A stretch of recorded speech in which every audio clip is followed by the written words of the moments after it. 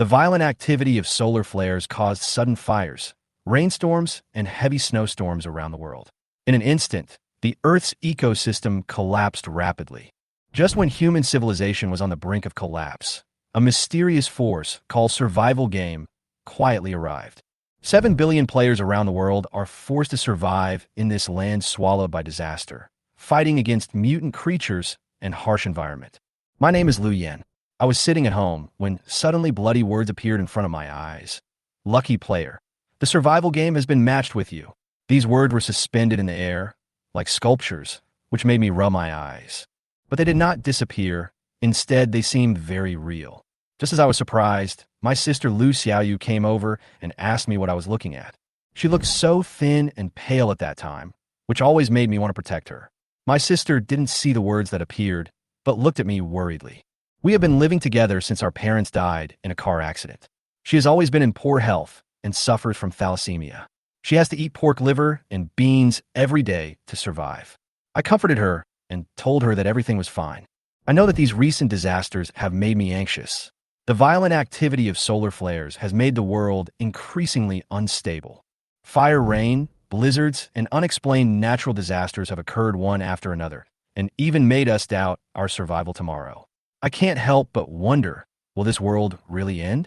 After lunch, the bloody countdown words were still flashing before my eyes. Gradually, I realized that this so-called survival game might be a game controlled by some higher dimensional existence. It seems virtual, but it is so real. The game will load in an hour, and I can't find any information about it. Even searching the internet can't find any useful clues. Survival game. I murmured, my heart full of doubts. How will this game play out? Is it just a virtual world? If it is a virtual world, how should I take care of my sister? The countdown became more and more urgent, and suddenly, the surrounding sky began to become gloomy, thunder rumbled, and strong winds raged. Just as I was about to tell my sister something, I felt a strong light piercing the sky, and a terrifying asteroid appeared before my eyes. The appearance of this asteroid heralded the arrival of disaster. Then, the fire raged, and I fainted in just a few seconds.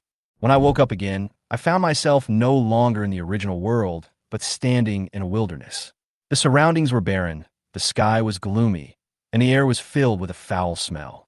I was startled, and a brand new interface appeared in front of me. The system prompt, a survival game, appeared, telling me that I had entered a brand new world. The map of the 7 continents of the Blue Star was transformed into a challenging wasteland. I was told that I needed to survive in this wasteland and rebuild civilization. The system prompts continued to sound, telling me that as one of the first players of the game, I might become the creator of this new world, but more people would become nameless corpses. I need to face threats such as acid rain, mutant creatures, cold waves, swamps, etc. If I'm not careful, I may lose my life. At this time, I noticed that there were multiple options on the interface, including personal information, chat, trading field, inventory, shelter, etc., each of which was flashing a mysterious light. What made me most anxious was that I was completely unprepared. My inventory was empty, and I didn't even have a stick. I looked at the empty inventory, feeling even more depressed. The system reminded me that I had to choose a safe house location as soon as possible to deal with the upcoming cold snap and wild animal attacks. Although the initial safe house design was very simple and had very weak defense capabilities, it was the only option that could give me a sense of security. When choosing the placement of the shelter, I chose a mound as the underground entrance to the safe house. The safe house was built simply and crudely. The only thing that made me feel at ease was that it could withstand the disaster outside and at least allow me to survive the first few days in this wilderness. As the shelter was built, I got survival points, and the system prompted me to use these survival points to make tools and equipment. I opened the system's manufacturing interface and saw the manufacturing options of various tools and weapons. I know that in this dangerous world, shelter and luck alone are not enough, and survivability must be enhanced by constantly crafting and upgrading equipment. I chose to make an axe, which, although crude, would serve as my weapon. I was relieved to have it successfully made, but it was only the beginning. In this world, I need to constantly search for materials, decompose items, and continuously improve my skills and equipment through the survival system.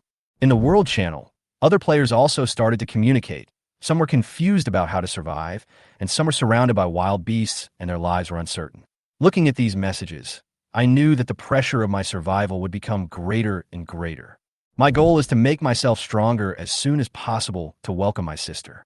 According to the system prompt, I can bring my sister Lu Xiaoyu into the game in 15 days. She is my only relative, and I can't leave her alone to bear everything. I open the system again and check my inventory and available resources.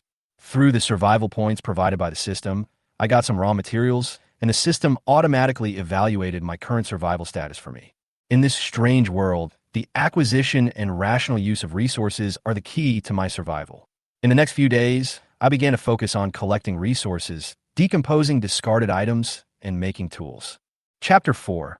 Walking into the safe house, the darkness suddenly made my eyes unable to adapt.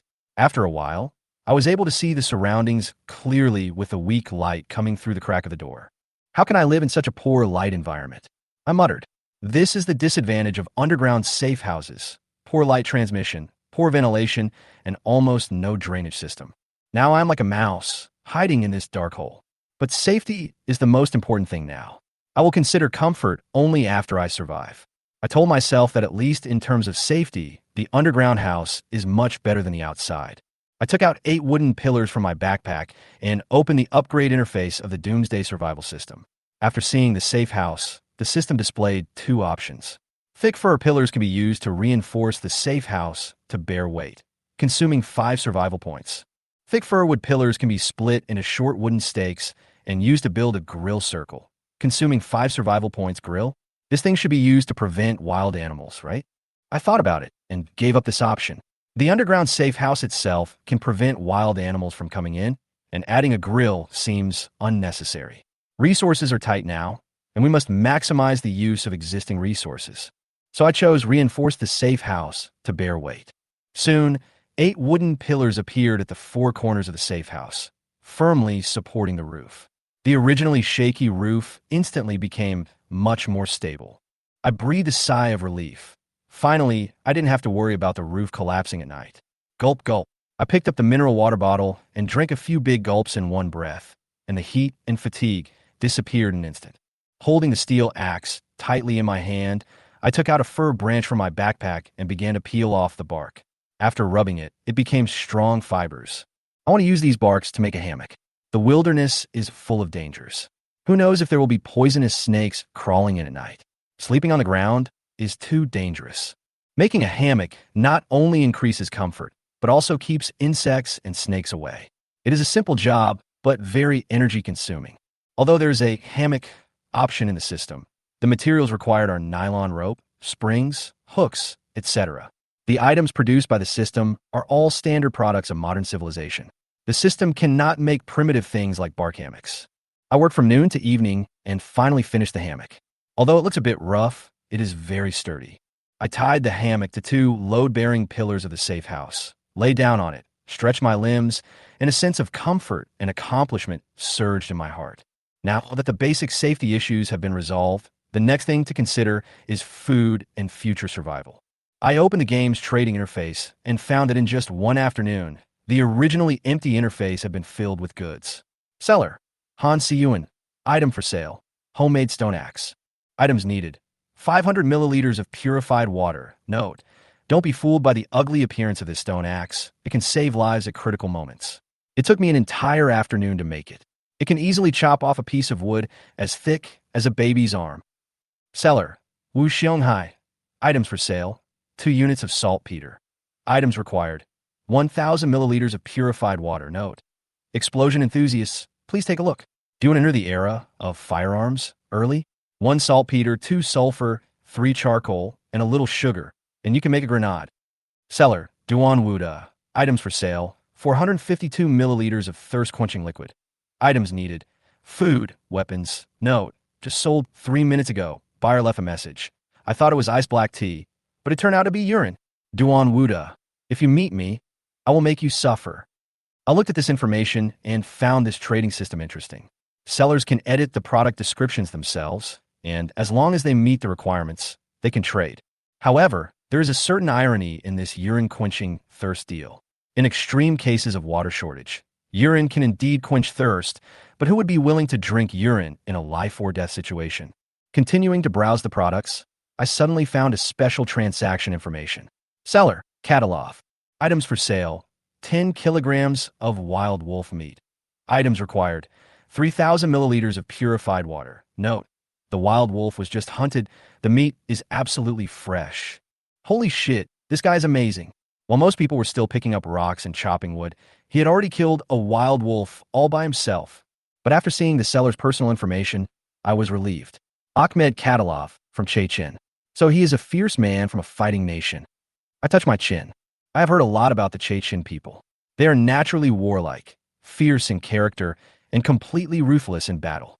Now, I was in urgent need of food, and Lu Xiaoyu's condition also required meat support, so I chatted with him privately without hesitation. Lu Yin, friend, I want to buy your wolf meat. Can you give me a discount? In the trading market, bargaining is a necessary skill, especially when you first enter the wilderness.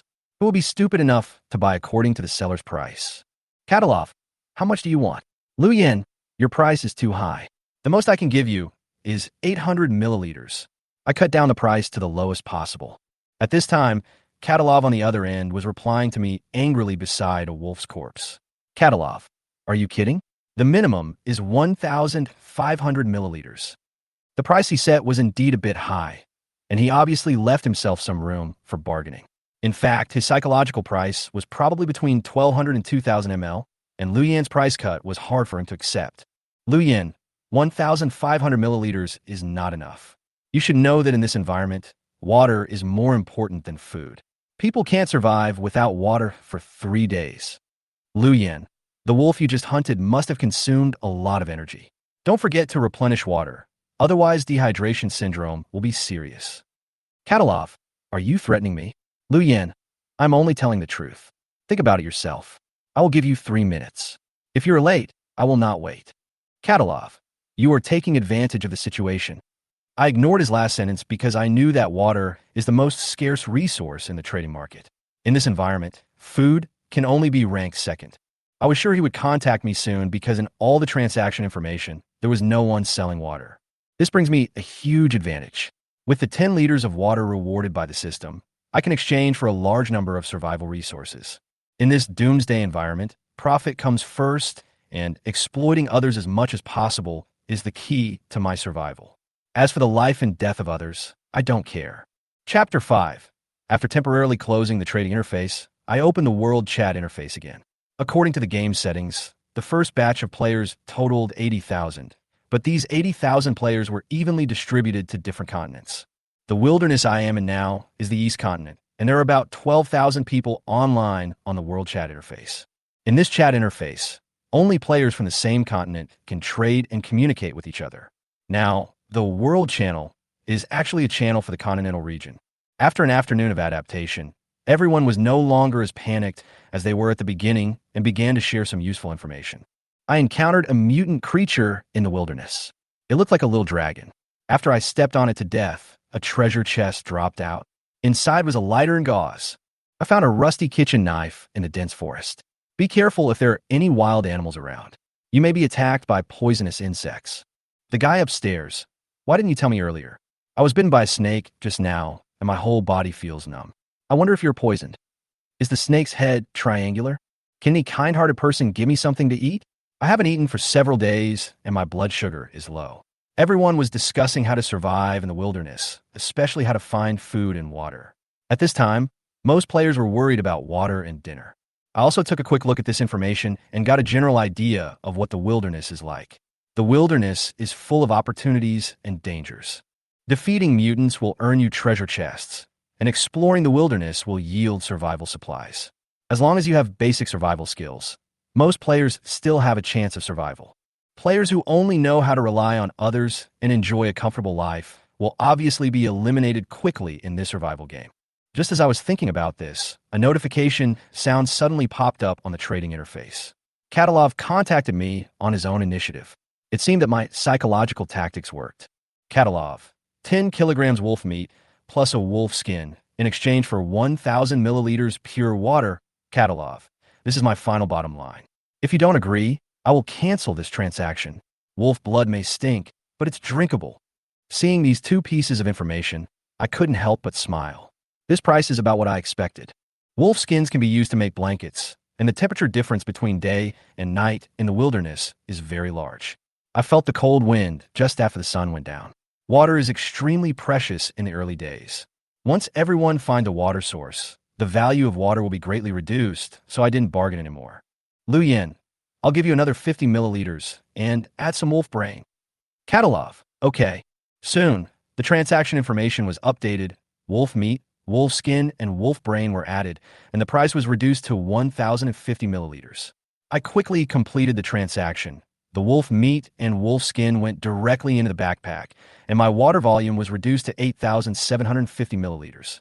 I thought for a while, took out another 300 milliliters of water from my backpack, and posted on the trading interface. This time, I didn't directly indicate the price, but started an auction. Seller, Lian auction item, 300 milliliters pure drinking water, required items, food, minerals, daily necessities, medicine, etc. Remarks, it took me half a day to dig for the water. The last 300 milliliters, the highest bidder wins. Fuck, there's water for sale. Can you dig water underground? I'll go dig too. No one has found a water source today. The water all comes from treasure chests. How dare this guy sell it? Since he's willing to sell, he must have a lot of water. The chat channel was instantly boiling. Everyone knew that in the wilderness, water was the most important resource for survival. Most people were suffering from thirst, but someone was willing to sell water. Private messages also poured in. Little brother, can you give me some water? 20 units of wood in exchange. Even 100 milliliters is fine. I'm a tycoon on Morrow Street. If you give me some water, I'll give you half of my fortune when we get back. Brother Yin, please give me some water. My lips are cracked. Please. In just a few seconds, the number of private messages reached 99 plus, including sincere requests and negotiations with threats and inducements. Even some celebrities appeared in the private chat. I couldn't help but smile. It's really a matter of time. I've never met a girl who took the initiative to confess to him before. I didn't expect that now. Even celebrities are asking for water. But in the face of Doomsday, everyone is equal. No matter if they are rich businessmen or celebrities, no one can escape the test of life and death. I blocked all these private messages, only chose the one with the highest bid, and quickly completed the transaction. Chapter 6. After the transaction, I had a few more items in my backpack, and the amount of water was reduced to 8,450 milliliters. It was already 7:23 in the evening, and I had been in the Doomsday world for 6 hours. I did a simple count of my current supplies.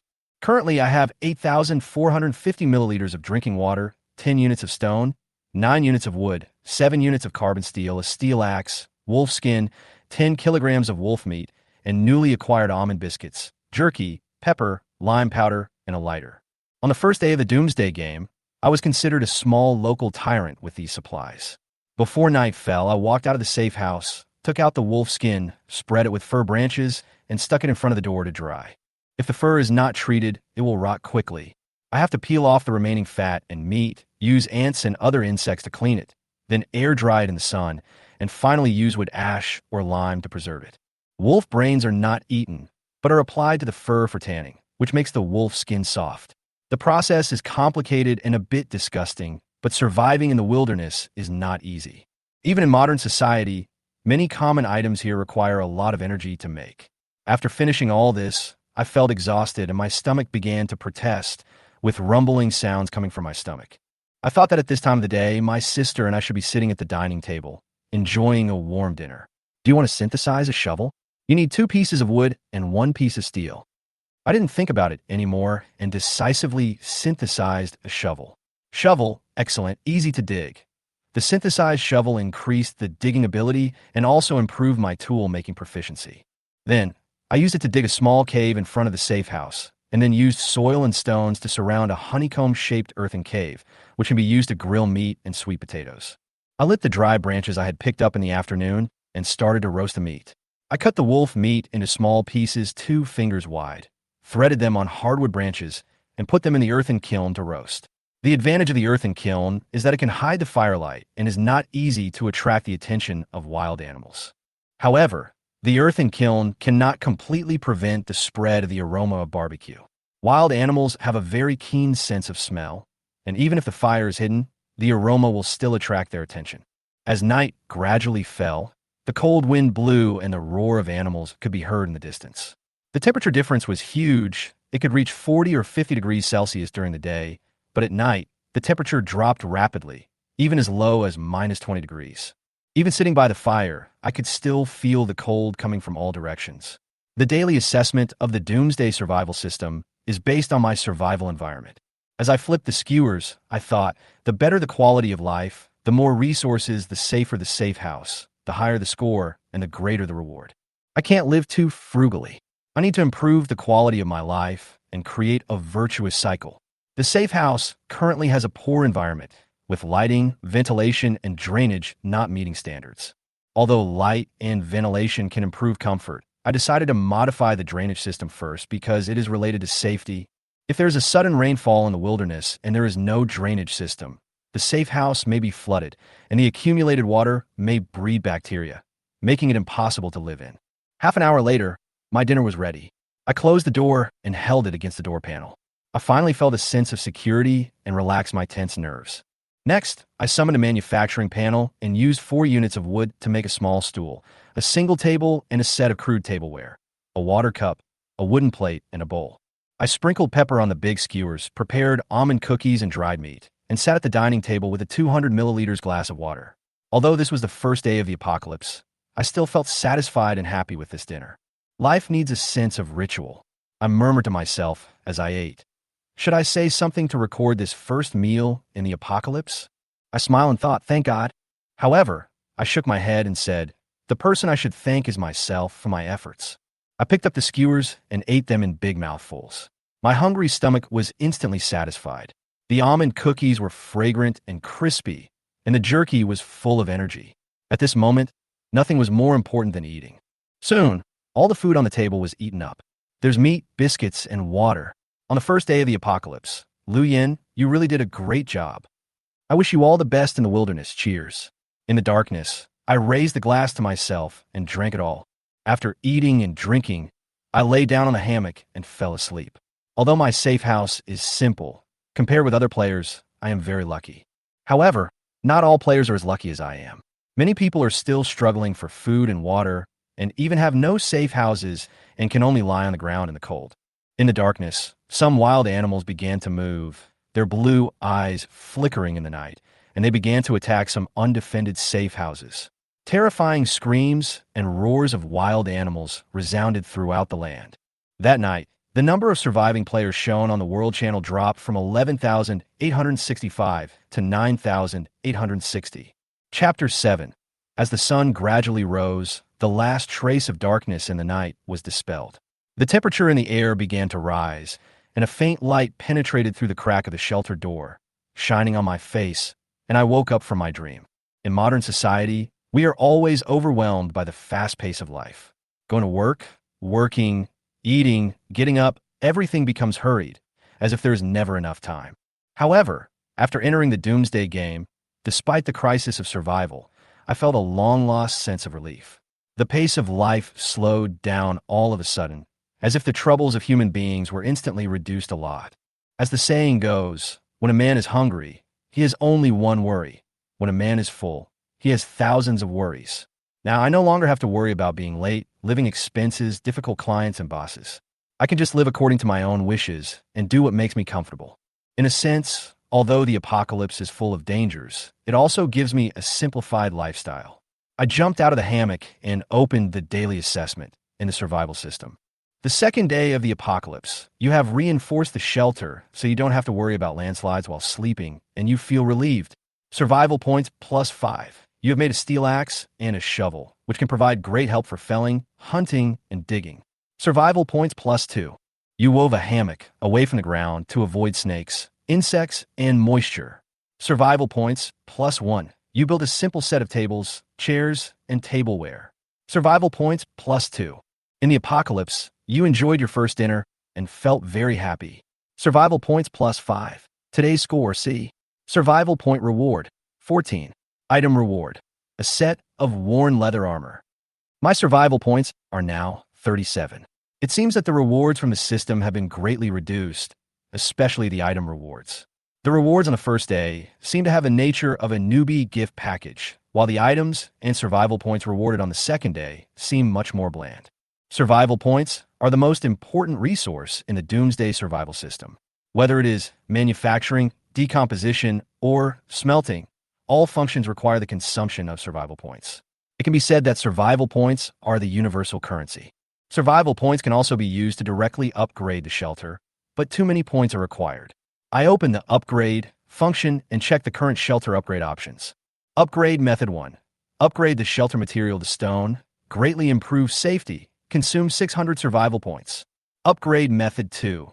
Add ventilation, drainage, and light transmission functions, greatly improve comfort, consume 800 survival points.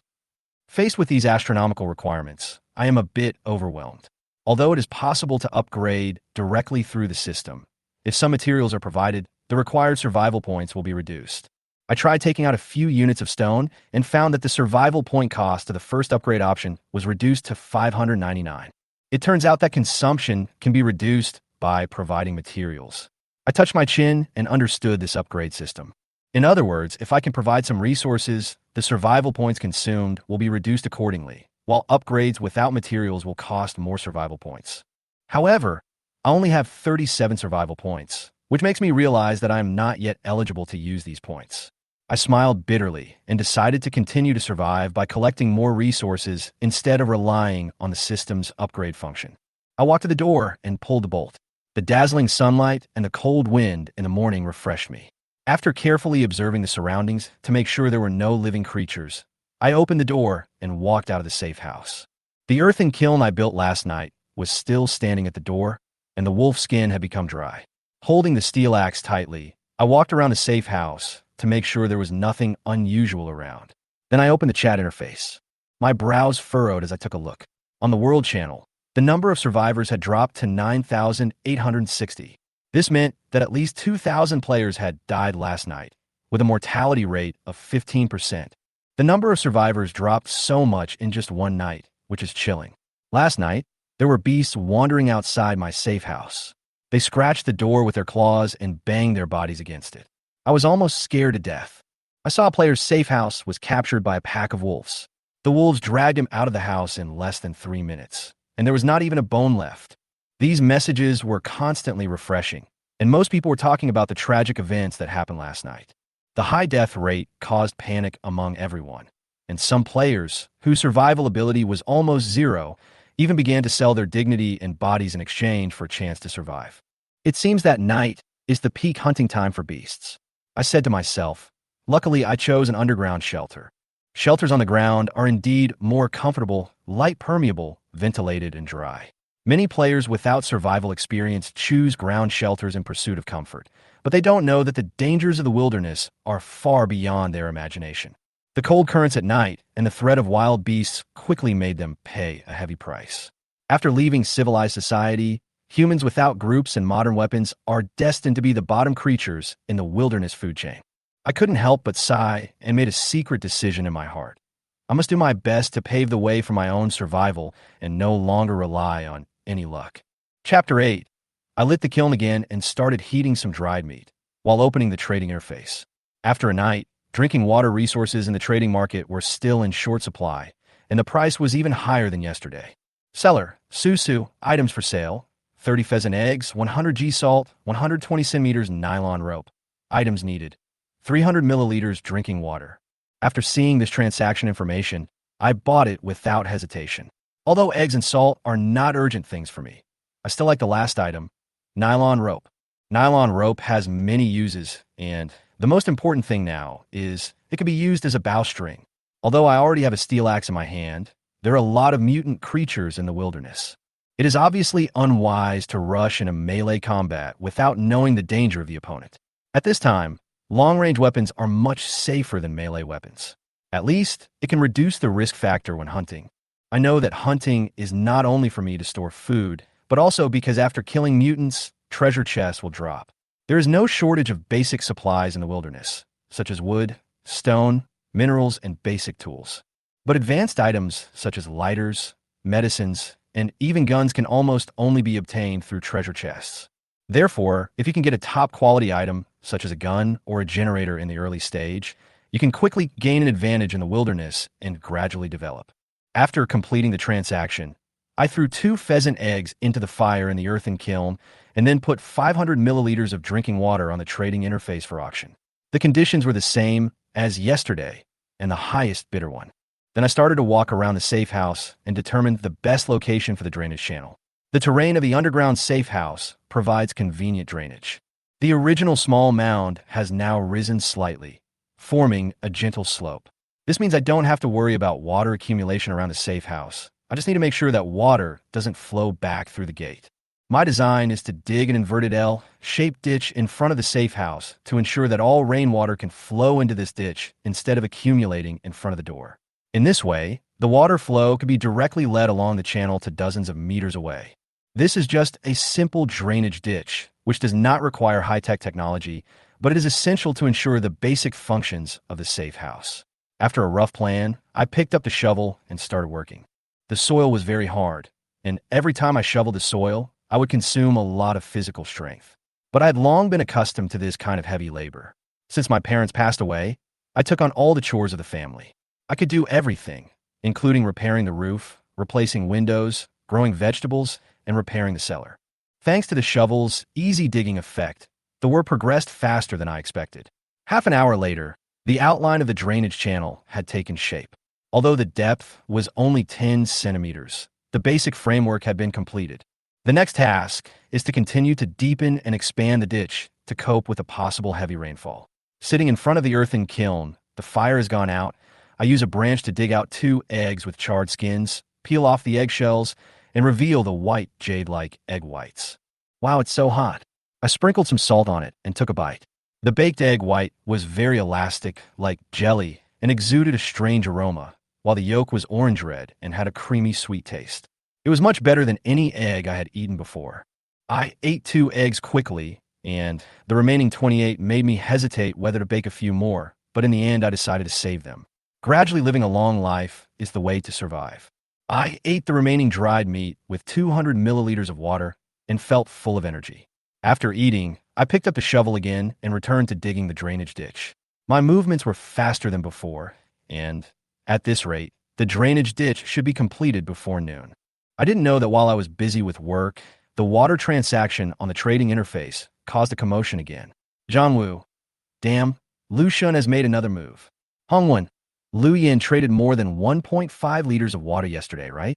Today he threw out another 800 milliliters. How did he get so much water? Did he find a water source?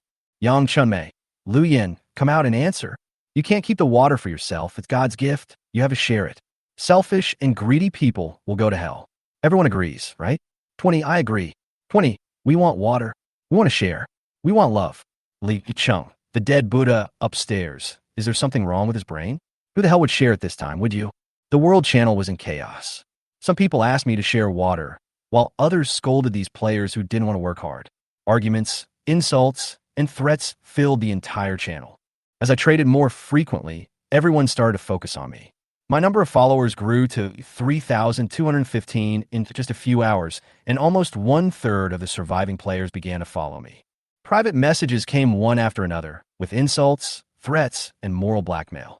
However, I didn't have time to argue with these people. After 3 hours of hard work, I finally dug a drainage ditch with a total length of about 40 meters in front of the safe house, which preliminarily solved the problem of rainwater backflow. Chapter 9. I sat on the ground, staring at the crooked drainage ditch in front of me. Although it can drain water now, it has no stone reinforcement. The earthen drainage ditch looks solid, but once it encounters a few heavy rains, the soil will be soaked and it will definitely collapse and become blocked. I scanned the items in the trading house, but I couldn't find any concrete or materials that could be used to make concrete, such as clay or adhesive. It seems that I can only use the system's upgrade function. I thought, summon the system interface, selected the drainage channel, and a prompt popped up immediately. A drainage trench upgradable. Upgrade method 1. Use stone reinforcement to improve firmness, corrosion resistance, and easy to clean. But it is easy to be destroyed and requires 80 survival points. Upgrade method 2. Use plastic and stone pipes to bury underground. Increase concealment. Not easy to be destroyed. Reduce bacteria and odor, but it is difficult to clean after being blocked, and requires 200 survival points. Apparently, the upgrade method is similar to the safe house, with two options, above ground and underground. I frowned and thought about it. The underground drainage ditch seems to have more advantages, but there are too few survival points, so I have to calculate carefully. I decided to choose the first one first and consider upgrading when there are more survival points in the future. I took out the remaining 10 units of stone from my backpack and placed them next to the drainage ditch, and found that the survival points required for the upgrade had dropped to 75 points. Walking to the back of the safe house, I picked up some stones, and the demand for stones decreased again, and the survival points became 74. It seems that upgrading the drainage channel only depends on the amount of stones, not the material. I saw the pattern at a glance, which means that as long as enough stones are collected, the safe house can also be quickly upgraded to stone. This made me a little excited. An hour later, I had almost cleared all the stones within a kilometer radius of the safe house. However, due to the remote location, the amount of stones was too small, and I only collected about 10 units. Upgrade Method 1 requires 70 survival points. That won't work. There are too few stones around. I looked at my palms, which were already covered with blisters. The sun was about to rise directly overhead. Once the temperature rises, I have to go back to the safe house, otherwise I will get heat stroke. So, I decided to go directly to the trading house to buy stones. After all, I now have enough drinking water, a universal currency, to quickly exchange for the resources I need. This is not stupid. After all, in the apocalypse, time is very precious. If I go to look for stones, it may take 1 or 2 days and consume a lot of water and food. Direct trading is efficient, saving time and energy, and the cost is lower. In the early days of the apocalypse, the price of stone is very cheap, and you can buy a lot of it with just a little water. Seller, Lu Yin. Items for sale. 10 milliliters drinking water, 1,000 milliliters in total. Items required, 30 units of stone. Note, buying a large amount of stone, each person can only exchange it 3 times. As soon as the drinking water was posted, the transaction information immediately sounded. Player Su Chun bid 90 units of stone and received 30 milliliters of drinking water. Player, for me, water is a universal currency. While stone is almost garbage to many people now, so many players take the initiative to exchange stone for water. Duan Xiao, what is the use of the stones he bought? Hong 1, Road God. My safe house is near the mine. I will contract as much stones as I want. Li Xiaonan, ladies and gentlemen, do you think that Road God is using this method to help those who are short of water? Lu Shan, definitely. He wants to help others, but he doesn't want them to get something for nothing. Many players began to speculate on my motives, and even thought that I was doing good deeds, which made me feel helpless. After all, I was just doing business. You lost 1,000 milliliters of drinking water. You gained 3,000 units of stone. When a large amount of stone was in hand, I quickly began to reinforce the drainage channel. As I continued to put in stone, the survival points were slowly accumulating. Finally, after putting in 540 units of stone, the survival points reached 20 and never moved again. It looks like we've reached the upper limit. I touch my chin. Although the stones needed to upgrade the drainage ditch have been met, if we want to further reduce the number of survival points, we have to fill it with concrete. Confirm to upgrade. I chose upgrade method 1 without hesitation. With a pleasant prompt sound, a green light enveloped the drainage ditch. After the light faded, all the stones were transformed into slabs, neatly laid in the drainage channel, with the gaps tightly bonded by cement. A complete drainage channel. Drainage performance, excellent. Impenetration resistance, excellent. Function, to ensure that there is no water accumulation nearby during heavy rainfall and prevent backflow. The completion of the drainage ditch means that I have temporarily solved the drainage problem of the safe house. I no longer have to worry about water backflow during heavy rains. Chapter 10.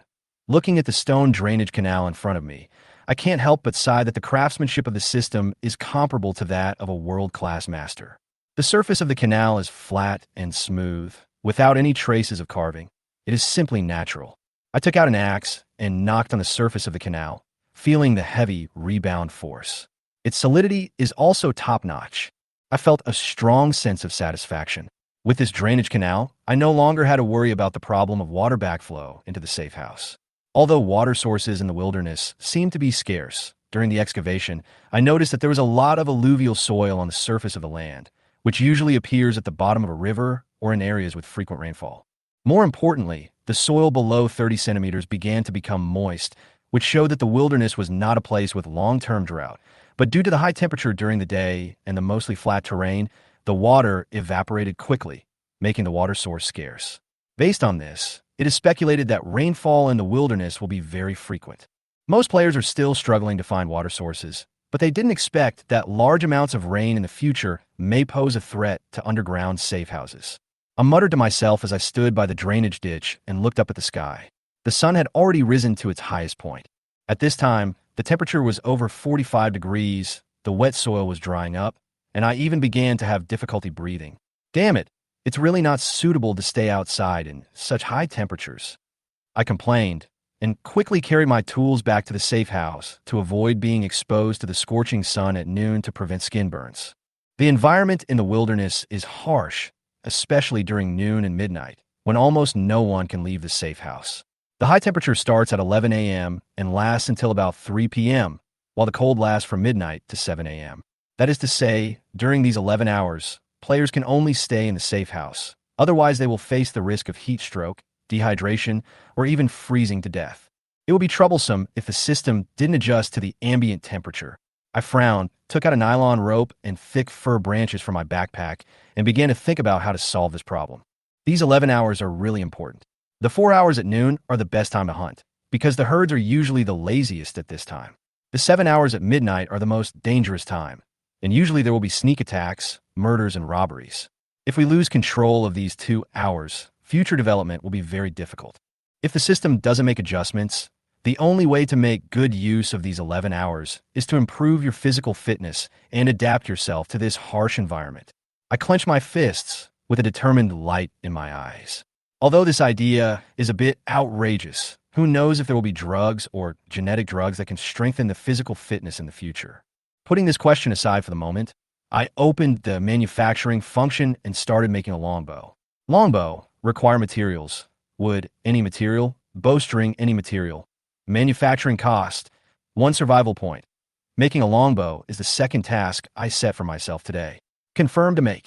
With a flash of light, Luyan survival points dropped from 17 to 16, and the fir branches and nylon ropes in his hands disappeared, replaced by a simple and quaint longbow. You actually made a fine-grade longbow? I raised my eyebrows in surprise. Although the production interface showed that the material was not limited, I used white spruce and nylon rope, which should be of medium quality. I was surprised and happy to be able to make a fine-grade longbow. I reached out and held the bow, which felt smooth and warm, and the wood grain was very beautiful. I pulled the bowstring, and the curvature and elasticity of the bow were quite good. Longbow, excellent, easy to hit. Full moon power, 50 kilograms, maximum/effective range, 200 m/120 m. Penetrating power. Under full moon, a light arrow can penetrate 3 centimeters thick oak within 80 m, and a heavy arrow can penetrate 9 centimeters thick oak. Description: hunting time. These data satisfied me very much. The power of the bow and arrow far exceeded my expectations. If a heavy arrow of more than 50 grams is used, it can even pierce the skull of a large beast within 80 meters. After making the bow, I continued to make 20 arrows with the remaining fir branches and steel. Arrows are calculated as a set, so making 20 arrows only consumes 1 survival point. When I made the steel axe before, I had completely extracted the manganese element from the steel. The steel now belongs to carbon steel. Although it is not as tough as high manganese steel, it is stronger than low manganese steel and is strong enough to be used to make arrowheads. The system actually made a featherless arrow. I stared at the arrow in my hand in surprise. There were water-like grooves engraved on the arrow body, but there were no feathers at the tail. Usually the feathers at the tail of the arrow are used to stabilize the arrow's flight, but the featherless arrow maintains stability through this groove design and increases its flight speed. Thump, thump. I began to test the power of the longbow in the safe house. The arrows hit the wooden board continuously, making crisp sounds. At the beginning, the accuracy of the arrows was not high, and the difference in the landing points was large, but as time went by, I slowly mastered the shooting skills. Within 10 meters, the landing points of 20 arrows did not exceed 30 centimeters. After 3 hours of training, my shoulders and arms began to ache. The pain was unbearable. What a pitfall. Online games always make people think that archers are weaklings. In fact, The power of archers should not be underestimated. I sighed, finally realizing that the use of bows and arrows was not as simple as I thought. The archers of ancient armies were absolutely elite, and each of them had a strong physique. Even if they were attacked by infantry, they could counterattack and defeat the opponent. After a short rest, the pain in my shoulder eased a little, and the temperature outside also dropped. I decided to go around before dark to see if I could collect some more resources. When I walked out of the safe house, my eyes suddenly fixed on the wolf skin in front of the door. Less than 3 meters away from it, there was an extra footprint. Chapter 11. Less than 3 meters from the entrance to the safe house, a footprint suddenly appeared. Looking closely, it was a feline-like paw print, but strangely it was not the usual 4 fingerprints, but 5. And its width was about 8 centimeters, which immediately made me think that the owner of the paw print should be a small or medium-sized beast, like a cheetah or a juvenile tiger. I lowered my head and observed carefully, and found that these paw prints were not only next to the wolf's skin, but also scattered around the safe house.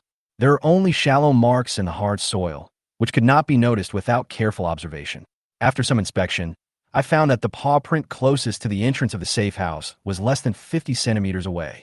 In other words, when I was practicing my bow and arrow in the safe house, a hungry beast actually approached me quietly. A chill ran up my spine and my heart beat faster. I realized that just now, in order to let some sunlight into the house, I opened the door 30 centimeters and propped it up with a wooden stick. If the beast wants to break in, there won't be any problem at all. My defenses are totally inadequate, and I'm simply welcoming it. I'm so careless. I was uneasy. Everything went smoothly when I first entered the apocalypse, so I let my guard down and ignored the potential dangers. I misjudged the situation. Beasts never play by the rules. After I calmed down, I thought that maybe the beast saw my weapons, the bow and the axe, and didn't dare to act rashly. However, the most important thing is that I have to figure out what kind of beast it is. Is it still around? It may appear again. I quickly opened the world chat interface and uploaded the picture of the paw prints to seek help from everyone. Lu Yen, upload the picture. Lu Yen, what kind of beast paw print is this? Who knows what animal it is? There will be a big reward for providing accurate information. Soon, many players began to respond. Chinnan, it looks like a leopard, but a cat's paw print should only have 4 fingers, and the 5th finger hanging in the air should not appear. Karloff, it could be a puma.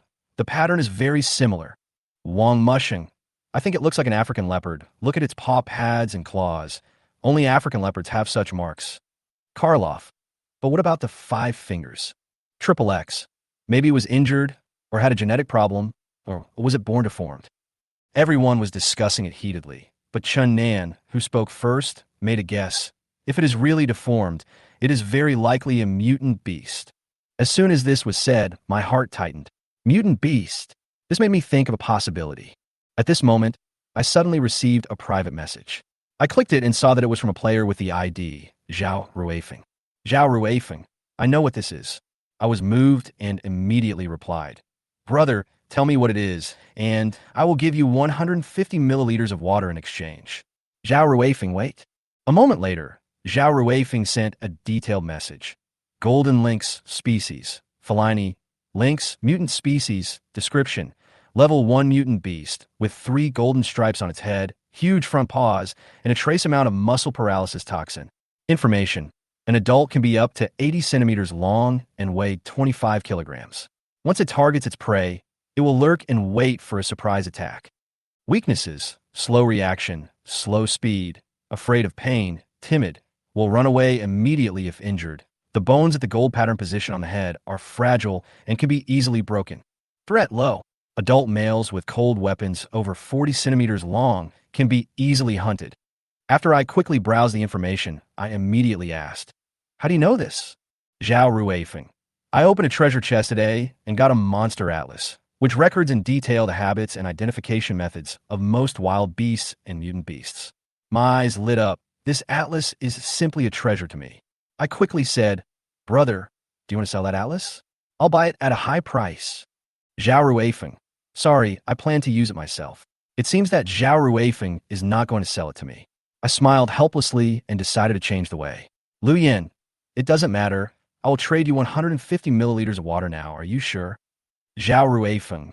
No, I will give you this information for free, just as a friend. You are so famous now. Maybe I will need your help in the future. As soon as he finished speaking, Zhao Ruifeng hung up the private chat. I tried to contact him again, but he didn't respond. What does this guy mean? Forcing me to owe him a favor. I muttered. Although I feel a little helpless, I still try to avoid debts of favor. After all, owing favors is much more troublesome than doing business directly. I smiled and thought, but am I valuable enough now for people to make friends with me? Recalling Zhao Ruifeng's words, I pondered for a moment and then decided to observe the surrounding environment to see if I could find more clues. I climbed up the hill of the safe house and looked around, but found nothing unusual. But suddenly, my eyes stopped at a withered bush 300 meters away, and a golden flash flashed through it in an instant. Chapter 12. I saw a barely perceptible golden flash in the dry bushes less than 300 meters away from the safe house. My heart tightened, and I looked away, pretending not to notice it, but I had already started to think. The information provided by Zhao Ruifeng, the mutant lynx will always lurk and wait for a sneak attack, was indeed accurate. The mutant lynx did not leave. It still patiently squatted in the bushes, paying close attention to my every move like a natural hunter. If I hadn't noticed the claw mark, it might have sneaked up on me in the dark, pounced from behind, and bit off my carotid artery. I couldn't help but feel cold when I imagined that scene. I had opened the door a little and propped it up with a stick to let the sun in. If the lynx wanted to break in, these defenses would be useless. I was too careless. I was filled with regret. I thought it would be safe under the scorching sun. The beasts won't go out, and now it seems that every moment in the wilderness is full of potential danger. A thought flashed through my mind. In the early days of the apocalypse, time is too precious, and I can't be delayed by threats at this stage. Either drive it away or kill it completely. If we just drive it away, it will most likely come back for revenge after it recovers, and it will be even more ferocious. I touched my chin and decided to take the safest approach. Kill it. This is too sudden. I'm not prepared. I rubbed my brows and saw the bow and steel axe on the side, and an idea came to my mind. Since I can't make it swallow the poison, I can just give it the poison. I quickly opened the trading interface and put 200 milliliters of water on it, hoping to exchange it for strong poison. Seller. Luyan. Item for sale, 200 milliliters of drinking water. Item required, strong poison. The sooner the effect, the better. After I posted the transaction, a player sent me a private message soon. Although poison is rare, there are still some people who have this kind of resources among nearly 10,000 players. In the end, I traded with a player named Zhao Qing and got 5 grams of golden poison frog venom. You lost 200 milliliters of drinking water. You gained 5 grams of golden poison frog venom. This venom is from the golden poison dart frog. Although it looks small and cute, it is extremely toxic. Only 0.1 milligrams is needed to kill 5 adults. I gently shook the vial and slowly applied the venom to the arrowhead, taking great care. Applying this venom to the arrowhead can make a deadly poison arrow, just like the indigenous tribes in South America use this method to hunt wild animals. After applying poison arrows, I picked up the worn leather armor I got from the system reward yesterday. Although it looked a bit worn out and even a bit worn when I tried to cut it with a steel axe, I found that its defense was quite strong. After putting on the leather armor and hanging the steel axe, I was ready to put on the quiver, pick up the longbow, and quietly push the door of the safe house open a crack. I observed the bushes and confirmed that the mutant lynx was still lurking before I decided to step out of the safe house. I didn't go directly to the bushes, but made a big detour. I dug 2 rabbit traps with a shovel, then went to the place where I cut trees yesterday, picked up some dead branches, and piled them next to the earthen kiln. About 20 minutes later, I pretended to walk aimlessly towards the bushes, slowly approaching the place where the lynx was hiding. I knew that only by using smart means could I face this hunt and not be restricted by the beast. Chapter 13. The mutant lynx in front of me was so ferocious that my heartbeat accelerated. I tried my best to stay calm, but my body was involuntarily tense, like a spring ready to explode at any time. I deliberately looked around instead of staring at the bushes, pretending to be ignorant, trying to relax its vigilance. The greatest advantage of cats is speed, but this mutant lynx has sacrificed speed due to the mutant toxin in its 5th finger, which reduces its threat. I analyzed in my mind, as long as we keep our distance and don't get close to it, we can easily deal with it using long-range attacks. This mutant lynx is lying in wait nearby, so I plan to wait until I am at a suitable distance before I strike. I am now about 100 meters away, and I continue to steadily approach the bushes. 80 meters, 70 meters. My heartbeat speeds up. 60 meters. 50 meters. I can feel my throat tightening and my mouth dry. When I was 30 meters away, I finally saw the lynx's ears in the bushes, and its black erect hair was trembling slightly. Suddenly, the bushes moved slightly, and my heart jumped. The lynx had sensed the threat and was wondering whether to pounce immediately or wait. I stared at it nervously and decided not to move forward. I knew that if I got any closer, it would attack without hesitation. Time seemed to stretch, and after a few seconds, the bushes returned to calm. The lynx seemed to have chosen to wait, and I breathed a sigh of relief. Continuing forward, I shortened the distance and slowly approached 10 meters. 10 meters, I sprinted suddenly and quickly knocked the bow. The bowstring was pulled tight, and like a full moon, the arrow drew a cold light in the air. The mutant lynx seemed to realize that it was exposed. It tried to jump away with a sharp hiss, trying to avoid my attack. But it was too late. The arrow shot out quickly and hit its lower abdomen accurately. Puff! With a dull sound, the mutant lynx let out a painful howl. I turned around and ran without hesitation, evacuating with all my strength. Behind me, I heard the angry roar of the lynx, and my pace became faster. Despite being injured, the mutant lynx still did not give up, and its target was still me. How can it be so fast? I turned back in amazement, only to see it still desperately chasing me, with blood gushing from its wound. Fuck! What on earth is the information Zhao Ruifeng provided? It doesn't match what he said. I threw away the bow and arrow, lightened my burden, picked up the steel axe, and continued running. As the mutant lynx ran, it seemed even crazier and rushed straight towards me. The safe house ahead was still far away, and I couldn't run fast enough to avoid it. But I knew that I should stay calm now. It was already injured, and it was the one in danger. As long as I seized the opportunity, I could fight back. Just as I felt the cold wind coming from behind, I turned around suddenly, swung the steel axe, and chopped hard at the lynx's head. With a dull thud, the lynx's body was smashed away. It fell to the ground and struggled, then began to twitch. I knew it was dead, but I didn't rush to confirm it. Instead, I circled around, picked up the bow and arrow, and shot it again. Sure enough, it was faking its death. I sneered. Looking at the lynx struggling again, I knew it was not as stupid as Zhao Ruifeng described. I continued to shoot arrows, turning it into a hedgehog, until it could no longer move. As the last arrow fell, the lynx fell to the ground, and all signs of life disappeared. Then, a bronze treasure chest flashed before my eyes. I approached it, silent for a moment, with mixed feelings. I picked up the axe, walked to the body of the mutant lynx, and first cut off the 3 golden stripes on its head. Bang! The axe hit like metal hitting rock, and it made my arm ache. Then, I cut off its dangling finger and put in my backpack. Venomous claws of mutant lynx. Toxicity. Strong. After being stabbed, the muscles of an ordinary adult will be paralyzed within 10 seconds, and the paralysis effect will last for 15 minutes. Looking at this information, I was stunned and sneered. Zhao Ruifeng's information is completely wrong. It is not a weakness at all. This Zhao Ruifeng clearly knew the power of this mutant lynx, but he deliberately gave me wrong information and almost killed me. If I hadn't been careful, I would have died under its poisonous claws. This incident reminded me of the ugliness of human nature in the apocalypse. Someone was jealous of my performance in the trading market, and, out of some psychological distortion, deliberately gave me wrong information. In modern society, these people may be disguised, but in the apocalypse, they did not hide their ugliest nature directly. Human nature is such a chilling thing. I slowly opened the bronze treasure chest, cursing in my heart. Damn it, there are such filthy things in the world. Chapter 14. I stood beside the corpse of the mutant lynx, my heartbeat quickening, and in front of me was the bronze treasure chest that had just exploded. To be honest, I was a little excited. After all, this was the first time I had seen a treasure chest of this level. The intelligence I had collected before said that the rarity of bronze treasure chests far exceeded that of other treasure chests. If I could get something good from it, then the gains from this battle would be worth it. This is the first bronze treasure chest. I'm really lucky. What good stuff will come out of it?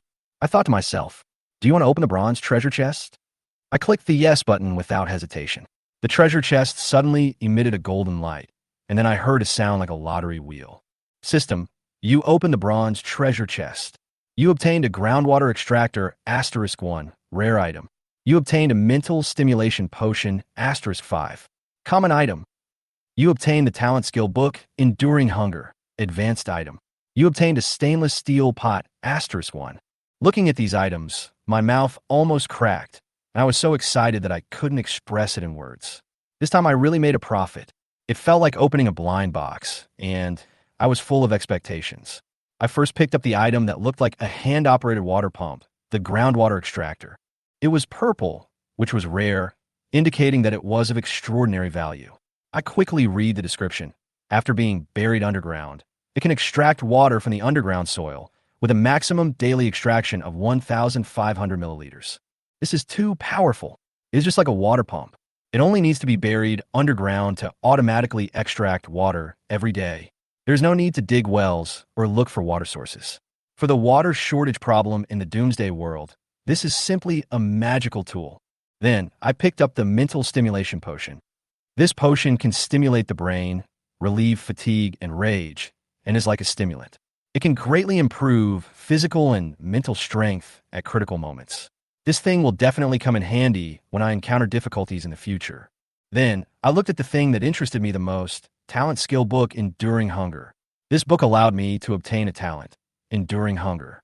This talent can greatly improve my endurance of hunger and thirst, and only 1/3 of the food and water are needed to meet normal needs. This may not be useful to me now, but it will definitely be useful in the future, especially now that water and food are scarce. This skill book is a lifesaver. But soon, I found that this talent might be a bit useless for me. I don't have to worry about food and water now, and I don't need to endure hunger at all. Although this talent may be a magical skill for many players in the early days of the apocalypse, it has become an unnecessary burden for me now that I have no shortage of food and water. However, this talent will definitely be of great use in the future, especially for players who don't have enough food and water. I thought about it, and suddenly an idea came to my mind. Why not sell this talent while it's still valuable? Just as I was thinking about how to deal with this talent book, the response on the trading platform came. Seller, Lu Yin, item for sale, talent skill book Enduring Hunger. Remarks, Death pushed open the door to your house. I helped you close it, and gave Death 2 big slaps in the face. As soon as I said this, the entire trading platform went wild. Wow, there's actually a skill book like this. Lu Shun is so lucky. This skill book is a life-saving medicine for those struggling to make ends meet. Although some players think this talent is useless, more people think it is very valuable. Especially in the early days of the apocalypse, this skill can increase their chances of survival. I began to slowly observe the players' bids. Tavna, 3 units of gold, or a mattock, a handful of sorghum seeds, 3 units of wood. Li Ning, 3 liters of gasoline, a flashlight. Wang En, a piece of explosion-proof glass, 2 barrels of sealant, a can of tea, a consumable beehive. In just a few minutes, many players had already made bids. Looking at these resources, I was a little shocked. I didn't expect that someone in the wilderness could come up with so many good things. Someone even captured a living mutant beast and wanted to exchange it for the Enduring Hunger talent skill book. However, I only took a look and rejected it. That mutant lizard is not worth the price at all. It can only drop a wooden treasure chest. I thought to myself, and couldn't help but feel a little funny. As the bids gradually increased, I calmed down. I knew that my goal now was not to rush to sell it at a low price, but to wait for the best time. After all, this talent skill book is very valuable. Once it is sold, it will definitely be exchanged for the resources I want. The transaction continued, and I closed the transaction interface and prepared to clean up the remains of the mutant links. The most important thing in auctions is psychology. As long as I stay calm, there will be better bids sooner or later. When I was thinking about it, I thought that since most players are still worried about food and clothing, the talent skill book in my hand is indeed a hot pie and will definitely arouse their interest. Chapter 15, I was a little excited. As soon as the Enduring Hunger talent skill book in my hand was put on the trading platform, it immediately attracted the attention of players. After all, a talent skill book like this actually appeared in the trading field, which must be an extremely rare commodity. In an instant, this book became popular in the trading field and became the front page of today's hot items. Fuck, there's actually such a thing as a talent skill book. This should be the first one in the wilderness, right? Comparison is the thief of anger. With plenty of drinking water in front and rare skill books in the back, Lucian's luck is incredible. The effect of this skill book seems a bit useless. The person above, stop talking nonsense. For those of us who are struggling to make ends meet, this is simply a life-saving skill. My product sparked widespread discussion among players, and the World Channel exploded instantly. Although many people felt that this skill book might not be of much use to some players, more people still thought it was extremely precious, especially in this situation where water and food were extremely scarce. It was simply a lifesaver. Of course, exchanging this book is not that simple. Although many people realize its value, they think it is difficult to sell it. After all, how can people who can't even get food and water come up with resources equal to the value of this book? People who can use this thing can't afford it, and people who can afford it can't use it. It's useless. I suggest that Lu Shan sell this thing to me at a low price, so that I don't have to worry about it in the future. These words made me waver. The World Channel and private chats were almost all filled with players who wanted to persuade me. They intentionally or unintentionally belittled the value of enduring hunger in the hope that I could sell at a low price. At first, I was a little hesitant, but as the first player made an offer, I finally calmed down. Tavna, 3 units of gold, or a matic, a handful of sorghum seeds, 3 units of wood. Li Ning, 3 liters of gasoline, a flashlight. Wang, and a piece of explosion-proof glass, 2 barrels of sealant, a can of tea, a consumable beehive. Within a few minutes, no less than 50 people had made bids. Seeing these resources, I was a little shocked. I didn't expect that there were so many big guys among these seemingly ordinary players. The resources they took out opened my eyes. There was even a player who successfully captured a living mutant beast and wanted to use it to exchange for the Endure Hunger skill book. As soon as I saw it, I rejected it immediately. The mutant lizard was too weak. After killing it, it would probably only drop a wooden treasure chest, which was not worth a bronze treasure chest. I would be a fool to exchange the items in the bronze treasure chest for a wooden treasure chest. Although there are many players who bid, the bids of most people still cannot match the rarity of the Enduring Hunger skill book. What I need is a resource of the same level as this skill book, something that can allow me to surpass other players in a certain field. Let the bullets fly for a while. I observed for a while, closed the trading interface, and decided not to contact anyone in a hurry. I cleaned up the body of the mutant lynx and prepared to return to the safe house. The most important thing in auction is psychological warfare. I believe that the value of the Enduring Hunger talent skill book will be further increased. There must be many players who have not made a move and are waiting and watching. As long as I'm not anxious, others will be anxious. At the foot of a barren mountain, a dark-skinned man sat on the roof of a safe house, holding an ancient flintlock pistol in his hand, his eyes full of confusion. I found a musket in a treasure chest on the first day of the apocalypse, and I thought I could be ahead of all the players, but why did you put me in such a remote place? Not to mention wild animals. I can't even find bugs. If I starve for another 2 days, I'll really leave. He roared to the sky, his voice full of anger. There was no biological activity in the area where the big man was. He had only eaten half a pear in 24 hours, and the remaining pear was not enough to support him to walk out of this desolate area. He tried to leave, but after several hours of trekking, he found that he could not get out of this place at all. This thing is in my hand. He looked down at the flintlock pistol in his hand and muttered to himself in despair. Except for suicide, I can't think of any use for it. In a dry underground cave, a pale young man clung to the stalactites on the mountain wall, with his tongue sticking out and his eyes focused. Finally, the water drops fell, and he quickly stuck out his tongue to catch it, with a look of comfort on his face. However, a few minutes later, his face was suddenly filled with despair. What kind of life am I living? He cried loudly and broke down emotionally. What can I do with this little water? I have accumulated it for a whole day, and it's still not enough for a drink. In a safe house in the dunes, a white girl sat cross-legged, holding a book of talent skills in her hands. She looked confused and whispered to herself. In the long run, the value of this book of talent skills in my hand is far greater than that of the Oriental man's book, Enduring Hunger. But at this stage, the demand for goods is too distorted. Chapter 16 comes from the secret ruins. Dragging the mutant lynx's corpse back to the safe house, Lu Yin took out the groundwater extractor, dug a hole in the ground with a shovel, and buried the corpse in it. Groundwater extractor. Today's water extraction ratio, 0/1500. Evaluation. Feel the gushing source of life.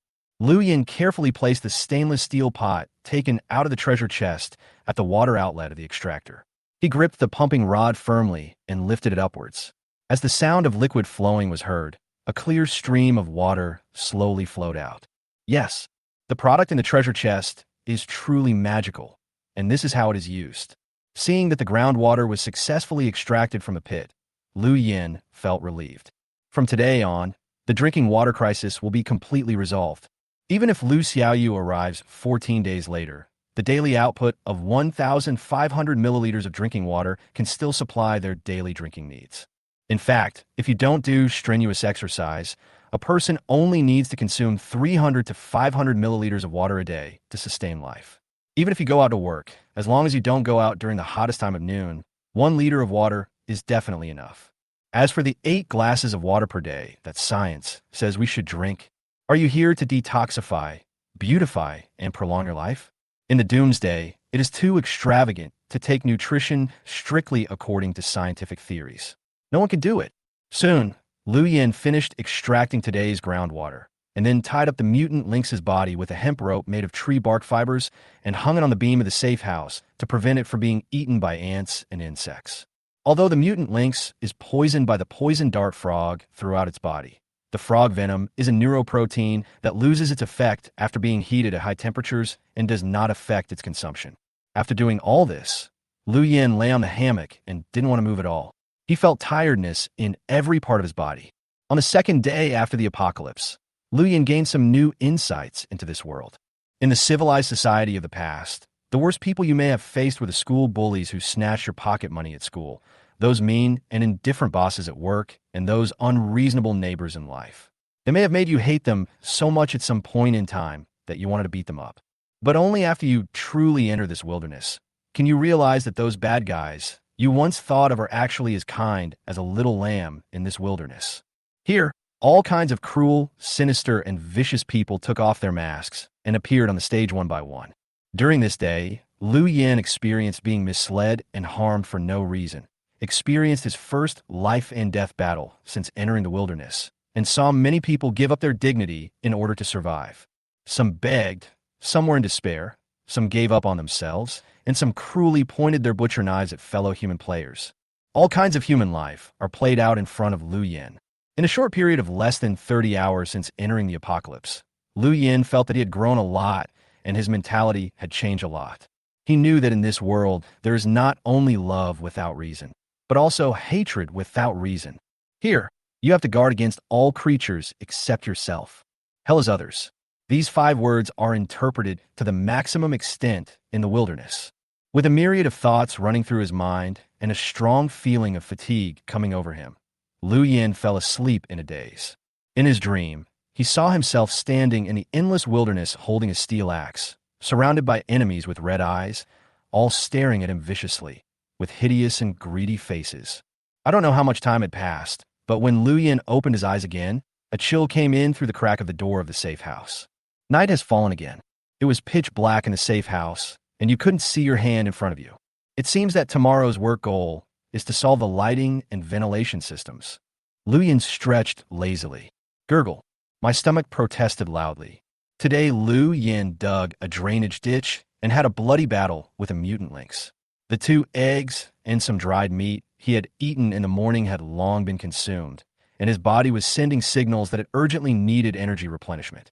After making a simple torch using wood and plant fibers, Lu Yin picked up the lit torch and walked out of the safe house. Lu Yin was still frightened by the incident of the mutant lynx. He walked around the safe house very carefully, and only after making sure that there were no wild animals around did he take out the stainless steel pot and the ingredients prepared for tonight.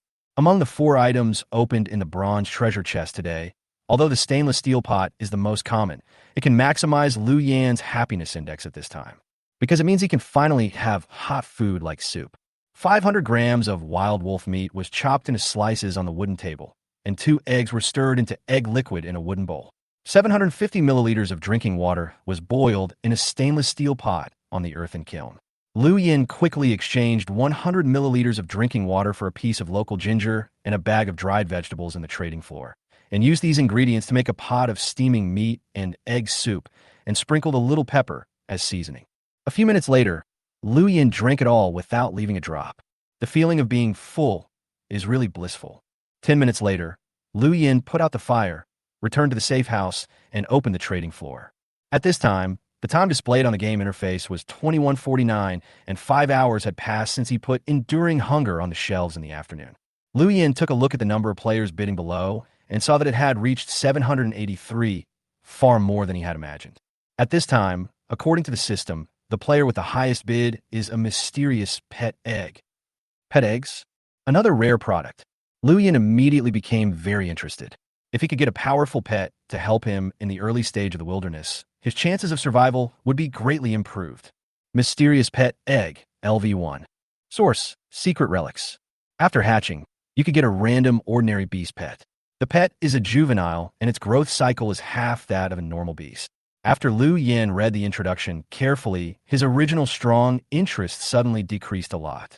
Ordinary beasts, young bodies, need to be raised by themselves, so this attribute is a bit useless.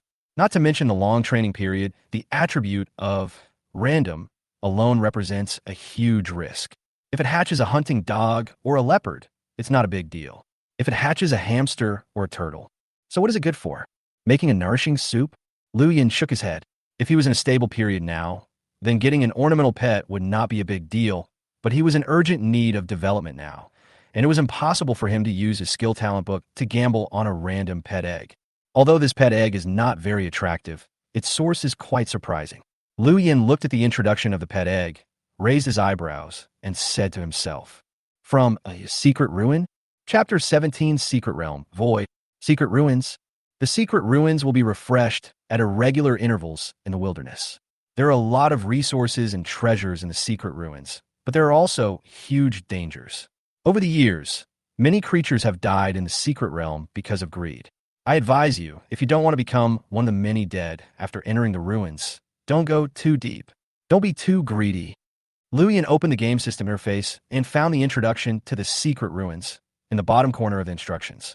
But this introduction is very general, only introducing the general properties of the ruins, and there is no useful information at all. For example, how long has the ruins existed? For example, are there differences between simple and difficult ruins? For example, how to enter? It seems that the system does not intend to publish this data, but intends to let the players discover it themselves. Liu Yin thought for a moment. This setting is undoubtedly to increase the difficulty of the game and increase the casualty rate of the players. In this case, if players want to obtain information about the ruins, they must go into the bushes one by one and exchange their bodies and lives for it. If ordinary beasts and mutant beasts are equivalent to ordinary monsters and elite monsters in the game, then the secret ruins should be equivalent to the high explosion rate dungeon in the game. Its rewards are definitely much higher than killing mutant beasts, but the difficulty. On the second day after the apocalypse, there were already players who entered the secret ruins to explore and returned with a lot of rewards, which shows that its difficulty is not outrageous. Liu Yin showed an excited expression on his face. He was not interested in this pet egg, but was very interested in the secret ruins. He immediately contacted the player with the ID, Yuan Wenya, privately. "Liu Yin, hello. Soon, the avatar of a female player with a delicate face and gentle temperament. Yuan Wenya replied to Liu Yan's private message. Yuan Wenya. "Hello, Mr. Liu. Do you want to complete the transaction with me? Among all the bidders, my bid is the highest." Liu Yin. "No. To be honest, a young pet is of no use to me right now. Instead, it will increase my burden. Although your bid is high, I'm sorry, it's not what I need right now." Yuan Wenya fell into a brief silence, and then continued to ask, "Since Liu Shun does not intend to trade, what is the purpose of chatting with me privately?" Liu Yin. "Actually, I am very interested in the information about the secret ruins. Can we make a deal? You tell me about your exploration of a secret realm, and I will give you some rewards." Yuan Wenya didn't expect that Liu Yan's purpose of chatting with her privately was for this, but she quickly replied with a smiley face again. Yuan Wenya. "So that's how it is. Since it's what the road god needs, I can consider providing it to you for free. Intelligence is something whose value is hard to define. Rather than taking a small advantage, I'd rather make myself familiar to you so that you can give me priority when you get something good in the future." Huh. The road god won't blame me for being too blunt, right? When Liu Yin heard this, he felt numb all over. He thought to himself, "Don't fucking say the word free again. My head hurts. Liu Yin, let's trade fairly. I don't have the habit of taking advantage of others." At this time, in an underground safe house in a small forest, a young girl looked at Liu Yan's reply message on the private chat interface with a look of surprise on her face, muttering to herself, "Not taking advantage of others. This Liu Yin is quite a gentleman." After 2 or 3 minutes of negotiation, the two finally decided on the price of the transaction information. Yuan Wenyao put a product on the shelf and designated Lu Yin as the buyer. Seller, Yuan Wenyao. Item for sale. All the accurate information of the player Yuan Wenyao's exploration of the secret ruins, without hiding any details or misleading information. Items required. 300 milliliters of drinking water. This extremely special item description was set by Lu Yin and designated by Yuan Wenyao after careful consideration. There are some loopholes in the trading field of this game, and we must do a good job of preventing fraud, especially in commodities such as intelligence, which are most prone to problems. After the first experience of being cheated by Zhao Ruifeng, Lu Yin was extremely serious about this matter. He tried his best to avoid any possibility of fraud on the other party when setting the product data. The system will automatically review the product settings. Only when the product fully meets the conditions set by the seller can it be successfully put on the shelf for trading. This cannot be blamed on Lu Yin being too cautious. Compensating 300 milliliters of drinking water is a small matter, but getting false information is really fatal. After carefully reading the product data twice to make sure he had not missed anything, Lu Yin clicked the transaction button. You lost 300 milliliters of drinking water. You have obtained the information. Do you want to extract it? Withdraw now. As Lu Yin finished speaking, a whole row of words appeared in front of him. The ruins appeared without any signs. When I woke up this morning, I found a mysterious building next to my safe house. It was a gate, and the back seemed to be connected to chaos. I noticed that there was a word Su carved on the gate. I don't know what it means. After entering the gate, I found that the game panel could not be opened, and the world I was in also changed, as if I had entered a different space. Inside the gate was a dilapidated ancient tribal ruins. I walked a distance inside, about 500 meters, and found some abandoned altars, clay pots, stone knives, and other utensils, which I collected. I continued walking forward, and suddenly I saw a corpse, but it was not the corpse of an indigenous person in the tribe, but a modern person. He was wearing a leather jacket, with a hideous face, holding a dagger in his hand, maintaining a fighting posture, and just fell to the ground quietly. This seems to be a player who entered this world with us. I was so scared that I bravely searched for all the supplies on the body, but in the process, I found that there was no obvious scar on his body. How'd he die? Was he fighting with something before he died? I don't know, but I don't dare to go any further inside. I'm afraid that I will become a corpse. I don't know if it's an illusion, but since I entered this ruins, I have felt a strong sense of being watched, as if a pair of invisible eyes are staring at me. This feeling of being watched is getting stronger and stronger. I feel like there seems to be some kind of horror in this ruins that I cannot understand. I don't want to stay here any longer. I want to leave. I want to leave. As I was about to leave, I suddenly saw a strange egg and a strange mechanical product placed on an abandoned altar on the left. It was a rotor? This was obviously a tribal civilization. How could it be a product of modern civilization? I took the pet egg and the rotor and ran in the direction I came from as if I was escaping for my life. From the corner of my eye, I saw the center of the tribal ruins. There was a huge altar and something was shining on it. That should be the most precious treasure in the ruins, right? As I was running away, the feeling of being watched became stronger and stronger, as if the eyes were just a few dozen centimeters behind me. It seemed to be getting closer and closer to me. Fear was like a poisonous snake tightly wrapped around me. I felt like I was going crazy and my mind was almost in disarray. I was so scared. I finally ran out of the gate of the ruins. Before I went completely crazy, I roughly understood how the player who became a corpse died. There seemed to be an invisible devil wandering in the ruins. It will slowly approach you, torture you little by little until you have a mental breakdown and devour your soul. I stood in front of my safe house, breathing heavily, the sun shining on me, but I still couldn't stop shaking. The strong feeling of being spied on disappeared immediately after leaving the ruins. 30 minutes later, the gate to the ruins also disappeared. I didn't encounter any danger during this trip to the ruins, but it felt like I had walked through the gates of hell. I swear, I will never set foot in the ruins again in this life. Never. Chapter 18. No one cares about your life or death. I swear, I will never set foot in the ruins again in this life. Never. This sentence, which clearly carries a strong sense of fear, is the ending of the entire intelligence. Lu Yin read the information carefully 3 times and closed it after making sure that he had not missed any details. Lu Yin can obtain a lot of information from Yuan Wenyao's intelligence. There are indeed higher-grade treasures in the ruins, and even the periphery can produce rare items, such as pet eggs. If you go deep into the central area, the rewards you get will be unimaginably generous. But there are also great dangers in the ruins. The player who died unscathed and in a fighting posture, and the invisible eyes that Yuan Wenyang mentioned that kept approaching her, can prove this. Invisible enemy? This is the most troublesome thing. Liu Yin frowned. He now had a bow and arrow, a steel axe, and leather armor. His physical output ability temporarily reached the peak of the cold weapon era, but he had no way to deal with the invisible devil in the ruins. How to deal with monsters without physical form. Talisman? Cross? Or the Bagua compass?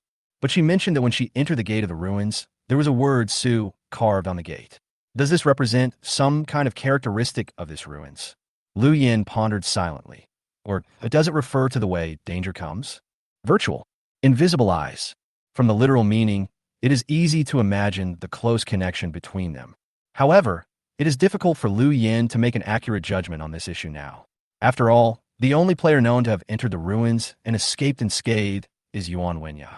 He cannot obtain other intelligence information for comparison and find some rules in the ruins and methods to resolve the crisis.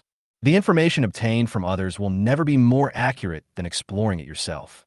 Liu Yin rubbed his palms. If I have the opportunity to enter a certain ruins, I believe many questions will be answered. When it comes to exploring the ruins, Liu Yin definitely wants to complete it as soon as possible.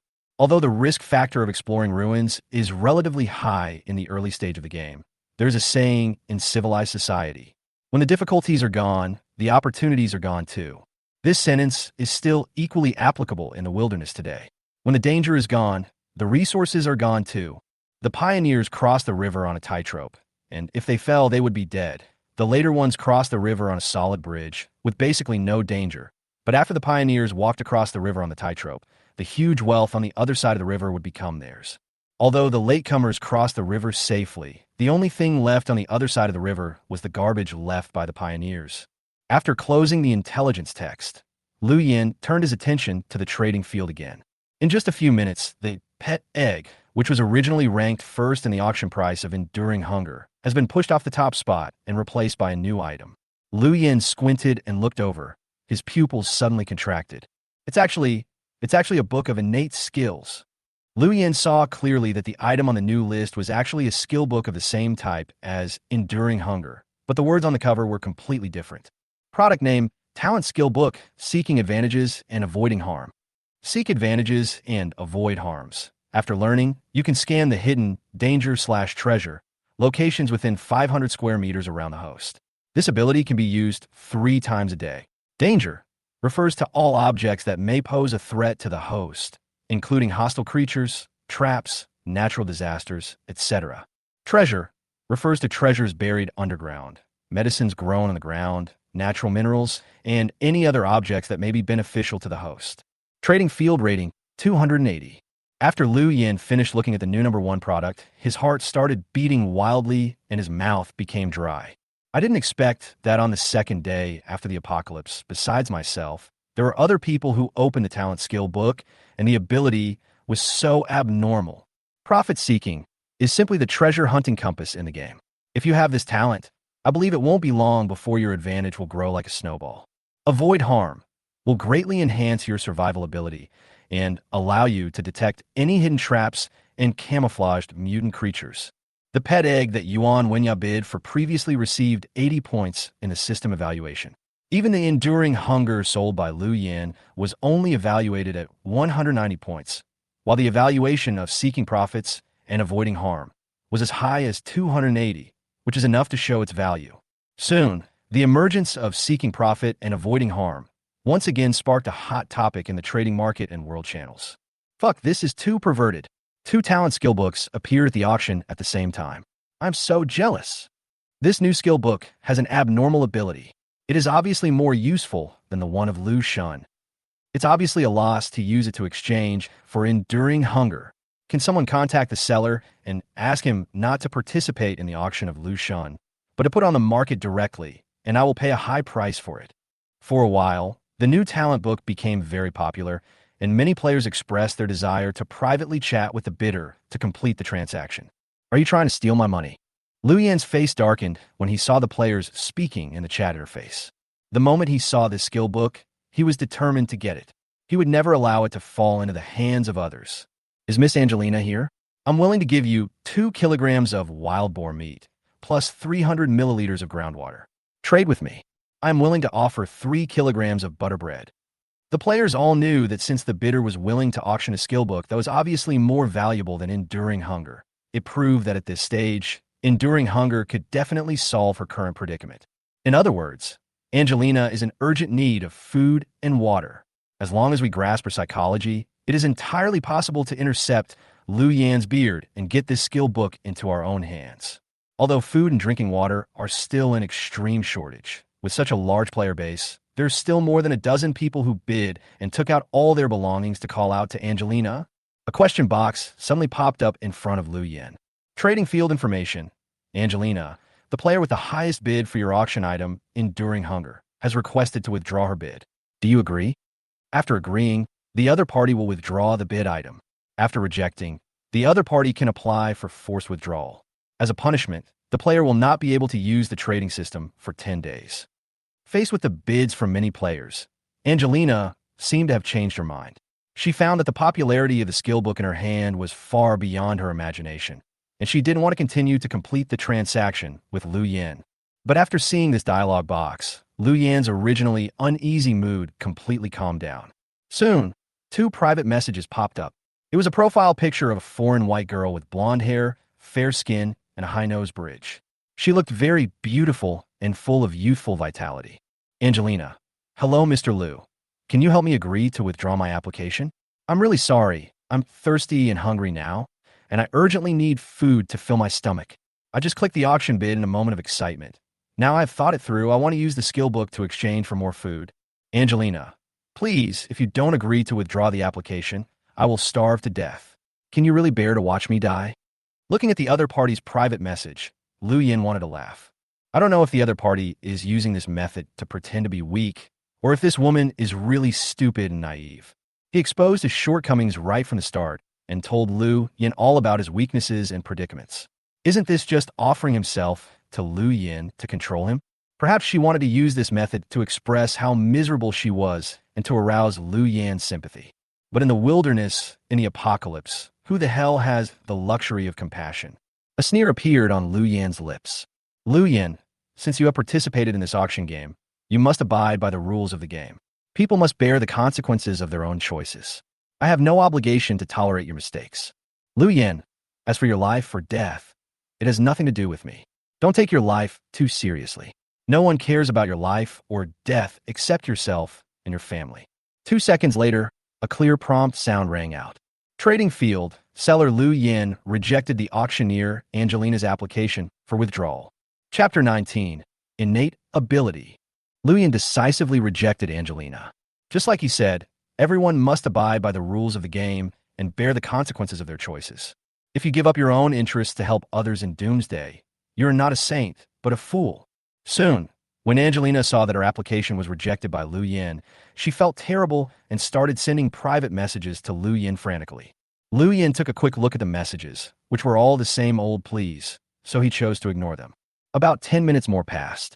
Lu Yan felt that the time was about up, so he opened the private chat interface again and replied to the other party.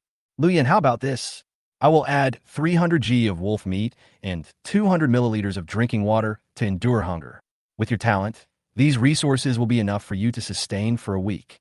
Lu Yan, this is my biggest concession, but I have one condition, which is to complete the deal immediately. Lu Yan's sudden reply to the other party was not because he had a change of heart, nor because he suddenly changed his mind. This was his original plan.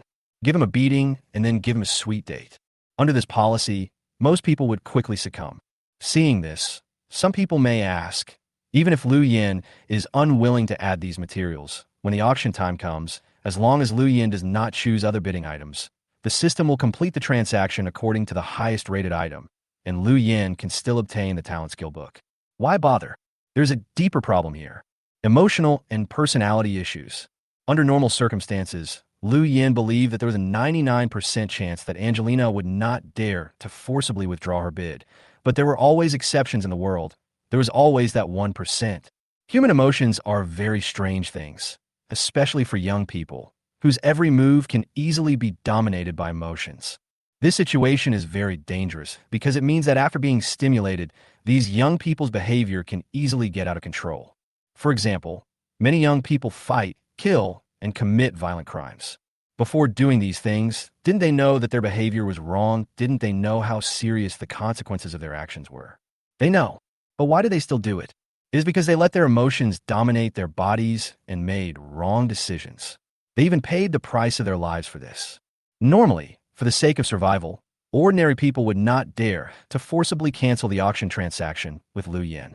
But if Angelina felt that Lu Yan's rejection just now made her feel resentful, angry, and humiliated, her emotions might be out of control. In order to take revenge on Lu Yan, she might even cancel the auction by force and starve to death in a safe house seeking profit and avoiding harm, rather than let Lu Yan get it. Don't think this idea is ridiculous. In modern civilized society, there are too many murders that are caused by a fight. I will risk my life to make sure you don't get away with it. This is not uncommon. There is nothing wrong with using the tactic of beating someone with a stick and then giving him a sweet treat in the wilderness. But since the two parties have never met and are not familiar with each other's psychological endurance and personality, if the stick is not used in moderation, it is easy to push the other party to the extreme and beat the other party to death. And most importantly, Lu Yan wanted to complete this transaction in the fastest and safest way. The auction items need to be automatically traded after a 12-hour public announcement period, which means that even if Angelina doesn't dare to forcibly withdraw the bid, Lu Yan will have to wait 8 hours before he can obtain seeking profits and avoiding harm. Lu Yan was worried that other players would find the exact location of Angelina's safe house during this period of time, and then offer her huge benefits, or just forcibly seize it. If both the bidder and the seller agree to the transaction, there will be no more time limit for the public announcement. The longer the night, the more troubles there are. Lu Yan didn't want any more surprises in this transaction. 300 g of wolf meat and 200 milliliters of drinking water are not precious resources to him at all. But to Angelina, they are life-saving things. She will definitely agree to Lu Yan's request for these things. A few minutes ago, in an underground safe house, Angelina looked at the private chat interface and realized that the large number of messages she had sent were like a drop in the ocean, and she did not receive any response from Lu Yan at all. The expression on her face first became anxious, then dull, and finally turned into anger. She clenched her teeth tightly, and her fair little face was distorted with anger. Damn it! This damn Oriental man. Why doesn't he have any mercy at all? This world is so cruel. I can't stand it anymore. Even if I gain the talent to endure hunger after the deal is successful, I can only hold on for 3 more days at most. I don't want to endure this kind of torture anymore. I'd better be free sooner rather than later. But even if I die, I will never let this damn Oriental man get any benefit. You want it, but I will let it be buried with me. Angelina's eyes showed a hint of determination. She opened the trading floor again and found the option to apply to withdraw the bid. Should the bid be withdrawn? Angelina looked at the blood-red prompt text, took a deep breath, gritted her teeth, and pressed it. Ding dong. At this moment, a private message suddenly rang. She was stunned for a moment, and her finger hovering over the force undo button stopped where it was. Lu Yan, I'll add it for you. Lu Yan, this is my biggest concession. Complete the deal immediately. Looking at these 2 messages, the anger and distortion on Angelina's face gradually subsided. For some reason, the moment Angelina saw these 2 messages, all her anger and resentment towards Lu Yan disappeared. At the same time, the courage in her heart to die in order to prevent Lu Yan from getting any benefit also disappeared at this moment. This is the law of hunting. When wolves are hunting prey, they usually don't block all the prey's escape routes, because if they do, the prey will have lost all hope of survival and will fight back frantically, which may eventually cause damage to the wolf pack. As long as the wolf pack gives its prey a small gap for escape and lets it see hope of survival, it will immediately lose all courage to resist and will only think about saving its life and escaping. Ultimately, the wolf pack can hunt it down without any harm.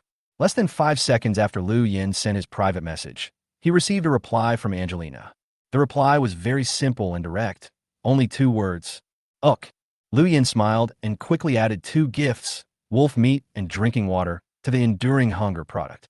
Facts have proven that the combination of a big stick and sweet dates is indeed the most effective means of dissolving people's will. If Lu Yin had not sternly rejected and scolded the other party first, but directly proposed to add gifts and asked to complete the transaction immediately, Angelina would probably not be satisfied with the supplies given by Lu Yin and would definitely ask for an increase in her share and continue to bargain with Lu Yin. The desire to push for more is a common characteristic of all human beings. But now, Angelina didn't dare to say a word. After adjusting the product information, she immediately sent an application to complete the transaction. The bidder Angelina has sent you an immediate transaction request. Please choose carefully. The bidding time has not yet reached the upper limit. If you complete the transaction in advance, you may miss the higher bid later. The system prompt appeared in front of him, but Lu Yin ignored it and directly pressed the OK button. Although the auction time has not yet reached the limit, Lu Yin feels that no one will come up with higher-priced items in the future. After all, this is only the second day of the apocalypse, and there are not many precious resources produced. Being able to obtain a treasure of this level as seeking profit and avoiding harm was far beyond Lu Yin's expectations. Transaction successful. You lose. You obtain the innate skill book, Seeking Advantages and Avoiding Harm.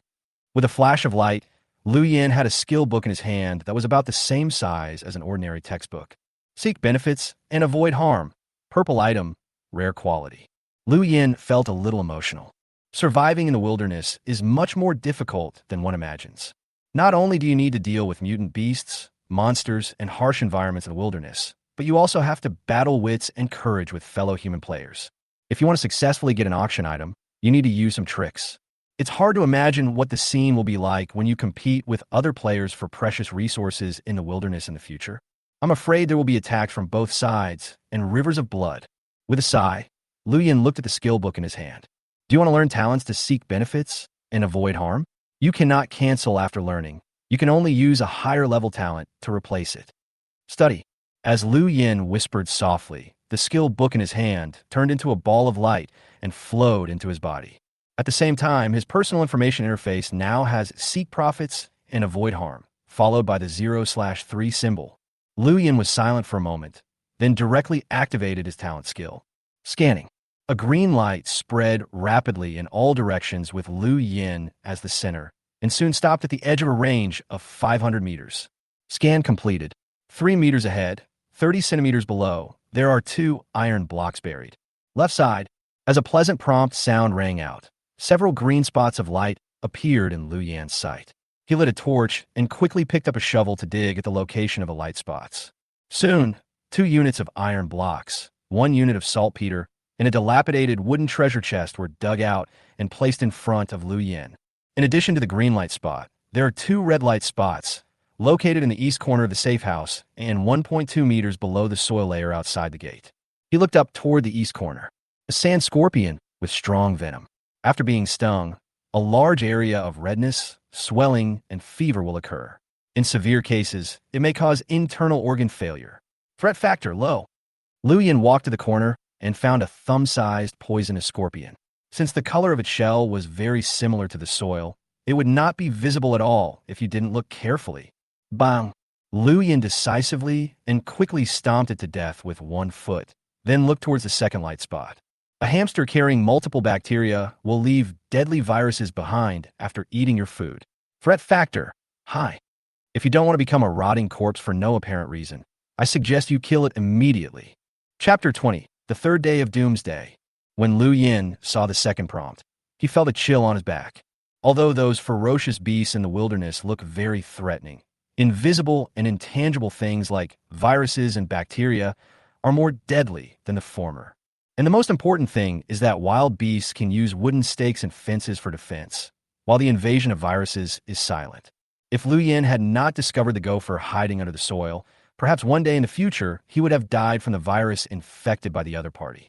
In the absence of a formal medical system, the mortality rate of virus infection is almost 100%. Lu Yin pushed open the door of the safe house and found a very hidden cave entrance on the top, according to the position marked by the red dot. He found some dry firewood, lit it and stuffed it into the cave entrance, then blew the smoke into the cave with force.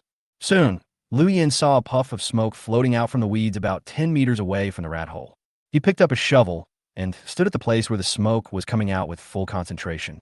As the saying goes, a cunning rabbit has 3 burrows, and creatures like gophers usually dig 1 or 2 back doors when digging holes. When deadly threats, such as snakes and rain, enter from the front hole, the gophers can escape through the back doors that were dug in advance. Lu Yin lives in the suburbs. When he was a child, he often went to the fields with his parents to farm. He has long been familiar with the habits of these small creatures living in the farmland. Sure enough, after more than 10 seconds, a rustling sound was heard from the weeds, followed by a black shadow that suddenly rushed out. Lu Yin was quick-eyed and quick-handed, and with one shovel he beat the other person into a rat-like movie. Seeing the red dot in the scan image completely disappear, Lu Yin breathed a sigh of relief. He picked up some dry firewood and burned the mole's body, completely eliminating the possibility of virus transmission. Then, Lu Yin walked around the safe house a few more times with a torch in hand, using up all of his 2 remaining talents for the day. However, perhaps due to the terrain, the remaining 2 talent scans only brought Lu Yin 2 units of iron blocks. In addition, he also shoveled away a poisonous plant near the safe house. With the help of the Seek Advantages and Avoid Harm talent, Lu Yin cleared all threats within a 500-meter radius of a safe house. After doing all this, the system displayed the time as 22:49, and the coldest moment in the wilderness was about to come. The cold wind howled across the wilderness. A blood-red moon hung high in the sky, adding a touch of despair to this desolate land. Lu Yin had returned to the safe house and was lying on his comfortable hammock, enjoying a sweet dream. But not everyone has the qualifications to enjoy the nightlife like Lu Yin. In this land shrouded in blood-red moonlight, there are more people who are still braving the cold wind, holding iron pickaxes, hammering on the mines, risking their lives to mine the pitiful amount of, or in exchange for a chance to survive. There are also some people wandering in the dark. They set their sights on the camps of some nearby players. Under the cover of night, they sneak into the other party's safe houses to kill and rob. Humble fierce. Late at night, on the second day after the apocalypse, people had completely torn off their masks and exposed their true nature. All kinds of things in the world began to happen in the wilderness. In order to survive, everyone tries their best and uses all the skills they have to create advantages. The cold wind howled and the wild beasts roared. On the second night in the wilderness, the survival situation became even worse. After one night, the number of survivors remaining in the wilderness of the eastern continent is 6,158. The third day of the end of the world. You have built a stone drainage channel for your shelter, solving an important drainage problem and greatly increasing the safety factor of a shelter. Survival points plus 20. You made a longbow. Survival points plus 1. You hunted a LV1 mutant beast without taking any damage. Survival points plus 10. You have acquired a talent that will greatly enhance your survivability. Survival points plus 40. You solved the drinking water problem. Survival points plus 20. You successfully ate soup. Survival points plus 5. Overall evaluation, B. Calculating today's survival point reward, 96. In the early morning, the first thing Lu Yin did after opening his eyes was to immediately open the system's daily assessment. As a long row of settlement information appeared in front of Lu Yin, his survival points, which originally only had 16, instantly soared to 112. Although he was mentally prepared, the generosity of the settlement reward this time still exceeded Lu Yin's expectations. It seems that I only need to look at the evaluation results to know which resource acquired yesterday is of the highest value. Lu Yin touched his chin. He carefully compared the reward points in the evaluation and sorted them from high to low. Rare items like talent skill books are hard to come by, and the next 2 items that add the most points are solving the drinking water problem and building shelters. It seems that I still need to continue to strengthen the safe house. The more functions the safe house has, the higher the safety factor will be, and the more survival points I can get. Lu Yin said silently in his heart and made a specific plan for his next work. Ventilation and lighting. These 2 functions are also important systems for improving the safe house. Lu Yin plans to complete their transformation in the near future. After all, humans are not mice and cannot tolerate a dark environment for a long time. First, check the trading floor and world channel to see if there is anything new. Lu Yin opened the trading floor as per his daily routine. After browsing through it, he found that there were no rare items worth picking up, so he opened the world chat channel again. The current World Channel is basically equivalent to the morning news. Players will exchange new information in it every day, and Liu Yin doesn't want to miss it. Soon, among the speeches of many players, Liu Yin saw a familiar ID. Yuan Wenya. Send pictures. Yuan Wenya. Urgent, urgent, urgent. Please tell me, is the way I treat the wound correct? Will it get inflamed? Is she hurt? Out of curiosity, Liu Yin clicked on the picture sent by Yuan Wenya on the World Channel. What caught my eye was a picture of a hoof. There was a wound about 3 centimeters long at the junction of the hoof and the calf. It looked very deep. The wound was not bleeding at the moment. A layer of black and gray paste was applied on the edge of the wound, which looked a bit dirty. It wasn't Yuan Wenya who was injured, but an animal? After a little thought, Liu Yin realized that this was probably the pet that Yuan Wenya opened from the pet egg. But now it seems that its situation is very bad. Li Nan Nan, what happened to it? And the wound is covered with something. It looks dirty. Won't the horse's foot be hurt if the wound is treated so carelessly? Wang Qiu, yes, wounds need to be cleaned the most. If you do this, even if the wound is not inflamed, it will become ulcerated. XX, if you don't understand, don't do it randomly. A group of players spoke up, but without offering any solutions, they started to complain about Yuan Wenya's handling of the matter. Liu Yin looked at it for a while, and after a moment of silence, he replied in the World Channel. Liu Yin, if I am not mistaken, the wound is covered with a layer of ash. The ash itself is not dirty after burning, and it has a certain hemostatic function. In addition, ash is mainly used to kill insects and kill bacteria. In the absence of disinfectant, it is correct to use ash to treat the wound. Liu Yin, as for the question just now about whether the horse would feel pain if the wound was treated so casually, I can answer you that the horse would definitely not feel pain, because this is a donkey's foot. Chapter 21, Evil. Liu Yan's remarks quickly aroused heated discussions among many players. After closing the World Chat channel, Liu Yin felt a little emotional. From the speeches of many players just now, he could see that many people lacked basic knowledge of wilderness survival and did not even know the function of wood ash. In a modern civilized social system, people have enjoyed the benefits brought by the rapid progress of science and technology, but have also lost some of their ability to live independently.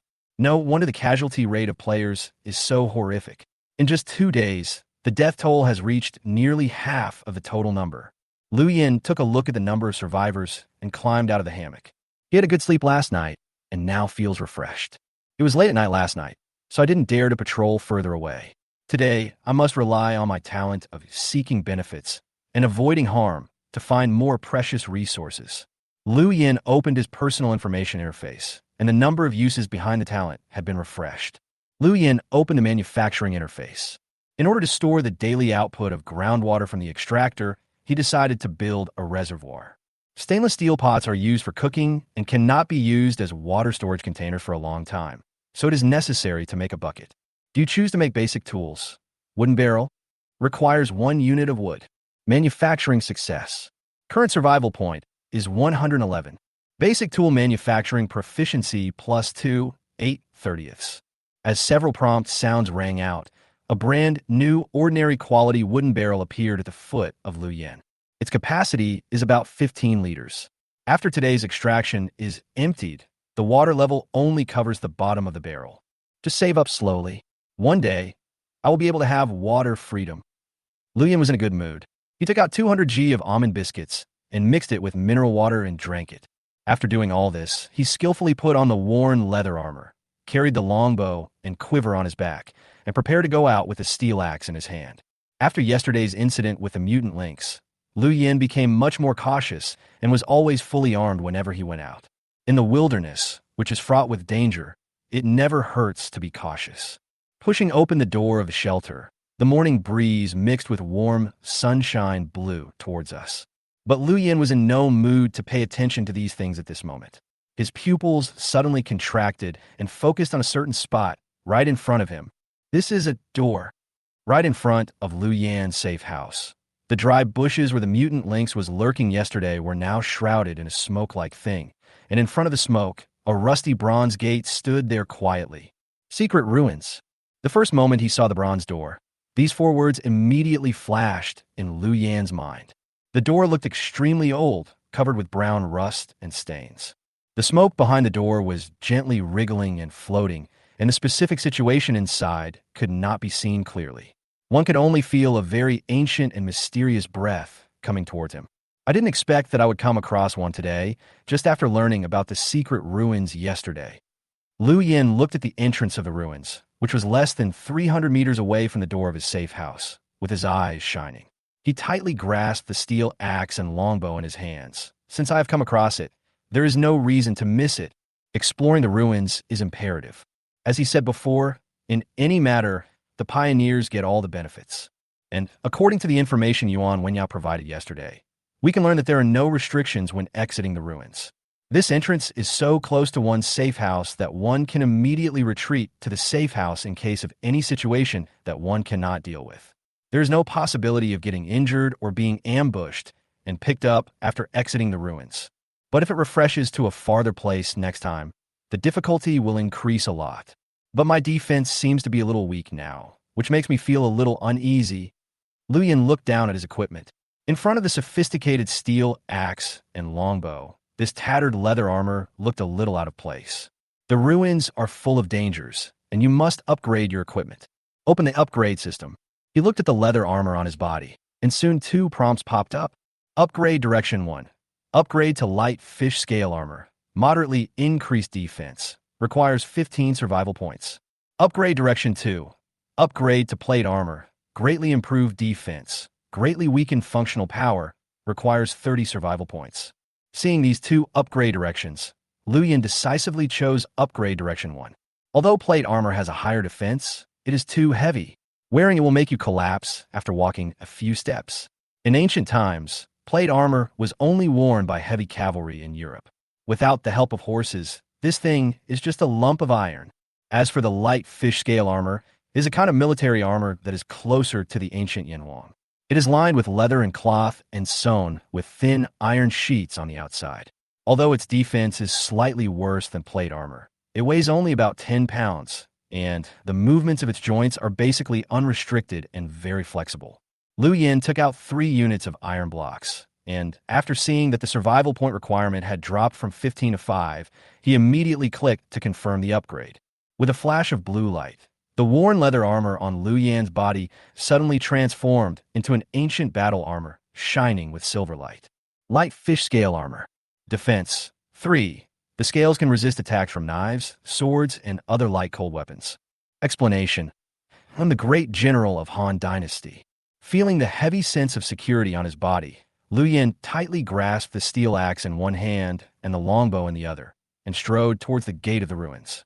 Although everything was prepared, Liu Yan's main purpose of entering the ruins this time was not to fight with possible enemies in the ruins. His main purpose is to explore the rules within the ruins. As long as you understand the rules within the ruins and walk in accordance with the rules, your chances of survival will be much higher than rushing in head first. Although Liu Yin killed a mutant lynx yesterday, he did not think that his current combat capability could be compared with that of some masters. If he did not rely on the power of his weapon, he would only be slightly stronger than an ordinary person. After entering the ruins, you must pay attention to the terrain and environment inside the ruins. Try to avoid fighting, but if you encounter a situation where fighting is unavoidable, you must kill the enemy in the shortest time possible. Liu Yin whispered to himself. He had already reached the foot of the ruins gate. The bronze gate stood there quietly, with a gap between the 2 gates that was big enough for one person to pass through. Liu Yin tried to look inside, but all he saw was chaos, and he couldn't see anything clearly. It seems that without entering the ruins, it is impossible to peek into anything inside the ruins. Liu Yin muttered, took a deep breath, and stepped into the bronze gate. Just before entering, he looked up toward the top of the gate. There was a large red word that was extremely eye-catching. Evil. Chapter 22. Horrible Ruins. The first second that Liu Yin stepped into the gate of the ruins, he felt an extremely cold breath madly drilling into his limbs through his pores. He couldn't help but shiver. Ding. You have entered the evil secret ruins. Affected by the atmosphere of the ruins, from now on, the game chat channel and trading field functions will be temporarily closed to you. In the extremely eerie and quiet environment, 2 warning sounds suddenly rang out, startling Liu Yin. With these 2 prompt sounds, it seemed as if the entire ruins were completely open. The endless chaos in front of Liu Yin gradually dissipated, and the ruins began to reveal the most realistic scene in front of him. What caught Liu Yan's eyes was the ruins of a modern city. What he was standing on was no longer the yellow soil of the wilderness, but a cracked asphalt road. About 10 meters in front of him, there was a crooked road sign with 3 large characters written on it. White Bear City, urban area? After seeing these 3 words, Liu Yan did not feel the surprise and excitement of returning to civilized society. Instead, he felt a creepy fear. It now seems that each secret ruin exists independently, and there may be thousands of years between them. The virtual world ruins that Yuan Wenya entered were tribal ruins from ancient times, while the evil world ruins that Liu Yan entered were the ruins of modern civilization. But the more modern the ruins are, the greater the danger may be, because this means that the enemies in this relic are likely to have modern weapons. With Liu Yan's current equipment, he could be considered evenly matched against the remains of tribal civilization, but if he fought against a modern civilization, he would definitely be 100% defeated. Prologue. This is my hometown, but it has become a ruin due to a disaster. Terrible monsters are wandering on the land. They will kill all survivors like us. I can only hide underground and live like a rat. I've been hiding in the dark cellar for 20 days, and they have never given up tracking us down. Dong dong dong. These are footsteps. Oh my God, the sound is getting closer and closer to us. I heard heavy breathing coming from the ventilation window above my head. I was so scared that I curled up tightly in the corner. After a long time, the breathing sound disappeared. I tried to raise my head, but I saw an eye staring at me through the gap in the ventilation window. As the true appearance of the entire ruins appeared in front of Liu Yan, 5 sentences that sounded like a plot summary appeared in his mind. What is this? An outline of copy. Liu Yan was stunned. He carefully pondered these 5 sentences from the perspective of the survivors and was able to restore a general picture. This relic was once a beautiful city, and the people living here were happy and joyful. But one day, a group of monsters suddenly descended on the city. They destroyed the city and killed all the survivors living in the city. This survivor who left behind a 5-sentence outline, after struggling to survive in the dark underground environment for 20 days, ultimately could not escape the fate of being discovered by the monster. So, the danger within this relic most likely comes from the group of monsters that destroyed the city. Liu Yan fell in a deep thought. Judging from the ruins of the city in front of us, it should have been developed to the same level as a mid-level city in the 20th century before it was destroyed. Such a city, even with all kinds of technological weapons, was still destroyed by monsters. The combat capability of this group of monsters should be quite strong. It's simply not something I can contend with right now, but I am too unwilling to leave like this. After hesitating for a moment, Liu Yan decided to take a walk around the edge of the area first, using his talent for seeking benefits and avoiding harm to search for some usable supplies in the ruins. After all, in a ruin with such advanced technology, picking up some supplies from the edge is enough to make the leap from the Iron Age to the Electronic Age. Liu Yan held the steel axe tightly and moved slowly forward along the collapsed wall. He moved very slowly, and his ears were always alert to any sound around him. This is a broken radio, a broken car tire, a standard steel helmet. After moving forward more than 10 meters, Liu Yan found a large number of products of modern civilization in the ruins, but most of them had been damaged and could not be used. He picked up the camouflage helmet, put on his head, and immediately felt much more at ease. At this time, Liu Yan was wearing ancient armor and a modern helmet, which looked a bit out of place, but Liu Yan was not in the mood to pay attention to his image. As he walked deeper and deeper, he saw a lot of blood in the ruins under his feet. The bloodstains have dried up. Liu Yan scraped the bloodstains on the ground with a steel axe. The bloodstains had already seeped deep into the ground. The further they walked, the denser the bloodstains became. When they were 50 meters away, the bloodstains were no longer dry and black, but had become moist. If they were lightly touched with the axe blade, they would stick to the sharp edge. At this moment, a broken human corpse suddenly rolled down from the height of the ruins nearby and fell directly at the foot of the road. The moment he saw the corpse, Liu Yan felt his scalp tingling, and his whole body felt as if a basin of cold water was poured over him from head to toe. He was quite courageous, as he had once gone with others to watch others salvage bodies of people who had fallen into the river and drowned. Those swollen and deformed bodies were extremely scary, but even so, they did not scare Liu Yan, who was only 14 years old at the time.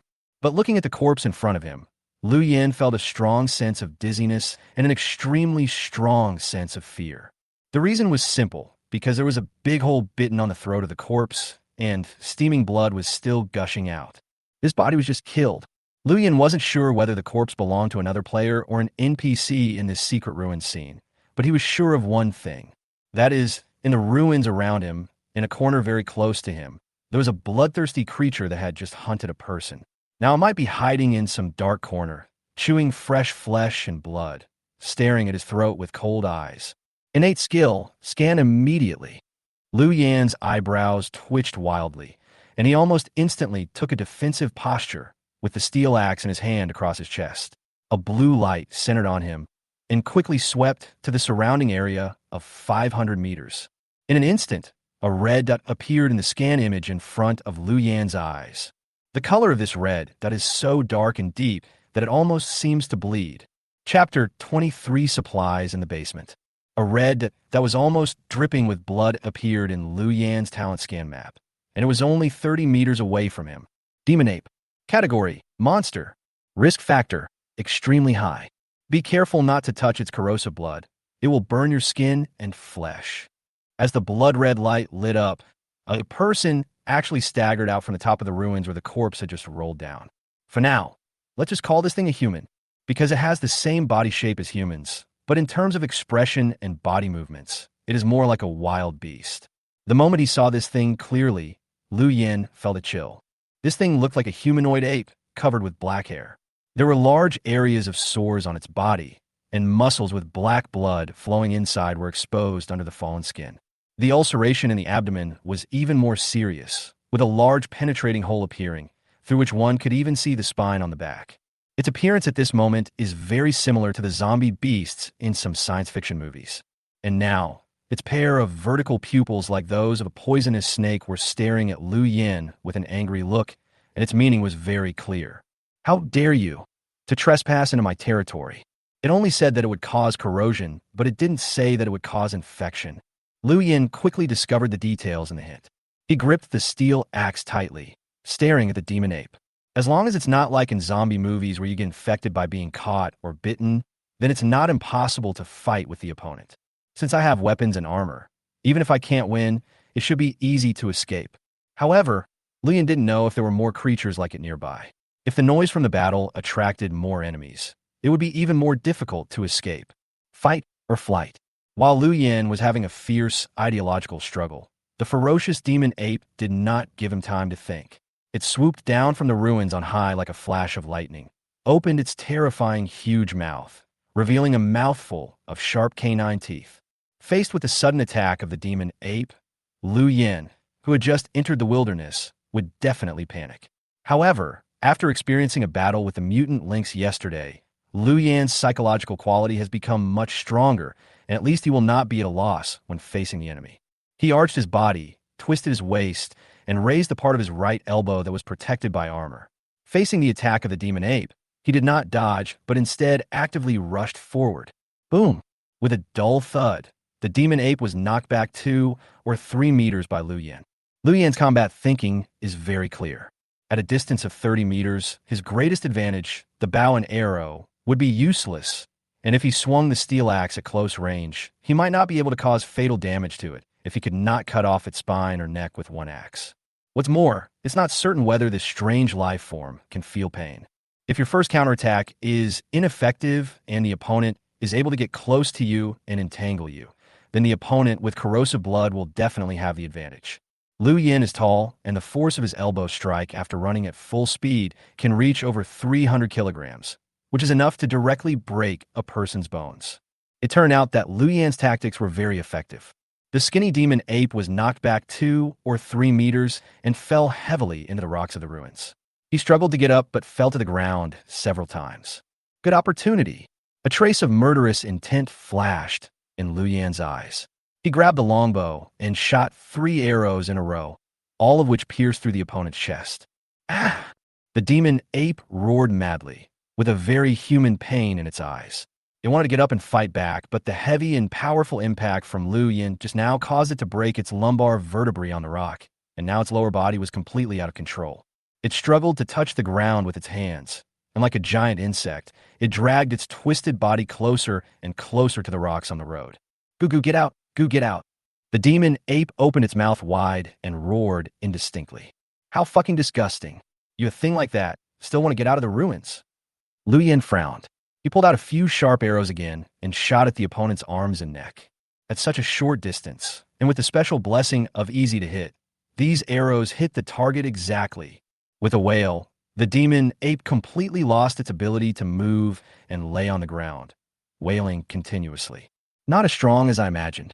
Lu Yin looked at the demon ape lying on the ground, feeling somewhat confused. The strength displayed by this creature is not enough to destroy the technologically advanced city in front of them. What is the truth behind the destruction of this relic? Or, this is just the outskirts, and there are even more terrifying things in the center of the city, and that is the source of the destruction of this city? Lu Yin stood there in silence for a moment, then moved a large stone from the side, stood 2 meters away, aimed at the demon ape's head, and smashed it down. Boom! Snap! The sound of bones breaking was heard, like a watermelon being smashed. The ground was covered with colorful things. The demon ape, which had been wailing and struggling, finally stopped moving. Lu Yin strode towards the corpse of the demon ape, pretending to retrieve the arrow that had pierced its body. But at this moment, the remains of the headless demon ape with its head smashed suddenly jumped up. Its sharp claws suddenly grabbed Lu Yin's thigh. Swish! The sound of sharp claws rubbing against steel scales was heard, and 7 or 8 pieces of iron plates of armor on Lu Yin's thigh were torn off in an instant. Lu Yin's eyebrows twitched wildly. It's not dead yet. After failing the first attack, the demon ape's claws turned quickly in another direction and grabbed Lu Yin's unprotected ankle. But Lu Yin was faster, and the steel axe in his hand chopped down instantly, hitting the beast's wrist right on the claws. Snap! The axe blade, carrying enormous power, cut through the rotten flesh and bones without any hindrance, and directly cut off its claws. At the same time, a stream of foul-smelling black blood sprayed onto the iron armor on Lu Yin's chest, making a hiss sound and billowing thick smoke. Fuck it, he's still alive even after his head was smashed. Lu Yin's eyes were filled with hostility, and he looked at the madly squirming and struggling body of the demon ape with some disbelief. It was too dangerous. If I didn't have this armor, I would be buried here today. This thing no longer belongs to the category of biology and cannot be understood with normal biological thinking. Lu Yin gritted his teeth, moved a few more large rocks, and smashed the body of the demon ape into pieces completely. Then he squatted on the ground and gasped. The arrow shaft has been corroded and has no recycling value. Lu Yin grabbed the arrow on the broken claw with lingering fear, and found that the arrow body was almost broken by the corrosion of blood and could not be used at all. He sighed and threw away the arrow and the broken claw. Lu Yin looked around and was no longer prepared to continue exploring deeper into the city. It's too dangerous here. Who knows how many of these immortal monsters there will be if we go deeper? How many can you kill with just a few sharp arrows and a steel axe? Just search for some supplies on the outskirts, and it won't be too late to rush to White Bear City when you have better equipment in the future. But it's hard to say whether I can encounter this relic again at that time. Lu Yin picked up the steel axe and stood on the ruins where the demon ape had just appeared, looking down. All he could see were broken walls and ruins. Start talent scan. Lu Yin activated his innate ability again. This time, no blood-colored spots appeared, only a large number of green spots flashing in his scan image.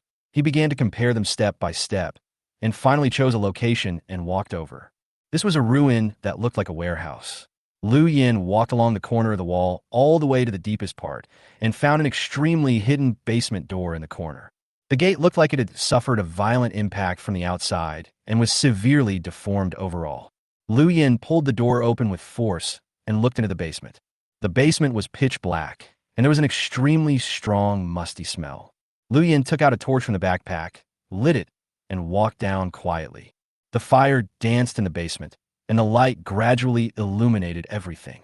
There were still large, splattered bloodstains on the walls of the basement, as if a massacre had taken place here. Such a scene could not help but emerge in Lu Yin's mind. A group of survivors hid in a dark basement. They didn't dare to turn on the lights, speak, or even breathe loudly, but the terrifying monsters wandering outside still found them. The monsters violently broke open the door of the basement and mercilessly slaughtered the survivors. Wailing and begging for mercy echoed throughout the basement, but they did not arouse the sympathy of the monsters. Only after the last survivor was killed did the monsters turn around and leave. Lu Yin thought so and continued to move forward. Sure enough, in the easternmost corner, he found several corpses of human soldiers. A little further away, he also found the remains of several demon apes that were severely burned. These corpses had already dried up. Obviously, they had been dead for a long time. Lu Yin searched through the bodies of these human soldiers, but did not find any guns or ammunition, only an identity card. Arthur, private first class of the 3rd Army of the Federation stationed in Green City. Lu Yin looked at the ID card and muttered, "Troopers have been transferred from other places." It seems that the monster activities in White Bear City were very rampant. After sighing, Lu Yin began to search the remaining supplies in the basement. In the deepest right corner of the basement, some daily necessities were stacked in large cardboard boxes. Lu Yin took a look and found that only a few things were preserved intact. A VCD projector that looks like a laptop computer, and it runs on batteries. Half a bag of black meat, I don't know what animal it is. A whole package includes more than a dozen condiments such as salt, pepper, star anise, and dried chili peppers. Half a bag of rice. And a weird-looking walkie-talkie. Each player has 20 backpack slots. Before entering the ruins, 5 of Lu Yan's backpack slots were occupied, leaving 15 empty slots, which was enough to pack up all the well-preserved supplies here and take them away. Is this a diary? When Lu Yan was rummaging through the walls, he found a very well-preserved diary under the VCD projector. He glanced at it casually in the light of the fire. It probably recorded the experiences of the survivors in this basement during the period when monsters destroyed the city. Survivor's diary. Take it back and read it. It will kill time. There were enough compartments in Lu Yan's backpack, so he stuffed all the diary in there. Soon, Lu Yan filled the compartments of his backpack, picked up a cardboard box, and strode out of the basement. As he was afraid that the noise from the fight with the demon ape would attract more enemies, Lu Yan did not dare to stay for too long after walking out of the basement and went straight out of the ruins. Your exploration progress of the ruins is 1,000th. Do you want to exit the ruins? Just before Lu Yan stepped out of the door, the reminder sounded again. Lu Yan looked back and saw that the area of the ruins was indeed boundless. He didn't know when he would be able to explore the ruins 100% and take all the treasures in the ruins for himself. Confirm to exit. Buzz. A strange wave spread around, and Lu Yan found that the thick fog was surrounding him again, and the clear world of ruins behind him was slowly covered by a layer of fog. Lu Yan strode out of the ruins gate. But what he didn't notice was that the moment he walked out of the door, several demon apes with festering limbs appeared again from the ruins behind him and ran towards him from a distance. They gathered around the demon ape that was killed by Lu Yan, their expressions revealing sadness and anger. At this moment, a sturdy demon ape came over, dragging the human corpse whose throat had been bitten off, and threw it heavily in front of several other monsters. But what was strange was that the monsters did not devour the human remains like hungry dogs. Instead, their expressions and eyes became extremely frightened. They stared at the human's corpse for a long time, and suddenly a trembling voice came from the mouth of one of the demon apes. "It's a monster!" Immediately afterwards, the voices of more demon apes were heard. "Yes, the monsters. They're back. The monsters are back, and we will be slaughtered again." The thick fog around him completely dissipated the moment Lu Yan stepped out of the gate of the ruins. Lu Yan stood at the gate of the ruins and looked around. After making sure that there was no danger lurking, he dragged his tired body back to the safe house. This time, although he was not in the safe house for a long time, he truly experienced what it felt like to have a brush with death. That invincible demon ape left a deep impression on him. He slowly took off his armor, and a piercing pain came from the place on his thigh, where he was attacked by the sharp claws of the demon ape. Although there was a layer of iron armor as protection, the desperate attack of the demon ape was absolutely powerful. Although the iron armor blocked the fatal claws, it could not block the huge impact force carried by the sharp claws. He unbuttoned his trouser leg and saw a bruise where he had been hit. Moreover, this position is very sensitive. If it is half an inch higher, Lu Yan may have another nickname like Santa Claus or Holy Lance Ranger in the future. Every failure makes you wiser. Preaching is useless. Broken bones are the best textbooks. Lu Yan endured the pain and smiled. People always have to grow through setbacks and mistakes. This time, Lu Yan really fell flat on his face. He thought he had been cautious enough, but he still underestimated the vitality of these monsters. The creatures in the wilderness are special, and the enemies in the ruins are even more bizarre. They cannot be viewed with common sense. Lu Yin checked his injuries in the light of the fire. Although the pain was severe, it was actually just a soft tissue contusion, with no bone injuries. But this time, I have gained a lot from exploring the ruins. Not only did we get a large amount of supplies, but we also gained some intelligence about the ruins. Lu Yin took out the wooden bowl and drank a sip of water. After he felt the intense, stinging sensation ease a little, he began to carefully sort out what he had seen and heard in the ruins. What we can confirm now is that the enemies in the evil-type ruins appear in a physical form, and we cannot use the same criteria as normal creatures to determine if they are dead. Even after smashing their heads, they can still attack. Lu Yin paused for a moment, and he recalled the remains of the demon apes in the basement that were severely burned by flames. To deal with the enemies in the evil-type ruins, perhaps using fire to burn their bodies can achieve the goal of completely destroying them. After coordinating the information obtained, it is time to move on to the main event. Count the harvest. This is Lu Yan's favorite part. Why would you risk so much to break into the ruins and fight monsters to the death? Isn't it just for the resources in front of us? Lu Yan happily took out all the items he had brought out from the ruins and placed them on the ground one by one. First up, there's that whole packet of seasoning. These are important items for Lu Yan to change his diet and improve his happiness index. Don't underestimate them. With them, you can improve the taste of your diet, and even the system's daily evaluation will increase your score. Salt, cumin powder, peppercorns, star anise, bay leaves, MSG, dried chilies. Lu Yin checked them one by one and found that basically all the common seasonings needed in the kitchen were available. With it, and by modifying the ventilation system of the safe house, Lu Yan's private kitchenette will be completely built. Then, Lu Yin looked at the second item. New Energy Intercom. The latest product of White Bear City Umbrella Technology Company, which can receive any sound of conversation within a range of 1,000 meters. Function: adjustable public/private mode. In public mode, the monitored content will be played publicly. Within the volume range, everyone can listen to the monitored content. In private mode, only the holder can hear the monitored content. No matter the volume, no one else can listen to the monitored content. Explanation: I don't like gossip. What the hell? Lu Yin was stunned for a moment, and then a wave of ecstasy surged in his heart. How could such a perverted item be produced? I thought it was an ordinary old-fashioned walkie-talkie, but I didn't expect its true properties to be so magical. This means that as long as it has sufficient power, it can monitor the conversations of everyone within a radius of 1,000 meters. However, this thing needs to be charged. Where can I get a generator now? Lu Yin scratched his head and looked at the walkie-talkie in his hand with some distress. Although its function is very buggy, without the support of electricity, it is still similar to an ordinary brick. No, bricks can also open walnuts. There must be a generator inside the White Bear City ruins, but it may be located quite deep inside. Forget it. Let's talk about it next time we have a chance to enter the White Bear City ruins. Lu Yin put down the walkie-talkie in his hand and turned his gaze to another electronic product. VCD projector. This thing is different from a walkie-talkie. It relies on batteries to support its power. Among the supplies he had just looted, Lu Yin happened to find a few matching batteries. After replacing them, Lu Yin stared at the display screen with joy. Since coming to this wilderness, Lu Yin has not played with his mobile phone or touched any electronic products for more than 48 hours. This is an extremely difficult thing for a young man living in a civilized age. Although the VCD projector I got now does not have as many functions as a mobile phone, it can still bring a bit of fun to my boring life. I wonder what movies are copied in here. It would be best if there's I Am Legend or A Better Tomorrow. Lu Yin watched the screen gradually light up with great anticipation. After a large startup logo appeared, a whole row of movie lists quickly popped up on the screen. However, Lu Yin frowned and searched for a long time, but there was no familiar name.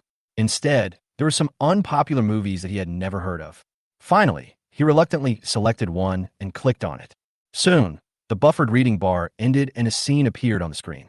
When he saw the image on the screen clearly, Lu Yan's pupils suddenly shrank to the size of a needle tip. What the hell is this? Chapter 24. The Truth About the White Bear City Ruins.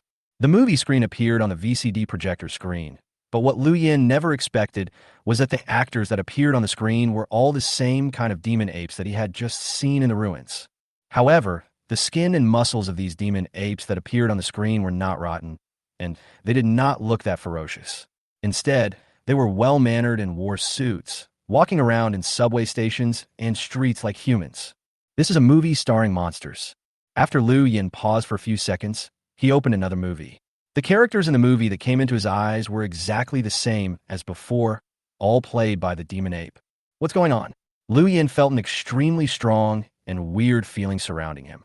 The scenes in these movies were all filmed in White Bear City, and the signs along the streets can confirm this. Before it was destroyed by monsters, the city was indeed very beautiful and magnificent. In the movie, the demon apes work and play like humans. On those skyscrapers, there are also some large posters with titles like Parliamentary Election and New Star Edition.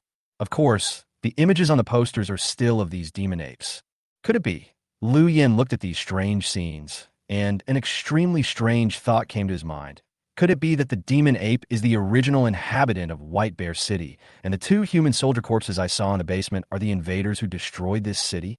The more Liu Yin thought about it, the more he felt that this guess was correct. Judging from the information shown in the movie, these demon apes have formed a complete social system in White Bear City and are living a very comfortable life. In the movie, he didn't see any traces of human existence. If this city once belonged to humans, it would be impossible for the demon apes to preserve it so intact after capturing the city. Liu Yin began to frantically recall what he had just seen and heard in the ruins. The corpse of a human soldier wearing the shoulder patch of the Green City Garrison Corps. The opening chapter, from the perspective of the survivors. Liu Yin suddenly remembered that when he used an arrow to pin the demon ape that attacked him to the ground, the demon ape roared angrily and resentfully. "Get out! Get out!" At that time, Liu Yin thought that the demon wanted to leave the ruins. Now, he imagined that what the demon ape really wanted to say might be, "Get out! Get out of my home! I thought the White Bear City ruins were a biochemical crisis and monsters were coming, but I didn't expect that humans were the monsters that came." Liu Yin finally confirmed the plot setting of the ruins. The identities of the victims and monsters that I thought were swapped. So in the eyes of that demon ape, I am also an invader like the human soldiers who once destroyed White Bear City. Liu Yin touched his chin. This reversal made him feel a little uncomfortable, as if he thought he was the protagonist who saved the world in the story. But suddenly he turned into a villain.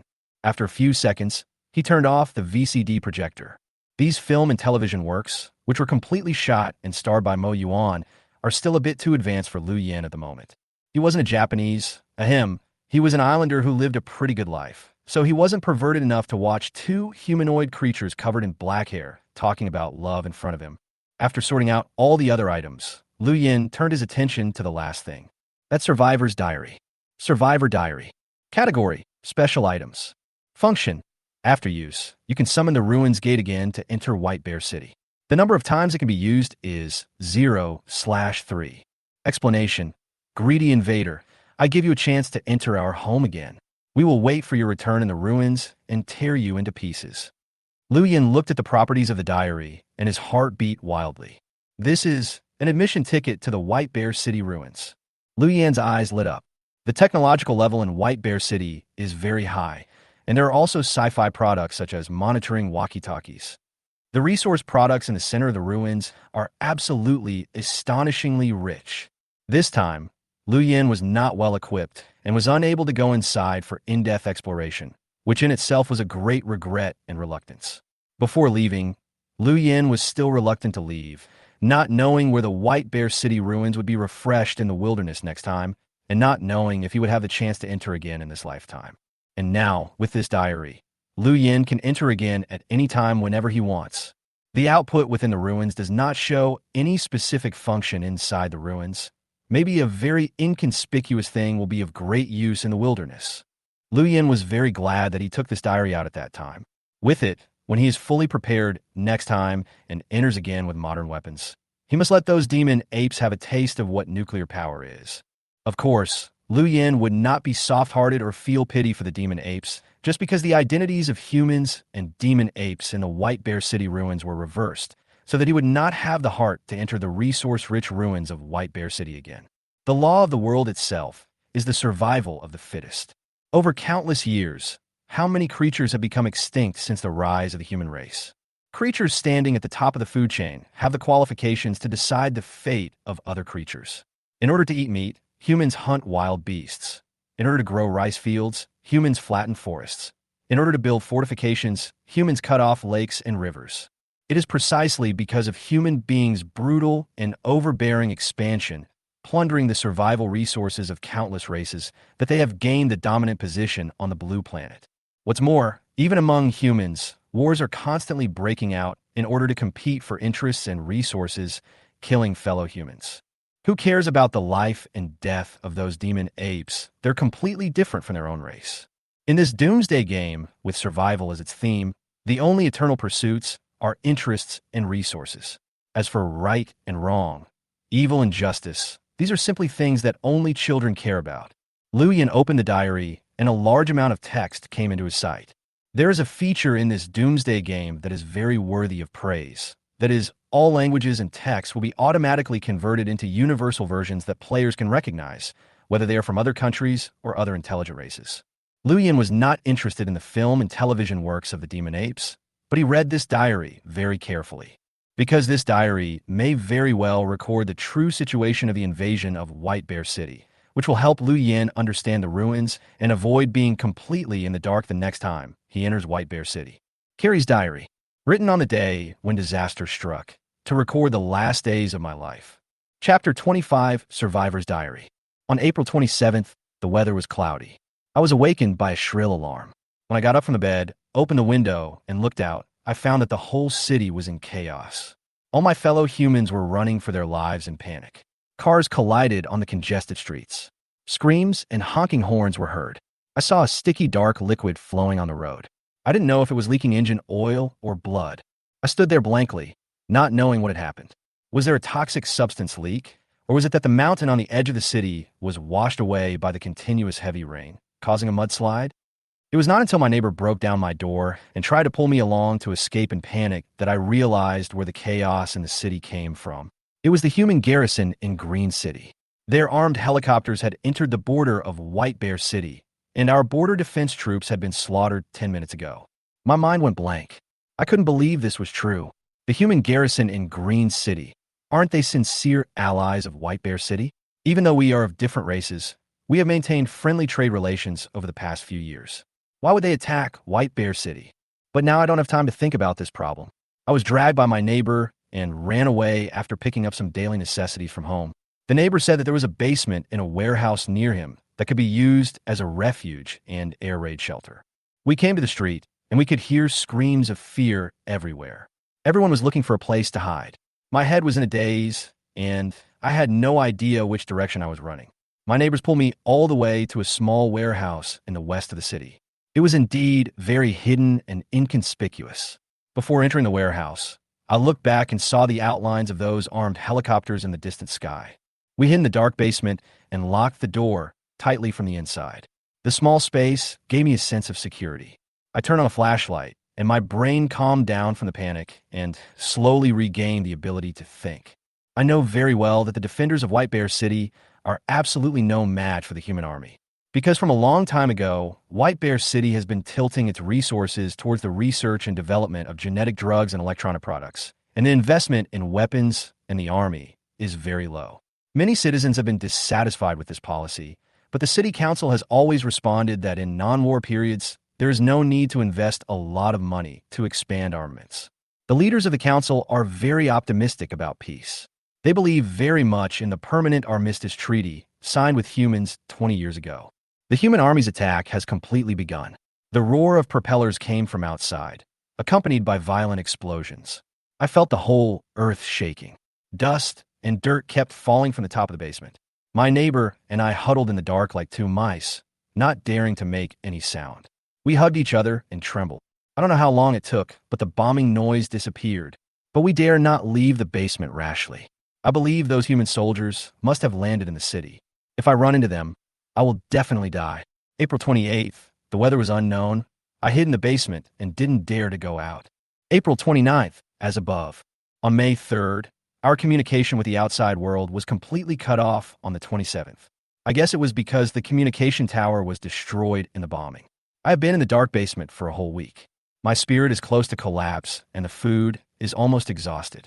I discussed with my neighbors and decided to go out to explore the situation and bring back some supplies.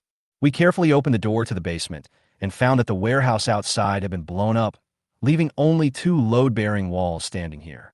However, the collapsed ruins happened to perfectly cover the entrance to the basement, and it would be impossible to find it without careful inspection. After we walked out of the basement, we found that the situation outside was far more serious than we imagined. The entire White Bear City was almost completely destroyed, and all the buildings became ruins. In the broken streets in the city center, there were corpses of our compatriots lying everywhere, and the blood dyed the ground red. The genetic drugs that White Bear City has been investing a lot of money in developing have indeed greatly improved the vitality of our compatriots, allowing us to live longer and be more difficult to kill. But in the face of human gunfire and bullets, the effect of genetic drugs is obviously not strong enough. I stood there in a daze, feeling cold all over. My beautiful homeland has now turned into hell, and those human soldiers are the monsters that created this hell. Yes, humans are monsters from hell. I suppressed my fear and anger, walked through the corpses of my compatriots, and found some supplies, some seasonings, and half a bag of rice in the ruins. I didn't dare to continue wandering outside, because I found that the human army had not withdrawn from here. They seemed to be looking for something. Helicopters flew over from the sky, and I lay among the corpses to avoid their detection. I fled back to the basement, trembling all over. As soon as I closed my eyes, a bloody sea of corpses appeared in my mind. I was going crazy. My neighbor's back. He brought back some bacon, a VCD, a walkie-talkie, and a piece of news. The reason why the human army attacked White Bear City. A new type of renewable energy, an energy core that can be used in any technology. Unlike wind energy and solar energy, it does not consume energy, and the energy it generates is stronger than that of a nuclear reactor. It can be used in homes, industries, and the military. It is endless, like a perpetual motion machine. After it is put into use, it can provide sufficient energy until the day when this world ends. The research laboratory in White Bear City discovered and successfully extracted this energy and named it psionic energy, which can also be called dark energy. This is something that can make our race rise rapidly, but the news was leaked out quickly. A race whose army and weapons are backward has developed a new energy source that surpasses nuclear energy. It's like a weak girl covered in jewels, walking into the lair of thugs. A permanent ceasefire agreement is equivalent to a piece of waste paper in the face of huge interests. My city was destroyed, and my compatriots were almost completely killed. On May 17th, I went out to look for supplies again. Unexpectedly, I found a survivor. I didn't want to save him, but he said he was a staff member of the White Bear City Research Institute. After considering it, I chose to take him back to the basement. In addition, there are fewer and fewer human soldiers in the ruins. These damn monsters, get out of my home quickly. My neighbor was unhappy that I had brought another companion back because our food resources were running low, but soon the worker shared a secret with us. The research institute has been breached. The monsters thought they had taken all the psionic energy, but in fact, a small part of it was hidden. After the monsters have completely left the city, we survivors can use this small part of the hidden psionic energy to quietly rebuild our homes in the ruins and take revenge on the monsters. As for the hiding place, he swore that only he knew it and only told me a general location. Perhaps he was worried that he would lose his usefulness after we knew the specific location of psionic energy and was worried that we would drive him away. He is quite cunning. On May 20th, the monsters did not continue to plunder resources. They began to carry out the final cleanup work. With the idea of wiping out the roots, they have been wandering in the ruins, looking for survivors, and then killing them. They are indeed very talented in war. If they want to invade a race, they will completely and thoroughly wipe out the race, leaving no possibility of revenge. But in such a big city, how can the monsters search every corner? May 27th, we have lived in the dark basement for a whole month, but our mental state is much better than before because we are waiting for the monsters to leave, find the remaining psionic energy, and implement our revenge plan. On May 28th, my neighbor was shot by a monster while he was out looking for resources. His entire chest was shot through, and his ribs pierced deeply into his lungs. If it weren't for the genetic medicine that improved our physical fitness, he would have died by now. On May 30th, I found that the Research Institute staff member who I had rescued before had ulcers on his body. I thought it was an infectious disease, but he told me that it was caused by the radiation of psionic energy. When the monsters were fighting for psionic energy, the psionic energy leaked. A large area of radiation has appeared in the central area of White Bear City. This radiation will continue to destroy genetic sequencing, but because our vitality is too strong, after being exposed to this radiation, we can only watch our bodies rot little by little, and we cannot die and eventually become a zombie-like living dead. I was almost scared to death, but the other party told me that the small amount of psionic energy that was hidden had not been leaked and was sealed very tightly.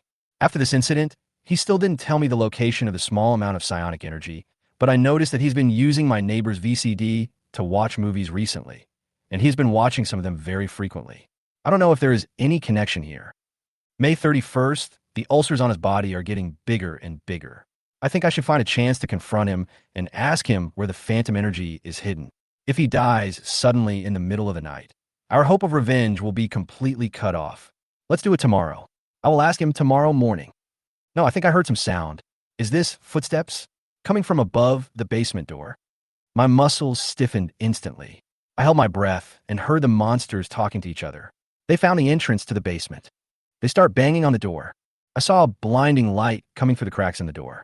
The door was violently broken open, and a pair of military boots appeared in my sight. Monster coming in. The text in the diary stopped abruptly here. The handwriting of the last few lines was very sloppy and chaotic, and it was obvious that the owner of the handwriting was extremely frightened and panicked at the time. Lu Yin closed the diary and began to digest the large amount of information in it. He recalled the corpses of the demon apes he saw in the basement room. There were indeed 3 of them, exactly matching the number in the diary. The staff said that only he knows where the psionic energy is buried. There are 3 bodies in the basement. This diary and VCD have not been taken away. This means that the human army that invaded White Bear City did not discover it. That small amount of psionic energy is most likely still buried somewhere in White Bear City.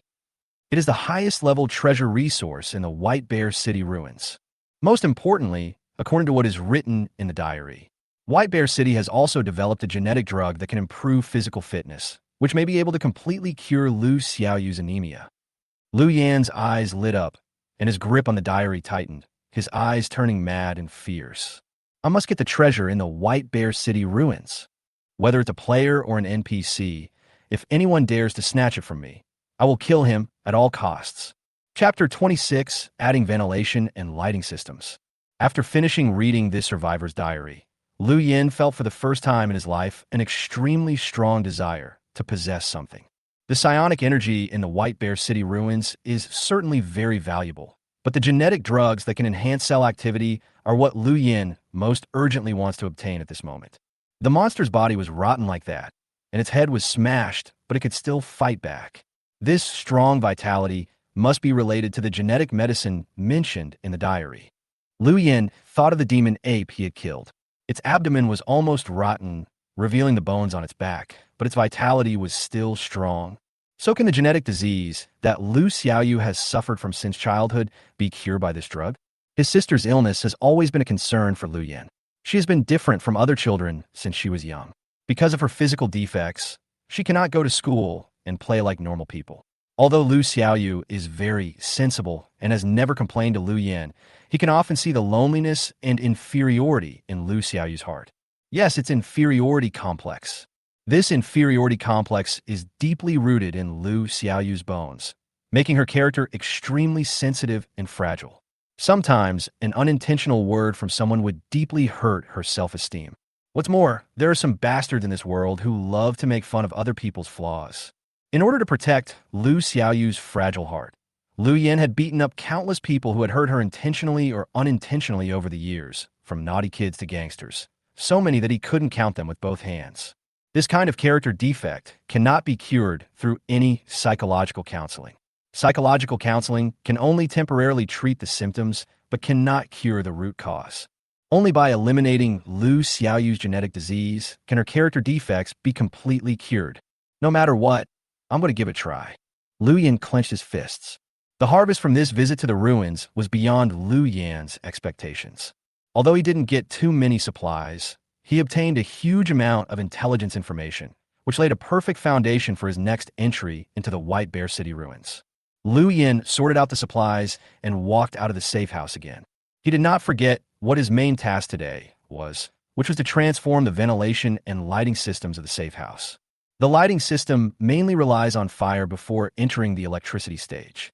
I can make a kerosene lamp or an iron stove. Lian thought about it. Both of these items are basic tools. They can be made with the lowest level of proficiency in the production system, and the materials are also very simple. Kerosene lamps can provide lighting, while stoves not only provide light, but also have the functions of cooking food and heating.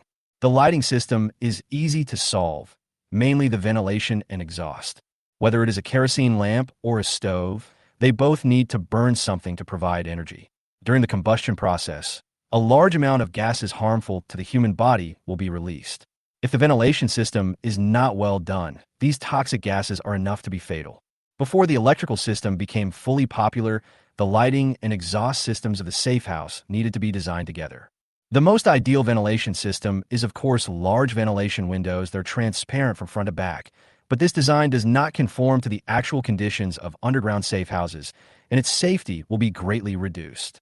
A design method emerged in Liu Yan's mind, a ventilation duct similar to a vertical Z. This design is usually used in submarine observation mirrors. It can extend from the underground safe house to the ground. A layer of fine wire mesh is installed in the outer corner of the pipe, close to the ground, to prevent small creatures, such as venomous snakes and lizards, from entering. It can also prevent fallen leaves from being blown into the pipe and causing blockage. As for the internal corners near the safe house, 6 steel pipes will be installed as anti-theft windows to prevent humans and large beasts from tearing open the wire mesh at the external corners and drilling into the pipes to forcibly invade the safe house. There is no need to worry about the 2 problems of rainwater backflow and cold air invasion. In addition to directly digging a small ditch on the ground outside the ventilation duct to connect to the drainage ditch, Liu Yan will also make a sealed glass window that can be opened and closed and install it on the innermost side of the vent. Once a large cold current or low temperature weather hits, he will immediately close the doors and windows and turn the safe house into an isolated nest. I need glass sealant. Liu Yan carefully calculated the materials needed to improve the ventilation system. Everything else was easy, whether it was steel pipes or wire mesh. The survival system could manufacture them. The only things that Liu Yan doesn't have right now are glass and sealant. Fortunately, these 2 things are not rare items, and their prices in the trading floor are very low. Liu Yan now has about 8 liters of drinking water in his hand, which is the hard currency in the trading floor. In the current trading market, there is nothing that cannot be bought with 2 bottles of mineral water. If there is, just add another bottle. 5 square meters, ordinary single-layer glass. Price, 100 milliliters drinking water or 300 g meat. 5 square meters explosion-proof glass. Price, 300 milliliters drinking water. Black sunshade glass. Price. Liu Yan opened the trading site and did a quick search. About 70 or 80 pieces of glass trading information appeared in front of him. Ordinary glass with low strength and thin thickness was naturally not among the options. Liu Yan directly set his sights on a piece of explosion-proof glass. This type of glass has strong bearing capacity and is relatively soundproof and heat-retaining. Even if it is hit violently, it will not shatter into pieces. The adhesive inside, it will tightly bond the fragments together, and there will be no flying fragments that could injure people. Although it is a bit expensive, it is not a big deal for Liu Yan. What's more important is that Liu Yan used high-quality materials to build a safe house. Although the cost was high at the time, the comfort and safety of the safe house would be greatly increased. In addition, the daily evaluation the next day would give Liu Yan corresponding high-score rewards based on the excellence of these construction materials. This is a virtuous cycle. Therefore, Liu Yan is not afraid of the high price of goods at all now. As long as he can improve the performance of the safe house construction, he will do it at all costs. Soon, he spent 300 milliliters of drinking water to buy 5 square meters of explosion-proof glass and used 100 milliliters of water to exchange for 2 500 g cans of sealant. After completing the purchase, Liu Yan did not exit the trading field immediately, but started the daily round of picking up bargains. In the early days of the apocalypse, many players would have to sell some precious resources at low prices due to survival needs. This was the best time to pick up bargains. How come this player with the ID Liu Yuanyuan has put so many items on the shelves? And the prices are so wrong. A few minutes later, Liu Yan frowned. In the process of picking up bargains just now, he discovered a strange phenomenon. A female player named Lu Yuanyuan had listed at least 80 kinds of goods in the trading market, ranging from food to drinking water, snacks, from tools to building materials, and even 2 black iron treasure chests. There are so many varieties that it's dizzying. In just 40 or 50 hours after entering the wilderness, this female player's luck was so good. What Lu Yin couldn't understand the most was that the prices of the goods Lu Yuanyuan listed on the trading floor were very wrong, so high that they were absurd. A bag of potato chips cost the same as 5 liters of drinking water. One piece of rice cake costs 100 tons of gold, or a screwdriver costs 500 kilograms of beef. This price is hundreds or thousands of times higher than the value of the product itself. Anyone with a common sense would never buy it. If she's an NPC in the game who comes to regulate the market, then she shouldn't set such an outrageous price. Lu Yin was puzzled. It seemed that the other party's behavior was intentional and she didn't want to sell the goods. I don't want to sell it, but it's still on the market. The only explanation is she's showing off. Show off your wealth. On the 3rd day of the apocalypse, he's showing off his wealth so ostentatiously. He really has never been dead. Lu Yin sighed. At this time, the World Channel was also boiling with excitement over this wealthy female player who suddenly appeared. What the hell? Who is this Lu Yuanyuan? How come she has so many resources? I'm so jealous that I'm biting my teeth. I worked so hard for 3 days to get 300 milliliters of drinking water and 2 pieces of toast. Compared to them, I'm just a loser. She's so lucky. Rich woman, please support me. After seeing these transaction messages, I found that there were 2 people standing in my safe house. One was me, and the other was also me because I was cracked. In the World Chat channel, players fully expressed their envy, jealousy, and hatred towards Lu Yuanyuan. Of course, there were also a small number of players who kindly reminded Lu Yuanyuan not to be so high profile in the early days of the apocalypse, as this might bring trouble upon himself. Young lady, you better keep a low profile. There are all kinds of people in the wilderness now. If you're targeted by a bad guy, you'll be finished. However, what was unexpected was that Lu Yuanyuan, who had been very silent in the World Channel, spoke out at this time. Lu Yuanyuan, I don't want this to happen, but my luck is so good that I can easily get so many resources. What can I do? Lu Yuanyuan, I also want to keep a low profile, but my strength doesn't allow it.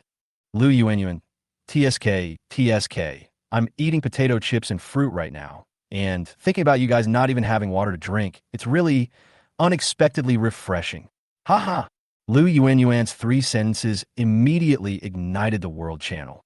Her smug look made those people, whether well-intentioned or malicious, instantly target her. When the sky is crazy, it will rain. When people are crazy, there will be disasters. Are you showing off? You stinking bitch. I curse you to be torn to pieces within 3 days. Amidst the insults, Lu Yuanyuan remained very arrogant. Lu Yuanyuan uploaded the picture.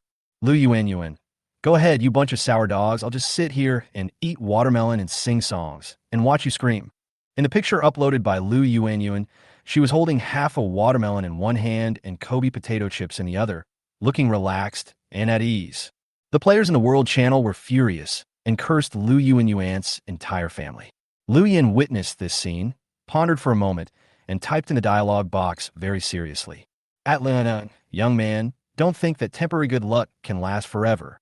When you have an advantage, don't waste your time on meaningless things like showing off or flaunting your wealth.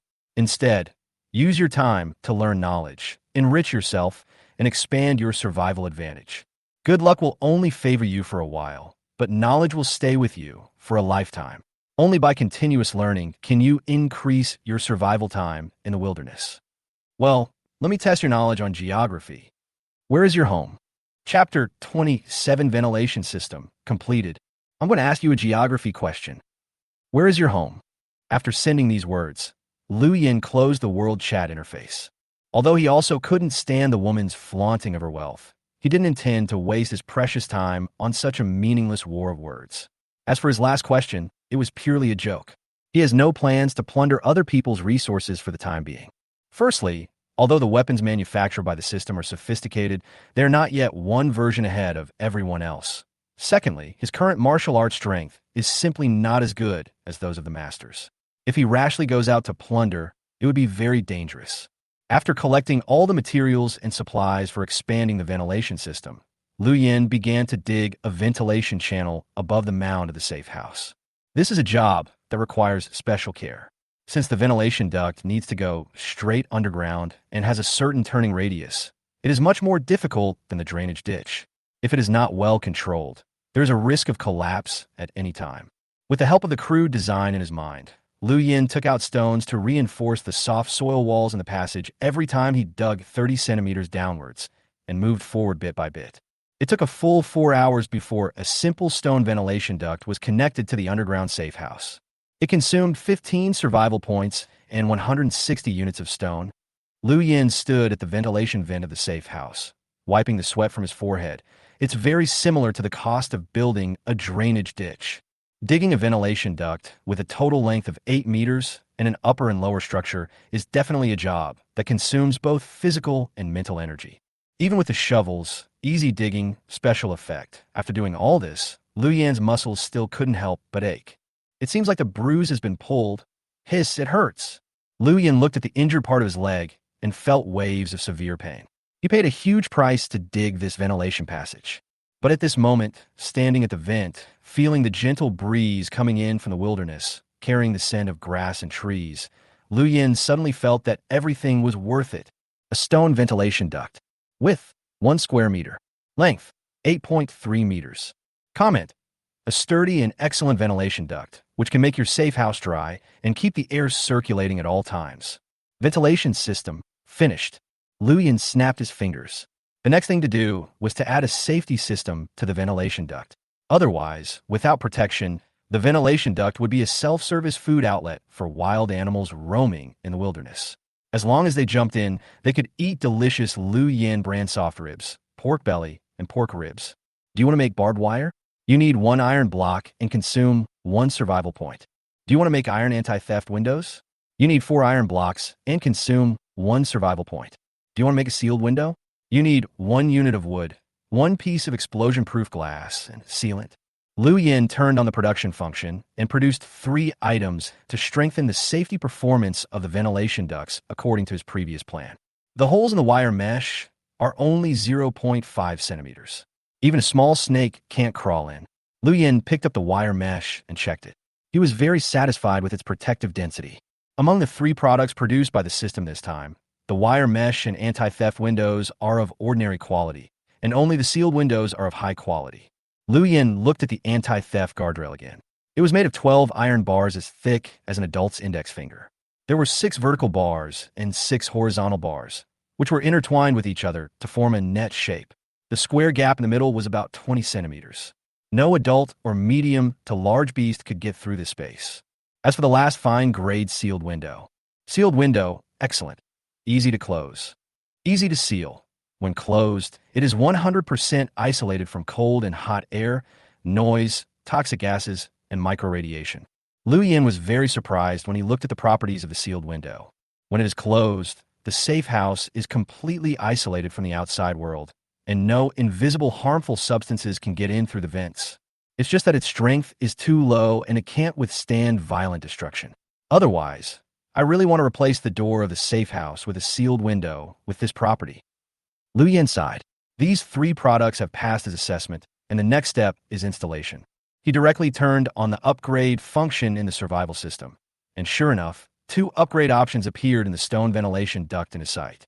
Upgrade Direction 1.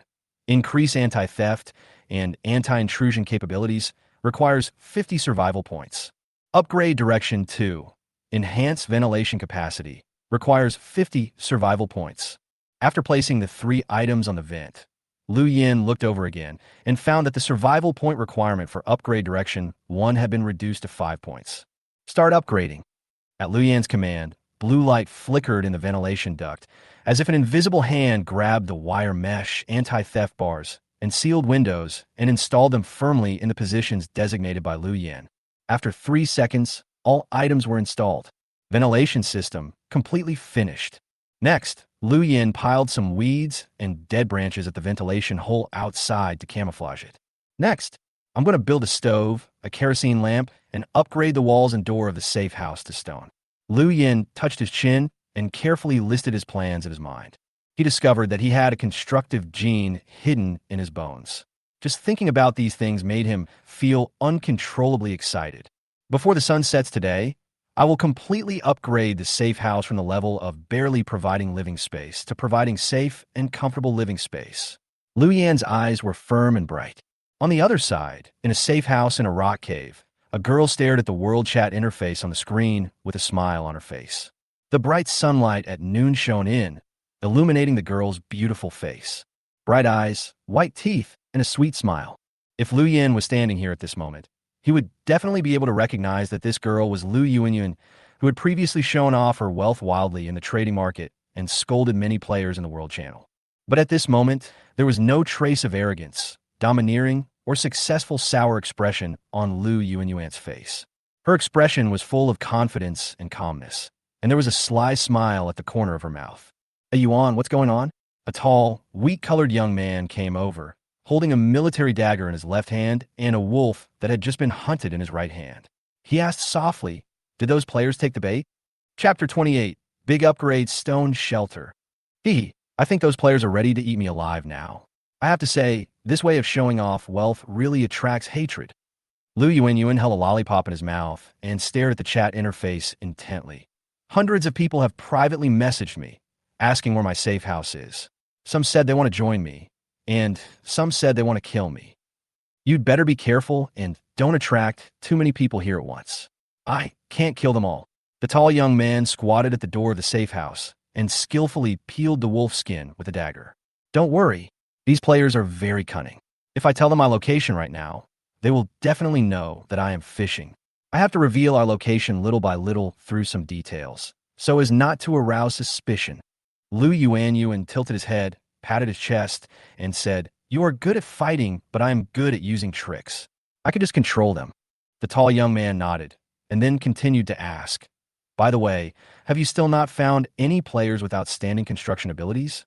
With our abilities, I fish and you kill. We can live better than anyone else in the wilderness. Do we still need to recruit new people?" Lu Yuanyuan asked. Killing and robbing is only a way of survival in the early stages. There are many dangers in the wilderness. We still need to build a shelter that can protect us from horrific natural disasters. The tall man quickly peeled off the wolf skin and began to cut up the wolf meat. Let's take a look at the current shelter rankings. Who ranks first? Lu Yuanyuan opened the ranking function of the game interface. In the ranking list, the system scores all players' safe houses based on 3 aspects: number of functions, safety factor, and comfort.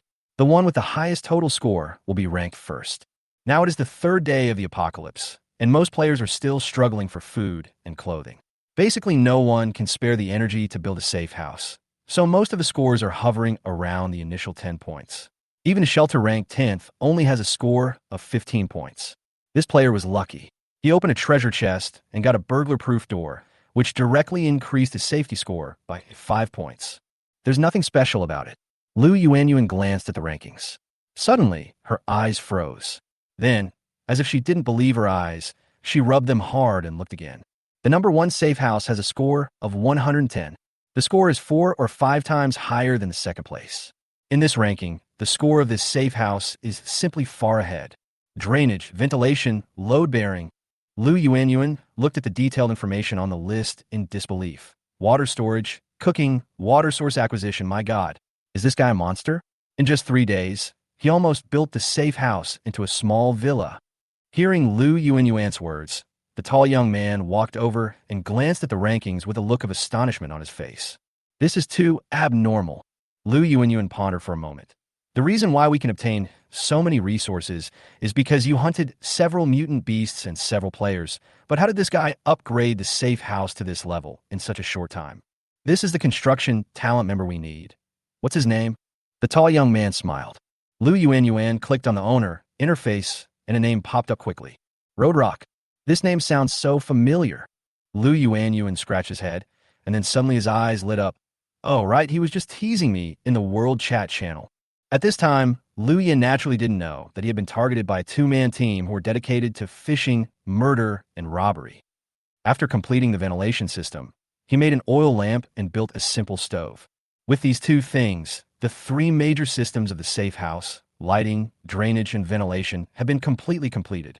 The next thing to upgrade are some other details. The internal configuration of the safe house is already very strong, but the security protection capability is still a bit poor. The basic wooden door may not be able to withstand violent impact. Lu Yin touched his chin and fixed his eyes on the wooden door. What he is most worried about now is that after he has configured everything in the safe house, thugs will break in through the door and unreasonably take everything here for themselves. Upgrade and renovate the gate and main wall to improve the safety factor. Lu Yin made up his mind, turned on the upgrade function, and looked at the gate of the safe house. Upgrade Direction 1.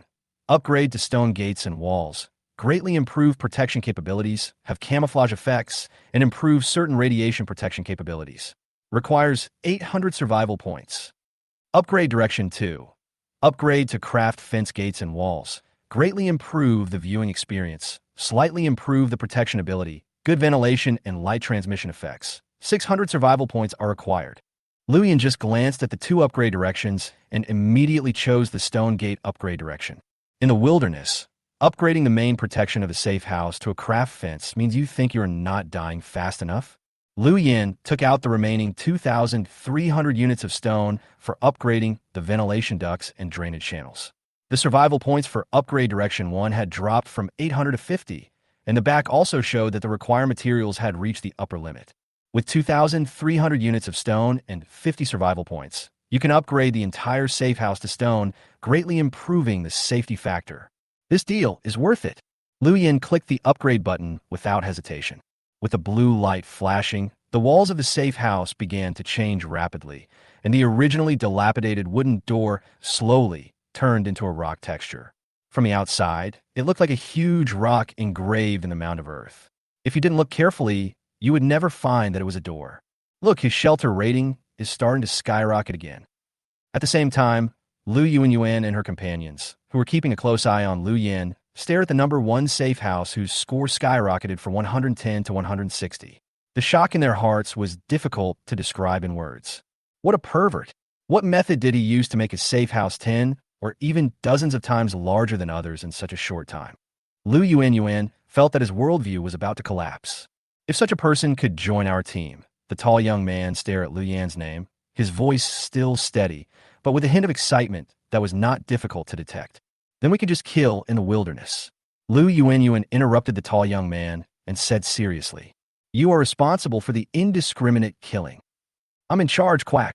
Chapter 29 Upgrade completed. Future development path. Stonewall upgrade successful. Stone gate upgraded successfully.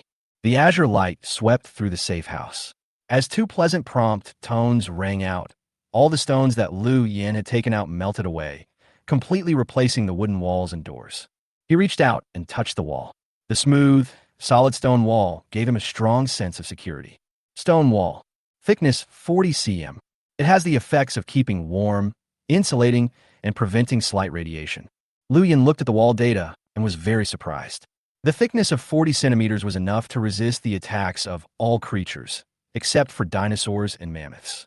If humans wanted to break through a stone wall of this thickness, they would have to use explosives or a crusher. Otherwise, even a machine gun would not be able to penetrate it.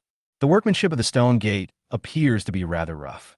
From the outside, it looks like a boulder that has been subjected to long-term wind and rain attacks, with its surface covered with a dense layer of rain pits.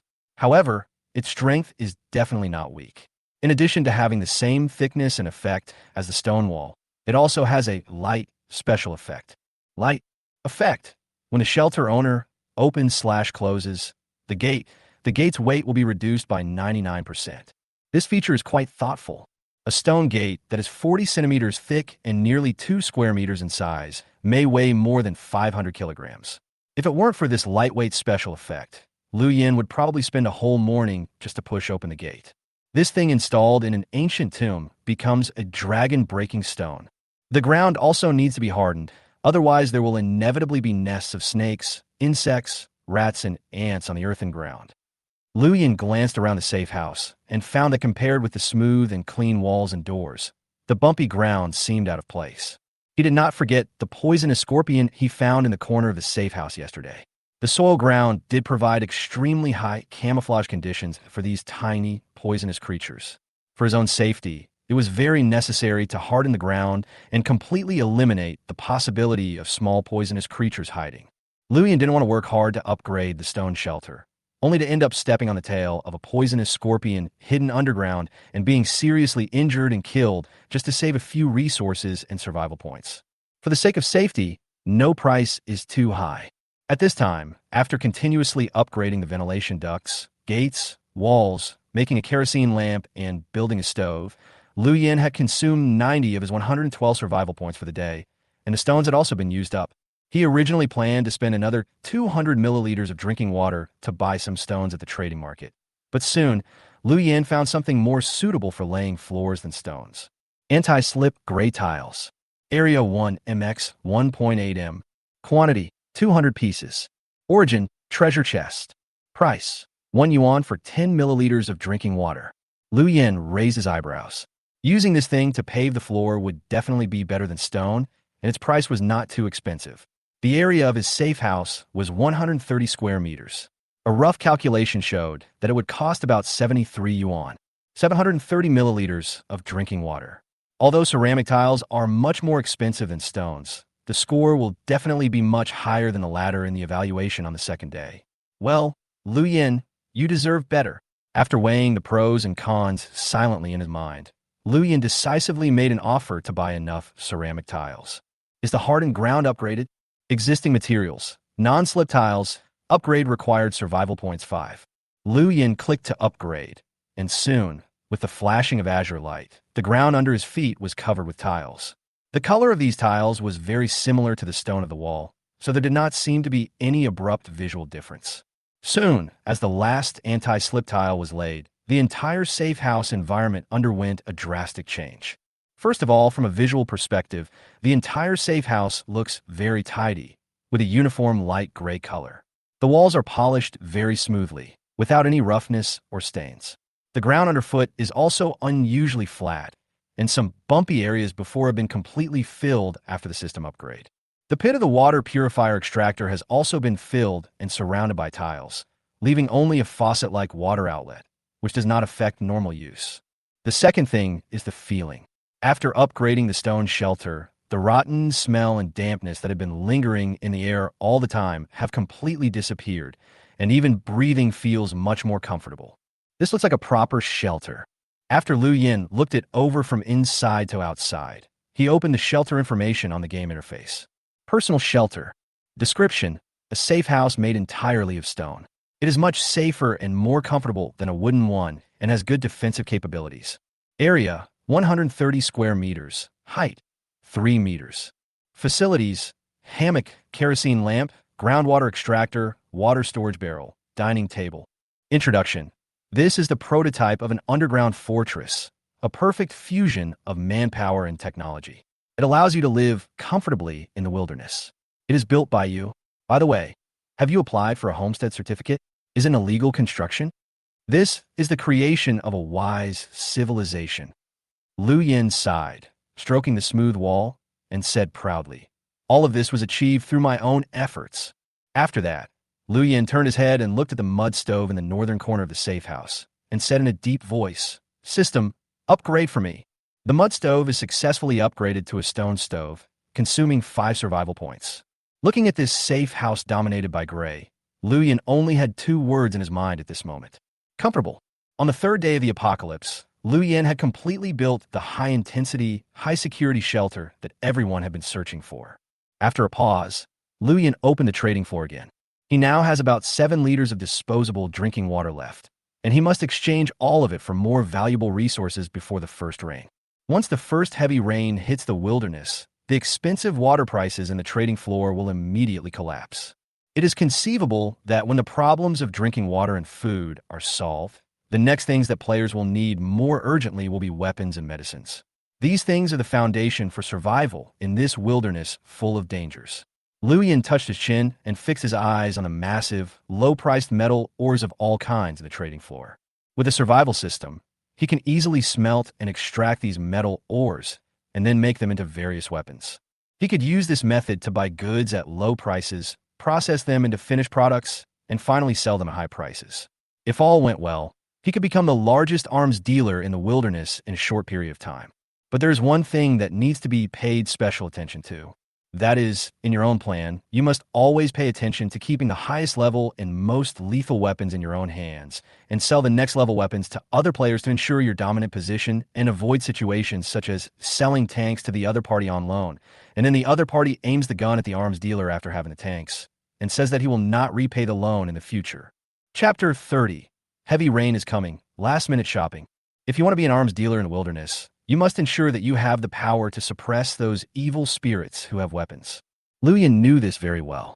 Before he has the ability to manufacture LV2 weapon products, he will not easily sell high-quality bows, spears, and other cold weapons among the LV1 weapon products. He opened the weapon manufacturing page. So far, Liu Yan's weapon manufacturing proficiency is LV1, 7/30ths, and there is still a gap of 23 proficiency points from upgrading to LV2. It means that he needs to manufacture 8 more sophisticated weapons to meet the upgrade conditions. It's no problem to manufacture level 1 sophisticated weapons, but level 2 weapons such as flintlock rifles and muskets require much more materials than level 1 weapons, and the quality requirements are also much better. Just a gun barrel requires customization of extremely high-strength steel. There are also materials for making black powder and flint for igniting gunpowder. These things are rarely seen in the trading market at present. If I upgrade to level 2 weapon crafting proficiency now, I may face the dilemma of having the ability to craft advanced weapons but not having the materials. Liu Yan analyzed his current situation very accurately.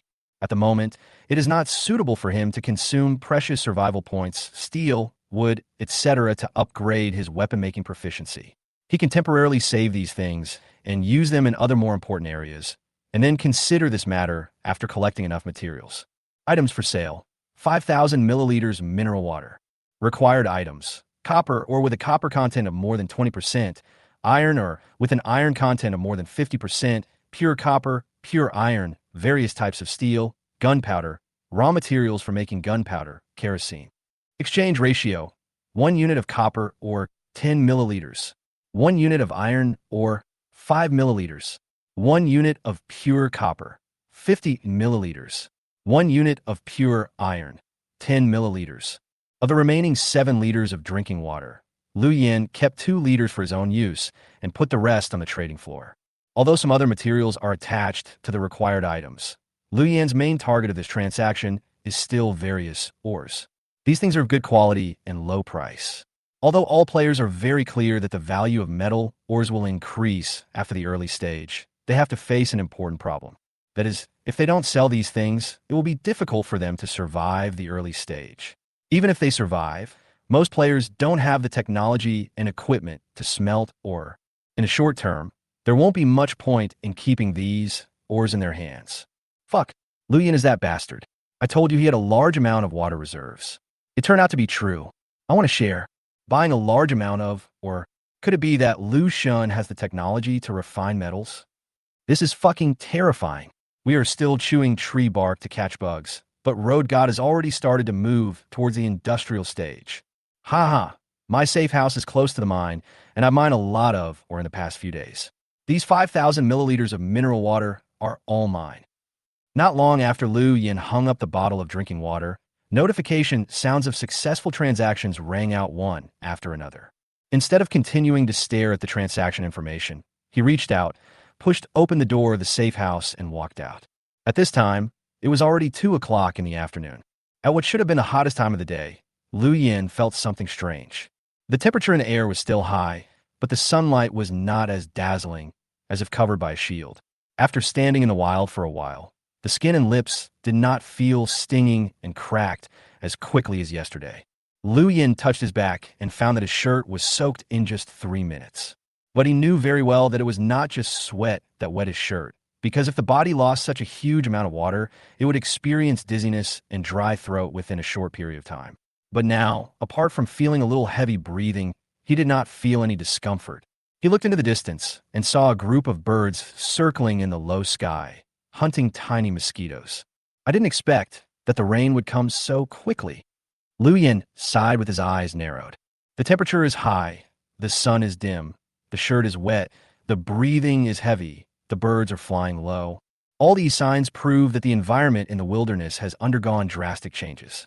The moisture in the air has increased, The high temperature and drought of nearly 3 days is about to recede, and a heavy rain is about to come.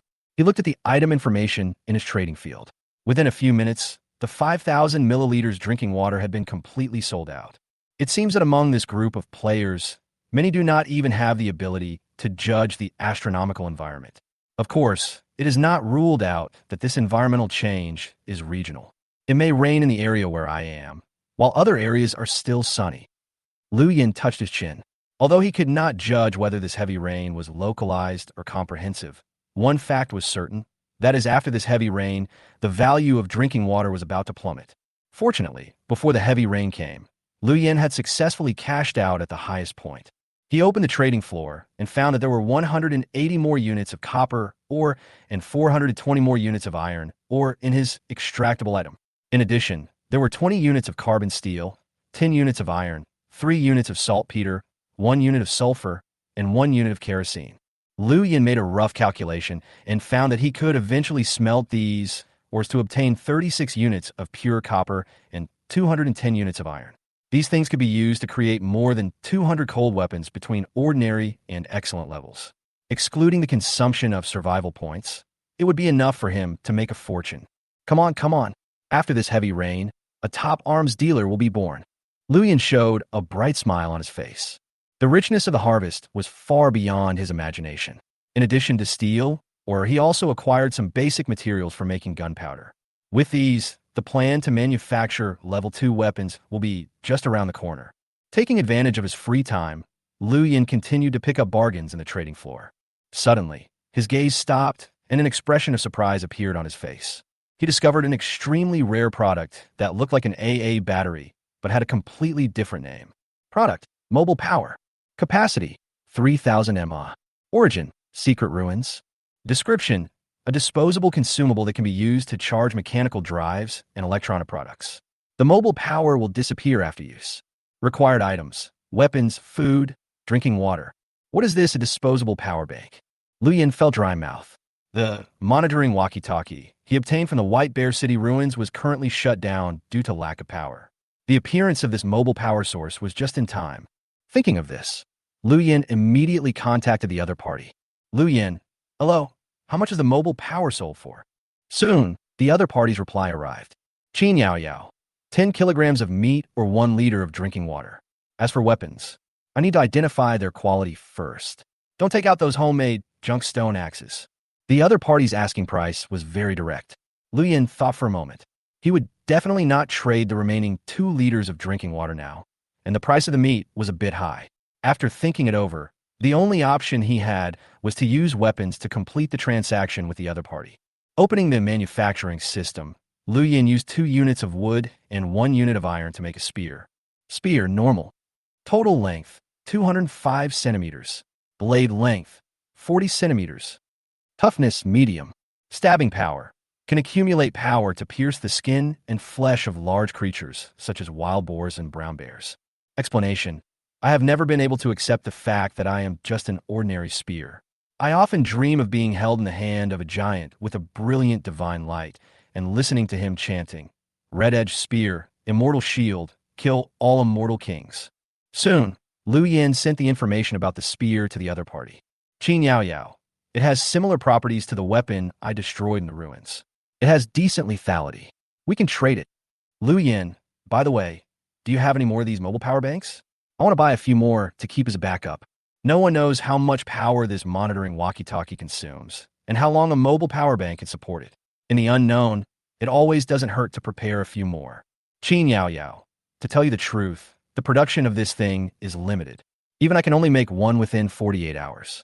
If I hadn't suffered heavy losses in the ruins, I wouldn't have taken it out for trading. Qin Yao Yao's words immediately aroused Liu Yin's association. He speculated that the other party might have obtained a small device in the ruins that could produce this kind of mobile electricity, and each time it was produced, it would enter a 48-hour cooling period.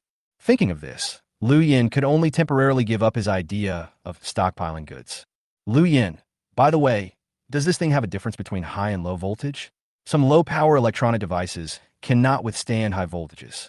I see that there is no specific data displayed on it. How can I tell the difference? Qin Yao Yao: haha, You've asked the right person about this. My former teacher was an electrical engineer. I studied with him for 7 years, and I've learned a lot about electricity. It's no exaggeration to say that if I want to know the voltage of something, I can just touch it, and I'll know everything. Qin Yao Yao. If you feel a tingling sensation when you touch it, it's 220V. If you hear a bang when you touch it, it's 380V. If you hear a crackling sound before you touch it, it's high voltage. Lu Yan's expression was stiff. You really are a little genius. Determine the voltage by feeling it with your hands. The electrical engineer who taught you this trick must be straight in this life, right?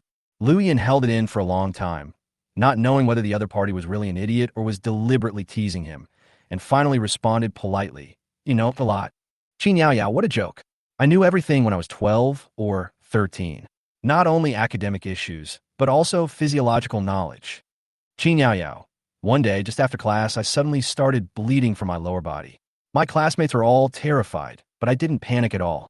I spent a long time explaining to them what menstruation is and gave them some popular science on the spot. My classmates suddenly understood and admired me very much. Qin Yao Yao. If the teacher hadn't yelled like a madman that boys don't have menstrual periods and forcibly took me to the infirmary, I might have died in the classroom that day. Chapter 31 Heavy Rain, Great Disaster. Looking at Qin Yao Yao's speech, Lu Yan fell in a deep thought. When a person's words and actions are just the right amount of stupid, so that you can't tell if he's being funny or serious. Lu Yan resisted the urge to say hello to the other party's family and patiently exchanged a few more words with Qin Yao Yao. After confirming that this mobile power would not damage electronic equipment due to high or low voltage, he quickly completed the transaction with the other party and ended the conversation. He was afraid that if he continued to communicate with the other party, his brain would become a little abnormal. You lose your spear, normal. You get mobile power, 3,000 milliamp hours. As the light flashed, an object similar to an AA battery appeared in Lu Yan's hand. He took out the monitoring intercom, and the words rechargeable were immediately displayed above the mobile power. Gently touch the two together, and a weak electric arc instantly rushes into the intercom body, and the indicator light on the body, which has been dim, begins to flash. About 5 minutes later, the mobile phone's power was exhausted, and the monitoring radio's power level reached 97%. Monitoring intercom. Battery power. 97%. Sustainable working for 10 days. 10 days. Its standby time exceeded Lu Yan's expectations. 10 days was enough for Lu Yan to accumulate his strength to a higher level. Perhaps after 10 days, he would have his own equipment that could generate electricity independently and would not need to continue purchasing electricity from the trading floor. Scanning for advantages and disadvantages. No resources/danger found within 500 meters. Night fell. Lu Yan stood at the door of the safe house and used his last talent skill of the day. As the afternoon progressed, the humidity in the air became higher and higher. The sky was covered by a thick layer of dark clouds. Tiny lightning snakes were rolling in the clouds, and the cold wind from afar was blowing across the wilderness. The wilderness was very quiet tonight. The birds huddled in the shade of the trees, and the beasts did not roam around. These wild beasts are more sensitive to celestial phenomena than humans. They predicted early on that a heavy rain was about to come, so they looked for hiding places early. A hint of purple moonlight shone through the dark clouds, looking extremely strange. Lu Yan came to the drainage ditch with a torch in hand and cleaned up all the loose oil and fallen leaves blown in by the wind before returning to the shelter. This afternoon, he took off the wolf skin that had been dried in the sun for dozens of hours. Although it had undergone simple tanning, it was still a little hard. Lu Yan sat in the safe house this afternoon and used his hand to hold wood ash and rub it soft bit by bit and washed away all the stains and parasite eggs in the gaps between the wolf skin. After doing all this, Lu Yan spread the wolf skin, which had become soft and odorless, on the hammock. It's already a decent blanket. Lu Yan opened the trading floor again and found that the price of drinking water had dropped drastically. It seemed that this heavy rain was not just a regional rain, but covered the entire wilderness of East Continent. Damn it, this is so unlucky. I just bought a liter of water at a high price at the market this morning, but now it's evening and it looks like it's going to rain heavily. Finally, I've made it to this day. I'm almost dying of thirst. This damn game finally didn't kill all of us. Many people in the World Channel are partying and are excited about the coming heavy rain. Time passes by little. The dark clouds were getting lower and lower. The world seemed to have become completely quiet. The purple moonlight gradually disappeared into the dark clouds. Suddenly, a very slight voice was heard. Tick, tick. It's like the sound of the second hand of a clock ticking. Then, the sparse and slight sound quickly became dense and violet. A rain curtain appeared between heaven and earth. Water. Ha ha. It's raining. To hell with the high prices of drinking water at the exchange. The drinking water problem has been solved. I no longer need to keep watching Liu Yin to see when he will put drinking water on the shelves. Unfollow him. Amid the heavy rain, ecstatic cheers were heard from countless shelters in the wilderness. Many people rushed out of their safe houses and used any containers they could find to collect water. Some people simply took off their clothes and stood in the heavy rain, enjoying the gentle touch of the rain. Boom! A purple lightning twisted and fell from the sky, illuminating the crazy expressions of countless people on the earth. Heavy rain came, and the dry earth once again received the sweet rain, and all things came back to life. It seems that everything is moving in the right direction. But suddenly, a shrill roar was heard in the wilderness. It hurts. It hurts so much. My skin is rotten. What's going on? A player who was wiping his body in the heavy rain, using the rain to wash away the dust of the past few days, suddenly found that when he rubbed his palms lightly on his body, a large piece of bloody flesh was peeled off. Not only him, but many players who were bathing in the heavy rain at this moment felt a severe burning pain in the parts of their bodies that were wet by the rain. At this time, lightning flashed across the sky again. With the help of this light, they saw that their skin had been corroded into charred holes, and even the flesh on some parts of their bodies was rotten, revealing the eerie, white bones inside. There is something wrong with this rain. This is strong acid rain. Finally, someone spoke out in despair on the World Channel. Everyone be careful. This strong acid rain will corrode the human body in a short period of time and endanger life. Those who haven't left the shelter yet must not go out. This damn thing. Its corrosive effect is only effective on living things. My safe house is in the woods, and the trees and land are not affected at all. No wonder the beasts in the wilderness are so quiet tonight. Game Maker, fuck you. Do you really have to kill all of us? I just drank a few sips of rainwater, and now I feel like my entire abdomen is burning. It hurts so much. Who can save me? The dramatic reversal happened in just a few seconds. Everyone thought that this heavy rain would bring new vitality to the wilderness, but no one expected that it would bring the most desperate destruction. The strong acid rain not only affects the players who are bathed in the rain, but also causes huge damage to some safe houses. Don't think that everything will be fine if you hide in a safe house. As the rainfall increased, the wind howled across the land, and water had already seeped into the roofs, door frames, and window gaps of some dilapidated ground shelters. The situation is even worse in some underground safe houses that are located at lower terrains. Streams of water are constantly pouring in, forming puddles on the ground. This horrible acid rain brought a disaster to the players that was more severe and direct than the thirst and hunger of the previous few days. Inside the safe house, Liu Yin held up a kerosene lamp and conducted a very careful check in the vents and gaps at the front door. He was relieved only after making sure that there were no signs of rainwater backflow. This heavy rain turned out to be strong acid rain. Fortunately, I didn't go out just now. Liu Yin looked at the comments in the World Channel and couldn't help feeling a little scared. In fact, he had planned to collect some rainwater for washing and wiping, but out of caution, and because he had never forgotten the prompts about disasters in the wilderness given by the game system on the first day he came there, acid rain was the first one to appear. So Liu Yin was more cautious and did not dare to leave the safe house as soon as the heavy rain came. Being cautious can save lives. At this time, in the wilderness outside, the wind was howling, the temperature was dropping sharply, and acid rain was pouring. Most players were screaming in despair in the acid rain and shivering in the dark and cold safe houses. Liu Yin was lying on a hammock covered with thick wolf skin. The kerosene lamp emitted a soft yellow light, illuminating the entire safe house. A blazing fire was burning in the stove in the corner. Hot steam was coming out of the stainless steel pot, and the aroma of meat was wafting out from the gap in the pot lid. Warm, safe, bright, and with plenty of food and water. Compared with the outside world, here is like two different worlds. It was not until this moment that Liu Yin truly realized that any price he had paid to build the safe house was worth it. If I could have another bottle of ergotin now, and someone else to keep me company and relieve my boredom. Lu Yan's mouth curled up, and he began to imagine what life would be like after Lu Xiaoyu came into this world. It would surely be very interesting. Different from Lu Yan's leisurely and comfortable life, the entire world chat channel was in an uproar at this moment, filled with a strong smell of despair and destruction. My skin has been corroded. Kill me. Kill me. I can't stand it. Almighty Lord, your faithful followers will soon come to see you. I hate it. Why did I put up an underground shelter in the first place? Why did I choose to back down in the face of the difficulties in building a shelter and not dig drainage canals? Now I can only watch my home being flooded. Don't you need hands to dig drainage ditches? Oh my God, my hands are gone. Damn acid rain. Chapter 32. Miserable and desperate. Acid rain refers to rain, snow, or other forms of precipitation with a pH value of less than 5.6.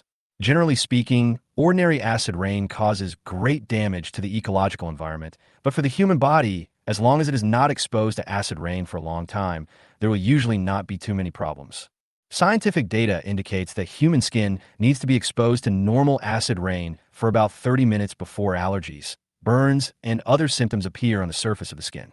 If you're only drenched for a dozen seconds, you only need to wipe the rain off your body, and you will not suffer any harm. But obviously, the acid rain that fell in the wilderness at this time was completely different from what everyone knew. These raindrops were like undiluted sulfuric acid, which was extremely corrosive. Every drop that fell on the skin would burn a rotten hole in the skin and flesh within a dozen seconds. And once you were soaked by the rain, that's basically a death sentence. And most importantly, this acid rain has no effect on trees at all. It seems like it was specially developed for the game to target creatures in the wilderness. The dense raindrops hit the ground, and the howling wind sounded like the mocking laughter of a hideous demon. It was laughing at the players in the wilderness who took the deadly acid rain as life-saving rain. It was excited because it saw the faces of these players, which were full of hope and joy, turn into extremely desperate in just a dozen seconds and be enveloped in the despair of falling from heaven to hell. The entire world chat channel was filled with desperate calls for help and crazy curses. And the number representing the number of survivors in the upper left corner of the game interface dropped all the way from 5886 to below 3,000 in just 3 minutes after the acid rain came. 2,986, 2,864, 2,756. Almost every 10 or so seconds, the number of survivors would refresh and jump, and some player avatars in the world chat channel would turn permanently gray. Such a death rate is too horrible. According to this trend, if this heavy rain continues for more than 3 hours, I'm afraid that 99% of the players in the entire wilderness will be eliminated. Lu Yan looked at the constantly jumping number of survivors and became a little anxious. Lu Yan doesn't care about the lives of other players, but the problem is if too many players die, resulting in a shortage of people in the wilderness, who should Lu Yan reap the leaks? Although the fewer people there are in the wilderness, the more resources each surviving player can obtain. But if one person wants to collect all the supplies in the entire wilderness, how long will it take, and how much work will it take? By using profits to drive other players to pay for his products and letting many players work for him, the resources he can obtain in one day may be more than what Lu Yan collects in a month. So, there can't be too many people in the wilderness, but there can't be no people either. However, according to this trend, the number of survivors tonight may fall below 1,000. Although Lu Yan was somewhat anxious about his future development, on a stormy night of destruction, being able to stay in a safe house peacefully to eat meat and sleep was already the limit of his ability. As for changing the weather to save other players, this is something that at least requires a Yuanying stage expert to accomplish. Forget it. Let nature take its course. Anyway, even if all the first batch of players die except me, there will be a second batch of players in more than 20 days. The worst that can happen is that the time for harvesting leeks will be delayed. Lu Yan adjusted his mentality, stretched, and jumped off the hammock. The meat in the pot has been stewed, and the whole safe house is filled with a warm and lingering fragrance. A shrill whistling sound came from the vent. The cold wind in the wilderness seemed to be getting stronger. The 20th minute of acid rain. The number of survivors has dropped to 1,893. A flash of lightning struck, illuminating the earth with a bright light. On the ground, some eerie skeletons lay in puddles and mud pits.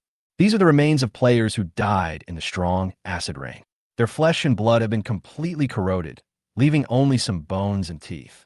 These skeletons still maintained the posture of painful struggle before death.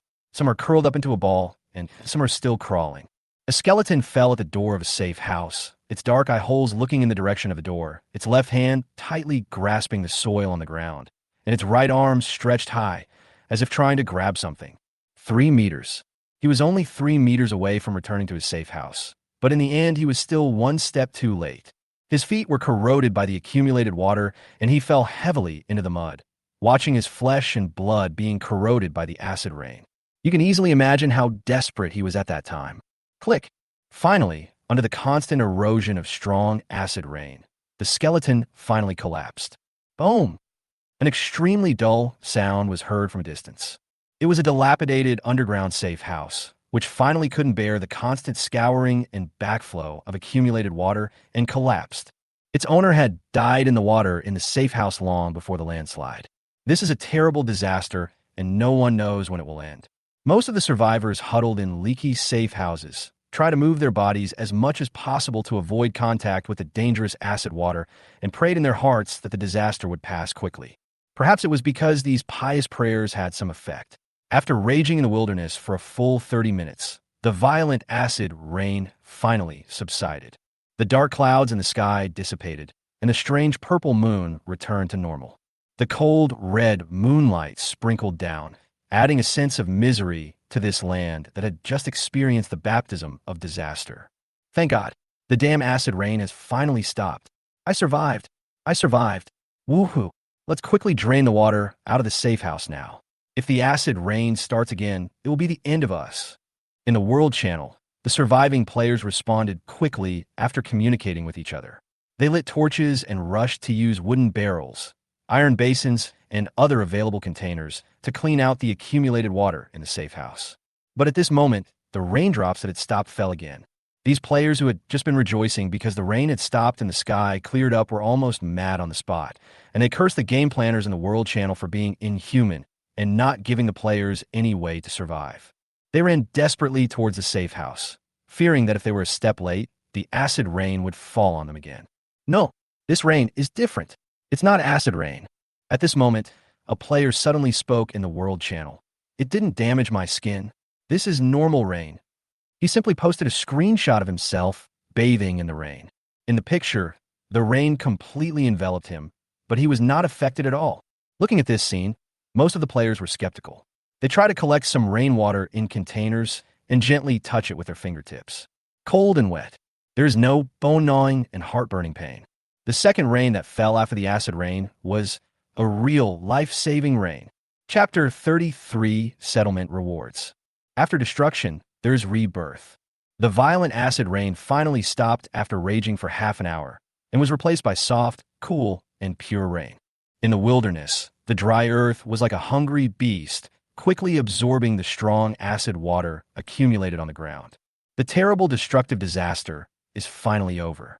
The players who survived the acid rain rushed out of the safe house, scooped the rainwater into their mouths with their hands, and knelt in the rain and cried loudly, feeling sad for those dead players, but also excited for themselves to be able to start a new life.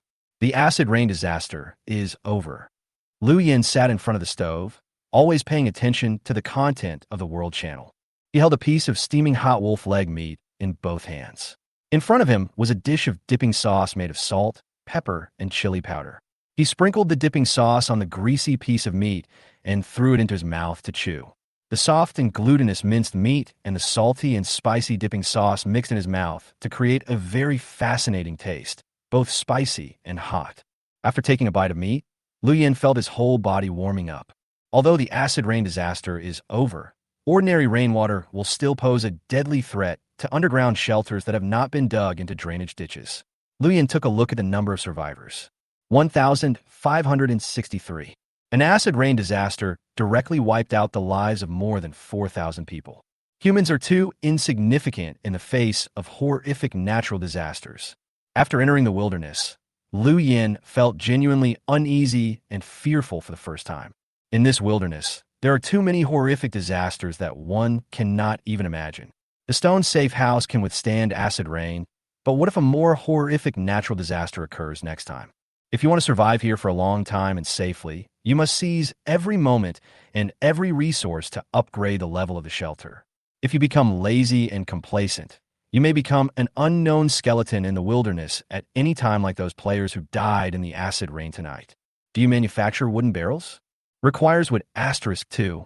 Luyan ate a large bowl of stewed wolf meat in big mouthfuls, then quickly opened the manufacturing system to make 5 10-liter wooden barrels. Although he currently has no shortage of drinking water, the water in the extractor cannot meet the needs of washing and cleaning at the same time, so it is still necessary to store some rainwater. Pushing open the door of the safe house, Lu Yin saw in the light of the torch that a small turbulence had formed in the drainage ditch at the entrance. The water level in the ditch was about 30 centimeters, which was still a long way from the overflowing height of 80 centimeters. Lu Yin put the wooden barrel at the door. He looked up and saw the red moon in the sky, his eyebrows slightly raised. Before the acid rain came, the moon in the sky turned purple, and now that the acid rain has stopped, the moon has turned red again. Is there any connection between them? Lu Yin touched his chin and thought, is the purple moon a precursor to the coming of acid rain? No one could answer Lu Yan's question, not even himself. In fact, what is most frightening in the wilderness is not the numerous disasters, but the unknown. For players, this is a brand new world, which is very different from the one they lived in before.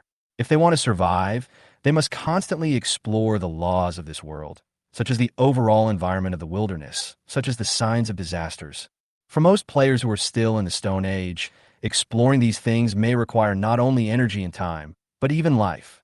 Lu Yin used a burnt wooden stick to carefully write words about acid rain and purple moon in the corner of the wall. If conditions permit, he plans to write a wilderness survival diary to completely record what he saw and heard in the wilderness and the disaster rules he discovered. This thing is an extremely valuable treasure for the players who will release it later. With a little hype, it can be sold at a very high price. The rain came in heavy torrents, and soon all the barrels were filled with rainwater. Lu Yin carried them to the stove and closed the door again. A strong sense of sleepiness came over me. Since entering the wilderness, today was the day with the heaviest workload and the most experiences he had. At this moment, his body was exhausted to the limit. He turned on the monitoring intercom, blew out the kerosene lamp, closed the sealed window of the vent, and Lu Yin fell headfirst into the hammock and fell into a deep sleep. Last month calendar, January 4. You have modified the ventilation system of the safe house and reinforced its security system. Survival points, plus 30. You increased the lighting system in the safe house, even though it's just a kerosene lamp. Survival points, plus 5.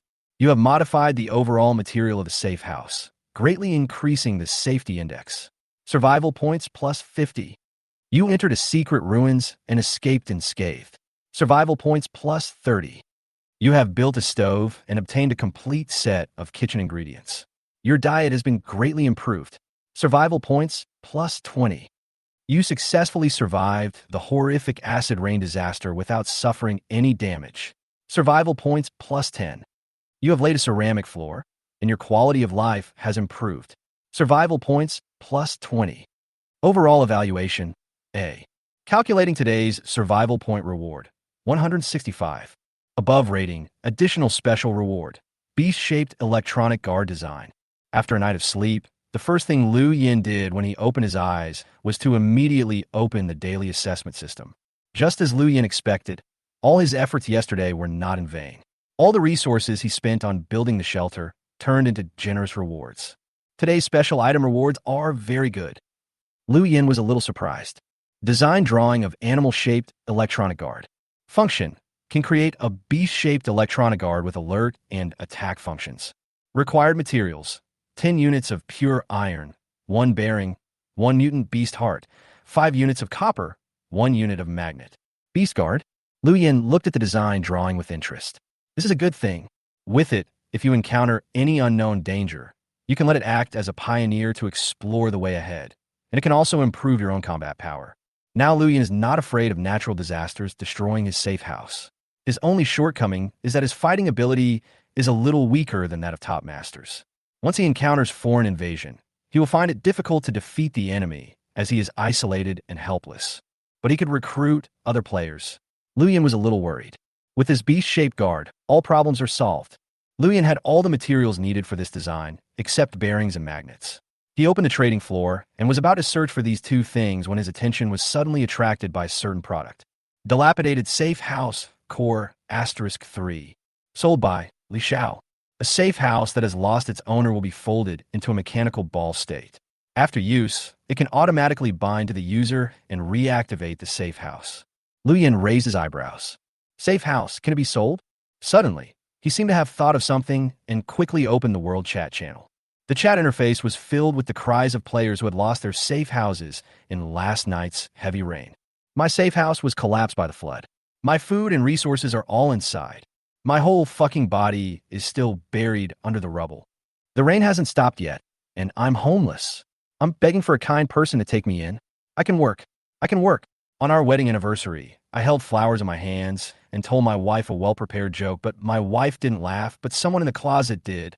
When I got to middle age, my wife cheated on me, my brothers turned against me, my daughter looked down on me, and my mother-in-law insulted me. My family betrayed me. My friends were greedy. My boss was ruthless, and countless hands pushed me into the abyss of despair. I hate and I am angry. I swear to make everyone who hurt me receive the punishment they deserve.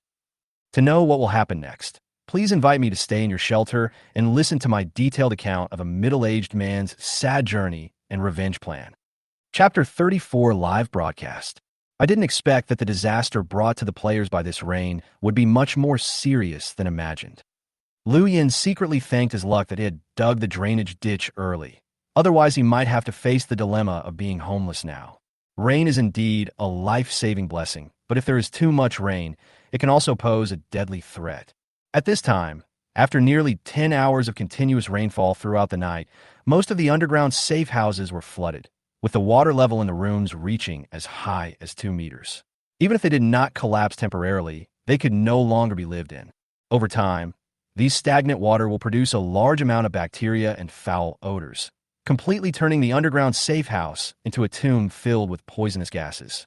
There are still 1,482 surviving players, but there are probably only about 300 to 400 safe houses that have not been affected by the heavy rain.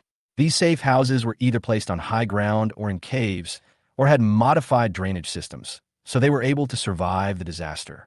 According to Lu Yan's speculation, there are at least several hundred players living in flooded and shaky safe houses, and several hundred more players are homeless and wandering in the wilderness in the heavy rain. As for the safe house core, sold in the trading market, it is very likely that it is the legacy of some players who died in acid rain and was discovered by the player with the ID Li Xiao while wandering in the wilderness. It is now being sold, and its target group is naturally those players who have lost their safe houses and are homeless. But if you think about it a little, you will know the quality of these safe houses for sale. They are most likely inferior goods that have been soaked in water and are almost collapsed. Hey, when will this suffering end? My safe house was located on a high ground, and I barely made it through last night's heavy rain. However, a player from the United States next to my base was not so lucky. I saw with my own eyes that his underground safe house collapsed. He tried desperately to climb out, but was pushed back by the accumulated water and mud. He was buried alive in the ruins within seconds. How can you be so cold-blooded? You watch your own kind die without offering a helping hand. Oh, it turned out to be a beautiful Chinese. Did he scream miserably before he died? It's already this time. Stop joking like this, okay? Some people who have lost their safe houses have started to band together to form a gang of thieves to commit crimes. Everyone, be careful and don't let these beasts target you. In this chaotic world without rules and laws, violence is the dominant force. All those who have lost their safe houses, unite. We will form the largest bandit group in the wilderness. What we have lost, we will take more from others. Lu Yin stared silently at the comments in the chat channel. It seemed that the situation was more serious than he had imagined. After losing the safe house, these players have completely abandoned their last bottom line, and their humanity has been completely lost. It seems that starting from today, there will be chaos in the wilderness. We need to create the beast guards as soon as possible, and add some traps outside the safe house. Lu Yin thought so. He opened the stone door and looked outside. The sky was still extremely gloomy. The rain was a little lighter than last night, but there was no sign of stopping. In the heavy rain, Lu Yin walked around the safe house with a shovel and came to the ventilation vent. The weeds and dead branches used for camouflage had become scattered by the strong wind last night. Lu Yin tidied them up and started digging a hole in front of the ventilation vent.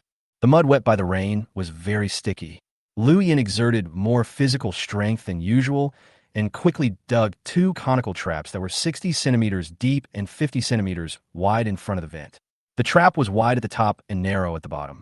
Once a person stepped into it, they would immediately slide to the center of the conical trap due to the curvature of the trap and the stickiness of the soil wall. Lu Yin carefully took out two dark sharp claws from his pocket. These were the poisonous claws he had cut off from the mutant lynx. Then, Lu Yin used iron ore to upgrade the trap extremely luxuriously, fixed the claws in the center of the bottom of the conical trap, and took some weeds and dead branches and leaves to cover the top of the trap. The accumulated water quickly submerged the trap, and the dead branches and leaves floating on the water completely concealed the traces of the trap. From the outside, it looked no different from ordinary land. At present, the door of Lu Yan's safe house is very strong. If they encounter enemies, it is not realistic for them to invade from the front, and a ventilation hole is the only weak point, so it is necessary to set the trap here. After setting up two simple traps, Lu Yin quickly returned to the safe house, took off his clothes that were wet by the rain, and put them in front of the lit stove to dry. At the same time, he discovered that there was a new function in the system's function interface: live streaming. He clicked it out of curiosity and found that it was like a live broadcast platform from the civilized era, with 11 live broadcast channels evenly arranged on one page. Ranked third on the shelter rankings, the great anchor personally explains the safe house design. The Huaxia Alliance is recruiting homeless players. Technical personnel are given priority, and people from Yinxia countries are given priority. Food and lodging are provided for disaster victims. How to build an advanced shelter with both offensive and defensive capabilities. Recruiting new members for the wilderness hunters. There are 12 live broadcast rooms in total, 11 of which are themed on how to construct, build, and develop shelters. The host shelter ranking is also posted behind the live broadcast room. Only the top 20 players on the leaderboard are eligible to start live streaming. Lu Yin took a look and quickly discovered how the live streaming permission was obtained. These anchors were all ranked very high, and the China Wilderness Alliance shelter was ranked second in the entire wilderness. However, the other party's actions were indeed somewhat beyond Lu Yan's expectations. Recruiting disaster victims from the Huaxia Federation, no restrictions, and providing food and lodging. This anchor is very brave to post such a recruitment message under the current circumstances. After entering the live broadcast room, there were a large number of barges of comments below. I am a disaster victim from the Huaxia Federation. I would like to apply to join the Grand Alliance shelter. My profession is carpentry. I can make furniture and tools. I am strong and can do manual labor. If I could join the Major League shelter, I would donate all the resources I have. All I have is a pair of overalls and a basketball. The one above, I really can't help but say this. You survive in the wilderness like Kai Shukuan. Alpaca. How come everything involves my Kuan? As a Kuan, I'm really numb. Explanations are useless, and reasoning is useless. All I get when I refute is a bunch of emoticons. No one will stand on my side. This world is full of malice. How did Kuan offend you? Why do you treat him like this? I hope Kuan will leave this world full of malice as soon as possible. Lu Yin looked at the dazzling barrage of comments, and suddenly, his private chat messages started to pop up. After opening it, Lu Yin raised his eyebrows in surprise. The person who sent him a private message was the anchor of the Major League live broadcast room in front of him. Mu Qianqian. Hello, Lu Shun. Welcome to my live broadcast room. Mu Qianqian. You are the owner of the #1 shelter on the list. Are you willing to join me in providing shelter for the victims who have lost their homes? Chapter 35: Conflict of Concepts. Looking at the private message sent by the female anchor, Lu Yin was stunned for a moment. Since entering the wilderness, he had not paid attention to the information on the rankings. He did not expect that his shelter was already ranked first. But then, Lu Yin politely replied, "Sorry, I don't have this plan for the time being. If the shelter wants to develop and expand, it is definitely necessary to increase the number of people in the labor force, but Lu Yin feels that now is not a good time. The food and water resources he had were not enough to provide shelter for the victims. Most importantly, Lu Yin doesn't trust others. After receiving Lu Yan's rejection, Mu Qianqian didn't seem to want to give up. She continued to reply, Lu Shun, many of the victims are compatriots of the Huaxia Federation. Since we all bleed the same blood and came to this strange world together, We should naturally help each other and overcome the difficulties together. If you are willing to lend a hand at this time, everyone will be grateful to you, and they will repay you for your actions after the disaster. Disaster victims are also a labor force and will play a big role in the future development and expansion of the shelter. Lu Yin frowned. His philosophy was different from Mu Qianqian's. He didn't want to get entangled with the other party, but the other party seemed very stubborn and kept sending him private messages. The heavy rain outside the safe house still did not stop. Lu Yin thought for a moment and decided to take advantage of the free time to chat with the other party. Lu Yin, let me tell you a story. After listening to this story, you can decide whether to continue to express your kindness to the world. Mu Qianqian, I'm all ears. Lu Yin, about 3 years ago, a cake shop opened on the street near my home. The owner was very nice and kind. Every day, he would give away the unsold cakes to the residents around him. After a while, everyone knew about it. Mu Qianqian listened patiently, and when she heard Lu Yin pause, she couldn't help but ask, what happened later? Did those who received the cakes start to actively promote this cake shop to their relatives and friends to increase its popularity? Lu Yin, these people did actively promote this shop to others, but the content is not what you think. They spread the word to people around them, saying that the products of this cake shop are not delicious, the hygiene conditions are poor, the service awareness is low, and the boss is a bad character. Mu Qianqian was almost stunned when she heard what Lu Yin said. She couldn't imagine why these people would do such a thing. Shouldn't they be grateful to the shop owner? Mu Qianqian, how is this possible? Why would they do this? Lu Yin, because if we do this, there will be fewer and fewer customers going to the store, and there will be more and more cakes left over every day, so they can always eat more free food. Lu Yin, later, the owner of the cake shop found out about this and canceled the daily free cake giveaways. But those people did not stop and instead started to insult and slander even more. Eventually, the cake shop was forced to close, and the owner lost all his assets and even sold his house to pay off his debts. Mu Qianqian, Lu Yin, it's ridiculous, right? It feels unreal, right? I saw it all happen with my own eyes. This is human nature. Human nature is greedy, unsatisfied, and ungrateful. When you express kindness to others, you may not get the same sincere return. It is more likely that the other party will take it for granted. And when you stop this kindness, the other party will resent you and hate you. After Lu Yin finished speaking, Mu Qianqian fell into a long silence. In fact, Lu Yin didn't want to tell her this, but after entering the live broadcast room, Lu Yin saw everything Mu Qianqian did in person, which moved him a little. Inside Mu Qianqian's live broadcast room, the sky was gloomy and the rain was continuous. In a natural cave in the middle of a mountain wall, there are 3 ground safe houses. In front of the safe houses is a circular, crude drainage ditch. Mu Qianqian, wearing a heavy straw raincoat, braved the biting draft and raindrops drifting in from the cracks in the mountain wall, and held a shovel in her hand, trying her best to clear the drainage ditch that was flooded with mud by the rain. Sweat mixed with rain slid down her clean and beautiful face. At this moment, her expression was full of fatigue. Her white and tender hands tightly grasped the shovel. Blood flowed from her palms along the shovel handle. Her palms were worn out from long hours of work, and she was exhausted both physically and mentally. The safe house was stocked with several jars of rainwater, half a bag of flour, some bacon, and a large number of makeshift beds made of thatch.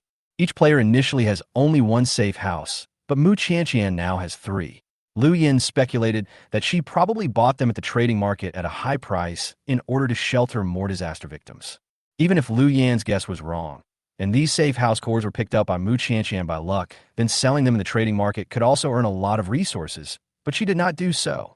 For a woman to be able to build a shelter that ranks second in the apocalypse, you can imagine how much effort she put in. In general, Mu Qianqian is a very kind and hardworking woman. If she were in a civilized society, Lu Yin would be very willing to make friends with her. But this is the end of the world. Kindness is not a compliment. Instead, it is the way to death. Lu Yin didn't hate her.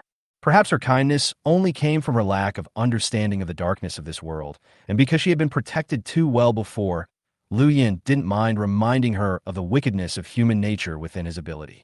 Mu Qianqian, Lu Shun, your thoughts are too extreme. There are always good people in the world.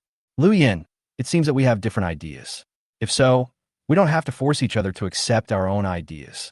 That's all I have to say. Goodbye. Seeing that Mu Qianqian still insisted on her own idea, Lu Yin was too lazy to say anything more to her and directly closed the private chat interface. Before leaving the live broadcast room, Lu Yin saw Mu Qianqian hanging a banner written with white cloth and charcoal outside the safe house. All homeless disaster victims, please send me a private message, and I will tell you the coordinates of the shelter. Together we will overcome the crisis and usher in hope. The question of whether human nature is good or evil has been debated for countless years in history and will continue to be debated in the future. Lu Yin does not deny that there are people in the world who are grateful for favors, but he does not want to gamble his life on other people's character. Disaster victims can be recruited and the labor force can be expanded, but that must be based on a premise. That is, he possesses absolute power to suppress. And even if the recruited disaster victims riot or rebel, he can easily suppress it. She was a very good girl, what a pity. Lu Yin looked at Mu Qianqian in the live broadcast room with some regret, and then turned his gaze to the stove in front of him. Breakfast is almost ready. But at this moment, a noisy electric sound suddenly sounded in the safe house. Lu Yin suddenly looked at the monitoring intercom placed on the wooden table. Brother, hey, look ahead, that's a shelter. A shrill voice came from the intercom. The owner of this voice is like someone who once encountered a group of warm-hearted young men in northern Myanmar and had his kidneys and baskets cut off by them. It is sharp, soft, weak, and powerless, and makes people get goosebumps all over their bodies when they hear it. In the Qing dynasty, he would at least be a chief eunuch. In modern times, he would definitely be a ranger with only one gun. 3 seconds later, another extremely hoarse voice sounded. That's right, it's hidden pretty well. If it weren't for this drainage ditch, I really wouldn't have found it. He actually has the resources to build a stone drainage ditch. Looks like he's a fat sheep. Let's rob him of his resources. Today we brothers can also have some fun. Chapter 36 Counterattack Plan. It's the voice of human beings. Lu Yan's heart was pounding, and all the muscles in his body tensed up in an instant. Upon hearing the familiar human language in this strange wilderness, Lu Yan's first reaction was not ecstasy, but rather uneasiness. You can know their identities from the simple conversation between them. Obviously, this was a bandit gang that hunted its own kind and plundered resources. At this time, they were wandering in the wilderness under the cover of heavy rain, setting their greedy eyes on Lu Yan's shelter. In the apocalypse, humans are humanity's greatest enemy. The appearance of this group of bandits just confirmed what Lu Yan had just said to Mu Qianqian. Human nature is evil. In this wilderness, collecting development resources by yourself is never faster or more direct than robbing others. Without any hesitation, Lu Yan directly activated his Seek Advantage and Avoid Harm talent. The azure light that only he could see spread outward. Soon, a virtual three-dimensional map appeared in front of Lu Yan. He saw 3 scarlet light spots appearing less than 300 meters in front of the safe house. A 1.81 meter tall, 90 kilograms strong man, a butcher by profession, very strong and powerful, with a 60 centimeter long hammer as his weapon, a high threat factor. A man who is 1.65 meters tall and weighs 55 kilograms. He is a cleaner by profession. He is thin and wretched. His weapon is a homemade stone spear.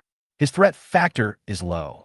A male with a height of 1.75 meters and a weight of 68 kilograms. A professional office worker with average strength and speed. On the surface, his weapon is a wooden spear, but in fact, he has a bag of quicklime in his arms. If you're not careful, you may capsize in the ditch. The threat level is medium. There were 3 enemies in total, and his talent for seeking advantages and avoiding harm enabled him to analyze their heights, weights, weapons, and equipment clearly. Lu Yan fell in a deep thought. Right now, it seems like he has the upper hand in equipment. He possesses a set of light fish scale armor, which can withstand almost any attack from sharp cold weapons. Wearing it, he is like a mobile fortress in the era of cold weapons. But the heavy hammer in the hand of the sturdy butcher has a fatal armor-breaking effect. Blunt weapons are the only cold weapons that armor fears. If you were hit by a hammer in a head-on battle, even if your armor was not damaged, the force would penetrate into your body and shatter your internal organs. My chance of winning a head-on fight against these 3 guys is very low. Lu Yan's brain was working rapidly. He was about 180 centimeters tall. Although he was a little lighter than a strong man, he was full of muscles, and if he faced the opponent head-on, he would definitely not be afraid of any of the 3 men. But there are too many enemies after all. If a direct battle breaks out, The other side will definitely not be stupid enough to be like the Calabash brothers saving their grandfather. They will definitely rush forward and hack Lu Yin to death with their swords. We can't just sit there and wait for death.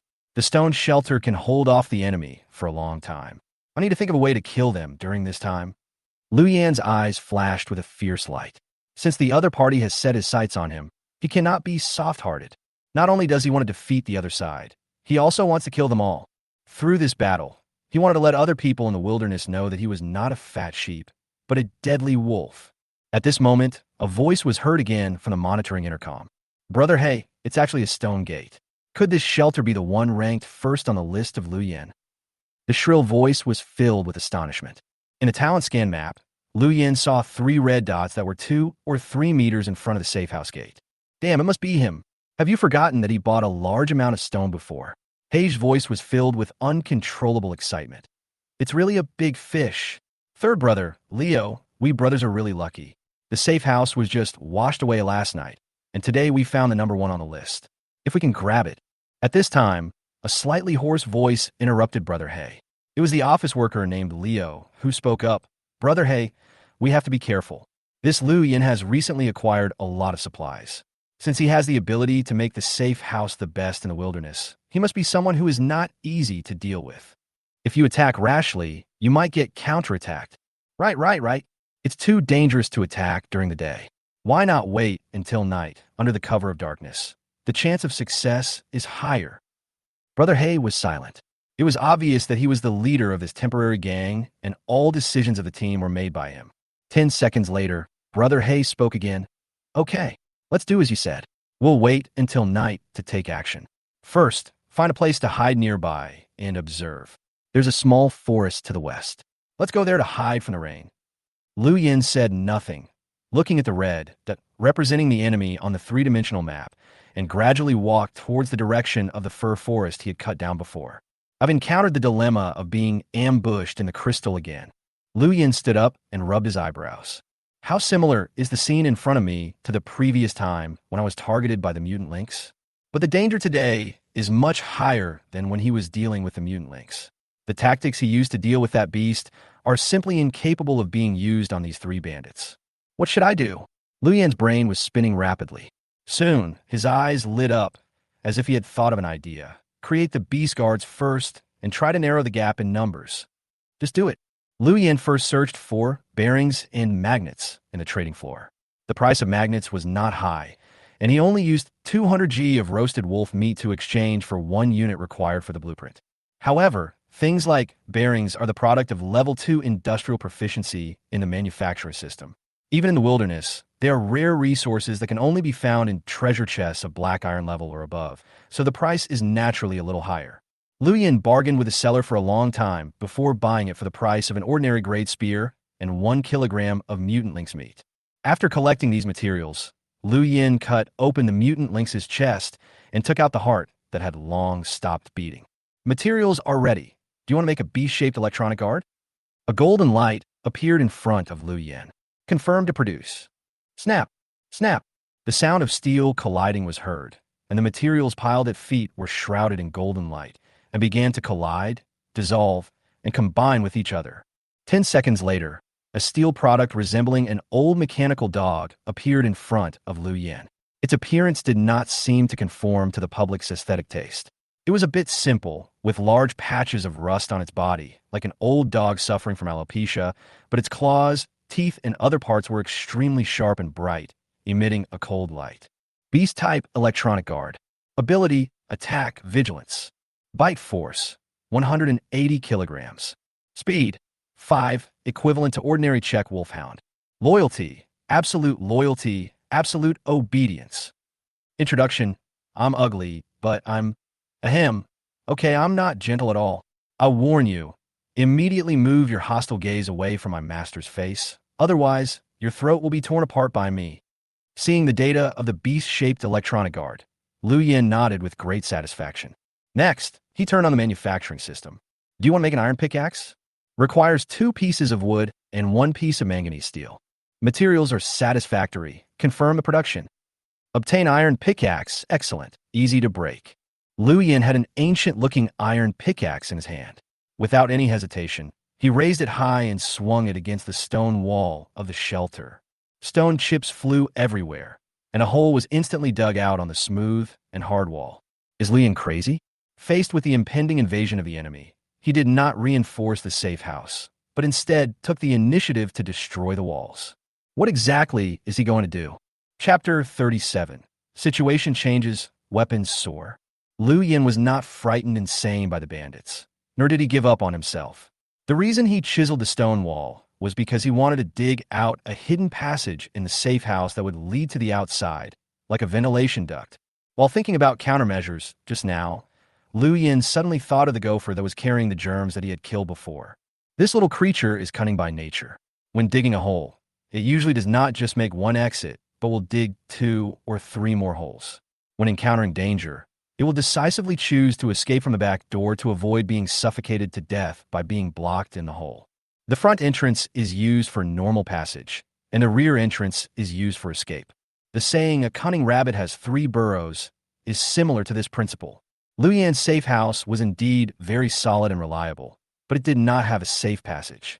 Once surrounded, even if the enemy could not break through the solid stone wall for the time being, they could just pour water or smoke into it, and Lu Yin, who had no way to retreat, would be suffocated to death inside. And most importantly, if Lu Yin wanted to fight the other party head-on, he would probably be pounced on by the bandits who were waiting there long ago if he went out through the main gate. He needed a hidden passage to avoid the sight of these gangsters and leave the safe house quietly. It would be best if he could get behind these guys and kill them with one blow. In fact, Lu Yin should have thought of this when he was expanding the ventilation ducts and strengthening the stone shelter. But due to his lack of consideration at the time, he now has to expend more physical strength to dig a life passage than before, and he needs to break down the solidified walls, which is a waste of a lot of resources. But people can't be perfect and think through everything.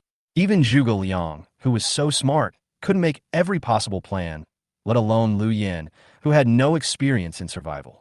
Being able to carve out a life passage by thinking about the hole dug by a mole is considered a quick reaction. People always have to learn through practice. Without taking a few detours and making a few mistakes, it cannot truly grow up.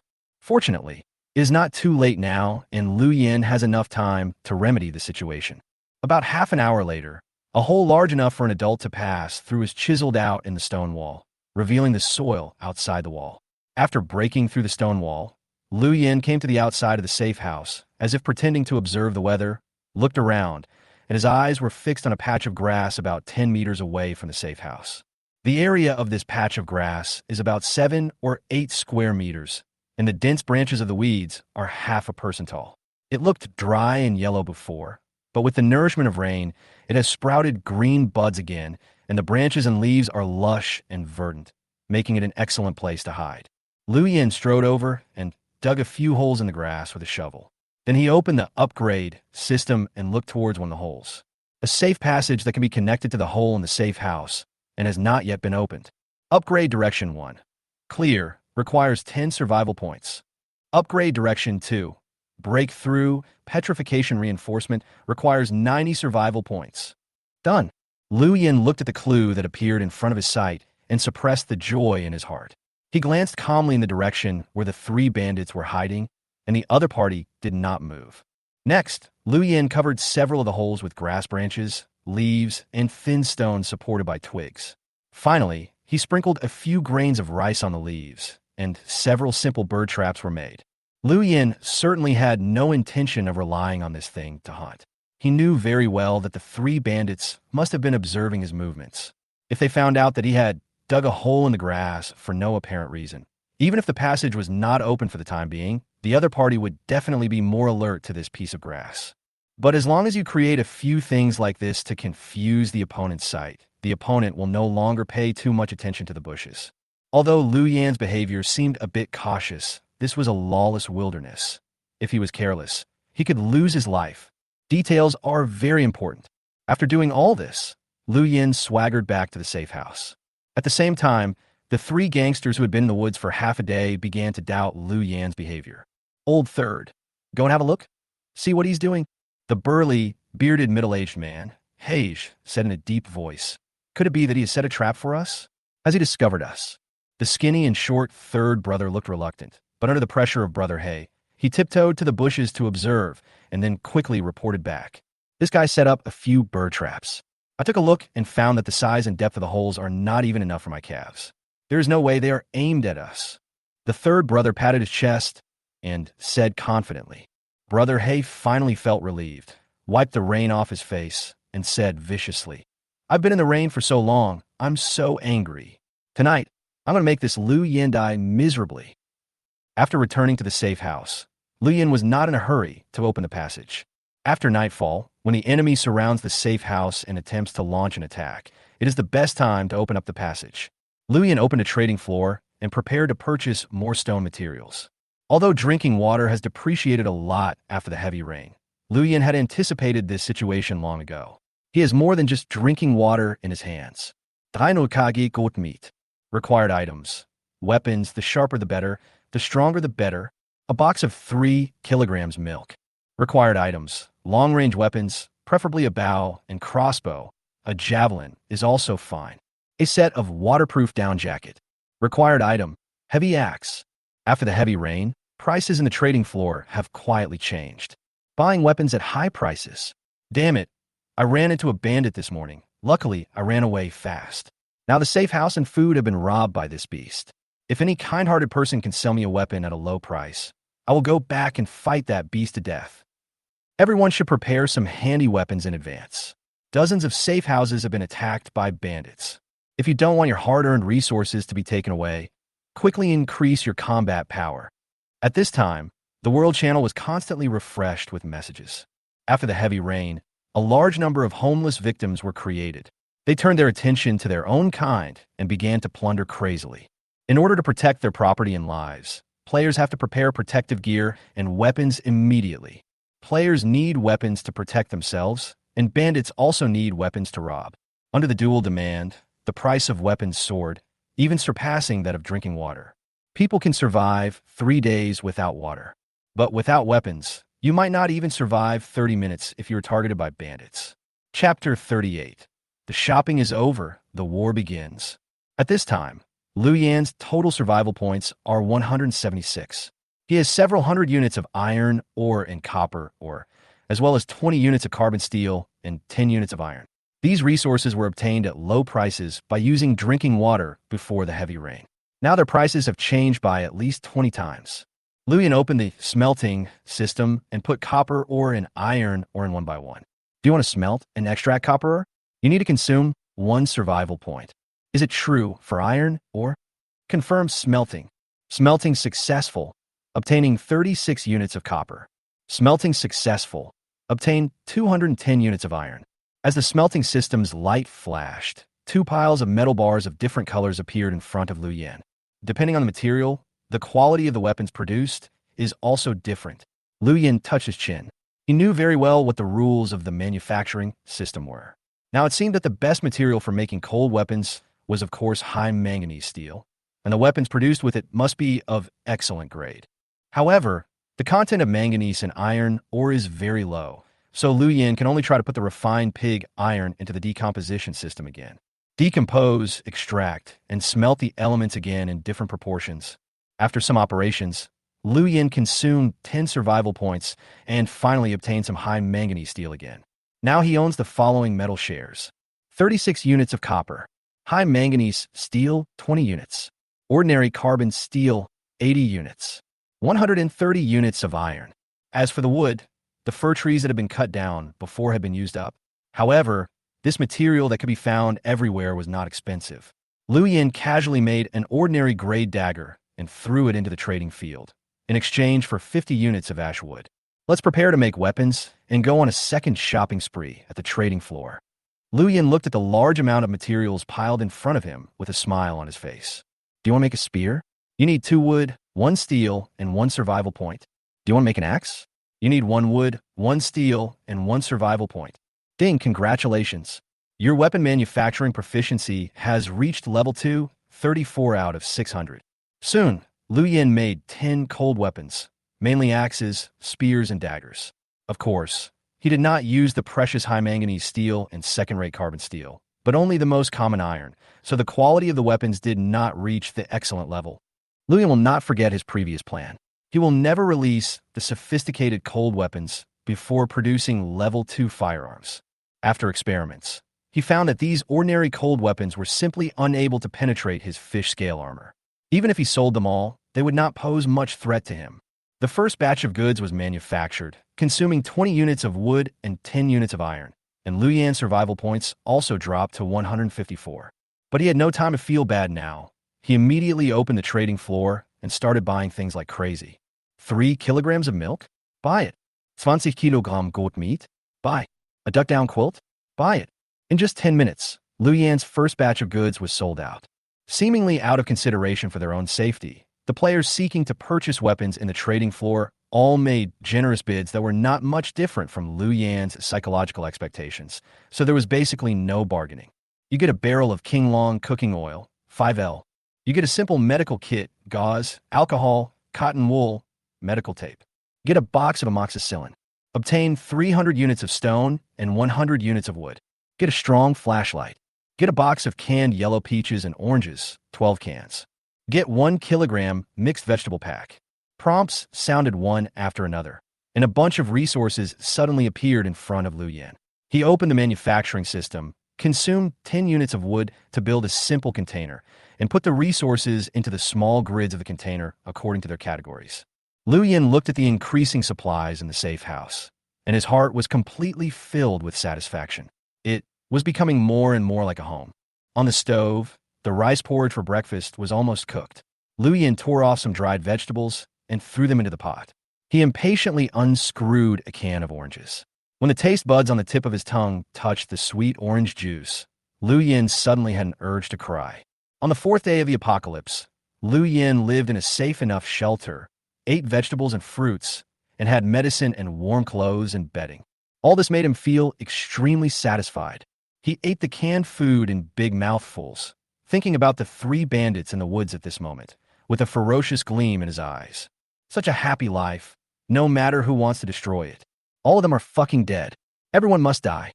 10 hours later, compared to Lu Yan, who was staying in a warm and safe house with food and drink, the 3 bandits led by Hage were obviously much more miserable.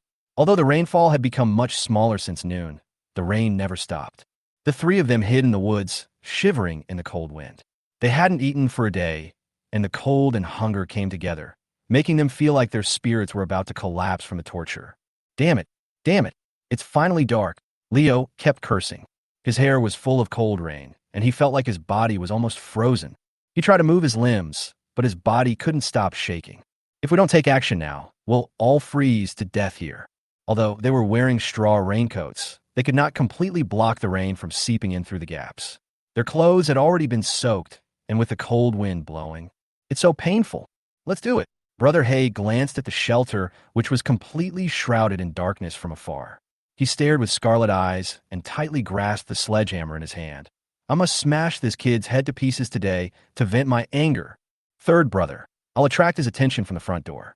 You go and look for a back door, a secret passage, or a ventilation hole in this safe house. Sneak in and give him a surprise attack. Leo, find a place to hide first. If this kid has any tricks up his sleeve and the third brother and I are defeated, you have to jump out and turn the situation around when this kid is relaxed and gets carried away. I'm the first to take the risk this time. If anyone makes a mistake, I will not forgive you. Do you understand? A hoarse voice filled with murderous intent came from the intercom. Lu Yan, who had been resting in a hammock for a whole day, immediately turned over and jumped up.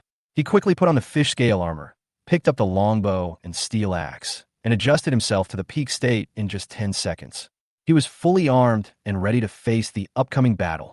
Talent of seeking advantage and avoiding harm is activated. Lu Yan's expression was serious. An array of blue light instantly swept outwards. Soon, a 3-dimensional map outside the safe house appeared in Lu Yan's sight. 3 points of light. The largest red dot was standing in front of the main entrance of the safe house. The medium-sized one was hiding behind a sand dune 20 meters away, and the smallest one was moving at this time. Soon, the small light dot stopped at the ventilation hole behind the safe house, about 15 meters away from the gate. A very excited voice came from the intercom. Brother Hay, you really guessed it right. This kid's shelter really has a vent. Chapter 39 Hunting Game. The hunting game has begun. In the dark night, When Brother Hay heard the response from the third brother, he showed a cruel and excited expression. He rubbed his hands, picked up the sledgehammer, and smashed it directly towards the door of the safe house. Boom! Boom! As heavy pounding sounds rang out in the dark night, the entire safe house shook. Liu Yin stood up and walked towards the stone wall that had just been excavated, with a smile on his lips. Hunting game? We don't even know who's hunting whom. He has already determined the location of the 3 thugs, and now all he has to do is fight back. Open the upgrade system, and 2 options, upgrade channel, appeared directly in front of Liu Yin. He took out the stones he had bought from the trading field today, and saw that the survival point requirement for upgrade direction 2 had dropped from 80 to 20. Without any hesitation, he immediately clicked OK. As the light flickered, the originally dilapidated opening in the stone wall gradually took the shape of a door. The soil inside the passage also disappeared out of thin air and was slowly covered by stones, forming a passage that could accommodate an adult to pass through even if they bent over. Let's go. Liu Yin patted the beast guard's head. The length of this passage is about 20 meters, and there are basically no huge slopes or corners, so it only took Liu Yin 10 seconds to reach the end. At the end of the passage was a simple wooden door. He pushed it gently, and the door opened along with the dirt and grass covering it. At this time, the 3 thugs were at least 20 meters away from here, and under the cover of darkness and grass and trees, no one could notice that there was suddenly a hole here. A cold wind blew towards him, and raindrops hit Liu Yan's face with crackling sounds. He adjusted the volume of the monitoring intercom to the lowest level and walked out quietly. In the darkness, the figures of Liu Yin and the beast-shaped guards were like the gods of death from the depths of hell, about to ruthlessly reap lives. Who should we kill first? Liu Yin determined the positions of the 3 people in his 3-dimensional talent map and quickly decided on the first candidate.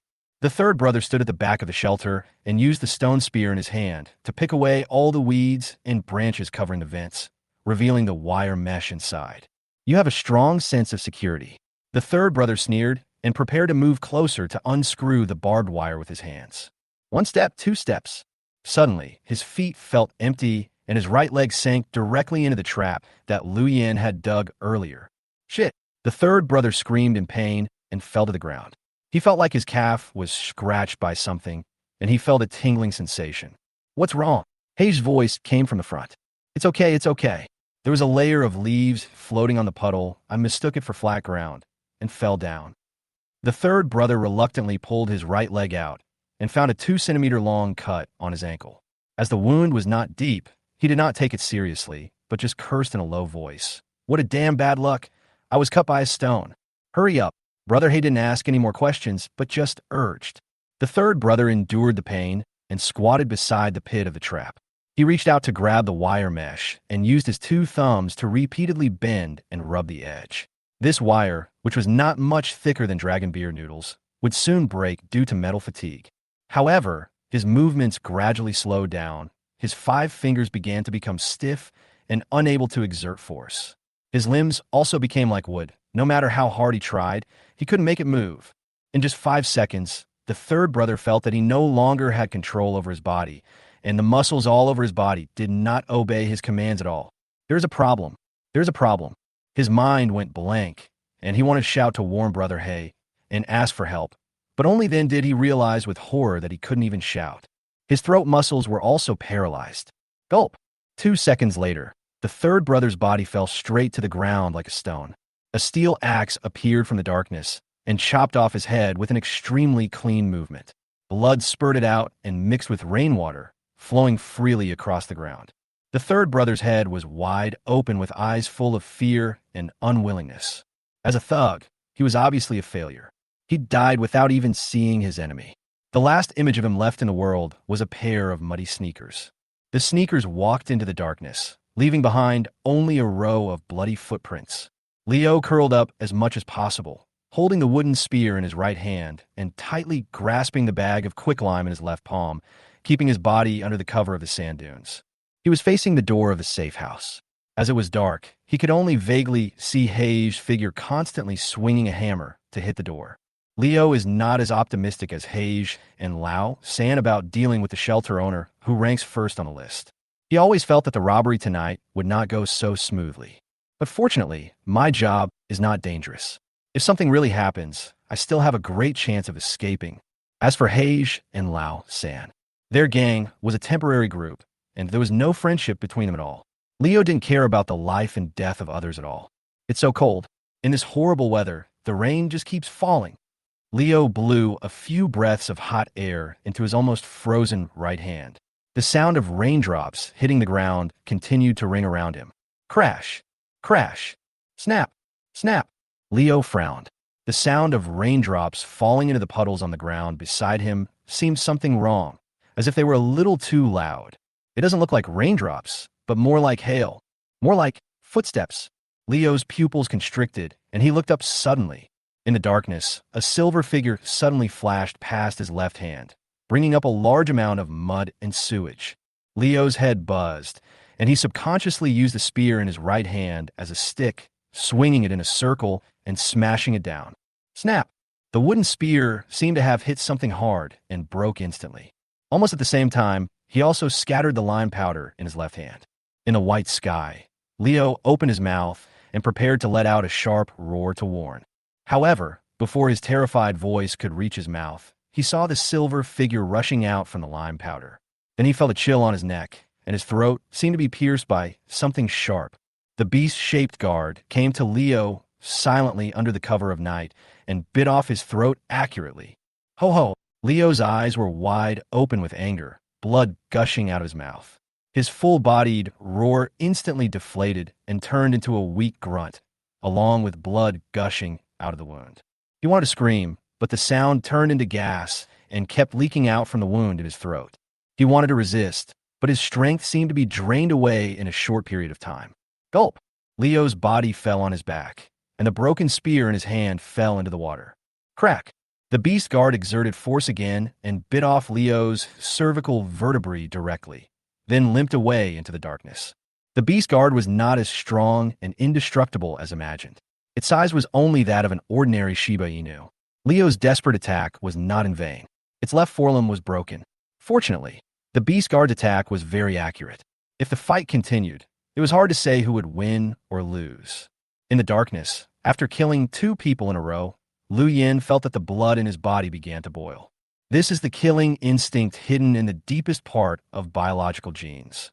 Even the kindest and gentlest person has such a monster lurking in his heart.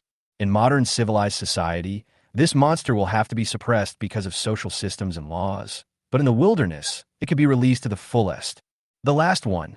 Lu Yin tightly grasped the steel axe in his hand, stared at the position of the last red dot on the talent map, and slowly moved over. You bastard. You actually built such a sturdy door. It made me spend so much effort. After we break in, I will smash your bones and skin you. Brother Hay cursed. The sturdiness of this stone door was beyond his imagination. Even after dozens of hammer strikes, only a tiny crack appeared. It seems that attacking from the front is really a stupid idea. Hage muttered to himself, and then lowered his voice and shouted in the direction of the ventilation duct. Old Third, how are you doing over there? Dead silence. No one answered. There was only the sound of raindrops hitting the ground. Hage frowned and raised his voice again, asking, How long will it take you? Hage was not worried that his shouting would be heard by Lu Yin. The stone door and walls had good sound insulation. Moreover, under the cover of heavy rain and hammering sounds, it was basically impossible to hear the shouting outside in the safe house. Still no one answered. Hage frowned. A hint of impatience appeared between his brows, and he yelled at the top of his voice, Old Third, are you fucking being lazy? Did you listen to me? Sizzle. At this moment, Brother Hay seemed to hear a noisy sound of electric current. Then, he heard the words he had just used to scold the third brother, sounding electronically behind him. You fucking... Did you listen to me? Brother Hay was confused. In the dark night, no one responded to what I just said, but it sounded behind me. For a moment, he felt horrified. Hage's pupils constricted, and he turned around suddenly without thinking. A flash of lightning streaked across the sky. In the light of lightning, he saw a scene that he would never forget. A steel axe that was constantly getting bigger and bigger in his sight and coming through the wind, and a tall figure that appeared behind him at some point.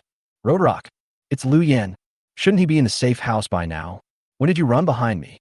Hage's mind went blank, and he lost the ability to think for a short while. He subconsciously raised the hammer handle and his arm to block the axe blade that was coming towards him. Snap! The steel axe swept past, easily cutting off the hammer handle as if it were chopping rotten wood, and then fell on Brother Hay's shoulder. Blood splattered, and a strong arm was thrown high into the air, then fell heavily into the mud. Luyan held the bloody steel axe in his hand, slowly raised his head, revealing his handsome yet cruel face, and grinned.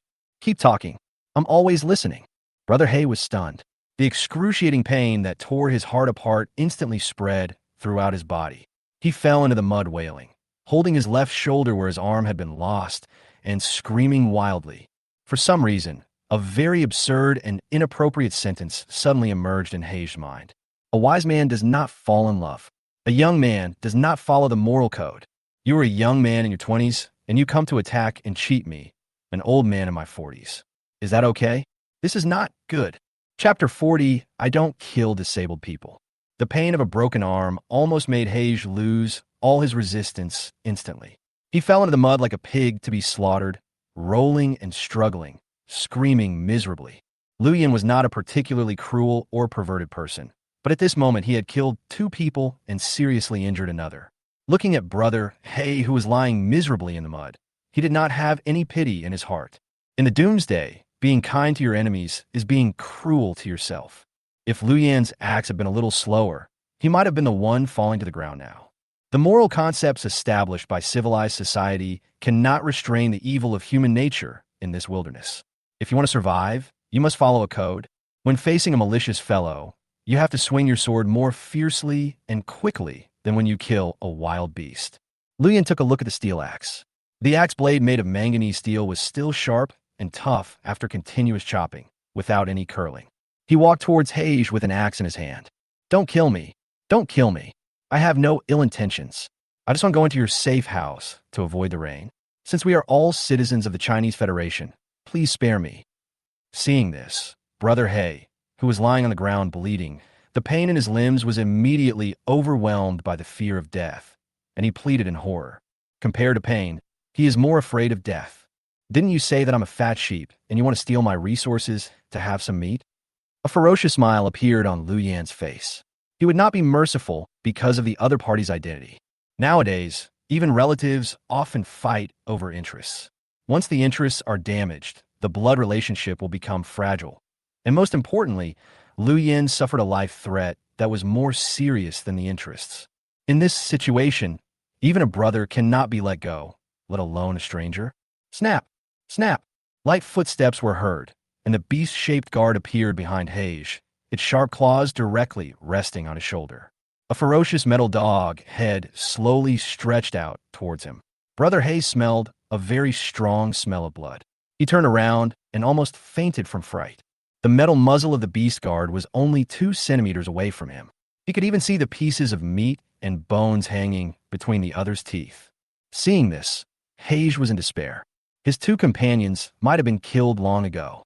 The delusion in his heart that his companions would jump out to rescue him and reverse the situation was completely shattered at this moment. When Luyan saw the beast-shaped guard's twisted and deformed left forelimb, he became even more furious at the 3 gangsters and shouted, "Kill him!" The beast-like guard dog's mouth opened wide, and Luyan's steel axe fell on it. Hage screamed, speaking very quickly and shouting with all his might, "Don't kill me. I have important resource information to tell you. Before I set out, I was worried about being robbed, so I hid some of my resources in a cave. If you let me go, I'll tell you the location of the cave." Brush! The steel axe and sharp teeth stopped less than an inch in front of Hage's forehead and neck respectively. His skin could already feel the piercing sharpness, and goosebumps appeared instantly. Resources? Luyan stared at the terrified Hage, and suddenly raised the steel axe in his hand and chopped it down again. "How dare you lie to me? Where can you get resources for a bandit group that has only been formed for 1 day and doesn't even have a safe house?" Yes, there's a small diesel generator and a vegetable culture medium. We didn't steal them. I got them from the silver treasure chest." Brother Hay shouted with an almost broken voice, his whole body trembling. "Dynamo?" After hearing these 3 words, Luyan's heart was burning with joy. Although his shelter is safe enough to meet basic living needs so far, it is far from enough. He needs to move from the Iron Age to the Technological Age and transform the underground safe house into an underground fortress. So electricity is essential. With it, not only the industry, but also your own living standards will be greatly improved. As for the vegetable medium, this thing is a great help to your happy life. With it, you can eat fresh fruits and vegetables in the future. The wilderness climate is not suitable for growing crops. The sharp temperature contrast will kill most of the delicate vegetable seedlings, and only weeds with tenacious vitality can survive. In the first few days after the end of the world, Lu Yan's only source of fruits, vegetables, and multivitamins was dried vegetable packages. But how can the taste and nutrition of dried vegetables compare with fresh vegetables? Silver treasure chest. This bastard is so lucky. But is what he said true? Lu Yan frowned. I didn't lie to you. I wouldn't dare to lie to you.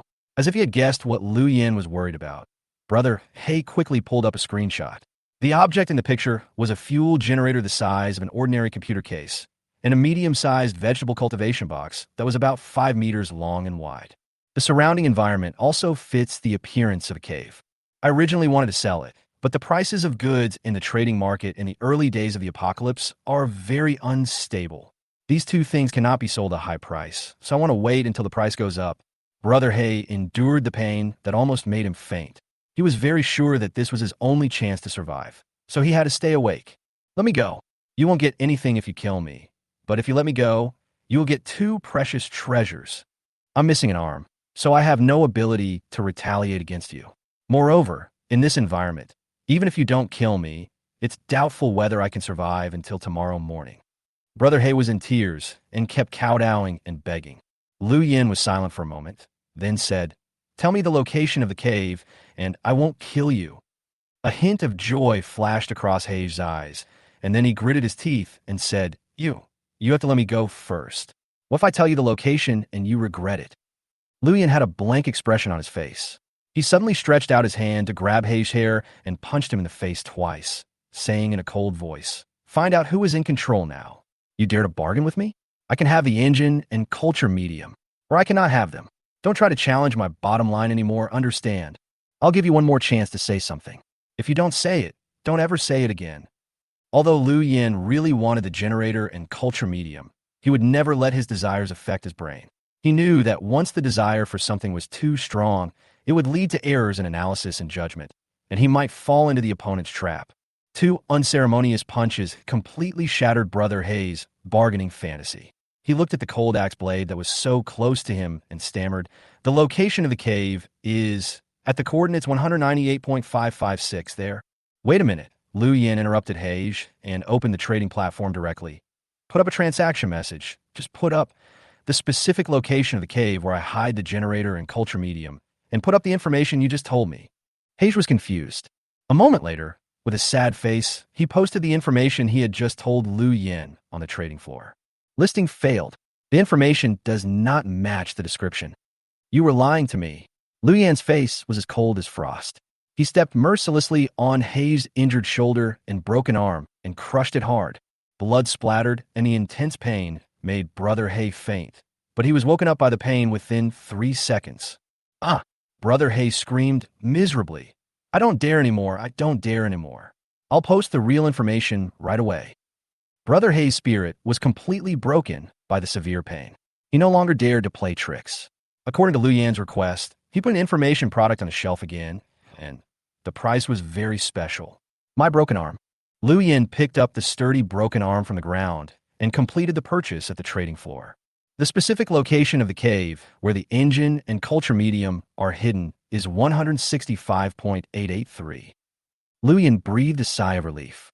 Since it was successfully listed, it seems that this is the real location. Hage swallowed his saliva and said in a trembling voice, "I've already told you the exact location. You should keep your promise. Let me go." Lu Yan stared at Brother Hay expressionlessly until he felt hairy all over his body. Then he raised his eyebrows and said, "Okay." Hage was silent for a moment, then asked, "You're not going to go back on your word and attack me from behind, are you?" Lu Yan laughed and said kindly, "Uncle, don't be silly. I don't kill disabled people. Go away." Chapter 41, Ranking Rewards, First Distribution. Brother Hay looked straight at Lu Yan's expression, and suddenly he climbed up from the mud with incredible speed and staggered into the darkness. He only felt the wind whistling in his ears. He never thought he could run so fast. There were no footsteps behind me. Survived. Really survived. Brother He showed joy on his face for surviving the disaster. Damn Lu Yen. You bastard.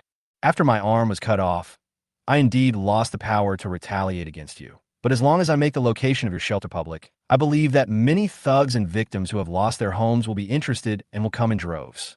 By then, you will die a miserable death. Hei's expression was extremely vicious. He seemed to have seen the scene in the near future where Lu Yen was besieged and died in the wilderness. Talent skills activate. Lu Yen stood in the dark. He took off the longbow on his back, put an arrow on it, and drew the bow to the full length. As the light of the innate skill swept forward, a human-shaped light, spot shining with red light, appeared in Lu Yan's sight in the originally dark wilderness. What I like most is the contrasting despair of others falling from heaven to hell. Lu Yan showed a sinister smile. His fingers suddenly loosened the bowstring, and the featherless arrow pierced through the rain curtain of more than 10 meters in an instant, and went away with a sharp sound of breaking wind. Puff! A muffled sound was heard in the rain, like a wine bag filled with liquid being punctured. Brother He, who was running desperately, seemed to be struck by lightning, and his body froze. A flash of lightning streaked across the sky. He slowly lowered his head and saw half a bloody arrow sticking out his chest. The 3-inch-long arrowhead was bright and smooth, reflecting a distorted and desperate face. You said you wouldn't kill me. You said you wouldn't kill me. He fell to his knees with a thud, feeling that all the strength in his body was drained away in an instant. He used all his strength to keep shouting and repeating this sentence. You lied, you liar. In the dark night, listening to Brother He's angry roar, Lu Yen had a very strange expression on his face and sighed. How can you easily believe the enemy's words? You don't even have this much awareness as a thug. I won't kill you. I really don't know if you're an idiot, or you think I'm an idiot.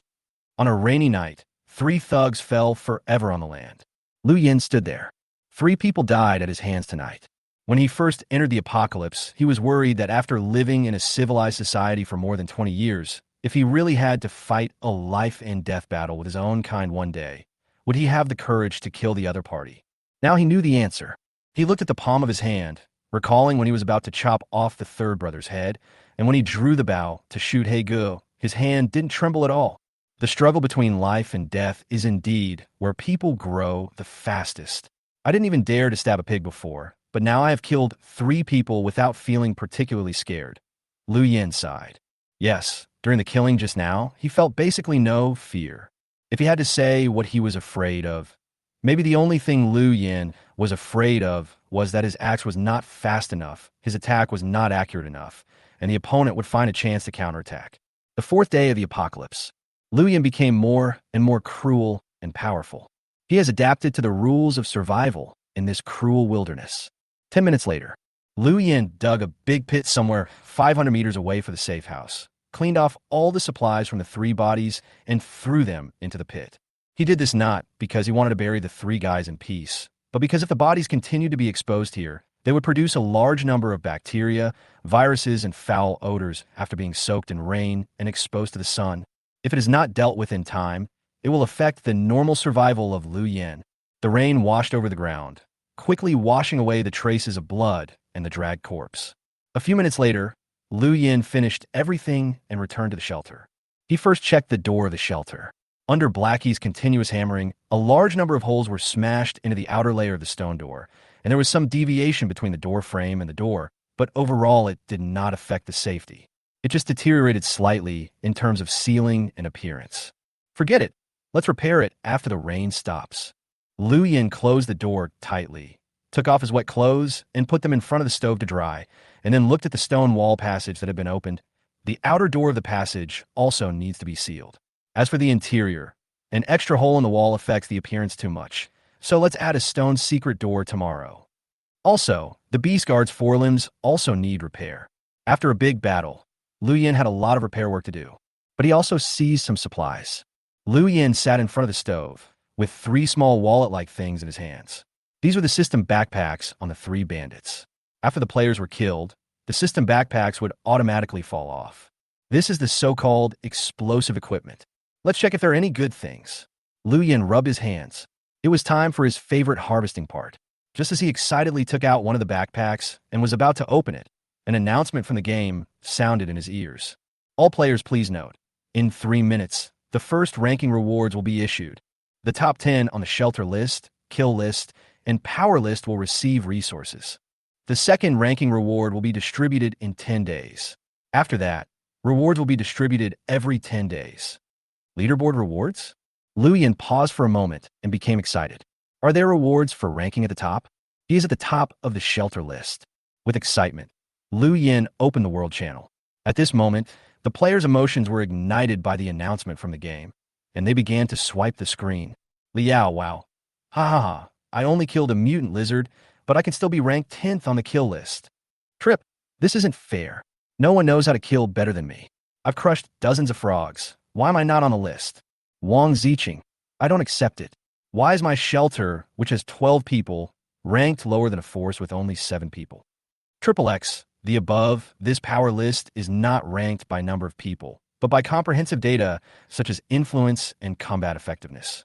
How can you possibly be better than 7 elites if you only support 12 old, weak, and disabled people?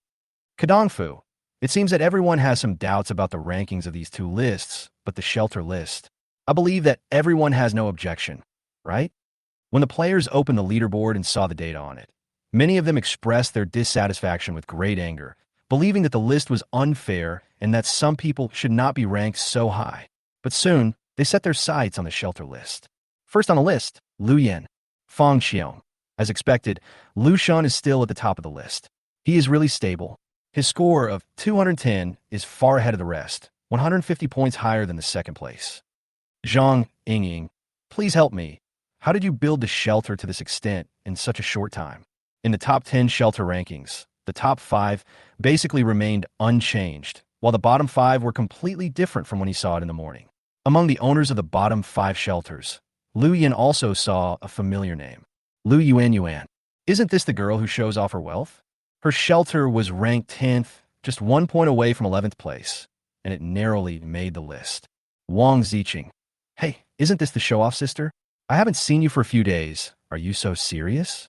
You said you were so high-profile before. I thought you were so awesome, but your name is not on the other 2 lists, and you're only ranked 10th on the shelter list.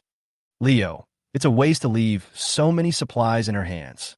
If you give me those supplies, I can definitely make my shelter rank among the top 3.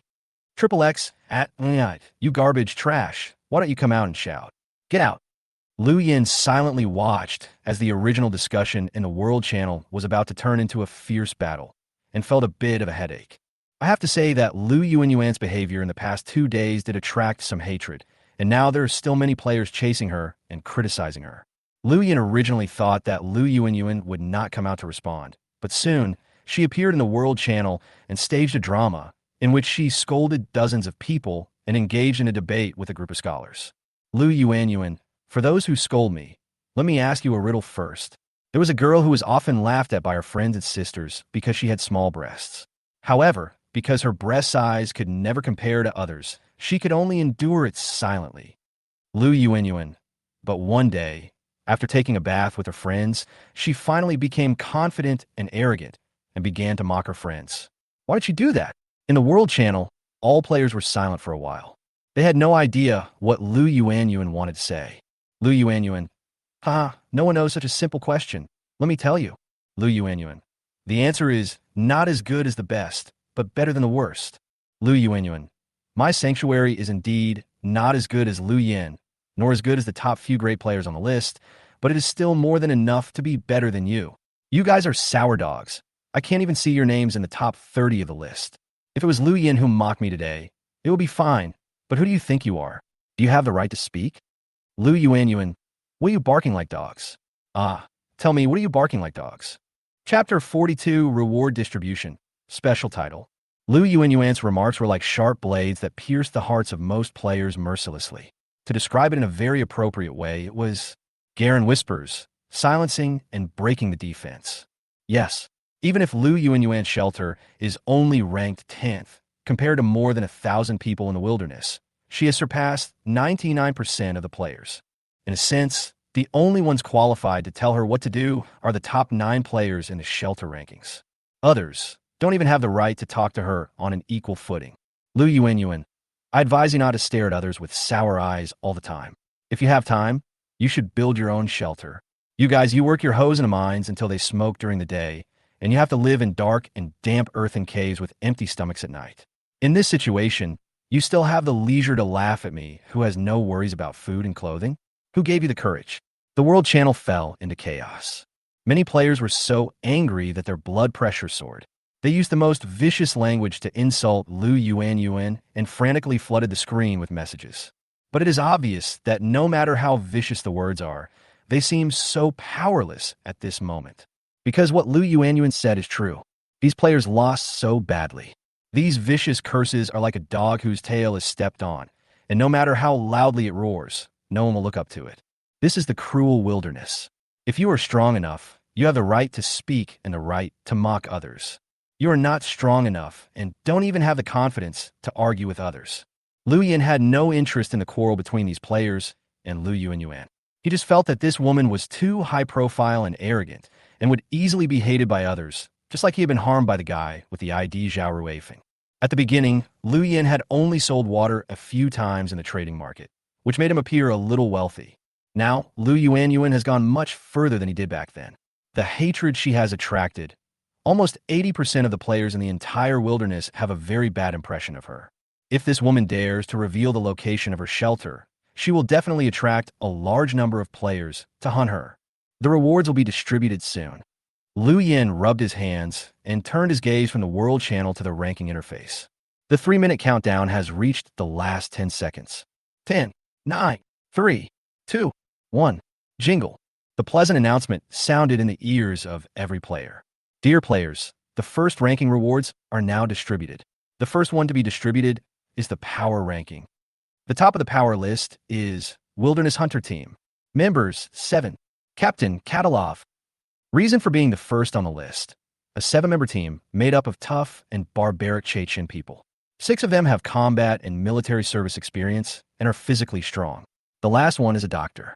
This is the most perfect early-stage professional combination, enough to maximize the chance of survival in the early stages of the game and nip all dangers in the bud. Instructions.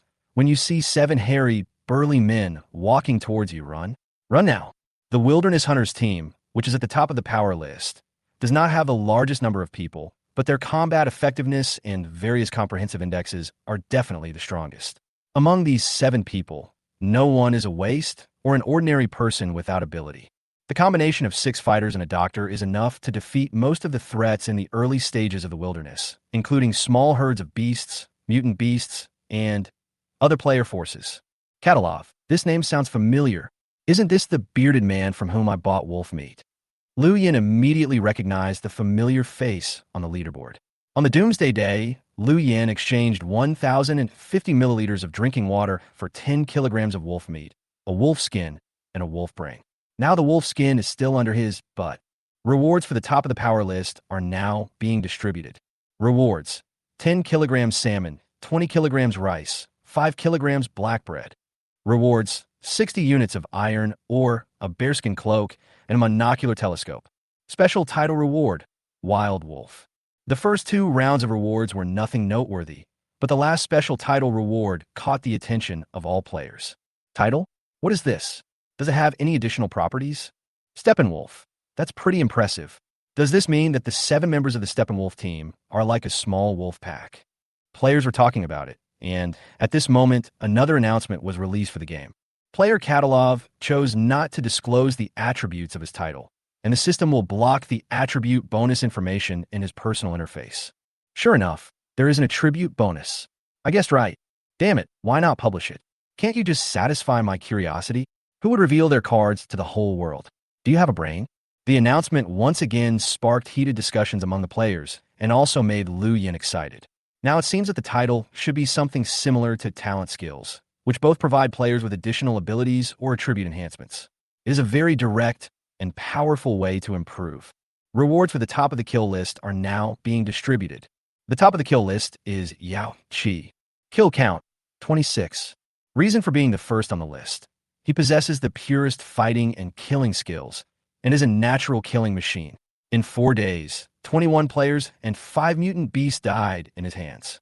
These dead were unfortunate because their bodies were left lying in the wilderness. These dead were lucky because they did not experience too much pain in their deaths and were all killed in one blow. Instructions: when you meet Yao Qi in the wilderness, don't be afraid, don't run away. Stare at him with your eyes and pretend to be imposing. This way you can die with dignity. Rewards distribution. Special title reward, Wilderness Blade. The top of the kill list is a very unfamiliar name. Not to mention in the World Channel, even in the trading market, I have never seen trading information of this ID. Liu Yin looked at the avatar of the young man with dark skin, close to wheat color, on the leaderboard, and felt a little emotional. It seemed that there were many low-key big men in the wilderness. They did not easily appear in the public eye, but their strength was beyond everyone's imagination. Soon, the reward for the kill list were distributed. Like Katalov, Yao Qi also chose to hide the attributes of the title. Rewards for the top of the shelter list are now being distributed. After hearing this voice, Liu Yan's heart started beating wildly. It's finally my turn. I hope that this time the reward will include materials for forging level 2 weapons. In this way, I am confident that I can occupy the first place in both the shelter list and the kill list before the next ranking list is released. Liu Yin whispered to himself, staring at the ranking interface. Top of the shelter list, Liu Yin. Shelter rating, 210. Reason for being the first on the list. A stone safe house with 3 major systems is almost equivalent to a barrier in the wilderness. It can isolate most dangerous factors. Wind and rain cannot enter. Wild beasts cannot attack. Thugs are difficult to break through. It can provide you with a safe and comfortable living environment. It is your warmest and toughest home in the wilderness. Explanation: use some strength. I'm still okay. You don't even have the strength to swing a hammer, and you still dare to call yourself a demolition team? Rewards: 5L of freshly squeezed juice, 20 kilograms of flour, 5 kilograms of white sugar. Rewards: Hidden Arrow X1, Duck Down Quilt X1, Insect Repellent Incense. Special title reward, Wall of Wilderness. Chapter 43, Counting the Harvest. A series of reward items appeared in front of Liu Yin, and what he cared about most was, of course, the special title, which was the highlight. Wall of Wilderness. After wearing it, you can increase 3 points of strength, 3 points of defense, and 3 points of endurance. Increase the host resistance to viruses, bacteria, and radiation by 30%, and increase self-healing ability by 20%. Introduction. I am the toughest man in the wilderness. After seeing these properties, Liu Yin couldn't wait to choose where.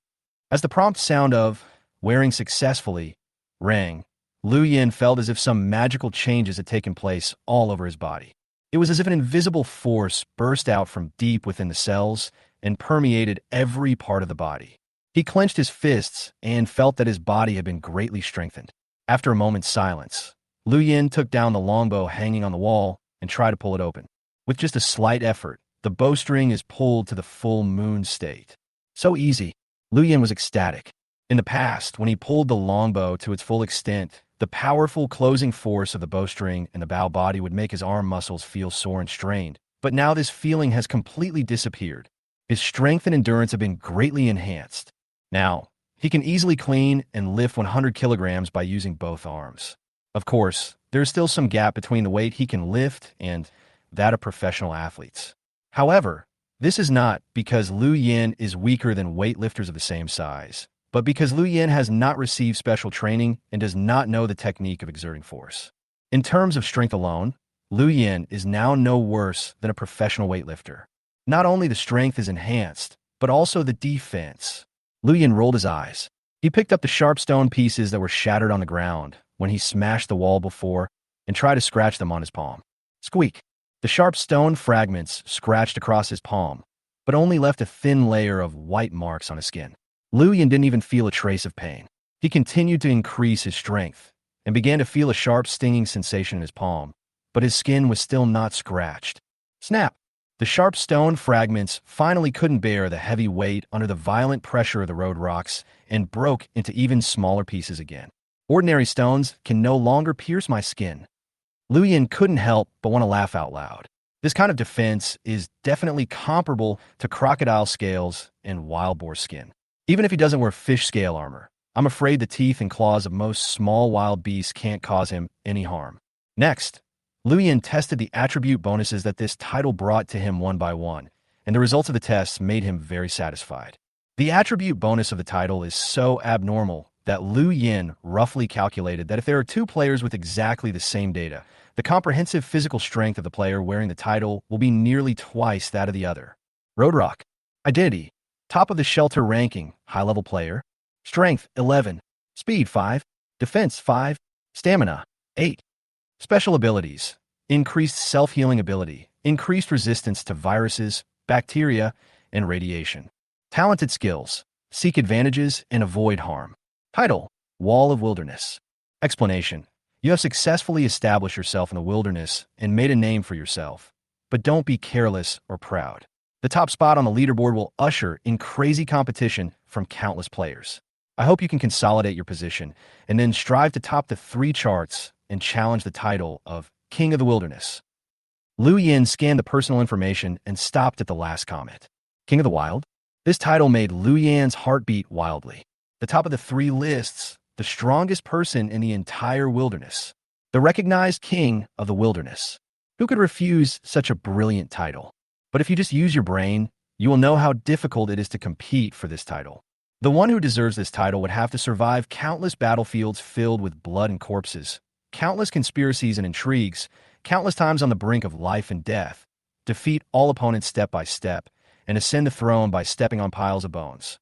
One general success is the result of thousands of sacrifices.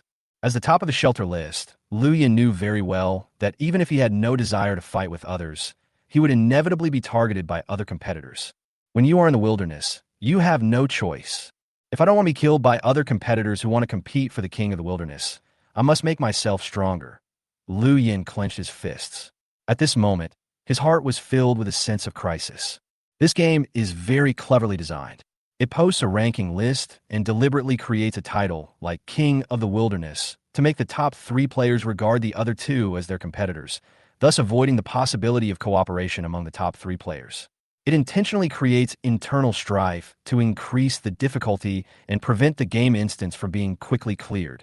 Yes, compared to the mutant beasts and beast groups in the wilderness, only players who are also human beings are each other's biggest enemies. Only humans know how to kill humans more quickly and effectively. After the top 3 players were announced, the game also issued corresponding rewards to the other players in the top 10 of the 3 lists. It is worth mentioning that after killing 3 thugs in a row, Liu Yin also ranked 6th on the kill list and received some food and furniture rewards. As for the beautiful anchor Mu Qianqian, who had a private chat with Liu Yin today, her shelter is still ranked 2nd. In the power ranking list, she also ranks 10th with a scale of 37 people. It seems that she didn't listen to her own advice in the end and still stubbornly recruited a large number of disaster victims. Liu Yin didn't pay much attention to this. Everyone has their own choices, and Mu Qianqian's approach is not necessarily absolutely wrong. With the increasing advantage in numbers, perhaps in the near future, she can still compete with the wilderness on her team. Forget it, what does other people's business have to do with me? Let's first count our gains tonight. After the ranking rewards were distributed, Liu Yin also turned his attention to the mountain of supplies in front of him. Tonight's harvest was the richest since the apocalypse, and he could no longer hold back his excitement. Freshly squeezed high-quality juice. Freshly squeezed juice, refreshing and relieving, rich in fruit and vegetable fiber, supplements multiple vitamins. Introduction. Remember, when you go to the wilderness, you will definitely have some delicious food to eat. Friendly endorsements. Xiao Yang, Tiger Brother, Donald Duck. For Liu Yin, who had been eating meat for several days, juice was undoubtedly a good thing. It could supplement vitamins and promote intestinal peristalsis and absorption. Liu Yin didn't eat any vegetables or fruits these days, and he obviously felt that his bowel movements were not smooth. After carefully putting away the juice, he looked at the second item on his left again, which was the reward for ranking 6th on the kill list. Flush toilet. Simple flush toilet, connected to the sewer for use. Introduction. God, I hope that in my next life I can have endless water to drink, my skin to become whiter, and endless, but to see every day. This is what an African black man who never married prayed devoutly before dying of thirst. Liu Yin looked at the last line of instructions in silence, his cheeks twitching unconsciously. Is this the introduction a flush toilet should have? Even I, a pervert, feel perverted. Chapter 44. The Importance of Popularity. Thanks to Xiaoshan for the reminder, moi. This thing is useless unless the complete sewer system is built. Lu Yin just took a look and threw the toilet into the corner. Sleeve arrow. Effective killing range, 10 meters. Penetration. Can penetrate cowhide within 10 meters. Introduction. Question. Which one do you think is faster, your fist or my sleeve arrow? Answer. The sleeve arrow is faster beyond 5 meters and is both accurate and fast within 5 meters. The third item is a sleeve arrow that is only the size of an ordinary pen. It looks ordinary in appearance and can be clamped around the wrist with a few clips. When the cuffs are lowered, it can be perfectly hidden inside. It is an excellent weapon for sneak attacks and counterattacks. However, it can only be fired once and does not have the function of continuous firing. The pocket arrows must be reloaded after shooting, otherwise it will become a decoration. If this thing is used properly, it may be a life-saving artifact. Apart from a special title, the most satisfying reward for Lu Yin from the ranking list is this pocket-sized arrow. Although its lethality is not as strong as that of a longbow, the key is that it is small in size and its attack method is unexpected. If the arrows were coated with poison frog toxin, they would be a deadly weapon. Lu Yin excitedly installed it on his left wrist. An extremely thin silver rope extended from the tail of the quiver and wrapped around his middle finger. This was the sleeve arrow firing device. In an emergency, just pull the silver rope gently and the deadly arrow will suddenly fly out. The following item rewards are basically nothing worth noting. Most of them are food and seasonings, but it is understandable. After all, the leaderboard rewards are issued once every 10 days. The frequency is already very high, so there can't be too many heavyweight prizes. The key lies in the ownership of the special title, and the others are just accessories. Lu Yin collected them according to categories. Now his shelter has a series of necessities of life, such as rice, flour, drinking water, seasonings, bedding, and blankets. Except for electricity, it is infinitely close to the civilized society of the past. Next, Lu Yin began to count the supplies of the three thugs, but soon he was disappointed. The most valuable items in the inventory of the three thugs were a bag of about 5 kilograms of cream biscuits and a very simple and rough self-drawn map. Apart from that, there were only 2 pairs of smelly rubber shoes and a few sets of tattered raincoats. But if you think about it, this situation is normal. These 3 bandits just lost their shelter last night and started wandering in the wilderness. It can be said that their road of looting has not really begun yet, and they were killed by Lu Yin before they could accumulate a lot of wealth through looting. It is normal for them to be poor. Lu Yin quickly came out of his depression. Of course, although these 3 gangsters are poor, their legacy is more than just what you see now. Tomorrow, after I get the diesel generator and vegetable culture medium back, my life in the wilderness will enter the next stage. Lu Yin remembered what Brother He said before he died, and lay on the hammock to look forward to a bright future.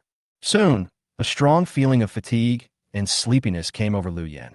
He closed his eyes in a daze and slowly fell asleep. In his dream, he saw his own shelter brightly lit, standing on top of the wilderness. A ray of sunlight came in through the gap created by the smashed door of the shelter, like a golden light curtain shining on Lu Yin's face, waking him up from his sleep. Is it morning already? Lu Yin rubbed his eyes. After a night's sleep, he felt that his physical and mental strength had returned to their peak state again. It feels like I have endless energy. After a good night's sleep last night, Lu Yin was somewhat surprised at his own mental state. He thought that since it was his first time killing someone, he would at least have some terrifying nightmares in the middle of the night. However, he did not expect that the 3 thugs did not appear in his dream last night. Could it be that I have the gene of a gangster hidden in my bones, but it has been suppressed in civilized society and I have no chance to release it? The first time I killed someone, my hands didn't shake and I didn't feel too nervous. Lu Yin touched his chin and suddenly chuckled. It seems that I am really suitable for this wilderness. He stood up and gently opened the door a 10-centimeter gap, and the dazzling sunlight came in. Only occasionally in some areas in the wilderness were there still sporadic raindrops falling, but under the shining sun that was gradually rising in the east, the few remaining rain clouds in the sky were also dissipating at a very fast speed. This rain, which lasted for more than 20 hours, and which both extended the lives of the players and created countless survival problems for them, is finally about to stop. The 6th day of Doom. You have opened up a safe passage extending outward, greatly increasing your chances of survival. Survival points plus 30. You created a mechanical companion. You are no longer alone in the wilderness. Survival points plus 10. You killed 3 bandits with bad intentions, protecting your own life and the refuge. Survival points plus 50. You have reached the top of the shelter rankings and have been awarded the title of Wilderness Wall. Let all players remember your name. Survival points plus 150. You have obtained a large amount of supplies, making your reserves very rich. Survival points plus 10. Yesterday's overall score, A. Rewards are being calculated. Survival points plus 250. Special rewards being calculated. Advanced pet egg *1. The calculation of the rewards this time surprised Liu Yan. He never expected that the item with the most survival points reward would be because of the ranking list, and because his name had become famous in the wilderness. Is this evaluation system encouraging me to go out and show off more and increase my popularity? Liu Yan is well aware of the importance of keeping a low profile in the wilderness, but just like what Liu Yuanyan once said, I also want to be low-key, but my strength does not allow it. Now it seems that the more high-profile I act, the more attention, admiration, and envy I get, and the higher the score and reward I get in the next day's evaluation. This is the importance of reputation. Liu Yan pondered for a long time and thought of a more suitable adjective than pretentious. Among the player group, the higher the popularity, the higher the reputation. Although such an intangible thing as reputation may not have much effect in the early stage of the wilderness. Once the situation in the wilderness stabilizes and subsequent players continue to invest, and the wilderness slowly forms a complete social system, the importance of reputation will be reflected. Let's take expanding power and recruiting labor as an example. Let's not talk about anything else. If Liu Yan publicly recruits followers in the World Channel in the future, many players may simply abandon their safe houses and run over to become Liu Yan's followers. If it was a little-known character on the list, his recruitment notice would probably remain unattended for a long time. A person with high reputation can attract countless people to become his followers just by raising his arm. A person with low reputation will not receive any attention, even if he shouts himself hoarse in the World Channel. This is the importance of popularity and reputation. Chapter 45. Open the pet egg and explore the wilderness for the first time. Then, Liu Yan turned his attention to the pet egg. Advanced pet eggs. After hatching, you can get a random animal pet, which may have a talent ability and will become an adult after hatching. Liu Yan gently stroked the basketball-sized pet egg. Its value is obviously much higher than the 1 yuan Wenya once had. After hatching, the pet not only had special talents, but also saved the long growth cycle. Before leaving the safe house and exploring the wilderness for the first time, a pet will undoubtedly be a great help to Liu Yan. I hope I can hatch a ferocious beast. Liu Yan clicked the hatch button directly with excitement. In an instant, countless cracks spread across the eggshell, and golden light bloomed outward from the cracks. Wow, golden legend. Liu Yan narrowed his eyes, staring intently at the outline of a creature that slowly emerged from the golden light. Brush. A strong wind blew up in the safe house. The claws are like knives, eyes like arrows. 2 powerful wings spread out in front of Liu Yan. As a sharp and violent cry sounded in the safe house, Liu Yan finally saw the true appearance of the creature hatched from the pet egg. It turned out to be a snow-white bird of prey. Pet, Saker Falcon. Class, Gerfalcon variant. Innate ability, change color and hide. Explanation. The mutant gene can make its feathers blend in with the surrounding environment. Whether in the mountains, the sky, the woods, or the snow, it is the most hidden and deadly killer. It's actually a hunting falcon. Liu Yan was stunned for a moment, and then fell into ecstasy. The hunting falcon is a well-deserved overlord of the sky and a creature at the top of the food chain. It is not at all inferior to wild beasts, such as wild wolves and small lynxes. Most importantly, in addition to its powerful combat power, it also has extremely fast flying ability. It can act as a scout for itself and explore the surrounding environment anytime and anywhere. The Saker Falcon is the best among hunting falcons, equivalent to a special forces soldier in the army. It is extremely rare, and some nomadic peoples even use it as their totem. This shows how powerful it is. This Saker Falcon is about 65 centimeters long, and its wingspan is almost 2 meters wide. It is truly a giant. Its jade-like claws are 3 centimeters long, which is long enough to easily pierce a human skull. Looking at the bird of prey with fierce eyes in front of him, Lu Yin did not feel nervous. Instead, he felt a sense of closeness from the bottom of his heart. He reached out and touched the other's back and feathers, and the Saker falcon did not resist. Instead, it rubbed its head against his wrist to show affection. This is the nature of pet eggs. The hatched pets will be naturally close to their owners and have absolute obedience and loyalty. Please name your pet. A prompt box pops up. You look white all over. Let's call you Little White Dragon. Lu Yin thought for a moment, chuckled, and said, I hope you can carry me up to the heavens and down to the earth in the future. After hearing the name, the Saker falcon, which had been quiet, flapped its huge wings and chirped, seeming very satisfied and excited. It has an arrogant look and an indescribable majesty. Little White Dragon. LV1 Mutant Beast. Talent, color change, and concealment. Introduction. Mutated beasts can be genetically strengthened by devouring other mutants. It is very powerful now, but is still a long way from becoming an overlord. I hope you can make it grow into a true Beast King. Looking at the several information prompts that appeared above the falcon's head again, Lu Yin felt a little emotional. Coming to the wilderness alone, Lu Yin had no friends or relatives, and the communication between players was full of interests and intrigue. He didn't dare to trust anyone or confide in anyone. This environment made Lu Yin feel very lonely and difficult to endure. But now, I have a partner, and I am no longer alone. Eat. Lu Yin chopped off one of the mutant lynx's hind legs and placed it in front of the Little White Dragon. Don't save money for me. The Little White Dragon ate the pungent-smelling lynx meat with gusto. With a slight movement of its sharp claws, it easily tore off a large piece of meat along with the skin and flesh. Lu Yin became more and more frightened as he watched from the side. If such claws scratched the body, there would probably be several bloody holes in an instant, right? Soon, a beast leg weighing 2 or 3 pounds was eaten, leaving only 2 white bones and a layer of tattered fur. The Little White Dragon reluctantly turned his eyes away from the beast leg, and Lu Yin fed it some clean water to allow its body to reach its peak condition. Okay, next it's time to go out and get the generator and culture medium. Lu Yin laughed. He checked his equipment. Fish scale armor, hidden arrows, longbow, steel axe, an ordinary spear, first aid kit, drinking water, biscuits, and even some materials for making weapons. When going out for the first time, you must be well prepared. This cautious attitude is also a kind of respect for the Doomsday wilderness. After finishing everything, it was already around 8 o'clock. Leave the beast guard behind to watch over the house, to prevent the crystal from being stolen after returning from a wild battle.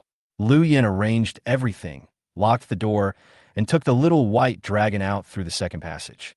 At this time, the rain has completely stopped and the warm sunshine is shining on the earth. It won't be long before the sunshine becomes scorching, and the scorching temperature will make the muddy and slippery earth hard and dry again. The cave where the generator is stored is only 3 kilometers away from the safe house. According to the route map on this simple map, I can find a relatively safe and fast route. Lu Yin opened the hand-drawn map that he found from Brother Hay yesterday.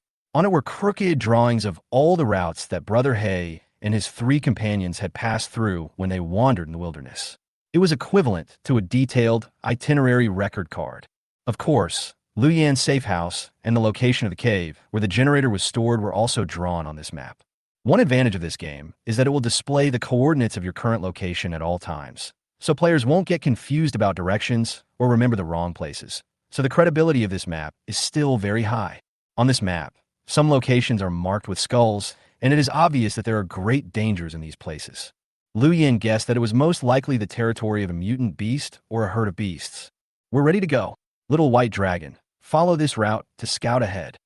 Lu Yin quickly determined a route on the map, pointed in a certain direction, and said, if you encounter any emergency, come back and report immediately. At Lu Yin's command, the Little White Dragon rushed up into the sky like a wild horse. He followed closely behind, and the 2 sides kept a distance of about 300 meters. The muddy ground after the rain made walking extremely inconvenient. It took Lu Yin 30 minutes to walk a distance of 1 kilometer. Just when Lu Yin stopped for the 4th time and used a branch to scrape off the wet mud stuck on his shoes, the Little White Dragon that had been hovering calmly in the sky suddenly issued a sharp warning sound, and then swooped down towards a hill in front of Lu Yin. Is there danger?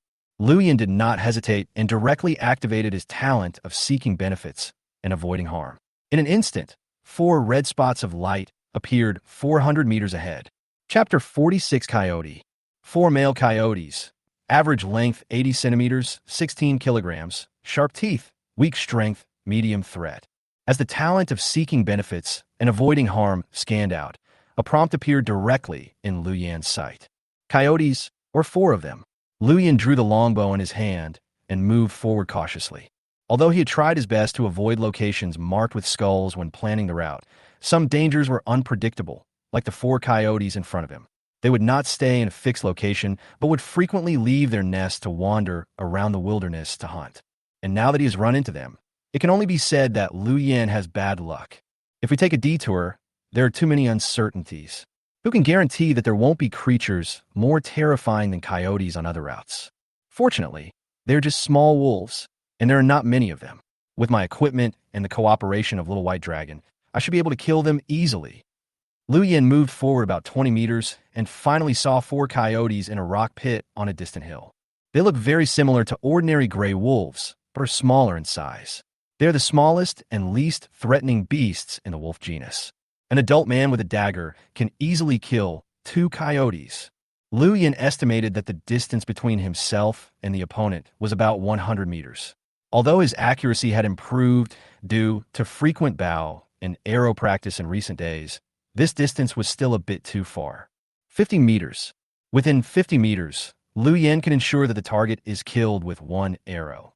The sharp cry of the little white dragon was heard in the sky. It discovered the target earlier than Liu Yan and launched an attack. Its entire body swooped down toward the coyote below like a missile. The coyotes were attracted by the little white dragon and immediately took a defensive stance, roaring wildly at the sky. And most of the time, the small coyote is also part of the saker falcon's diet. The saker falcon's sharp claws can easily pierce their fur. Good opportunity! Liu Yan saw that the 4 coyotes were attracted by the little white dragon and immediately moved forward very quickly. The distance of 100 meters is getting closer and closer. The little white dragon swooped down and was only 4 or 5 meters away from the ground. At this moment, a coyote with gray fur suddenly jumped onto the rocks next to it, then leaped suddenly, instantly jumping to the same height as the little white dragon's body, and opened its bloody mouth to bite the strong pair of wings. The 3 coyotes below quickly dispersed, distributed in the front, back, and left directions, staring at the little white dragon. This is one of their tactics, using the first coyote that jumps into the air to injure the little white dragon. Even if the coyote had its fur pierced by one of its claws during this fight, it could take the opportunity to bite the little white dragon's wings and drag it from the air to the ground. The 3 companions around it would rush forward and cut the little white dragon into pieces in an instant. As the coyote jumped up, the 3 coyotes below were also roaring wildly, trying to distract the little white dragon with their fierce roars. But just when the coyote was about to collide with the little white dragon in the air, a strong airflow suddenly rose, and the little white dragon, who was falling like a cannonball, flapped its wings, and the falling momentum came to an abrupt stop. With a twist of its body, it drew a perfect arc in the air. Its wings brushed past the coyote, and its body rose into the sky again. The move looked so natural, like a visual show put on by one of the world's top gymnasts. Ooh! The coyote bit the air and fell heavily to the ground, roaring in pain. The little white dragon played a perfect trick on the coyote. At the same time, a sharp sound of breaking wind was heard, and a sharp arrow flew out from a corner that the coyotes were not paying attention to, and directly pierced into the throat of the coyote that was screaming in pain. Are there any more enemies? The remaining 3 coyotes panicked. They quickly found out the direction from which the arrow was shot and started roaring at Liu Yan. Although they looked ferocious, with their hair standing on end and their bodies poised to pounce, none of them dared to initiate an attack. Instead, they clung to the stone wall behind them, trembling in fear. Obviously, facing Liu Yan and Xiao Bailong at the same time, they dare not launch an attack on either side easily, and dare not expose any flaws on their backs. For a moment, the situation seemed to be at a stalemate. Liu Yan did not pause. He pulled the longbow to its full length, took aim briefly, and a sharp arrow took the life of another coyote. After 2 companions were killed one after another, the remaining 2 coyotes roared in fear. One of them could no longer suppress the fear in his heart and ran to the east. However, The muddy ground full of rain greatly reduced its running speed, and it was caught up by the little white dragon before it ran a few dozen meters. The little white dragon swooped down, pierced its claws directly into its defenseless back, and flapped its huge wings, actually carrying the coyote, which was no less in size than itself, into the sky. The coyote struggled desperately, but it was of no use except making the wound on its back even worse. When the height reached 70 or 80 meters, the little white dragon simply released his claws, and the coyote fell freely on a rock with a rain of blood in the air, dying on the spot. Too brutal. Luyan couldn't help but sigh. This was the way falcons and hawks hunted large prey. The acceleration of gravity, falling from dozens of meters in the air, was too much for wolves. Not even tortoises and pangolins covered with thick scales could withstand it. You are unlucky to have met me. A smile appeared on Luyan's lips. He pulled the longbow and aimed at the last coyote. Puff! Blood splattered everywhere. The beast, which was ready to fight to the death, finally fell down less than 10 meters in front of Luyan. This was Lu Yin and Xiao Bailong's first airland coordinated battle, and the results were obviously outstanding. They killed a small pack of wolves without any effort. Under Xiao Bailong's aerial threat, these coyotes could only serve as living targets. Ordinary beasts can actually drop treasure chests. Lu Yin raised his head and was about to clean up the battlefield when he was suddenly attracted by a flashing object in the distance. On the body of the coyote killed by Xiao Bailong, there was a black iron treasure chest flashing an alluring light. Yes, the game announcement never said that ordinary beasts cannot produce treasure chests. It's just that compared to the must explode attribute after killing mutant beasts, the probability of ordinary beasts dropping treasure chests is much smaller. Lu Yin opened the game announcement interface with a skeptical attitude and finally found the specific instructions in the treasure chest output column. The harvest from killing the coyote this time was beyond his expectations. In addition to a large amount of meat and fur, a treasure chest also dropped. This was considered a good start. I hope everything goes well in the rest of the journey. Lu Yin was in a good mood. He came to a coyote corpse and prepared to retrieve the arrow, but at this moment, his hand on the coyote's neck fur seemed to touch something. This touch, Lu Yan's face changed, and he pulled the thing he touched out from the thick hair on the coyote's neck. It was a collar. Lu Yan was stunned. A shocking thought came into his mind. These coyotes are not wild. They are captive. Chapter 47. Traces of Lightning Strike. 1, 2, 3, 4. Lu Yan placed the bodies of the other 3 coyotes together with a gloomy face and found 3 identical collars around their necks. The players had only been in the wilderness for 4 or 5 days, so it was impossible for them to domesticate wild animals on a large scale.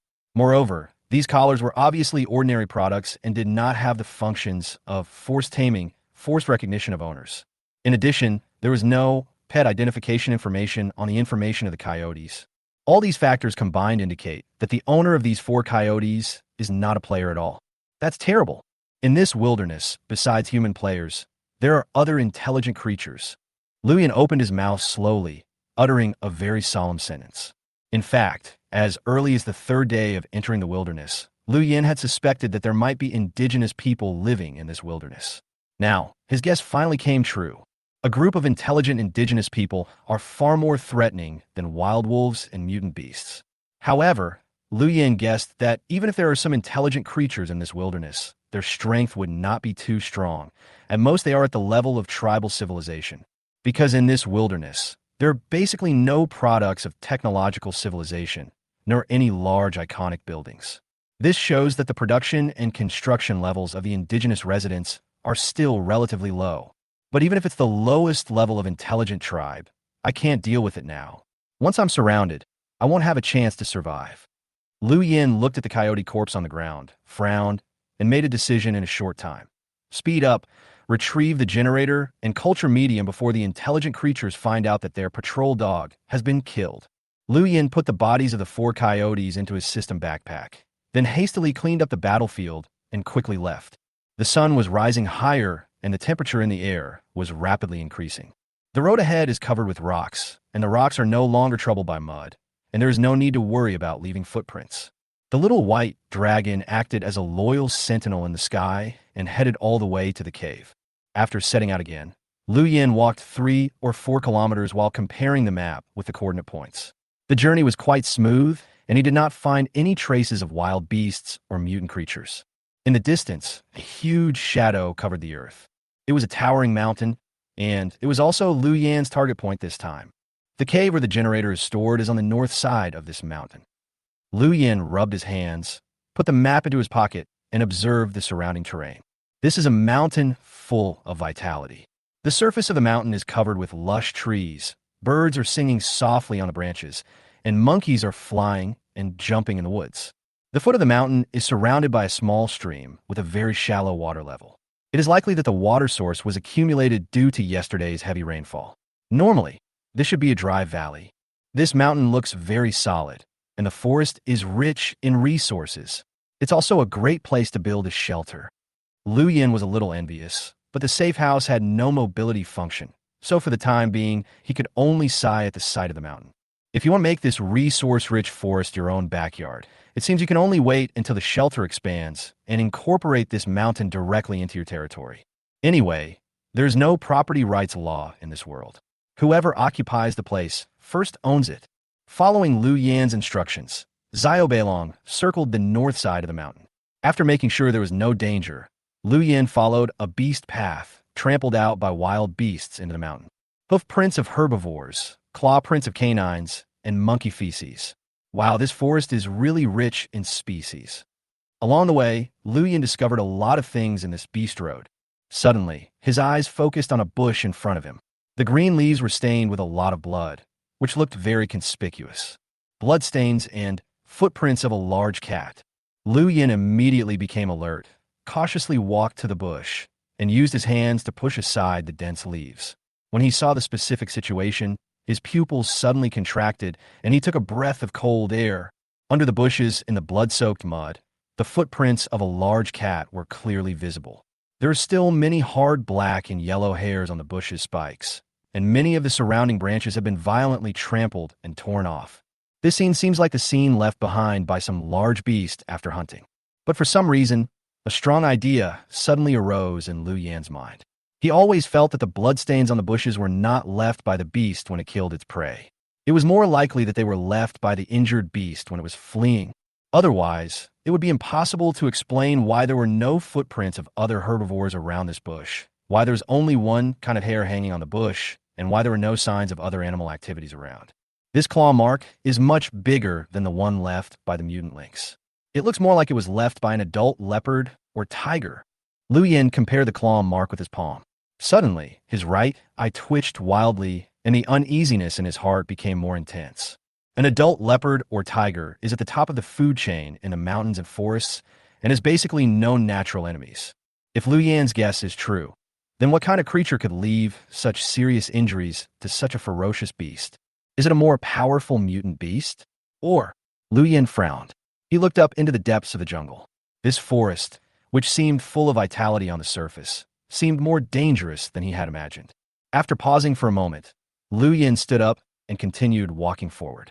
The bloodstain made him extremely uneasy, forcing him to be extremely alert and cautious. But soon, on a big tree a few dozen meters away, Lu Yan discovered something eye-catching again. It was a charred mark in an irregular circle with an area of about 10 centimeters.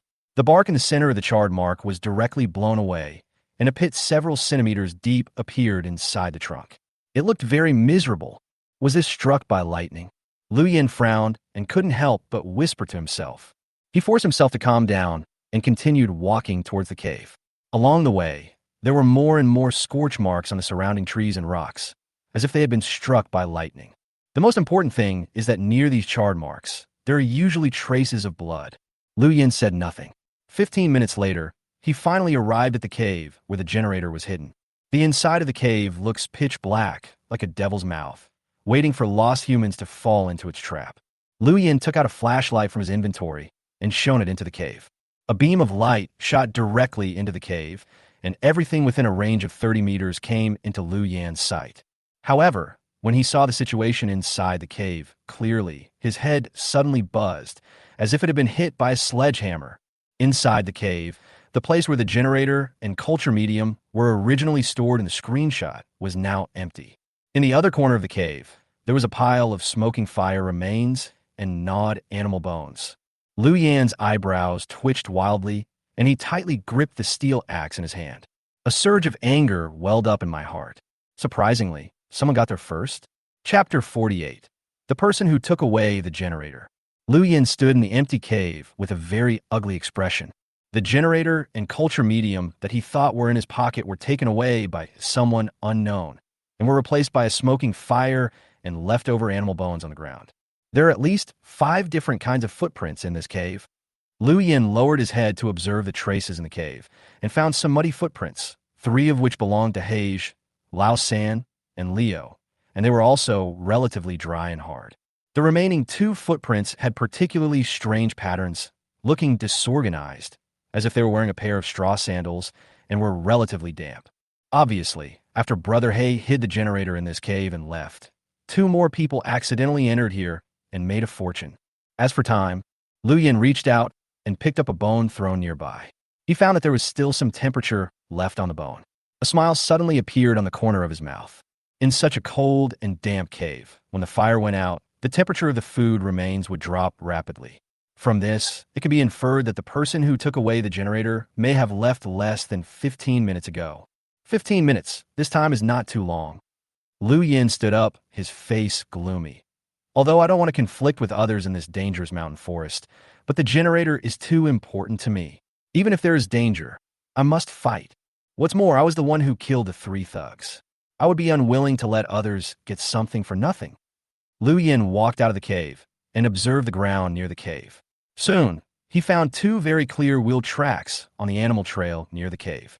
These ruts are not thick and grooved like those of car tires, but narrow and flat marks like those of the wooden wheels of horse-drawn or donkey carts. They're pressed deep into the ground, and it seems that the vehicle is carrying a very heavy load. It seems that these 2 guys have made a big harvest. Lu Yan sneered. He pinched his index finger in his mouth and blew a loud whistle. The little white dragon, circling in the sky, immediately swooped down. The person who took the generator should not have left the mountains yet. Search forward in this direction. Tell me immediately if you find any situation. Lu Yan took out 2 pieces of beef jerky and placed them in his palm. Due to the master-servant relationship between him and Xiao Bailong, the 2 sides can basically communicate and convey information without any obstacles.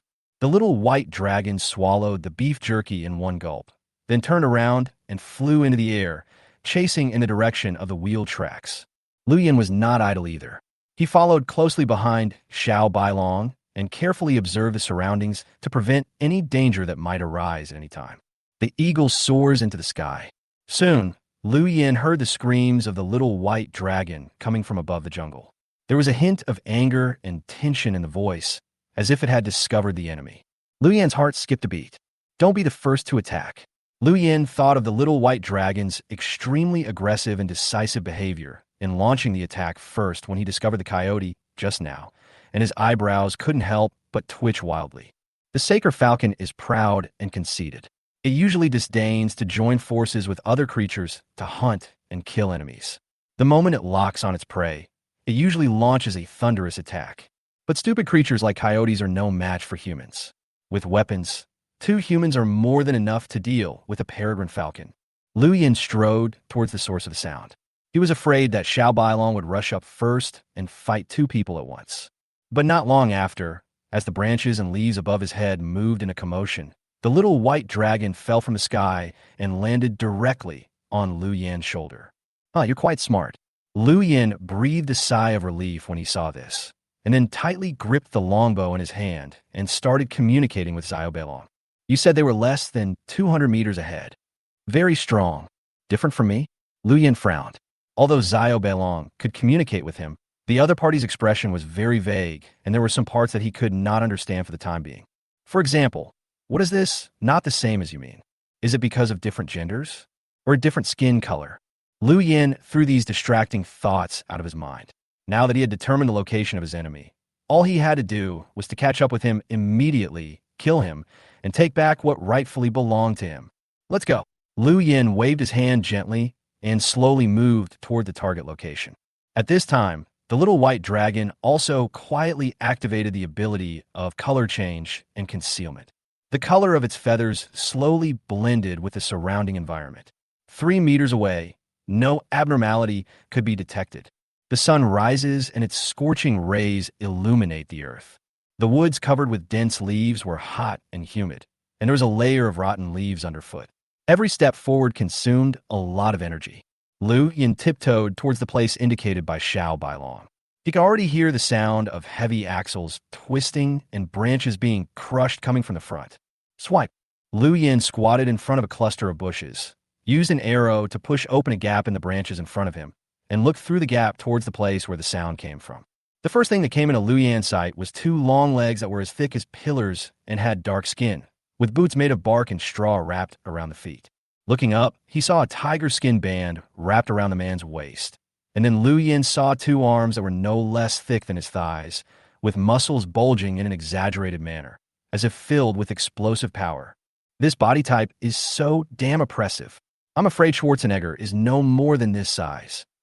Lu Yin widened the gap in front of his eyes, and suddenly, the man's full appearance appeared in his sight. The moment he saw the other person's full appearance, Lu Yan's pupils constricted. He felt the hairs on his body stand up, and the horror in his heart was like a tide that hit his psychological defenses. This thing is not a human at all. The creature that appeared in front of Lu Yin had a human body, limbs, and 5 fingers. But its head was a hideous pig head covered with hair, and 2 fangs extended from its narrow mouth, which looked extremely terrifying. Pig-headed man? Wild boar man? Lu Yin roared in his heart, extremely shocked. Is this the intelligent, indigenous people of the wilderness? There are 2 pig-headed men, one in front and one behind. The pig-headed man at the back was pushing a huge wooden cart. He had a strong build, black hair on his head, and looked to be in the prime of his youth. The wooden cart was piled with killed wild animals, including wild deer, rabbits, monkeys, and even an adult leopard. Lu Yin did not see any vegetable culture medium on the carcasses, but he did find the generator as big as a computer chassis. The pig-headed man in front who was on guard was carrying a bamboo basket on his back. He looked a little old. Although the muscles on his chest and arms were still strong, his hair had begun to fade and turn white, as if he was in middle age. At this time, Lu Yin finally understood what Xiao Bailong meant by not quite the same as you. He forced himself to suppress the urge to scream and quietly put the arrow coated with poison dart frog venom on the longbow and slowly aimed at the young pig-headed man who was pushing the cart through the gap in the bushes. Now Lu Yin is about 20 meters away from the enemy, and the vision is severely obstructed in the jungle. If he wants to hit the enemy 100%, he must wait for the enemy to get closer. The distance is about 15 meters. He held his breath and estimated the other party's position. 18 meters, 17 meters, 16 meters. Lu Yin stared at the young pig-headed man with sharp eyes, motionless. The arrow in his hand was eager to drink blood. But suddenly, a skinny red-haired coyote crawled out of the bamboo basket behind the middle-aged pig-headed man. It stuck its head out of the bamboo basket, and around its neck was a collar that was the same as the 4 coyotes that Lu Yin had killed before. At this time, the red-haired coyote looked towards the direction where Lu Yin was hiding, as if it had noticed something, and began to roar wildly. Almost at the same time, the 2 pig-headed men raised their weapons and cast brutal and murderous glances over. Fuck, we've been discovered. Through the gap in the bushes, Lu Yin and the other party instantly met eyes. Chapter 49, Pursuit. The moment his eyes met the opponent's, Lu Yin immediately realized that he was exposed. He no longer cared about aiming and simply released the bowstring, and the arrow flew out with a whistling sound. The pig-headed man carrying the bamboo basket had already raised the weapon in his hand. It was a strangely shaped black iron pipe, about 1.2 meters long, with a wooden handle. At the same time, as the arrow flew out, the pitch-black iron pipe was also aimed at the bushes where Lu Yin was hiding. There was an extremely crisp click sound, and a cluster of sparks came out from the handle of the iron pipe. Then a 2 or 3 meter long fireball, carrying thick smoke, sprayed out from the iron pipe. It's a flintlock. When Lu Yin heard the click sound, he had roughly guessed what the weapon was in the other party's hand. It was the sound of a hammer hitting a flint. He rolled on the ground, and the steel ball shot from the flintlock flew out, brushing against his cheek. A burning pain surged up.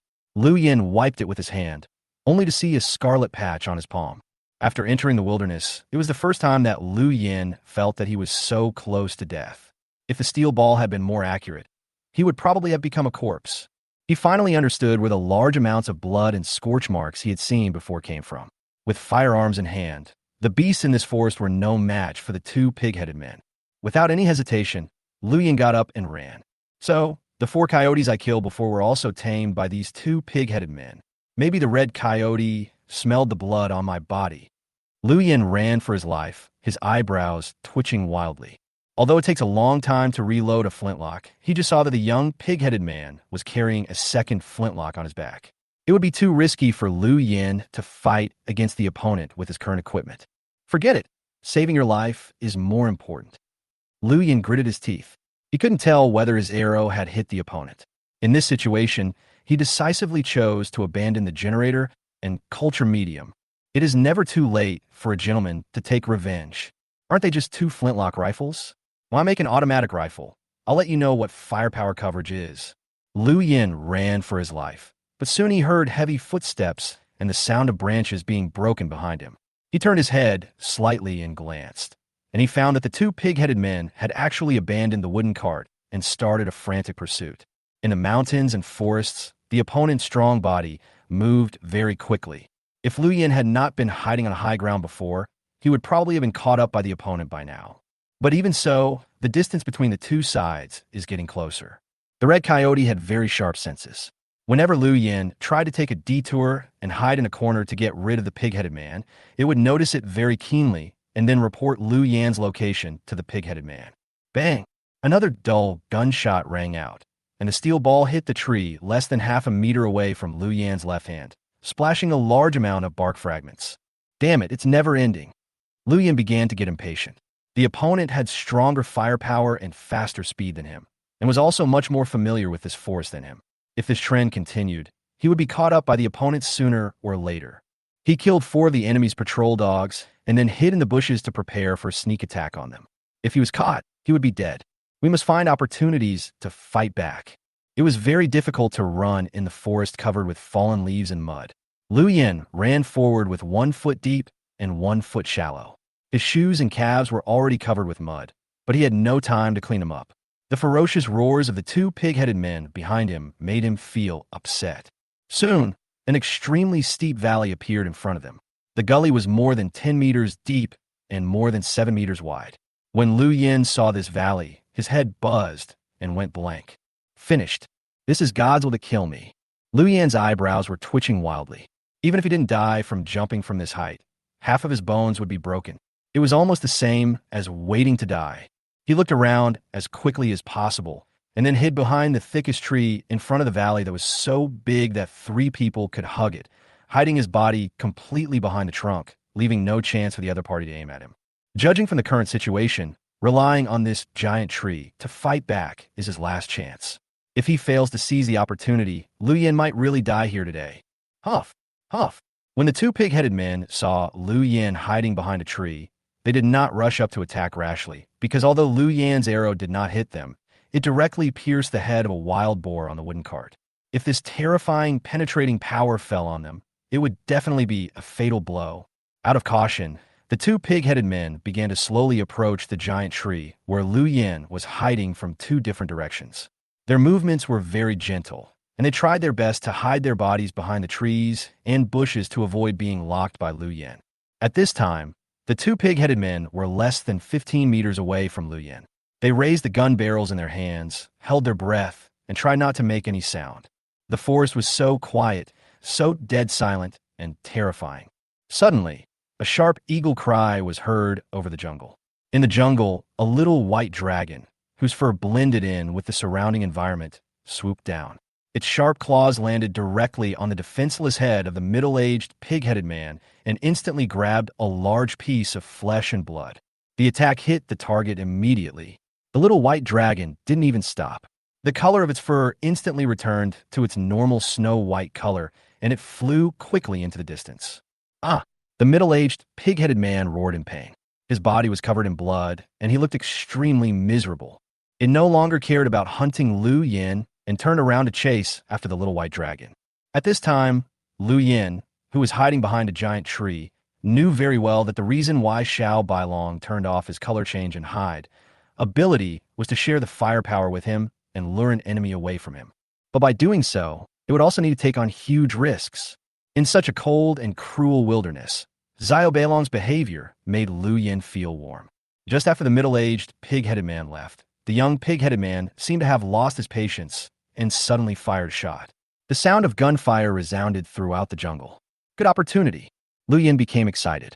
He jumped out from behind the giant tree in an instant and pulled his longbow towards the direction where the gunshots came from. But at the moment he jumped out from behind the giant tree, Lu Yin saw a scene that he would never forget. There was no smoke coming out of the flintlock in the right hand of the young pig-headed man, and the pitch-black muzzle was now aiming at Lu Yin. Its left palm held two oddly shaped stone beads. It gently exerted force with its 5 fingers, causing the 2 stone beads to crush and collide with each other. Immediately, a thick smoke and a huge explosion sound were heard. In other words, the gunshot that Lu Yin heard just now was not the sound of a flintlock rifle firing, but the sound of the 2 stone beads colliding. The young pig-headed man used these 2 stone beads to mislead Lu Yin and tricked him out from behind the giant tree where he was hiding. For a moment, the situation was at a stalemate.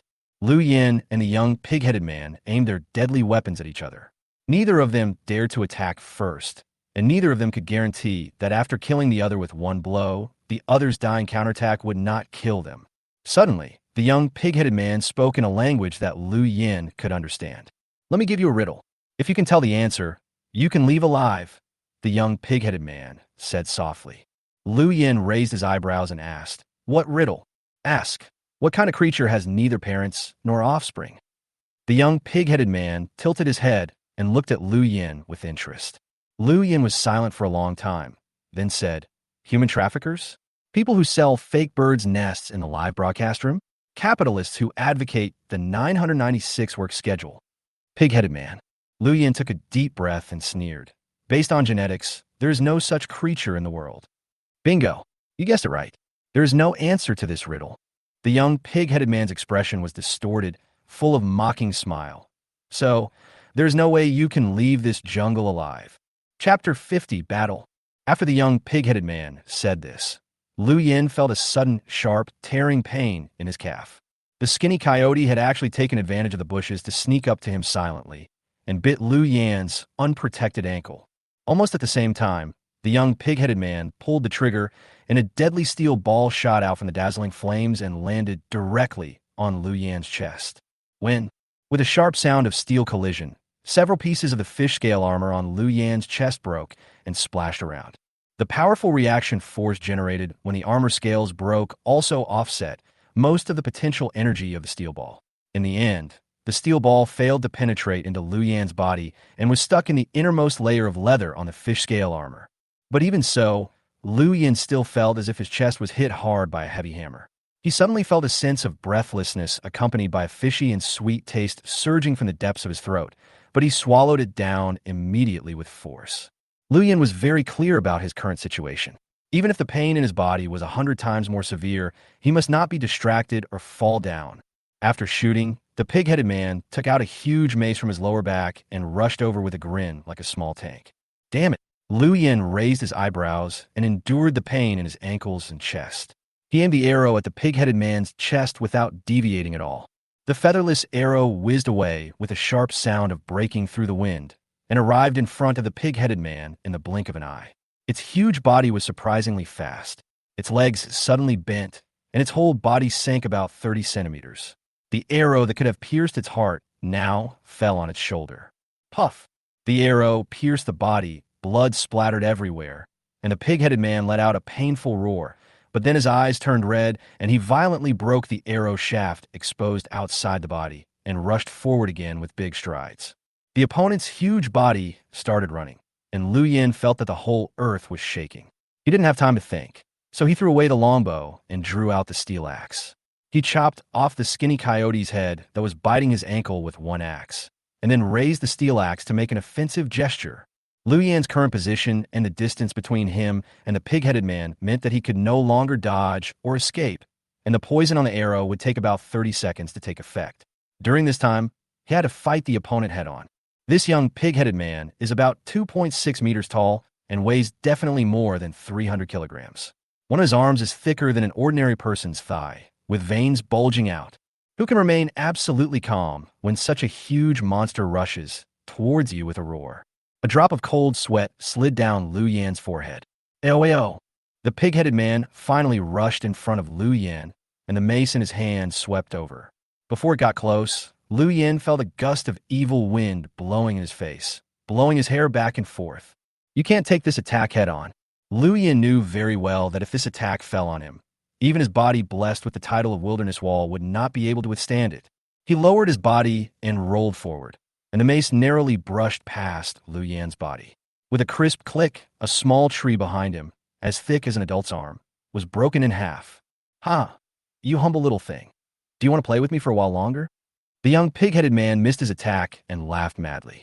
Wait until I catch you. I will play with you slowly. I will break your bones one by one, hang you on the top of the mountain, and let the devil crows peck every piece of meat off your body.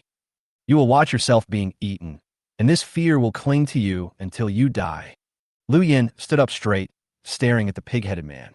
He knew very well that the other party said these words to increase his nervousness, make him lose his composure, and cause him to panic and make mistakes. The more this happens, the more you cannot be afraid. If you're afraid, you will die. Don't make such a perverted expression anymore. Your look doesn't scare me. It makes me sick instead.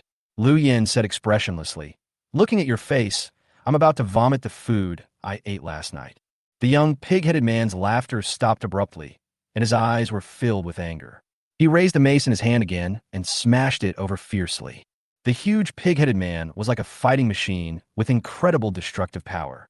In front of the 1.5-meter-long heavy mace, the surrounding small trees were as fragile as a piece of paper. Soon, with the battlefield between it and Lu Yan as the center, all the small trees within 10 meters were completely destroyed. You're pretty awesome. You're really good at chopping down trees.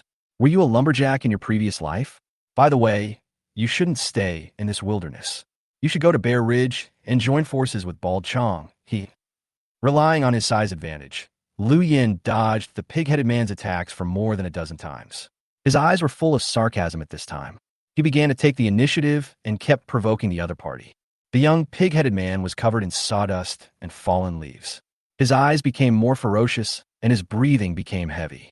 His huge body gave him greater power, but it also meant that his physical energy consumption would be higher. If this goes on, it won't be long before he's killed by Lu Yan due to exhaustion. At this moment, Lu Yan also felt something was wrong. It has been more than a minute since the pig-headed man was hit by the arrow.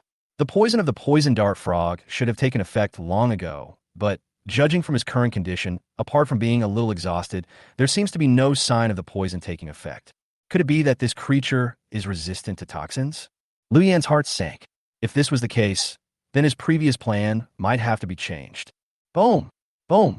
The pig-headed man rested for a few seconds, his expression gloomy, and approached Lu Yan again. Call! The heavy mace came down with a fierce wind. Lu Yan aimed at the direction and dodged to the left again. But at this moment, a ferocious smile appeared on the face of the pig-headed man. He loosened the grip of the mace with his hand and threw the mace out as a throwing weapon to block Lu Yan's movement.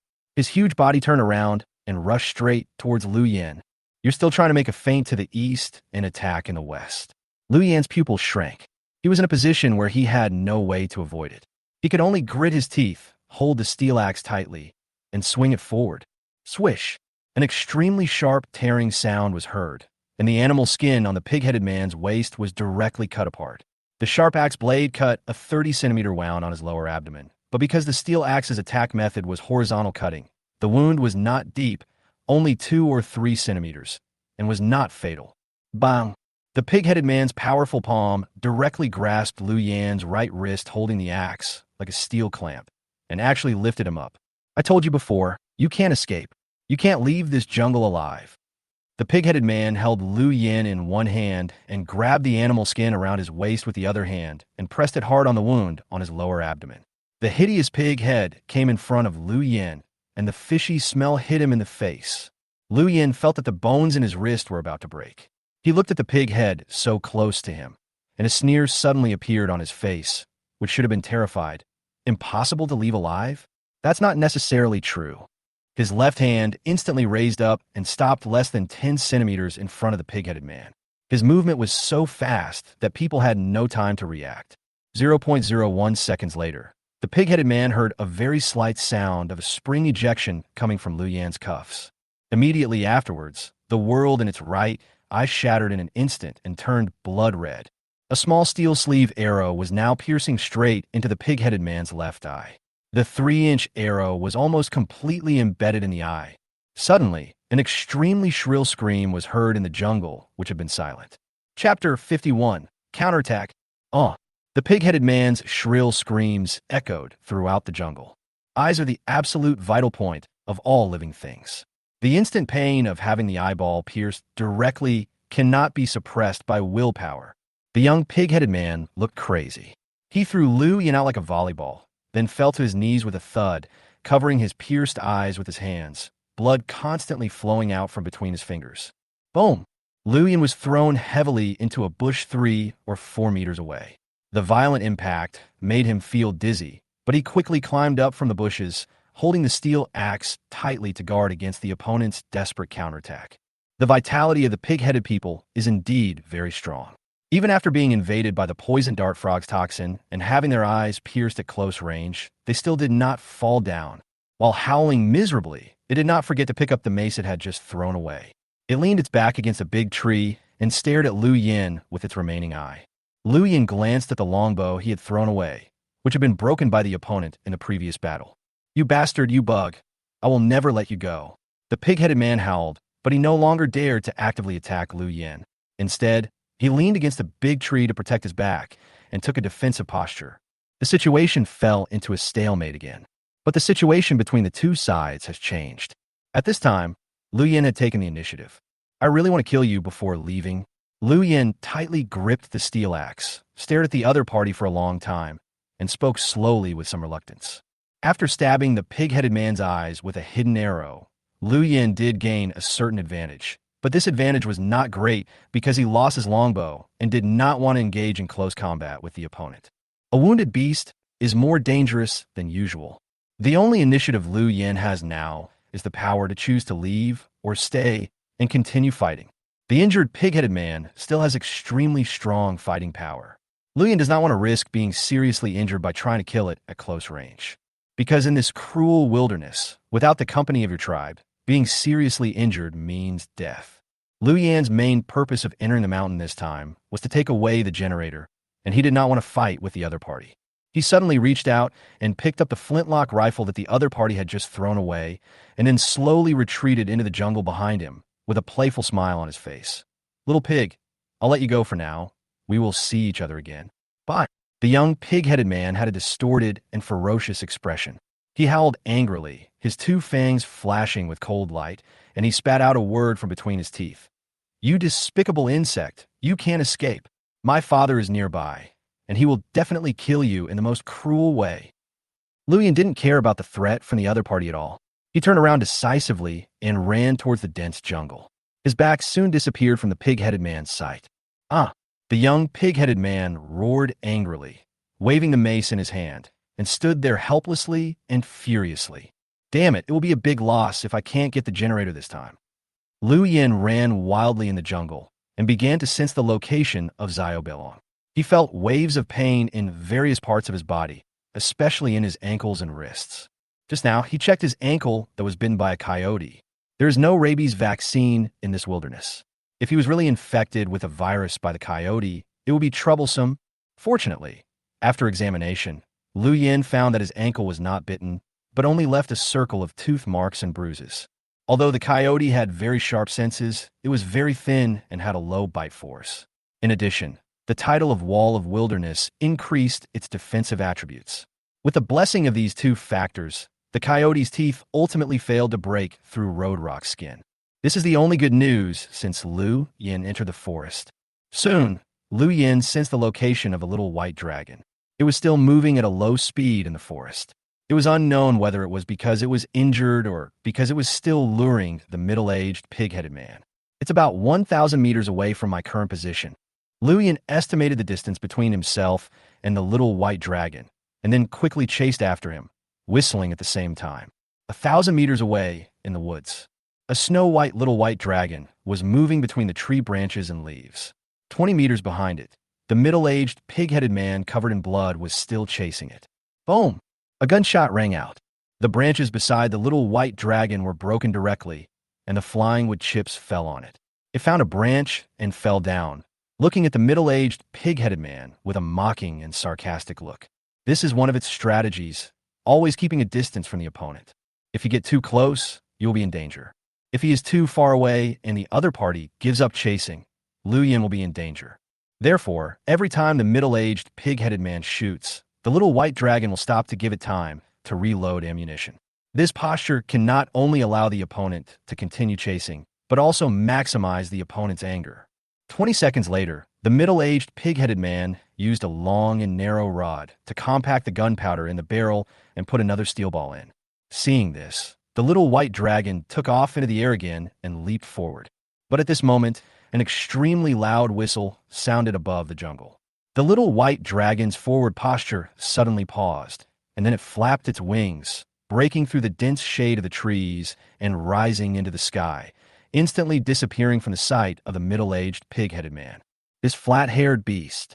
The middle-aged, pig-headed man covered the wound on his head with animal skin and angrily fired a shot in the direction where the little white dragon disappeared, but it had no effect except knocking down some leaves. Crash! The little white dragon descended from the sky and landed directly on Liu Yan's shoulder, rubbed its head against his face affectionately, and began to chirp softly. There was a hint of depth in its voice, no longer as violent and overbearing as usual. Okay, I'm fine, don't worry. It's so itchy hot. Liu Yan rubbed the little white dragon's head, knowing that it was caring for him in its own way. You're not hurt, are you? Hearing Liu Yan's question, the little white dragon raised its head proudly and kept chirping, as if showing off to Liu Yan, how could a stupid and clumsy creature like the pig-headed man possibly hurt me? It's good that you're not hurt. Liu Yan breathed a sigh of relief. This means that he and Xiao Beilong can escape unscathed from this trip into the mountains. But Liu Yan was really unwilling to go back like this. This time, not only did he fail to get the generator and culture medium, but he also ended up with injuries all over his body. The strong sense of frustration enveloped him and made him unable to calm down for a long time. The little white dragon next to him seemed to notice Liu Yan's emotional changes. Its eyes rolled and it chirped softly a few times. You said, let's ambush again and hunt the enemy with flintlock rifles? This will definitely not work. I only picked up the gun, not the gunpowder and steel balls. Now the system is still short of sulfur, the raw material for making gunpowder. After listening to Xiao Bailong's suggestion, Liu Yan shook his head and frowned. It's at most a hollow iron rod now. Chapter 52 Answer. Setting a trap. Liu Yan didn't have time, and he didn't know how far this place was from the enemy's tribe. What if the enemy came to reinforce while he was setting the trap? Liu Yan was very sure that the two pig-headed men must have returned to the vicinity of the wooden cart. If he didn't kill them, it would be impossible for him to take what he wanted. He must complete 3 tasks in a short period of time: hunting, taking away the generator, and escaping from the forest. After a moment of silence, the little white dragon chirped a few times again, and then without waiting for Liu Yan's consent, it flapped its wings and flew away. Come back here. Come back.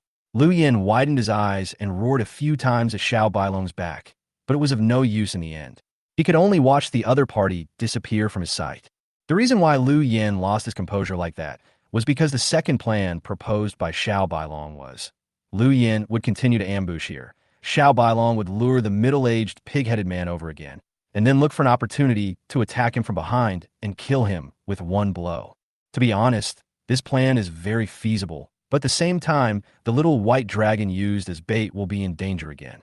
Facing a creature with guns, no matter how good little white dragon's agility is, there is a possibility of being hit. Compared to obtaining a generator, Liu Yan values little white dragon itself more. It lured the enemy before in order to save Liu Yan. But now, Liu Yan doesn't think it's worth it for Xiao Bailong to take the risk just for a generator. However, as a pet that shared his thoughts, the little white dragon might have guessed Liu Yan's thoughts long ago, but it still went without hesitation. If you treat me as a national hero, I will repay you by treating me as a national hero. This sentence may sound funny and absurd when used on Xiao Bailong, but it is most appropriate for the current situation. Although the Saker Falcon possesses a certain level of intelligence, its thinking in some areas is very simple. You are good to me, you care about me, you feed me meat, and you worry that I will get hurt.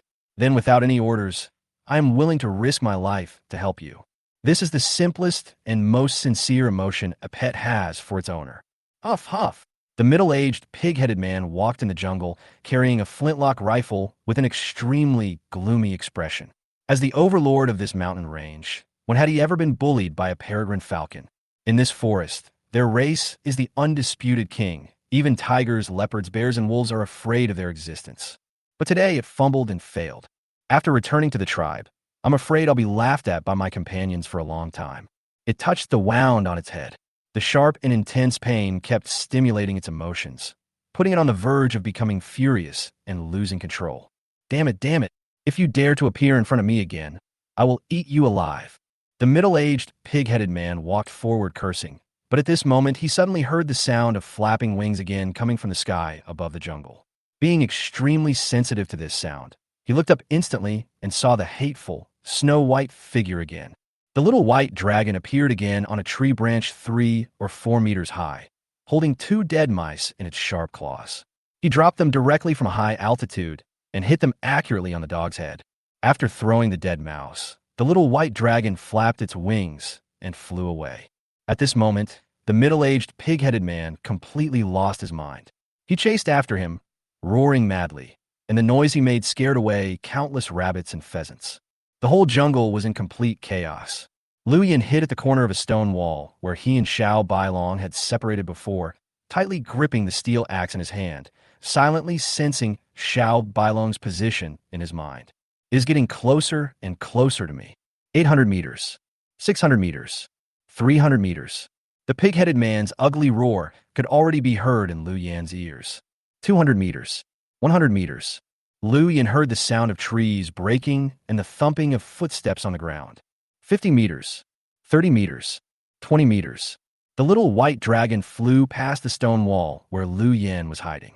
Bang! An extremely loud gunshot rang out. The bullet brushed past the little white dragon's tail, feathers, and flew out, and more than a dozen shot-down feathers fell from the sky like snowflakes. When Lu Yan saw this scene, his expression was frighteningly calm. He slowly raised the steel axe in his hand and assumed an attacking posture. The sound of heavy breathing came from behind the stone wall, accompanied by an extremely strong, fishy smell. A huge shadow rushed out from the left side of the stone wall. The middle-aged, pig-headed man stared at the little white dragon in front of him with a ferocious and terrifying expression. Lu Yan's legs were like springs fully charged with force. The moment the middle-aged, pig-headed man appeared in his sight, they instantly and silently ejected. You beast, you can't escape. The middle-aged, pig-headed man loaded ammunition while running, staring at the little white dragon and speaking with a grin. Lu Yin swung the steel axe in his hand in a circle, drawing an extremely perfect arc, and landed directly on the neck of the middle-aged, pig-headed man from behind his unnoticed back. Puff! Snap! The sound of a knife cutting into the bone was heard. The middle-aged, pig-headed man's sinister laughter suddenly stopped, and his body fell heavily to the ground. The middle-aged, pig-headed man widened his eyes and spoke haltingly. Lu Yin pulled the axe blade out of the opponent's cervical spine with an expressionless face, then raised it again and chopped it down at the pig-headed man's head. 1, 2, 3 times. The pig-headed man didn't make any more noise. Blood splattered everywhere, and Lu Yin had a blank expression on his face. Under the axe, the body of the middle-aged, pig-headed man had been chopped into pieces. Even if it had the terrifying vitality of the demon ape, it would no longer be able to fight back. Lu Yin gasped heavily and wiped the blood off his face. Finally killed one. Looking at the almost chopped-up corpse at his feet, Lu Yin rested for a moment and found the remains of a giant tree knocked down by lightning. The inside of the tree had been burned out, forming a natural groove. Lu Yin threw the body of the middle-aged, pig-headed man in and picked up some tree bark to cover it. From the outside, it looked like a natural tomb. Of course, he did not bury the middle-aged, pig-headed man out of kindness. There were still many resources and items on the body that he had not had time to collect. Lu Yin now needed to kill another enemy, but he was afraid that after he left, the bloody smell of the body would attract wild beasts and drag it away. So he had to hide it. After doing all this, Lu Yin picked up the middle-aged, pig-headed man's flintlock and gunpowder bag and went silently to the place where he had ambushed at the beginning. Next to the wooden cart, the young, pig-headed man was sitting cross-legged on the ground, covering his 2 wounds with a painful expression. The wound on its abdomen was no longer bleeding, but the wound on its eye was too deep, and for some reason, it began to feel its brain being madly assaulted by waves of severe dizziness. Why hasn't father come back yet? I need medical treatment immediately, the young pig-headed man said gloomily. After returning to the tribe, I will lead the hunting team to conduct a thorough search of this forest to find that damn bug. I want to eat him alive. I'm afraid there's no such opportunity. At this moment, a laughing voice came from the nearby forest. The young pig-headed man became alert instantly and looked in the direction of the voice with his only remaining eye. Lu Yin, holding a flintlock rifle in his hand, slowly walked out of the woods, with the muzzle of the gun pointed at the pig-headed man. How dare you show up again? When the young pig-headed man saw Lu Yin, he immediately rushed over with a mace in his hand.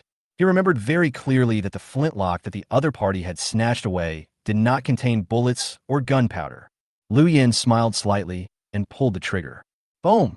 Ferocious tongues of fire spewed out, and a blood hole the size of a ping-pong ball instantly appeared in the pig-headed man's abdomen. Looking at the bloody hole, it was stunned. 3 seconds later, it let out a deafening scream. I told you we'll see each other again.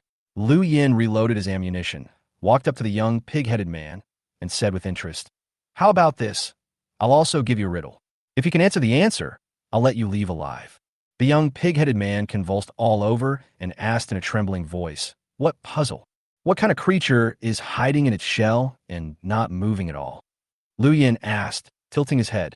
It's a turtle. The young pig-headed man gritted his teeth. Lu Yin laughed. His smile was extremely bright. No, it's your father. He's lying in the coffin now. Chapter 53, Interrogation. In fact, after the pig-headed man was shot, he had some guesses about his father's condition, but only after hearing Lu Yan's words did he completely confirm that his father had been killed. Where did you go with the vegetable culture medium in the cave? Lu Yin asked expressionlessly. The young pig-headed man seemed to be crazy because of the physical pain and the sadness of the death of his loved ones. Under the double stimulation, he actually staggered to his feet with red eyes and walked towards Lu Yin as if he wanted to fight a desperate battle. Lu Yin narrowed his eyes and pulled the trigger again without hesitation. Bang! A cloud of blood mist mixed with bones and flesh suddenly rose from the left knee of the young pig-headed man, and his huge body fell to the ground like a golden mountain or a jade pillar. I don't have much patience. Don't continue to challenge my bottom line. Lu Yin frowned. Cooperate with me. It will benefit everyone. If I cooperate with you, will you let me live? The young pig-headed man showed a hideous and mocking grin on his face. He was covered in blood and looked ugly, like a monster crawling out of the depths of hell. I'm going to die in the end anyway, so why should I make you happy? I tell you, the vegetable culture medium is hidden somewhere in this forest, but you will never be able to get it. Looking at the young pig-headed man who was acting like a dead pig that was not afraid of boiling water, Lu Yin suddenly laughed. He took out a spear from the storage compartment and, without warning, stabbed it into the opponent's broken knee wound and stirred it vigorously. The tragic wailing sound resounded throughout the entire jungle, and countless swallows and sparrows were startled and flew away, making this place almost a vacuum zone. I don't want to lie to you. Your final destination will surely be death. But the choice of how you die is in my hands. I can make your death a long one, or I can give you a quick one. Lu Yan's handsome face was covered with scarlet blood, and with a sinister smile, his face looked as terrifying as a devil. The warriors of the Banlu tribe will never be intimidated by fear. The young pig-headed man was covered with scars, but his attitude remained tough. A 3-pound duck, a 2.5-pound beak. Lu Yin sneered, stuck the bloody spear into the ground, then squatted down and asked, Guess how I'm going to deal with you? The young pig-headed man said nothing. His one red eye was filled with the purest hatred. If looks could kill, Lu Yin would have been cut into pieces. You mentioned before that you would hang me up high and let many devil crows eat my flesh and blood, so that I would watch myself die from all my flesh and blood. Lu Yan's smile became brighter. That's interesting. I don't have the ability to command a flock of devil crows. I only have a peregrine falcon, so the progress will be slower and the process will be long. Warrior, hold on. Lu Yin patted the pig-headed man's head, and then the little white dragon swooped over from the side. Its sharp claws instantly embedded into the pig-headed man's shoulder and tore off a palm-sized piece of meat. Ah! The pig-headed man howled in pain. The little white dragon swallowed the fresh piece of meat in big gulps and tore countless deep wounds on the opponent's body with its sharp claws. What does flesh being torn apart sound like? Liu Yin had never had the opportunity to experience it before, but today he listened very carefully. The sound of flesh being torn apart was low and dull, and the tearing process was usually accompanied by the sound of liquid splashing from bursting blood vessels, like the sound of cream being squeezed out by a squeezer used in making cakes. This kind of sound makes people feel a sense of discomfort and fear coming from deep in their genes, and just listening to it makes people feel a chill. So what does the pig-headed man, the protagonist, feel at this moment? The little white dragon swallowed the meat in big gulps, and even its feathers were stained red with blood. Its movements were very slow, and it deliberately let the pig-headed man see every inch of its flesh and blood being swallowed. In just 30 seconds, the originally tough pig-headed man was trembling all over and began to lose control of his feces and urine. His ferocious face was filled with fear. The pig-headed man race is the absolute overlord in this forest, and they are violent and tough by nature. They can remain calm even in the face of death. But now, watching its body being eaten by the little white dragon, it finally collapsed. "Kill me! Kill me!" the pig-headed man screamed. "You bastard, you maggot! Kill me! Kill me!" The pig-headed man's collapse was not caused by physical pain, but more importantly by psychological pressure. The visual impact of watching yourself being eaten is far greater than watching someone stab you with a knife. That feeling of powerlessness, of quietly waiting for death, of watching one's body disappear before dying, and of being transformed from a living being into food, is enough to devour any strong soul. At this time, the pig-headed man kept howling and cursing, and all kinds of unbearable words came out of his mouth. He wanted to use this to anger Liu Yin and make Liu Yin kill him directly and end his suffering. But it failed. Liu Yin sat aside very calmly, looking at it expressionlessly, without any sign of anger. "I can't stand it anymore. I'll tell you where what you want is." Finally, the young pig-headed man spoke with his dying breath and told Liu Yin a location. "If you had cooperated earlier, you wouldn't have to suffer so much." Liu Yin's eyes lit up when he heard that. He cursed with a smile, then waved his hand and stood up. "Little white dragon, go to this position and take a look. If it dares to deceive us." Liu Yin paused, took a look at the miserable pig-headed man, pondered for a moment, and felt that the other party would not dare to lie to him again. Anyone who could endure such torture and still send false information to the enemy must be an agent who had been trained in hell. The pig-headed man was not enough. The little white dragon flapped its wings and flew away. Liu Yin felt a little emotional as he looked at the pig-headed man lying at his feet, dying. In fact, he and the other party did not have any mortal hatred, and in this matter, he was the first to attack the other party. Should the other party be considered to have acted in self-defense? In this incident, I killed the other person's father and tortured him beyond recognition. From a normal person's perspective, it seems that I am the villain. It's just that this is a wilderness. Liu Yin said softly. Yes, this is not a civilized society with laws, but a barbaric doomsday wilderness. Here, there is no distinction between morality, kindness, and evil. Everything here must be based on survival interests as the first goal. This is how the three thugs attacked Liu Yin before, and this is how Liu Yin attacks the pig-headed man now. Liu Yin was very familiar with the rules of this wilderness, so he would not feel surprised when he was attacked. At the same time, he would not feel psychological pressure because of attacking others. Just like Liu Yin said before, humans have exterminated countless races in order to make their lives better. But who can blame humans for being the creatures at the top of the food chain and having this privilege? Invading other species for their own sake is the nature of all creatures. If you don't want to become a creature exterminated by top-level beings in the wilderness, you must use any means necessary to climb to the top of the food chain. Liu Yin robbing and killing the pig-headed man is actually equivalent to a tiger hunting an antelope. It is the most basic rule of survival. Should the tiger feel sorry for eating the antelope? Unnecessary. Impossible. Chapter 54, Run. About 3 minutes later, Xiao Belong brought back a piece of news that made Liu Yin happy both physically and mentally. The missing vegetable culture medium was found at the location revealed by the young pig-headed man.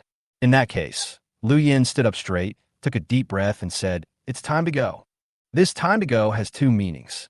One is that he should leave this forest, and the other is that the young pig-headed man should set off. Although the pig-headed man was already dying with only his last breath left, Liu Yin still raised the spear in his hand and stabbed it 7 or 8 times in the heart, until he had poked several transparent holes in its chest. Only then did he begin to collect the spoils with peace of mind. What surprised Liu Yin was that after the young pig-headed man died, a treasure chest also exploded above his body. It was silver-white in color and emitted a luxurious glow. It's actually a silver treasure chest. Liu Yin felt his mouth dry. As we all know, the higher the level of the treasure chest, the rarer the treasures it contains. Liu Yan's bronze treasure chest once contained a groundwater extractor and a talent skill book. The main goals of this trip into the mountains, the generator and vegetable culture medium, were obtained from silver treasure chests that Brother He got from somewhere. This is such a pleasant surprise. About 20 minutes later, Liu Yin finished collecting the spoils and followed Xiao Bailong's guidance to the location where the culture medium was hidden. In a dirt pit covered by lush branches and leaves, he saw the vegetable culture medium that looked like a large cake display case. This thing is too big. The pig-headed man without the system backpack grid really can't transport it out of here. Liu Yin looked at the vegetable culture medium hidden in the pit, stretched out his palm, and gently touched the edge. With a flash of light, it was immediately put into his backpack. When he set out in the morning, there were only 11 empty spaces in Liu Yan's backpack, but now it was filled to the brim, and even his shoulders and hands were hung with trophies. A rough calculation of the harvest. Kill the coyote and get a black iron treasure chest. Kill 2 pig-headed men to get a silver treasure chest. Flintlock *2. 1 pack of steel balls. 2 packs of gunpowder, about 800 G. A heavy mace. A solid wooden cart.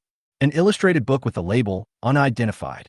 There is also a generator, a vegetable culture medium, and more than 20 different types of prey. However, these prey were of different types and could not be added up and integrated in number in the grid. Liu Yin had to choose the largest adult leopard and stuff it into the last grid. Then he held a pheasant in his left hand and a hare in his right hand, which looked extremely funny. This trip to the mountains was the most dangerous experience Liu Yin had ever had since entering the wilderness, but it was also the most rewarding. Now he finally understood why the fastest way to accumulate wealth was through plunder. High risk often meant high returns. He had obtained so many supplies just by killing 2 pig-headed men. If he could wipe out the entire tribe, it will be a cruel disaster and a rich harvest. A smile appeared on Liu Yan's lips. He took out drinking water from the system grid and gulped down half a bottle. The series of battles just now had seriously depleted his physical strength. Now that he was out of the battle, the self-healing effect enhanced by the Wilderness Wall title began to show. The pain in his ankles and wrists began to ease, and even the bruises and teeth marks were slowly disappearing. It's not advisable to stay here for long. After collecting all the spoils that could be taken away, Liu Yin did not dare to stay in this forest any longer. Although there were rich resources here, there were also countless dangers hidden. It is a great fortune to be able to escape unscathed after a conflict with the intelligent creatures in this forest. Taking heavy steps, Liu Yin found the beast path he had walked on before and prepared to return the same way.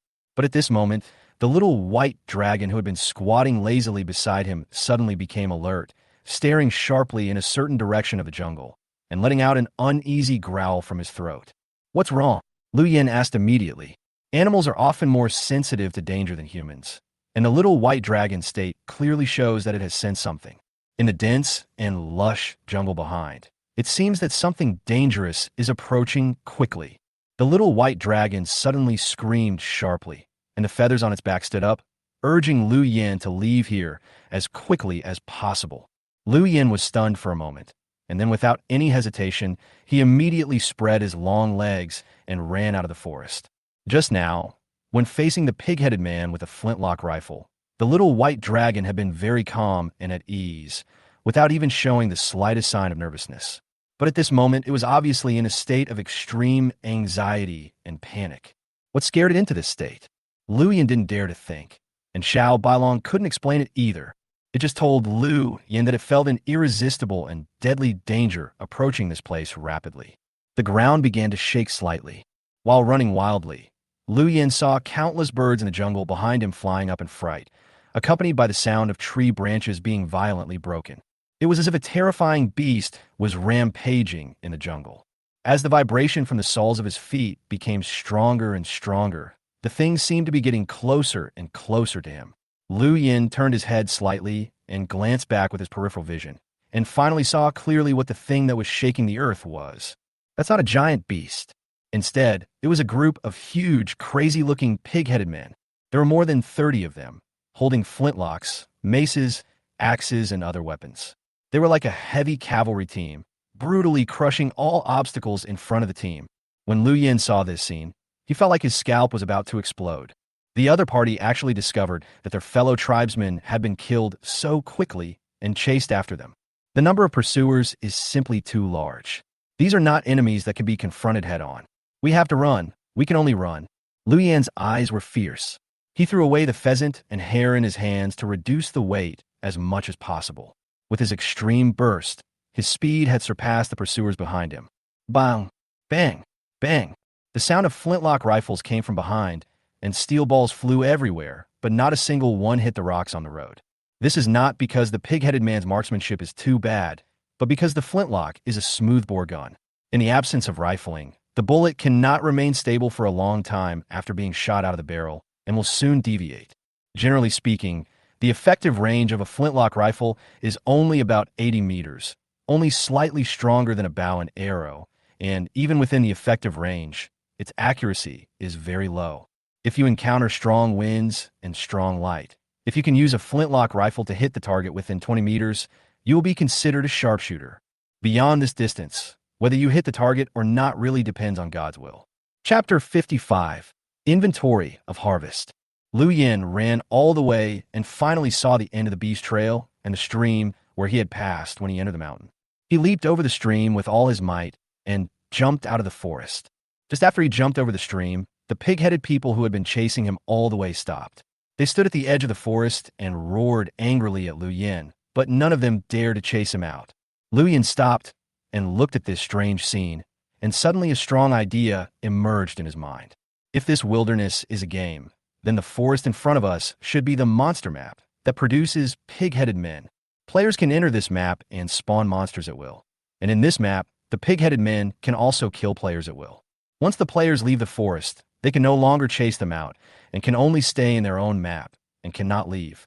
Yes, that must be it. Each monster has its own fixed activity area. Liu Yin looked at the pig-headed man, who kept roaring, and suddenly laughed. He had been worried that the other party would chase him all the way and find a shelter, but now all his worries disappeared. Although this wilderness allows players a high degree of independent exploration, the settings of monsters and disasters still strictly abide by the rules of the game. The difficulty of this monster map is indeed quite high. If the pig-headed man with a flintlock rifle can come out of the forest, I'm afraid all the players in the wilderness will be wiped out by him. Liu Yin took a deep breath with lingering fear. Liu Yan's experience this time is equivalent to a LV5 player mistakenly entering a LV10 monster map. If it weren't for the help of luck, equipment, pets, and other factors, he probably wouldn't be able to get out of this forest. Looking at the bright sunshine outside the forest, Liu Yin felt a sense of relief for surviving a disaster. Facts have once again proved that there are still countless unknown dangers hidden in this cruel land. Whenever you think you know this land well enough, new dangers will jump out and hit you hard. It won't be long before I come back. By then, this forest will become my territory. Liu Yan's vision was extremely sharp. He looked at the forest behind the pig-headed group. Everything in this mountain will be mine. After saying this, there was no longer any reluctance or nostalgia in Liu Yan's eyes, and he resolutely turned around and walked towards the shelter. This time the harvest was extremely rich, and he wanted to go back and count it. Moreover, with the seizure of 2 flintlock rifles, level 2 weapons should also appear one after another, and Liu Yan's arms dealer plan should be officially implemented. After killing 2 somewhat fantastic creatures, Liu Yin was immersed in thinking on the way back to the shelter. The place where he killed the coyote before was not in the forest. If the forest is the monster map of the pig-headed man, then why can the coyotes tamed by the pig-headed man move freely outside the forest? Is it because the coyote is not an intelligent creature and is not that powerful? Or is it because it is the lowest level monster and can be scattered all over the world like mosquitoes and rats? So the corresponding map restriction does not exist? Liu Yin couldn't come up with an answer to this question, but he was still a little worried. The coyotes tamed by the pig-headed people are able to leave the mountains and forests. Does this mean that the pig-headed people, who are restricted by the map, are not willing to be trapped near their nest for their entire lives and are exploring outside the map, in their own way, extending their tentacles as far as possible? These magical creatures in the wilderness are really perverted. Luyan's thoughts began to fly. In addition to the full harvest brought him by this journey, he also worried about the future of mankind. In this wilderness, even fantastical creatures like pig-headed men exist. So will there be even more perverted and terrifying monsters appearing in the future? Even a legendary mythical creature. For example, titans, dragons. If these creatures really exist, then the fate of future players will not be much better than the gopher that was once crushed to death by Liu Yan. Forget it. I'm not qualified to think about these things right now. Even if mythical creatures really appear, Doomsday Game will not release these monsters in the early stage, unless it wants to carry out a player elimination plan. Liu Yan threw away all the distracting thoughts in his mind. He stood on a rock and looked at the distant horizon. The outline of his own shelter came into view. The return trip was smooth. The time is now 11:23 in the morning, the hottest time of the day. After a whole morning of exposure to the sun, the puddles on the ground have basically dried up, and the air inhaled into the lungs has become dry and hot again. Seek benefits and avoid harm. The innate ability is activated. A blue light emanated from Liu Yan's body, scanning the 500-meter area around the shelter. After confirming that no strange creatures had approached the place after he left, Liu Yan and Xiao Bailong opened the door of the shelter and walked straight in. The bright sunlight formed a beam of light that poured in from the front door, completely dispelling the dampness in the safe house. Countless tiny particles of dust float slowly in the air, like a golden sea of stars. It still feels good to be home. After walking through the gate, Liu Yan felt that all his muscles and spirit relaxed. Here, you don't need to worry about being attacked at any time, nor do you need to worry about the threats of hunger, thirst, heat, or cold currents. This is the sense of security that comes with the top-ranked shelter. After sitting in the hammock and resting for a while, Liu Yan took out all the spoils he had harvested, placed them in front of himself, and prepared to start sorting them. The first thing that caught his eye was naturally the main target of this operation. Fuel generator. Status: normal. Maximum power: 5500W. Voltage: 220V. Maximum fuel capacity: 15L. Description: an ordinary household generator. Upgrade Direction 1. Upgrade fuel conversion. You can burn coal, garbage, and other fuels to work. The required survival points for upgrading are 300. Upgrade Direction 2. Upgrade core energy to a controllable nuclear fission energy core. The survival points required for the upgrade are 300 million. Liu Yan raised his eyebrows and counted the survival points required for upgrading Direction 2 with a dull look. What the hell? 3 small goals? Liu Yan felt that his worldview had been severely impacted. Not to mention the number that was as long as a phone number, just the words controlled nuclear fission energy core in the second upgrade direction. In my current situation, can I afford a small nuclear power plant? Oh my goodness. Let's take a look at something else first. Liu Yan held his breath and turned to look at the box-type vegetable culture medium that occupied a huge area. Vegetable culture medium. Usable area: 25 square meters. Daily water consumption: 5L. Daily power consumption: 15 degrees. Effect: easy to grow. Description: it can independently provide suitable temperature, light, and nutrition for the growth of a variety of planted products. The growth cycle of the products planted in the culture medium will be greatly shortened. Chapter 56. A Great Harvest. Shelter Design Drawings. After seeing the introduction to the properties of the culture medium, Liu Yan laughed. His trip to the mountains was well worth it. It can autonomously meet all conditions for the survival of crops, without the need for fertilizers, and automatically adjust the temperature. Although the daily water consumption is as high as 5L, yesterday's heavy rain allowed Liu Yan to store a lot of rainwater, which is more than enough to supply the culture medium except for daily cleaning consumption. There are 510L wooden barrels for holding rainwater, which can fully support the culture medium for about a week. Based on my observation of the wilderness terrain, the rainfall cycle should be about 5 to 7 days. Otherwise, the soil below 30 centimeters below the surface will definitely not be able to stay moist for a long time under such high temperatures. Liu Yan touched his chin, remembering the moisture content of the soil he found when he was digging the drainage ditch before, and quickly came to a conclusion. The irrigation water required for the culture medium is not a problem at all. Upgrade Direction 1. Upgrade the energy supply method, converting electricity and water sources to solar energy supply. Requires 300 survival points. Upgrade Direction 2. Upgrade the quality of crops. The product will be upgraded from normal to high quality. Requires 100 survival points. Two upgrade options appeared in front of Lu Yin again. I don't have to consider the first one. The electricity and water required for the culture medium are not a big deal for me, and the survival point requirement is also higher. Lu Yin naturally turned his attention to the second option. Improve the quality of vegetables? This is quite interesting. High-quality vegetables will not only have higher nutritional content and yield, but most importantly, the taste will also be greatly improved. When I thought of this, tears started to flow from my mouth. But the materials needed to upgrade the vegetable culture medium don't seem to be clearly stated.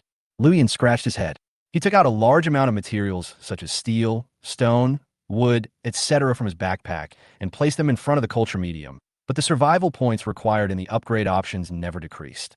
Obviously, the materials needed to upgrade this technological product, the culture medium, are completely different from the materials needed to upgrade basic products, such as wooden walls and cold weapons. Even Lu Yin cannot get them at once. Let's buy some seeds and fuel first, and use the generator and culture medium. Lu Yin rubbed his hands. The moment he saw the culture medium, the planting talent engraved in his bones was activated. Lu Yin didn't want to waste a second, and wanted to use it as quickly as possible. When it comes to choosing vegetables to grow in culture media, he has only one requirement. That is, the growth cycle must be short. For 5 whole days after entering the wilderness, Lu Yin had been eating tasteless dried vegetable packages. His mouth was almost dry, and he longed for the feeling of fresh, green vegetable leaves being cut by his teeth. Lu Yin decided to divide the 25 square meters of planting area into 5 different areas. The first part is used to grow tomatoes, a vegetable with high yield and rich in water and sugar. It can not only be used for cooking and making soup, but also can be eaten as fruit.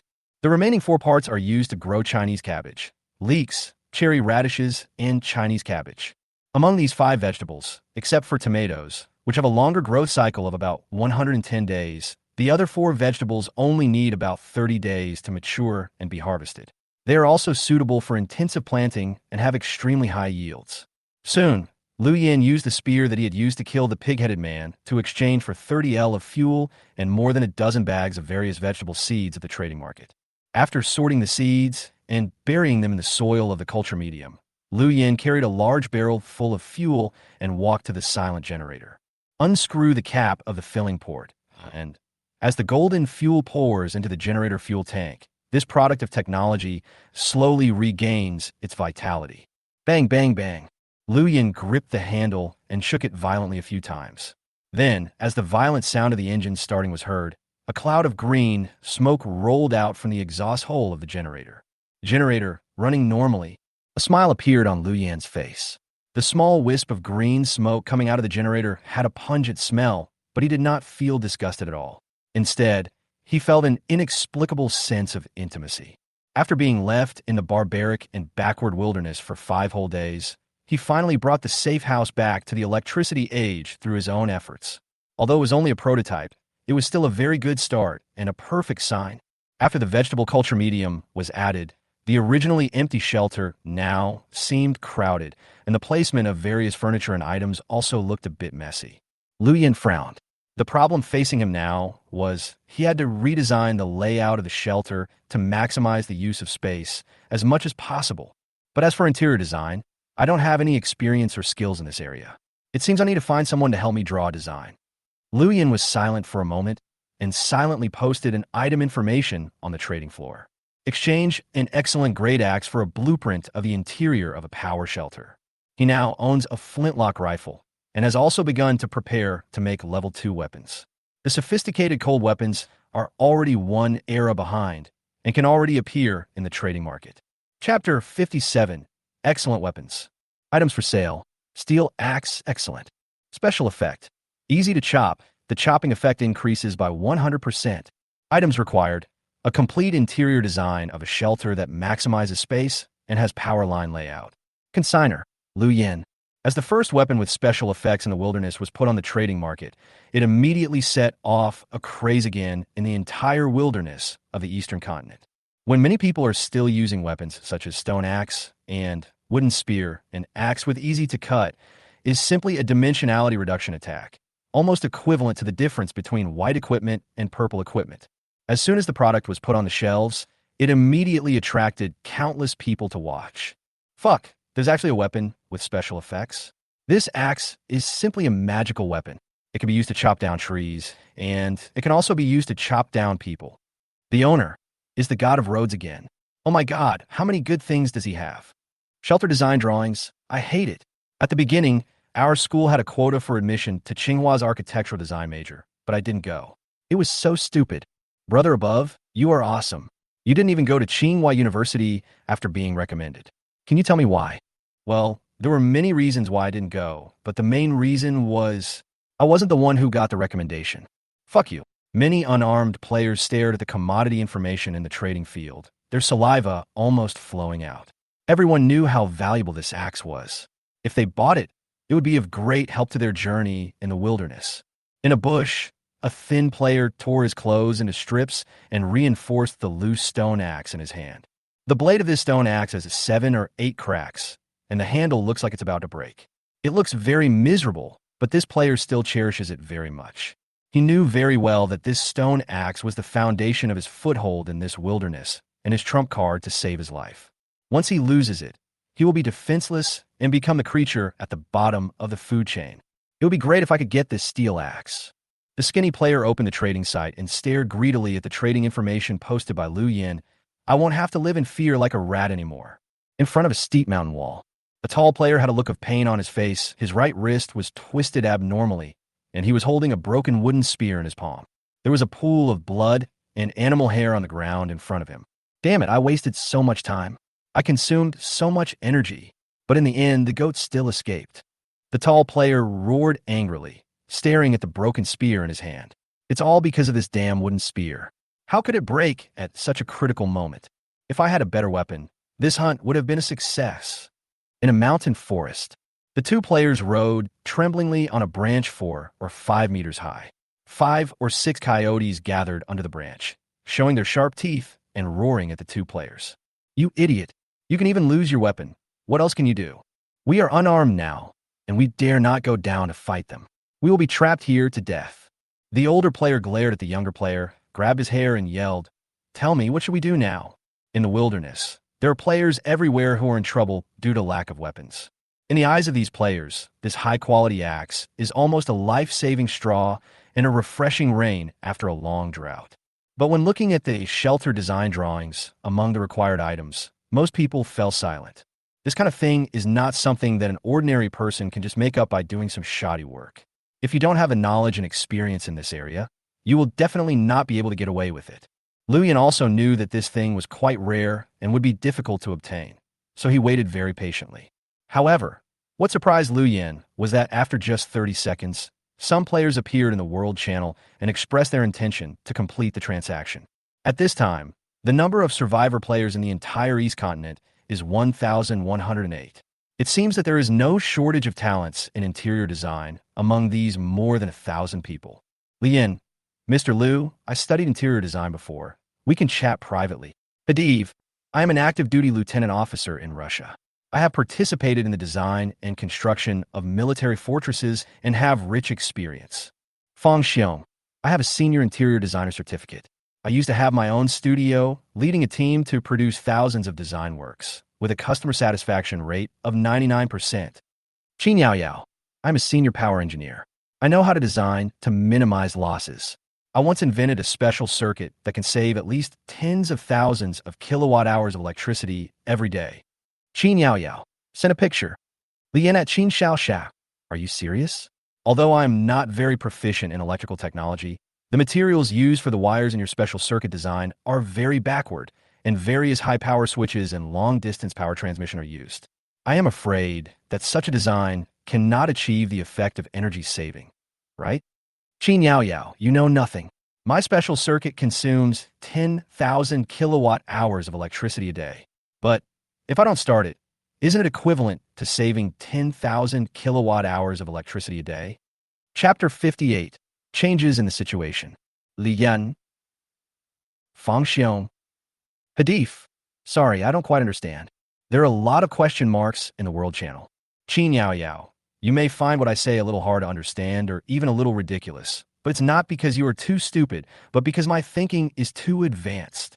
My design is not only for practicality, but more importantly, it involves a philosophical level. Qin Yao Yao. Philosophy is a very complicated thing. Let me give you a simple example. The longer you live, the more emo you have. The more emo you have, the shorter you live. So the longer you live, the shorter you live. For example, there are holes in cheese. The more cheese there is, the more holes there are. The more holes there are, the less cheese there is. So the more cheese there is, the less cheese there is. Qin Yao Yao. Can you understand this sentence? If you can't understand it, it means that there is still a big gap between you and my philosophical thinking. Qin Yao Yao. When you can reach the same level of philosophy as me, you will understand how great my design is. You will feel extremely ashamed for your doubts now. There was dead silence in the World Channel. Everyone was stunned by Qin Yao Yao's extremely profound speech. Even Lu Yin fell into a long silence. After a long time, Lu Yin sighed, and then silently checked the option, block this person from speaking within 48 hours. In the World Channel, Qin Yao Yao. You said it very well. Don't say it next time. Lu Yin's time is very precious. He does not have time to try to figure out the thinking of a mental patient. Anyway, the design drawing cannot be drawn in a short time. Even if someone wants to trade with Lu Yin, the other party will first take out a few sketches for Lu Yin to look at. After the final decision is made, the two parties of the transaction will be decided. Lu Yin, if you are interested in trading, please send me a private message with the concept sketch. After saying this, Lu Yin closed the World Channel and the trading floor, his eyes set on the remaining trophies. An illustrated guide, unauthenticated. In Lu Yin's hand, there appeared an ancient book that looked very similar to the talent skill book, but the name was completely different. Seeing the word illustration on the item, he suddenly thought of the early monster illustrations he had seen from Zhao Ruifeng before. Identification requires 10 pieces of wood and 10 pieces of stone. Do you want to identify? A hint suddenly appeared in Lu Yin's mind. Wood and stone are the lowest grade and cheapest materials, which are of no use to Lu Yin. He immediately selected the Identify button. Congratulations on obtaining the primary resource atlas.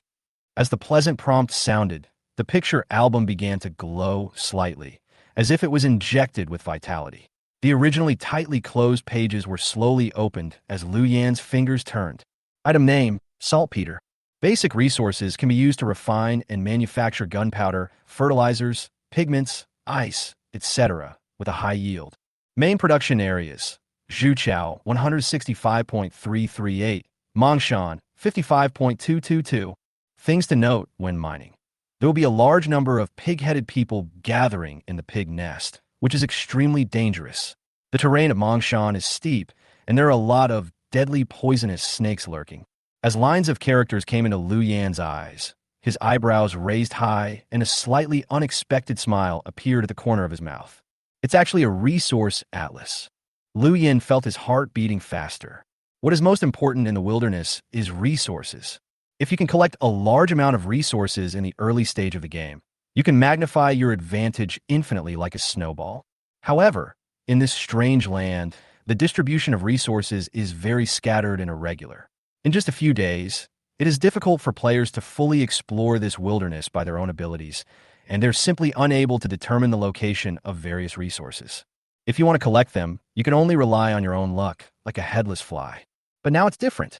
With this atlas, Lu Yin can explore and search with a purpose, and this atlas also very considerately informs him of the possible dangers near the resources. This is a great treasure.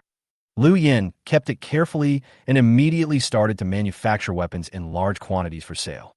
This illustration is the main force to ensure the delivery of logistical materials. Next, start unboxing. A total of 2 treasure chests were revealed during this trip to the mountains, 1 black iron and 1 silver. Record: you open the black iron treasure box. Record: you receive 10 packs of white oak instant noodles. Record: you get a variable charge charger X1. Record: you received a set of Umini suits. Instant noodles and suits are not worth much, but this charge variable charger is quite interesting. After Lu Yin packed up the other 2 things, he picked up the palm-sized charge variable charger and looked at it. It looks very similar to an ordinary mobile phone charger, with a circuit board socket connected to the power source and a half-meter-long wire connected to it. There are as many as a dozen charging ports at the end of the wire, which can meet the charging needs of various mobile appliances with different ports. With it and the fuel generator, there is no need to go to the trading market to buy mobile electricity. Liu Yin thought of the wise Qin Yao Yao. After 2 contacts, he really didn't want to have any contact with the other party anymore. This person seems to be seriously ill. Record. You open the silver treasure chest. Record. You received a sand motorcycle X1. Record. You get 5 thorn traps. A brand new 4-wheeled motorcycle appeared in front of Liu Yin. It was not big, covered in camouflage, and could only accommodate 2 people at the same time. 4 thick tires with wide stripes make the entire body of the car look extremely stable. Outside is a roll cage as thick as a baby's arm. Liu Yin knocked on it with his hand and confirmed that the material used to make these roll cages is some kind of lightweight alloy. A cool sand tank. Liu Yan's eyes lit up as he looked at the sturdy mechanical monster in front of him, the ecstasy in his heart almost bursting out. Who doesn't like a mount like this? As the saying goes, there are only 2 sounds in the world that can make a man's blood boil.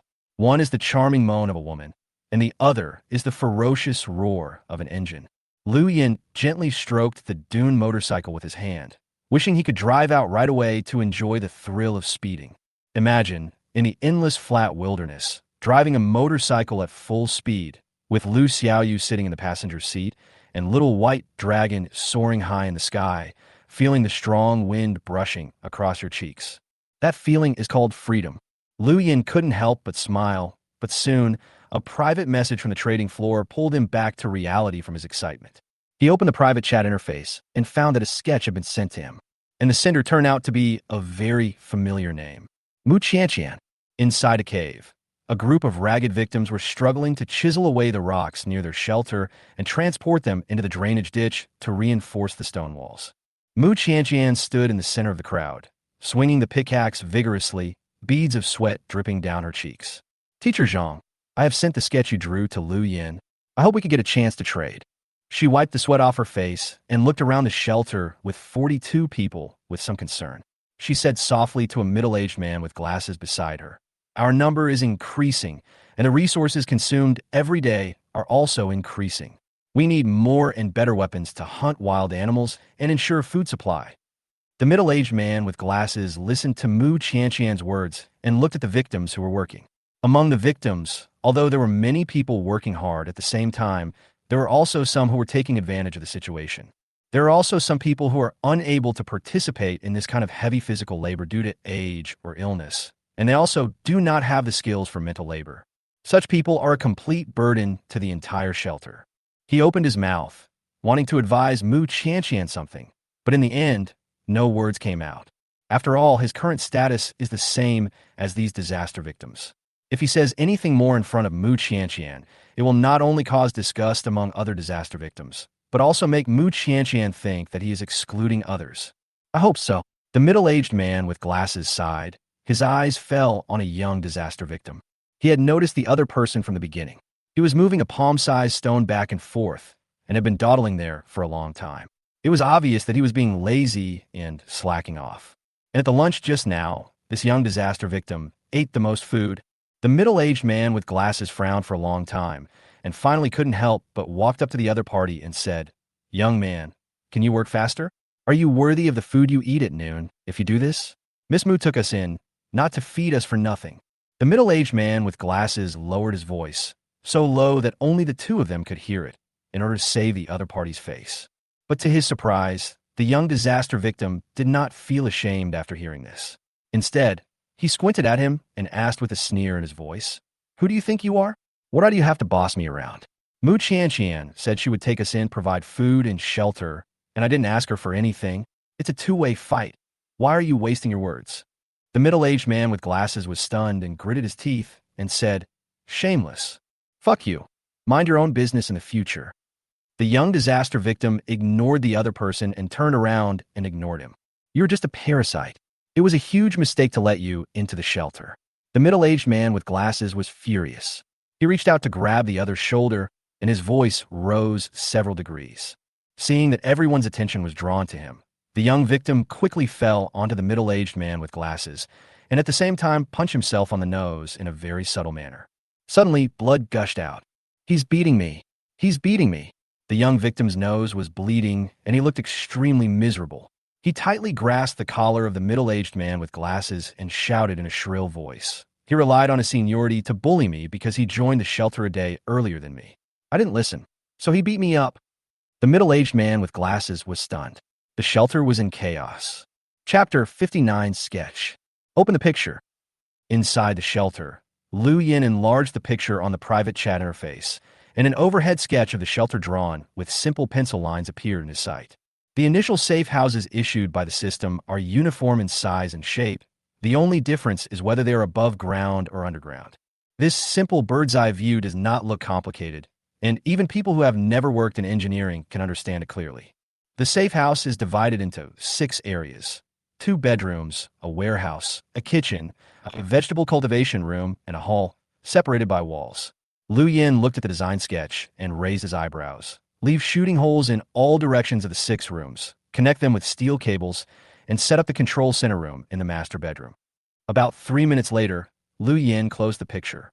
In general, he was very satisfied with some of the design concepts in this sketch. Although the area division was a bit mediocre, if the shelter was renovated according to this design, perfect space utilization could be achieved. The most ingenious thing was the self-defense system designed in the sketch. Install long-range weapons such as crossbows and flintlock rifles at the shooting holes. Connect the triggers with steel cables, and connect the steel cables to each other like wires directly to the master bedroom. And finally, all converge into a machine box controller. Liu Yin only needs to sit in the bedroom to control multiple weapons through the machine box to attack, combined with his seek advantage and avoid harm, talent, and the monitoring intercom. This shelter will officially become a bunker with powerful firepower. If it is designed according to this concept, then when encountering a thug attack by the Black Brother trio like last night, Liu Yin can kill all the enemies without leaving his house. The thing that made Liu Yin most satisfied with this design was the other party not only helped him design the current space, but also made simple plans for some of the spaces that Liu Yin had not expanded at this time. For example, the shelter will continue to expand downwards to the 2nd and 3rd underground floors in the future, and a watchtower that needs to be built on the ground in the future. Although these plans are only a few strokes, they can still show the other party's sincerity. With future development, the shelter of more than 100 square meters will definitely not be enough. The other party was so considerate to think of this. Liu Yin touched his chin and suddenly laughed. This is probably the legendary internal circulation. The high-quality steel axe in the trading floor was in great demand at that moment, and everyone was trying to find ways to satisfy Liu Yin. Mu Qianqian's design clearly hit Liu Yin's mind. Soon, several more private messages came in, also containing several design sketches from different players. Liu Yin compared these drawings carefully and finally chose Mu Qianqian. Her design focused on military defense and practicality, and she even thoughtfully sketched out the prototype of the shelter's expansion in the future, which saved him a lot of trouble. In comparison, the design concepts of other sketches naturally seemed to have no appeal. Opening the private chat interface, Liu Yin replied to Mu Qianqian, ready to discuss the details with the other party. But it took Liu Yin 3 minutes to receive a reply from the other party. Mu Qianqian, Mr. Liu, I'm sorry. I was dealing with some personal matters and just saw the private message. Are you dissatisfied with our design sketch? Liu Yin, this design direction is not bad, but I need to explain some details in advance. My shelter has ventilation ducts. Soon, Liu Yin told the other party about the inherent equipment in a shelter and also put forward some small requirements regarding the placement of items. After receiving an affirmative response from the other party, Liu Yin temporarily decided on a transaction plan with the other party. One day later, Mu Qianqian will come up with the complete design drawings. After solving the problem with the design drawings, Liu Yin once again set his sights on the last 2 trophies of this trip to the mountains. Those 2 somewhat crude flintlock rifles. Old flintlock. Maximum range, 600 meters. Penetration. 4. Penetrates a 5 centimeters wooden board within 100 meters. Explanation. This is the most basic firearm. Its accuracy is on par with a crossbow, and its power is several times stronger than a crossbow. Its only weakness may be that the loading speed is too slow, and it may explode. 2 flintlock rifles with mottled paint were placed in front of Liu Yin, and a faint smell of gunpowder lingered from the guns. Judging from the power alone, These two flintlock rifles are not much stronger than Liu Yan's previous longbow, but you have to know that Liu Yan's longbow is of excellent grade, while these two flintlock rifles may just be the most ordinary or even inferior products. This is the grade difference between weapons. The top-level cold weapon at level may first only be on par with the lowest-level inferior weapon at level 2. This is suppression in terms of level. Upgrade Direction 1. Upgrade material quality, increase weapon life, and reduce the risk of explosion. Requires 20 survival points. Upgrade Direction 2. Upgrade design accuracy, increase rifling, increase range, and accuracy. Requires 40 survival points. Two different options appeared before Liu Yan. The explosion seems to be very serious, but I don't plan to use these two flintlock rifles. I plan to use stronger steel to build new firearms of higher quality. Who knows, there might be some special effects. Liu Yan took a look at Upgrade Direction 1, and then focused on Upgrade Direction 2. As for increasing the rifling, even if the new gun is made of high-strength steel, it is necessary to increase the rifling. This will greatly improve the practicality of the flintlock rifle. But it would be better if we could make a boring tool and industrialize the production of rifling. What if we have to mass-produce flintlock rifles in the future? It will cost 40 survival points to upgrade them once. Who can afford this? Chapter 60. Life is hard. Liu Yan opened the production interface in the system and found the materials needed to make the flintlock. Flintlock. Materials: 2 units of ordinary steel, 1 unit of high-precision steel, 1 unit of flint, 1 unit of wood, 1 unit of machine spring. Survival point requirement: 2. The materials for making flintlock rifles were not rare, and Liu Yan's current inventory was enough to meet the needs. However, a more important problem lay before him. There are not enough materials to make gunpowder. Level 2 weapons are more powerful and accurate than Level 1 weapons, but they are also more troublesome to use. A flintlock is mainly composed of 3 things: the gun body, projectile, and gunpowder. Among them, gunpowder is the most important propulsion force and the main source of the flintlock's power. If it is missing, the flintlock is just a heavy iron stick. The several hundred grams of gunpowder snatched from the pig-headed man would not last long. He had to make more: 1 saltpeter, 2 sulfur, 3 charcoal. Liu Yan knew very well the method of making gunpowder. Among these 3 materials, the difficulty of obtaining charcoal was negligible, while the main producing areas of saltpeter and sulfur were in some relatively dangerous areas. Ever since he met the pig-headed man and read the Primary Resource Atlas, Liu Yan determined that there were a large number of intelligent indigenous people living in this wilderness. They seemed to be well aware of the lethality of gunpowder. Most of their habitats were near the mines of raw materials for making gunpowder, and they kept these deadly rare resources firmly in their hands. It is not an easy task to get them. So far, Liu Yan's backpack only contains 3 units of saltpeter and 1 unit of sulfur that he received during his previous crazy shopping spree. Compared with other steel, ores, and raw materials, the output of materials for making gunpowder is frighteningly low. Black powder. Materials: 1 unit of potassium nitrate, 0.2 unit of sulfur, 0.3 unit of charcoal. Survival point requirement: every 10 units consumes 2 survival points. The system needs to consume 1.5 kilograms of materials to produce 1 kilogram of black powder. Of course, I can also make it myself, but the quality will definitely be worse. Liu Yan stared at the numbers and the material requirements. It seems that I still need to find a chance to get more raw materials. Liu Yan believed that it would not be long before the players had completely established themselves in the wilderness, and they would realize how important gunpowder was. By then, the competition for this kind of item in the wilderness would be extremely fierce. He had to stockpile more before that, and even be a little bolder. Capture several mines that contained the raw materials needed to make gunpowder. Liu Yan opened the Primary Resource Atlas, and his brows slowly furrowed. After counting all the harvests, it was already 1 o'clock in the afternoon. The scorching sun shines on the earth, drying out and cracking the ground wet by the rain again, and the air temperature reaches the highest moment of the day. Even inside the underground shelter that was protected from direct sunlight, it was as hot as a steamer. The wild animals gather in low-lying mud pits that have not yet completely dried up, rolling in the mud and water, allowing the mud to get on their fur to protect them from ultraviolet burns. In some shelters and mines, there's still a large number of players wearing straw hats and clothes made of branches, swinging hoes and pickaxes in the scorching sun. The dust on their bodies is washed away by sweat, leaving grooves. The skin exposed to the sun is purple-red, and some places are even beginning to shed severely. Working in such a temperature is indeed an extremely difficult task, and it may even be life-threatening. But these players have no choice. Their survival resources are insufficient, so they have to seize every opportunity to obtain them.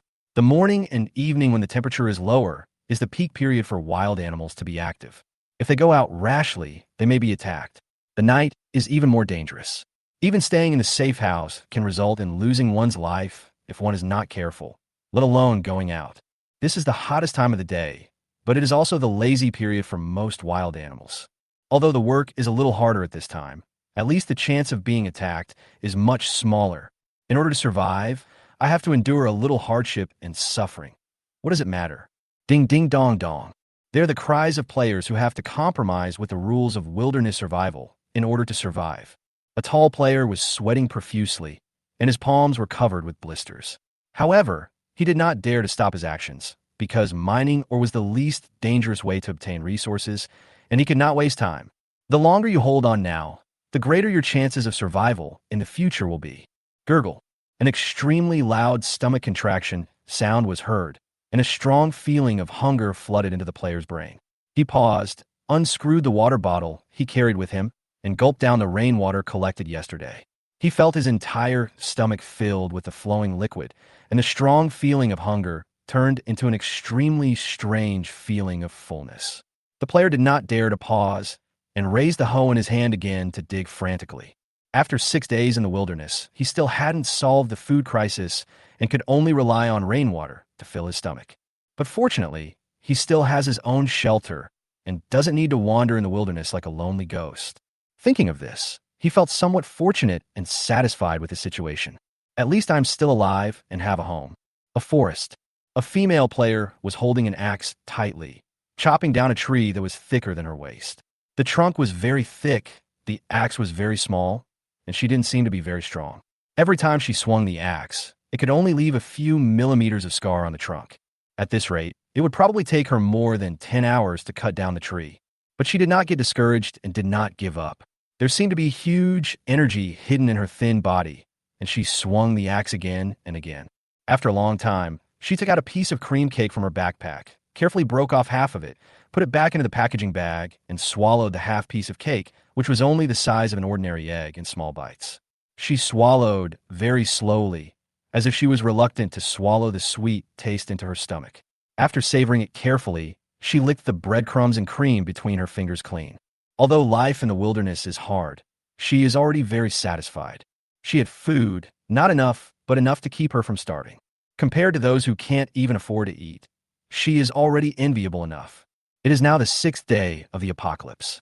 The disasters of the past few days have almost eliminated some people who have no ability to survive. Now those who survive are either extremely lucky or are truly capable of surviving in the wilderness. Although their situation is still difficult, it is already good compared to those who have died long ago, isn't it? It may be a little harder and a little difficult, but at least you're still alive and life is still beautiful. In this wilderness, in the early stages of the Doomsday game, whose life doesn't feel like purgatory, they use such reasons to comfort themselves. Inside the shelter, in front of Lu Yan were a few slices of wolf meat that had been fried until both sides were golden and fragrant, as well as a newly opened can of oranges. He chewed a piece of wolf meat, ate 2 pieces of oranges, and then picked up half a cup of juice and drank it. After a moment, he frowned, and after a long while, Lu Yan sighed. Life is so hard. It's so hard for me to live. This juice is not cold, Baba. It tastes so bad. Chapter 61 Live Broadcast. Compared with most players in the wilderness, Lu Yan's only worry at this time may be that the taste of room temperature juice is relatively poor. He has escaped the threat of food shortage and has become the top player in the wilderness. When most players are still worrying about survival, what he has to consider is how to make his advantage grow like a snowball. The saltpeter mine and sulfur mine closest to my shelter. Lu Yan flipped through the primary resource atlas in his hand and found the production sites of these 2 resources. The nearest one was the forest where the pig-headed man was discovered before. Other places are either too far away or more dangerous. In comparison, it seems that returning to the mountains is Lu Yan's best option. But it definitely won't work today. I just caused a big fuss in their territory, so they must be on guard. Plus, with my current strength, I'll definitely be eating my cake if I go there. Liu Yin remembered that when he was chased by a large number of pig-headed people before, the weapons in the hands of the enemy's large army were mainly cold weapons, with flintlock rifles accounting for only 6:1. This shows that although the other party has natural resource advantages, their technological level is not high. On the one hand, it may be because the pig-headed people are a low-intelligence race, and on the other hand, it may be because they have not occupied this forest long enough. Angry, reckless, and gullible. This is Liu Yan's general impression of the pig-headed people after a bloody battle. The opponent's physique was indeed very strong, and his combat capability was not weak either. In addition, his weapons were overwhelming, but he was still killed by Liu Yan under such circumstances. This was enough to show the opponent's lack of wisdom. If the little white dragon attacked the middle-aged pig-headed man at that time, and the middle-aged pig-headed man did not get angry and chase it away, but continue to stay where he was and encircle Liu Yan with his companions, then Liu Yan would not have been able to walk out of the jungle alive, even if he had a pair of wings. The pig-headed man's behavior reminded Liu Yan of a certain race of human beings. African black man. Black people have strong genes and are physically strong. They're much more physically fit than yellow and white people. They also occupy Africa, a fertile land rich in all kinds of resources. However, for countless years, there has never been a decent and powerful country in Africa. The country has even been reduced to the point where it has to starve and rely on support from other countries to barely survive. It can be said that it was a one-shot victory that smashed it to pieces. The reason for this situation is that most black people have low IQs, are easily angered, and are lazy. Even in other countries, the productivity of black scientists and scholars is much lower than that of other races. This is a racial defect. Liu Yan is not a racist, but compared to other races, black people are indeed as stupid as a talking gorilla. This is a fact and cannot be denied. Pig-headed people are very similar to black people in some aspects, possessing extremely strong physical fitness and innate environment. But as long as their intelligence and character do not improve, the territory of this race will sooner or later be killed by players. The advantages they have now will gradually be caught up by other players in the future. Looks like I need to make a good tactical plan. Liu Yan clenched his fists. After experiencing life and death, he felt more and more how precious life is. Open the manufacturing interface. Do you want to make a spear? Required materials. Iron *1, wood *2. Confirm to build. Build success. As the pleasant prompt sounded, 10 more ordinary-grade spears appeared in front of Liu Yan. After several transactions, he found that spears, weapons with a large attack range, were the best-selling ones. After all, when entering the wilderness for the first time, no one wanted to fight monsters and beasts in close combat. The spear is a weapon that is up to 1.8 meters long, which can ensure that the enemy is killed while maintaining the maximum distance. In the early days of the wilderness, apart from bows and arrows, the spear was the king of all cold weapons. A qualified businessman must always consider the market trends and the actual needs of customers. Liu Yan hung the 10 spears on the trading floor. This time, he wanted to exchange them for various high-purity steels, sulfur, saltpeter, and other materials. Although the output rate of these things was low, with a base of thousands of players, he could always find some lucky ones. Taking advantage of the hottest period of outdoor weather, Liu Yan lay in a hammock for a short rest. Let's watch the live broadcast for a while. Liu Yan was bored and suddenly remembered that the game had opened the live broadcast function, and he immediately became interested. He opened the live broadcast channel and found that there were more than a dozen live broadcast rooms than before. Since the first ranking rewards were distributed, many players who were eligible for live broadcasts have been doing their best to promote their own shelters and recruit companions. After all, it is easier to get things done in numbers. Everyone is holding back their energy and wanting to compete for the top 3 places on the ranking list. Liu Yan casually clicked into a live broadcast room. What came into view was a big, bearded man with golden hair and blue eyes, who was standing in front of his shelter and introducing it incessantly. This is the Zeus Sanctuary of the Eagle Country. I am Trip, the owner of this sanctuary. Now let me introduce the advantages of this sanctuary. As you can see, Zeus Sanctuary ranks 3rd on the list. We have plenty of food and water, including bread, meat, barley, and butter. We have a hunting team of 12 people, fully equipped with weapons, and have successfully completed 18 hunts. The largest prey we have captured is a black bear. We have a total of 17 safe houses, 3 of which are used to store water and pray. The conditions for recruiting new people are that men are 178 centimeters tall, over 70 kilograms, and have no infectious diseases. Women are 168 centimeters tall. Those with special skills, such as construction and medical skills, are preferred. Liu Yin watched patiently for a few minutes, then exited and entered another live broadcast room. The host of the second live broadcast room is a Korean player. The safe house behind him has been simply decorated and looks very good, with a kind of ancient architectural style of the ancient Yanhuang era. This style naturally attracted the interest of many players. Park In-young. Ladies and gentlemen, this is a shelter that I carefully built with strong South Korean cultural characteristics. Now I sincerely invite all of you to join us. Park In-young, blah blah blah. The host talked incessantly about the cultural spirit of his own shelter, and the barrage of comments below soon exploded. Kinjiro, I swear in the name of the Emperor, this is definitely the style of our Sakura country. This is blatant cultural plagiarism. Park In-young. This is a traditional building that has been passed down in our South Korean Republic for thousands of years. It has absolutely nothing to do with the land of cherry blossoms. Terrio Kadon. Anyone who has a basic understanding of history knows that the Yin Huang civilization is the oldest existing civilization in the world. Its culture, traditional beliefs, food, clothing, writing, and architectural style have had a significant impact on East Asian countries.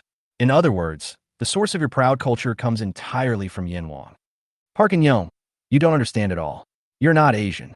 You don't know that there are some things in Asia that only South Korea has, but Yin Huang doesn't. Kinjiro, when I think of things that South Korea has that the Yin Huang Federation doesn't have, I can only think of the soldiers of the Eagle Country. As soon as Xiao Jianjuro said this, Park In-young could no longer hold back and his face turned pale. The entire live broadcast room was filled with mocking and malicious comments. After a long time, Park In-young sneered and spoke again.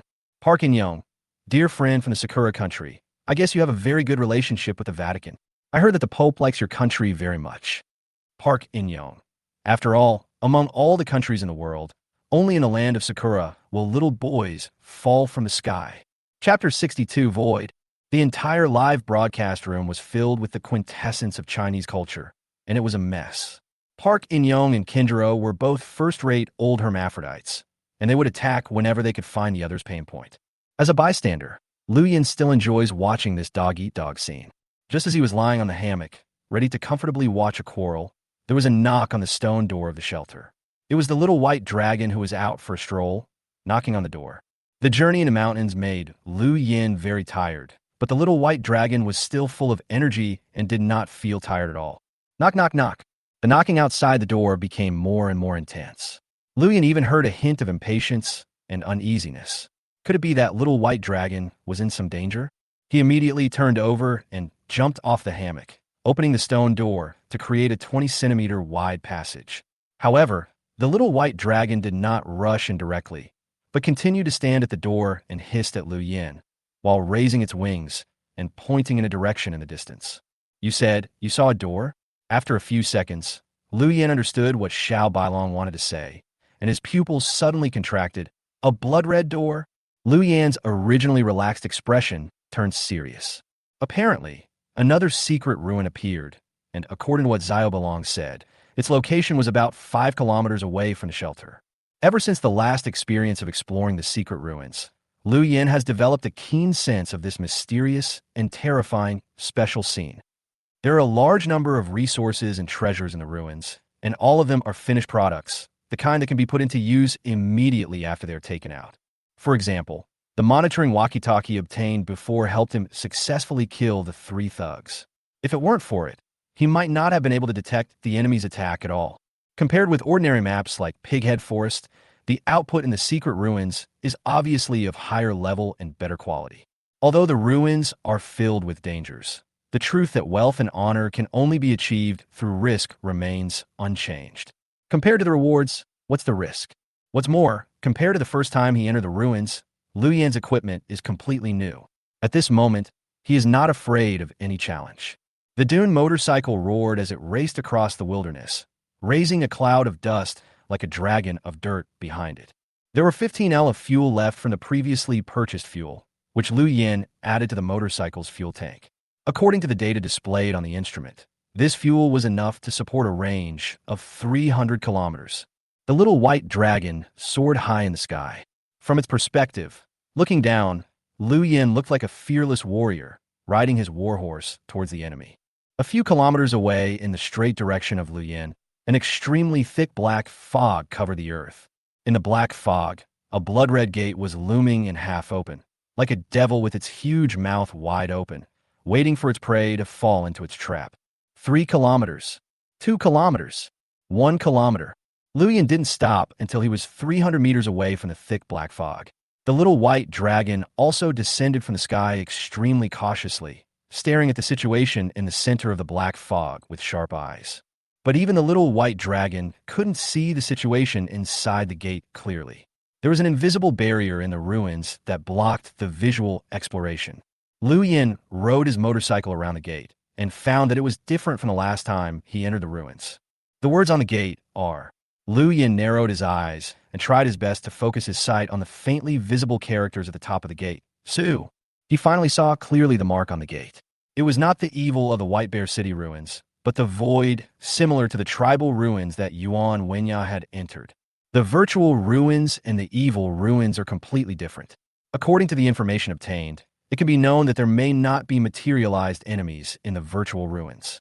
It seems that it is easier to clear than the evil ruins. After all, Yuan Wenya successfully obtained resources without encountering any danger last time, and left unscathed. But Liu Yin did not think that the risk factor in the virtual type ruins was very low. In fact, he was more afraid of the virtual type ruins than the evil type. After all, the latter could be killed with bows and arrows and firearms. But once encountering an invisible enemy, Liu Yin had no idea what means to use to deal with it. According to the information I got from Yuan Wenya last time, after the enemies in the virtual ruins kill the players will not suffer any external injuries. Liu Yin secretly pondered. Perhaps the monsters in the virtual ruins attack in the form of some kind of spiritual power? Witchcraft? Supernatural creature? Liu Yin considered himself a staunch materialist. He had long scoffed at the notions of ghosts, gods, and curses. In the past world, he did not believe that any supernatural events would happen at all. Most of them were just rumors spread by word of mouth. But in this wilderness, he really was a little unsure. After all, in a world where even pig-headed people, demonic apes, and mutant creatures exist, it doesn't seem too outrageous to have a few urban legends like Sadako and Mei. In this case, my equipment will have no advantage. Liu Yin took a look at himself who was armed to the teeth and felt like he was punching cotton. Facing invisible enemies, are things like armor and helmets useful? I'd rather not go too deep into the hinterland this time, and just explore the edge.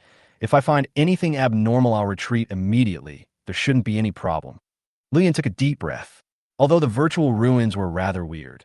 After all, even a woman like Yuan Wenya could escape from it unscathed.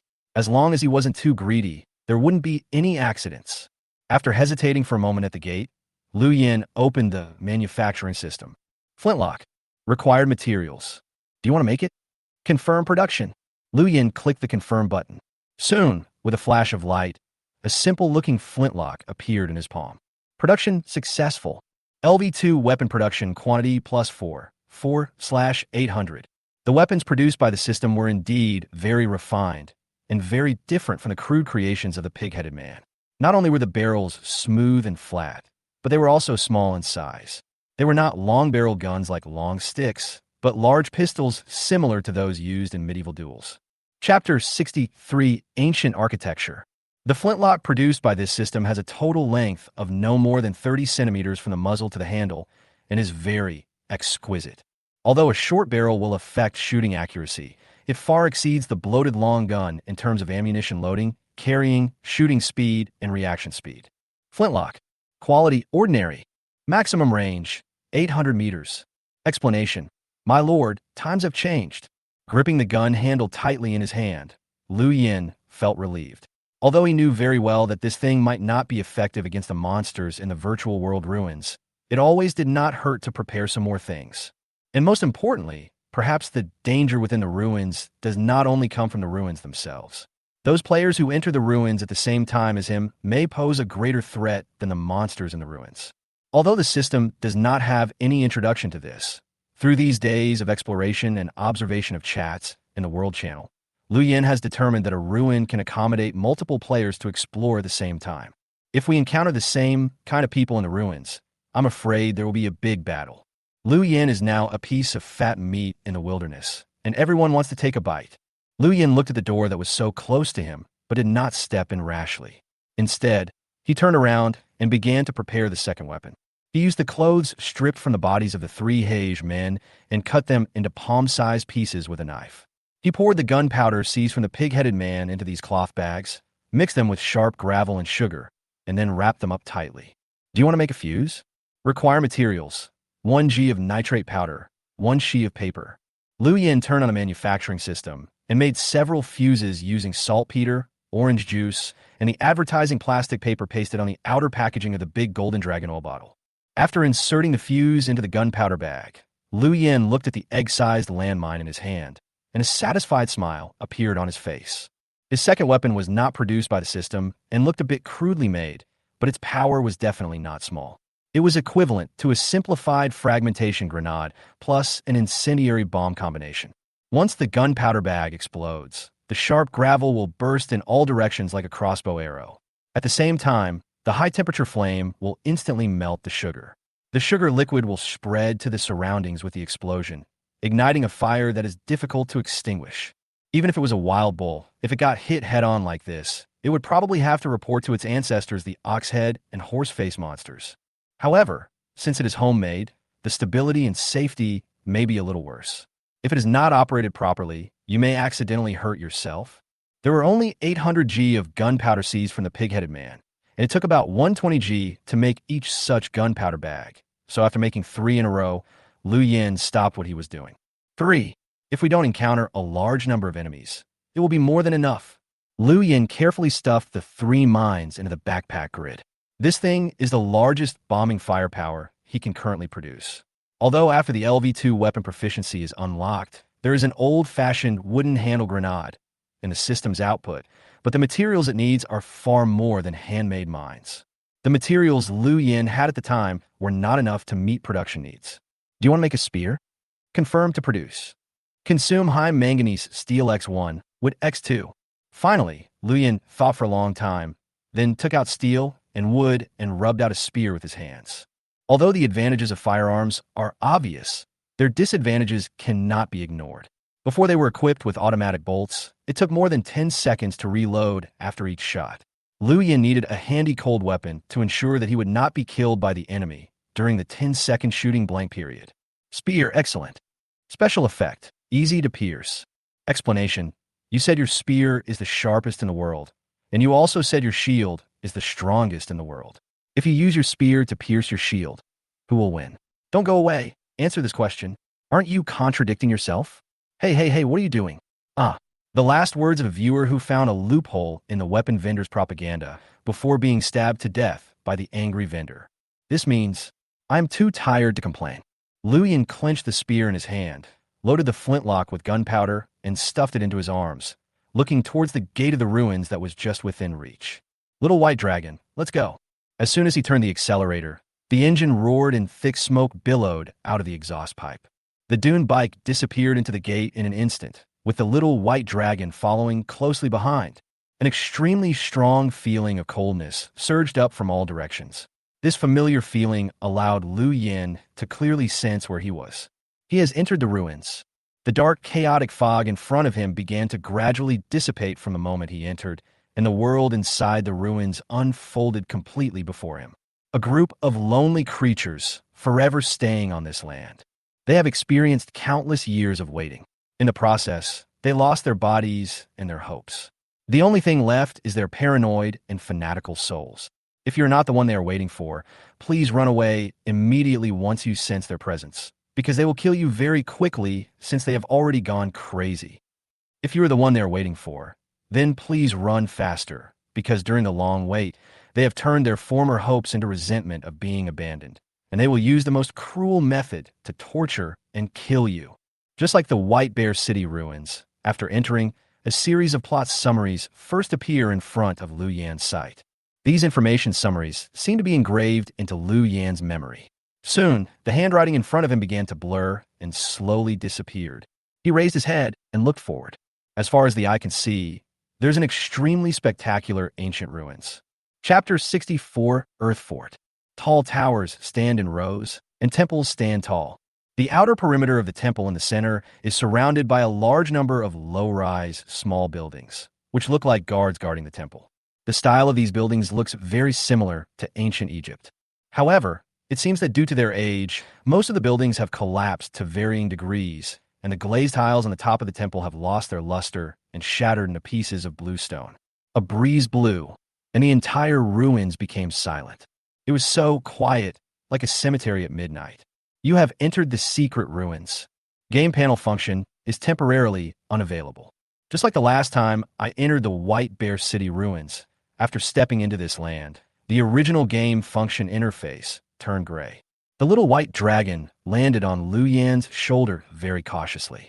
The feathers on its neck trembled slightly, as if it sensed the dangerous aura, but didn't know where it came from, so it kept turning its head and looking around in a slightly anxious manner. The technological level this time seems to be in the era of cold weapons. Liu Yan looked up and saw several arrows stuck in the nearest low building similar to an earthen fort.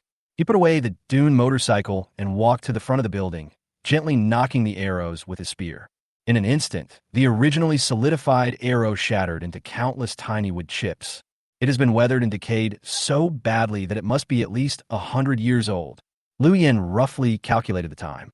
He was silent for a moment, walked around the earthen fort, raised the spear in his hand, and poked it hard into the wall of the earthen fort. With a burst of smoke and dust, a hole the size of a basketball appeared on the rotten wall that had long been eroded by time. Bang! Bang! Liu Yan poked a few more times, expanding the hole to a size large enough for an adult to pass through. Then he turned on the flashlight and shone it inside. After making sure that there were no living creatures, he stepped in cautiously. In his observation just now, he found that this earth fort did not have any doors or passages, only 2 football-sized lookout holes near the top. This strange construction method made Liu Yan very puzzled. He didn't know what the meaning of this kind of building was. Is it ABB? But how does it get in and out? Is it a prison? But who would set up a prison outside the temple? With a strong sense of doubt, Liu Yan fanned away the dust in front of his eyes and jumped in, wanting to use the flashlight to see everything inside this fortress-like building. However, before he could stand firm, an accident happened. Snap! Liu Yan's eyes changed. He felt as if he stepped on something, and there was a very clear sense of breaking under his feet. He shone the flashlight downwards and saw a white skull staring at him. Under the reflection of the flashlight, there seemed to be ghost fire burning in the 2 dark eye sockets of the skull. Fuck! The hairs on the back of Liu Yan's neck stood up. He took a step back, his body pressed quietly against the wall, and at the same time, he thrust out with the spear in his hand. Crash! The spear hit the skull straight in, piercing it with ease. Liu Yan was breathing heavily. Only then did he realize that there was a complete skeleton under his feet, but it was not discovered due to the perspective problem just now. This skeleton did not jump up and ask with a grin, "Where are Master Tang and his disciples?" Nor did 2 balls of ghostly fire suddenly emerge from its eye sockets, and after adding a bunch of buffs, it said in a very imposing manner, "I am Ainzul Gaon, the Bone King of the Sin Realm." It lay very quietly on the ground, its ribs shattered by the rocks on the road, and its head hung on a spear, looking like some kind of evil magical weapon. It was dead as hell and could not possibly pose any threat to Liu Yan. Snap! Liu Yan forced himself to calm down, knocked his spear against the wall to shatter the skull, and then began to observe the earth fort carefully. The earthen fort looks only 2 meters high from the outside, but in fact the maximum height inside is only about 1.8 meters. With Liu Yan's height, it is very cramped to stand inside, and he even needs to half bend his waist or lower his head. A circle of iron hooks were nailed on the wall, with a large number of quivers hanging on the hooks. Some of these quivers had long been empty, while some still contained a few arrows. However, due to their age, these arrows would break at the slightest touch and could no longer be used. In addition to the quiver, there were also several broken longbows and a rusty dagger scattered under the earthen fort. There is blood on the dagger, and there are also a lot of blood splatters on the top and walls of the earthen fort, and there are no other accessible intersections in the earthen fort. Liu Yan looked at this scene and seemed to have figured out something, The cause of death of the skeleton seems to be that he cut his own throat with a dagger. Was it suicide? A completely closed earthen fort, a skeleton of a suicide, and an extremely strange reminder after entering the ruins. A series of information quickly flew through Liu Yan's mind, but he was still unable to connect them together and sort them out. Liu Yan did not simply regard the information prompts after entering the ruins as a plot summary. He firmly believed that certain rules of the ruins, or skills to pass the level, were hidden in these prompts. If you can gain some insights from it, it will be of great benefit to your journey of exploration. A few minutes later, Liu Yan sighed. From these things alone, the information I can get is too little. I can't connect them together at all. It seems that I still need to go deeper. Just as Liu Yan was about to leave the Earth Fort and continue to go deeper into the ruins, the little white dragon on guard outside suddenly made a sharp cry. As Liu Yan had a close rapport with Xiao Bailong, he immediately understood what the other party wanted to express. Danger is approaching. Without thinking too much, Liu Yan jumped out of the earthen fort and stared in the direction of the little white dragon with vigilant eyes. Boom, boom, boom. Boom, boom, boom. Heavy and noisy footsteps were heard, and in Liu Yan's sight, a young man in a denim shirt staggered out from the other direction of the earthen fort group. This is another player. His face was filled with fear, and he was in a state of madness. While running, he kept looking back, as if something terrifying was chasing him madly. Soon, he noticed Liu Yan standing outside the earthen forts. His eyes were full of hope and enthusiasm. He ran wildly while screaming incoherently. You! Are you the one they are waiting for? Yes, you must be. Save me quickly. I don't want to die. Go to hell, go to hell. They won't kill me. The young man's eyes were red, and he seemed to have lost his mind long ago, and his spirit seemed to be on the verge of collapse. As the opponent got closer and closer, Liu Yan suddenly felt a chill, and his hair stood on end, as if he was being stared at by a pair of invisible eyes. Chapter 65 Players. An extremely strong chill surged up from Liu Yan's spine, and in an instant, a layer of fine goosebumps appeared on his skin. This feeling is like standing in a morgue at midnight and hearing the sound of nails scratching the wall from the freezer behind you. It makes people instantly shudder. Boom, boom, boom. The young player who was running desperately fell to the ground several times. His body was covered in mud, and one of his shoes was lost. He looked extremely embarrassed. Save me, I don't want to die. He stretched out his arms forward, and his tan-stained fingers grabbed forward like dead branches, looking at Liu Yan as if a drowning man saw a life-saving straw. Go to hell, okay?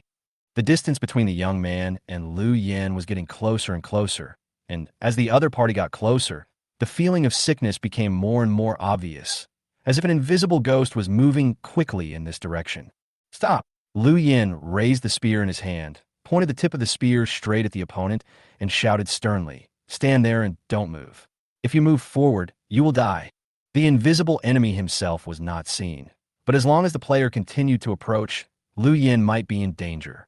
The young man was in a state of madness, ignoring Liu Yan's warnings, and ran forward in panic like a gazelle being chased by a tiger. It seemed that in his opinion, Liu Yan holding a spear was far less threatening than them, whom he was desperately trying to avoid. Cry! The little white dragon's feathers exploded, and it let out a sharp hissing sound. Seeing that the opponent was less than 10 meters away from him, Liu Yan no longer hesitated. He raised the spear in his hand and stabbed it forward like a javelin. The spear drew a perfect parabola in the air, and the next second, it pierced straight into the player's chest. With the easy-to-pierce special effect, the spear pierced through the chest and nailed the running player to the wall of an earthen fort. Blood gushed out in large quantities, dyeing the earth red. The player raised his head, his expression twisted, revealing a mouthful of blood-stained teeth. He stared at Liu Yan and grinned. You can't escape either. The player's whole body was twitching, and after struggling frantically for 2 or 3 seconds, his head finally drooped down weakly, and he died. What's strange is that with the death of this player, that extremely chilling feeling began to gradually disappear, and finally went away completely. Liu Yan stood there, beads of sweat appearing on his forehead. In a short 3 seconds that just passed, he seemed to have experienced the most terrifying event in the world. At this moment, he understood why Yuan Wenyao was so frightened when she first entered the virtual world ruins. That kind of awful cold makes people feel like they have fallen into an ice cave in winter, as if they could smell the rotten odor of death themselves. He was very sure that it must be some invisible devil that appeared. It must be the monster from the virtual world ruins that has appeared. This feeling is exactly the same as what Yuan Wenya described at the beginning. Lu Yin frowned. But why did this chilling feeling disappear after I killed this player? Could it be that the invisible devil's target was this player, and after I killed him, the other party lost its target, so it left here? Why didn't it attack me? Perhaps it's because the monsters in this relic have a special attack mechanism, and this player triggered the mechanism, so he was hunted down. And I didn't trigger it, so I wasn't attacked. Chapter 66 Parchment Scroll. Lu Yan's brain was working rapidly, and he made a series of inferences based on the information he had currently learned. At this moment, footsteps were heard again in the earthen fort group that had been dead silent. Lu Yan suddenly raised his head and looked in the direction where the sound came from. A fair-skinned girl tiptoed out from behind the earthen forts, looking cautious, holding a steel knife in her hand, and looked at Lu Yan cautiously. "Excuse me, are you a player too?" The girl was thin, about 1.65 meters tall, wearing a men's shirt that was obviously ill-fitting and a pair of denim shorts. She had long black hair and a weak look, like a frightened little rabbit, holding the weapon tightly in her hand. Compared with the tall Lu Yan, the girl seemed inconspicuous. Apart from the cold steel knife in her hand, she looked harmless. Her long eyelashes seemed to be hung with tears of fear. She has a pure and lovely appearance, and her posture is the type that can easily arouse men's desire to protect her. But after Lu Yan looked the other person up and down, he did not let down his guard because of the other person's appearance. Instead, he quickly walked to the body of the player who had been killed before, pulled out his spear, pointed at the girl, and said coldly, "I'll give you 10 seconds to explain your identity, name, and the country and city you were in before coming to the wilderness."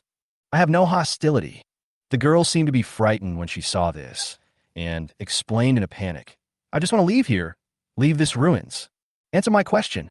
Lu Yan repeated again expressionlessly, "I'll only give you 10 seconds. Perhaps because the corpse of the player next to her was bleeding, or perhaps because Lu Yan's attitude was too tough, the frail-looking girl looked terrified and trembling all over, and she said in a very cooperative manner, "My name is Jin Jingxiu, a player from Luoxian City in North Korea.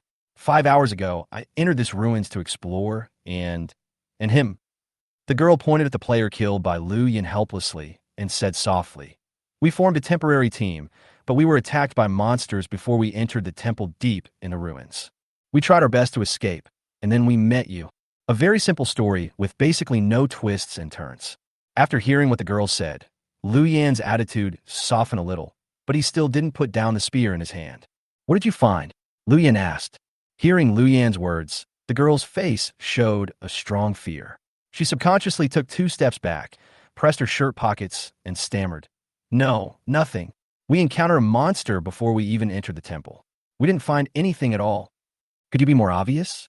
Lu Yan narrowed his eyes and suddenly shouted, "Take the things in your pocket and put them on the ground." "Please don't." The girl was about to cry. She stared at Lu Yan with her tearful eyes and bit her lower lip as she begged, "I took a great risk to get this." Seeing the girl's weak and pleading look, Lu Yan felt as if his heart was hit by something. This feeling of bullying, it's so fucking cool. If such a gentle girl is punched, she will probably cry for a long time, right? I said, "Take it out and put on the ground." Lu Yan said in a cold voice. He raised the spear in his hand and made a throwing gesture, pointing at the young player who had already died, and said word by word, "Unless you want to end up like him." He is not a fool who can't walk or has his mind filled with lust when he sees a beautiful woman. In the wilderness, beauty is the least valuable thing. No matter how beautiful the appearance is, it cannot be used as food or as a gun. Lu Yan's plundering strategy never changes based on the opponent's appearance. Hearing Lu Yan's death-filled threat, the girl finally couldn't bear the fear in her heart anymore. She tremblingly took something out of her shirt pocket and put it down reluctantly. It was an ancient parchment scroll. "Open it." Lu Yan spoke again. Following Lu Yan's instructions, the girl untied the rope on the parchment scroll and spread it out. What caught Lu Yan's eyes was an extremely ancient picture. He picked up the parchment with the tip of his spear and examined it carefully. The whole piece of parchment was divided into a dozen palm-sized small areas by crooked black lines. Each small area was printed with a different pattern, similar to the form of ancient murals. These dozen or so small, separate murals are connected to form a coherent story. The first small picture shows a dozen primitive people wearing animal skins and holding spears and wooden bows dancing in front of fire. There are lightning marks on their backs and scars all over their bodies. There are a lot of wild animal corpses piled next to the fire. This is a ceremony to celebrate the hunting harvest. In the second small picture, primitive people have built a large number of huts, tents, and even wooden lookout towers. They have grown and formed a large tribe. In the third small picture, some guys dressed as wizards appeared in the tribe. People began to make statues of gods and worship the sun and the moon. The fourth one, the primitive people had taken off their animal skins and put on linen clothes. The level of civilization of this tribe also improved rapidly. They began to grow crops and no longer relied solely on hunting. The fifth one, this small picture records a war. After a bloody battle, the tribe with a lightning mark on its back defeated its enemy, killed the enemy's leader, captured the enemy's women, occupied the enemy's territory, and further expanded its strength. The sixth, the scale of this tribe has expanded to an extremely terrifying extent. They have become the overlords of this land. They have built tall pagodas and temples and ruled this land with absolute force. Liu Yin held up the parchment and compared it with the temple in the distance, confirming that the temple was the one depicted on the parchment. The mural on this parchment records the experience of the tribe that built these ruins. In other words, this parchment scroll is the history book of this relic. Liu Yin glanced at the shivering girl squatting in front of the earthen fort and continued to turn his gaze to the parchment scroll in his hand. Perhaps on this parchment scroll, he could find a way to pass through the ruins. The seventh picture suddenly changed its style, becoming strange and depressing. A large number of strange monsters appeared in the picture. They came from nowhere and suddenly landed on this land and began to devour this tribe step by step. No, now it's time to talk about the Empire. The group of monsters frantically attacked the territory and people of this empire. Liu Yin noticed that starting from the seventh picture, the background color of the mural had turned deep red, as if to express that even the earth was dyed red with blood. Chapter 67, Persecution. Next is the eighth picture. The eighth map recorded a sea of blood and corpses. In the face of powerful monsters, the Empire suffered repeated defeats. Finally, their territory was forced to shrink to the area around the temple. As for other areas on Earth, most of them are occupied by monsters.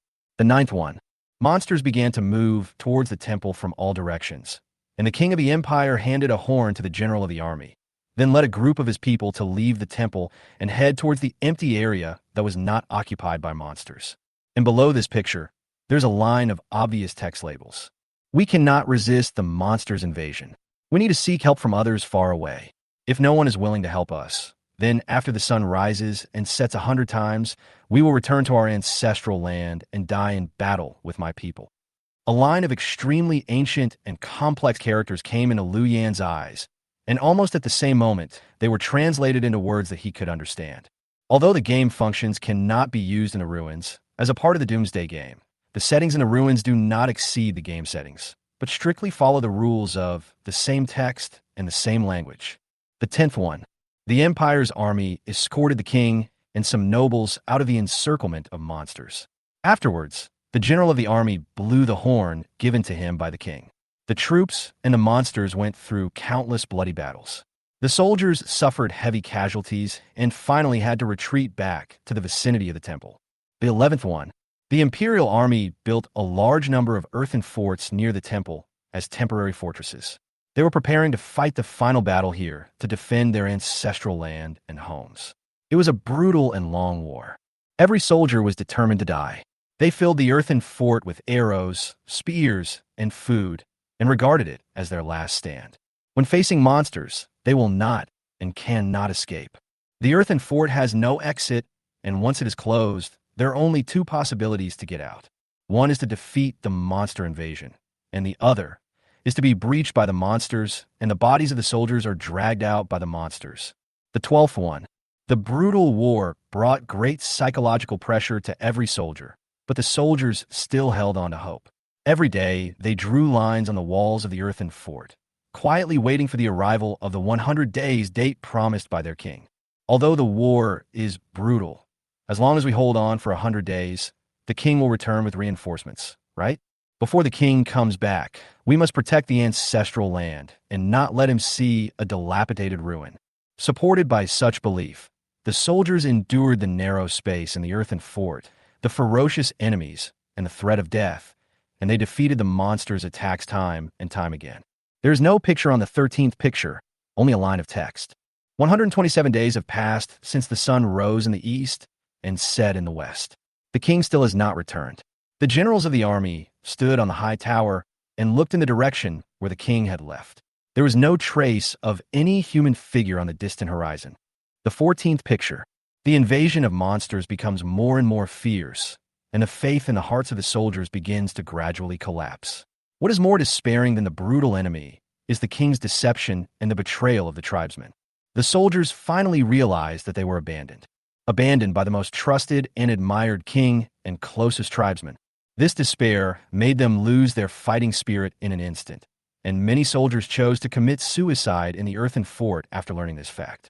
The soldiers who were able to remain tough in the face of the brutal monsters finally collapsed under the betrayal of their own people. The 15th picture. On the 157th day, almost all the soldiers were dead. The army general holding the horn came into the temple alone, smashed the throne, symbolizing royal power with a hammer, knelt before the statue, and uttered the most vicious curse. Those who abandoned us, we will not die, but will wander this land as ghosts, waiting for your return. We will sew up your mouths full of lies with our own hands, and take out your treacherous hearts. The 16th picture. The general stood in the temple and blew the blood-stained horn in his hand. As the horn sounded, some twisted spirits emerged from the bodies of the soldiers who had long since died on the earth. They roared miserably and hovered above the temple like a group of demons dancing wildly. The 17th and final picture also has no pattern and ends with a sentence. The general used his own soul as a price to allow the dead soldiers to be reborn as confused, wandering spirits. They are lurking here, waiting for those who betrayed them in the past to come back and tear them into pieces.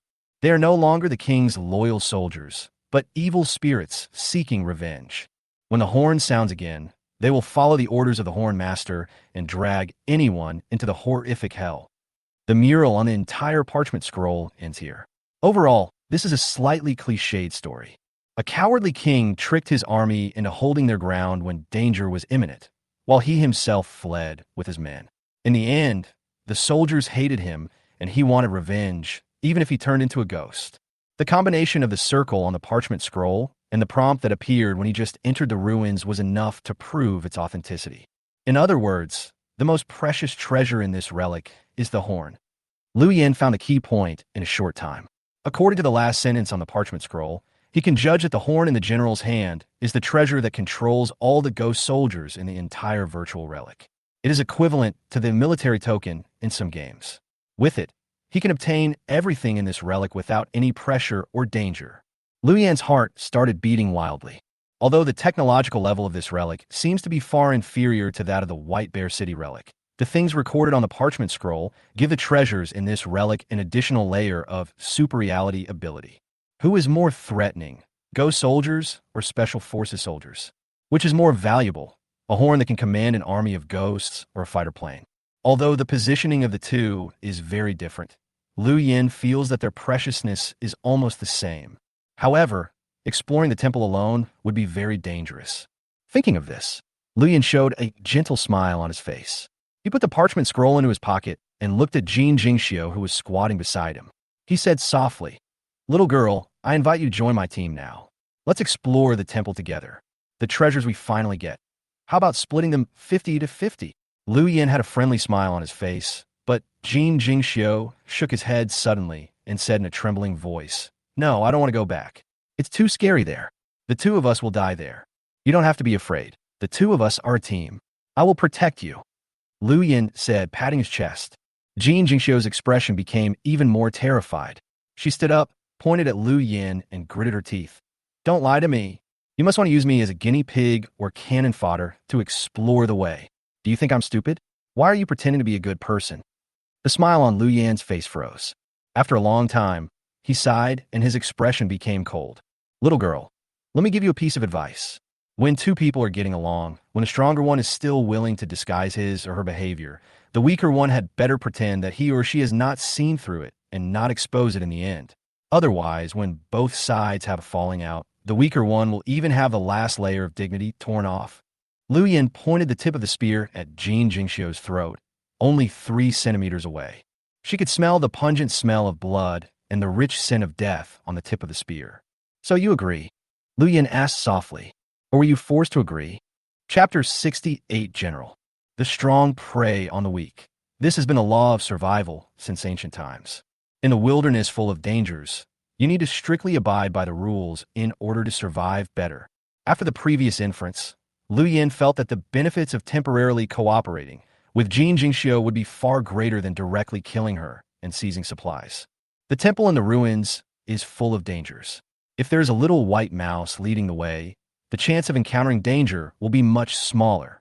After weighing the pros and cons, Lu Yin extended a friendly invitation to Jin Jingxiu to form a team. Faced with Lu Yan's undisguised malice, Jin Jingxiu had no ability to resist at this time. If she agreed, she might still have a glimmer of hope, but if she refused, Lu Yin would definitely pierce her white throat without mercy. The body of the player next to him isn't even cold yet. Okay, I agree to team up with you, but I have a request. I want to collect his body for him. Jin Jingxiu pointed at the young man killed by Lu Yin and said in a low voice, "He helped me several times before. I can't bear to see him lying dead in the wilderness." Lu Yin raised his eyebrows, and after a moment of silence, he took away the small wallet that had been transformed from the inventory that exploded from the young man's body and said expressionlessly, "Whatever you want." After obtaining Lu Yan's permission, Jin Jingxiu hugged the young man's body and dragged it into an earthen fort with great effort, and then moved some rubble and soil to bury it. The whole process lasted about 10 minutes. After doing all this, Jin Jingxiu's originally relatively clean clothes were covered with blood and dust, and his cheeks, hands, and hair were also covered with blood, looking very embarrassed. Lu Yin witnessed this scene and praised with a smile, "You are quite kind." Jin Jingxiu looked at Lu Yin in surprise, as if wondering why such words would come out of the mouth of a wicked man like him. It's a pity that kind people can't live long in this environment. Lu Yin sneered, pointed to the temple standing in the middle of countless earthen forts ahead, and said, "Let's go." Lu Yin and Jin Jingxiu walked through the earthen forts one after another. As they went deeper, they saw a large number of collapse and signs of war on the surrounding earthen forts. Some blood that had long since dried and turned black splattered on the outer wall of the earthen fort. There were also many skeletons of ferocious beasts scattered on the ground, and their shapes were exactly the same as the monsters recorded in the parchment scroll. Ghost soldiers do have an attack mechanism. On the way, Jin Jingxiu conveyed some information he knew to Lu Yin. It seems to be related to the emotions of the attacked. In our previous explorations, we have felt the feeling of being watched many times, but we have not been attacked. Until my companions started to become irritable and angry because they couldn't enter the temple for a long time. The feeling of being spied on quickly turned into a mental attack that was getting closer and closer to us. Jin Jingxiu's expression showed a trace of uneasiness, as if what happened before made her unable to calm down for a long time. Although I can't see where the enemy is, I can feel its presence. It pounced on my companion, and after being attacked, my companion didn't have any injuries on his body, but his mental state seemed to become confused in an instant. He seemed to have seen something terrible and started to become crazy and terrified. No matter how I called him, I couldn't wake him up from that crazy state. Lu Yin walked behind Jin Jingxiu. He recalled the state of the young player when he saw him just now. The other party really looked like a madman with mental problems. This attack method is similar to the monster mechanism in Cthulhu mythology. When the player's emotions and rationality are affected, causing the sanity value to drop, they will be attacked mentally by the enemy. Lu Yin frowned and analyzed, and the mechanism of the ghost soldiers may be, once the player's emotions change drastically, they will attack. That is to say, from now on, I cannot be afraid, angry, negative, or even excited. It sounds simple, but it is very difficult to truly control your emotions. Even masters who have practiced in temples and mountains for many years find it difficult to remain calm, let alone Lu Yin. Suddenly, Lu Yin thought of the mental stimulant potion that he had first opened from the bronze treasure chest. Its function was to stimulate the brain and increase mental strength. Perhaps it could produce miraculous effects in this situation. He calmly took out a potion and put it into his mouth. This medicine is in the form of a medical capsule, only the size of the tip of a little finger. You can drink the medicine inside by biting through the outer plastic layer. As for Jin Jingxiu, Lu Yin did not share this precious medicine with her. Even if she was really attacked by ghost soldiers later, if I wanted to save her, I could just take out the potion and force it into her mouth. There was no need to expose it now. After all, this is also one of my trump cards. By the way, you just said that you have been unable to enter the temple for a long time. What is blocking you? Lu Yin suddenly thought of a very important question. Jin Jingxiu was silent for a moment, pointed to the temple gate, which was only a few hundred meters ahead, and said softly, "You will see it soon." The majestic temple is more than 50 meters high, with walls covered with exquisite reliefs and two thick and tall pillars standing on both sides of the gate. The giant pillars are made of bronze and are carved with all kinds of mysterious runes and images of gods. They look quite oppressive and sacred. Even though there were ruins all around, the temple had not suffered any damage in previous wars. It is still gorgeous and majestic, as if telling the world about its past splendor and glory. Such an artistic and age-inspired building is enough to please everyone who sees it. If there wasn't that hill of corpses in front of the gate, Lu Yin and Jin Jingxiu hid behind the wall of a high tower several dozen meters away from the gate, staring at the temple gate. A large number of corpses piled up into a mountain, some of monsters and some of humans. They were squeezed together, looking extremely twisted and terrifying. Next to this mountain of corpses, there was a general sitting cross-legged, wearing tattered armor and holding a scimitar. There was almost no flesh on his cheeks, and his eye sockets were sunken, looking no different from a mummy. But Lu Yin clearly saw that when an earthen fort in the distance collapsed due to erosion by wind and sand, the mummy-like general raised his head and looked in that direction, with eyes flashing with faint ghostly fire. This is the general who once held the horn. He is the only one with a physical body in this virtual world ruins. Chapter 69, Broken Steel Knife. The general guarding the gate became the biggest obstacle to entering the temple. We have been observing here for a long time. This temple has no second entrance. It is basically impossible to bypass it and sneak in. Jin Jingxiu clenched the steel knife. If we want to get in, we can only kill it. Lu Yin stared at the mummy-like general. Its appearance completely caused Lu Yin's judgment of the virtual world ruins to go awry. Now it seems that not all enemies in the virtual ruins are disembodied ghosts. I wonder how strong its combat capability is. Lu Yin squinted his eyes and whispered to himself. The enemy is a general. Although he looks a little weak now, he once led the army to fight against ferocious monsters for a long time. The accumulated combat experience is extremely terrifying. Fighting alone, Lu Yin didn't think he could crush it. And the most important thing is, once the battle begins, he will not be able to control his emotions well. Once the attack mechanism is triggered, it will attract his soldiers roaming around this land. At that time, he and Caney Hyde will really die without a burial place. In other words, the biggest threat now is still those invisible ghost soldiers. You go and lead it away. After a moment of silence, Lu Yin turned his head expressionlessly and looked at Jin Jingxiu. Run farther. If you want to avoid fighting with the other party, this is the best way. Moreover, Lu Yin forcibly invited Jin Jingxiu to become his team member just to let the other party take the risk for him at this time, so he did not feel any guilt in his heart. Jin Jingxiu gritted his teeth. A trace of unwillingness appeared on his innocent little face, but he had to submit to Lu Yin's tyranny. She tiptoed out, holding the steel knife tightly in her hand, as if only it could give her some courage and allow her to have the courage to face the terrifying general. The high tower where Lu Yin was hiding was only a few dozen meters away from the temple gate. After leaving the cover, Jin Jingxiu immediately came into the general's sight. The sound of heavy breathing like a throat being torn echoed across the earth. The mummy-like general suddenly stood up, his ghost-like eyes flashing with a frightening, murderous aura. Alive. Are you the reinforcements invited by the king? Are you here to help us defend our homeland? The general's voice was full of fanaticism, and he seemed very excited. Jin Jingxiu seemed to be frightened. Facing the general's questioning, she stood there blankly, not daring to move. No, you're not. Our king has abandoned us. He betrayed us.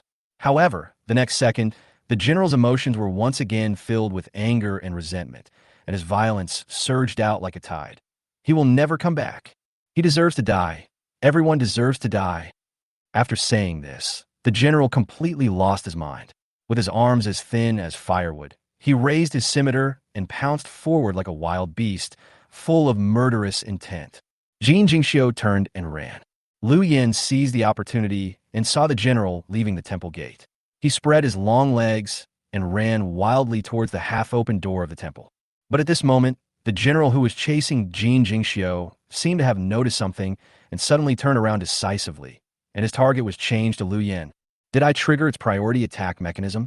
Liu Yan's brain worked extremely fast, and he quickly realized that perhaps the general's setting was to prioritize attacks on enemies that intended to break into the temple.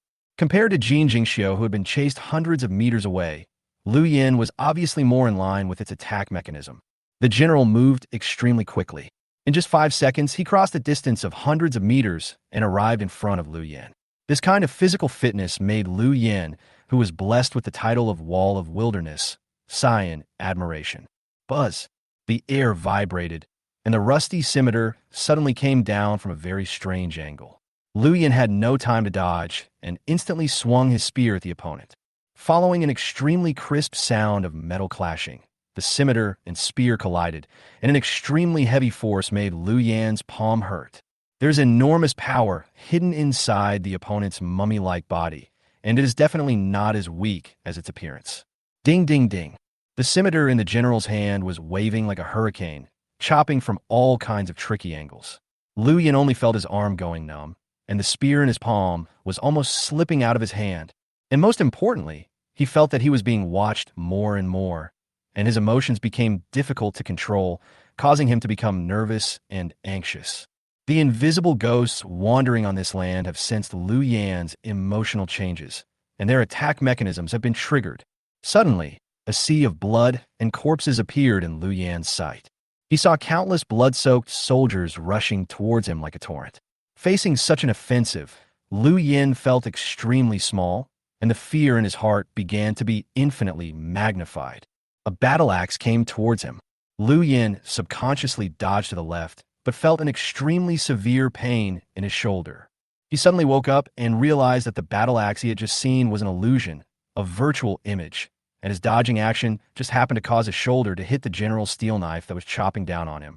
If Liu Yin had not been wearing fish scale armor, his left arm would probably have been removed by now. Fuck! Liu Yin cursed in a low voice, and felt that some extremely confusing images seemed to appear in his brain. His vision began to become blurred and distorted. He bit the mental stimulant that he had been holding in his mouth without hesitation, and the warm liquid gushed out instantly. Brush! In just a moment, Liu Yin felt that his originally confused brain became clear, and the scenes of corpses and blood in front of him disappeared. Efficient! Liu Yin roared in his heart, and his mental state instantly returned to its peak. Not only that, he felt the blood in his body was boiling, and he seemed to have endless energy.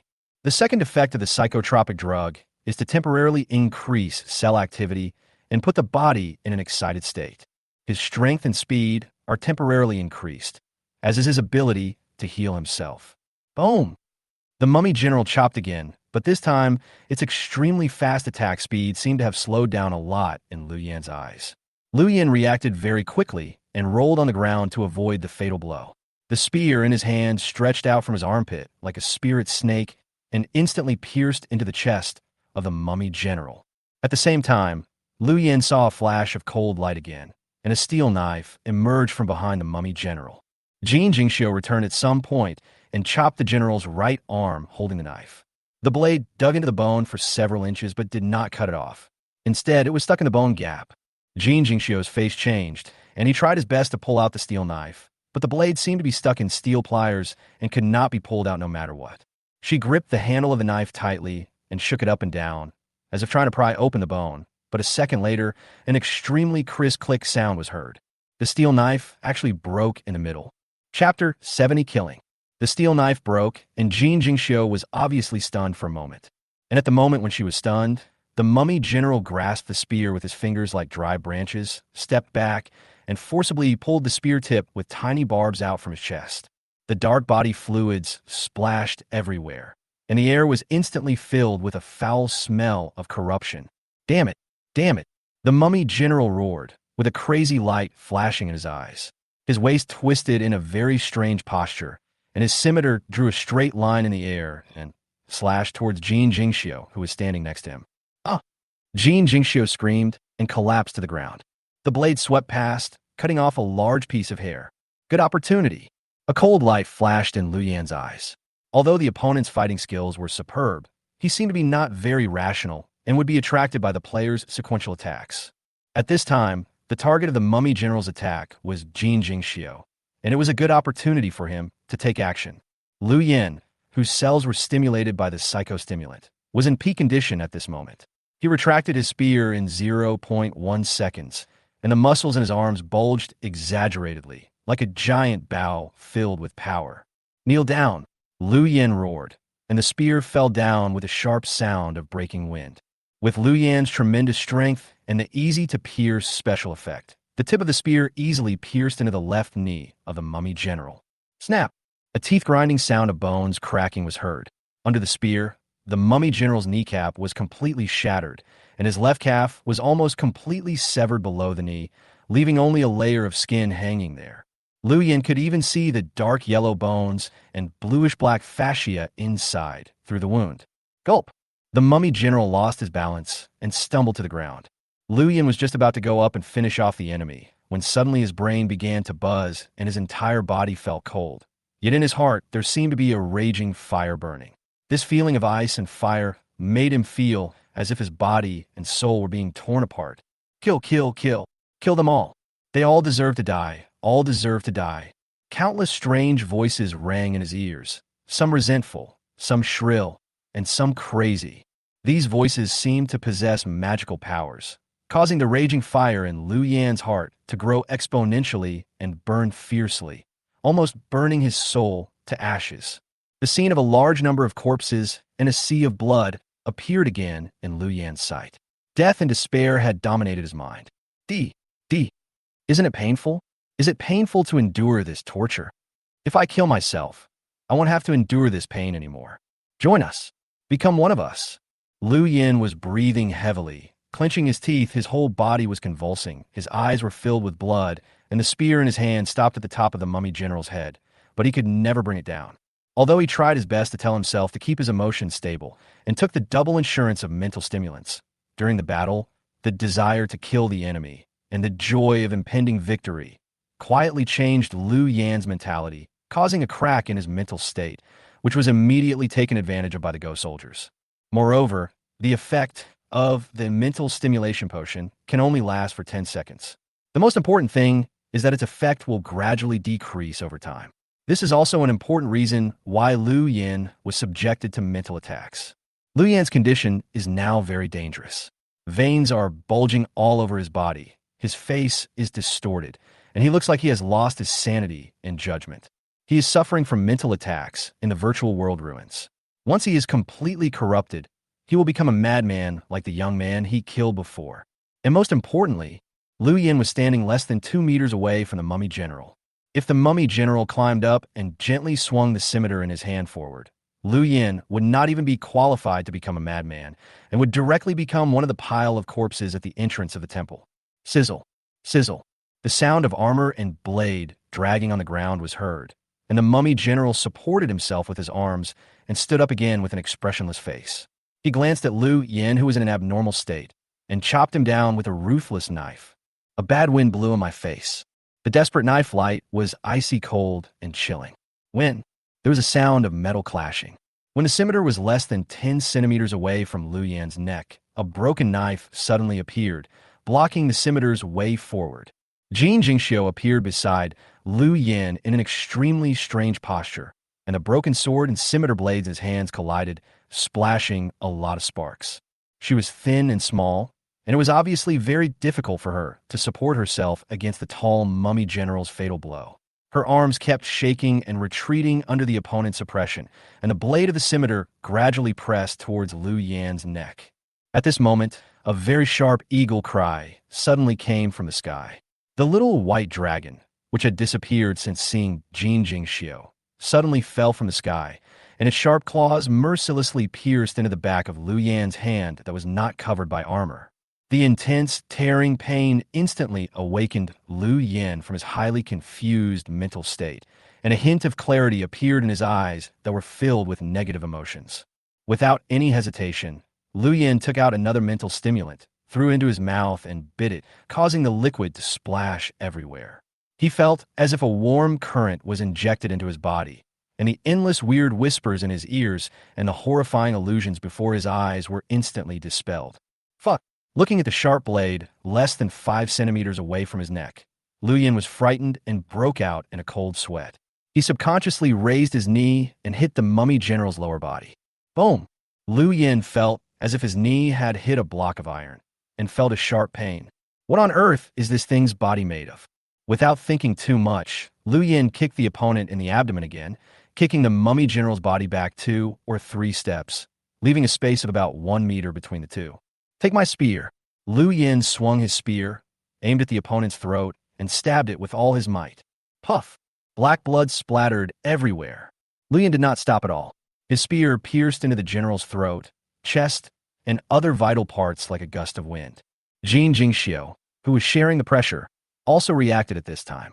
She raised the broken knife in her hand and chopped the general's only remaining right leg ankle. 1 knife, 2 knives, 3 knives. With 3 consecutive cuts, Jin Jingxiu cut off its tendons. The blade was stuck in the leg bone joint. He lifted it with force, and with a snap, its ankle was broken at a strange angle. The mummy general fell down like a sawn-down tree. Lu Yin found the right opportunity and stabbed the opponent's forehead with a spear with extreme precision, nailing him directly to the ground. A pleasant reminder tone sounded. Records of ruins. Player Lu Yin has killed the boss of the LV-1 Ruins of the Empire, General Carl. Chapter 71, Jin Jingxiu. Record. The boss of Level 1 Secret Realm, Ruins of the Empire, General Carl, has been killed. Record. Congratulations to player Lu Yin for achieving the Kill the General achievement. As the pleasant prompt sound rang in the ears of Lu Yin and Jin Jingxiu, their tense nerves relaxed instantly. Lu Yin was breathing heavily and his arms were shaking uncontrollably. This was not because of fear, but because of the instinctive reaction of the body brought about by the massive surge of adrenaline. Caney Hide's smooth forehead was covered with cold sweat, and it seemed that the battle had left her with a deep psychological trauma. If she hadn't reacted quickly when the mummy general turned around and slashed at her with a sword, she would have been beheaded by now. The 2 men slumped beside the general's corpse, both feeling as if they had survived a calamity. Although the battle with the mummy general ended quickly, and it seemed that Lu Yin defeated it very easily, the danger involved was only known by those who personally participated in it. Battles between cold weapons are never like what is portrayed in TV dramas and movies, where the 2 sides fight for 300 rounds and still cannot determine the winner. The battle that truly decides life or death, victory or defeat, often only takes a few seconds.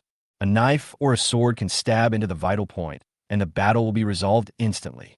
There are no heroes with flying robes and white clothes as white as snow. There are only beast-like thugs who are madly biting their opponents for survival. Lu Yin sat on the ground and gasped for more than 10 seconds. He tried to move his left shoulder that was hit by the scimitar. He did not feel any pain before due to the dual blessing of adrenaline and mental stimulants. Now, when he moved a little, he felt a sharp pain like broken bones and tendons. The shoulder steel plates of the fish scale armor were chopped to pieces and stained with black blood and dust. It looked tattered and no longer as bright and shiny as it was when it was first made. But in Lu Yan's eyes, it is much more beautiful than before. No wonder people say that 1 piece of armor is worth 3 crossbows. In the era of cold weapons, having armor and not having armor are 2 completely different concepts. It is difficult for the enemy to break through my defense. Lu Yin sighed. The fish scale armor on his body has saved him 3 times. The demon ape, the pig-headed man, and the mummy general. If it weren't for this armor, Lu Yan's grave would have been overgrown with grass long ago. Although the mummy general also had armor on his body, it had long since become rotten due to the erosion of time, and its protective power was greatly reduced, and it was simply not enough to block the spear with the easy-to-pierce special effect. We should enter the temple as soon as possible and take the horn.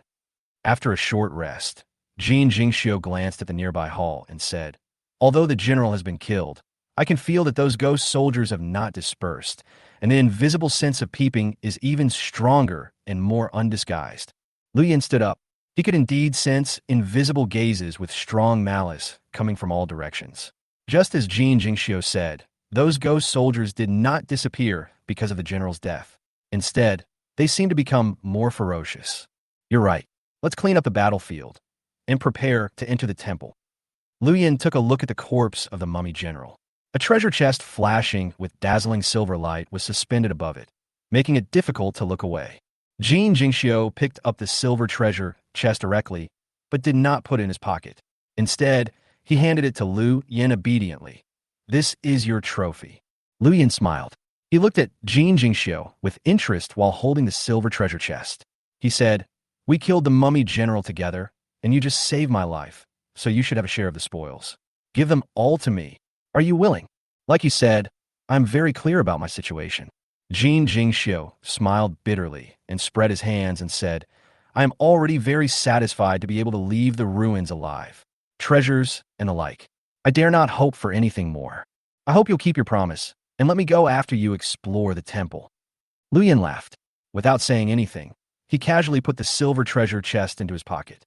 Jin Jingxiu glanced at the temple gate in front of him, then looked at the broken sword in his hand that had long been broken and full of gaps, and his expression showed a trace of embarrassment. Such weapons cannot be used anymore. She looked around, and then picked up the rusty iron scimitar stained with black blood in the mummy general's hand with 2 fingers. Jin Jingxiu frowned, as if she was disgusted by the stains on the knife, and wiped it for a long time with a rag. It looks like it will break at any time. Jin Jingxiu sighed helplessly, holding the scimitar in his palm and waving it a few times in a formal manner. But it's still usable. Let's go. Jin Jingxiu threw away the broken knife in his hand and strode towards the temple gate. Lu Yin narrowed his eyes, looked at her back quietly, and suddenly laughed. Wait a minute. Jin Jingxiu turned around and asked in confusion, What's wrong? Throw that scimitar over here. I'll give you a better one. Lu Yin raised the spear in his hand and pointed at the rusty scimitar, a stronger and sharper one. Jin Jingxiu was stunned for a moment. You are my savior. How can I let you use such a broken knife? Lu Yin smiled and opened the manufacturing system. He directly rubbed out an excellent grade steel knife and handed it to Jin Jingxiu, saying, We fought side by side. It is reasonable for me to bleed a little. Jin Jingxiu showed a timid expression and stammered, I appreciate your kindness, but I dare not take your things. That's how it's played out on TV. If I take something from you and turn around, you stab me with a knife. Are you going to kill someone to silence them? Jin Jingxiu's eyes turned red and his whole body began to tremble. His pure and innocent appearance and expression could easily arouse people's pity. Chapter 72, Trap. I really don't want your things. All the treasures in the ruins belong to you. The treasure chest is yours, and the horn is yours too. Jin Jingxiu bit his lower lip lightly and stepped back tremblingly. Even the hardest-hearted man would be melted by her look. Lu Yin showed an extremely complicated smile on his face. He put the steel knife into the backpack, stared at Jin Jingxiu, took a deep breath, and asked in a very serious tone, I say, how long are you going to keep pretending? Jin Jingxiu looked confused. What are you talking about? Why don't I understand? Lu Yin finally lost his patience. He raised his spear and took an attacking stance, and said again word by word, I say, stop pretending to be so harmless and ignorant. There is no such thing as a bullshit horn to command the undead soldiers in the temple. The real treasure in this relic is the scimitar in your hand, right? Quiet. Dead silence. After Lu Yin said this, Jin Jingxiu seemed very surprised. Her expression was also very interesting. First she was shocked, then she felt wronged, and finally she felt sad. You stole my things and slandered me. I just saved your life. You are so inhumane. Jin Jingxiu's voice trembled, and big tears rolled down from the corners of her eyes. Her thin body couldn't stop shaking. If you want this knife, just take it. Jin Jingxiu held the scimitar across his body in a fit of anger, pretending to hand it to Lu Yin. Stand there and don't move. Lu Yin suddenly shouted, and the spear in his hand was about to stab out instantly. Throw the knife on the ground. At this moment, he was even more wary of Jin Jingxiu than when he faced the mummy general. Jin Jingxiu stood there in a daze, as if he was frightened. Lu Yin looked at her expressionlessly, his eyes never leaving her for even a second, and repeated again, Throw the knife. on the ground. Silence. It was a long silence. Jin Jingxiu raised his head and looked at Lu Yin for more than 10 seconds. Finally, the grievance, helplessness, confusion, and fear on her face disappeared and turned into the purest calmness. No, it's better to say it's indifferent and apathetic rather than calm. A long sigh sounded. Jin Jingxiu stared at Lu Yin with complicated eyes and opened his lips slightly. Can I ask how you figured it out? Yes, ever since Lu Yin entered the ruins, or, to be more precise, since he came into contact with Jin Jingxiu, he's been led by the other party. He thought he was the one who held the initiative, but in fact, until the death of General Mummy, he had been trapped in Jin Jingxiu's trap. To be honest, I didn't realize you played me at first. After seeing Jin Jingxiu's changes, Lu Yan's guess finally came true. He clenched his spear and said, "Your appearance is really too deceptive. No one would have thought that they would be played around by you. I guess from the moment that crazy player showed up, I walked into your trap. You said that you teamed up with that player, came to the temple together, and were attacked by ghost soldiers. This should be true." Lu Yin began to recall the scene when he first met Jin Jingxiu. But from then on, the whole trap began. You collected the body of that player and deliberately acted weak, just to make me think that you were a timid but kind person. As for the parchment scroll that records the history of the ruins, I guess you deliberately let me see it to arouse my interest, so that I can force you to team up with me and go to the temple to kill the mummy general. Every player has his own item grid. If Jin Jingxiu really values the parchment scroll, why doesn't he put in the grid? Moreover, at that time, Jin Jingxiu had already made it very clear that she wanted to leave the ruins. Since she was leaving the ruins, the parchment scroll that she had already read was no longer useful. Why did she express such reluctance when Lu Yin wanted to snatch it? Lu Yin didn't think so much about it at first, but now thinking back, the other party might have deliberately used this method to make Lu Yin notice the preciousness of the parchment scroll. After reading the parchment scroll, the rest of the things fell into place. Players enter the ruins to explore, definitely for the treasure. And who can resist the temptation of a treasure that can command ghost soldiers? Lu Yin is also a human being. He will definitely be tempted. That parchment scroll is fake, right? It must have been forged by you. Lu Yin asked with a smile. Jin Jingxiu was silent for a moment, then took out another parchment scroll from the inventory and opened it. The murals on this new parchment were mostly the same as the ones Lu Yin had seen before, except for the token that the king gave to the general. On this parchment scroll, the general did not receive a trumpet from the king, but a scimitar. And it was this scimitar that later awakened the ghost soldiers. The history book that Lu Yin had seen before was indeed a fake that was copied almost 1:1 by Jin Jingxiu, except for the change in the appearance of the token. Go on. Jin Jingxiu stared at Lu Yin with interest. Until now, she still didn't know how Lu Yin saw through her disguise. After reading the parchment scroll, you came to the temple with me as a captive and cooperated with my command very well. In the subsequent battle with the mummy general, you not only took the initiative to save my life, but also took the initiative to hand over the silver treasure chest. This kind of behavior is enough to make everyone no longer be wary of you, and may even feel guilty and like you. Lu Yin continued, and your weapon broke during the battle, and later when you were cleaning the battlefield, we didn't want anything, but just picked up a broken knife from the boss for your own use. This is not excessive at all. Everything seems to make sense. It can be said that the whole plan is perfect, but how did Lu Yin see through it? Jin Jingxiu stood there, quietly waiting for Lu Yan's answer. But here's the problem. Lu Yin pointed at the corpse of the mummy general and said, as a captive, a cannon fodder forced to explore the way, you didn't run away when I was fighting the boss, but came back to save me. This is too abnormal. When things are out of the ordinary, there must be something fishy going on. So when I saw you saving me, I immediately began to speculate on your intentions, and I eventually came to the conclusion that your previous weakness, helplessness, and desire to escape were definitely fake. You came to the temple with me because you must have other more important demands. Jin Jingxiu was stunned for a moment. Her expression was very strange. I didn't expect that this would arouse your suspicion, but facing the benefactor who saved your life, shouldn't a normal person be grateful to him/her? Being overwhelmed by the excitement and gratitude of surviving a disaster, shouldn't he/she attribute all the unreasonable behaviors of the benefactor to kindness? Lu Yin laughed. Sorry, when I think about something, I will first think of people from a malicious perspective, because in this world, there are always more evil people than good people. Jin Jingxiu sighed. Just because of such a small mistake, you doubt your lifesaver? Ah, you gao gao. In the wilderness, any mistake in any detail can lead to a fatal crisis. Just one abnormality is enough. Lu Yin stared at Jin Jingxiu and slowly turned the spear in his hand. After realizing this, I have been paying attention to your movements. Later, when I realized that you really didn't want anything but picked up that machete, I understood everything. The items in the ruins themselves do not display their properties. They will only manifest after being taken out.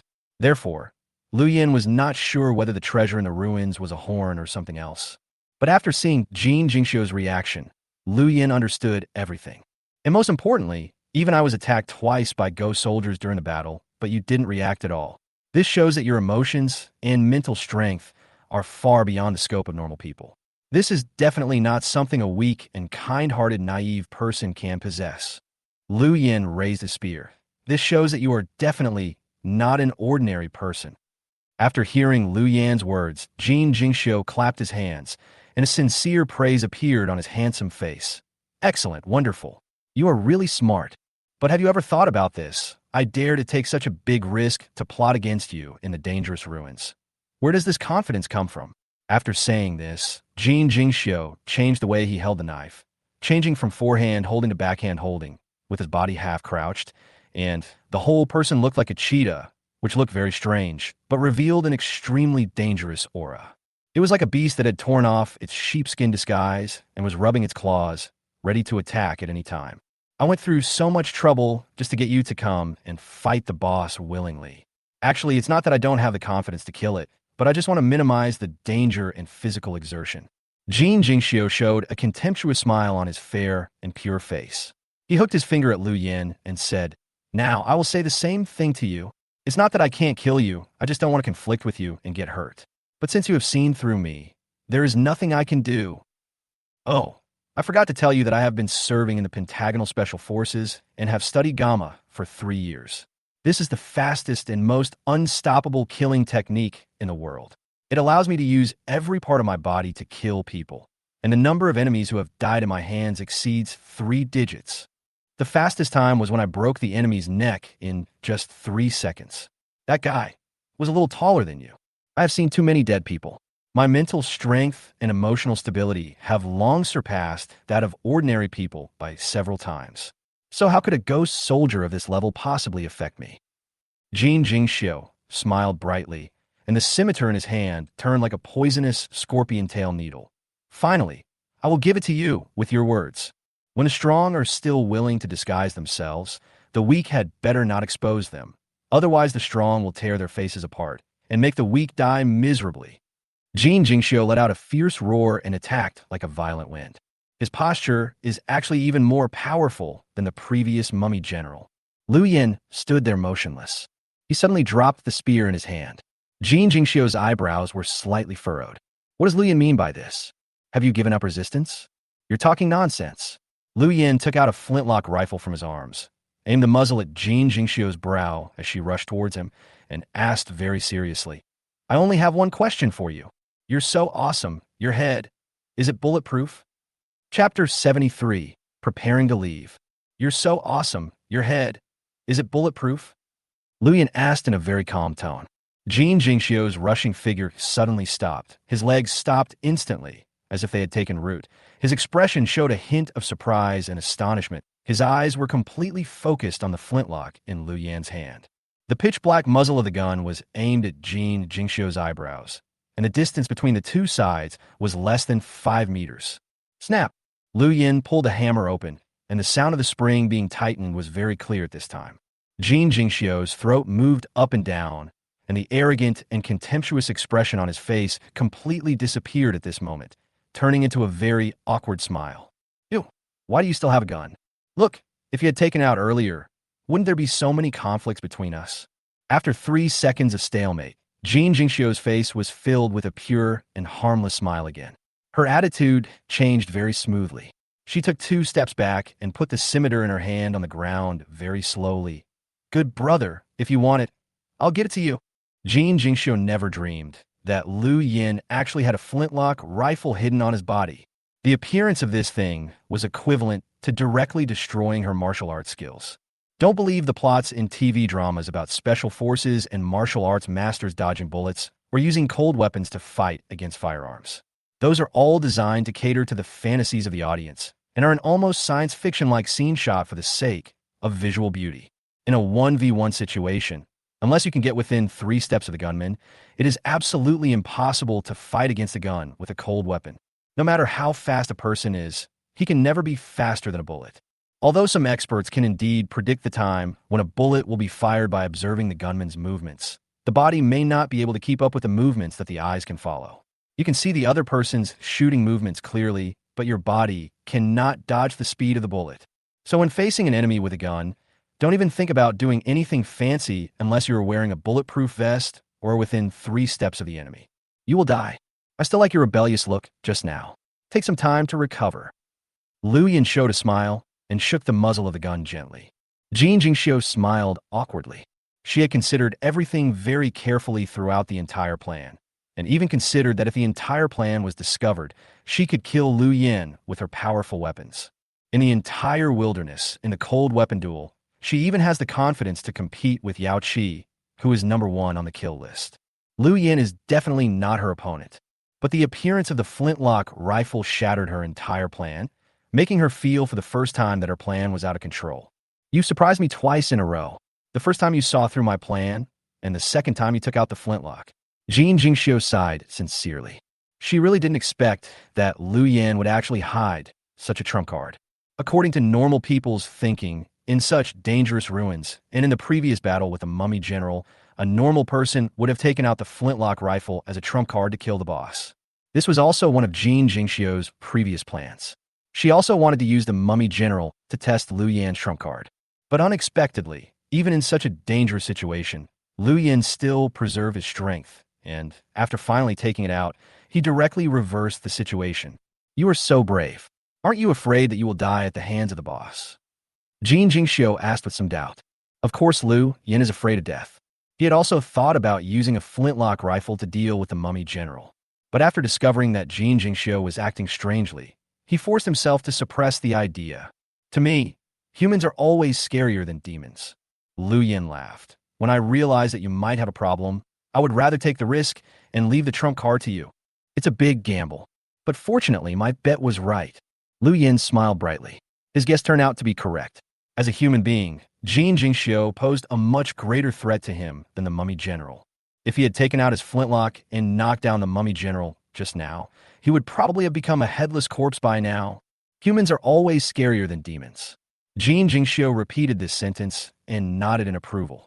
For someone like you to top the shelter list, it's not in vain. Even if you don't have outstanding combat power, you can still live longer than anyone else in the wilderness. Speeches in the World Channel have always been displayed with avatars and IDs. As a celebrity in the wilderness, Liu Yan may have been remembered by many people for a long time.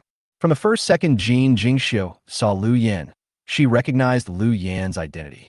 But this discovery did not make her feel afraid at the time, but made her even more excited. Scheming and plundering a high-level player who is on the list will give you a greater sense of satisfaction and huge benefits. I fell into your hands today, I admit it, Jin Jingxiu said calmly, putting the machete on the ground. We live in the same wilderness, and we will meet again sooner or later. Sooner or later, I will get back what I threw at you this time. Liu Yan asked expressionlessly. Do you think you can still leave alive and take revenge on me? I don't dare to attack, and neither do you. Otherwise, you would have opened fire long ago. Jin Jingxiu said confidently. The flintlock rifle doesn't have an automatic loading function. You only have one chance. If you can't kill me, I will kill you. Jin Jingxiu was right. At this moment, the flintlock rifle in Liu Yan's hands had a deterrent power far greater than its killing power. Since it is not an excellent grade weapon, it does not have any special effects such as accuracy, and Liu Yan cannot guarantee that he can blow Jin Jingxiu's head off with one shot. If a gunshot hits the opponent's shoulder, forearm, or other non-vital parts, once the opponent starts to take the opportunity to counterattack, you'll be in great danger. Liu Yan didn't want to get hurt in the dangerous ruins. Therefore, not firing the gun at this time will have a better effect than firing it. Take out some of the things you have, and I'll let you go. I promise not to chase you again. Liu Yan took a deep breath and said, You've been plotting against me for so long. I can't let you get away unscathed. I also saved your life. Jin Jingxiu was a little unconvinced. That was part of your plan. If it weren't for your deliberate guidance, I wouldn't have fought with the boss so soon. Lu Yin interrupted Jin Jingxiu rudely. Jin Jingxiu was silent for a moment, then cooperated very well and took out some food and items from his item grid and put them on the ground. Then he quickly turned around and ran away. His movements were extremely decisive and light, like a nimble monkey. Lu Yin looked at the other person's back and quickly picked up the scimitar, food, and items on the ground. Then he summoned the Dune motorcycle, stepped on the accelerator, and chased after Jin Jingxiu. The distance between the two people is getting closer and closer. Lu Yin held the gun in his left hand and aimed at the back of Jin Jingxiu, who was running. Bang! A gunshot rang out over the ruins. Blood splatters. In the distance, Jin Jingxiu's angry roar with pain could be heard. Lu Yin, you said you wouldn't hunt me down? You are such a traitor. Lu Yin laughed. A lot. You can condemn me as much as you want morally. I promise I won't talk back. Chapter 74. Hunting. No pursuit? Let you go? How is this possible? Once a conflict of interest arises in this wilderness, it will become an irreconcilable enemy. The conflict between him and Kaneki Hyde lies in the scimitar itself. If he is unwilling to hand over the scimitar, then the conflict cannot be resolved. Even if Lu Yin lets Jin Jingxiu go, the other party will not be grateful. Once she has the chance in the future, she will definitely retaliate with the most cruel means. The most correct approach is to eliminate the roots of the problem. As for the comments like betrayal, breaking promises, and cruel destruction of flowers, no one would really care about this kind of thing in the wilderness. Buzz! A high-powered Dune motorcycle roared inside the ruins, with a dragon of earth rolled up under its wheels and billowing smoke and dust floating around, looking hideous and terrifying. In a head-on battle, Lu Yin did not have the confidence to kill Jin Jingxiu, but if the opponent was injured and he had a sand motorcycle, he could roam around and harass her endlessly, and wear her down bit by bit. Cry. The little white dragon let out a sharp cry and suddenly rose into the sky to find Jin Jingxiu's location for Lu Yin. At this time, Jin Jingxiu's left arm was drooping, and a bloody hole appeared on her upper arm near her shoulder. Blood kept flowing out, soon soaking the entire left half of her clothes. Damn it! Damn it! Damn it! Damn it! Covering his wound, Jin Jingxiu stumbled into the earthen forts and hid in a corner of ruins. Lu Yin, you are such a sinister, cunning, and shameless bastard. You fucking... She yelled every curse word she knew. During this trip to the ruins, not only did she not gain any benefit from Lu Yin, but she also lost some supplies and was seriously injured. This is simply stealing a chicken, but losing the rice. She glanced at the bullet hole on her forearm. The steel ball was not embedded too deep, but it seemed to have just broken a blood vessel. Blood was gushing out at this moment and could not be stopped no matter how hard she tried to block it. Although her physique is strong enough, with such a large amount of blood loss, it won't take long for her body to show symptoms of collapse. If Lu Yin caught up with him at that time, it would undoubtedly be a death sentence. She looked around and found that this place seemed safe for the time being, so she decided to treat her wound first. Soon, she took out a small bag of granular black powder from the grid of her backpack and sprinkled it directly on the wound, very quickly. Because in the case of heavy bleeding, if she moved a little slower, the blood would wash away or wet the gunpowder. Then, she took out the homemade fire starter she had prepared long ago and poked it onto the gunpowder. Swish! The dazzling flames, along with the stench of burnt flesh, spread instantly. Ugga! Jin Jingxiu's eyes were bloodshot. Veins bulged on his white forehead and neck. Cold sweat broke out on his forehead, and he kept banging his head against the wall, trying to relieve the severe pain. Using gunpowder to treat wounds is a common technique in TV dramas and movies. Many people think that this is to prevent wound inflammation. In fact, this is a wrong perception. The purpose of igniting gunpowder to treat wounds is mainly to use the high temperature generated by the burning gunpowder to burn the flesh and blood vessels near the wound, thereby blocking the wound, mainly to stop bleeding.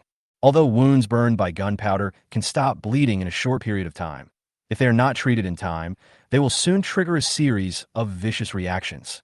This is an emergency method of stopping bleeding that no one wants to use unless it is absolutely necessary.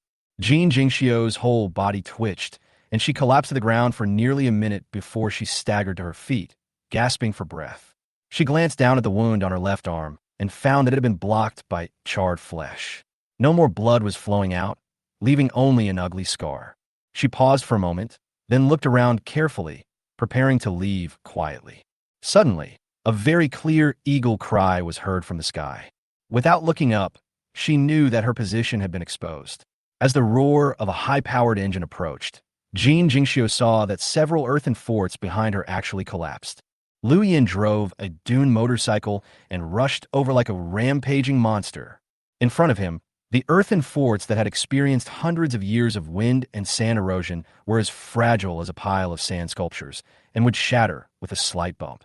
Without any hesitation, Jin Jingxiu turned and ran. A sharp sound of breaking wind came whistling. A pitch-black spear flew out from the smoke and dust. Jin Jingxiu rolled on the ground, and the spear pierced straight into the earth wall beside her. Good opportunity. Looking at the spear, Jin Jingxiu's brain was working rapidly. I just lost my weapon. If I could take the spear and use it myself, maybe I can fight back. Jin Jingxiu was about to reach out to grab the spear, but suddenly her pupils constricted, and she quickly retracted her right arm as if she had noticed something. Bang! A gunshot followed.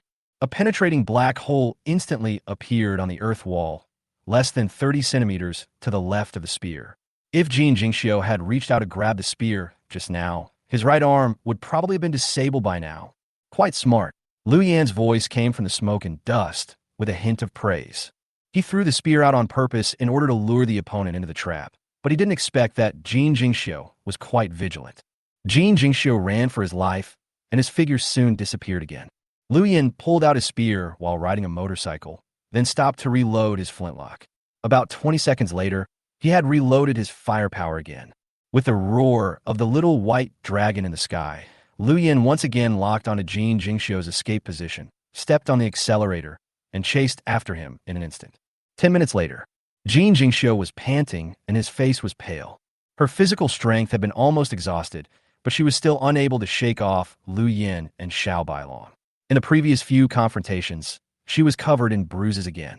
And most importantly, as her body continued to be injured, her emotions began to spiral out of control.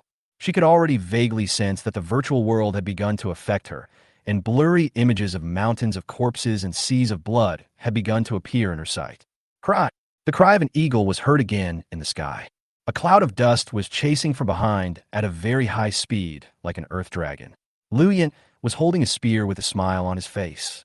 This smile is so indescribably kind and sweet. Jin Jingxiu finally despaired. She was sure that she could not escape from the ruins or Lu Yan's pursuit with her own abilities. She slowly stopped, and a token inlaid with 3 gems appeared in her palm. She looked at the token, with a trace of regret and reluctance in her eyes. Then, she raised her head and looked towards Lu Yan in the distance, revealing a look of purest resentment and hatred. Lu Yan, I, Jin Jingxiu, swear that I will cut you into pieces, draw you into 5 pieces. She raised the token in her hand and gritted her teeth.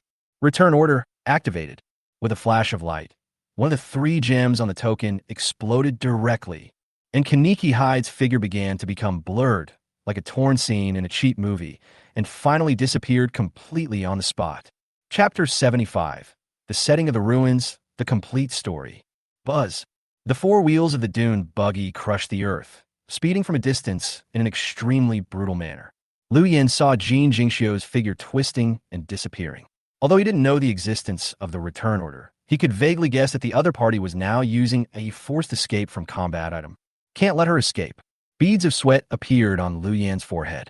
If you let an enemy with strong combat power and scheming escape, you will need to be on guard against her revenge at all times in the future, especially when the enemy is a woman.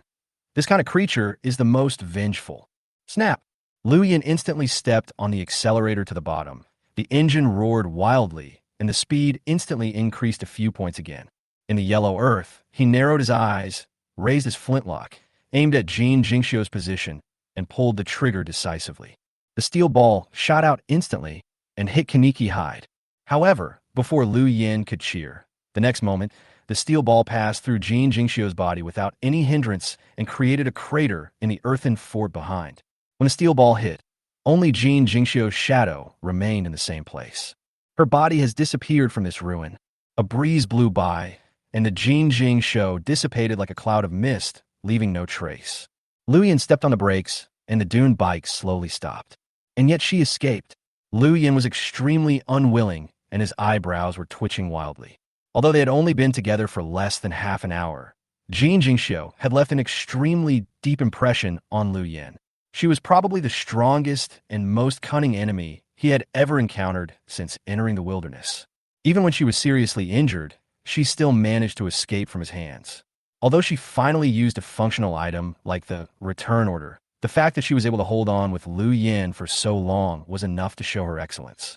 After being shot by herself, she had been using the earthen bunkers for cover and hiding, using her own flexibility to counterbalance the speed advantage of Lu Yin's sand motorcycle. After Lu Yin hit the earthen fort several times in succession, splashing up smoke and dust, Jin Jingxiu cleverly used the smoke and dust to conceal his figure. Lu Yin even suspected that Jin Jingxiu had deliberately exposed his position several times, allowing himself to crash into the earthen fort to create a cloud of dust that obscured his vision in order to escape Xiao Beilong's tracking. When it comes to utilizing the environment, Jin Jingxiu, who was a special operations personnel, is indeed more experienced than Lu Yin. As an ordinary person, Lu Yin has to admit that he still has a big gap with some big guys in some aspects. Forget it. If she doesn't die this time, she will be seriously injured. There is no sterile environment and medicine for surgery in the wilderness. Even if she escapes temporarily, the chance of her survival is very small. Lu Yin whispered to himself.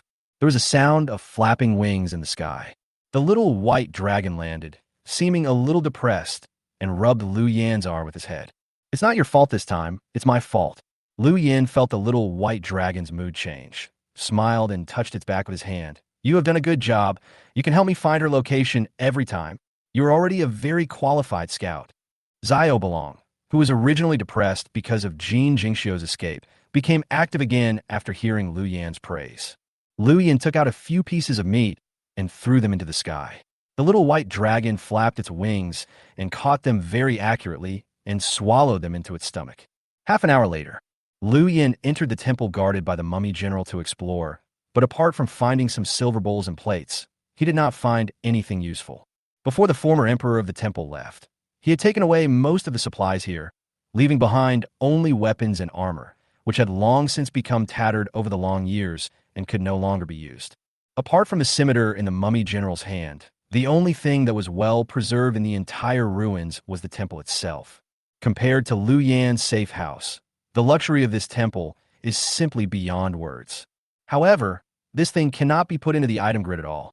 Even the bronze throne and white jade floor in the hall are integrated with the temple and cannot be cut apart at all. Obviously, the most precious and only treasure in this level 1 relic is the scimitar in the hands of the mummy general. Finally, after searching in vain, Lu Yin had no choice but to leave the ruins. Staying here all the time always makes me feel a little creepy. After suffering a series of mental attacks, although Lu Yin forcibly controlled his emotions and was not attacked by the ghost soldiers again, when he stood in the temple, he felt that there were strong, malicious gazes falling on him from all directions, as if they wanted to tear him to pieces. Those gazes were just a few centimeters away from him, very close. If spirits could also be seen, the scene around Lu Yin would probably be very spectacular. A large number of ferocious and hideous ghosts crowded around Lu Yin and even tried to stick to his face. Just thinking about it makes me feel like I'm going to have a mental breakdown. Buzz. The dune motorcycle was moving at a very fast speed and soon arrived at the gate of the ruins. Lu Yin stood at the door and looked out very cautiously. After confirming that there was no danger, he stepped in. As he left the ruins, a pleasant reminder sound rang out. Ruins exploration completed. Completion rate 97%. The exploration rate of the Empire ruins has reached over 90%, reaching the completion standard. The Hill Empire Ruins Atlas has been opened. The current completion rate is 1/7. After all are completed, you will receive a huge reward. Hill Empire Secret Ruins Atlas. Empire Ruins completed. Bloody Land uncompleted. Exiled Emperor uncompleted. Monster Lair unopened. Inheritance of the Torch unopened. Source of Extreme Darkness unopened. Final Battle unopened. A series of prompts appeared in Lu Yin's sight. He touched his chin and seemed to understand something. According to the previous introduction in the Summary of Ruins, the Hill Empire is a very grand story with a very long plot. Obviously, The Imperial ruins that I've just explored are only a small part of the grand story of this empire. And entry map. In this wilderness, there will be more ruins connected to the plot of Ruins of the Empire, appearing in the future, completing the story of this complete kingdom. I can also see the descendants of the emperor who abandoned the army in the story in the other 6 connected secret ruins. Maybe I can also see the battle in which the army defended the temple. Maybe I can also fight those terrifying monsters. Looking at these clues, Liu Yin confirmed a fact. Behind every relic is a complete world and a complete story.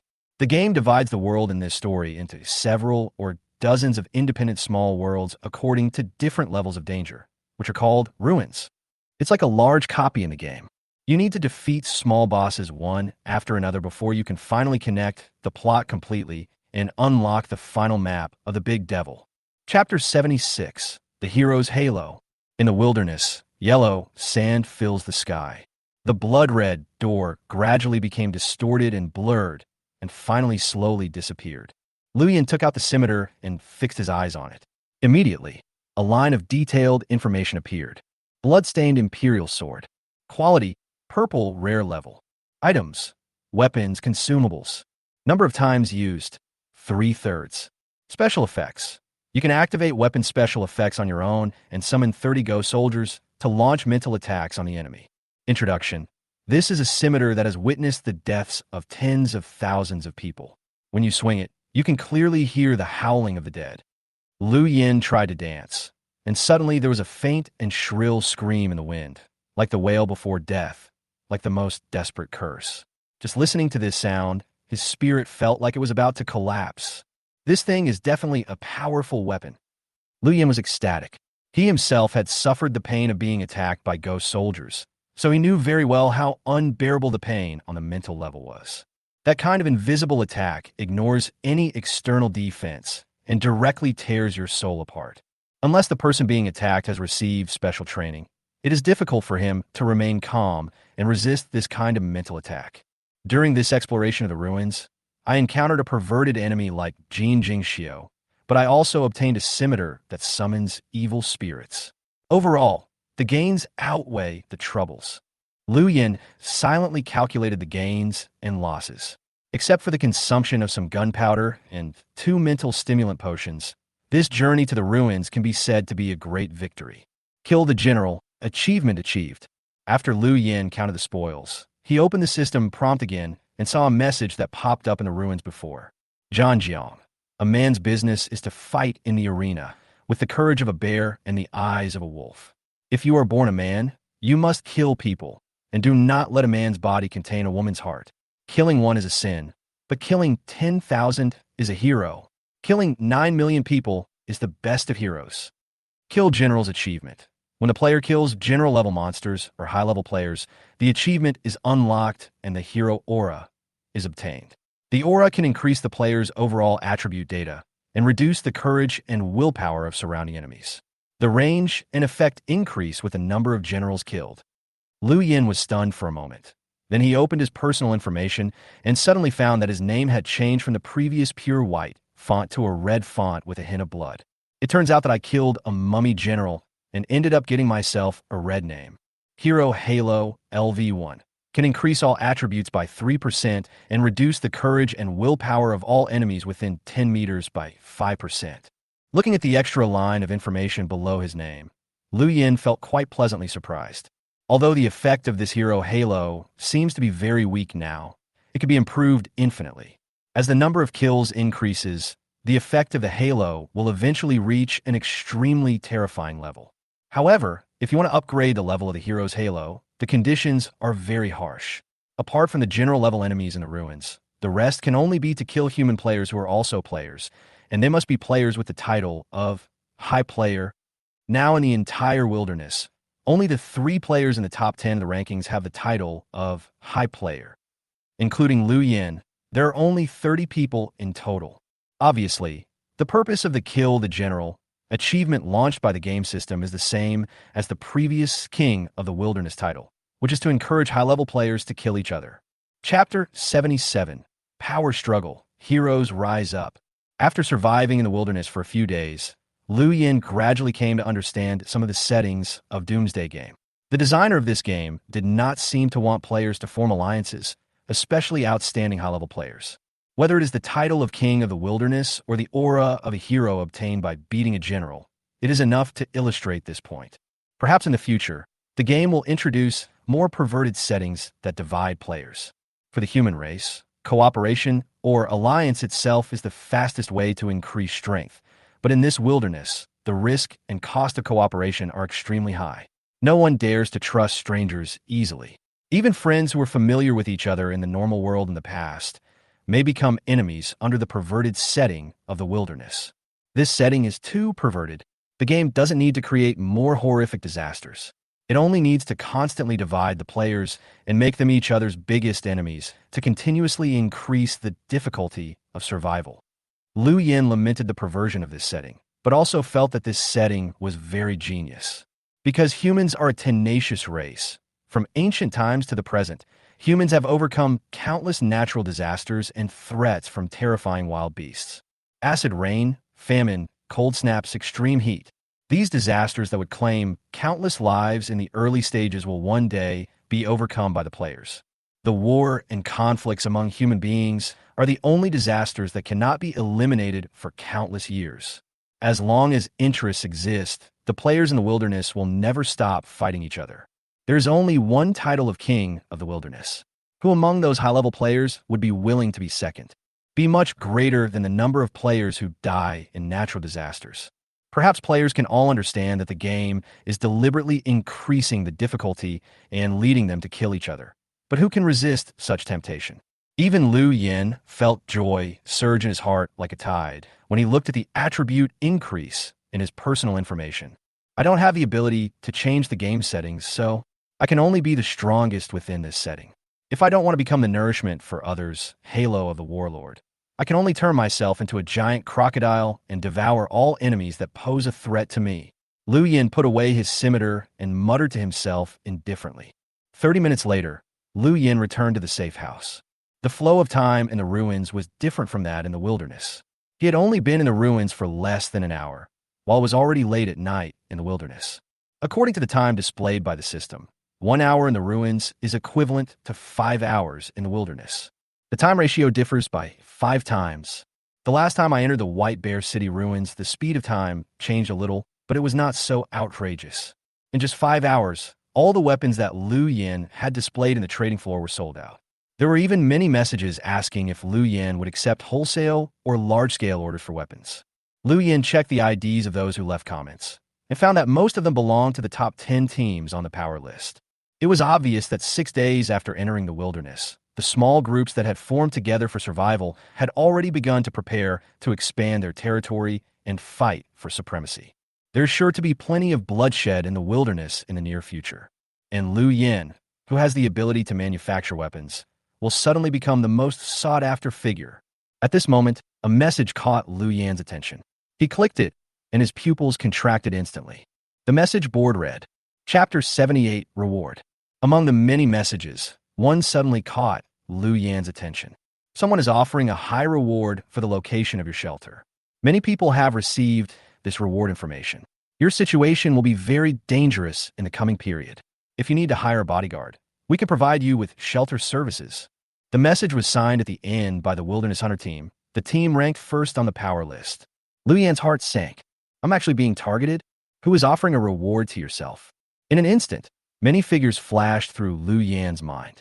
The most suspicious one was naturally Jin Jingxiu, who had just had a conflict with him in the ruins, but he quickly rejected this speculation. Because the timing of this message was wrong, it was sent before the fight between him and Kanei Hideo started. It is impossible for Jin Jingxiu to predict the future and post the reward information in advance. But apart from her, who else has a grudge against me? Liu Yin pondered for a long time and suddenly realized something. The person who offered a reward for him might not be his enemy at all and might not even have met him. The reason for all this may just be driven by profit. Liu Yin is now number 1 on the shelter list and has sold weapons in the trading field many times. Anyone can imagine that Liu Yin has a large amount of supplies in his hands at this time. As long as he can be killed or captured, then naturally Liu Yin's treasures can also be obtained. Such temptation is enough to make all those who have no grudge against Lu Yin stare at him covetously. The man is innocent unless he is in possession of a treasure. After thinking about this, Lu Yin sneered twice. The wilderness is a world without laws and rules, and violence is the only factor that determines status. If one wants to gain a foothold and develop stably in this wilderness, conflicts between various forces are inevitable. In fact, since the ranking rewards were distributed last night, Lu Yin had thought that he might be targeted, because the ranking announcement mechanism in Lu Yan's arms trafficking plan did not conform to the policy of sleazy development at all. From the moment the ranking was announced, Lu Yin, as the top of the list, had become a hot commodity that everyone envied. Lu Yin believes that, in addition to himself, some other lone wolf high-level players on the leaderboard may have also become the targets of other players. After all, it is much faster to snatch the development results of the advanced players than to collect supplies slowly by yourself. It seems that dealing with this arms dealer is not so easy. Many people are planning to kill me or capture me directly. Lu Yin stared at the signature of the message. Although the Wilderness Hunter team expressed goodwill to him in their message, who knew whether this goodwill was true or false? Moreover, although relying on the protection of others can reduce the risks during the development period in the short term, you will definitely gradually lose some autonomy in the future and become a vassal of the other party, just like the relationship between South Korea and the United States before the time travel. Lu Yin doesn't like to look at other people's faces. It seems that I need a bloody battle to gain a firm foothold in the wilderness, so that those guys who have ideas about me will completely give up this idea. Lu Yan's eyes were fierce, and he held the flintlock in his hand. If you are not ruthless, you can't stand firm. As a figure on the list, Lu Yin believed that no one would dare to offer a bounty to the Wild Hunter team, ranked first on the power list, and Yao Qi ranked first on the kill list. After all, his own record looked relatively weak, and among the top 3 lists, he seemed like a soft persimmon that was easier to be bullied. We still need to complete the upgrade and renovation of the shelter as soon as possible. I wonder how Mu Qianqian's drawings are going. Lu Yin muttered to himself. At the same time, inside a natural cave, Mu Qianqian was holding a half-finished shelter design in her hand. The middle-aged man with glasses stood in front of her with a gloomy expression. The young disaster victim who had a conflict with the middle-aged man with glasses today was sitting next to Mu Qianqian and chattering. What else do you have to consider? Don't you see how high the bounty on Lu Yin is in the wilderness now? He's a piece of fat meat now. If we don't eat it, others will. We don't need to fight him directly. We just need to deliberately create a small flaw in the design, a weak link in the defense. Once his position is discovered in the future and someone attacks him, we can sell this design flaw for a sky-high price. When the time comes, whether we use this flaw to threaten Lu Yin or sell it to other attacking players, we will gain an unimaginable fortune. Isn't this more profitable than simply selling him a design? Mu Qianqian's expression was extremely tangled. She listened to the young disaster victim's words, and her heart was extremely confused. She looked up at the middle-aged man with glasses and asked softly, "Teacher Zhang, what do you think we should do?" The middle-aged man with glasses glanced at the young disaster victim calmly, but was met with the other's greedy and crazy eyes like a hungry wolf. Thinking of this guy's shameless yet brutal performance today, he swallowed hard and swallowed what he wanted to say, leaving only one sentence. You decide for yourself. In the wilderness, night has completely fallen, but tonight is destined to be restless. In front of a bonfire, 7 burly Chechen men with lush hair were roasting a yellow sheep. Their movements were extremely rough. In the low temperature at night, they were still shirtless, revealing extremely exaggerated muscle curves, and they were as fierce as brown bears standing upright. Boss, what do you think of that little guy named Lu Yin? A big man with a brown beard cut off half of a lamb leg with a knife and put it into his mouth to tear it apart. Do you think he will ask us for help? No matter if he asks us for help in the end or not, he can't escape the fate of being killed or becoming a vassal of other forces. The man called boss by the brown-bearded man was none other than Katalov, the captain of the Wilderness Hunter team, who had once made a deal with Lu Yin. At this time, he unscrewed a bottle of strong liquor and took 2 sips, then spoke again. He has too many resources and too high a status, but he does not have the power, achievements, and influence to match them. He cannot keep his treasure. I guess that 30% of the people in the entire wilderness are now eyeing him, and this number will rise rapidly over time. Faced with 100 enemies with red eyes, even Yao Qi and I have to run away from them. And right now, there are definitely more than 300 people in the wilderness who are hostile to him. What do you think he can do in the face of such a large number of enemies? The brown-bearded man raised his eyebrows and asked, "Does that mean he will definitely die?"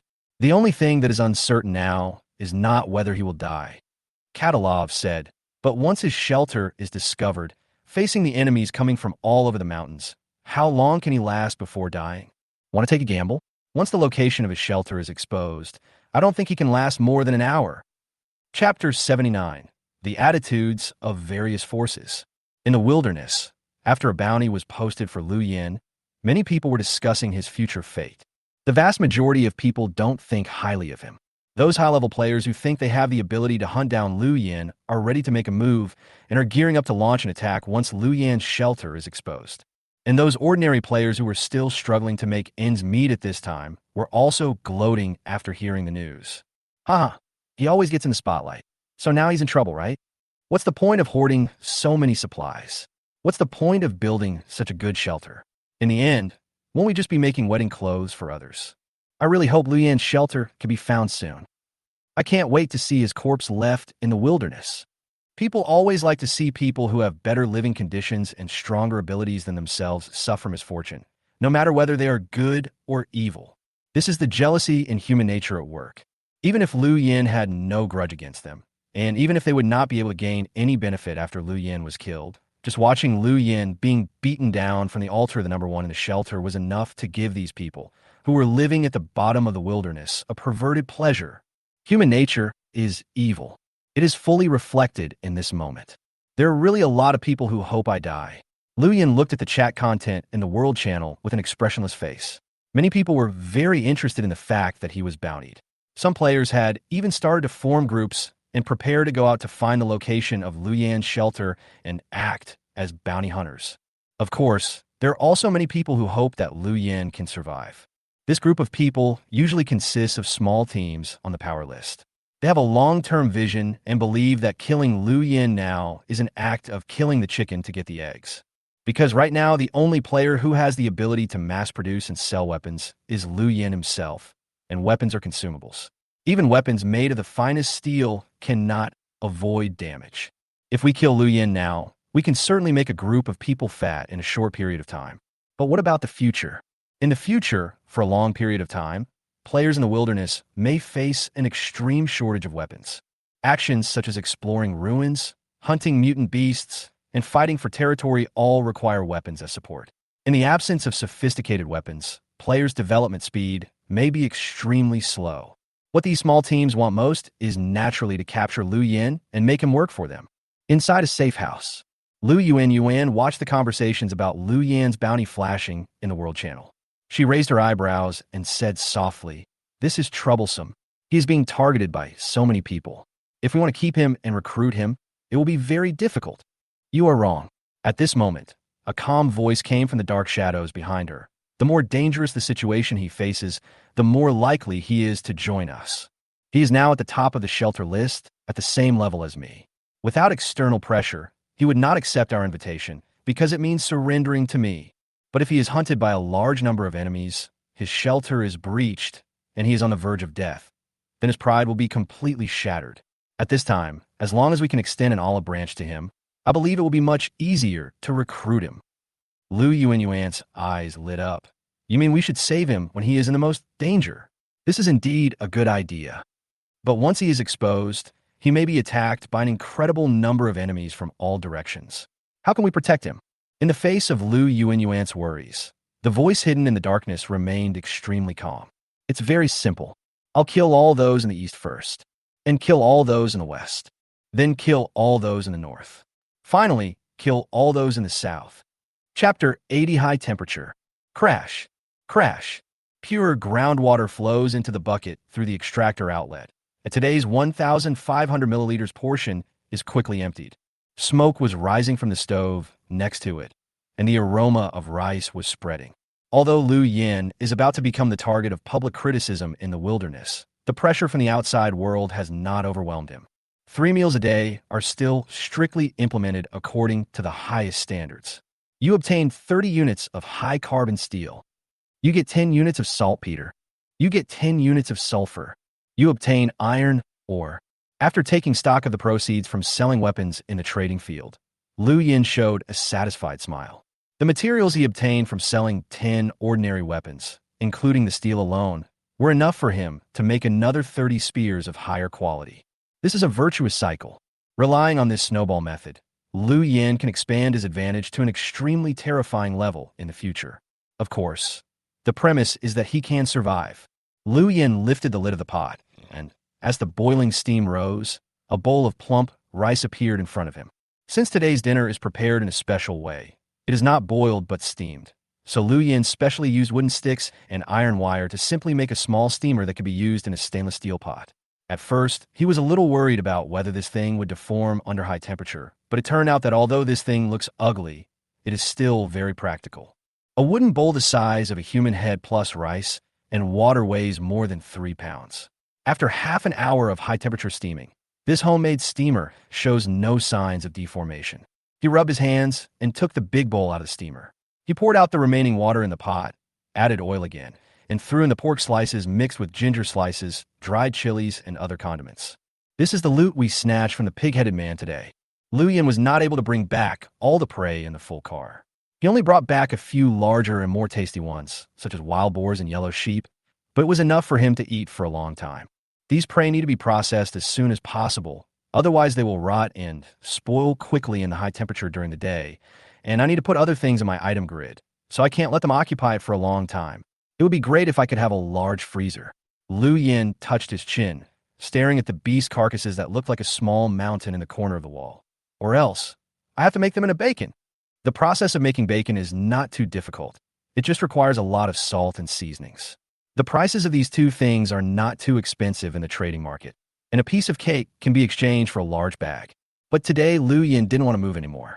Continuous battles with the pig-headed man, the mummy general, and the battle of wits and courage with Caney Eye Hyde have left him physically and mentally exhausted. All he wants now is to have a good meal and a good sleep. Soon, the shiny fried pork slices with peppers came out of the pan. Liu Yin sprinkled some salt and pepper on it and mixed it evenly, then picked up a piece of meat and started chewing it. Suddenly, a spicy, salty, and fragrant taste rushed into my mind. At this moment, he didn't want to think about anything. He just wanted to bury his head in his food and fill the emptiness in his stomach with food. Day 6 in the wilderness. Liu Yan's accommodation and food standards have completely transcended the level of survival and reached the level of life. The 7th day of Doomsday. You hatched a pet egg and found a companion in the wilderness. You will no longer feel lonely. Survival points plus 10. You and your pet fought together for the first time and killed 4 coyotes. Although your tactics were a little awkward, this was a good start. Survival points plus 10. You discovered a new intelligent creature, fought against it, and defeated it. Survival points plus 50. You get a generator and a vegetable culture medium, which will greatly improve your living standards. Survival points plus 30. You created a level 2 weapon. Survival points plus 20.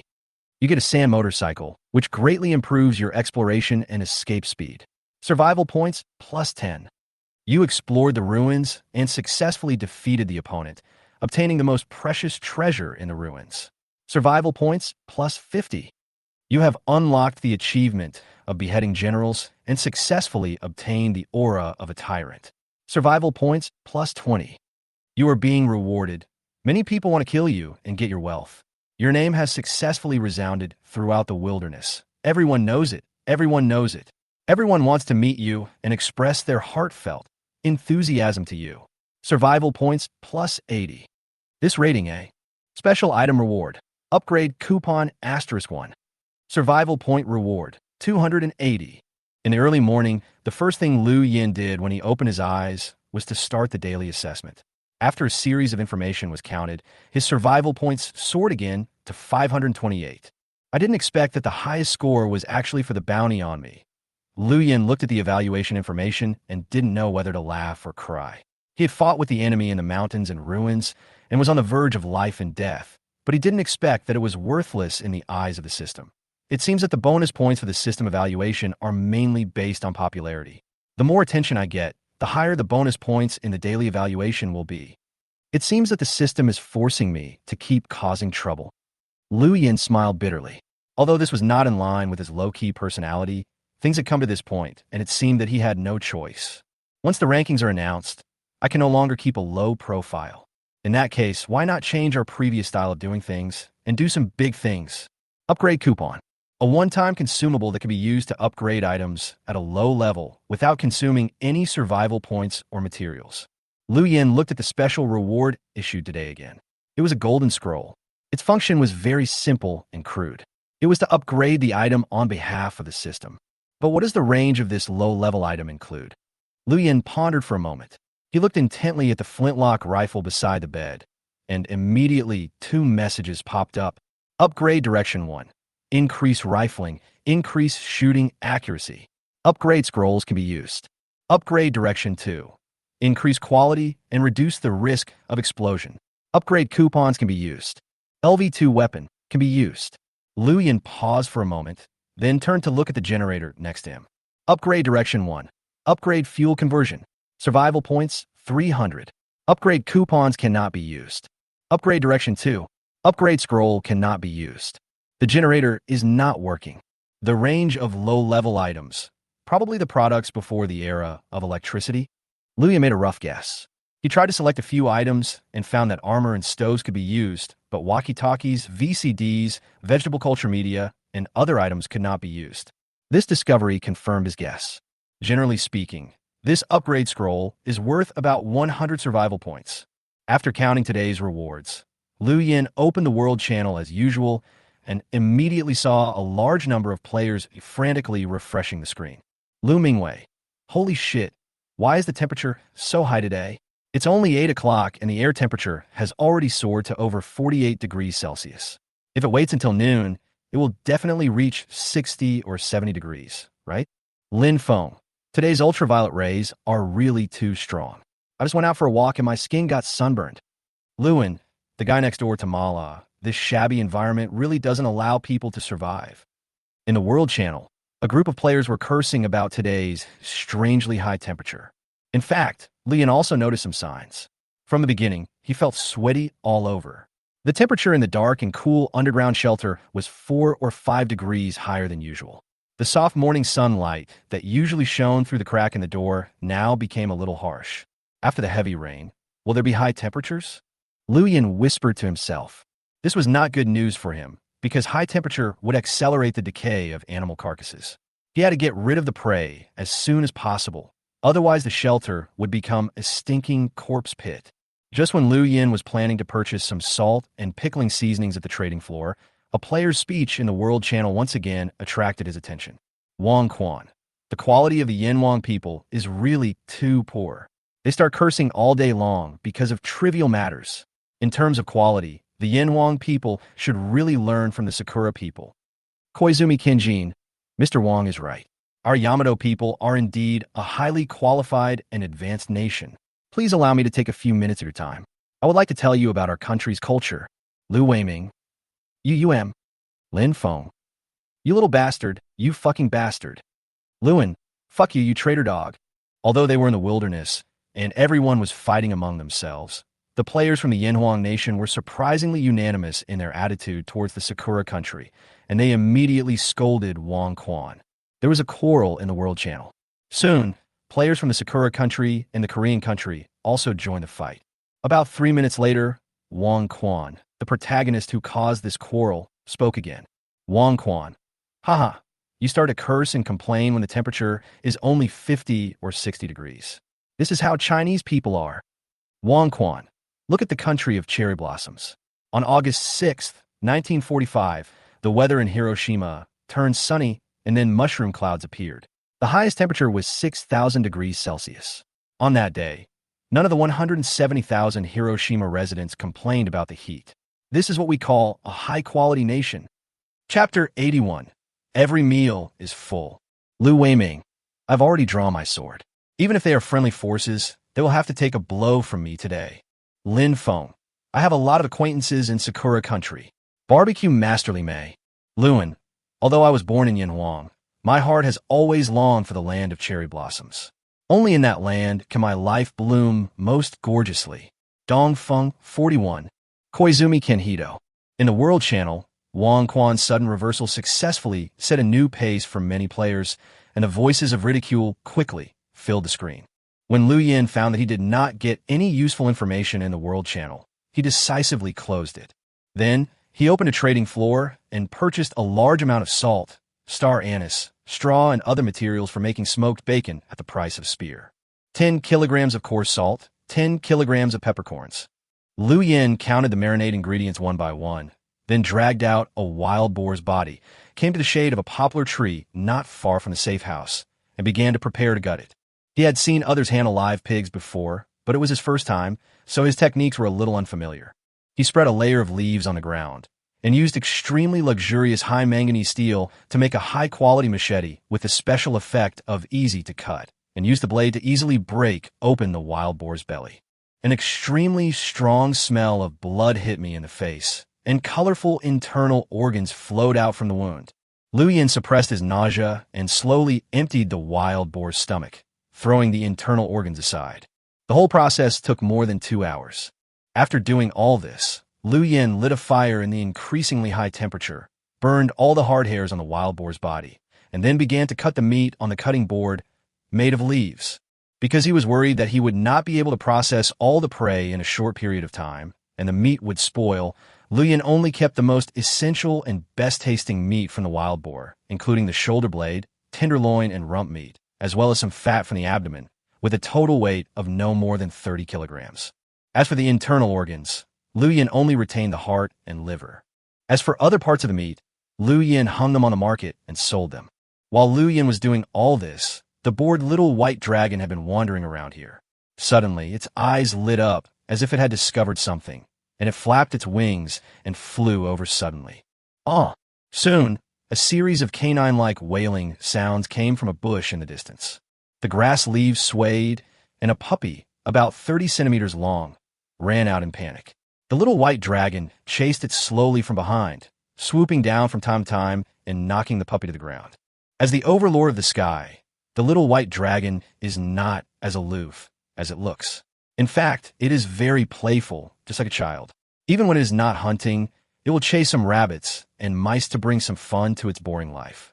This is the fundamental manifestation of the law of the jungle. The life and death of the weak are worthless in the eyes of the strong. At most, they are just a way to pass the time. The puppy was covered in dust and kept whining, as if it was overwhelmed by panic, and ran straight towards Liu Yin. At this time, the little white dragon seemed to be tired of playing and opened its sharp claws to grab the puppy's head. Just a second before the deadly claws pierced into the puppy's body, a large blood-stained hand suddenly stretched out, grabbed the fur on the back of the puppy's neck, and lifted it up. It was Liu Yin. Why is there a dog in this place? Liu Yin tilted his head and looked at the puppy in his hands, somewhat puzzled. This little guy has gray-black hair all over his body, strong limbs, and is very wild. He is being held in the hands of Liu Yin, who is dozens of times his size, and he is still resisting. The puppy struggled desperately and tried to bite Liu Yin's fingers with its mouth full of sharp little teeth. No, this looks like a wolf. Liu Yin frowned as he looked at the little thing. Suddenly, it came to his mind that when he was flipping through the primary resource atlas, it seemed to record that there was such a creature living near a certain resource. He wiped the blood off the little thing, took out the illustrated book, and found the page he had seen at the beginning according to his memory. Soon, some information came into view. White grass. Primary resources. Medicines can treat bleeding, wound inflammation, and other symptoms. Place of production. XX. Potential danger. Northern magnesium gray wolf pack. There are 2 pictures on this page of the illustration. The first one is by Xiang Xiao, and the second one is a photo of a pack of northern gray wolves. Among a group of huge, giant wolves, there are several little wolves that look exactly like the puppies in his hand. It's really a big bad wolf. Liu Yin couldn't help but blurt out. The northern gray wolf is different from the coyote he killed yesterday. It is the largest wolf in the world. An adult can reach 2 meters in length and weigh more than 80 kilograms. It is a standard large beast. If we convert the combat power, an adult northern gray wolf can easily kill 2 Tibetan mastiffs, and more than 5 of them can compete with top predators such as brown bears and cougars.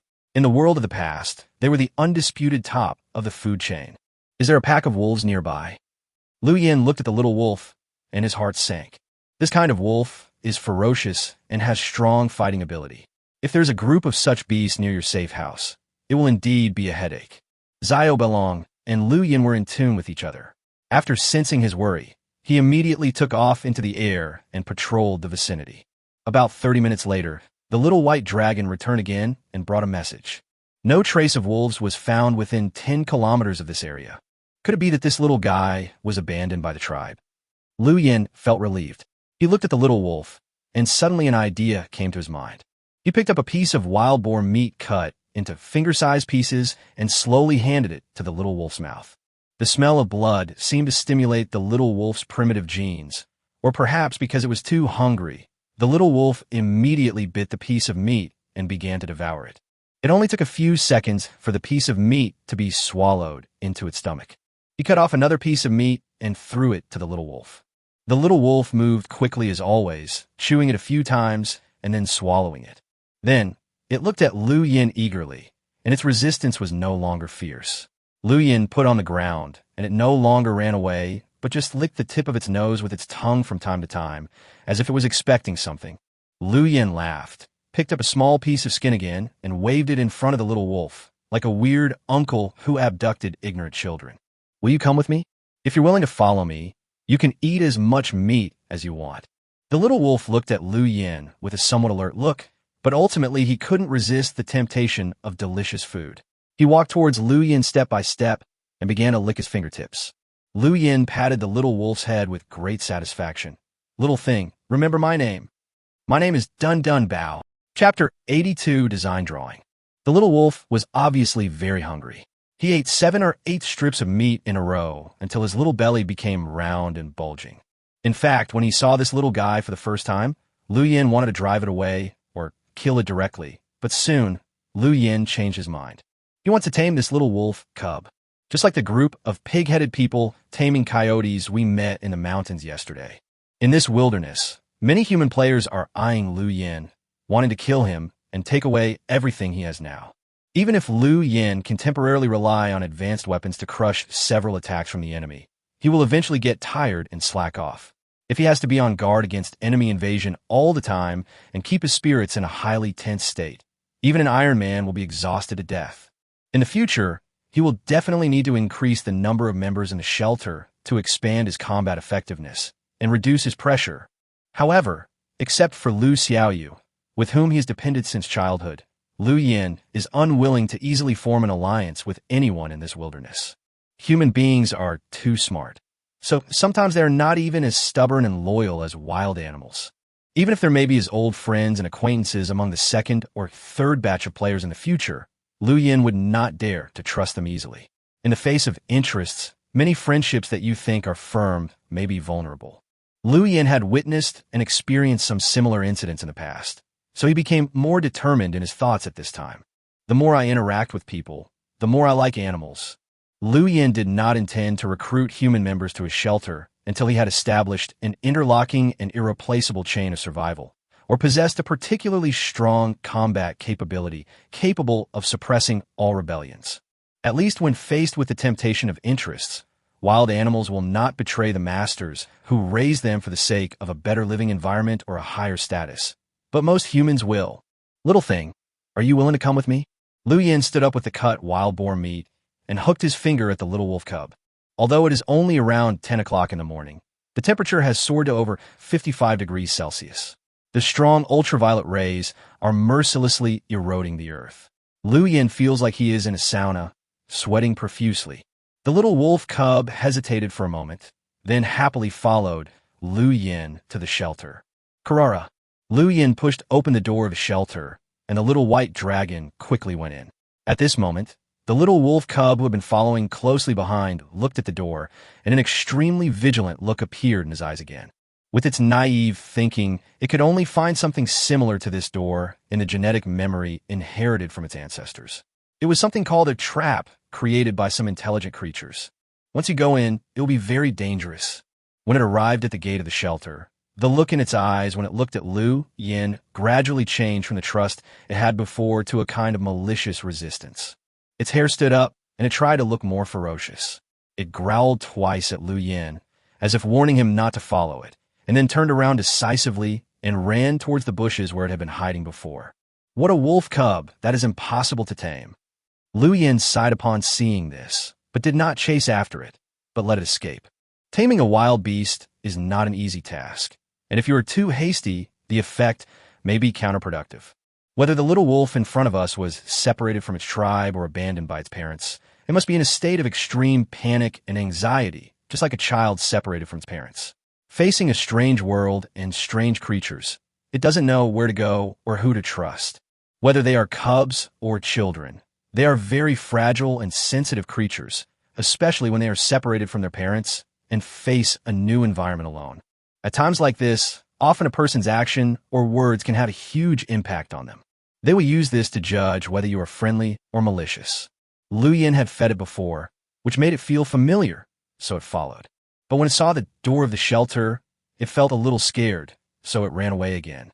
This is not capriciousness, but the loneliness, anxiety, and strong desire for self-protection in the child's heart that drives it. Rustle. The little wolf squeezed into the bushes, but did not run far away. Instead, it squatted in the grass and tried to cover its body with the grass and trees. It stuck half of its head out and stared at Lu Yin's every move. Seeing the little wolf cub's posture, Lu Yin thought of a very appropriate idiom. Dog is sneaky. Obviously, although the gate of the shelter made it feel a little scared and uneasy, Lu Yin's previous behavior of feeding it meat strips still made it trust and have a good impression. With his contradictory mentality, the little wolf cub hid in the grass, ready to continue observing Lu Yin. If during this period, Lu Yin did anything that made it feel frightened or disgusted, it would run away immediately. Although you may not be able to escape, on the contrary, the wolf cub will completely let down his guard and become the third member of the shelter. Little thing, you're quite smart. Lu Yin breathed a sigh of relief when he saw this. He turned and walked into the shelter, made a bowl out of wood, filled it with rainwater, and placed it at the door, then closed the door. The little wolf crouched in the bushes for a long time. The intense heat and thirst made it have a strong desire for water. It stared at the water bowl at the entrance of the shelter and licked its nose constantly. Lu Yin closed the door of the shelter, and the scorching ultraviolet rays were isolated outside the heavy stone wall. A cool feeling that was completely different from the outside world surged up. He did not continue to pay attention to the wolf cub, but put the cut pieces of meat into a wooden barrel, mixed them with salt and spices, and then placed them in a vent to dry. After 2 hours of hard work, Lu Yin was certain of one thing. He simply couldn't handle all of the prey before they rotted. So after thinking for a moment, he chopped off some parts that tasted better and were easier to prepare, such as lamb legs, for preservation. He put all other parts of the meat and fur on the trading market, and the price was still various metals, gunpowder, and other raw materials. After doing all this, it was already 11 o'clock in the morning. Just as he was about to take a break, a private message came. Mu Qianqian. Hello, Lu Shun. The design drawings of the power shelter you commissioned us to draw have been completed. Please check it out. If there are no problems, we will complete the transaction as soon as possible. Mu Qianqian. Send a flash photo. Chapter 83. Mu Qianqian's 2 design drawings. A flash photo appeared on the private chat interface. Lu Yin clicked it casually, and a design draft with extremely rigorous and clear painting immediately appeared in front of his sight. This design draft is divided into 5 parts, showing from several directions including side section, bird's eye view, and diagonal view.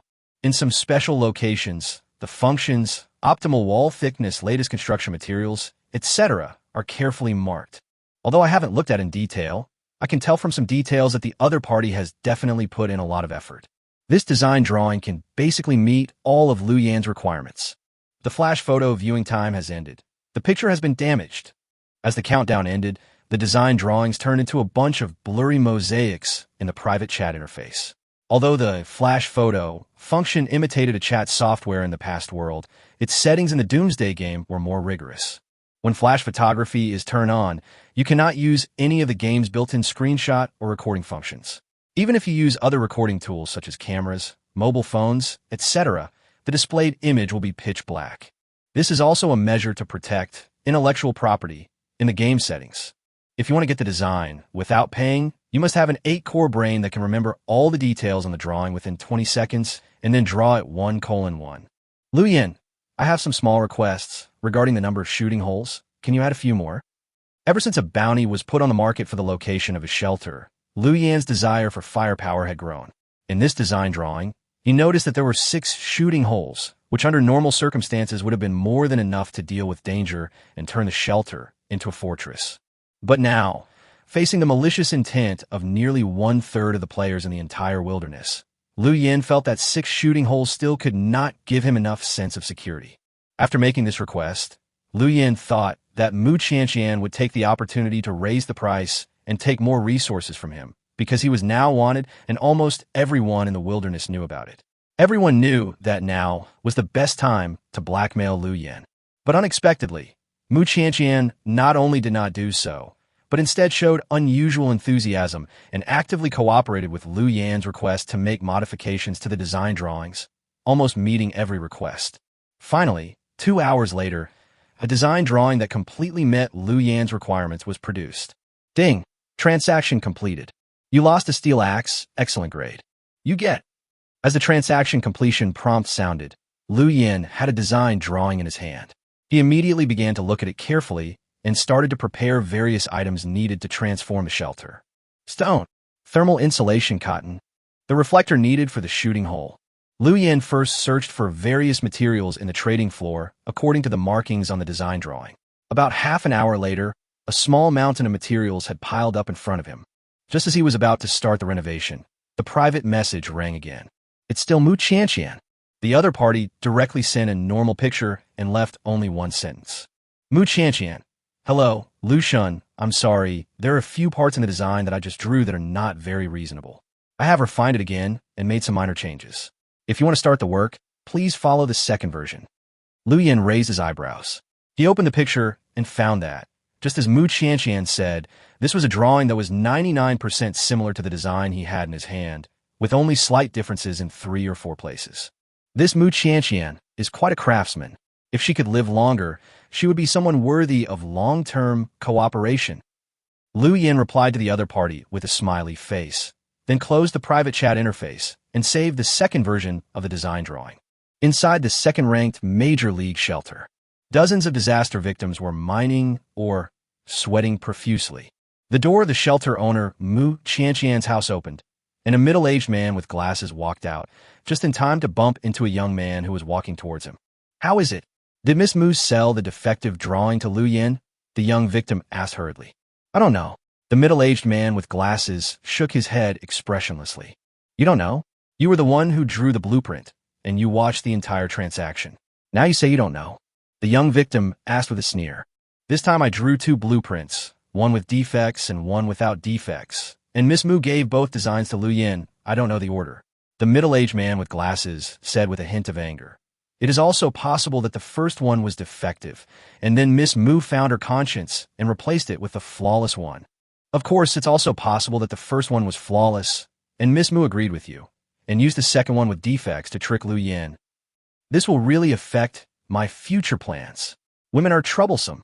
It was originally a simple matter, but they had to make it so complicated.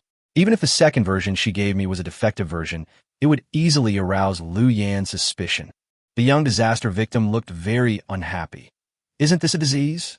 Wang Yu, just as the young disaster victim was chattering, the middle-aged man with glasses suddenly gritted his teeth and shouted, Do you know who you are? You are just a disaster victim taken in by this shelter. Miss Mu is the owner of this shelter. You have no right to point fingers at her or ask her about anything she does. Wang Yu was frightened by the scolding of the middle-aged man with glasses. He was immediately furious. Just as he was about to grab the collar of the middle-aged man with glasses and beat him up, the door of the safe house in front was suddenly pushed open. Mu Qianqian stood at the door holding the steel axe she had just traded from Liu Yan, frowning and asking, What's wrong? Wang Yu was stunned for a moment, and then her expression changed very quickly to a smile, with an extremely flattering expression.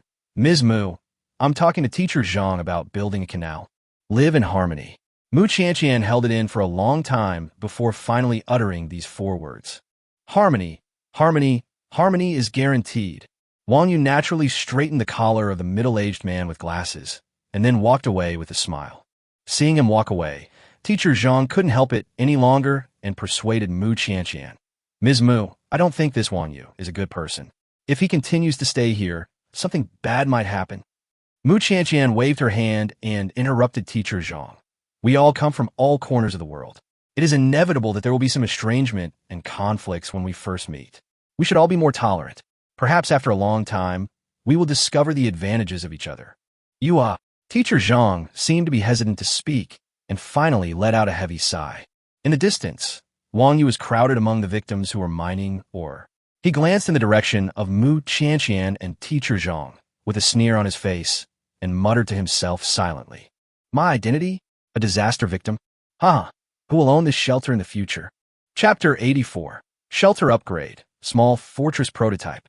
Since there were only minor changes between the second design and the first, there was not much difference in the materials used, and the stones and other items that Liu Yan had purchased previously were not wasted. In accordance with Liu Yan's previous requirements, the new design divides the entire shelter into 6 areas. Master Bedroom, Operations Center. Second Bedroom, Storehouse, Kitchen, Vegetable Cultivation Room, Hall. Although the Operations Center currently only has a walkie-talkie that can be used for monitoring and a firing controller that has not yet been built, other equipment, such as monitoring, will definitely be added in the future. One day, this simple shelter will become a militarized base.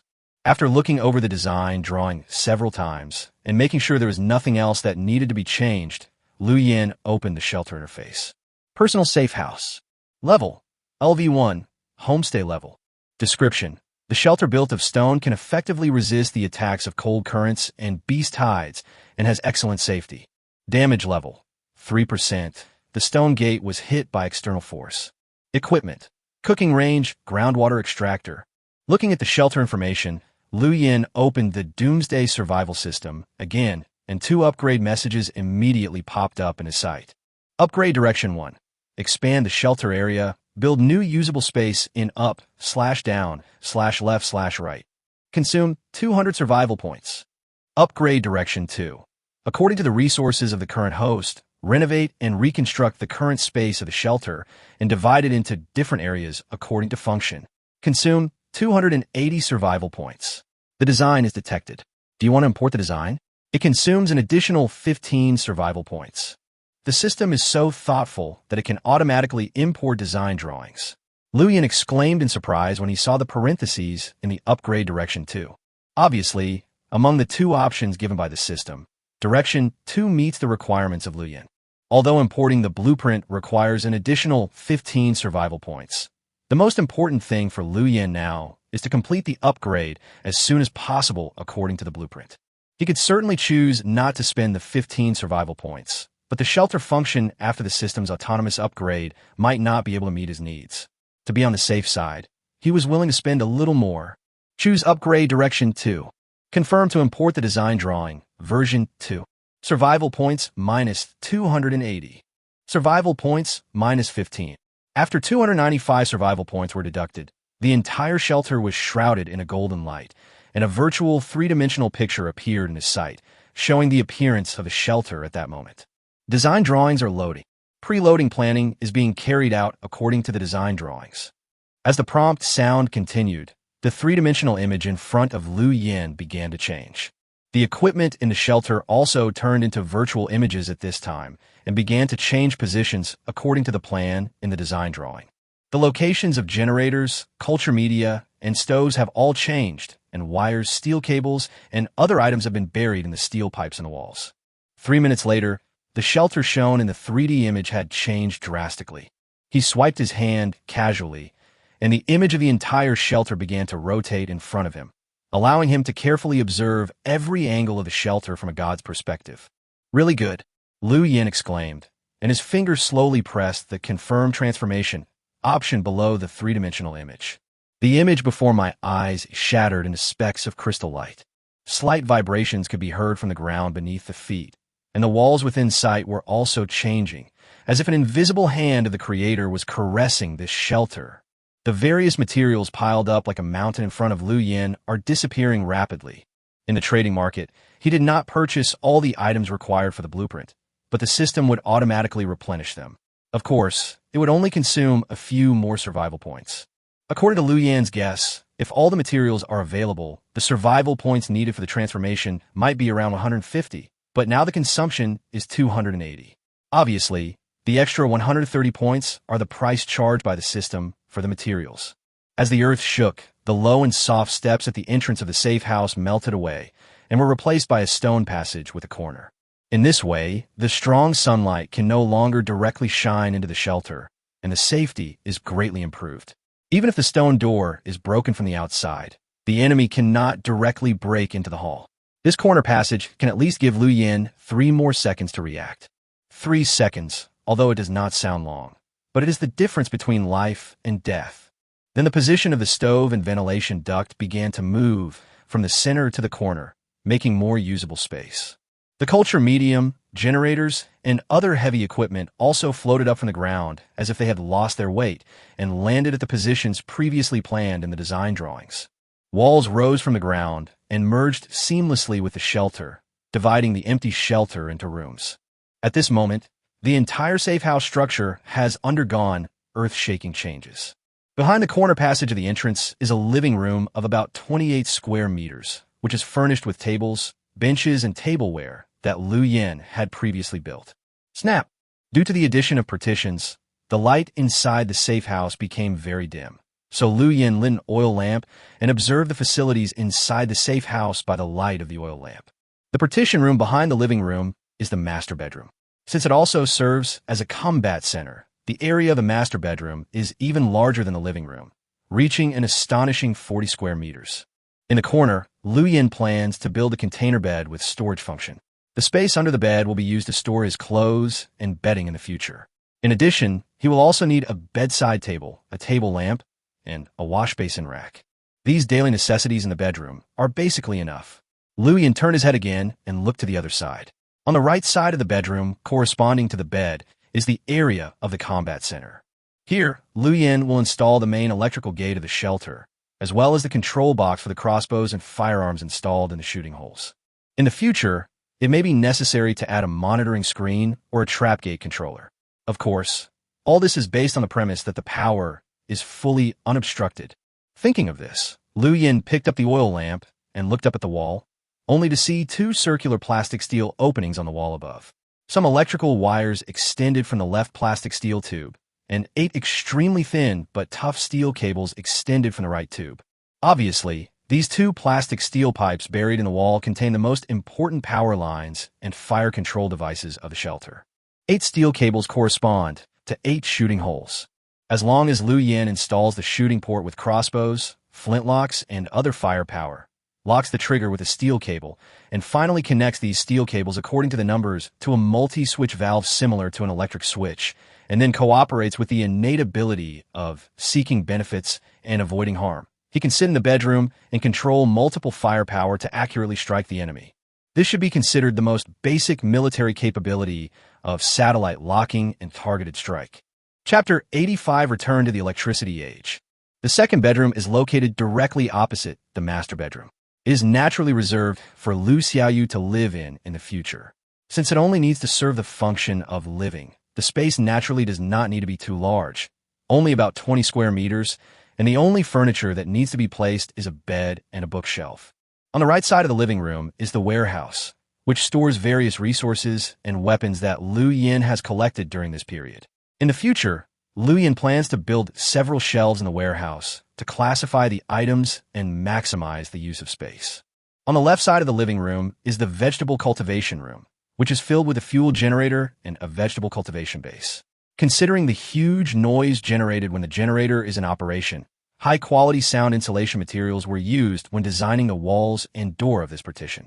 Although there is still a buzzing sound after closing the door, the volume is already within an acceptable range. Lu Yin walked to the vegetable culture medium and found that the seeds sown yesterday had actually sprouted. In the black soil, some light green broke through the ground.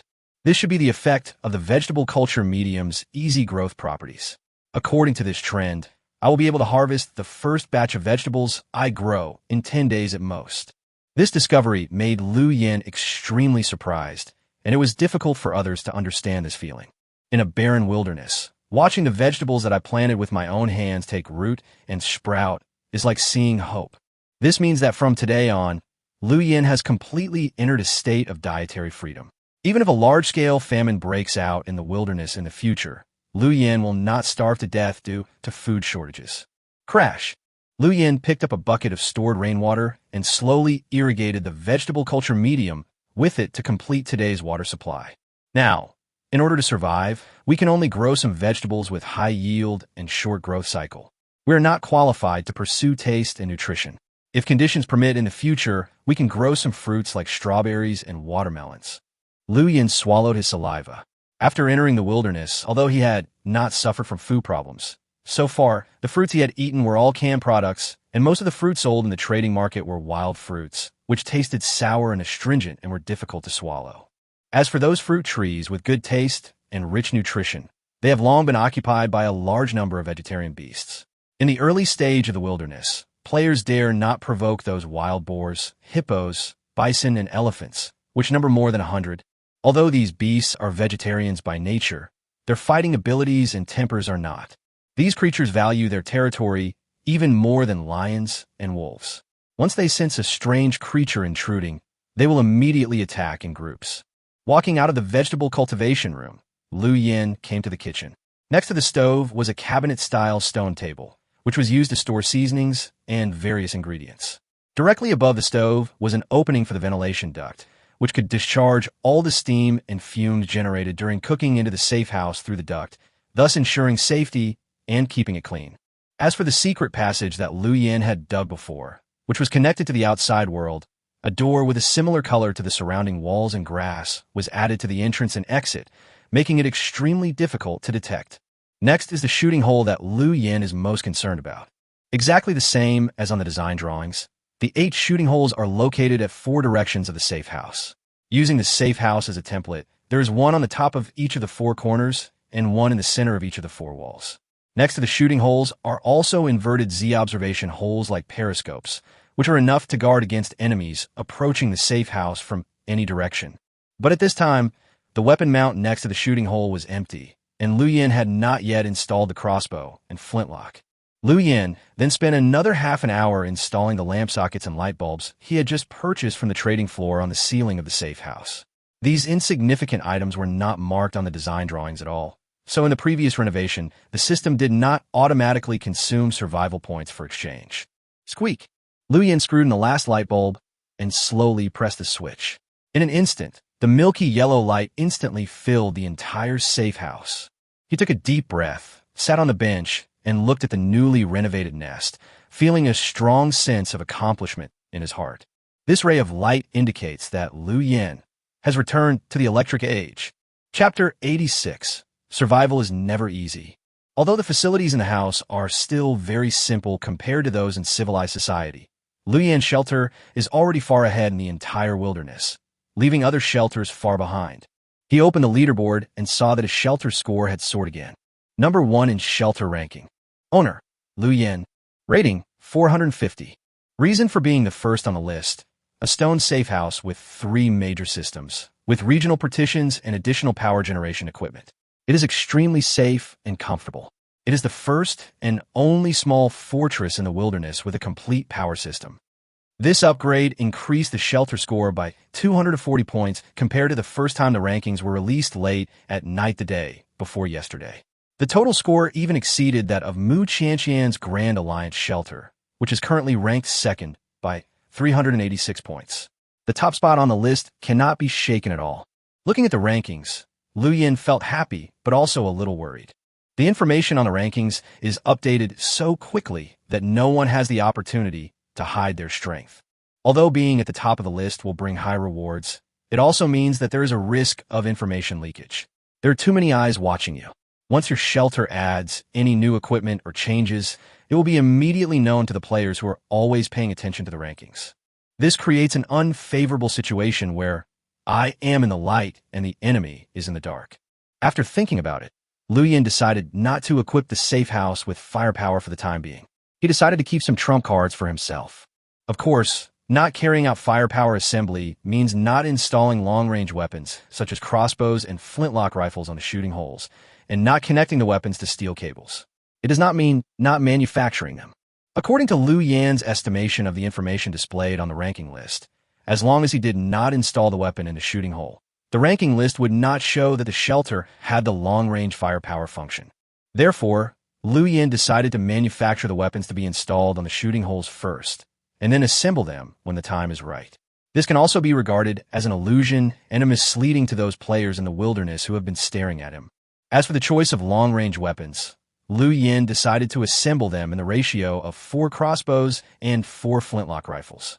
Although he now has the ability to manufacture level 2 weapons, and the flintlock rifle far exceeds the crossbow in terms of range and power, it still has a flaw that cannot be ignored. Unable to fire continuously, needs to be reloaded manually after firing once. Bows and crossbows can fire continuously. For example, the ancient Shinho crossbow and Juga crossbow can be loaded with up to 20 arrows and fire up to 10 arrows at a time, which is equivalent to a semi-automatic rifle in the cold weapon era. Liu Yan's idea is that if the enemy attacks, crossbows will be used to defend against enemies with larger numbers and weaker defenses. The flintlock rifle is used to deal with enemies who are smaller in number but have stronger protective abilities such as armor and plate armor. Give full play to the advantages of each weapon.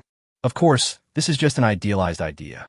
The actual war situation will not be carried out perfectly according to your plan, and the enemy will not rush in the direction you command and enter the attack range of the weapons you specially made for them. So if you want to achieve this, you have to prepare some more things. Obstacle. Liu Yin needs to create some obstacles near the safe house, so that the enemy's route to the safe house will follow exactly what he has set. For example, if you want to make some enemies wearing heavy armor bypass the attack range of bows and crossbows and come into the attack range of flintlock rifles, then Liu Yin needs to dig some half-person deep traps outside the safe house that are not within the attack range of flintlock rifles, or create some areas with wet mud and stones. Because the enemy is wearing heavy armor, he will be oppressed by the weight of the armor itself, which will make it difficult for him to move. Once he falls into a trap, he will need to expend more physical strength than an ordinary person to climb out. The same is true for areas with wet mud and rocks. These terrains are places that enemies wearing heavy armor are unwilling to set foot on. After seeing such terrains, most of them will choose to bypass and choose other locations to move forward. What Liu Yin had to do was to change the terrain and gradually lead the enemy into the firing range of the flintlock rifle. As for those enemies who are not equipped with armor, they're easier to deal with.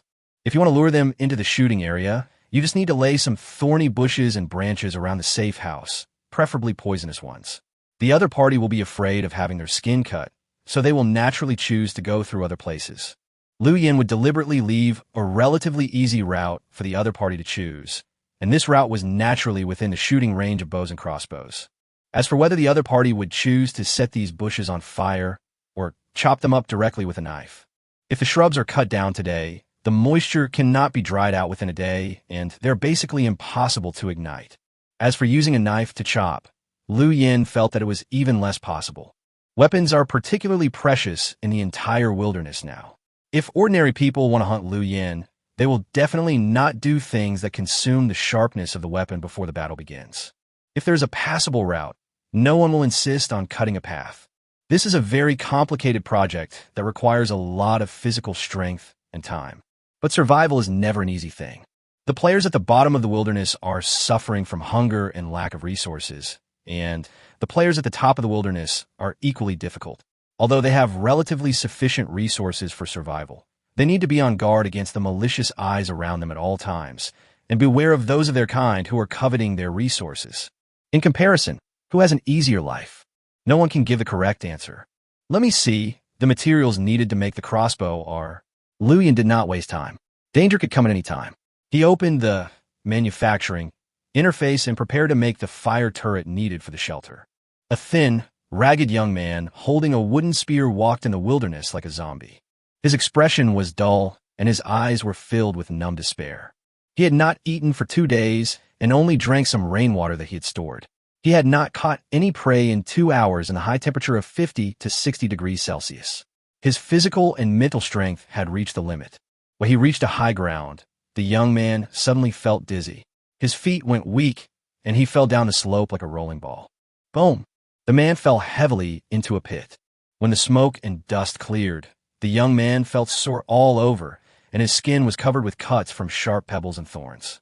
Am I going to die? The young man lay in the pit, mumbling to himself. He smiled miserably and said, "That's good. If I die, I won't have to suffer anymore.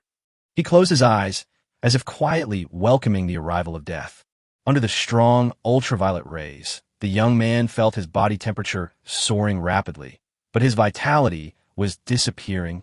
I don't know how much time had passed, but when the young man felt that his consciousness was about to completely disappear, a very clear whimpering sound rang in his ears. He suddenly opened his eyes and saw a furry creature. His hazy vision slowly focused, and he finally saw the true appearance of the creature. It turned out to be a little wolf cub. At this time, the little wolf cub was staring at him with his head tilted in the pit. He showed no sign of fear, but instead seemed very curious. The young man's lifeless pupils slowly came to life. His eyes became fierce and greedy, and his originally dying body seemed to be reinfused with strength. At this moment, the little wolf cub had turned into a pile of meat in his eyes, a pile of meat that could save his life and fill his stomach. The young man got up and pounced on the wolf cub like a devil. The wolf cub was frightened and turned and ran away. The young man climbed out of the pit, but the next moment his body froze. He saw the direction in which the little wolf escaped. In that wilderness, there was a stone drainage ditch that was extremely conspicuous. Chapter 87 Mu Qianshan's advice.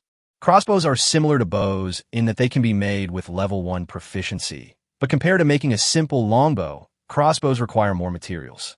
In the weapon crafting options, there are several categories of crossbows, namely hand crossbow, mounted crossbow, small crossbow cart.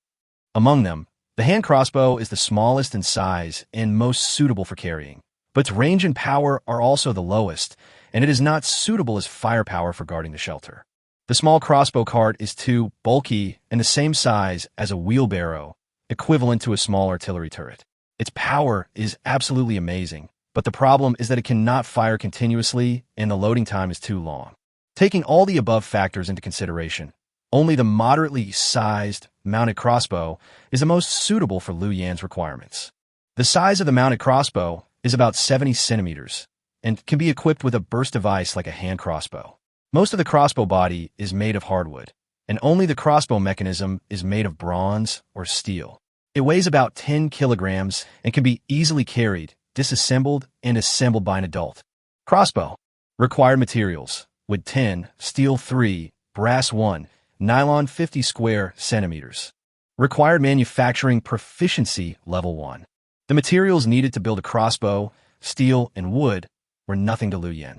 It was just that the nylon rope used as the bowstring last time was thrown into the pig-headed man forest along with the broken bow.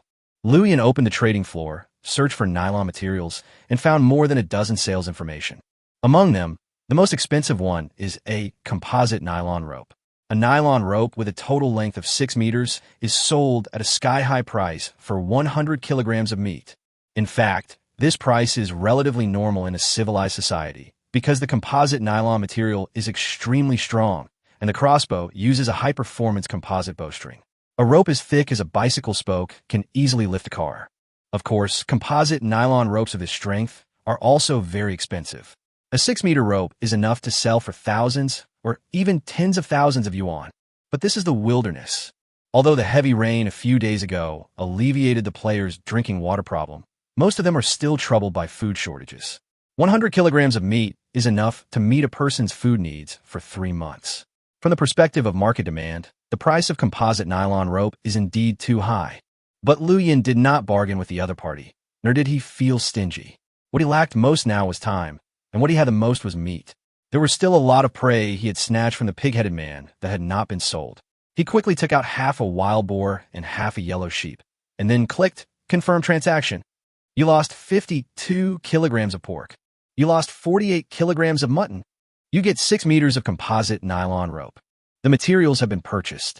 Liu Yan selected the manufacturing function with his mind. With the sound of virtual hammers hitting each other, the materials in his inventory gradually disappeared. The steel was melted into molten steel and then smelted into the shape of an automatic crossbow. The wood was also cut and carved into the crossbow body and bow arms. The composite nylon rope is divided into several sections, which are pulled and tightened on the bow arm in turn. Record: the crossbow was successfully manufactured. Lose survival point 1. Gain weapon crafting proficiency 1. A pleasant prompt sound indicating that the item was successfully manufactured rang out, and a crossbow shining with cold light appeared in Lu Yan's inventory. He took it out with a thought and saw that it was completely black with a cold and mysterious aura. Crossbow, excellent grade. Multiplier rate of fire. Maximum capacity of arrows, 20. Maximum number of shots, 10. Multiplier rate of fire. When shooting, the arrow's flight speed is 1.5 to 2 times that a normal crossbow arrow. A series of information appeared in front of Lu Yan. The crossbow body made of hardwood is extremely sturdy, and the simple opener and closer in the center has a large space, enough to hold 20 light arrows at a time. Disc rollers made of brass are installed at both ends of the bow arm, and the nylon material is tied to the rollers. When stringing the bow, you only need to gently pull the stringing hook behind the crossbow to make the rollers rotate to achieve the purpose of easy stringing, which can save a lot of physical energy. In a civilized society, crossbows are controlled weapons. Lu Yan had only seen its operating tutorials on the internet and had never used it himself, so he couldn't wait to experiment with its power. Soon, he made 20 matching short arrows, pushed them into the arrow slot, took out a wooden board as a target, and placed it against the wall. Then he supported the crossbow with his shoulder and pulled the trigger. Whoosh, whoosh, whoosh. In an instant, there was a sharp sound of breaking wind, and 10 short arrows were shot out like a rainstorm. Before Lu Yan could react, all the arrows fell on the wooden board, and the arrowheads pierced deeply into it. It's very fast and very accurate. Lu Yan's eyes were shining with surprise. None of the 10 short arrows that flew through the air missed the target. All of them pierced the wooden board about 8 centimeters thick and penetrated it completely, leaving only half of the arrow body on the front. Generally speaking, the firing rate and power of a multi-shot crossbow are much lower than those of a single-shot crossbow. However, due to its excellent special effects, the initial velocity of the arrow just now is definitely not lower than that of an ordinary small pistol. For long-range weapons, the firing rate is often linked to the power. The faster the arrow flies, the stronger its penetrating power is. This is the most basic physics knowledge. The power of this crossbow definitely exceeded Lu Yan's expectations. However, Lu Yan was also very clear that he had just conducted a test shooting at a distance of 10 meters. The maximum landing point spacing of the 10 arrows was 60 centimeters. Once the shooting distance increased to 50, 100, or even 150 meters, the arrows would be dispersed more seriously. Overall, this is a range weapon suitable for dealing with groups, and the best shooting distance is probably within 50 meters. But it's still too troublesome to restring the crossbow after firing once. If it can be converted to electric restringing and I expand the arrow slot, I can make a crossbow have the effect of a heavy machine gun. Lu Yan sighed when he suddenly received a private message. It was actually Mu Qianqian. Mu Qianqian. Hello, God of Roads. I have no intention of offending you. I just have a suggestion. There are many people in the wilderness who are hostile to you. If you need help, please feel free to contact me. I will provide you with manpower support. Lu Yan looked at this private message and smiled helplessly. This woman is really too enthusiastic, proactive, and kind. Mu Qianqian, I would like you to reconsider the suggestion I made before. Although taking in some disaster victims will increase the pressure of survival in the early stages, it will also have many benefits. At least the combat effectiveness will be greatly improved, and there is no need to worry about being invaded by other forces. Taking in disaster victims? Lu Yan touched his chin. Just as Mu Qianqian said, the other party had taken in a lot of disaster victims, and their power had indeed been greatly enhanced. There is no need to worry about being targeted by others like Lu Yan was at this moment. But, Lu Yan, taking in disaster victims can solve some problems, but the problem is, if we don't handle those disaster victims well, more dangerous dangers may erupt in the future. Lu Yan, girl, don't always think that if you take them in now, you will definitely be able to gain their sincerity and true heart. Human nature is greedy. Maybe all they want now is a full meal and a place to stay. But as time goes by, they will want more and more outrageous things. When you can't satisfy them, they may rebel. Lu Yan, human greed is insatiable and will never stop pushing forward. To describe it in an inappropriate way, it is, when I first see a beauty, all I want to know is her name. But then, I wanted to know what her name was. Chapter 88. Faced with Mu Qianqian's suggestion, Lu Yan chose to refuse again. Even after being targeted by more than a third of the people in the wilderness, he still refused to take in the victims as part of his own force. When facing foreign enemies, he can still deal with them with solid fortresses and sharp crossbows, but if there are traitors or spies around him, that will be a big problem that he cannot solve. After closing the private chat interface, Liu Yin lowered his head and continued to make the second crossbow. At this moment, there was a sudden sound of electricity coming from the monitoring intercom that was originally placed on the table. As night fell, in a small open area on the shady side of a mine, two above-ground safe houses stood there, surrounded by a fence made of sharp wooden stakes. On the rocks outside the fence, there were two corpses with their throats slit. They were a man and a woman.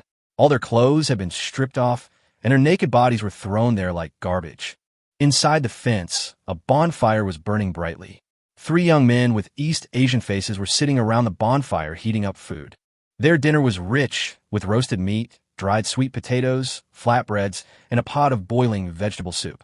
One of the brown-haired men stood up and scooped half a bowl of vegetable soup from a can, soaked the flatbread in the soup and drank it, then pulled out the dagger from his waist, cut off a large piece of roasted meat, stuffed it into his mouth, and chewed it, finally nodded with satisfaction and laughed.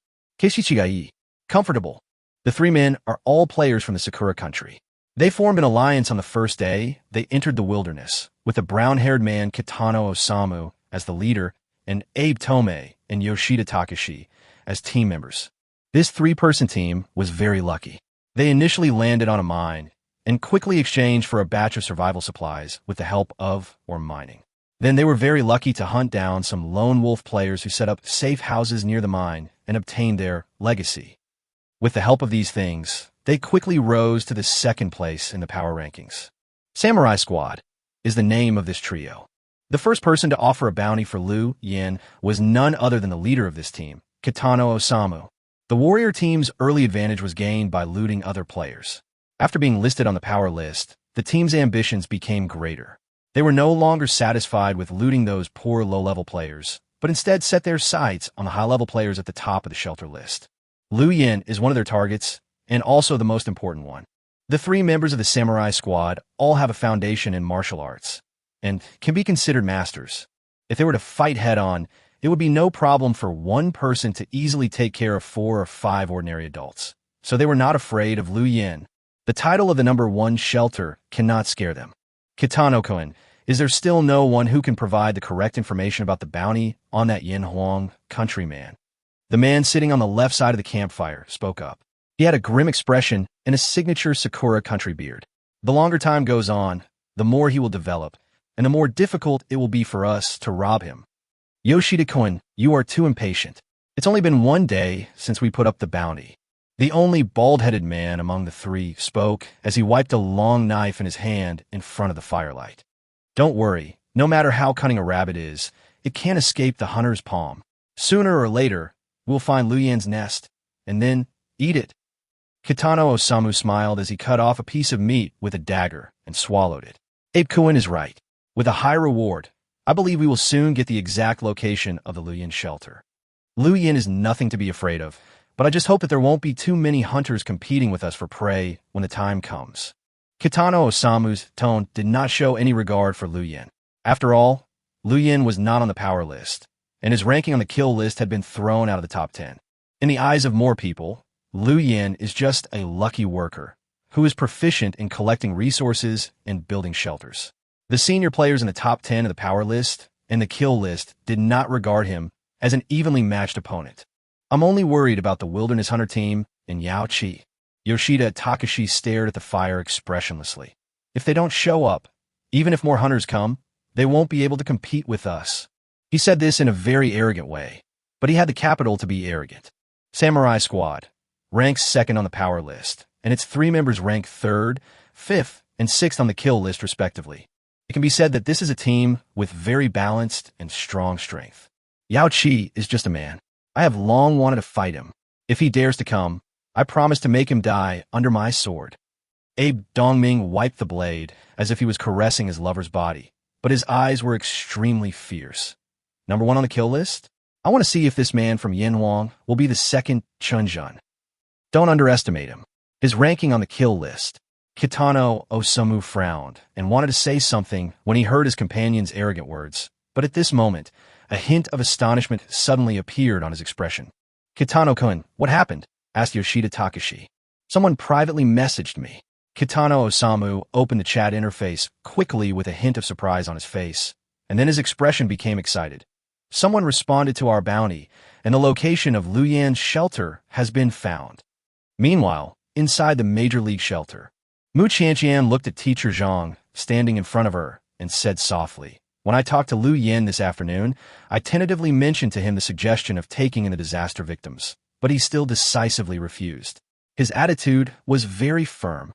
From this, we can infer that Liu Yan's shelter is unlikely to have any new members joining in the short term. He will not increase his power by recruiting disaster victims, so there is no possibility of sudden increase in strength." Teacher Zhang was silent for a moment, then asked, "So what you mean is—" Mu Qianqian was silent. The two private conversations she had with Liu Yan this afternoon were not just out of kindness to remind Liu Yan, but also to test his strength. The result was that Liu Yan really didn't have any helpers now. The strength of his shelter might not be as strong as he thought. So, when the entire wilderness wants to hunt Liu Yan, should I also take the opportunity to seek some benefits for the Major League shelter? Chapter 89 Information Transaction. Kitano Osamu, one of the 3 members of the samurai squad, looked at the private chat interface with surprise and said to his 2 teammates with great excitement, "Someone has found Liu Yan's location and is now applying a trade with us." In Kitano Osamu's private chat interface, a player with the ID, Chun Hang, sent a message. The content was, "I am currently staying near Liu Yan's shelter, and I can determine its coordinates. Can the other party guarantee that he has found Liu Yan's refuge? Is he trying to get away with it, or is he deliberately causing trouble?" Yoshida Takashi asked with a frown. Kitano Osamu quickly replied in the chat interface, "How can you be sure that you found Liu Yan?" Chun Hang didn't say anything, but just threw a screenshot over. The photo was a little blurry, and it could be seen that the subjective perspective seemed to be hiding in a patch of grass and peeping. In the photo, a young and tall figure is setting up a fence in front of a drainage ditch.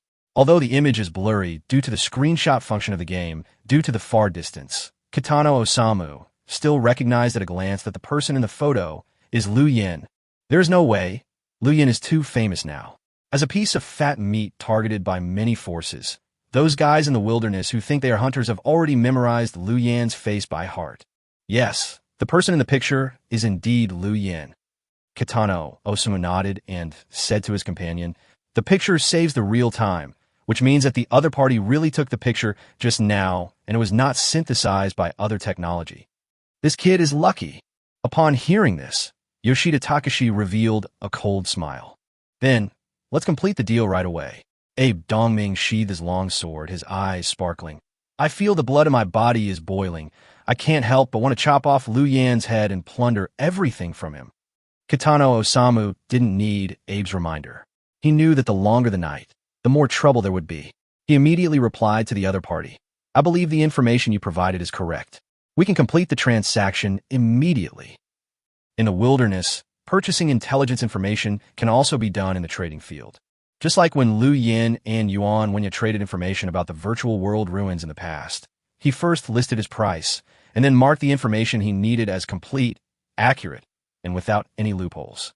As the god that controls the wilderness, the game system will automatically identify the authenticity of intelligence information. Only intelligence information that fully meets the buyer's requirements can complete the transaction. Otherwise, the transaction will be forcibly terminated. Seller, Kitano Osamu. Items for sale: 3 tons of iron or 6 kilograms of smoked fish, 20 kilograms of flour, 3 bags of lime, 2 throwing knives, a leather jacket, a cream cake, 3 pairs of pure cotton underwear, biscuits. Items needed: information about the true coordinates of the shelter on Liu Yan, the first on the shelter list. Note: reward. Those who can provide the location of Liu Yan's shelter will receive a high-value item reward from the warrior team. In the trading floor, this transaction information had been quietly hanging there for more than 20 hours, attracting the attention of too many people. During this period of time, the samurai squad has accumulated a lot of wealth through plundering and mining natural resources. This time they are very generous and offer 1/3 of all resources as a bounty. If anyone can obtain their bounty, even a player at the bottom of the wilderness who cannot afford to eat can suddenly become a well-off class. But after Kitano Osamu sent this message requesting a transaction, the other party was silent for a moment and did not complete the transaction immediately. Instead, he replied again, "Huh. Now there are more than you who have put up a bounty on Lu Yen in the wilderness. Many teams on the power list are also very interested in Lu Yen. I have seen 6 bounty transactions for Lu Yen in the trading field. The price you offered seems a little low." Kitano Osamu clenched his fists. A hint of anger appeared on his face, and then he laughed again and cursed in a low voice. "Fuck bastard. How dare you raise the price? Shinhang, I remember your name." Kitano Osamu cursed, but he was still polite and even humble in the chat interface. "Mr. Chun, your request is very reasonable. You do have very important information now. We are willing to add some more price on top of the original one." 3 minutes later, Kitano Osamu revised the transaction information. In addition to the original items listed, he added some foods with better taste and higher nutritional value, such as milk, meat floss, and chocolate. In addition to the original supplies, in order to purchase the location information of Lu Yan's shelter, the warrior team took out almost half of all their supplies. Ding! Transaction completed. You lost. You have obtained an information product. Kitano Osamu looked at the successful transaction notification expressionlessly and chose to extract the information directly. In order to get the information about this Yanhuang man, the price we paid was really high. Yoshida Takashi sneered. What we lost, we must plunder it back from him tenfold, 100-fold. Kitano-kun, you shouldn't have taken the chocolate out. That's my favorite brand. Abe Dongming glared and expressed his dissatisfaction to Kitano Osamu. Kitano Osamu ignored the 2 team members. His eyes were still scanning the trading floor. Suddenly, he froze for a moment, then gritted his teeth and cursed, "Damn bastard." Yoshida Takashi was stunned for a moment and asked, "What happened?" "This bastard. He not only sold Lu Yan's information to us. I have seen at least 3 items with rewards related to Lu Yan's information completed in the trading venue." Kitano Osamu stood up and looked at the 2 of them. "We must leave immediately, otherwise there will be a large number of competitors." Just as Kitano Osamu worried, the player with the ID Chunhang sold Lu Yan's information to 4 forces within 10 minutes and received an astonishing amount of material rewards. These materials are enough to turn a poor guy on the brink of death into a bourgeois. At the same time, inside the shelter, Lu Yan was debugging the crossbow and flintlock rifle that he had just made in the afternoon. For crossbows and 4 long-barreled flintlock rifles had been manufactured. He picked up one at random, aimed at the wooden board in front of him, and pulled the trigger. There was a loud bang, sparks of fire, and smoke. The wooden board was directly shattered. "This is really powerful." Lu Yan showed a satisfied smile. He took something out of his arms and put it in his mouth and chewed it twice. Suddenly, his face turned ugly. After spitting out 3 mouthfuls of black things, he said with disgust, "What kind of bullshit world-famous brand is Fujiya? It's bitter and greasy. I don't know why so many people like to eat it." Chapter 90, Chunhang. The flintlock rifle that Lu Yan was going to install in the firing hole had a long barrel design. The total length of the gun body reached 1.4 meters, which was more than 1 meter longer than the first flintlock pistol he made. The reason for choosing such a design was that since the flintlock rifle was a smoothbore rifle, the longer the barrel, the higher the accuracy. Although the flintlock pistol is easy to carry and can bring unexpected effects in head-on confrontations, if used in defensive battles, the practicality of the pistol is far lower than that of the rifle. In the Doomsday survival system, there are 2 options for manufacturing flintlock rifles, long and short. The long barrel design only costs 1 more unit of ordinary steel and 1 more unit of wood than the pistol-type design. The consumption of other materials such as flint, springs, and clips is exactly the same. I have about 500 G of gunpowder left. A flintlock rifle consumes about 7 G for each shot, so there's no need to worry about running out of ammunition. Lu Yan took out the bag of gunpowder and calculated that the remaining gunpowder was enough to support 70 firings. In fact, in a war, due to its structure, a flintlock rifle could be fired 10 times in a row without any malfunctions, such as clogging of the charging chamber or failure of the flint to rebound. This was already considered to be of excellent quality. This type of early firearm has a very high failure rate. After every few shots, the remaining powder residue must be cleaned and the bolt must be maintained. According to Lu Yan's plan, in a war to defend the shelter, Each of these 4 flintlock rifles can successfully complete the mission if it fires a maximum of 5 times. If the number exceeds this, the failure rate of the gun itself will soar.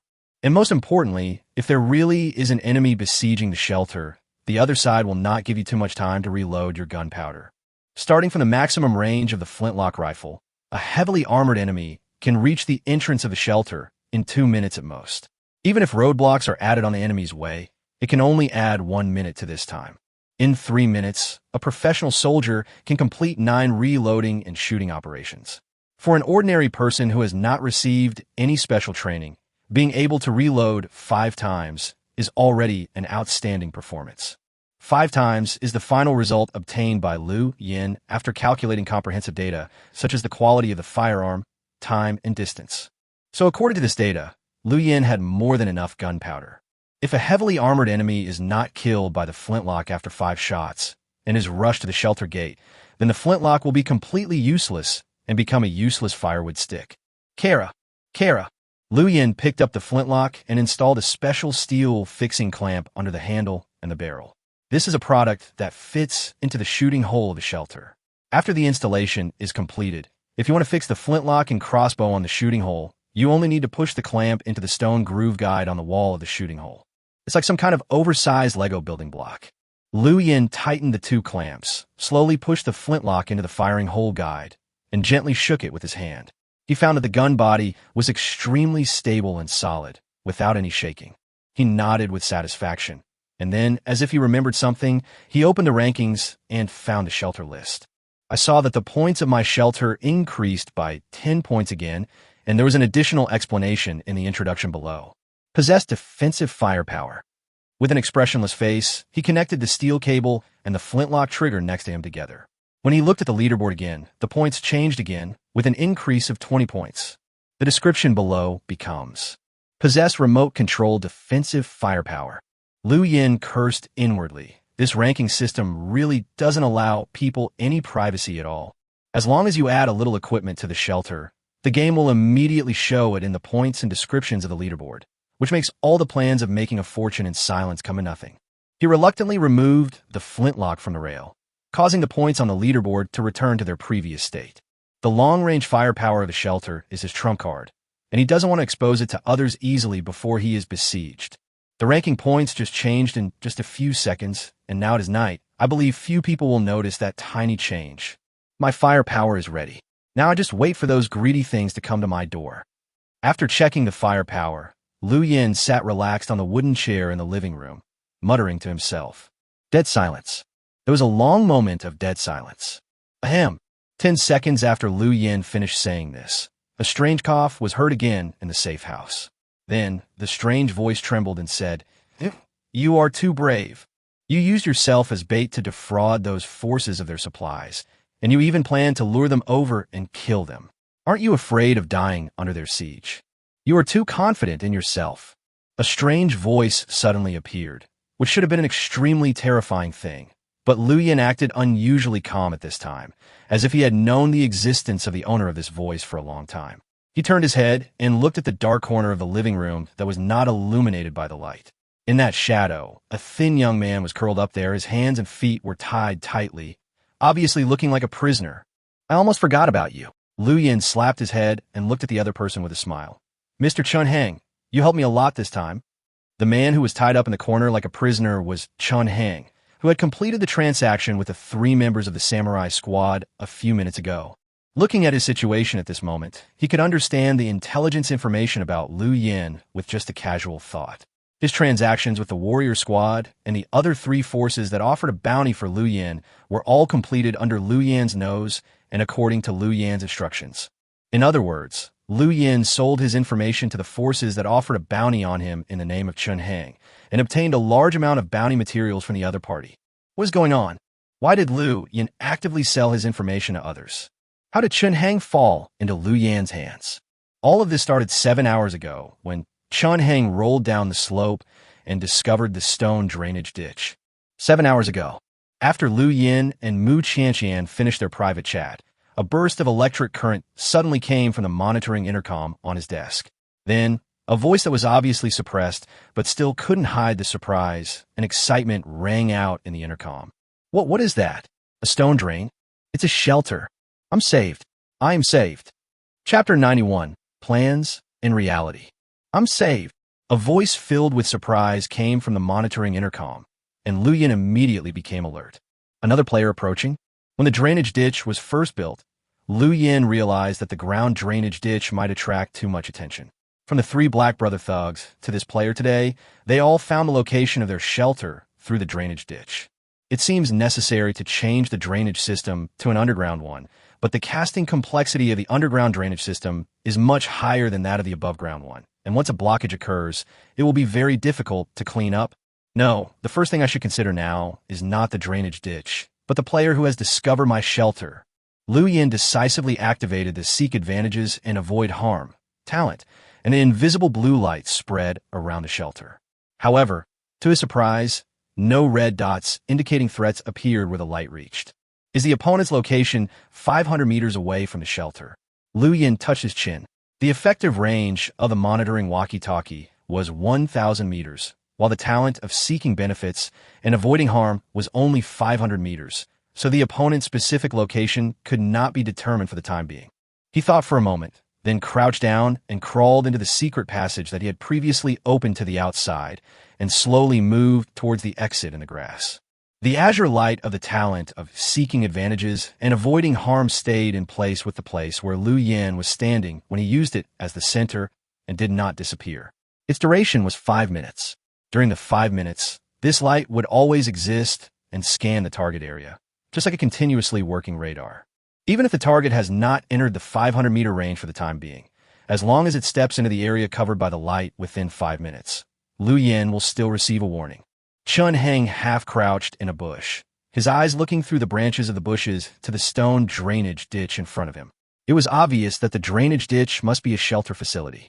There must be an underground shelter near the drainage ditch.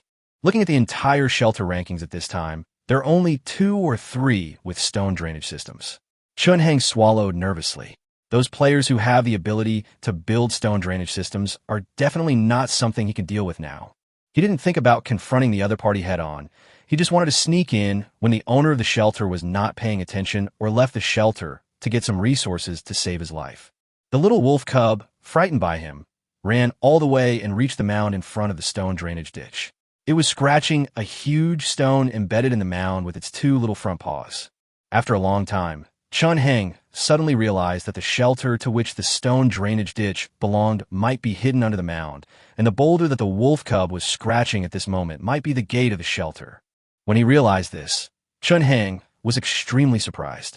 He tried his best not to make any sound and moved quickly towards the mound. He speculated that perhaps the wolf cub was a pet raised by the owner of the shelter. Otherwise, it would be impossible to explain why the wolf cub would instinctively call for help at the shelter gate after being frightened. If the shelter owner is staying in the shelter now, after hearing the pet's call for help, he may open the door and come out to check the situation. At this time, you only need to hide on the side of the door and poke the wooden spear directly into the gap of the shelter door. Maybe I can really accomplish a feat of defeating the strong with the weak. If the shelter owner is not at home, that's even better. You could just barge into the shelter and take away all the supplies you want. Chun Heng approached quickly. The little wolf saw that Lu Yin had not opened the door of the shelter and the enemy was getting closer and closer to him. He immediately gave up scratching the door and turned to flee to the bushes not far away. This little thing, Chun Heng did not continue to chase the other party. Compared with the supplies of a shelter with a stone drainage ditch, the value of a wolf cub can be ignored. He lowered his footsteps, pressed his body against the mound, and looked carefully at the boulder in the mound. He indeed found a very obvious gap between them. This huge rock is indeed the gate to the shelter. After realizing this, Chun Heng held his breath, pinched his throat, and made a sound similar to the cry of a pheasant. Glug-glug, glug-glug. The sounds that Chun Heng imitated were so lifelike that if you were not a professional zoologist, you would not be able to tell the difference. Before entering the wilderness, he was an actor in a folk art troupe, and the ventriloquism of imitating animal sounds was just a basic skill for him. While imitating the cry, he adjusted his movements, raised the wooden bristle high in his hand, and aimed it at the gap between the boulder and the mound. If the shelter owner is attracted by my imitation of pheasant calls and opens the door. It is now 1 o'clock in the afternoon. The sun is directly overhead, and this huge stone gate is on the sunny side. This means that if the gate is open from the inside, the dazzling sunlight will directly shine into the shelter. If the owner of the shelter is standing behind the gate, the strong sunlight will temporarily blind his eyes for about 3 seconds. I need to seize these 3 seconds to strike a fatal blow. Of course, the opponent may also be wearing armor, so I have to aim at the throat. This target is very small, so I can't make any mistakes. If the stone door of a shelter opens, I need to see the opponent's position clearly the first second I hear the stone door sliding. I need to choose whether to stab his heart or throat in the second. I need to complete the attack in the 3rd second. Yes, 3 seconds. I only have 3 seconds. If I can seize these 3 seconds, I can reverse my fate today. No, I will definitely be able to reverse my fate. I will not die here of hunger and thirst today. Instead, I will seize the opportunity to kill the owner of this shelter and make him the first stepping stone on my road to rise. Chun Hang stared intently at the boulder gate, tightly gripping the wooden spear, his face full of determination, and whispered to himself. Chun Hang turned around and made the pheasant cry again, standing sideways in front of the boulder gate, with a fierce light flashing in his eyes. He was like an extremely professional agent, carefully planning his next steps, including every reaction of the enemy. But at this moment, an extremely crisp sound of spring being activated was heard behind Chun Hang, and a cold flintlock rifle was silently pressed against his back. Chun Hang's body froze. Lu Yin, who had just come out of the secret passage and quietly circled along the mound to come behind Chun Hang, hit him with the butt of his gun without mercy. With a bang, Chun Hang felt a sharp pain in the back of his head. His eyes were spinning, and his body fell down limply. His careful plan, his 3 seconds of golden time, and his lofty ambition to change his fate were all shattered by Lu Yan's ruthless gun butt. Lu Yan looked at Chun Hang lying at his feet, with the monitoring intercom on his waist that had been adjusted to private mode, and cursed with contempt. Fuck, you're pretending to be 007 in front of me. This detailed design really made me nervous. Chapter 92 Initiative. Bang, bang. Several crisp and loud slaps were heard, and Chun Hang, who was in a coma, was awakened in a daze. He slowly opened his eyes, only to feel bursts of severe pain in the back of his head, and the light in front of him was very dim, as if he was in a closed and dark space. After a few seconds, Chun Hang's vision slowly focused, and he finally saw the situation clearly. He was now in Lu Yan's safe house, with his hands and feet tied tightly, half squatting in the corner in an extremely uncomfortable posture, while Lu Yan was sitting in front of him with an extremely strange smile on his face, staring at him intently. When Chun Hang saw Lu Yan's face clearly, his heart sank. He never expected that the shelter he was targeting actually belonged to Lu Yan. What he didn't expect was that he was subdued by Lu Yan without even noticing, and he had no power to resist. Lu Shun, I was wrong. You don't kill me. I'm really hungry and can't stand it anymore. I just want to come in and find something to eat. I have no ill will towards you.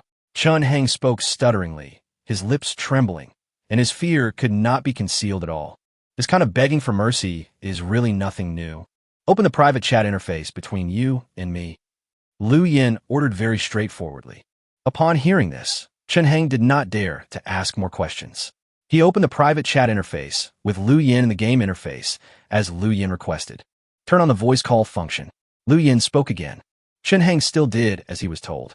Looking at the call request that popped up in his private chat interface, Lu Yin quickly selected Answer, and then smiled at Chun Hang and said, Very good. I'll ask the questions next, and you answer them. The reason why Lu Yin asked Chun Hang to turn on the voice call function was because of the function settings in the game. When players open the private chat interface, they cannot open the world channel, trading field, and other functions at the same time, which prevents Chun Hang from secretly conveying information about Lu Yin to the outside world at this time. It's a basic means of confidentiality. After ensuring confidentiality, Lu Yin immediately questioned Chun Hang about his background. After half an hour of interrogation, Lu Yin confirmed several things. First, Chun Hang is not a so-called bounty hunter. The reason why he appears here is entirely to find survival supplies. Second, from the 3 Hage guys a few days ago to Li Hang today, it is enough to prove that Lu Yan's shelter is not very well hidden and can be easily found, especially the stone shelter. If you stand on a high place, you can see it clearly from several kilometers away. Third, at this critical moment in the shelter's transformation, he now had a cheap labor force that could be used in the short term. Half an hour ago, when Lu Yin knocked Chun Hang unconscious, he had thought about killing him directly. But now he has changed his mind. Many powerful forces are now putting a bounty on Lu Yan's head, and the location of his shelter is not hidden enough, so anyone wandering around can easily find it. This proves that it won't be long before his shelter will most likely be discovered by those forces that put a bounty on it. At that time, facing enemies whose numbers and identities are unknown, Lu Yin will be in a very passive situation. So instead of waiting until that time, it is better to play a trick of self-exposure now and selectively pass on your information to those who have put a bounty on you through Chun Hang. In this way, you can get the materials of the bounty and also control the number and personnel of the enemy in your own hands. In other words, he used Chun Hang to actively leak information to the outside world and then deceive those forces that offered a bounty to him in batches according to his own wishes. Kill them all one by one. Although doing this is somewhat dangerous, the initiative is in your own hands, which is at least much safer than being discovered. Chapter 93. Lu Yin is a very courageous man. In other words, he dares to take risks. The situation in the wilderness at this time seemed to determine that Lu Yin had only this one road to take. If you expose yourself, you can obtain the bounty and know the number of enemies, but you will immediately face danger. Although killing Chun Hang would not be dangerous in the short term, the location of his shelter would be discovered before long. By then, not only would he not be able to gain any benefits, but the entire situation would be out of his control, putting your future in extreme danger in pursuit of temporary stability. This is the most stupid and incompetent behavior. After deciding to expose himself, Lu Yin did not immediately convey the information through Chun Hang, because since he wanted to lure the enemy over and take them down in one fell swoop, he had to make all preparations to ensure that he had the strength to defeat the enemy and eliminate all uncertainties. Otherwise, it would not be an adventure. It would not be using oneself as bait, but seeking death. Although the safety of his shelter has been greatly improved after the renovation, it is still far from Lu Yan's enemy annihilation requirement. Just as he had planned before, he needs to set up traps and rugged roads within 100 meters outside the safe house to restrict the enemy's actions and maximize the roll of weapons and terrain. There are two options before you now. 1. You cooperate with me and help me do something. I can guarantee your safety and even give you some survival supplies. 2nd, I will kill you right now and throw you into the wilderness to become food for wild wolves and vultures. Lu Yin looked at the trembling Chun Hang expressionlessly, raised 3 fingers and said, "You have 3 seconds to choose." "I choose 1. I choose 1. Before Lu Yin started counting, Chun Hang decisively chose to cooperate. "I will do whatever you ask me to do." "Very good." Lu Yin nodded with a smile, then cut the ropes on Chun Hang's hands and feet, threw him a piece of barbecue and a cream cake, as well as a brand new fine steel axe, and said, "Now start working." The job that Lu Yin assigned to Chun Hang was to build traps in rugged terrain near the shelter. To be more specific, cut bushes with sharp thorns, move some heavy stones to lay on the ground, and dig earth pit traps. These are all heavy physical jobs. If Lu Yin were to do them by himself, he would probably not be able to finish them in 3 days. But now, with Chun Hang, under the dual stimulation of the threat of death and food supply, he worked extremely hard, sweating profusely in the extremely high temperature. After 7 hours, he created a large area of rugged terrain within a radius of 100 meters around the shelter, according to Lu Yan's previous idea. If the safety factor of the shelter after the design and transformation is 50, then with the addition of this artificially created rugged terrain, the safety factor can directly soar to 80. As night fell, Chun Hang, holding a steel axe, sat exhausted on the mound of the shelter. Lu Yin came over from behind and threw him another piece of stewed meat. Chun Hang, who was already exhausted and hungry, immediately began to eat voraciously. "You still have to help me do something else." Lu Yin patted Chun Hang on the shoulder, pointed to the bushes not far from the shelter, and said, "Hide in the bushes and take a picture of me in my shelter. Then send the picture to those guys who put a bounty on me." Chun Hang was stunned for a moment, as if he didn't hear Lu Yan's words clearly, and asked tremblingly, "What did you say just now?" "I told you to sell me out," Lu Yan said seriously. Chapter 94. Chun Hang was confused and subconsciously thought that there was something wrong with his ears. After asking several times, he finally confirmed that what he had just heard was true. He couldn't understand Lu Yan's thinking, but he didn't dare to express any opinions. He could only do as Lu Yan asked.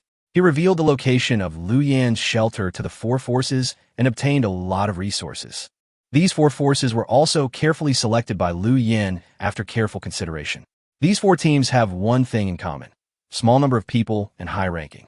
He did not need to worry about being besieged by human wave tactics. And revealing the news to four forces at once was also forcing the other party to fight Lu Yan as soon as possible.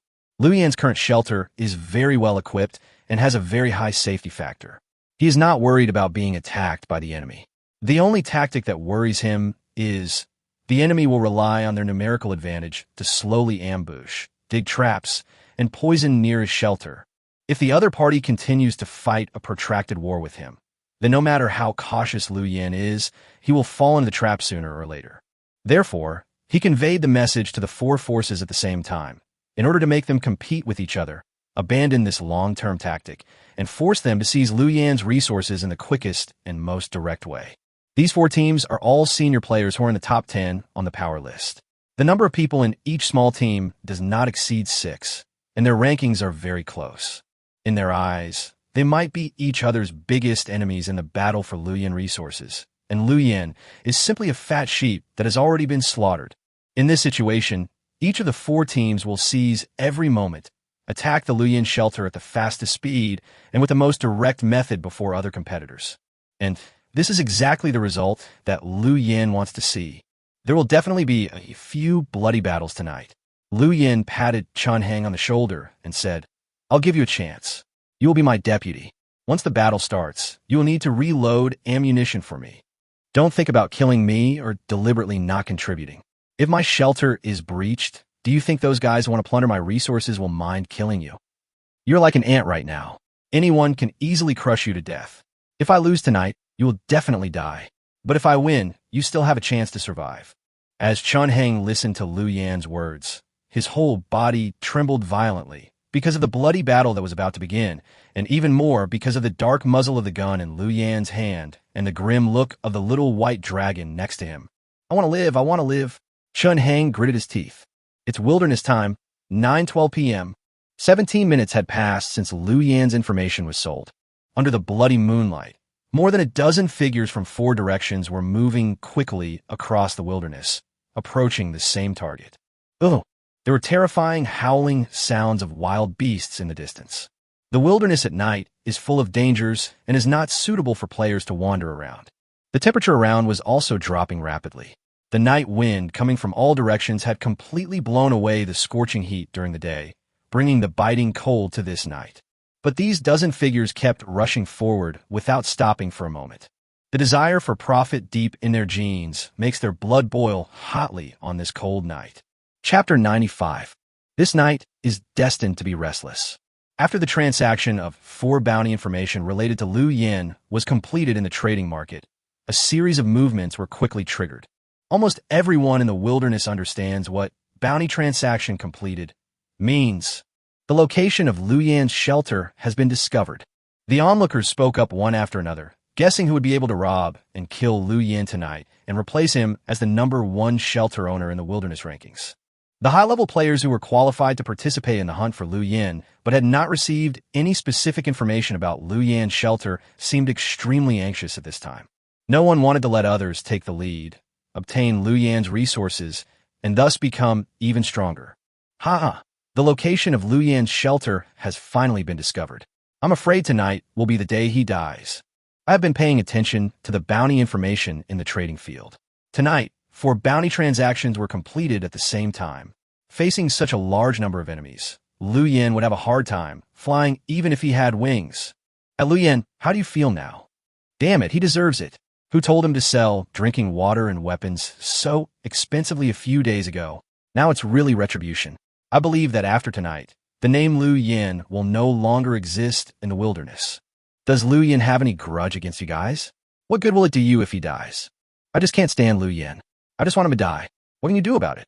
In the World Chat channel, many malicious remarks kept flooding the screen. For most players living at the bottom of the wilderness, seeing the demise of a high-level player whose living standard and status ranking is far higher than theirs seems to be the most exciting thing for them. Their thinking is simple. I live at the bottom of the wilderness, with no clothes to cover my body and no food to eat, but you have no worries about food and clothing, and you are in the limelight. You live better than me, so you deserve to die. If Liu Yin dies today, they will be excited. If Yao Qi dies tomorrow, they will cheer just as well. If the wilderness team is destroyed the day after tomorrow, they will even set off firecrackers to celebrate. Although the deaths of these people would not bring even the slightest improvement to their impoverished lives, at least they gained great psychological satisfaction. This shows the jealousy and evil in human nature. In addition to those low-level players, some high-level players are also ready to move. Inside a safe house, Liu Yuan said anxiously, "The location of Liu Yan's safe house has been exposed. Those who have obtained information about his residence must be on their way to attack. What should we do? If Liu Yan is really killed, our development plans will all go down the drain." In the shadows, Yao Qi's voice came out slowly. "Don't panic. I'm thinking of a way.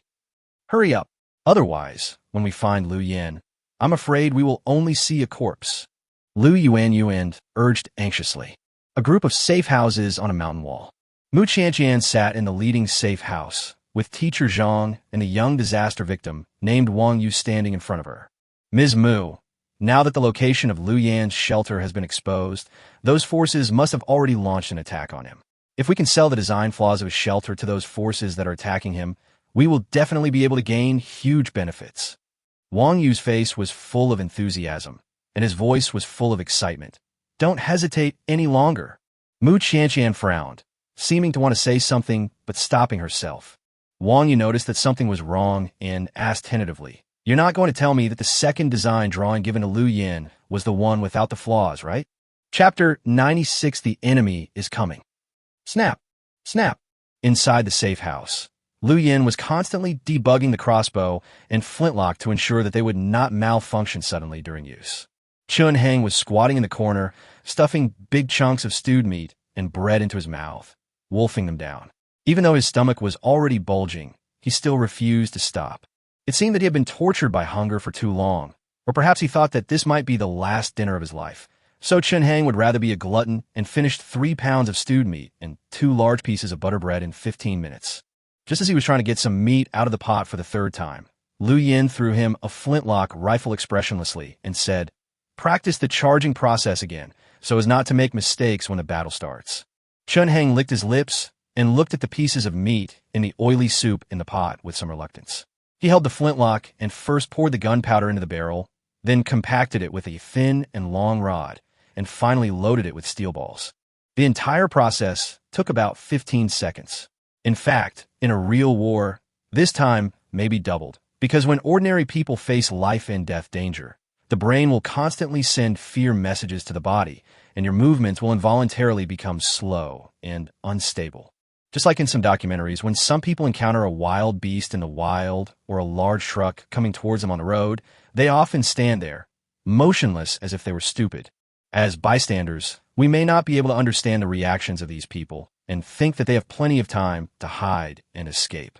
But in fact, if you really face that situation, you will find that when danger comes and the shadow of death looms over you, your brain is completely blank and your body and limbs are weak and out of control. Most ordinary people can only scream and collapse subconsciously in this situation. This is an instinctive reaction of the body and brain, just like many recruits who are rushed to the battlefield without any training. When they face bullets and gunfire for the first time, many people will even forget the action of pulling the bolt that they have practiced countless times. Chun Heng's experience in the wilderness over the past few days was exactly the same as that of most new recruits. He had not experienced being hunted by beasts or mobs in the wilderness, nor had he experienced fighting with other players or intelligent creatures for food and resources. It can be said that although his life was hard, he had never experienced real danger. For such a person, no matter how well he performs during practice, there is no guarantee that there will be no problems in actual combat. Chun Heng held the loaded flintlock rifle and glanced at Liu Yan. At this time, the distance between him and Liu Yan was only 3 meters. Even the worst beginner could use the flintlock rifle to accurately hit the target at this distance. His eyes flickered and a fierce, psychological struggle was going on in his heart. His right hand slowly reached for the trigger. At this moment, the sound of wings vibrating was heard, and suddenly a white color appeared in front of Chun Hang's eyes. Then he felt his shoulders sink, and the skin on his neck seemed to be pierced by something sharp. Don't let your imagination run wild with unrealistic thoughts. Liu Yin turned his head to look at Chun Hang, and the little white dragon that had landed on Chun Hang's shoulder and had its claws on his neck artery, and said lightly, "It can kill people." Chun Hang was sweating profusely, and the thought of resistance in his heart finally collapsed completely. His every move was under Liu Yan's surveillance. Any one of Liu Yin, Xiao Bailong, and the Beast Guard could easily kill him. If he wanted to resist, he would be seeking death unless he killed all three of them instantly. You misunderstood me. I am very clear about my current situation. I will do my best to help you win this war. Chun Hang forced an ugly smile on his face. To atone for my sins. Liu Yin did not speak. He would not have too much trust in Chun Hang. The little white dragon and the beast-shaped guards would keep an eye on him. Once they found any abnormality, they would decisively kill him even at the most intense moment of the battle. That little wolf cub, I don't know where it ran off to. Liu Yin looked at the gray ceiling and sighed with some regret. When Chun Hang appeared today, he scared the little wolf away. Liu Yin hadn't seen it for the entire afternoon. It might have escaped to some other place, or it might have become food for other wild animals. The domestication plan died, just as it began. But how can things in this world always go smoothly? Liu Yin only felt a little regretful about the disappearance of the little wolf cub, but he didn't care too much. Tonight was the night that determined fate. If Liu Yin could survive in the wilderness of the future, he would become one of the most terrifying and most untouchable people in the wilderness, just like the Wild Hunter team in Yaoqi. As the saying goes, one general's success is built on the sacrifice of thousands of men. This is probably what's going on here. Liu Yin laughed. I'll use the lives of those who want to hunt me down in exchange for my bloody reputation in the wilderness. At this time, the time displayed on the game interface is 10:52. About 2 hours had passed since Liu Yan's personal information was betrayed. The wilderness under the night sky is dead silent, with only the blood-red moonlight casting a strange hue over the land. Lala, Lala. In this wilderness shrouded in darkness, a subtle electromagnetic sound suddenly rang out. Inside the safe house, Liu Yin, who was resting with his eyes closed, suddenly opened his eyes and turned his head abruptly to look at the intercom on the left. A panting voice came from inside. Boss, the information shows that the target is 800 meters ahead. That's a drainage ditch. Liu Yin jumped up from the chair instantly, and both his mind and body adjusted to their peak state in a short period of time. The enemy is coming. Above the wilderness, above the gentle slope where Chun Hang rolled down today, there were 6 figures lying prone in the bushes. Under the bloody moonlight, the killing and plundering desires revealed in their eyes made their eyes even redder than the blood moon. This is the place. Looks like we're the first ones to arrive. We are so lucky. Among the 6 people, voices mixed with ecstasy and greed continued to be heard. Soon, a deep voice spoke. We will formulate a battle plan now. We must break through Liu Yan's shelter before other competitors. At the same time, under the blood moon, the little wolf cub appeared again. The strong feeling of hunger in its stomach made it overcome its inner uneasiness. After wandering around for an afternoon, it finally decided to go back to find Liu Yin. No, it's about finding a full meal every day. At this moment, its steps suddenly stopped, and its eyes saw the 6 figures in the bushes not far away. It felt a very strong sense of fear from these people, which was an instinctive alertness from the wild beast. These people are very dangerous. What is that? A wolf cub. Someone spotted it in the bushes and walked towards it. The little wolf cub's hair stood up, and it kept backing away, screaming. Subconsciously, it wanted to ask Liu Yin for help, but its route to the shelter was blocked by Liu Yin, so it had to turn around and stumble away. Second brother, stop chasing. It's just a wolf cub. Don't forget what we are here for tonight. Someone spoke up and stopped the guy who was chasing the wolf cub. Under the bloody moonlight, the thin figure of the wolf cub looked extremely lonely and pitiful. It looked in the direction of the Liu Yin shelter and let out a whine. There is plenty of food and water and a relative sense of security, but now it is inaccessible. It wandered aimlessly in the wilderness, constantly howling towards the sky to call for its companions. It was very scared and helpless. Chapter 97. Insects swarm. Call up the rankings and see if Lu Yan's shelter has any new equipment. Among the 6 people, the man with a deep voice spoke again. He was the leader of the team. He was tall, with a fierce look, and was about 28 years old, which was the peak period of his life. This 6-member team is ranked 8th on the power list, and its name is the Swarm. The ability of each of them individually is not outstanding, but after coming together, they have made a name for themselves. Just like the weakest insects, once their numbers increase, even ferocious beasts will avoid them. Boss, his shelter has a high rating, strong defense, and an electrical system.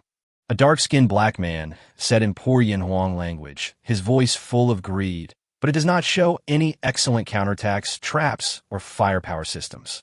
It is no different from what we saw before. Even the strongest shield can't defend against continuous attacks. The leader laughed and said, "The strongest defense is attack." Lu Yan obviously doesn't understand this. What's the point of making the shelter stronger? We only need to use a little fire to make him crawl out of it obediently. Let's go smash his shell. At the leader's command, 6 people emerged from the bushes where they were hiding and approached the shelter as quickly as possible.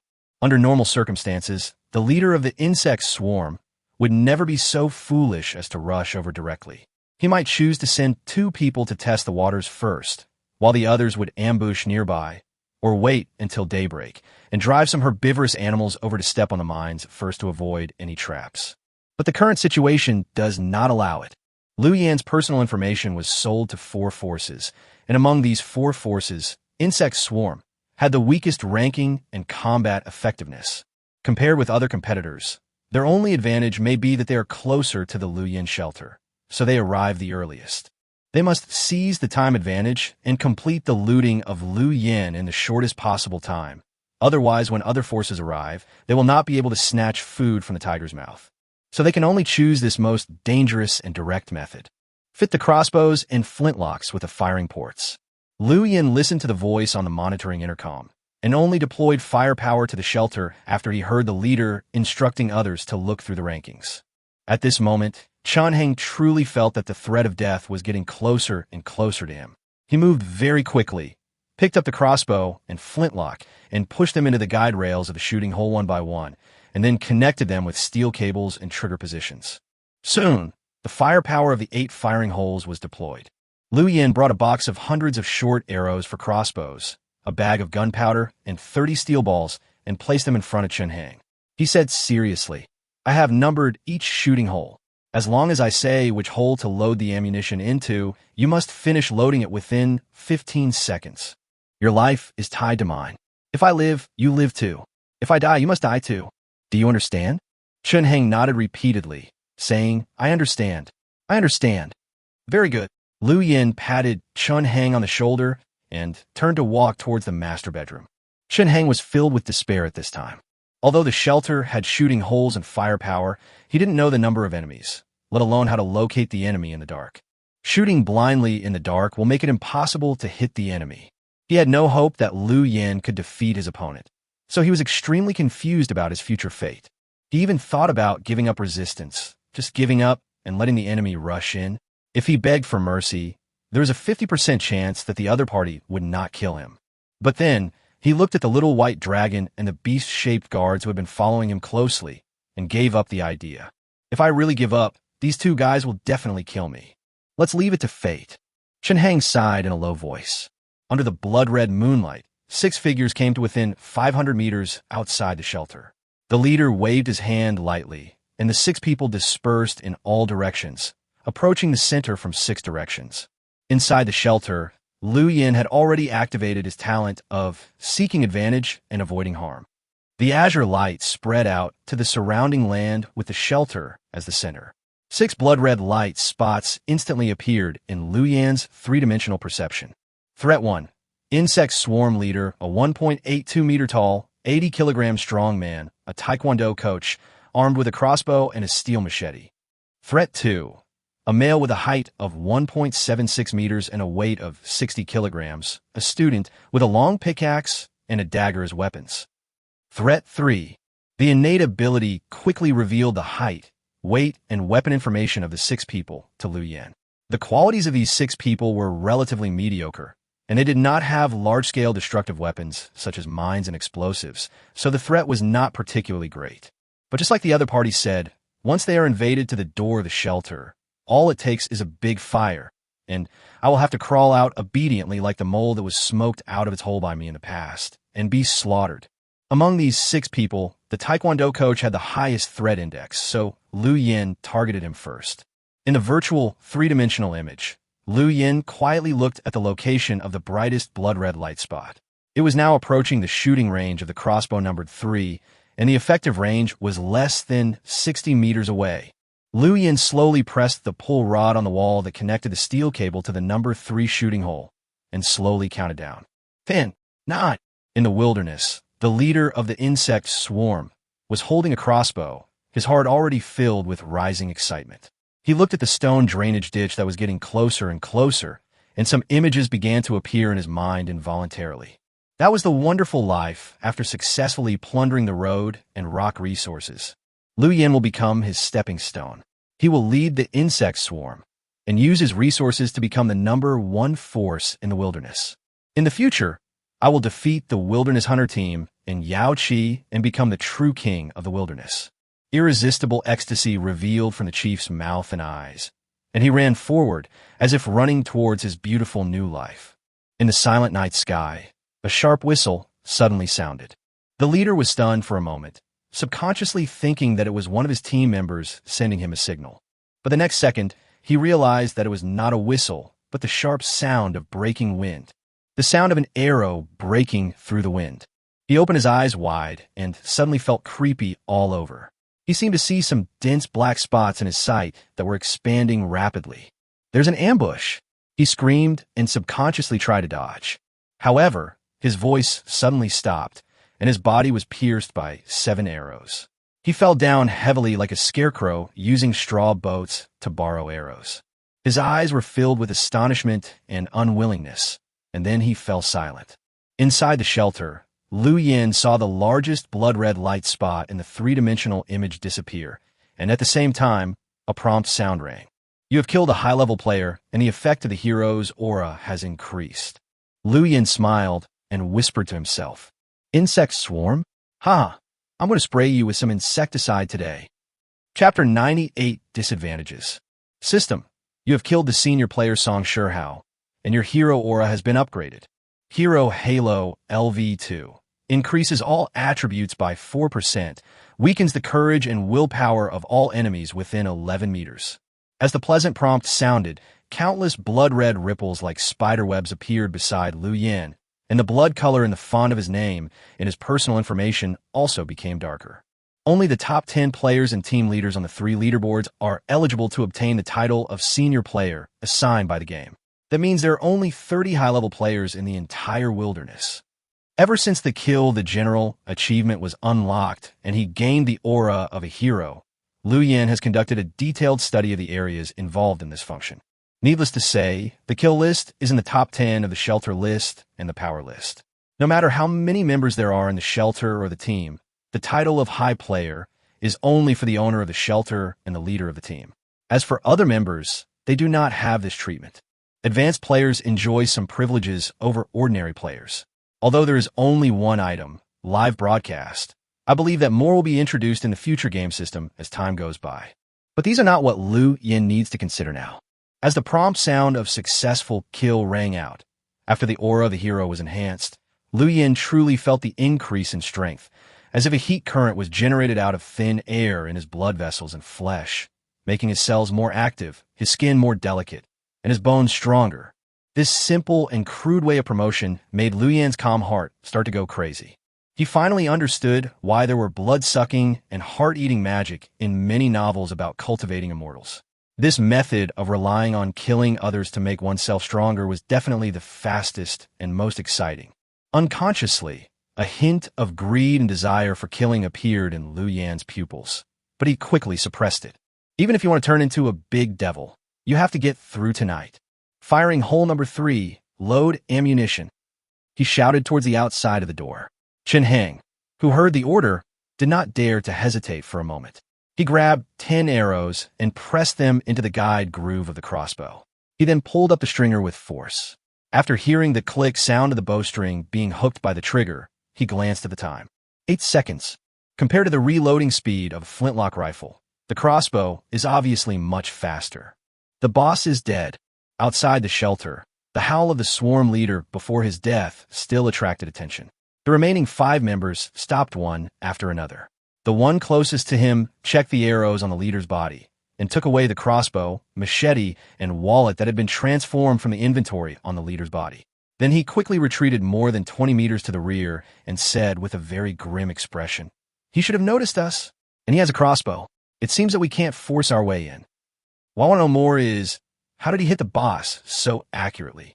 The second person came over and lowered his voice. In such a dark environment, was it an accident? Then his luck is really too good. "It's best to try again," said the member who stole the leader's crossbow. The 5 people who slowly gathered looked at each other, and no one was willing to be the one to step on the minefield. "I remember you opened a wooden shield from the treasure chest before." The member holding the crossbow turned to look at the only black person in the team and said expressionlessly, "You go." "Oh my God. Oh my God. You want me to be a guinea pig? Why don't you go yourself?" The black man was obviously very resistant, waving his arms and asking in an exaggerated tone. "I said, I'll let you go now." The member raised his eyebrows and pointed the crossbow in his hand silently at the black man's chest. The 3 people around him also formed a triangle formation and surrounded the black man, blocking all his escape routes. "McGill, you are black. You have natural advantages. You can run faster than any of us. You are the most suitable candidate. Even if there are more crossbow arrows shooting, you can block them with your shield. For the benefit of our team, everyone must make contributions. Do not escape or back down, otherwise we will regard your actions as betrayal." Gloomy and coercive words came from the mouths of the other 4 people. When he realized that something was wrong, the black man understood that he was being pushed out as cannon fodder. Although they were members of the same faction, how could they develop any feelings in just a few days? The member who arrived at the leader's body first took away the most powerful long-range weapon, and thus had the capital to intimidate the others.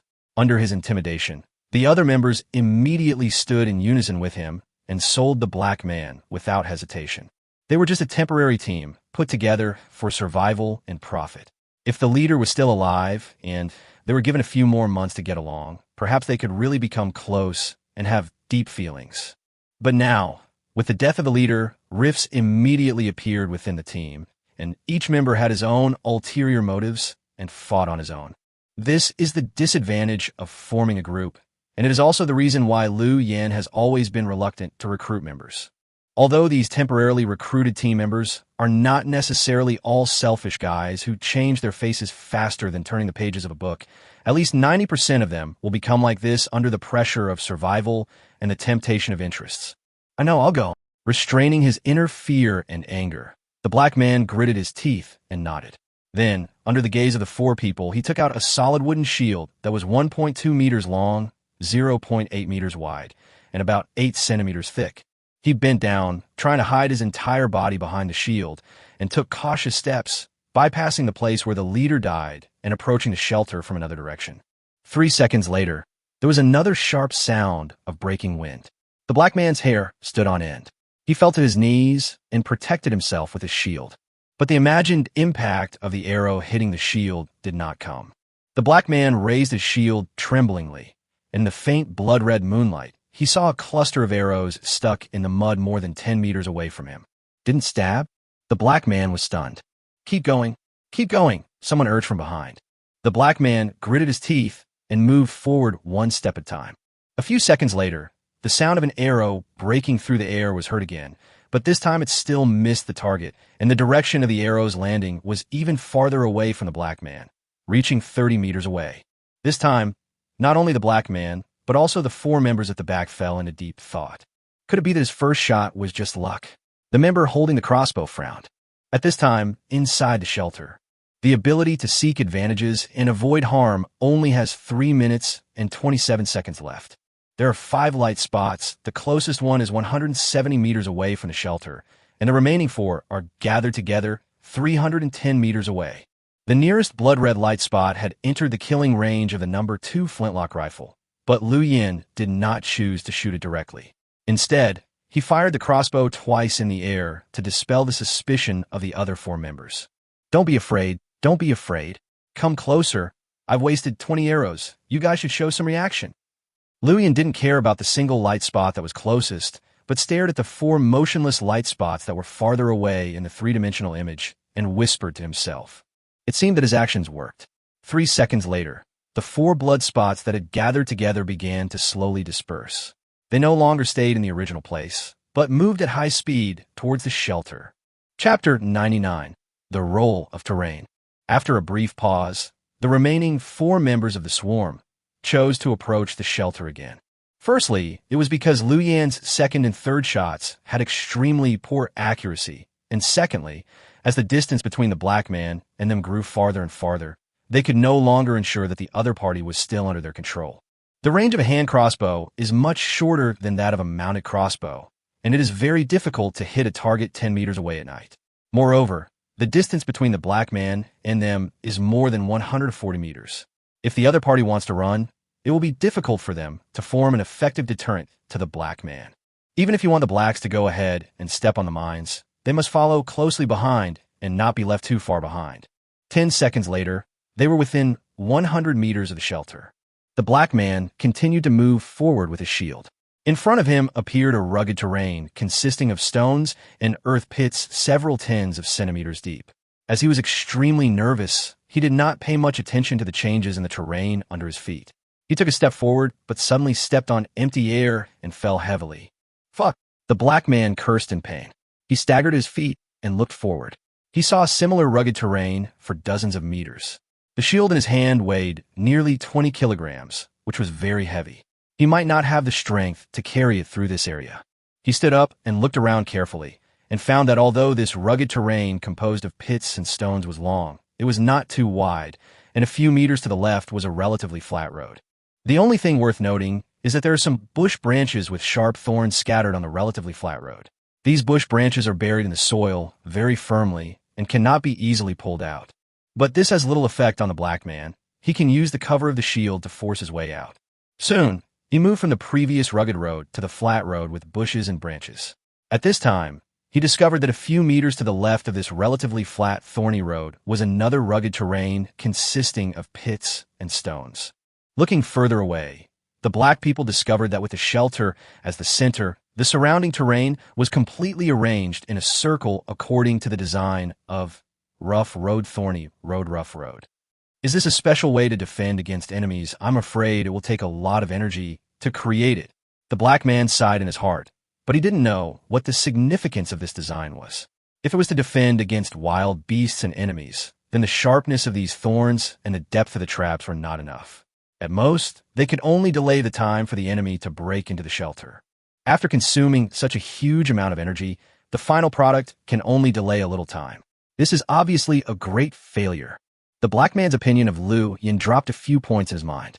Obviously, such defensive fortifications cannot be built by a mature and smart infrastructure player. Liu Yan is most likely just an ordinary player with better luck. It seems like there shouldn't be any problem hunting down Liu Yan tonight, but he turned around to look at the 4 companions following closely behind him and cursed inwardly. These bastards turned against him so quickly. The black man was moving forward with his shield against the bushes and thorns. His body was well hidden behind the shield. The sharp branches and thorns were pushed away without touching his body. He passed through this route unscathed. As for the 4 companions who had followed behind, the clothes and exposed skin on their bodies were immediately cut by the sharp thorns the first second they stepped onto this thorny road. Swish! Swish! Fuck! My sleeve is caught. A man cursed and tore hard at his sleeve that was caught by the thorns. With a clear, tearing sound, a hole of more than 10 centimeters appeared on his sleeve. The fate of the other people was not much better than his. Some of them had their arms scratched or their thighs stabbed. These bush branches were just cut down this afternoon. They are full of moisture and very tough. Before, the black man squeezed through a passage with a shield in his hand. But after he passed by, these bush branches full of moisture returned to their original state. The 4 of them wanted to let the black man take the risk, so they didn't dare to get too close. Now faced with dense thorns, they had no choice but to choose the rugged terrain on the other side. Fuck, I can't stand it anymore. I want to go the other way. The member holding the crossbow spoke as he struggled to free himself from the bushes and walked onto the rugged terrain made up of earth pits and rocks. This kind of terrain was extremely difficult for the blacks holding heavy shields to pass through, but it was no pressure for the other 4 people who were lightly equipped. They moved lightly around the pits and stones, keeping a distance of 10 meters from the blacks, and continued to approach the shelter. At this time, the black man was only 70 meters away from the shelter, and the others were only 80 meters away from the shelter. Inside the shelter, Liu Yin saw the bloody spots of light separate and approaching him from 2 different directions, and he knew that his design outside the shelter had achieved its desired effect. The terrain design, which seemed extremely stupid in the eyes of the black people, was completed by Liu Yin and Chen Heng, who spent nearly 7 hours in the whole afternoon. It was an extremely huge amount of work. If Liu Yin had not been blessed with the title of the Wilderness Wall and the aura of a hero, he would have been too tired to get up. At this time, seeing the 4 light spots in the rugged terrain getting closer and closer to the shelter, Liu Yin's hand slowly pressed the operating lever of the shooting hole corresponding to that area. 60 meters, 50 meters, 40 meters. Liu Yin counted down silently in his heart, and finally, when the 4 blood-red dots entered a distance of 20 meters, his right hand decisively pulled down the operating lever. Only the sound of a bowstring being ejected was heard in the living room, and 10 arrows were shot out instantly, triggering the arrows to fly at twice the speed and arrive in an instant. 1 second later, Liu Yin saw that 2 red dots among the 4 light spots went out. Firing hole number 5, load the string. Liu Yin shouted loudly. In fact, there was no need for Liu Yin's order. After hearing the sound of the bowstring, the nervous Chen Heng immediately walked towards the source of the sound, stretched out his hand to pull the winder, and put the remaining 10 arrows in the number 5 crossbow into the arrow slot. Almost at the same time, Chen Heng responded, "Over." Liu Yin pulled down the handle again, and 10 arrows triggered 1.7x speed shooting. 0.5 seconds later, the color of the remaining 2 light spots in area 5 suddenly dropped to an extremely pale state, from blood red to a light reddish color. Liu Yin knew very well what this change meant. This means that the threat posed by the other party to oneself has been reduced to a very low level. To put it in a more understandable way, the other party has been seriously injured and is even on the verge of death. But Liu Yin did not stop there. His attention shifted again to the number 4 thorn area, which was closest to his shelter within 10 meters. His palm moved slightly, and the steel cable pulled the trigger of the flintlock in the number 4 shooting hole. As a gunshot rang out, a dazzling tongue of fire appeared in the night. Chapter 100. The shield is broken. 10 seconds ago, McGill was moving slowly forward. The thorns that were strong enough to pierce his skin were unable to cause any harm to his body due to the protection of a shield, and were pushed to the sides by him. Fuck. Damn. It hurts. The curses of the team members who forced him to wade through the mines continued to sound from behind. These thorns had a great impact on them, even preventing them from moving forward normally. Their sleeves were torn, their skin was scratched. Seeing this scene, the Black McGill people couldn't help but feel secretly happy in their hearts and felt relieved. However, they were not troubled by the thorns for too long. After breaking free from the bushy area, the remaining 4 members of the swarm immediately jumped onto the rugged road nearby. The road that posed a huge obstacle to McGill was no pressure at all for the other 4 companions. Hurry up, the member holding the crossbow urged McGill, his voice filled with fierce pressure. McGill didn't dare to say anything and walked forward in silence. The sound of bushes being pushed apart rustled, and he was getting closer and closer to the shelter. McGill knew very well that the closer he got to the shelter, the greater the danger he would encounter. He never knew when he would step on a mine and it would explode, blowing him high into the sky. He tried to slow down as much as possible, but other people had completely different ideas. Because they were afraid of the arrival of other forces, the other 4 members of the swarm seemed to be getting more and more anxious, and the distance between them and McGill was getting closer and closer. Although they were not in the same area, there was only less than 15 meters between them. Following so closely, damn it, McGill cursed in a low voice. He wanted to escape, but he couldn't get away at this distance. Once he showed any movement to escape, he would be noticed by his companion immediately, and a crossbow arrow would immediately land on his back. Faster, faster. Behind him came the urging voices of his companions. It was obvious that they were eager to break into the Liu Yin shelter and plunder the other party's resources. The black man McGill cursed inwardly and continued to move forward, But at this moment, a sharp sound of breaking wind suddenly rang in his ears. The sound of breaking wind was exactly the same as the sound made by the arrows that had previously stabbed the leader to death. McGill was stunned for 0.1 seconds. Then he screamed, curled up his whole body under the shield, and trembled like a bug. But the imagined impact of the arrow piercing the shield did not come as expected. McGill quietly raised the shield, and through the gap in the shield, he saw a scene that made him ecstatic. A cluster of arrows fell in the rugged area where the other 4 companions were, and several fatal arrows had pierced the throat and chest of 2 of them. The 2 men fell straight down and died. However, before McGill could get excited, the second cluster of arrows struck again, nailing the limbs and lower abdomen of the 2 survivors who had not yet reacted in the rugged terrain, seriously injuring them instantly. McGill was dumbfounded. In just 2 seconds, the situation changed so drastically. Fuck, this is justice from God. It's the punishment for you betraying your companions. The black man McGill excitedly shouted loudly and danced in the direction of his 4 companions. But McGill's ecstasy did not last long. The next second, a sound like thunder suddenly rang out in the silent night sky, and at the same time, a tongue of fire suddenly appeared in the darkness. McGill suddenly felt a terrifying chill all over his body, and he subconsciously raised the shield in his hand to block in front of him. Snap! An extremely dull, shattering sound was heard. An unrivaled force hit the shield, and McGill's eyes widened with disbelief. The shield is broken. Chapter 101 Order. The solid wooden shield shattered under McGill's horrified gaze, and he was pushed back by the huge force that followed and fell on his back in the bushes. Crash! The solid wooden shield broke into 5 or 6 pieces and fell to the ground. At this moment, McGill's fear was difficult to express in words. Gun. This is definitely a gun. When most people were still using bows, crossbows, and swords, Liu Yan actually already possessed firearms with such great power. Oh my God. Attacking Liu Yan's shelter is the worst mistake I have ever made in my life. McGill lay in the bushes, not daring to move. Until this moment, he realized how ridiculous the behavior of his people was. Among the top 3, Liu Yan looks like the one with the weakest record and the smallest power, but this does not mean that Liu Yan's threat is the smallest. As the top of the shelter list, Liu Yan might not be as good as the Wilderness Hunter team and Yao Qi in terms of attack and hunting, but when it comes to defending battles and defensive counterattack capabilities, he is the undisputed number 1 in the wilderness. The rating of nearly 500 points on the shelter list is all based on real evidence.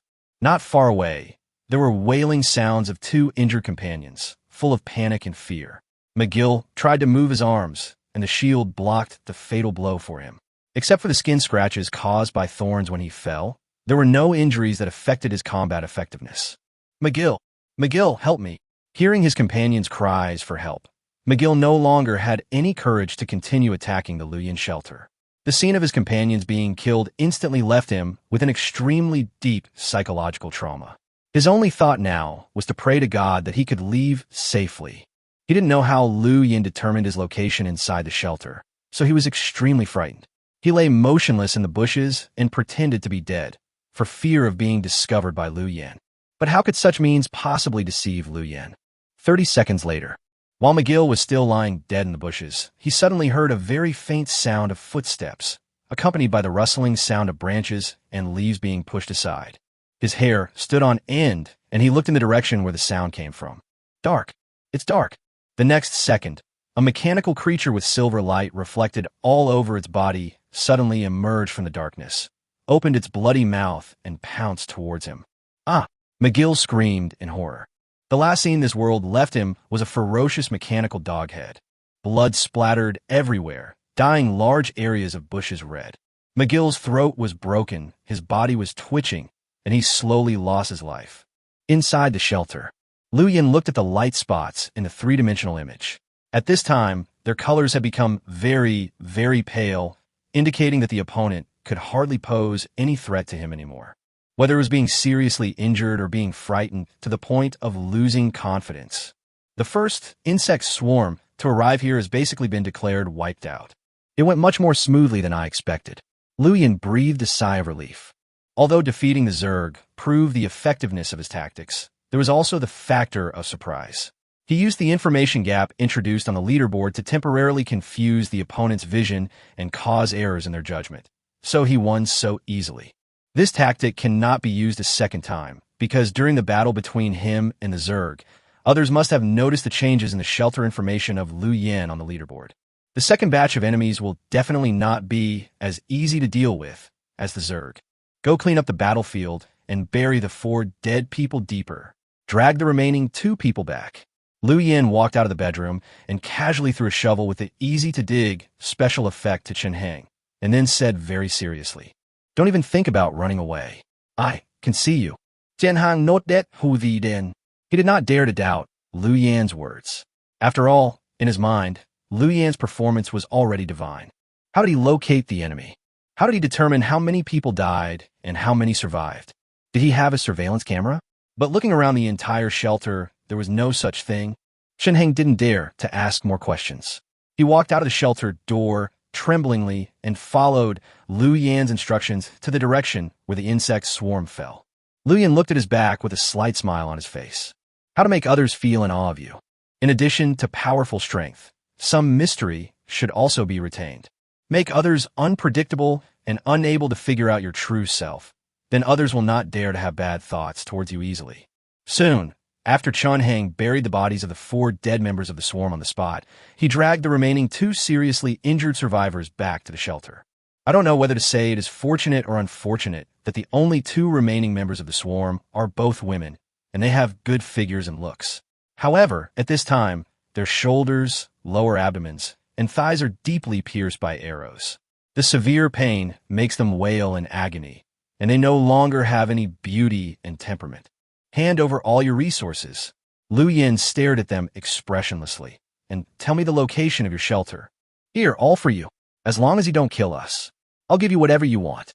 Faced with severe pain and the threat of death, the 2 female members were obviously frightened. They cooperated very well and handed over all the supplies on them, and told Lu Yen the location of their shelter. After getting what he wanted, Lu Yen walked towards the 2 men and slowly took out the flintlock pistol from his arms. Don't kill me. I can join your shelter. I can do the work. I am a master of engineering from an Ivy League university. I also have a 2nd-level athlete certificate, and I am proficient in musical instruments. I can help you a lot, and if you need me, I can even reproduce for you. I have good genes. Please don't kill me. Seeing Lu Yen walking towards her with an expressionless face, one of the short-haired beauties suddenly trembled all over and cried for mercy, trying her best to use all her advantages, hoping that Lu Yen would be pleased with her and spare her life. The other long-haired girl was even more straightforward. She endured the pain and unbuttoned her shirt and said in a trembling voice, "Lu Shan, as long as you let me go from now on, you will be my master, and I will unconditionally meet any of your orders." Lu Yen paused, raised his eyebrows, and laughed very strangely. "Any order? Are you sure?" The long-haired girl turned pale. She subconsciously thought that Lu Yen was a weirdo with perverted hobbies, but for the sake of survival, what did dignity and some physical torture matter? She took a deep breath and looked at Lu Yen with her big, pleading, tender eyes, while sticking out her tongue like a puppy. "Master, please command me. I will satisfy any need of yours." Seeing this, Chen Hang felt his breathing become rapid and his mouth became dry. Lu Yen laughed. The long-haired girl breathed a sigh of relief, thinking that she could finally survive this time. He slowly squatted in front of the long-haired girl, took a deep breath, and said, "Okay, since you are so sincere, I will give you an order now. I command you to calculate the last digit of pi. I order you to create a controlled nuclear fusion device. I order you to travel through time and space to stop the Qing army from entering the pass."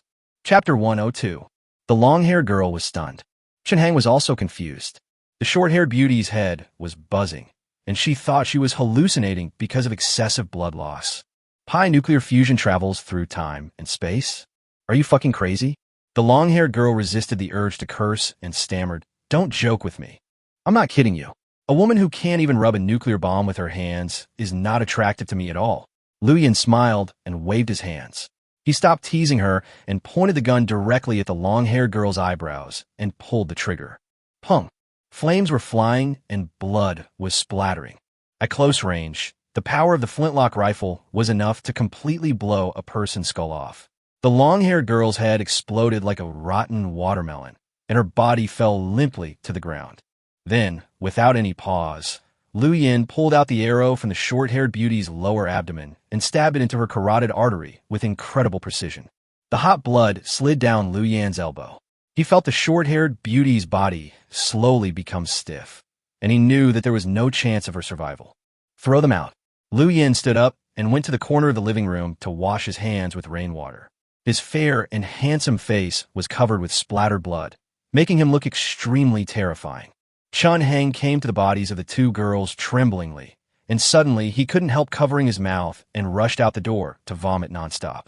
Although he had buried the bodies of the other 4 members of the Zerg just now, he did not witness the death process of those 4 people with his own eyes, and their deaths were not so tragic. At this moment, he watched Lu Yin kill 2 people without mercy, and the fear in his heart reached its peak in an instant. Those were 2 living people. They were alive 1 second and became corpses the next. Lu Yin looked expressionlessly at Chun Heng, who was lying at the door and vomiting, and said softly, "I'll only give you 5 minutes. Drag the body out and clean up the room." After killing 2 beautiful girls, Lu Yin did not feel any negative emotions at his heart. No fear, no regret, only the relief of clearing the threat. Ever since he first killed the Black Brother trio, he knew that if he wanted to survive long in this wilderness, he had to be ruthless and show no mercy. Whether it is a man or a woman, as long as they stand on the opposite side of you, they are your enemies. Women have no privileges in this wilderness. Anyone who is an enemy must die. 10:57 p.m. Wilderness time. Contrary to their usual practice, many players did not go to sleep, but instead had heated discussions in the World Channel, discussing whether they could hold out until tomorrow morning after the location of Lu Yan's shelter was leaked. In many discussions, almost no one was optimistic about Lu Yan. After all, the forces besieging him were all on the list, and there were 4 of them. Some people even opened a betting pool, betting on which of the 4 forces would eventually be able to kill Lu Yan. I am destined to be sleepless tonight. But at this moment, an announcement message from the official game appeared in the World Channel. System message: all members of the original 8th-ranked Insect Swarm have died, and the faction name has been cancelled. The original 9th-ranked faction, Heaven, will take its place. This game announcement passed through the World Channel and soon triggered a frenzy. Chapter 103 announcement. System message: since the members of the Insect Swarm force have been completely wiped out, the original 9th-ranked Heaven will take over. System message: the ranking of the kill list has changed. Player Lu Yin will replace player McKiss and become the 7th on the kill list. The ranking of players who were originally ranked 7th on the kill list will drop 1 place. Kill list number 7. Lu Yin. Battle record: killed 9 players, including 1 high-level player. Killed 1 mutant. Killed 1 monster in the secret ruins. Killed 1 boss in the secret ruins. Killed 2 pig-headed men. Killed coyotes. In the World Channel, the game announcement in scarlet font was extremely eye-catching, attracting everyone's attention. What the hell? The Zerg Swarm was completely wiped out? This should be the first team in the top 10 to be wiped out, right? I remember them. They were one of the 4 forces that obtained the information about Lu Yin's shelter at the trading ground. The Zerg was wiped out. Lu Yin ranked 7th on the kill list. Does that mean Lu Yin wiped them out alone? I can't accept it. You guys should take a look at the introduction of Lu Yan's current shelter. His shelter is already equipped with remote-controlled firepower. I've long said that a leaderboard leader won't be taken down so easily. This is outrageous. The game's successive announcements allowed players to easily infer what had happened in the hunt for Lu Yin. When no one was optimistic about Lu Yin, he had already completed a gorgeous counterattack and wiped out the entire team. The name Zerg has completely disappeared from this wilderness. Lu Yin is still quite capable. Now it all depends on the performance of the remaining 3 forces. Who can kill him? Maybe no one can be killed, and the biggest winner tonight might be Lu Yin. Haha, the person above. You are praising Lu Yin too much. Although he wiped out the Zerg is the weakest among the 4 forces that received the information about the shelter tonight. He just won by chance once, which does not mean that the goddess of luck will always be on his side. My opinion is that Lu Yin will not live until tomorrow morning. I think the 2nd-ranked warrior team has a high chance of taking down Lu Yin. Although this team has a small number of people, their overall combat power is the most balanced. Almost every member is a fierce warrior who is on the kill list. Apart from the Wilderness Hunter team, I can't think of anyone in the wilderness who can beat them. In fact, the Poison Stinger Combat Company, ranked 5th on the power list, has a greater advantage. You have to know that attacking a shelter is not a head-on confrontation. Lu Yin will not go on stage with the warrior squad, so personal strength is not that important. There are members in the Poison Stinger Combat Company who are proficient in blasting, and they may play a miraculous role in the battle. No, I am more optimistic about the 6th-ranked West Coast Alliance. The players were arguing fiercely in the World Channel. As they said, among the 4 forces attacking Lu Yin's shelter tonight, the Zerg was the weakest. Although Lu Yin killed them, most players did not believe that Lu Yin could continue to create miracles. Due to geographical reasons, the remaining 3 forces may not have arrived near Lu Yin yet. Once they reach their destination, within an hour, the system may issue an announcement similar to the one just now.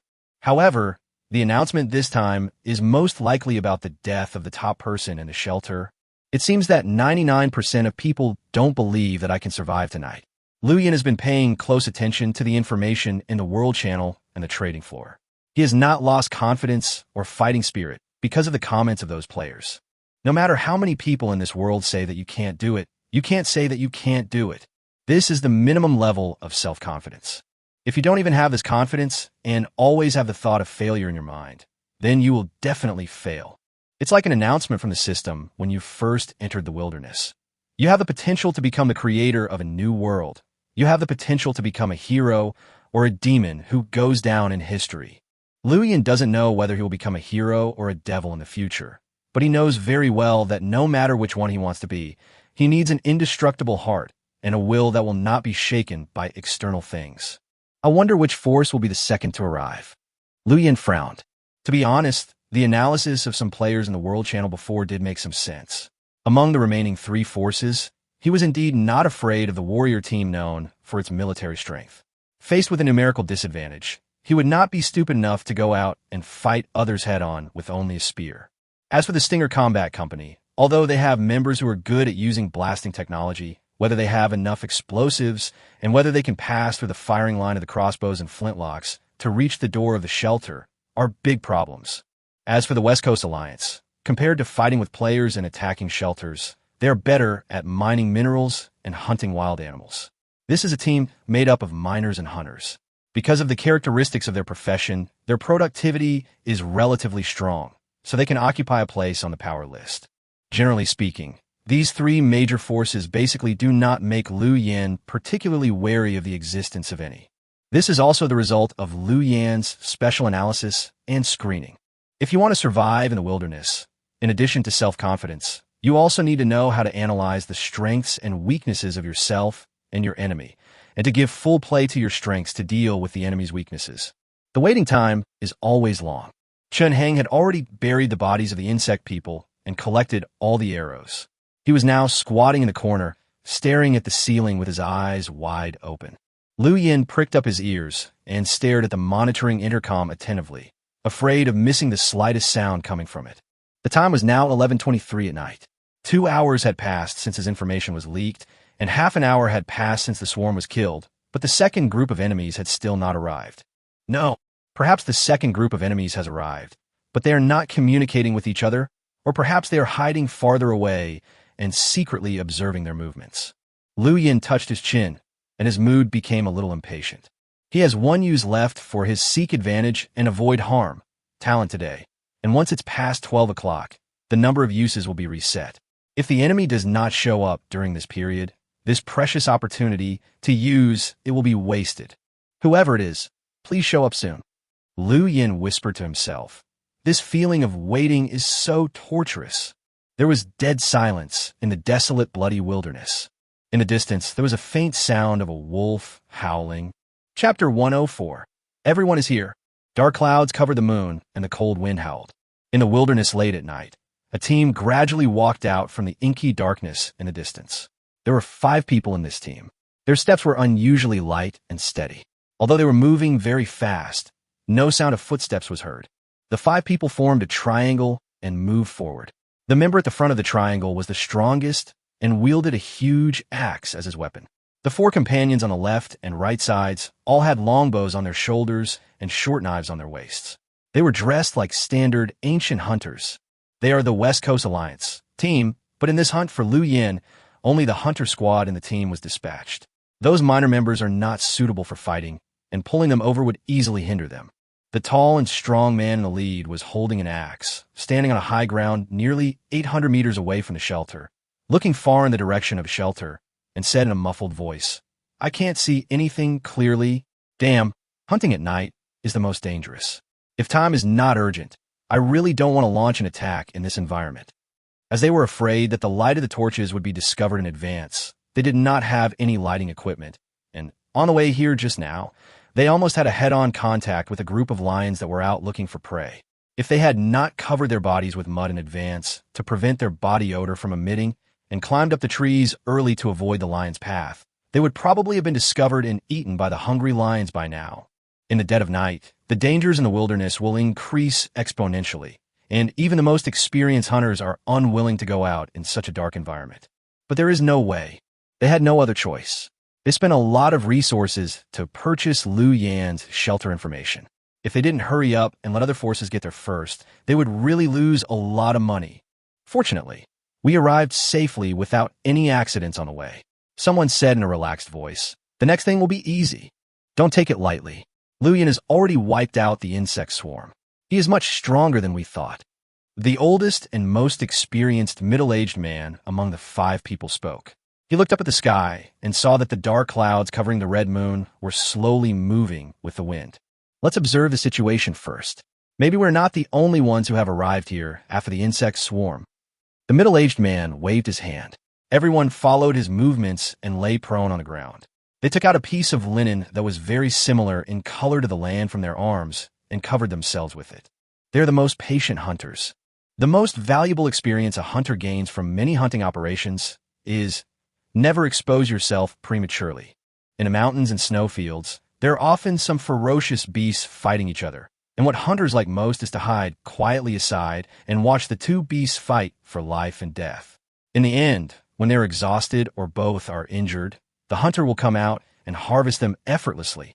They had the same idea at this time. They wanted to lie in ambush, quietly waiting for the other 2 forces to arrive and engage in a round-robin battle with Lu Yan.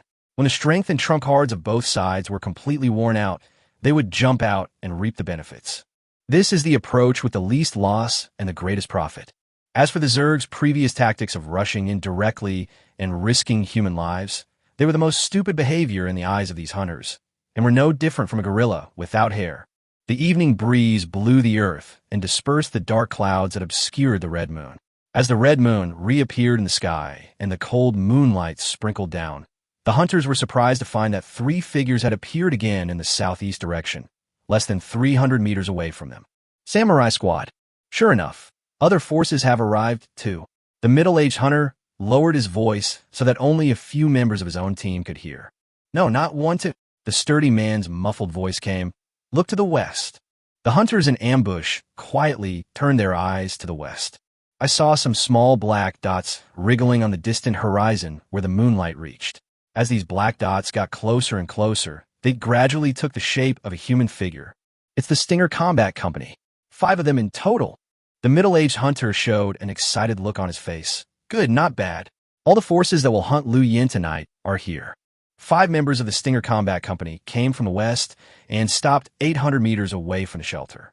With the help of moonlight, they and the 3 members of the warrior squad discovered each other. Both sides stopped and had a brief standoff. My grandfather once told me that if you want to get the best prey in a forest, the first thing you need to deal with is not the prey itself, but your competitors who have the same goal as you. The middle-aged hunter muttered to himself, looking at the members of the warrior team and the Stinger Combat Company, with a smile on his face. "Look, they're going to fight soon." Inside the shelter, Lu Yan listened to the voice coming from the monitoring intercom with a very grim expression on his face. He hoped that the enemy would arrive earlier. Now the enemy has indeed arrived, but the number, is it a bit too much? The 3 major forces, the Warrior Squad, the Stinger Combat Company, and the West Coast Alliance, have all gathered outside the shelter. There are as many as 13 enemies. If they attack the shelter together, even with the existing firepower, it may be difficult to stop everyone. It seems like I was playing a little too much. Under the moonlight, the little wolf walked alone in the wilderness. Its voice had become hoarse, and its physical strength was almost at its limit. It can't hold on any longer. It was walking in a bush. Suddenly, it stopped and heard rustling footsteps in front of it. A huge shadow emerged from bushes. It was a black bear, and it was very hungry at this moment. It stared at the little wolf cub, saliva dripping from its teeth, and its eyes were full of greed and hunger. The wolf cub screamed, turned, and ran. The black bear roared, its roar shaking the forest, and it opened its bloody mouth and pounced forward. Chapter 105 Dispute. The time is now 11:52 p.m.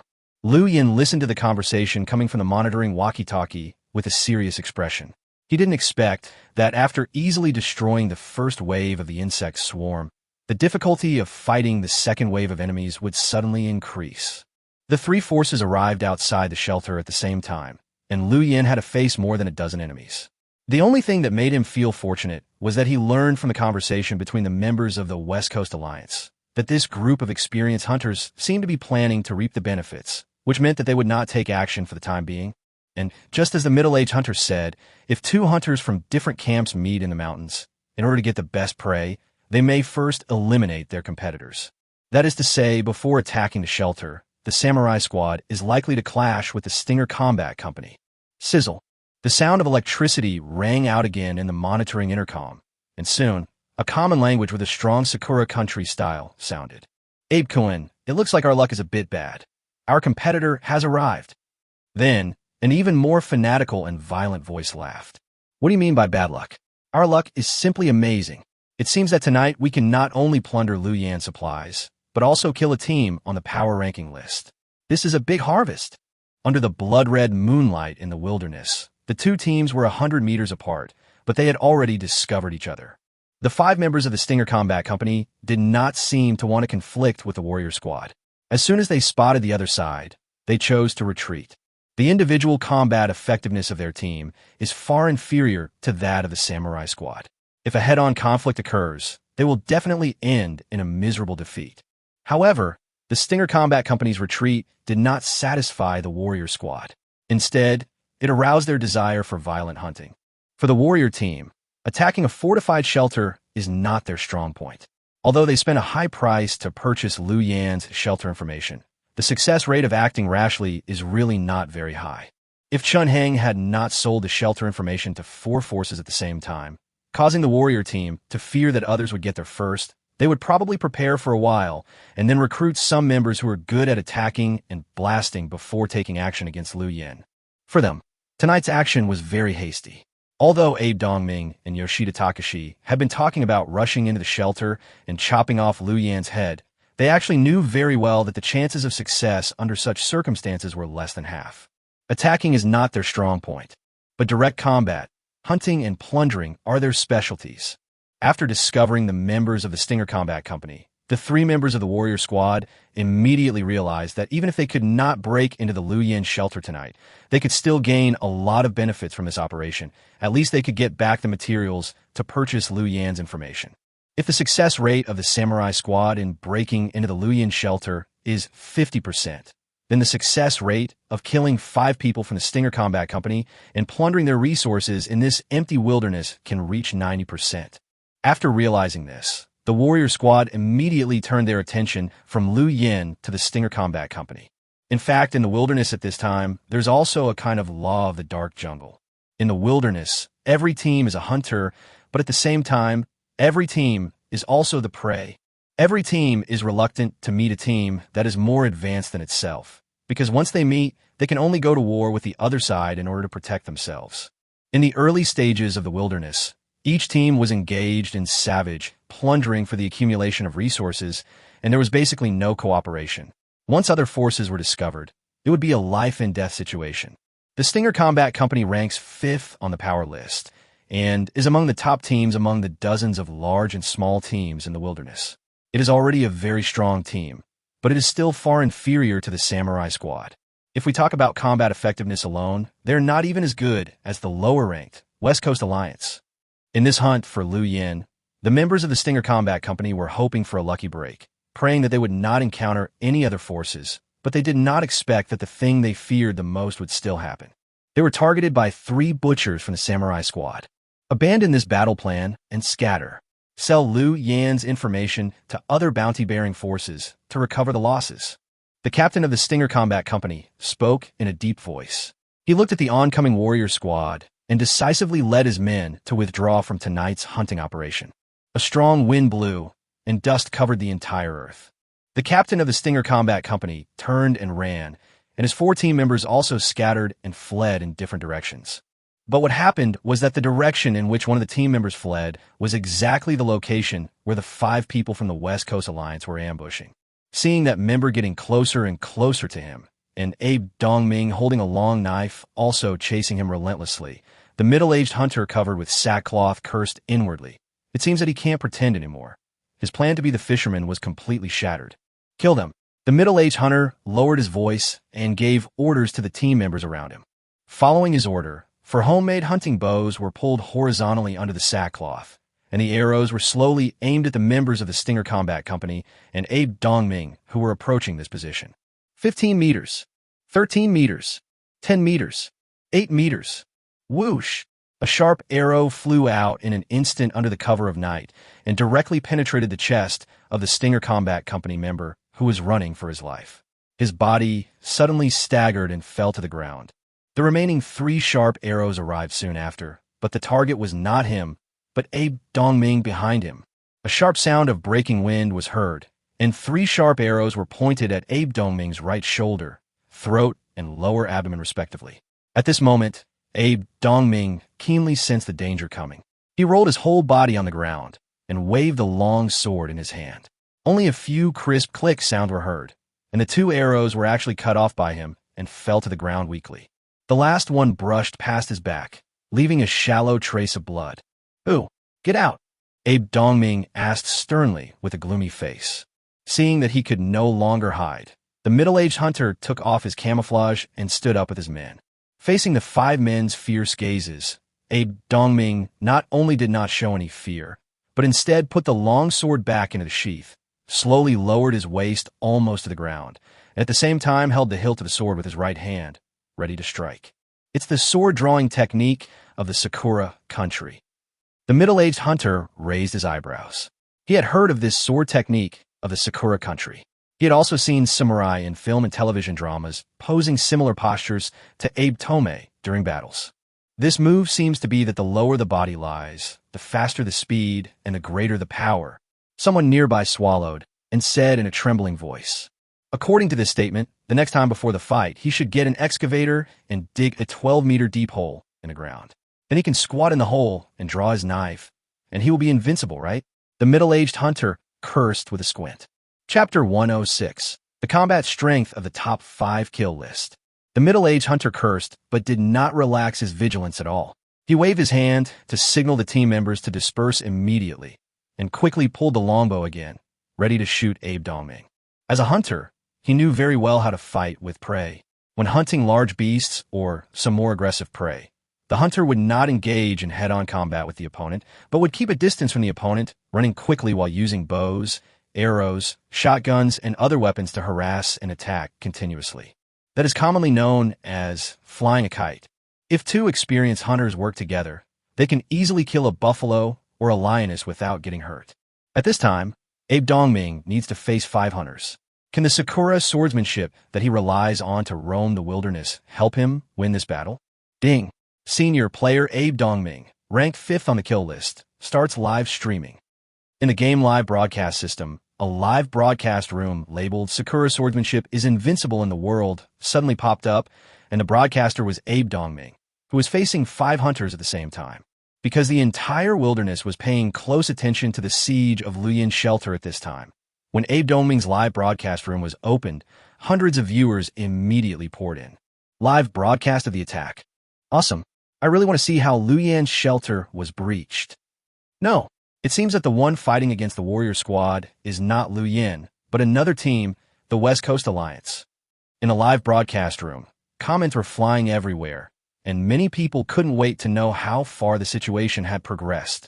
I am Abe Dongming, one of the 3 members of the samurai team. Tonight, I will use a hearty slaughter to prove to the whole world that only the swordsmanship of the Sakura Kingdom is the greatest and most powerful killing skill in the world. Abe Dongming's cold face appeared in the live broadcast room, his body still maintaining the posture before drawing the sword and slashing. His voice was extremely gloomy and arrogant. You will see a wonderful visual feast. Don't blink. Too fucking crazy. The middle-aged hunter frowned and cursed. Surrounded by 5 people, Abe Dongming was not panicked at all.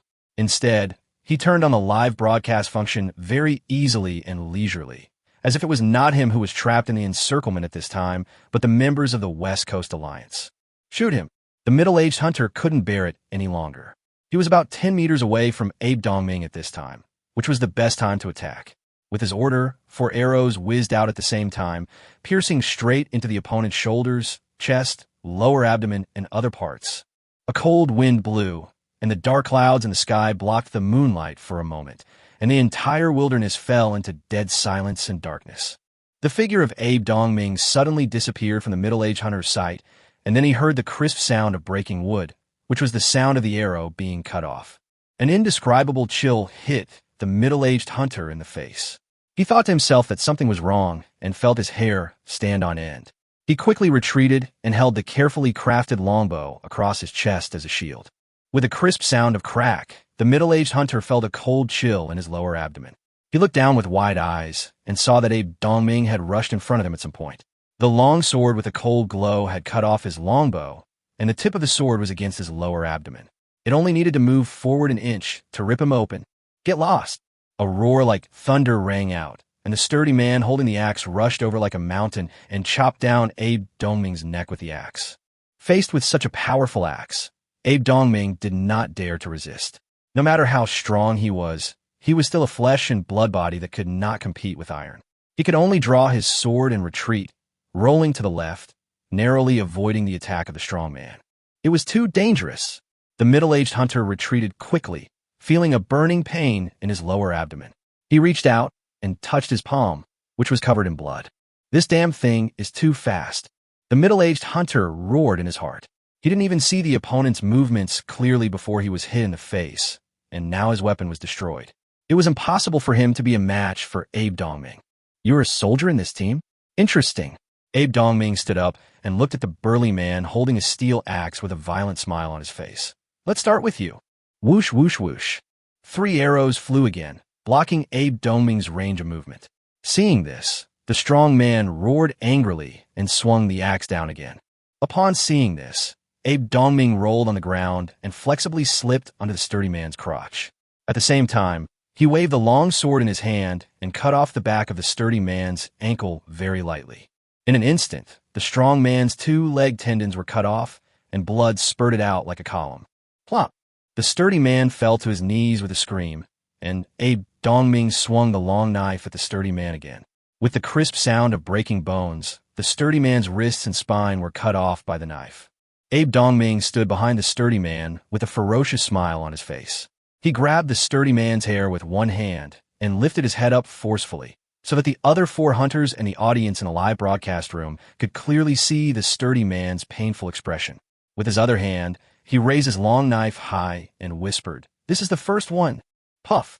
The long sword fell, and the strong man's head and body were separated. His expression was one of pain and disbelief. Until the moment before his death, he couldn't believe that he would be defeated so quickly. 3 seconds, just 3 seconds, and Abe Dongming killed the strongest member of the West Coast team with his overwhelming combat power. As the sturdy man's head fell to the ground, the entire live broadcast room exploded. Fuck, this is so fucking perverted. The members of the Samurai Squad are really ridiculously strong. Now you know that our Sakura country's martial arts are the strongest, right? Ha ha. In the live broadcast room, a large number of viewers were frightened by the fighting power displayed by Abe Dongming, and even Liu Yin frowned deeply. There are many hidden dragons and crouching tigers in the wilderness. Although he didn't want to admit it, judging from the current situation, if he left the shelter, his combat power would at best be considered upper middle class, and he would be completely unable to compete with these top players. This is just the 5th player on the kill list. If it's Yao Qi, who's number 1 on the kill list, how terrifying would his real combat power be? Liu Yin touched his chin, holding the short flintlock rifle tightly in his hand. At times like this, only this thing can give him enough sense of security. Inside a safe house, Lu Yuan, who had consumed a lot of brain cells but still couldn't find the location of Lu Yan's shelter, was helplessly sitting cross-legged at the door watching the live broadcast. When she saw the strong man's head being chopped off by Abe Dongming, she couldn't help but ask the tall young man behind her, Yao Qi, if you fight against Abe Dongming, what are your chances of winning? When Yao Qi heard this question, he was silent for a moment, then thought carefully and answered, June 4th. 60 to 40? This guy is really ridiculously strong. Lu Yuan sighed. Yao Qi shook his head and said calmly, I said 64, not 64 to 64. It's 6 seconds, kill him 4 times. Chapter 107 Design Drawing. The fighting outside the shelter is still going on. When the strong man in the West Coast Alliance was killed, the remaining 4 members quickly scattered in all directions, constantly pulling and shooting with their hunting bows, while the middle-aged hunter who had lost his weapon took out a long rope with a lasso from his waist. This is a weapon similar to a lasso. Once it is wrapped around the target's neck, ankles, and other parts, it can be quickly tightened to restrict the target's movements. Whoosh, whoosh, whoosh. Arrows were flying, and middle-aged hunters were waving long ropes in their hands. They put their full energy into facing Abe Dongming.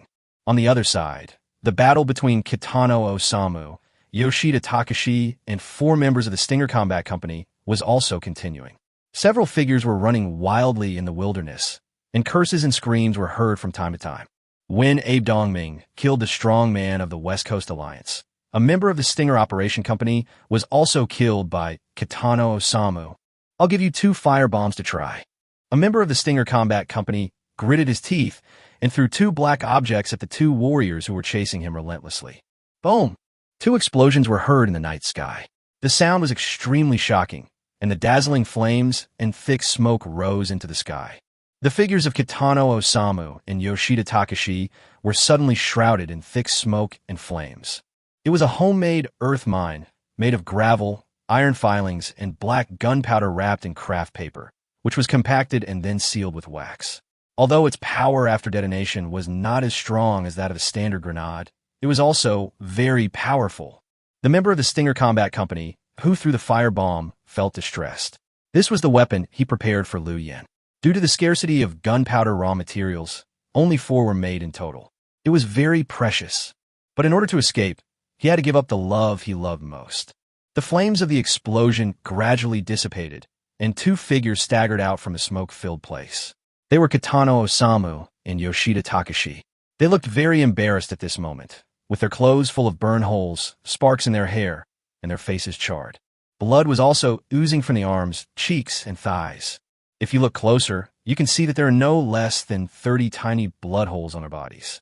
Those are the marks left on their bodies by the explosion of iron filings and stones mixed in the firebombs. You son of a bitch bastard. Kitano Osamu was shaking with pain. He stabbed the tip of a dagger into the bloody hole on his arm, and with a little force, he dug out a prismatic iron filing. Because they were homemade landmines, their explosive power and gunpowder purity were relatively inferior, so the iron filings were unable to penetrate the bodies of Kitano Osamu and Yoshida Takashi. Instead, they were stuck 1 or 2 centimeters deep in their flesh and blood and were not fatal. Although the 2 landmines failed to kill the 2 members of the warrior team, severe pain and heavy blood loss were inevitable. The fighting effectiveness of Kitano Osamu and Yoshida Takashi has been greatly weakened. After seeing this scene, the remaining 3 members of the Stinger Combat Company who were running for their lives gradually stopped, and the expressions on their faces gradually changed from panic to ferocious, and they began to surround the 2 of them. Abe Dongming wielded the long knife in his hand tightly, and in just 30 seconds, he killed another hunter. Just as he grabbed the 3rd hunter and twisted his arm and was about to pierce his chest with a knife, he suddenly heard the sound of a rope breaking through the air. He then felt his ankle tighten, and then an irresistible force pulled him down and dragged him backwards. Not good. My feet are tied up with a lasso. Abe Dongming's brain reacted very quickly. Before falling to the ground, he grabbed the 3rd hunter's thigh and pulled him down. At the same time, he put a long knife on the man's neck and refused to let go no matter how the rope dragged him. Crack! Let go! Let go! Kill you! A middle-aged hunter's roar came from the side. Abe Dongming looked in the direction of the sound and saw that the middle-aged hunter was holding the long rope tightly in his hand. Beside him, the last hunter of the West Coast Alliance had already pulled the bow to its full length, with an arrow aimed at Abe's chest, ready to shoot. Shoot! Do you dare shoot? If you let go of the bowstring, I will chop off his head. Abe Dongming covered the hunter with a broken arm with his body in an extremely brutal and violent manner, with a sinister smile on his face. The middle-aged hunter's eyebrows twitched wildly as he stared at Abe Dongming, who had an arrogant expression. He wanted to order the hunter next to him to shoot Abe Dongming directly, but he knew very well that the other party would not do it because the hunter who was held hostage and the team member standing next to him were biological brothers. The situation suddenly came to a stalemate. On the other side, facing the three people from the Stinger Combat Company who were slowly surrounding him, Kitano Osamu, who was covered in blood, changed his previous violent and unruly attitude and said with a smile, "I have a suggestion. How about we stop fighting now? The situation in the wilderness has changed." Kitano Osamu and Yoshida Takashi were injured and did not want to continue fighting against the Stinger Combat Company. Abe is also in trouble and has reached a stalemate with members of the West Coast Alliance. Ceasefire? You killed our people, and now you want to cease fire. The leader of the Stinger Combat Company gritted his teeth and said, "Are you scared?" Kitano Osamu laughed. "Yes, we are indeed injured now, but it doesn't mean we can't kill you. We just don't want others to take advantage of us. If we really fight to the death, the final result will definitely be that we are seriously injured and you are wiped out." The leader of the Stinger Combat Company had a blank expression on his face. Although he didn't want to admit it, Kitano Osamu still had the strength to fight. If you fight back desperately, you won't feel good either. We all came here for profit. I killed your members. You also severely damaged us. If we continue fighting, it will not benefit anyone. Don't forget why we came here. Kitano Osamu pointed in the direction of the shelter and said, "If we die together, Liu Yin will probably wake up laughing in his dreams." The leader of the Stinger Combat Company frowned. "Let's first break into the shelter and share Liu Yan supplies. As for our grudges, there will always be a time to settle them, right?" Kitano Osamu is not only an excellent fighter, but also a person who knows how to understand other people's psychology very well. He knew very well that the Stinger Company did not dare to fight him head-on now, because the damage caused by those two landmines was limited. Everyone who appeared in the wilderness today came for the same goal. Although they all wanted to drive each other away, I believe no one is willing to die together with other forces. The reason why the samurai team attacked other forces at the beginning was because they had the strongest combat power. They believed that they had the power to rule everything.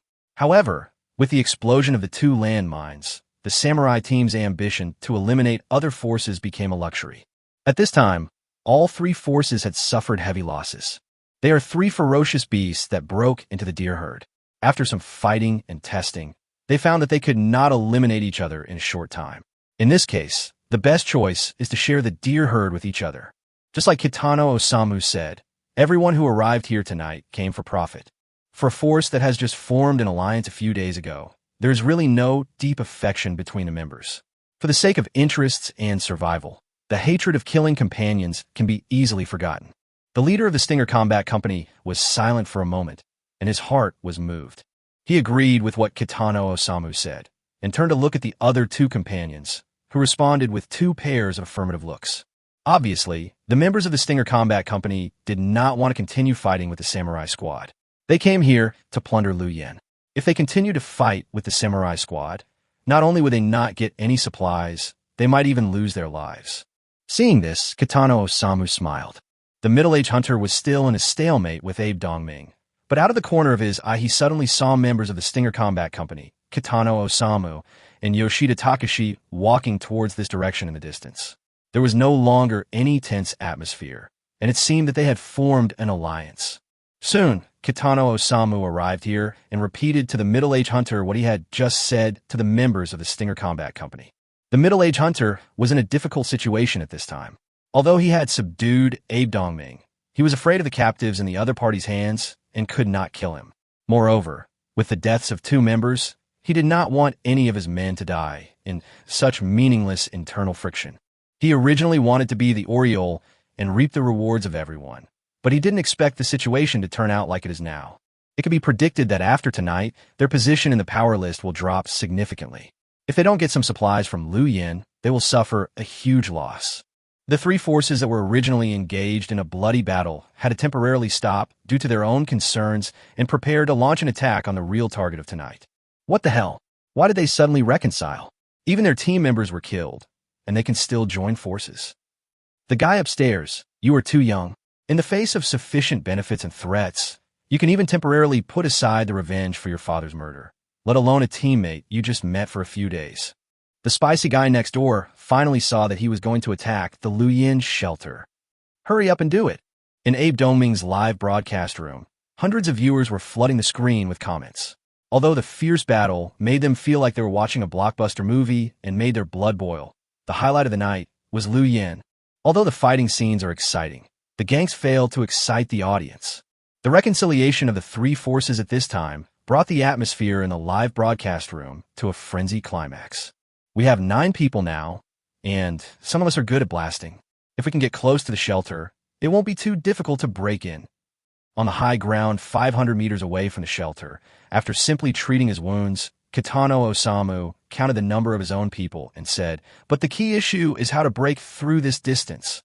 According to the information on the rankings, the Luyin shelter has powerful self-defense firepower. I guess the Zer died under this firepower.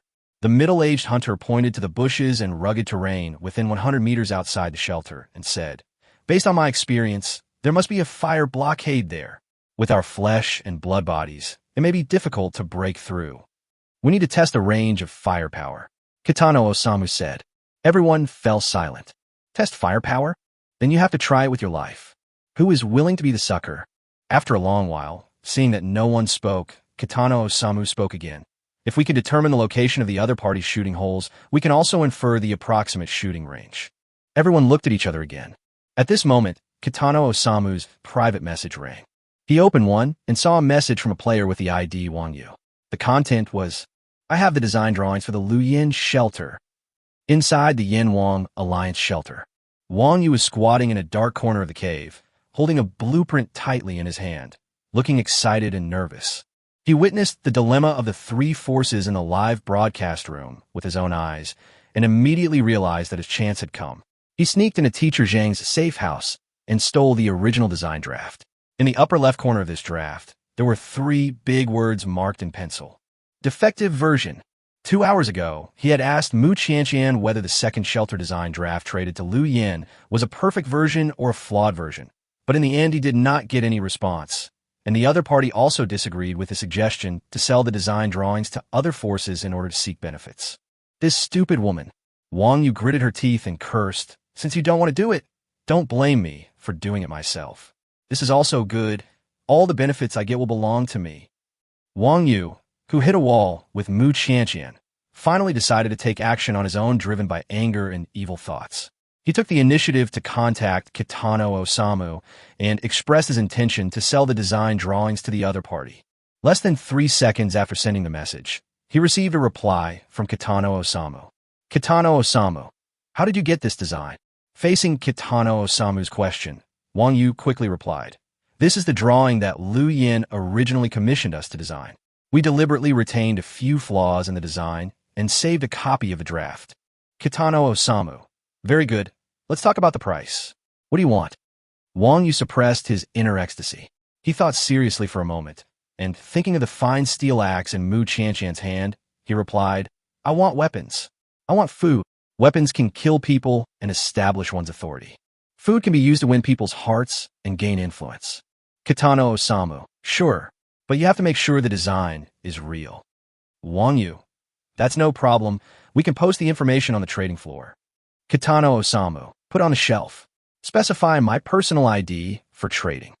After agreeing on the price with Kitano Takashi, Wang Yu directly posted the information of the design draft on the trading floor, marking it as shelter design drawings that Lu Yin commissioned us to design, and the deal with Lu Yin has been completed. Required items. Designated trader. In this transaction information, Wang Yu played a word game because he was not sure whether Mu Qianqian's second design drawing was a defective version, so he only wrote the words Lu Yin commissioned and Lu Yin completed the transaction in the product information and did not mark Lu Yin has been put into use. According to common people's thinking, no one can find the loophole without knowing that there are 2 copies of the design. This is also Wang Yu taking advantage of the information gap and playing a loophole in the trading market. There are two drawings that meet the requirements of Liu Yan's entrustment and complete a transaction. Both the defective version and the perfect version can meet this product information. But which version of the design that Liu Yan's shelter actually used, probably only Mu Qianqian herself knows. Less than 3 seconds after this product information was posted, it was immediately purchased by Kitano Osamu. As a pleasant prompt sounded, a large number of supplies instantly appeared in Wang Yu's inventory. The corners of his mouth curled up wildly, and he could no longer suppress the ecstasy in his heart. Whether this version of the design can help you capture Liu Yan's shelter depends on your luck. Wang Yu laughed loudly, and in the darkness, his laughter sounded like that of an evil ghost. Chapter 108, 2 Design Drawings. Ding! The live broadcast room of Sakura Country Sword Art is closed. After the temporary ceasefire, Abe Dongming stopped his live broadcast. After all, the next thing to do was to attack the shelter. Liu Yan was probably also watching the live broadcast and predicting their actions. This is a design drawing of the Liu Yan shelter. Kitano Osamu suddenly had a blueprint in his hand. He stared at the design structure on the blueprint for a long time, then slowly pointed to one of the positions and said, "According to the markings, the defective position of the shelter is here. This is a place that cannot be reached by firepower." Everyone looked in the direction Kitano Osamu pointed. The location marked on the blueprint was to the southeast of the shelter and was covered by rugged rocks. "Is this design reliable?" someone asked. "This was designed by someone else commissioned by Liu Yan, and the transaction has been completed. I believe Liu Yan will not spend money on a useless thing," Kitano Osamu said with certainty. The high-quality steel axe that Liu Yan sold in the trading market caused quite a stir before. The item he needed at that time was a design drawing. This matter is almost known to everyone. Since this design drawing is the one that Liu Yan traded, there will basically be no problem with its authenticity. Even if this design drawing is real, how can you be sure that Liu Yan's shelter has been constructed according to this design drawing? After all, the transaction was just completed today. Is he capable of completing the renovation of the shelter in such a short time? The middle-aged hunter asked again. Kitano Osamu smiled upon hearing this. He opened the shelter rankings and said softly, "We are all forces that have put a bounty on Liu Yan. I believe we have been paying close attention to his shelter information. Before today, his shelter score was only 210 points, and there were no partitions or power systems at all. But at noon today, his shelter score suddenly skyrocketed. From this point, I can be sure that Liu Yan has some method to quickly upgrade the shelter. After getting the design drawings, there's no need for him to do the renovation bit by bit like we did. Instead, he can complete the reconstruction in a short time. In addition, the information about Liu Yan's shelter on the ranking list has a high overlap rate with the concepts in this design drawing. So I have reason to believe that Liu Yan has already completed the renovation of the shelter according to this design drawing. The defects marked on this drawing are the defects of his shelter at this time." After some reasoning, Kitano Osamu basically restored the truth. And most people agree with this view. "In that case, let's prepare for the attack. Who will take the lead?" asked the middle-aged hunter. Kitano Osamu took a deep breath and said, "Each team will send one person to lead the charge. If we are sure that this route is safe, then the rest of us will attack. How about that?"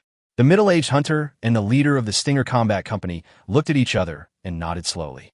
Inside the shelter, Liu Yan heard the conversation between the three forces clearly by monitoring the intercom.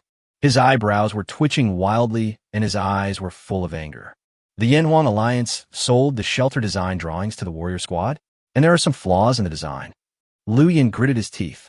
He quickly took out the previous design drawings and checked them carefully.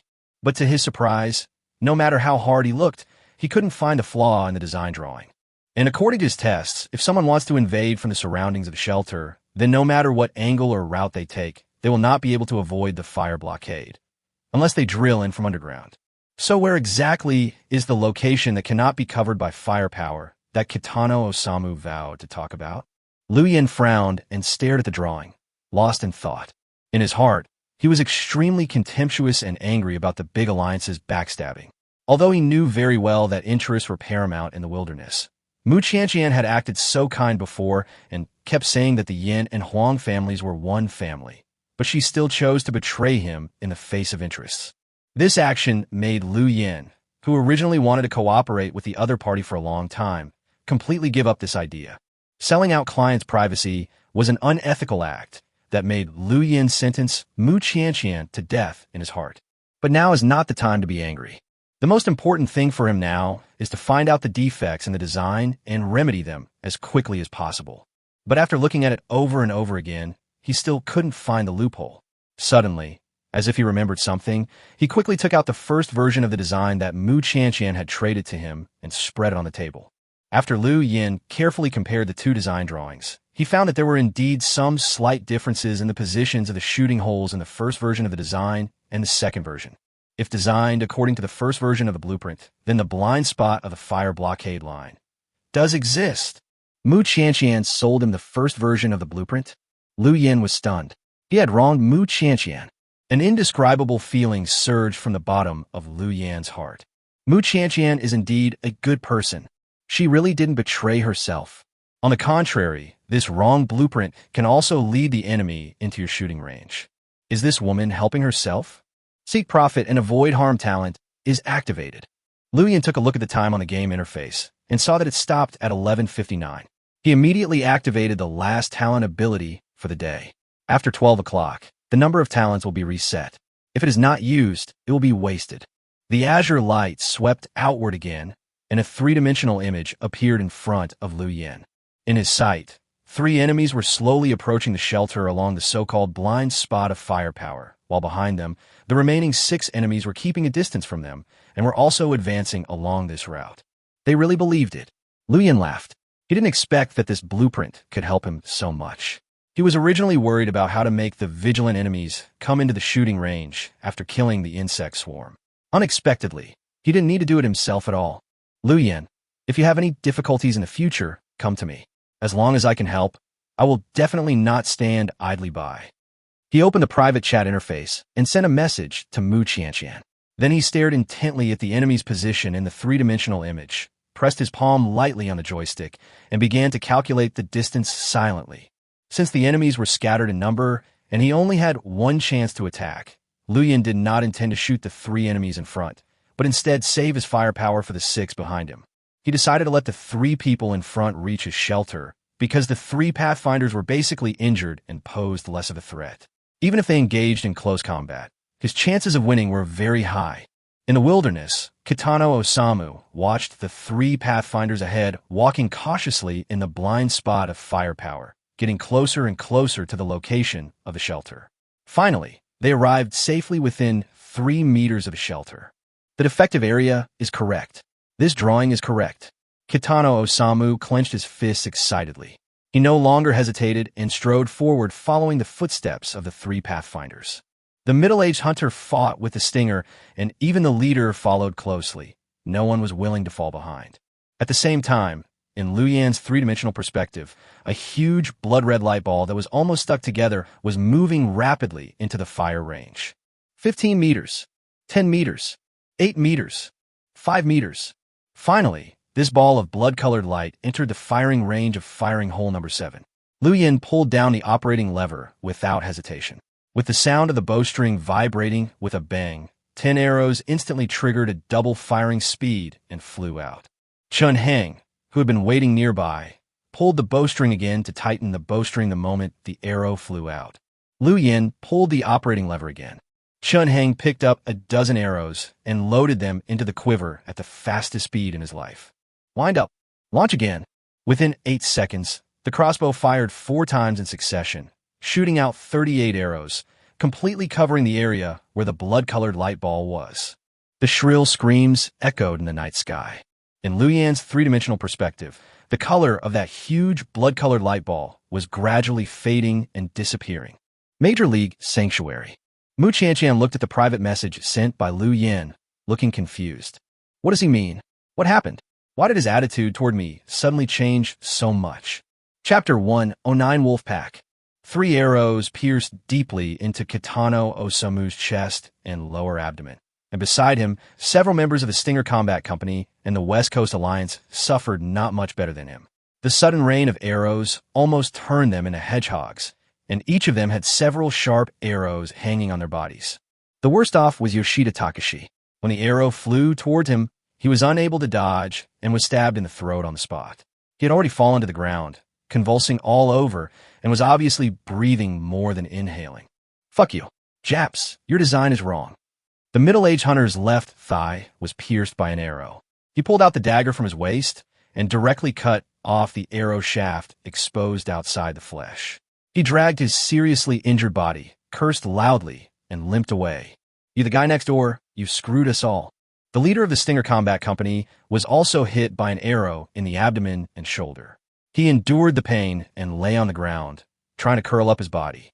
What the hell is this blind spot? Where did you get this blueprint? Of course, Kitano Osamu was the most angry person at this moment. He tore the design draft into pieces with his blood-stained hands and roared hysterically. Wang Yu, you shameless bastard. How dare you? How dare you lie to me? I swear if I survive today, I will use the rest of my life to hunt you down. With the help of Wang Yu's design drawing, Liu Yin easily reversed the situation. At this moment, except for Abe Dongming, a hunter and a demolition expert who had arrived at the shelter, all the rest were seriously injured, and Yoshida Takashi was killed on the spot. Ding! Congratulations on killing the high-level player Yoshida Takashi. The hero Halo registration has increased. LV3 Tyrant Aura. Increases all attributes of the host by 5%, weakens the courage and willpower of enemies within a 12-meter range. Inside the safe house, a reminder sound rang in Liu Yan's ears again. A force burst out from deep within his flesh and blood, making him unable to help but roar out in excitement. Great! So great! There was a ferocious light in Liu Yan's eyes. Every time his aura of a hero strengthened, the murderous and bloodthirsty urge in his heart became stronger. At this moment, he felt his blood boiling. Every inch of his muscle was jumping with excitement, and he even had the urge to rush out of the safe house and fight a life-and-death battle with the enemy. Chen Hang, keep reloading my ammunition. Liu Yin yelled, with a creepy smile on his face. I'm going to kill them all. Kill them all. Snap! Snap! The collision sound of loading arrows was heard in the safe house. But before Liu Yin pulled the shooting lever for the third time, an extremely loud explosion was heard outside the door, causing the entire safe house to shake. The horrifying sound waves penetrated into the safe house through the crack in the door, shocking Chun Heng so much that his face turned pale and he collapsed to the ground. They're starting to attack the goal. Liu Yin reacted immediately. The three people who had arrived at the shelter launched a desperate attack. At this time, Kitano Osamu and others could no longer pose a threat to him. The most urgent task was to kill Abe and others. After the explosion, a thick smoke floated in through the crack in the door. The smoke had an extremely pungent smell, and it made people feel nauseous and dizzy with just a sniff. Chun Heng, who already had a poor physical condition, turned pale in the face and squatted in the corner, vomiting violently. Poison gas.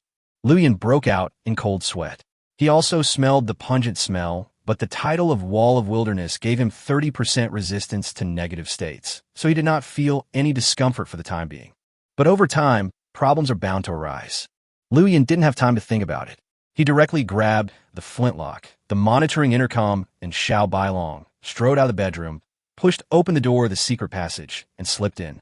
As for Chen Hang, Liu Yin could only let him wish for the best. Snap! Liu Yin gently pushed open the door of the secret passage in the grass. In the bloody moonlight, he saw Abe and the other two with their backs to him, attacking the door of the shelter frantically. The ranking list still has some conscience. At least it does not directly indicate the existence of the secret passage in the information. Liu Yin sighed. This secret passage is of great use, and it is the only fortification that is not displayed in the ranking information. He silently cocked the hammer of the flintlock and aimed at Abe's back. Among the remaining three, Abe poses the greatest threat. If we can get rid of him, we can basically declare victory. Liu Yin placed his finger lightly on the trigger and pressed it down very decisively. In the jungle, the little wolf cub is running for his life. The hungry black bear was chasing him relentlessly. The wolf cub was covered in mud and water droplets. It had just tried several times to use the terrain to get rid of the predator, but unfortunately, it was too small and too slow.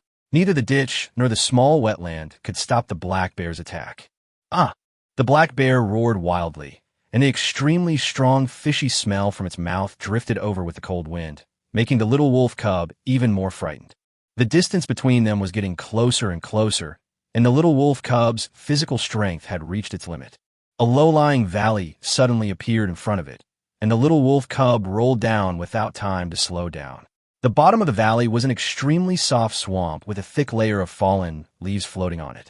The little wolf cub staggered to his feet and found that the ground under his feet was shaking violently with his movements. The black bear stopped when he saw this. He was well aware of the danger of the swamp. The fallen leaves could bear the weight of the wolf cub, but might not be able to bear its own weight. Once it fell into the swamp, it would be dead. It hesitated for a long time, staring at the little wolf cub, but finally couldn't resist the temptation of hunger and walked down step by step. The little wolf cub finally despaired. It has reached a point of no return.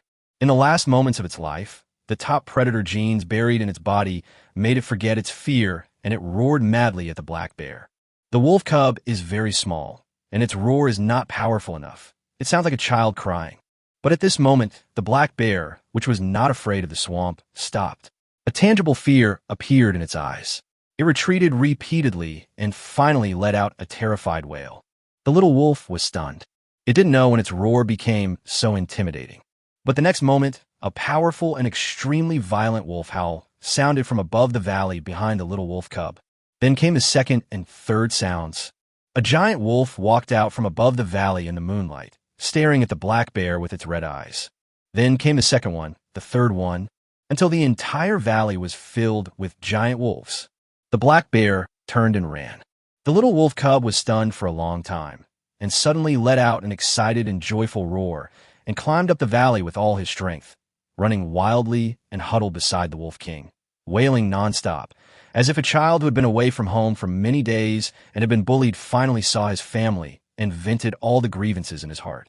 The largest wolf king stretched out his tongue to lick the little wolf cub's head, his eyes full of tenderness, love, and care. The father and son, who hadn't seen each other for a long time, were having an intimate conversation. After a moment, the little wolf cub suddenly seemed to remember something. It gently bit its father's ear, kept roaring, and ran in one direction alone. The wolf king was stunned for a moment. Its brain was full of doubts at this moment. The little wolf cub told it, "It's dangerous to have too much food every time. Who is Dong Dun Bao? How did your child survive during the time he was missing?" Chapter 110 ending. Lu Yin pointed the gun at Abe Dongming's back and pulled the trigger. Bang! An extremely explosive gunshot was heard, and a half-meter-long tongue of fire gushed out. The steel ball in the barrel instantly broke through the air under the powerful propulsion generated by the burning gunpowder, and a distance of more than 10 meters was reached in an instant, landing on the back of Abe Dongming with incredible precision. Got it. The corners of Lu Yan's mouth curled up slightly. However, before this arc could completely become a smile, something unexpected happened the next moment. The steel ball landed on Abe Dongming's back, but there was no dull sound of a bullet piercing flesh and blood. Instead, there was an extremely crisp and loud sound of iron colliding.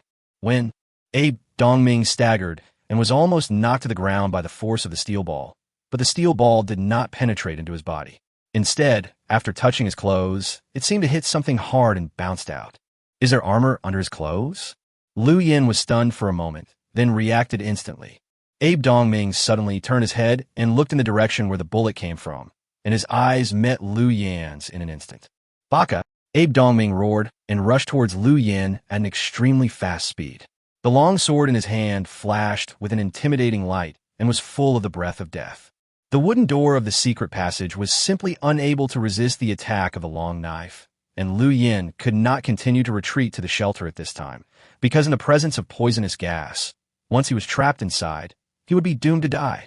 Without any hesitation, Lu Yin opened the wooden door and jumped out, taking out the excellent spear that he had used in the virtual world ruins from his backpack.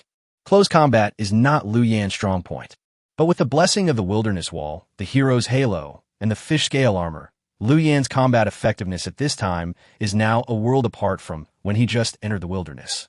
His basic attributes, such as strength and speed, are already 1.5 times that of an ordinary adult. Coupled with his excellent equipment, if he were to meet the three black brothers now, there would be no need for him to attack them from behind. He would be able to crush them even in a head-on fight. But up to now, Lu Yin has never fought with a real master. Facing Shinzo Abe, Lu Yin has confidence but no experience. The sharp blade light came towards him along with the cold wind. Lu Yin acted decisively, and the spear pierced straight into Abe Dongming's chest like a viper. In close combat, a spear has more advantages than a knife. Before Abe Dongming's knife landed on Liu Yan, the spear would have pierced his chest first. At the same time, the little white dragon and the beast guard also roared and rushed out, attacking the other two enemies who still had combat power, creating a 1-versus-1 opportunity for Liu Yan. Facing Liu Yan's fatal spear, Abe Dongming had no intention of exchanging injuries with him. He turned his blade to the left, pushing the spear aside. At the same time, his body rolled forward close to the ground like a ghost and slashed at Liu Yan's ankle again. This was the move he used to kill the burly hunter from the West Coast Alliance. It was extremely cruel and vicious. Liu Yan was quick-witted and quick-handed. He quickly turned the spear tip to the side of his feet, colliding with the blade and blocking the sinister knife. "You're quite capable." Abe Dongming stood up and sneered grimly, as if the continuous fighting made his blood boil and his body temperature soar. He tore off his shirt. Liu Yan narrowed his eyes and saw that Abe Dongming was wrapped in something like bandages. As Abe Dongming cut those bandages, a piece of steel plate tied to his back fell to the ground. No wonder the shot just now didn't go in. This steel plate is 2 centimeters thick and weighs 14 kilograms. It can protect me from sneak attacks from behind, but it also has a great impact on my speed. Abe Dongming put the steel plate into the inventory, changed to holding the knife with both hands, and looked at Liu Yan. "You can't block my second knife." Liu Yan had no expression on his face and said softly, "Let's give it a try." He silently activated the halo of a hero, and spiderweb-like blood-red lines that only Liu Yan could see quickly spread out within a range of 12 meters with him as the center. The position where Abe Dongming was standing was naturally also within this range. Although it was pitch black in the night, Liu Yan could see it very clearly. Lines of blood kept rising from the blood veins and drilling into the other person's body, just like a bunch of bloodthirsty snakes. At this moment, Abe Dongming suddenly felt a palpitation and uneasiness. He looked at Liu Yan standing in front of him, and the indomitable momentum in his heart seemed to be slowly weakening. He began to panic and felt insignificant, and Liu Yan's figure seemed to become much taller in his sight, giving people the illusion that he was invincible. "No, what kind of magic did you cast on me?" Abe Dongming's eyes widened. He was keenly aware of the changes in his body. For a samurai, courage in battle is even more important than fighting skills. If you don't have enough courage and your willpower is not strong enough, then the sword will not have that unstoppable speed and power. They will also become timid in battle.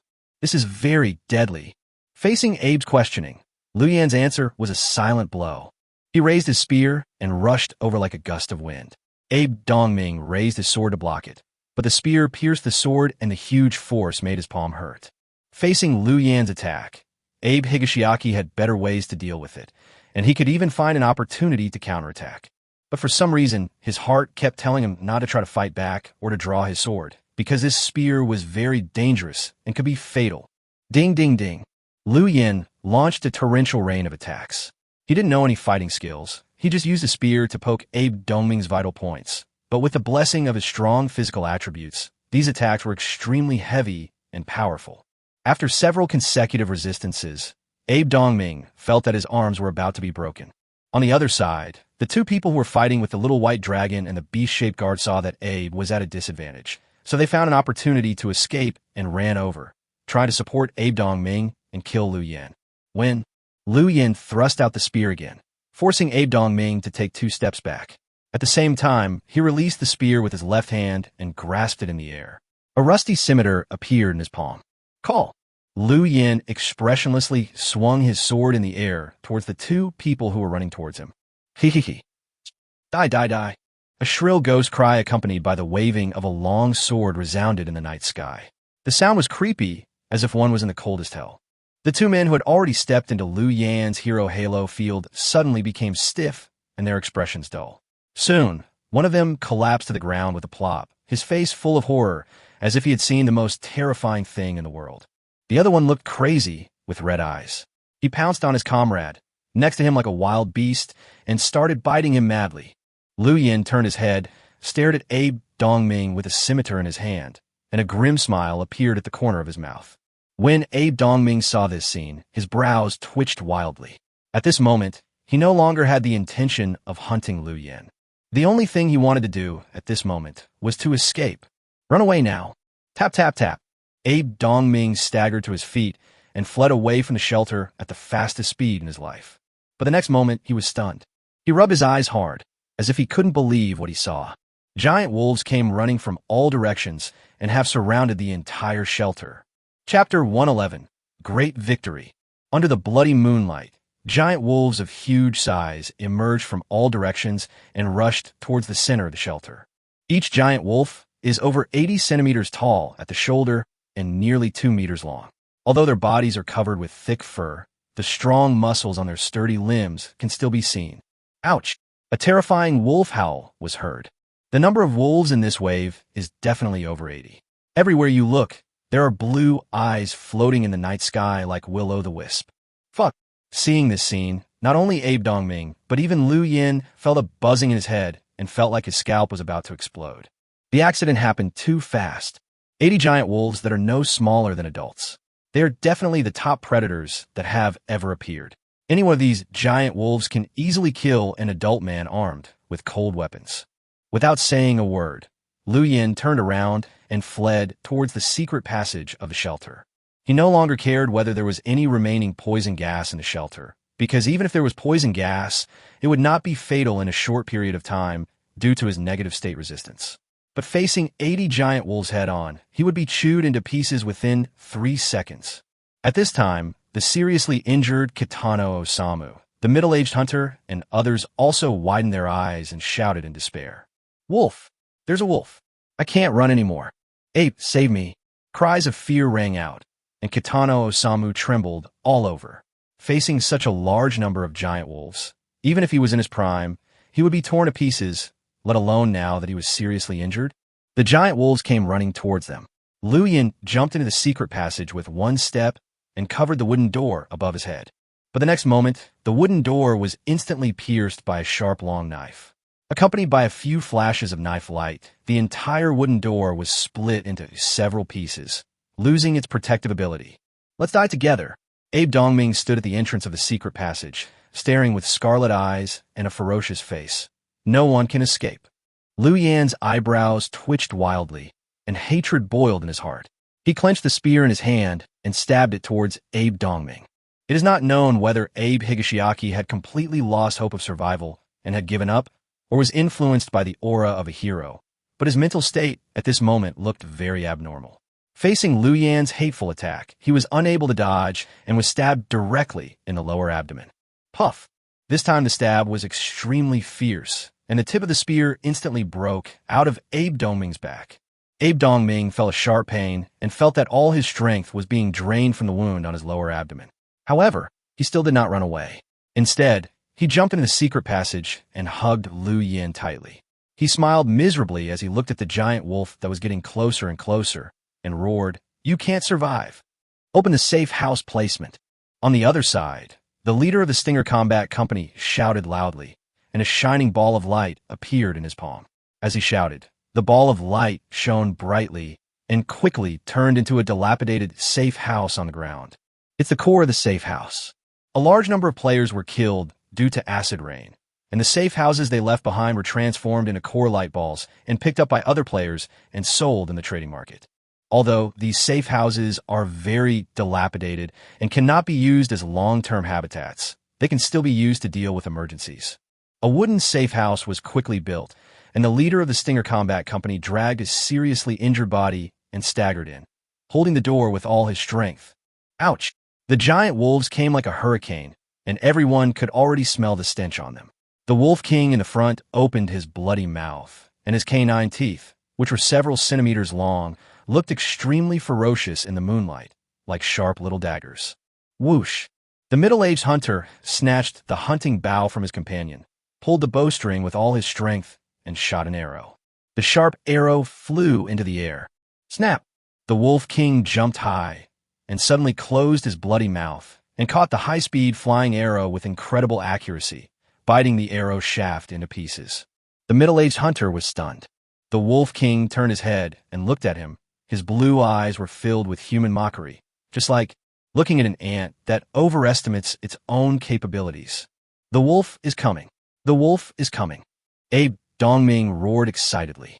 The wound on his lower abdomen was torn apart continuously, and he looked like a demon. Lu Yin, die with me. Bang! Bang! The space in the secret passage was extremely small. Lu Yin was held tightly by Abe Dongming and could not escape. He could only punch him on the ribs and lower abdomen.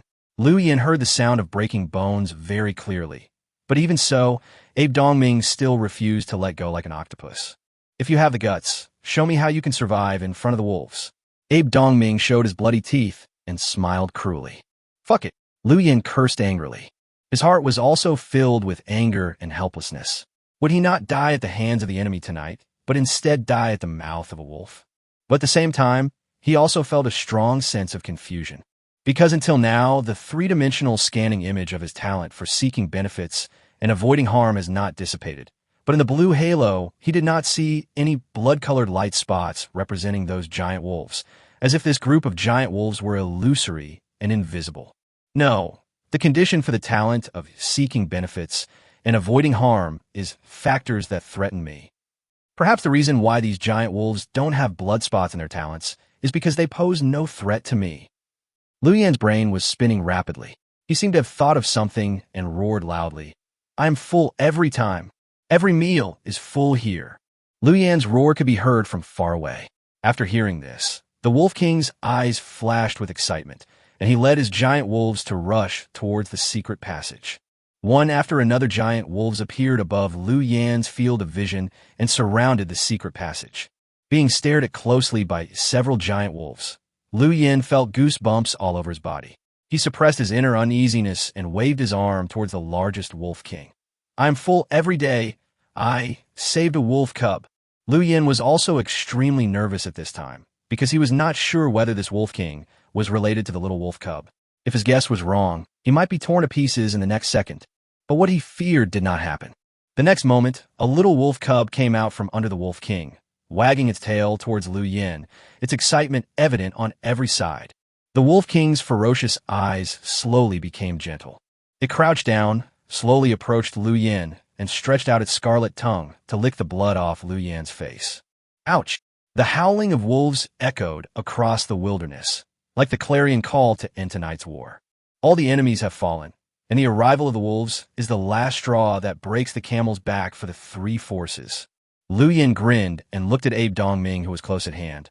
I'm so sorry. I can't die with you. If you have the guts, why don't you try to kill me in front of the wolves? Chapter 112. Killing and destroying the heart. Lu Yin never thought that the war tonight would end in this way. In fact, if the wolves had not arrived, although Lu Yin had already dealt a heavy blow to the other three forces, it would have been quite difficult to completely eliminate them. Apart from anything else, Abe Shinzo Abe alone is very difficult to deal with. He was not injured in the confrontation with Lu Yin. If he had been intent on escaping, it would have been difficult for Lu Yin to catch up with him and kill him. If you don't remove the roots of the grass, it will grow again in the spring breeze. Lu Yin once let Jin Jingxiu escape from his hands, which became a thorn in his heart. He had to be on guard against sneak attacks from the other party at all times. Woo woo! The Wolf King let out a low roar from his throat, as if asking Lu Yin who the enemy was. No, you don't need to do anything. Just talk. I'll do it myself. Lu Yin smiled. Among the remaining enemies, several were high-level players on the leaderboard. How could he give up this opportunity to enhance his aura as a hero? Lu Yin, I'm going to fight you. Seeing that his wish to drag Lu Yin to death together was dashed, Abe Dongming roared with a mad look and even opened his mouth to bite Lu Yan's neck. Bang! Lu Yin raised his left arm and punched Abe Dongming with an elbow. Blood gushed out his mouth and nose, and his teeth were broken. How does it feel to want to be a hunter, but end up being treated as prey? Lu Yin grabbed Abe Dongming by the collar, then lowered his voice and whispered in his ear, If I tell you now that I took the initiative to leak the location of my shelter, Chun Hang is one of my spokespersons. You spent a lot of resources to buy my position, only to come here and be killed by me. What do you think of this result? Lu Yan's voice rang very clearly in Abe Dongming's ears. He opened his eyes wide with disbelief on his face. No, this is impossible. Could it be that you have always been setting the pace and controlling us? Abe Dongming was shocked. He could not accept this fact. If the pain of being pierced by a spear and having his ribs broken by Lu Yin came from the body, then what Lu Yin said now was like a sharp blade on the spiritual level, ruthlessly cutting his self-esteem. You think you are powerful and can establish your own legend in the wilderness. But in fact, in my opinion, you're just a group of beasts blinded by greed. I will use a little trick, and you will have to die according to my will. Liu Yan took out a dagger from the inventory and waved it in front of Abe Dongming and smiled. Does it look familiar? Abe was stunned. He recognized the dagger. It was an item he had opened from a treasure chest. He had given it to Chun Hang tonight as a material to purchase information. The fact that it now appeared in Liu Yan's hands was enough to explain everything. Thank you so much for your supplies. When you were leaving your shelter in the cold wind and rushing on the road, I was sitting at home eating snacks. Liu Yan smiled brightly. Oh, and one more thing. If you hadn't helped me kill a few competitors, I'm afraid I wouldn't have one so easily tonight. Abe Tomoki's face turned blue and red. The physical injuries and the mental trauma caused him to completely collapse.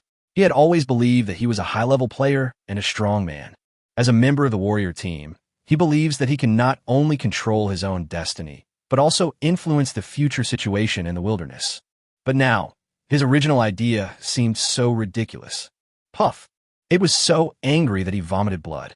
His breathing was extremely low, and he was breathing more than he was breathing in. Go to hell. Take my gratitude with you. After Liu Yan said these heart-piercing words, he decisively used the dagger to cut Abe Dongming's neck.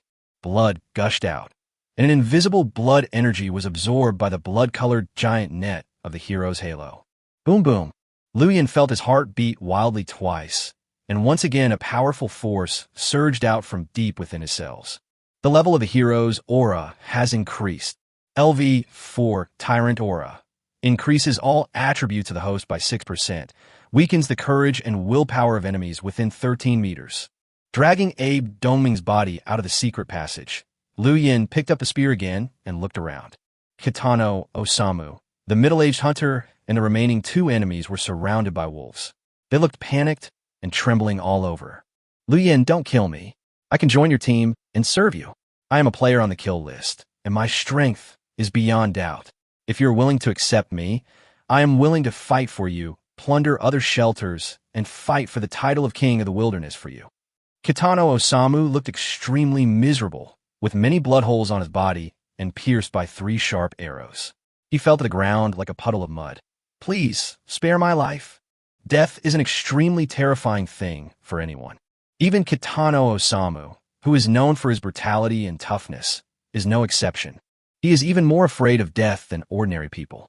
Because in the wilderness, he is a high-level player, he has a lot of resources, and can live more comfortably than 99% of people. So he is greedy for such a life. Puff! In the face of Kitano Osamu's pleading, Liu Yan did not show any weakness and directly raised the spear and stabbed it into his heart. You have killed a high-level player, the aura of a tyrant. Looking at Kitano Osamu's body falling limply in front of him, Liu Yan felt a little emotional. The warrior squad is definitely a powerful team. If nothing happened tonight, they would probably become the dominant force in the wilderness in the future. But that's what the cruel wilderness is like. No matter how outstanding a person you are, there is a possibility of dying young. Many people may think that the destruction of the samurai team was too trifling. A well-known and powerful team was easily wiped out without showing their due strength. But in fact, reality is not like in movies and TV shows. The death of those famous characters is often not grand and spectacular, but extremely absurd, ridiculous, and easy. For example, King Wu of Qin, Ing Deng, was tall and strong, and he was brave and warlike. Politically, he appointed a prime minister, expelled Zhang Yi, formed an alliance with Wei, and allied with Yu to control Chu. Militarily, he captured Yang, established Sanchuan, and put down the rebellion in Shu. In terms of economy, the borders were modified, land laws were revised, rivers were dredged, embankments and bridges were built. But such a man of great talent and strategy, who should have left a great name in history, broke his tibia and died on the spot while competing in a tripod lifting competition. Han Xian, the military genius, fought throughout his life, defeated Xiang Yu, helped Liu Bang establish the country, and was eventually crowned king and appointed prime minister, but was ultimately stabbed to death by a group of women with bamboo sticks. Even emperors and generals are like this, let alone a mere squad of warriors. Even Liu Yan did not dare to say that he would be able to achieve great success and shine in the wilderness in the future. Although he has a large amount of supplies and a sturdy shelter, it is possible that he will be hit by a club and killed by an unknown person while exploring a mountain forest in the future. Survival is not a fairy tale. Many times, cruel fate will not give you the opportunity to show yourself, but will bring death to you. Liu Yan had a blank expression on his face. He ignored the men's pleas and killed them one by one. When facing the leader of the Stinger Combat Company who hid in the safe house, Liu Yan's reaction was more direct. He took out a fire source and set it on fire. Liu Yan, I curse you. I will spread your information to the entire wilderness. I can't kill you, but in the future, someone will definitely take away everything from you. Ha ha ha. Amid the raging fire, the miserable wails of the leader of the Stinger Combat Company echoed throughout the wilderness and eventually vanished into nothingness. Prepare to count the harvest. At this point, all the enemies tonight have been killed. Liu Yan smiled and began to prepare for his favorite part. Clean up the battlefield and count the spoils. Chapter 113, The Wolf God's Horn. Heroic Halo LV7. Increases all attributes of the host by 9%, weakens the courage and willpower of enemies within 16 meters. You have reached the 3rd place in the kill list. A raging flame shot up into the sky. Liu Yan stood in front of the fire. His gains tonight were enormous. The first is the growth of the hero's aura. Among the enemies killed tonight, the 3 members of the warrior team are all high-level players on the leaderboard, plus the 2 leaders of the Stinger Combat Company and the West Coast Alliance. 5 lives raised Liu Yan's hero aura to level 7, and also pushed his ranking on the kill list to 3rd. Name, Liu Yan. Identity, senior player. Talent, seek benefits and avoid harm. Strength, 12, basic 8, wilderness wall 3, hero aura 1. Speed, 9, basic 5. The all-attribute increase effect of the Tyrant aura is indeed a bit abnormal. It is a direct multiplication and addition based on my personal database. In other words, the higher my basic data, the greater the gain effect. Liu Yan touched his chin and looked at the data changes in his personal information. My current basic strength is 8. Based on this, the additional strength increase effect of the LV7 Tyrant aura is about 1 point. Although its buff effect seems a bit weak now. What if my basic strength can reach 100, 1000, or even higher in the future? And the Tyrant aura doesn't show an upper limit. Does that mean it can be improved infinitely? Liu Yan touched his chin, a sly smile on his face. This simple and crude way of improvement is really irresistible. In the future, I may also become a demon that specializes in hunting down high-level players. At this moment, Liu Yan finally understood why the game gave the hint. Perhaps he will become a hero or demon who will go down in history when he first entered the wilderness. Under the dual settings of the hero's halo and the ranking list, even a good young man like Liu Yan began to tend to hunt his own kind to improve himself. In this situation, how many people can resist this temptation? The difference between a hero and a devil is just a thought. Perhaps in this wilderness, heroes won't even survive to the end. I'd rather be a notorious demon and take other people's lives to make myself live longer. Liu Yan clenched his fists. Here, in order to survive, even if you don't provoke others, others will actively hunt you down. After tonight's war, he finally realized that if he wanted to survive longer in this wilderness, he had to show his edge, be greedy, domineering, and use any means necessary. Boom! The safe house on the ground collapsed due to the raging fire and turned into a pile of ruins with a roar.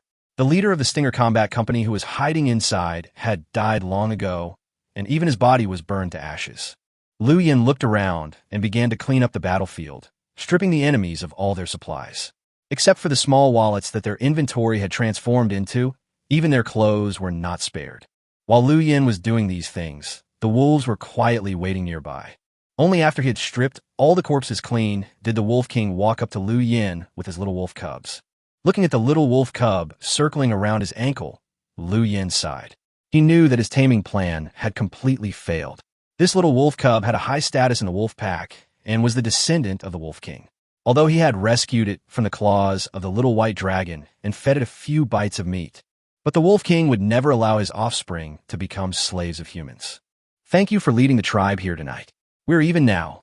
Liu Yan looked at the Wolf King squatting on the ground, whose height was almost as tall as a junior high school student.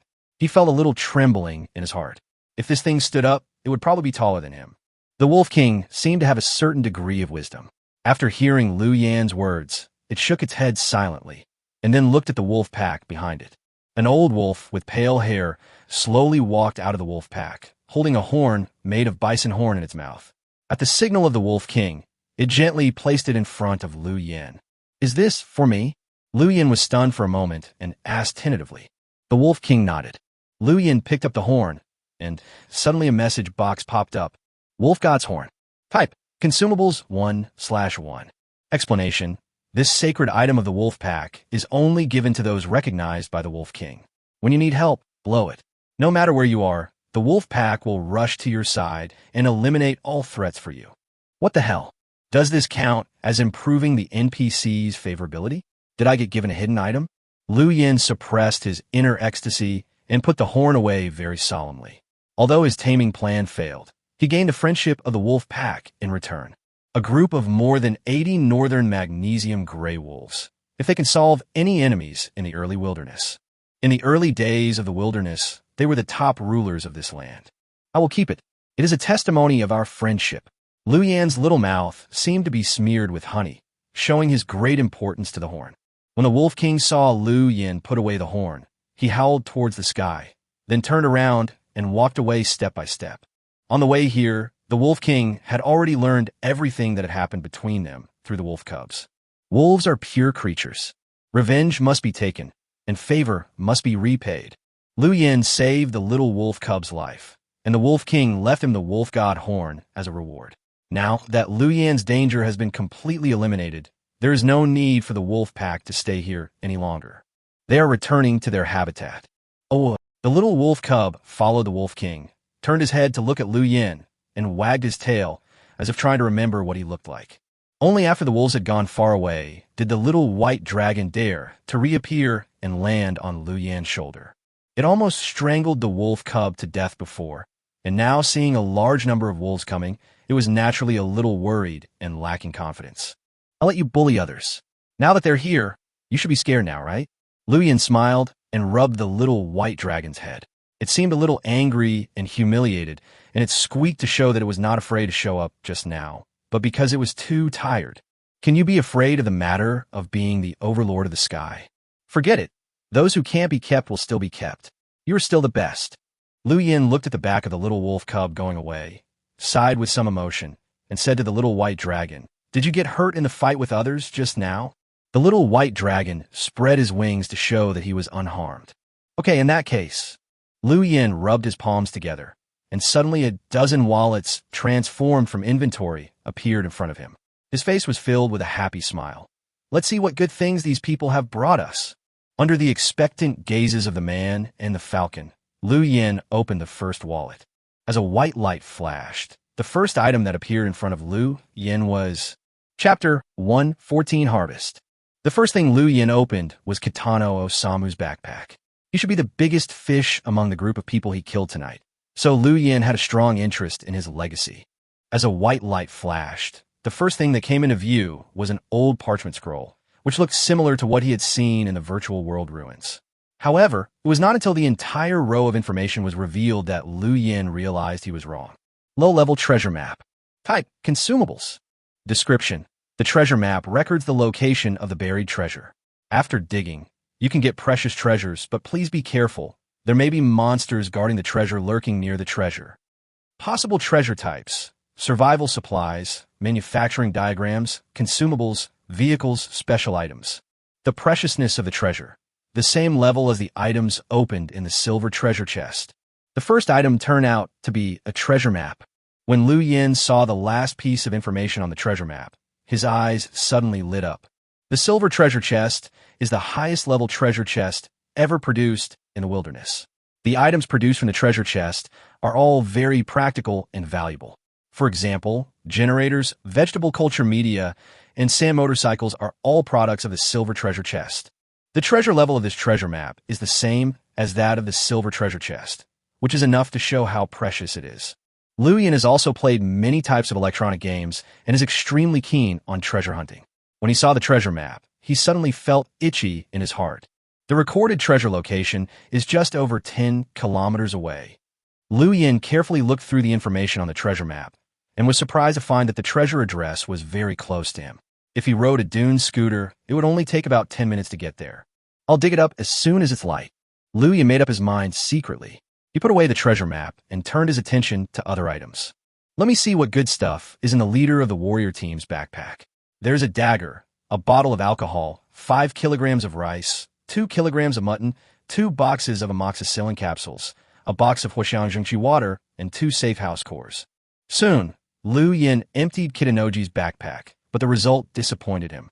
Apart from the treasure map, the most precious things in Kitanoji's inventory were the boxes of medicine. As a high-level player who was well known on both the kill list and the power list, his supply reserves were obviously not worthy of his status. However, Liu Yan guessed that Kitano Osamu had already taken out some supplies when he purchased his information before, and plus they might have left some large, hard-to-carry items in the shelter before setting off, which led to them being a little short of money at this moment. I actually forgot to ask about the location of their shelter. Liu Yan patted his head and muttered to himself in annoyance. I'm still not skilled enough in murder and robbery, and I'm not perfect enough. This is a mistake I made. I must record it to prevent it from happening again in the future. On the 8th day of the Doomsday calendar, I made a serious mistake. Before killing the enemy, I forgot to ask for the location of the other party's shelter, which caused me to suffer huge losses. Liu Yan took out a notebook very seriously and wrote this sentence on it. In the future, when killing players if conditions permit, you must squeeze out all the value of the other party, and you must grind him and his relatives and friends to ashes, so as to avoid the situation where the grass is not cut off at the root and it will grow again in the spring breeze. After writing the sentence, Liu Yan stuffed the notebook he had snatched from Chun Heng into his arms and continued to count other people's supplies. Soon, Liu Yan stripped away all the supplies of more than a dozen people. A small hill was piled up in front of him. Most of the supplies they carried with them were emergency items such as food, medicine, bandages, weapons, etc. The most precious of them should be a monocular sight, which can be adjusted to 4 to 8 times according to the distance adjustment, which is the legendary 8-fold scope. Although Liu Yan does not have a matching sniper rifle now, he can completely disassemble it and use it as a telescope. Liu Yan walked a little further away and used it to observe the safe house that was burned down by flames. At a distance of 110 meters, the remains of the safe house that was still emitting sparks seemed to appear before his eyes. This is a good thing. It is a treasure for observation and counter-reconnaissance. Liu Yan put it into his inventory excitedly. This thing will also become one of his must-have items when he goes out. The remaining things were not particularly valuable, so Liu Yan classified them by type, with food accounting for 50%, medicines accounting for 20%, weapons accounting for another 20%, and the remaining 10% consisting mainly of clothes, tools, and safe house cores. What was very dramatic was that Liu Yan found a spear he had been selling in the backpack of a member of the Stinger Combat Company. It was brand new, and it was obvious that the other party had bought it at a high price and had not had time to use it, but now it was back in Liu Yan's hands. 2 pairs of jeans, 3 shirts, all brand new and clean. Liu Yan smiled. Nyohuang, Jidu tablets, Lianhua Chingwen capsules, and a bottle of anesthetic. It seems that I don't have to worry about getting sick or injured in the future. These medicines can basically solve all basic health problems such as colds, coughs, fevers, wounds, inflammation, etc. However, it would be even better if I could get some vitamin tablets and deferoxamine. Liu Yan looked at the supplies in front of him, touched his chin, and fell into deep thought. It won't be long before Lu Xiaoyu will come to this wilderness as his subordinate player. Liu Yan can solve all her problems, including accommodation and food, but for her inherited anemia, Liu Yan has no solution for the time being. The only way to delay the symptoms of this disease is to take medication for a long time, and vitamin tablets and deferoxamine are the 2 most important drugs. Before Lu Xiaoyu arrives here, Liu Yan has to find a way to solve the source of these 2 drugs or find other substitutes. Chapter 1:15 Cold Storage Cellar. When he thought of Lu Xiaoyu, Liu Yan's originally excited mood due to the great victory turned into a little worried again. I have been in the wilderness for 8 days and away from the world I once knew for 8 days. I wonder what Lu Xiaoyu's life was like during these 8 days. Are you worried about your sudden disappearance? Do you eat and take medicine on time? Have you ever been unable to sleep because you were afraid of living alone late at night? When he thought of this, Liu Yan felt a little confused again. 7 days and 7 more days. Lu Xiaoyu will be released into the wilderness, and then we will meet again. Liu Yan rubbed his cheeks, forcing himself to break free from his worry. Although Lu Xiaoyu is physically weak, in a civilized society, taking care of himself should not be a problem. At this time, the cold night wind blew over, and Lu Yin couldn't help but shiver. The blood-stained shirt stuck tightly to the skin, making people feel a biting cold. Lu Yin had not changed this shirt since entering the wilderness. It was covered with sweat and oil stains. Now it was stained with large patches of blood and dirt. It looked dirty and felt very uncomfortable to wear. Swish! Lu Yin took off his shirt very quickly and threw it into the ruins of the safe house that had not yet been burned out. Then he stared at the naked corpses he had stripped for a long time, took out some wood from the inventory, and prepared to use these corpses to make something. An hour later, Lu Yin finally finished all the work. He had cleaned up the bodies, and the ruins of the safe house burned by the fire were completely destroyed. The wilderness fell into deathly silence again. He clapped his hands, blew a whistle, and returned to the shelter with the little white dragon. There were several empty shells of iron gas bombs scattered at the entrance of the shelter, and Lu Yin kicked them away casually. Boom! The door of the shelter was opened, and there was still a very faint pungent smell in the room. Because the shelter was equipped with ventilation ducts, the poisonous gas did not accumulate in the room for too long, and most of it floated out through the ventilation ducts. As the shelter door opened, the remaining poisonous gas was diluted and cleared away by the cold and fresh night wind that rushed in like a tide. Lu Yin walked into the living room and found Chun Heng lying motionless on the ground, foaming at the mouth and his face turning blue. Damn it, I was so excited just now that I forgot there was another person in the shelter. Lu Yin slapped his head, strode to Chun Heng, patted his face, and shouted, "Hey, wake up, wake up!" Chun Heng didn't react. Lu Yin grabbed his wrist and found that Chun Heng's skin had become cold, and the pulse at his neck and wrist had long disappeared. Chun Heng is dead. Lu Yin felt a little emotional. Chun Heng's death had no impact on the situation in the wilderness. Many people died tonight. Compared with Kitano Osamu and others, Chun Heng was just an insignificant little character. But at least Chun Heng had fought alongside me once. If he wasn't there tonight, it might not be so easy for me to win. To be honest, I really thought about recruiting you as my subordinate if you could survive this time, but you can only blame yourself for your bad luck. Lu Yin looked at Chun Heng's body and said, "But you had a full meal before you died, so I didn't treat you unfairly." Lu Yin only felt a little sad at the death of his cheap comrade-in-arms. After all, strictly speaking, Chun Heng could only be regarded as a prisoner. If it weren't for the bounty offered for Lu Yin by Kitano Osamu and others in the trading market, Lu Yin might have killed him long ago. Soon, Chun Heng's body was also dragged out. Lu Yin dug a hole 200 meters away from the shelter and built a small grave for Chun Heng. After thinking for a long time, Lu Yin inserted a piece of wood in front of the grave and carved a line of words with a knife. A common man's grave. Yes, Chun Heng is a true portrayal of too many ordinary people. Notwithstanding abilities, there is no special luck. Trying hard to survive in this harsh wilderness, they find that even having enough food is a luxury. In the end, when he was forced into a desperate situation and wanted to take risks, turn evil, and seize supplies from others, he was easily defeated. In fact, there are many people like Chun Heng not only in the wilderness, but also in reality. Born in an ordinary family, attending an ordinary school, working as hard as he could, he found out that he couldn't even afford the down payment for a car and a house, and he was ashamed to face his elderly parents.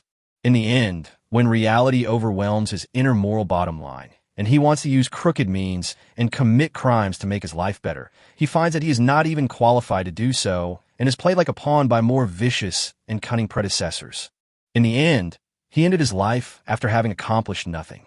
In the wilderness and in modern civilization, there are too many people like Chun Heng. I want to live a dignified life, but I can't. It is also not okay to abandon your bottom line in pursuit of wealth and fame. This is the most despairing thing. After returning to the shelter and cleaning up Chun Heng's vomit in the room, Lu Yin extremely luxuriously boiled 5 liters of rainwater on the stove and began to wipe his body with a piece of cloth as a towel. He has not taken a shower since entering the wilderness. The hot weather coupled with dust, sweat, and blood made Lu Yin feel itchy all over. After the deaths of Kitano Osamu and others, I believe that no one would dare to have any thoughts about Lu Yin tonight. As the cloth soaked in hot water wiped off the stains on his body, an emotion called relaxation was constantly released to him from his body to his soul. After his tense spirit relaxed, Lu Yan's thinking became more active. After tonight's battle, I believe my notoriety has spread far and wide in the wilderness, and no force will easily offend me in the short term. My next major task is get rid of the pig-headed man in the forest where the generator was once stored, and occupy the saltpeter mine in the forest. Saltpeter is an important material for making black powder. The gunpowder obtained from the pig-headed man is running low in stock, so Lu Yan must make plans early. Saltpeter can also be used to make ice. In ancient times, many dignitaries used it to build ice cellars to keep food fresh. Thinking of the large amount of prey he had caught before, which had to be put on the market for sale for fear that they would rot due to high temperatures, Lu Yan secretly made up his mind to build a low-temperature cold storage to store food. Although Lu Yan does not seem to have any food crisis at the moment, and hunting is easy, there are always unexpected events. Who knows if there will be heavy snow and ice in the wilderness in the future. By then, I won't even be able to go out, and the food stored on the shelves can only last for 10 days or half a month at most. Once it's all consumed, won't I starve to death? In order to cope with this kind of emergency, Lu Yan plans to add a cellar underneath the shelter, with an area at least twice the size of the shelter, to store meat, fruits, vegetables, rice, flour, grain, oil, clothes, bedding, and other survival supplies. In this way, even if I can't go out hunting for half a year, I can still live a very comfortable life. This is the legendary hamster attribute. It's decided. My next major strategic plan is to capture the pig-headed man forest. Lu Yan clenched his fists and said with a firm look in his eyes. Chapter 1:16 Road Signs. Just as Lu Yan was quietly thinking about his future strategic plan, the entire world channel had already exploded because of several announcements. System: all members of the warrior squad of the second-ranked team in the original power list have died and will be replaced by the third-ranked team. System: ranked 5th on the original power list. System: originally ranked 6th on the power list. System: the kill list has changed. The original third-ranked player, Kitano Osamu, has been eliminated and will be replaced by player Lu Yan. A series of red system announcements floated across the world channel, leaving all the players who were paying attention to this matter tonight stunned. The swarm was wiped out. The West Coast Alliance and the Stinger Combat Company were also wiped out. Not even a single person from the most powerful samurai squad could escape. Is this the strength of the number one on the shelter list? Fuck, this is so awesome. Lu Xun actually defeated 4 major teams by himself. This is simply against the will of heaven. From today on, Lu Xun is my idol. This is outrageous. Even if his shelter is well built, it's impossible to kill so many people in such a short time. Miracles themselves are meant to be created. I bet this is definitely not Lu Yan's own achievement. Someone must be helping him. Let me see. Shit, Lu Yan's shelter didn't even make it into the top 10 of the power rankings, and his shelter still only has 1 person and 1 falcon. In the World Channel, topics related to Lu Yan were instantly flooded. Before the system released the announcement, everyone's speculation about tonight's war was who would eventually be able to take off Lu Yan's head and which force would be able to obtain Lu Yan's refuge. The result at this time caused those who were eager to make fun of Lu Yan to fall into long silence and self-doubt. Wild Hunter Squad. A member sat cross-legged beside the charcoal basin in the safe house. He looked at Katalov next to him with a strange tone and said with a smile, "Boss, I remember we once made a bet. After the location of Lu Yan's shelter was exposed, you said he wouldn't be able to hold on for an hour." Upon hearing this, Katalov shrugged his shoulders very frankly. "Okay, I admit that I made a mistake in my judgment on this matter. That Oriental man is indeed very strong, but I don't think his future will be easy, because the location of his shelter has been exposed on the World Channel by the leader of the Stinger Combat Company. Now the entire wilderness knows where Lu Yan's lair is. Unless he is willing to move, it won't be long before he is subjected to frequent harassment." Lu Yuan looked at the information in the World Channel, put his hands on his cheeks, and said, "Yao Qi, Lu Yan's geographical location has been exposed. Are we really not going to meet him? He just won a victory, and his momentum and mentality are at their peak. If we go to him now, we will definitely run into a wall. Wait until his pride and momentum are worn down. That will be the best time for us to meet him." Yao Qi's voice came from the shadows. "But how long do we have to wait?"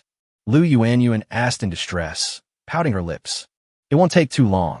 Yao Qi's voice was full of confidence. In this world, There is never a shortage of greedy guys. Liu Yan's shelter is now like a treasure house whose location is known to everyone. Although there are dangers, human nature is always willing to risk life and death for the sake of profit. Just watch, we'll never be able to kill all the people like the Samurai Squad. In the World Channel, heated discussions are still going on. As the topic deepened, the players' discussion changed from being shocked at Liu Yan's miraculous counterattack in the beginning to a discussion on what price did Liu Yan pay to kill so many enemies, and how much firepower is left in his inventory. It has to be said that most of the players who have survived to this day are ruthless and have a very thorough understanding of the problems. The destruction of the warrior team indeed made them feel strong fear and awe of Liu Yan.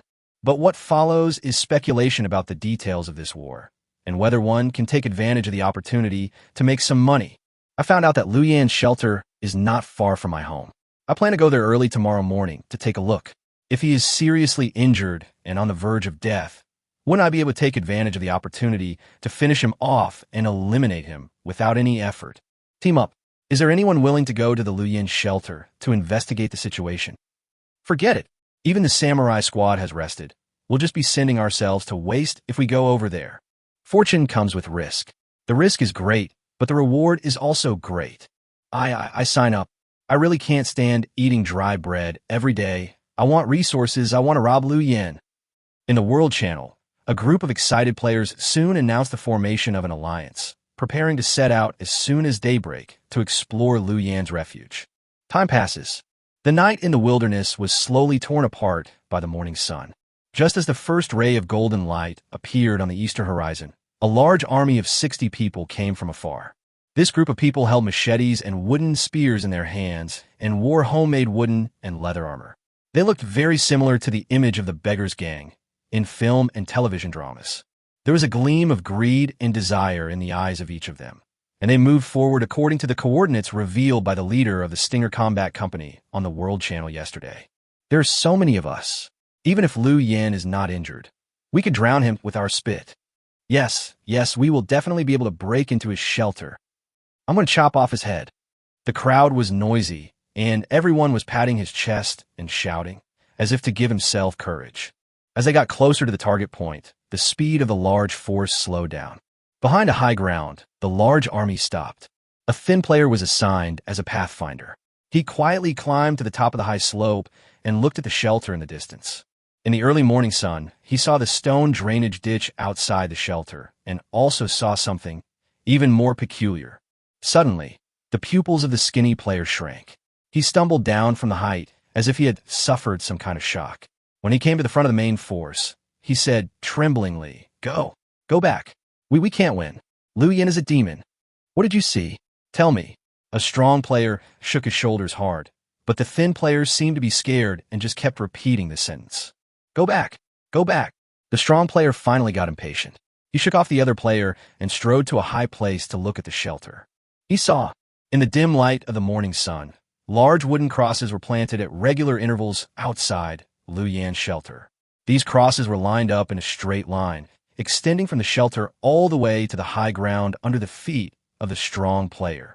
The players who died at the hands of Liu Yan last night were naked, with steel nails piercing their palms, shoulders, calves, and other parts, and nailed to the cross.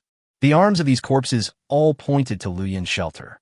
They looked like bloody signposts, guiding the way for those who came later. Guide, the direction of death. Chapter 117, Badge of Rage. A row of bloody and terrifying road signs point the way to the Liu Yan shelter. In the early morning sun, this scene looks extremely strange and terrifying. What is even more frightening is that, in addition to the dozen or so crosses with bodies nailed to them, there are dozens of empty crosses seemingly waiting in vain. Who are those empty crosses for? The strong player felt a shudder. He had a strong premonition that if he really dared to launch an attack on the Liu Yan shelter, he might be the next one to die there. I won't fight anymore. After a long while, the tall player stammered and whispered to himself, I want to go home. After saying this, he ran away without looking back, trembling all over. The remaining temporary force soon fell into a state of demoralization.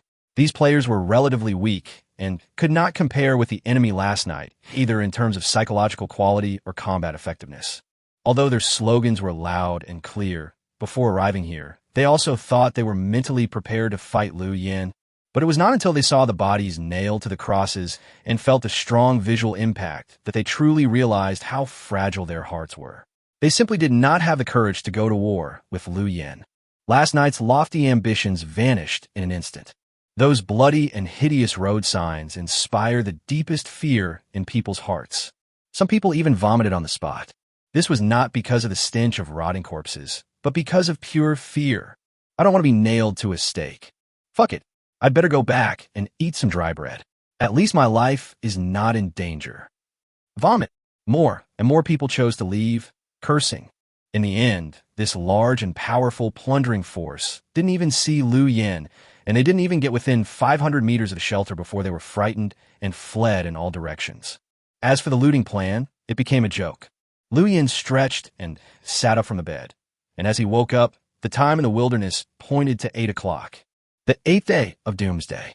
Your shelter has been upgraded again, with partitions, electricity, and defensive firepower, greatly improving safety and comfort. Survival points, plus 100. You killed the invading enemy, and your influence in the wilderness has been greatly improved again. Survival points, plus 300. You have seized a large amount of spoils and become the richest man in the wilderness. Survival points, plus 100. You fed a wolf cub and gained the goodwill of the wolf pack. Survival points, plus 30. This rating S. Special item reward, Rage Badge. This survival point statistics, 530. Total survival points, 1050. Yesterday's harvest was the most abundant since we entered the wilderness. Liu Yan looked at the skyrocketing survival points and nodded with satisfaction. Although there were few events in the system statistics, the harvest from each one was simple and violent. Killing the enemy with a single shot and seizing the spoils brought him a reward of 400 survival points. Just as he had previously speculated, the higher the popularity, the higher the system survival point reward. After the battle last night, Liu Yan's notoriety spread throughout the wilderness. Although Yao Qi and the Wilderness Hunters team are just as strong as Liu Yan, they do not have the shocking record of annihilating 4 forces at once. At least in terms of popularity, Liu Yan is already the well-deserved number 1. It seems that I have to keep doing things in the future to get more and more survival points. Liu Yan touched his chin and shifted his gaze to today's special rewards. In the past few days, the highest score given by the system evaluation was but today it gave an S for the first time, which made Liu Yan curious and expectant about this special reward. Badge of Rage. Category, Equipment Wristband. How to use. Actively used to add a buff of attack power plus 50%. Defense power plus 50%, speed plus 50% for yourself within 30 seconds. After use, the skill of this item will enter an 8-hour cooldown period. Explanation. You have been strengthened. Hurry up. This is a very magical wristband. It obviously has no negative effect of weakening intelligence, but after it is activated, the host will become like losing his mind and rush into the place with the most enemies, and eventually be beaten to death. Equipment with skills. Liu Yan looked at the introduction of the item and felt a surge of ecstasy in his heart. It is absolutely incomparable with those sophisticated weapons he made. This simple and crude attribute is equivalent to directly increasing his own combat power by half. The effect of this thing is like Kai using his ultimate skill, and Noxus using 5 levels of blood rage, which makes people excited and determined to fight to the death. This thing is a magical artifact. Just like the hero Halo, it is an additional improvement based on my basic attributes. In other words, the stronger I am, the stronger the improvement effect of this thing will be. Liu Yan was extremely excited as he looked at the Fury badge that looked like a bracelet. This should be the first equipment with special skills in the wilderness, and it greatly improves close combat. With Liu Yan's current combat power, if he turns on its buff effect, he can even fight against Yao Qi in a short period of time without losing the upper hand. Even if the situation in the wilderness changes in the future and the influence of personal force weakens, the increase in defense and speed can still play a key role even in a hot weapon battle. Click. Liu Yan put it on his wrist without any hesitation. He felt a cool touch, and instantly, all the information about the Badge of Fury appeared in his mind.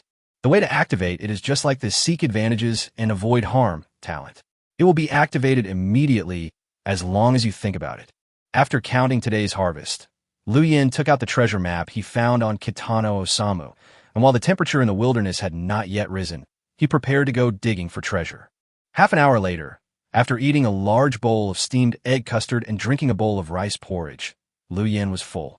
He opened the door of the shelter and summoned the dune motorcycle. The golden morning sun shines on the earth. A new day begins. Head towards the location on the treasure map and get ready to set off.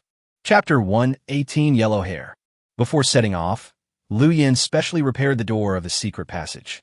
This was not a difficult project, and it took less than 2 units of wood and 1 survival point to complete it. In addition to this, Liu Yin placed the thorn trap outside the shelter gate and safe passage at midnight yesterday. As a treasure that was opened from the silver treasure chest together with the sand motorcycle, the thorn trap is also very practical. Its appearance looks like a large animal trap. It can be hidden regardless of the terrain and buried under the soil without any trace. Once triggered, thorny vines as tough and sharp as steel will pop out immediately, tightly wrapping around the person who steps in and breaking his bones. After placing the trap, Liu Yin opened the ranking information and took a look. He found that the score had not changed and the description information did not provide any introduction to the trap. This made Liu Yin feel very strange. Things like traps and secret passages did not appear on the ranking information. By thinking about the similarities between these two things, Liu Yin vaguely guessed that there were some patterns. It seems that the information displayed on the ranking list is all the explicit equipment owned by the shelter. For example, drainage ditches, power systems, shooting holes, partitions, these things do not have much hidden meaning and are all in the open. Things like secret passages and traps are all considered hidden devices. Their usefulness determines that they must be hidden to be fully utilized, otherwise they will become waste. The rules of this ranking are finally a little humane. They didn't expose all of my shelter equipment. Liu Yin sighed. Ever since his location was exposed, he can no longer relax as before when he goes out. After making sure that all the traps were successfully placed, Liu Yin finally felt relieved. After circling around the shelter for a few times and finding that no one was approaching, he stepped on the accelerator and a dragon of earth rose up under the wheels of the motorcycle and went straight into the distance.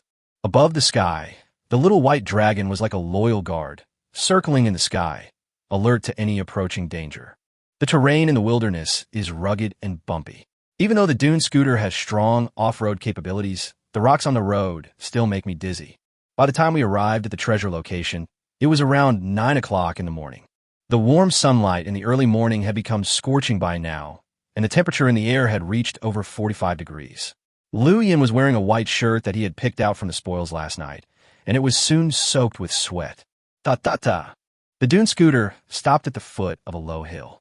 Liu Yin took a look at the treasure map and found that the treasure was located on the hillside of the low hill. The only way into the mountain was a beast trail trampled by wild beasts, which made it impossible for the dune scooter to pass. He snapped his fingers, put the dune bike back into the inventory, and then, holding the flintlock in one hand and the spear in the other as a trekking pole, he climbed up the mountainside along the animal trail. After walking along this animal trail for less than 150 meters, a newly opened branch road appeared on the right side of the road. The branches and bushes on the branch road had been cut with knives and axes, and it was roughly large enough for an adult to pass through.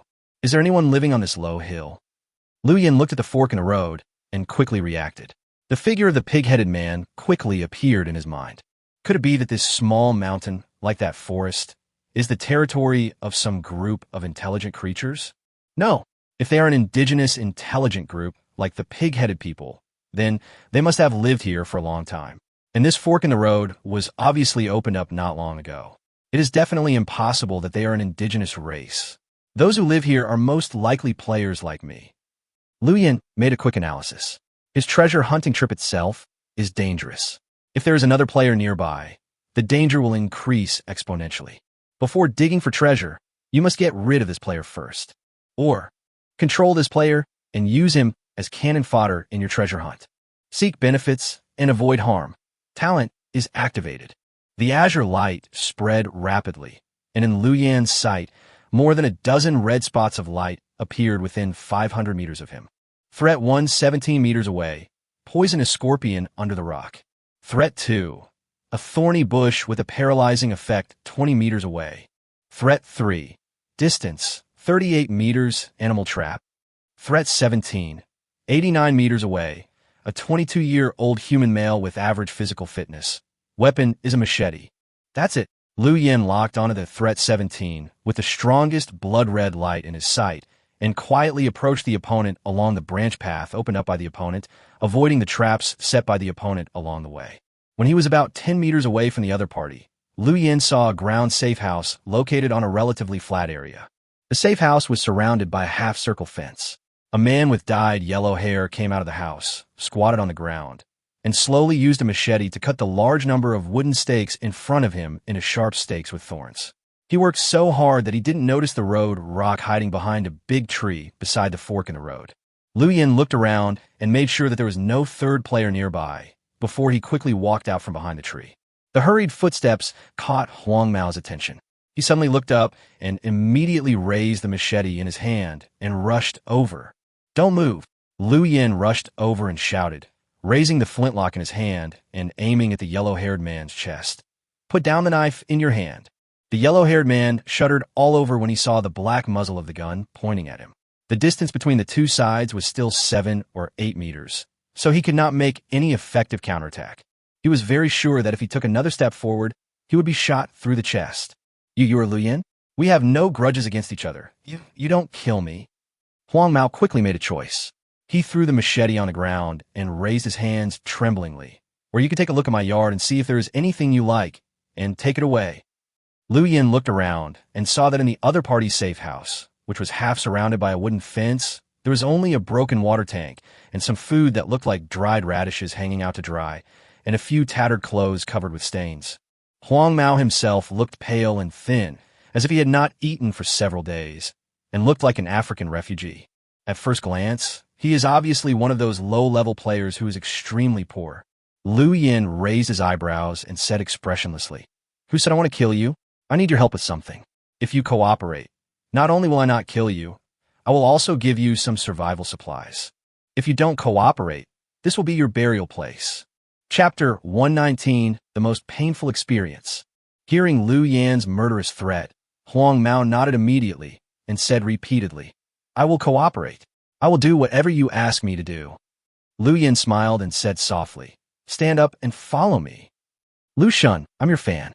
Your feat last night was so shocking that even a bystander like me couldn't sleep." On the way to the treasure hiding place, Huang Mao slowly relaxed and started chatting with Liu Yan. He looked excited. "You are so strong, Can I apply to join your team?" Since the battle last night, Liu Yan also began to consider the issue of recruiting members. Although those bloody road signs would scare off some timid players, for the truly strong ones, such as Yao Qi and the Wild Hunter team, those road signs would not be enough to scare them. Once those truly powerful ones want to hunt me down, I will be alone and it will be difficult for me to do anything. But recruiting members. Liu Yan also didn't want to recruit some useless people. He had to recruit some members with special skills and loyalty. Only in this way could he enhance his strength. Otherwise, getting a few useless teammates would only backfire. To join my team, you need to have relatively outstanding abilities. What are your specialties? Liu Yan asked softly. Huang Mao was stunned for a moment, then asked tentatively, "I am very fast at mental arithmetic. Is this considered a special skill? Mental arithmetic? A humanoid computer?" Liu Yan suddenly became interested and asked, "Okay, let me test you. What is 785 times 620? Huang Mao pinched his fingers and rolled his eyes. In less than 2 seconds, he confidently said, "It's 13565. Liu Yan raised his eyebrows. Although he couldn't figure out the answer to this question in a short period of time, he knew that the result given by the yellow-haired man was absolutely wrong. "Do you want to calculate it again?" Liu Yan touched his chin and gave the yellow-haired man another chance. "I have already figured out the answer." Huang Mao spread his hands and said confidently, "But this answer is wrong." Liu Yan frowned. "I only said that I can calculate quickly, but I didn't say that I can calculate accurately." Huang Mao looked innocent. "Just tell me whether I can calculate quickly or not." Liu Yan was silent for a long time, then slowly raised his hand and slapped the yellow-haired guy in the face. "Do you fucking think you're so humorous?" Huang Mao covered his swollen face and explained tearfully, "I just thought the atmosphere was too solemn and I wanted to liven it up. Since you don't like it, I won't say it." After being slapped in the face, the yellow-haired guy became much more obedient. The two walked together for about 15 minutes. Liu Yan and Huang Mao came to the location marked on the treasure map, which was a cliff halfway up the mountain. He took out the treasure map and compared it with the surrounding environment, then opened the game interface to determine the coordinates, and confirmed that the treasure was located inside the mountain wall. Liu Yin took out an iron pickaxe and threw it directly to Huang Mao, pointing at the cliff and said, "Smash it." Huang Mao didn't dare to refute. He picked up the pickaxe and smashed it hard on the mountain wall. With the impact of the pickaxe, the seemingly solid mountain wall suddenly shattered rapidly, and soon a crack outline similar to a door frame appeared. Ding, ding, ding. After knocking it for about a dozen times, a huge piece of rock fell off the mountain wall and rolled down the mountain with a loud bang. And inside the mountain wall, an iron door with a pull ring appeared. When the dust settled, Liu Yin saw a line of words carved on the iron gate. "No, to be precise, that's a question. Before entering my treasure house, please answer me. What do you think is the most painful thing you have experienced in your life?" After seeing this line of text, Liu Yin tried to pull the iron door, but found that it did not move at all. No matter how hard he tried, he could not pull it. He picked up the pickaxe and smashed it hard. The huge recoil force made Liu Yin feel pain in the palm of his hand, but there was not even a trace left on the iron door. This is an excellent iron pickaxe with the easy-to-break special effect. It can smash the granite into pieces with one blow. But facing this iron door, it seems that all violent actions have lost their effect. Could it be that the entry setting of this treasure is that you must answer this question? Liu Yin touched his chin, gave up the idea of violently breaking the door, turned to look at the yellow-haired man, and said in a deep voice, "You answer it." Because the treasure map indicated that there may be certain dangers, and it was uncertain where the dangers might be hidden, Liu Yin refused to personally participate in the activation setting that looked like a trap. When Huang Mao heard this, a look of painful memories appeared on his face. He sat cross-legged on the ground, lit a cigarette tremblingly, took a deep breath, and spoke slowly. The most painful thing, he spoke slowly in a voice full of vicissitudes amid the smoke. That was half a year ago. At that time, my wife and I had some conflicts. I don't know where this conflict came from. No matter what I did, she would find a reason to quarrel with me, as if everything I did was wrong. She used the most vicious words to humiliate me and trample on my dignity. She was like a shrew. During that time, I was exhausted both physically and mentally. I didn't understand why she became like this. I even thought about committing suicide to solve it all. That day, I worked overtime at the company until very late. I thought she would not leave any food for me when I got home. Plus, I was feeling depressed, so I went to the bar to drink and relax for the first time. I went to a bar far from home, and because I was in a bad mood, I got drunk very quickly. At this time, under the colorful lights of the bar, I saw a girl blocking her boyfriend's drink. She hugged her boyfriend's arm tightly at all times, kissed him in public, interacted intimately, and was as gentle as a kitten. At that time, I thought it would be great if such a gentle and sensible girl was my wife. I looked at that gentle and lovely girl and thought of my vicious and barbaric wife. The gap in my heart suddenly burst out. I squatted at the bar and cried like a child. Liu Yin frowned slightly as he listened to Huang Mao's story. This is a very ordinary story, but the contrast between his unruly and vicious wife and other gentle and lovely girls makes people extremely psychologically unbalanced. Although this gap is uncomfortable, it is not painful. This story is so cliché. It's meaningless. But this is not what makes me upset the most. Huang Mao said this, and with his right hand trembling, he put the cigarette into his mouth and took another puff. His emotions collapsed instantly, and he said in a crying voice. Later, when I was paying the bill and going home, I passed by that table and took a closer look. That woman is really my fucking wife. Chapter 120. Xiao Jelly's last words. I am very sorry for your tragic experience, but I really can't help it. Liu Yin couldn't help but raise the corners of his mouth, thinking that if he smiled like that, all the merits of the past 10 years would be gone. As the yellow-haired man finished speaking, the sturdy iron door that seemed to be integrated with the hill began to tremble slowly, and then a tired voice sounded from behind the door. The betrayal of a loved one is heartbreaking and devastating. It is indeed one of the most painful things in the world. Having experienced this, I believe you can empathize with my pain. You are qualified to open this door. When he heard this voice, Liu Yin tensed his muscles and instantly drew his gun and aimed at the iron gate. The next moment, the iron gate began to shake violently, and it retracted to the left into the mountain like an elevator door. At the same time, Both of them saw the source of the sound. It turned out to be an electronic recorder with a novel design. A line extending outward from the body was connected to the iron door. It looked like some kind of smart box that integrated recording and control functions. Behind the iron gate was a long, narrow, dark corridor leading downwards, and the steps were covered with thick dust. And as the iron gate opened, an extremely strong smell of decay blew in the air. It was obvious that this treasure house had existed for a long time, at least more than 10 years. There were still intermittent sounds coming from the recorder. It sounded like the violent gasping of a dying man, like a bellows that had been out of repair for a long time, wheezing. Even Lu Yin frowned. Why does the owner of this recording sound like he is about to die? Could it be that the content in the recorder is this person's last words? After more than 10 seconds, the violent breathing finally calmed down. Hello, can you hear me? Since you can hear this audio, it means that my shelter should have been reopened.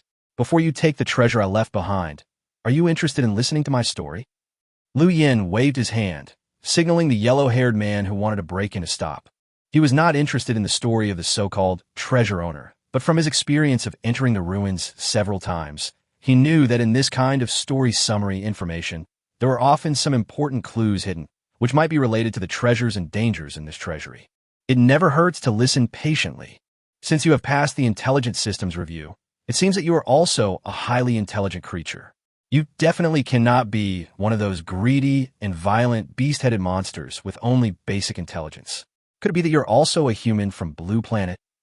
The voice in the recorder sounded again, and the message conveyed by this sentence made Lu Yin feel like he was struck by lightning. What do you mean, also? Could it be that the owner of this treasure house was once a player in the Doomsday game? Aren't the first batch of players of Doomsday survival game the people now in the wilderness? Lu Yin's mind was full of questions, but the next second, his questions were answered. Let me introduce myself first. My name is Cho Gori. I was brought to this world by the so-called high-dimensional power in 1914. At that time, the Austrian-Hungarian crown Prince Ferdinand had just been assassinated and many countries were at war. As a civilian, I was not too scared to be suddenly brought to this world. Although this place is very barren, at least I can avoid the war. After hearing this, Lu Yin was completely certain of the identity of the owner of the recorder. He was actually a player who came earlier than me. That's not right. When we entered the game, the system clearly said that we were the first players in the game. How could there be someone who entered earlier than us? Lu Yin thought of the 7 prompts from the system when he first entered the wilderness. Suddenly, as if he remembered something, he reacted abruptly. There are 7 tips when you first enter the game, the first of which is, the former glory has turned into wasteland. Players, all you have to do is survive and build a new civilization. The key lies in the 2 key points, past glory and new civilization. From these 2 points, we can see that a glorious civilization was once established in the wilderness, but it collapsed for unknown reasons. So who established this civilization? Maybe it's someone like the owner of the recorder who arrived in the wilderness earlier than Lu Yin, a player from the previous game. Note, it's the last game, not the last batch. The Doomsday survival game may have been carried out many times on the Blue Planet, and every game may end with the destruction of a civilization in the wilderness, or the death of all players. In other words, Jorgel might be a player from the previous version. The real meaning of the system saying that it is the first batch of players, maybe the first batch of players after this version update, not the first batch of players since the establishment of this game. When he realized this, Lu Yin's mind started to work rapidly. He seemed to know where those secret ruins, with very different historical ages and backgrounds came from. Perhaps those ruins were not products of the game system, but the glory that the old players of the previous version had created. With the replacement of versions, they were preserved in a peculiar form. But later, I found out that I was wrong, extremely wrong. The bloody violence and open and secret fighting in this wilderness was no less than the chaotic battlefields in Europe. It was very difficult to survive, and most importantly, I was forced to separate from my wife. God, we had just been married for less than a year, and I left her alone in that land surrounded by war. I was extremely sad and could hardly calm down. But fortunately, the mysterious power that brought me here told me that my wife would also arrive here in 15 days. I felt relieved and started to prepare to build our love nest. If we want to survive in the wilderness, we need at least a house, right? On the radio, The tired voice chattered on and on about his experiences after arriving in the wilderness and his longing for his wife. Maybe it was because of my good luck. I found a lot of supplies on the first day in the wilderness, but then I was stung by a scorpion hidden in the soil when I was pulling out a nettle. My hand was swollen and the pain made me feel dizzy. I don't have to pick the damn plant because it doesn't do anything for me, but Maria, she might need it. Nettles are good for hair care, and Maria likes her long golden hair the most. I spent the first night in the wilderness in agony. Although the bloating and pain were unbearable, when I thought of my dear Maria, the pain seemed nothing at all. My love, for you, I am willing to endure any suffering. Chapter 121 Cute. The second day in the wilderness. On the radio, Chagri's voice still sounded weak as he quietly told his story. These stories are boring. It's nothing more than collecting supplies, strengthening shelters, and fighting other players. In these stories, Chagri's focus always revolved around his wife. When he is looking for supplies, the first thing he considers is whether his wife needs it. What a romantic man. Lu Yen sighed.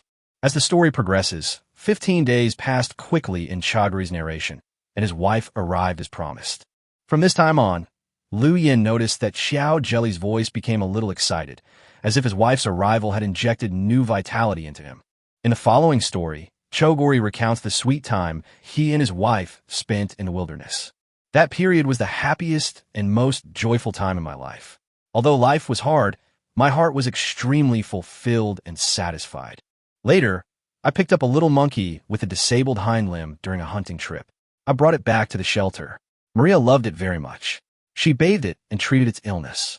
She has always been such a caring girl, and that is why I love her.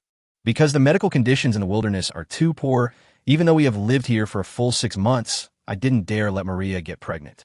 We treated this cute little monkey as our child and named it Titan. We hope it can grow into the giant ape in mythology and become our guardian in this dangerous wilderness. With Maria by my side, I feel that all the hardships in the wilderness are bearable, including the cold, the rain, the hunger, the heat. Xiao Jelly's voice gradually became lower, and the excitement in his words gradually became a little flustered and a little crazy. But why? Why did Maria suffer from damn gastritis? She's sick. She's so sick that she can't even eat minced meat. I mashed the vegetables into juice and mixed it with porridge to feed her, but she vomited it all up soon. Watching her getting thinner and thinner, my heart felt like it was pierced by a knife. There is no hospital in this wilderness. If you get this disease, you can only wait for death. But I won't give up. I will never let the god of death take Maria away from me. I decided to prepare the medicine myself. My medication failed. Maria's condition has worsened. Now, she can only drink some water with difficulty. She lies on the bed like a dried corpse. Her beautiful golden hair has also started to fall off. Xiao Jelly's voice became hysterical. Lu Yen could understand this feeling very well. The feeling of despair of watching your loved ones slowly die in front of you while you're powerless to do anything is the most painful torture in the world. After a while, Xiao Jelly finally calmed down. He took a deep breath and continued. I am unwilling to give up like this. I want to make a last attempt. I spent a lot of money to buy a piece of information in the trading field. I heard that there's a potion that can double people's vitality and eliminate diseases hidden in a secret ruin. I asked Titan to take care of Maria, and I took all my belongings and wandered in the wilderness for 7 days. Finally, I found the ruins. I broke into the ruins and went through untold hardships before finally finding the potion that can double a person's vitality. I returned home in pain and ecstasy. I didn't dare to stay for a moment. There was only one thought in my mind, that is, Maria could be saved and she could survive. But when I got home and opened the door, I smelled an extremely strong stench. I saw Maria's body. Xiao Jelly's voice fell into the deepest despair. He was silent for more than 10 seconds. Her body has begun to rot, but her eyes are still looking in the direction of a gate. She's been waiting for me to come back. She didn't even get to say goodbye to me. On the radio, Chogori burst into tears. The pain and sadness made him fall into a state of despair. The most painful thing in the world is the separation of lovers. I will never see her again, and I will never hear her smile again. I just collapsed on the ground. I don't know how long it took, and then I saw the potion in my hand. Maria is dead. What use is there for me to have it? I was just about to throw it away, but I saw Titan limping over, wailing nonstop. It was also grieving for Maria's death. I thought about it for a long time, and finally injected the potion into Titan's body. Maria's death was not its fault. I don't want to live anymore because my life has lost its luster, but Titan, you have the right to live well. After injecting the potion into the Titan, I was in no mood to pay attention to its condition. I just sat in front of Maria's body. No matter what food the Titan brought me, I didn't want to eat it. I feel death is gradually approaching me. The wounds I receive in the ruins are starting to become inflamed and fester. I believe it won't be long before I meet Maria in heaven. I started looking forward to it. Chow Jelly's voice now sounded a little confused, and his speech was a little confusing. But before I die, I want to record the story of Maria and me. I have set up a special checkpoint at the gate. Only those who can answer my questions can open the gate. I hope that the person who opens this gate is someone who has also had a tragic past. Only those who have experienced this kind of pain can understand my feelings and listen to this story patiently, instead of rushing into the place where Maria and I lived like a hungry wolf and greedily taking away everything here. If you can hear this, I am very grateful to you. You are patient enough to listen to the chatter of a dying person. Now, you can go in and take everything in shelter. I have placed 3 suitcases in the room. The one in the middle with the golden stripes contains my most precious treasure. If you want to take the treasure chest, please be gentle. If the potion is real, maybe Titan is still alive when you step into my treasure house. There's a secret passage behind my treasure house that leads to the outside world. It will go out to find food regularly, but other than that, it will stay in the treasure house all the time. It is a very cute, shy, and timid child. If you encounter it, please do not scare it or hit it. Take everything in the treasure house and leave quietly. Squeak. A disordered sound of electricity was heard in the recorder, indicating that the last words recorded by Chogori had been played.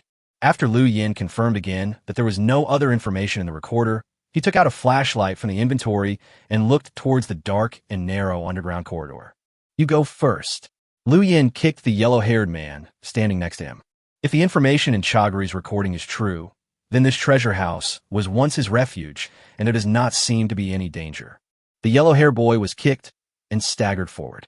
Soon, the two came to the end of the corridor. With the help of the flashlight, Liu Yin saw that this was a shelter of astonishing size, at least 10 times larger than his own. The room was fully equipped with shelves, cabinets, stoves, beds, sofas, and other items. It seems that Xiao Jelly should have been a high-level player on the leaderboard. The area of the shelter and the supporting facilities are even more luxurious than my shelter. Liu Yin exclaimed, pressed the light switch on the wall, and found that the switch had long been out of order. As expected, in just half a year, Chogori has developed the shelter into this state, which is already a remarkable achievement. Liu Yin shone the flashlight towards the northeast corner of the room and found 3 giant suitcases placed on a stone platform. The material of the suitcase in the middle was obviously very high-end, and it was plated with some complex gold lines, which was very consistent with the appearance of a treasure. Liu Yin smiled slightly. He patted the yellow-haired man's head and said in a deep voice, "Go get those 3 suitcases." Huang Mao moved immediately. Liu Yin shone the flashlight in other directions, observing whether there were other valuable supplies in the shelter. Suddenly, the light flashed across the southeast corner of the shelter, and Liu Yin saw 2 black pillars. It's a pillar? If it is a load-bearing column, that position seems a bit too off, doesn't it? With a skeptical attitude, Liu Yin turned the light back again. This time he saw clearly that the 2 pillars, which were as thick as an adult's waist, were covered with a thick layer of black hair. Black hair? Liu Yin was stunned. As if he had thought of something, he moved the flashlight upwards stiffly. He saw a giant ape, 5 meters tall, with limbs as thick as pillars, was holding a cheetah in its mouth. Blood was flowing from the corners of its mouth. Its fangs were deeply embedded in the cheetah's body, chewing up all its internal organs and bones like a steel knife. Those 2 pillars are its legs. It tilted its head, staring at Liu Yin silently like an old cat looking at a little mouse. There was a ferocious and violent light flashing in his eyes. What the hell? Liu Yin's head buzzed. He recalled Chagri's description of his pet in the recording. What the hell do you care about a thing that is as big as an elephant and hunts tigers and leopards? Call it cute? Chapter 122, Battle. The moment Liu Yin saw the giant ape clearly, his brain went into a brief blank. About 2 seconds later, he reacted and raised the muzzle of the flintlock very slightly towards its head. But facing such a giant creature, Liu Yin expressed great doubts about the power of the flintlock. It may have lived for hundreds of years, and, judging from its size alone, its bones should be very strong, otherwise it would not be able to support such a huge body. The flintlock is just the most basic firearm. Can it be powerful enough to kill the huge monster in front of us? Gurgle. Liu Yan's Adam's apple moved up and down, but his body remained motionless. He kept holding the gun and was in a stalemate with the giant ape. Although the giant ape remained alert to the two sudden intruders, it had no intention of taking action for the moment. It just stared at Liu Yan with its eyes as big as an adult's fist and gently exerted force with its upper and lower jaws. The cheetah corpse in its mouth twisted violently, and a line of blood flowed from the corner of its mouth and flowed along the ground to Liu Yan's feet. Liu Yan noticed that there was an extremely dark and narrow passage on the wall behind him. The entrance was about the size of the front of a small truck. There were traces of claws and axe cuts on the edge. A warm mountain breeze blew along the passage into the dark shelter. This may be the secret passage that Chogori mentioned in the recording, which is the passage for Titans to leave the shelter and go out to look for food. The passage may not have been so big when it was first opened up, but as the giant ape became more and more terrifying, the passage was obviously widened again. Thinking of this, Liu Yan became more alert. Judging from the knife and axe marks on the edge of the passage, this giant ape seemed to know how to use some simple tools. 3 seconds later, the giant ape took 2 steps back, with a look of deep fear in its eyes. It had lived with Chogori for a long time and had a full understanding of the power of intelligent creatures like humans. The most terrifying thing about humans is not their physical strength, but their magical, terrifying, and deadly weapons. Hundreds of years ago, it had seen with its own eyes that Chogori used a weapon similar to the flintlock rifle in Liu Yan's hand to instantly shoot and kill a thick-skinned rhinoceros, smashing the opponent's head into minced meat and bones. The bloody scene at that time left a deep psychological trauma on the young animal, and until now, that scene cannot be erased from its mind. It can easily prey on tigers and leopards in the mountains and forests, but it does not want a conflict with humans. Seeing the giant ape retreating, Liu Yan's tense spirit finally relaxed. He didn't want to conflict with this huge monster at all. Just when Liu Yan thought that this encounter would end with the giant ape's retreat, the giant ape's eyes suddenly moved away from Liu Yan and looked in another direction. Liu Yan followed the other person's gaze and saw the yellow-haired man with his back to him and the giant ape, holding a fluorescent stick and walking towards the stone platform where the 3 suitcases were placed without noticing. A heavy gasp suddenly sounded in the dark shelter. Liu Yan suddenly turned his head and saw that the giant ape's expression became ferocious. 2 streams of white, smoke like air snakes spewed out of its nostrils. It was obvious that it was extremely angry.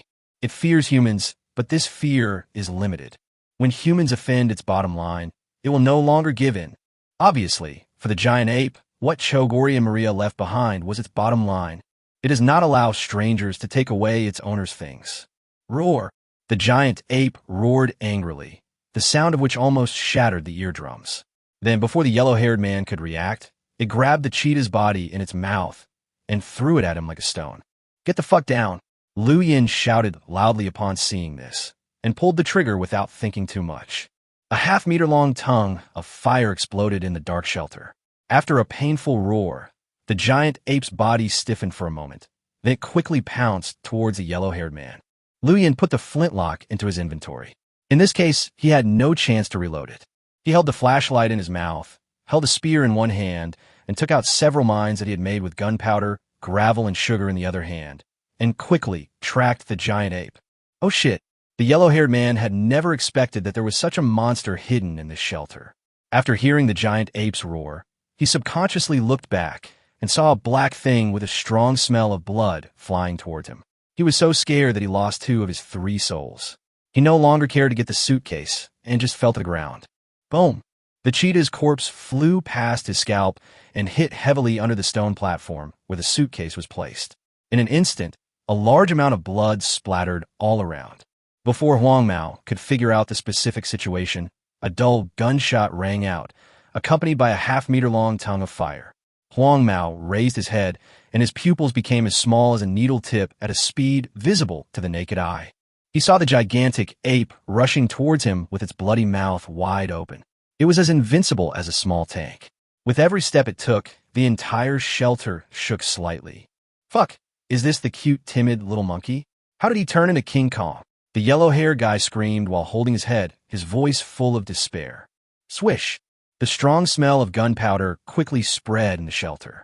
Liu Yin lit a landmine, aimed at the giant ape's back, and smashed it hard. There was a loud bang, and a dazzling flash of fire exploded. A large amount of rubble hit the giant ape with a crackling sound.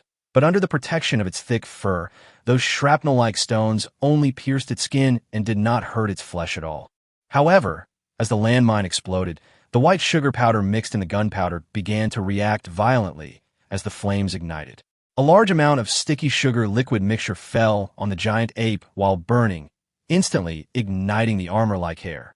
Oh, the giant ape's back was on fire, and it became even more ferocious. Its eyes turned red, and suddenly it gave up Huang Mao and turned to rush towards Liu Yan. The Fury Badge buff is activated. Liu Yan decisively activated the special equipment he had just obtained. As the bracelet heated up, a force was injected into his body. The muscles in Liu Yan's arms, legs, and chest swelled up at a visible rate, and his skin turned into a stone-like color, looking rough and strong. At the same time, he felt his whole body become very light. The giant ape slapped him. Liu Yan dodged at high speed and stabbed forward with a spear in his backhand. The spear hit the giant ape's shoulder. The tip of the spear cut through the flesh and blood, leaving a hideous wound. Chapter 123, The Most Precious Treasure. Liu Yan didn't want to fight the giant ape head-on. Although he had a 50% bonus to strength and speed, size was everything in hand-to-hand combat. Liu Yan didn't think he could kill the giant ape head-on. He just wanted to delay a little while so that the yellow-haired man could take the suitcase off the stone platform. Titan! Liu Yan pulled out his spear, stepped back a few steps, tried to call out the other party's name, and said sternly, "We have no ill intentions." It was Xiao Jelly who asked us to take away the treasures in the shelter. Xiao Jelly, your master, do you still remember him? When the giant ape heard the word Titan, its eyes fell into a brief daze. Since the death of Chogori and Maria, no one has called it by this name again. During these long years, it almost forgot the tone of these two words, but with Liu Yan's shout at this moment, the memories that had been sealed for many years came flooding back again. Liu Yan stared at the giant ape. There was a bloody hole on the opponent's brow bone, and blood was overflowing and covering the left half of his face.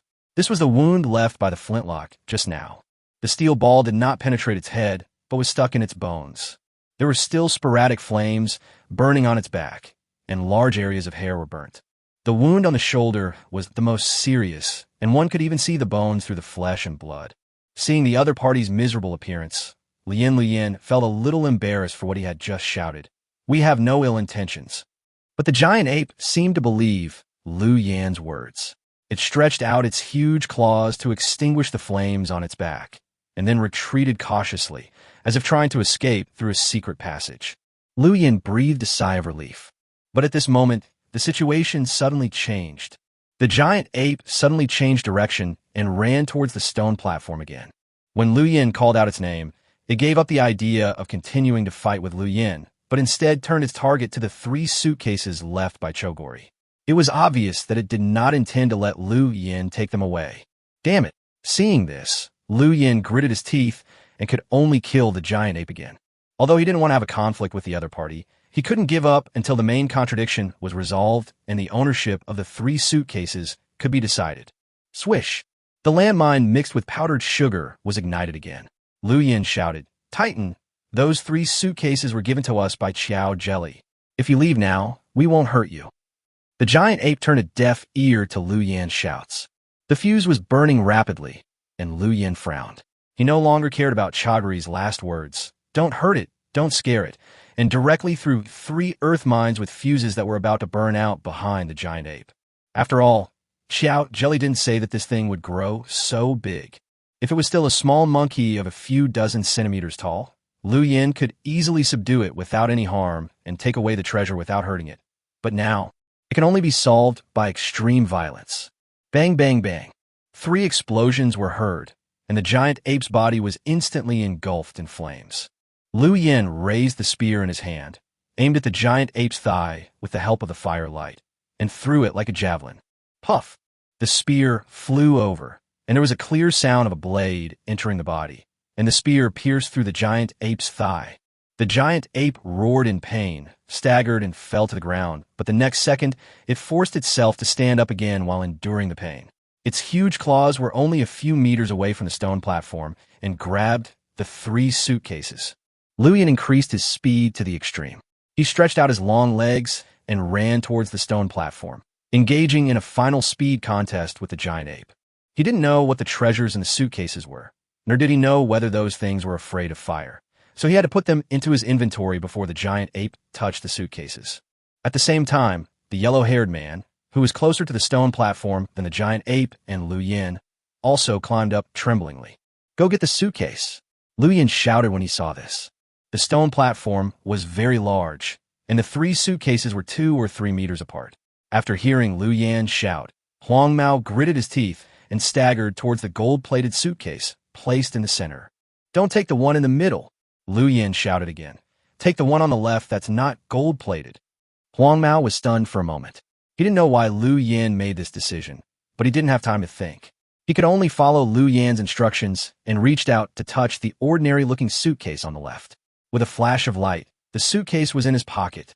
Almost at the same time, the giant ape, which was on fire, and Lu Yin arrived in front of the stone platform at the same time. The giant ape stretched out its claws and grasped the gold-plated suitcase tightly, then stretched its claws to the ordinary suitcase on the right. But at the same time, Lu Yan's hand touched the ordinary leather suitcase on the right a moment earlier than it, and instantly put it into the inventory. The giant ape turned its head and swatted the opponent as if to drive away a fly. Lu Yan was too close to the opponent and had no time to dodge. He could only put his arms in front of his chest. Bang! An irresistible force fell on Lu Yan, instantly knocking him 3 or 4 meters away, and he fell heavily to the ground. The giant ape, whose body was bathed in flames, picked up the gilded suitcase and ran into the secret passage. He patted the flames on his body as he ran. But at a corner, the giant ape, who was not very agile, bumped into a slightly protruding rock with the gilded suitcase. With a loud crash, the lock of the suitcase broke, the suitcase opened, and the contents of the suitcase scattered all over the floor. The giant ape stopped when he saw this, and hurriedly picked up the items scattered on the ground and stuffed them back into the suitcase. But because the items inside were too fragmented, it was impossible to collect them all in a short period of time. It looked back and saw Lu Yin had sat up from the ground and was reloading his flintlock. The giant ape roared angrily, grabbed the ground twice, picked up most of the scattered items, and ran away without looking back. Soon, an echo of falling water was heard in the secret passage. There seemed to be an underground river near the end of the passage. The giant ape escaped from here, and it was basically impossible to track it again. Whoosh! In the empty shelter, the only sounds left were Huang Mao and Lu Yan's heavy breathing. "Damn, I'm alive, alive." The yellow-haired man took out a cigarette and tried to light it, but failed several times. Finally, he was so angry that he threw the lighter aside. Lu Yin was hit by the giant ape just now, but fortunately he was in the buff stage of the Badge of Rage at that time, and his defense was incredibly strong, so he only suffered some bruises and there was no problem with his bones. He tried to move his limbs and then quickly stood up. "God of Road, I have a question. Why didn't you let me take that gilded suitcase? It looks very valuable." And Xiao Jelly also said that he put his most precious treasures in that suitcase. Huang Mao was silent for a moment, and finally told Lu Yin the question in his mind. "Now that the suitcase has been stolen, we have lost a lot of money." Hearing Huang Mao's question, Lu Yin did not show any regret or unwillingness on his face. Instead, he slowly revealed a smile. He looked in the direction of the secret passage where the giant ape disappeared, and then said word by word, "If I'm not mistaken, these 2 ordinary-looking suitcases contain the most valuable treasures in the shelter.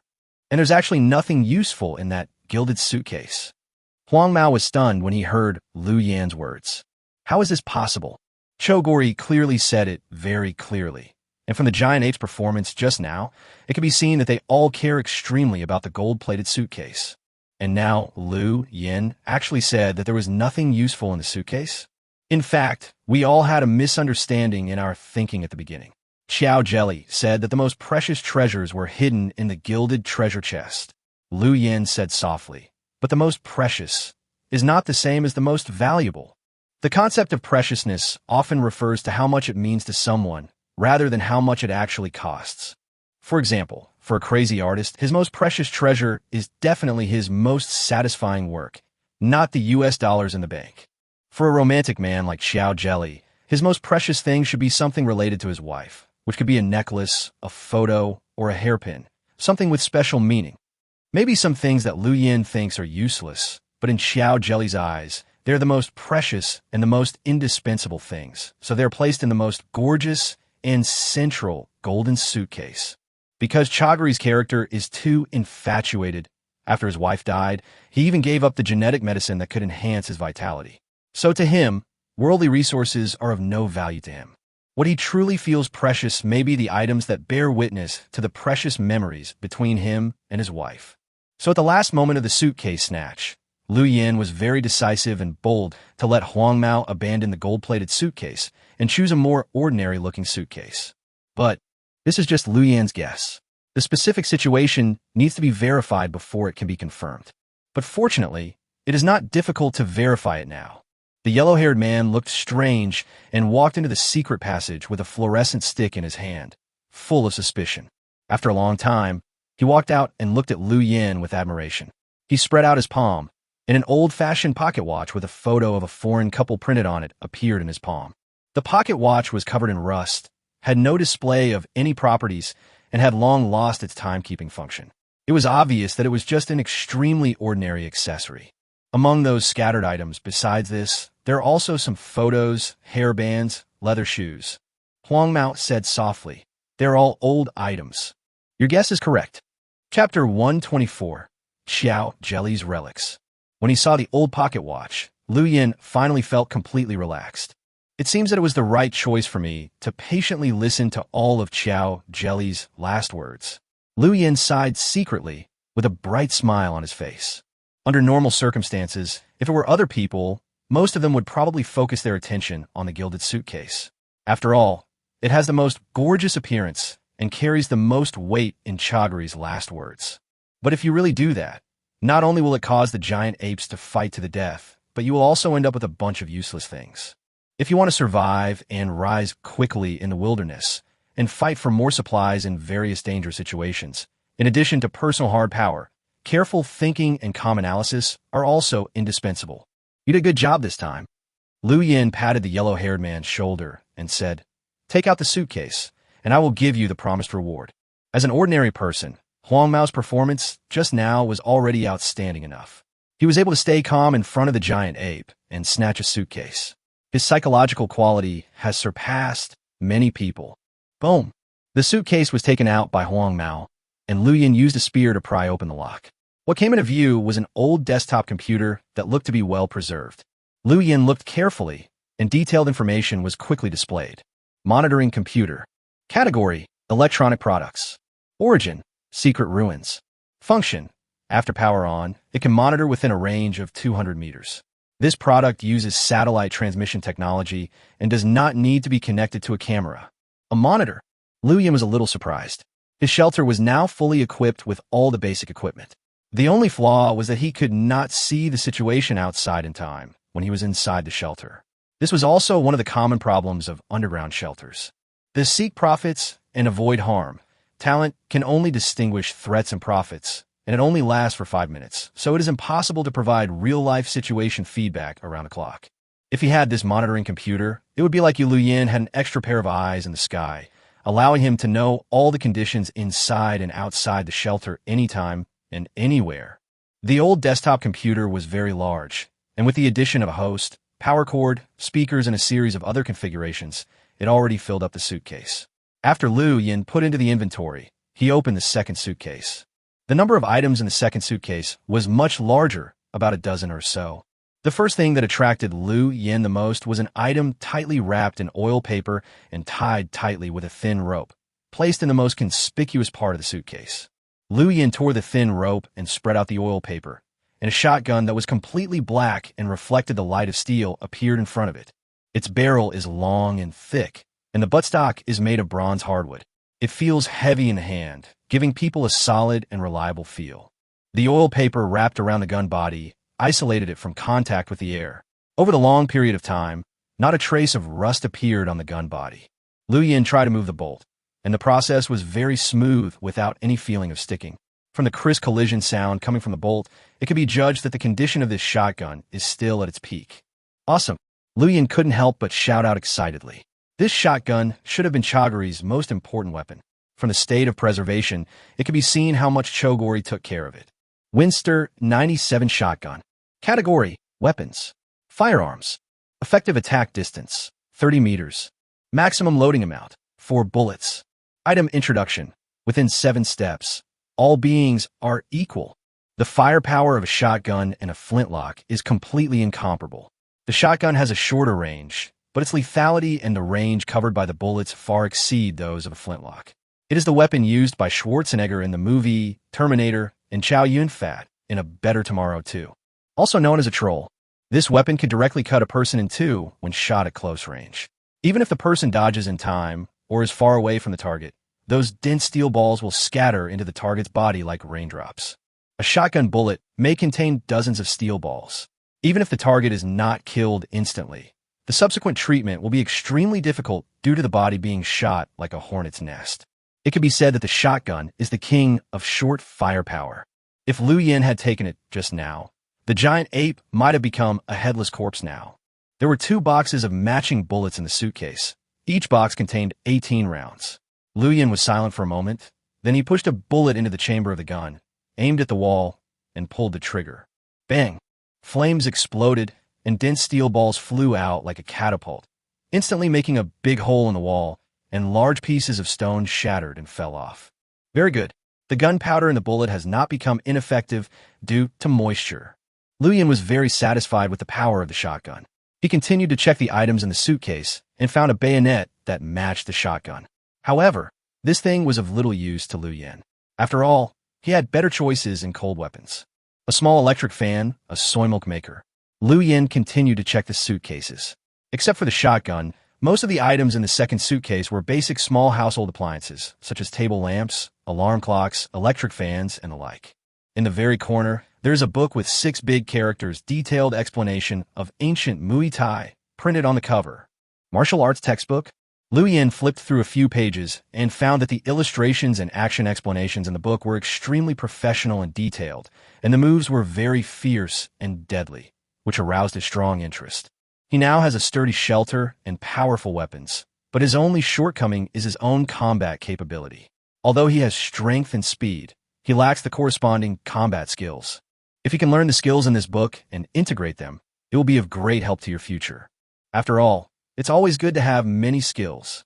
Liu Yin put the book away with great care. The things in the suitcase were all well preserved.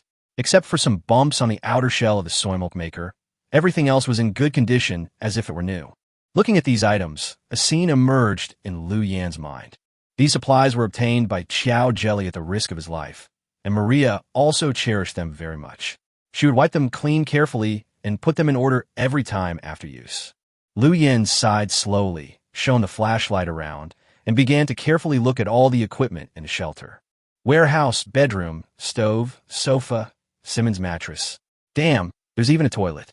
This shelter actually has a complete sewage system. Liu Yin observed the equipment in the shelter and marveled at it. As an ordinary person, it was already very outstanding that Xiao Jelly could build the shelter into this state within half a year. Liu Yin pushed open the door of the master bedroom. With the help of the flashlight, he saw 2 skeletons lying side by side on the bed. Although they had already decayed, they were still snuggled together. Next to the bed was a dressing table, on which lay a dusty notebook and a quill. A few seconds later, Liu Yin walked in. He picked up the notebook and wiped off the dust, only to see a line of large words written on the first page. Post-battle experience summary, recording the monsters I encountered in the wilderness. Chapter 125 Encounter. Human-faced bats are huge and bloodthirsty. They often gather in damp caves and go out at night. They are very threatening. Their teeth and claws are poisonous, and they are afraid of fire. Damn it, the first time I encountered it, I was scratched, and the wound quickly festered and became inflamed within 2 hours. I tried cleaning with alcohol, taking anti-inflammatory drugs, etc., but none of them could stop the spread of the poison. In the end, I had to completely cut off the rotten flesh in the wound. For this reason, I couldn't go out hunting for a whole week. Spider's nest. Lu Yin casually flipped open the notebook and read a few pages, and found that Xiao Jelly not only recorded in detail the characteristics, habits, and weaknesses of the monsters he had encountered, but also even drew some simple illustrations. Although they were a bit sloppy, the specific characteristics of each monster were still very obvious. This is a self-made monster encyclopedia. Lu Yin touched his chin. There is information on at least 50 kinds of monsters in this notebook. Xiao Jelly recorded in great detail his encounters with them, the process of fighting against them, and his reactions after being injured. It is the crystallization of Chaguri's survival experience in the wilderness for half a year. Its value is no less than that of the shotgun, and in a sense it is even more precious. Because the notebook was too old and had not been specially preserved, the paper had become very fragile. Lu Yin put it away carefully and prepared to copy it again after returning to the shelter. 30 minutes later, Lu Yin searched the entire shelter. After making sure that there were no more supplies that could attract him, he packed his luggage and prepared to return. In fact, to be precise, the Chogori shelter was built quite well, with all the furniture, kitchen utensils, and some daily necessities. However, due to the long time, these things have become old and worn out, and there are many kinds of these things, so it is impossible for Lu Yin to take them all away at once. As for putting these things on the auction house and then taking them down for recycling when you get home, this operation, which is equivalent to taking advantage of the inventory for free, simply doesn't work in the game. First of all, while the goods are on consignment, they will remain in the hands of the seller and will not disappear. Only after the transaction is completed will the goods be automatically transferred from the seller to the buyer via email from the trading venue. Players who want to put items on consignment must meet two conditions. First, the product information is guaranteed to be correct. Second, the product must be in the player's inventory or shelter to ensure that there is no problem with the ownership of the product. This means that if he wants to sell an item, Lu Yin must carry it with him or place it in his shelter until the sale is completed. Attention! This is your own shelter. Moreover, during the consignment process, the product will enter an unusable state. That is, during the product sales process, the owner can no longer make changes to the performance or quantity of the product. To put it simply, it is like consigning a kitchen knife with a wear degree of 5%. Before the transaction is completed or the product is removed from the shelves, the owner loses the right to continue using the kitchen knife. It becomes an icon-like object that can only be seen but not touched. As for selling food, the trading place will not provide freshness service after the food is put on the shelves, and its degree of corruption will be displayed in data that changes at any time. The game system is absolutely foolproof in preventing players from getting stuff for free. If you like, you can take all the furniture and sundries in this shelter. Lu Yin turned his head to look at Huang Mao and took out 5 kilograms of rice and 5 kilograms of pork from the inventory and handed them to him. But you don't have to live in this shelter. The giant ape may come back at any time. Huang Mao took the supplies handed over by Lu Yin and was moved to tears. He didn't expect that Lu Yin, such a notorious high-level player, would actually keep his promise, and not only did he not abandon him, but he also gave him all the remaining supplies in the shelter. Although the sofas and furniture were very old, they were much better than the equipment in his shelter. I sealed that bedroom. Don't touch anything inside. Lu Yin pointed in the direction of the master bedroom. He obtained a large number of relics left by Chogori, so he also wanted to do something for them. But after thinking about it, the only thing Lu Yin could do was to prevent them from being disturbed again. Huang Mao nodded repeatedly after hearing this. He had just seen the scene in the master bedroom. He didn't dare to have any thoughts on a mattress where a dead person had slept. 3 minutes later, Lu Yin walked down the stairs to the front door. The little white dragon that had been waiting outside the door jumped up excitedly and neighed. Because the underground shelter is dimly lit and not suitable for the little white dragon to perform, it has been arranged to keep watch outside. Can this smart iron door be taken down? Huang Mao followed Lu Yin and walked out, staring at the iron door with amazing defensive power. He remembered very clearly that this thing had been hit continuously but did not loosen at all. Wouldn't it be great if you could take it apart and install it in your own shelter? With this thought in mind, Huang Mao took out a crowbar and a hammer from his inventory and began to hit the iron door along the sliding track.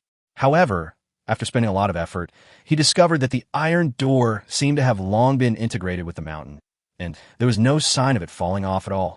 Don't waste your energy. Lu Yin shook his head and said, I guess this shelter has long been changed by the game system into some kind of NPC terrain. Only the supplies and the shelter can be obtained, and this iron door cannot be taken away as supplies. After listening to Liu Yan's words, Huang Mao could only choose to give up in disappointment. God Liu, I have a request. Can I join your shelter? Huang Mao pondered for a long time and finally sent an application for membership to Liu Yan. In a dense forest, the two players were groping forward cautiously. Their movements were very careful, as if they were afraid of being discovered by something. Brother, how long will it take before we can get out? The thin player asked softly, his voice full of fear and anxiety. Don't fucking talk. It'll be over if that thing hears it. The player known as the Big Brother turned pale and lowered his voice to a very low level, cursing in a low voice. I thought this was a blessed place, but I didn't expect to step into the gates of hell. At this moment, a very heavy, panting sound came from far away. The two men covered their mouths and noses, hid in the bushes, and dared not say a word. The panting sound was getting closer, accompanied by heavy footsteps. The two of them were shaking all over and almost crying. I don't know how much time passed before the footsteps gradually disappeared. The thin player released his hands that were covering his mouth and nose and tried to push away the leaves in front of him, wanting to observe the situation outside. Crash! The branches collided, leaving a gap. The skinny player mustered up the courage to look outside. He saw outside the bushes a pair of eyes filled with resentment and violence. A huge pig-headed man was squatting in front of the bushes with a hideous smile on his face. Little bug, it turns out, you were hiding here. Hehehe. Chapter 126, Pig-Headed Leader. A terrified howl sounded above the forest, and the huge pig-headed man dragged the two players out of the bushes with extremely brutal movements and threw them heavily to the ground. A strong feeling of despair and pain surged up at the same time. The two players huddled together and looked at the horrifying monster in front of them, trembling uncontrollably. The skinny player's crotch felt hot, and a fishy smell accompanied by urine filled the air. He was scared to death. Damn it, I ran into disgusting bugs like you again. The pig-headed man had a ferocious expression on his face. He picked up the skinny player with his big hands, and his fangs were sharp.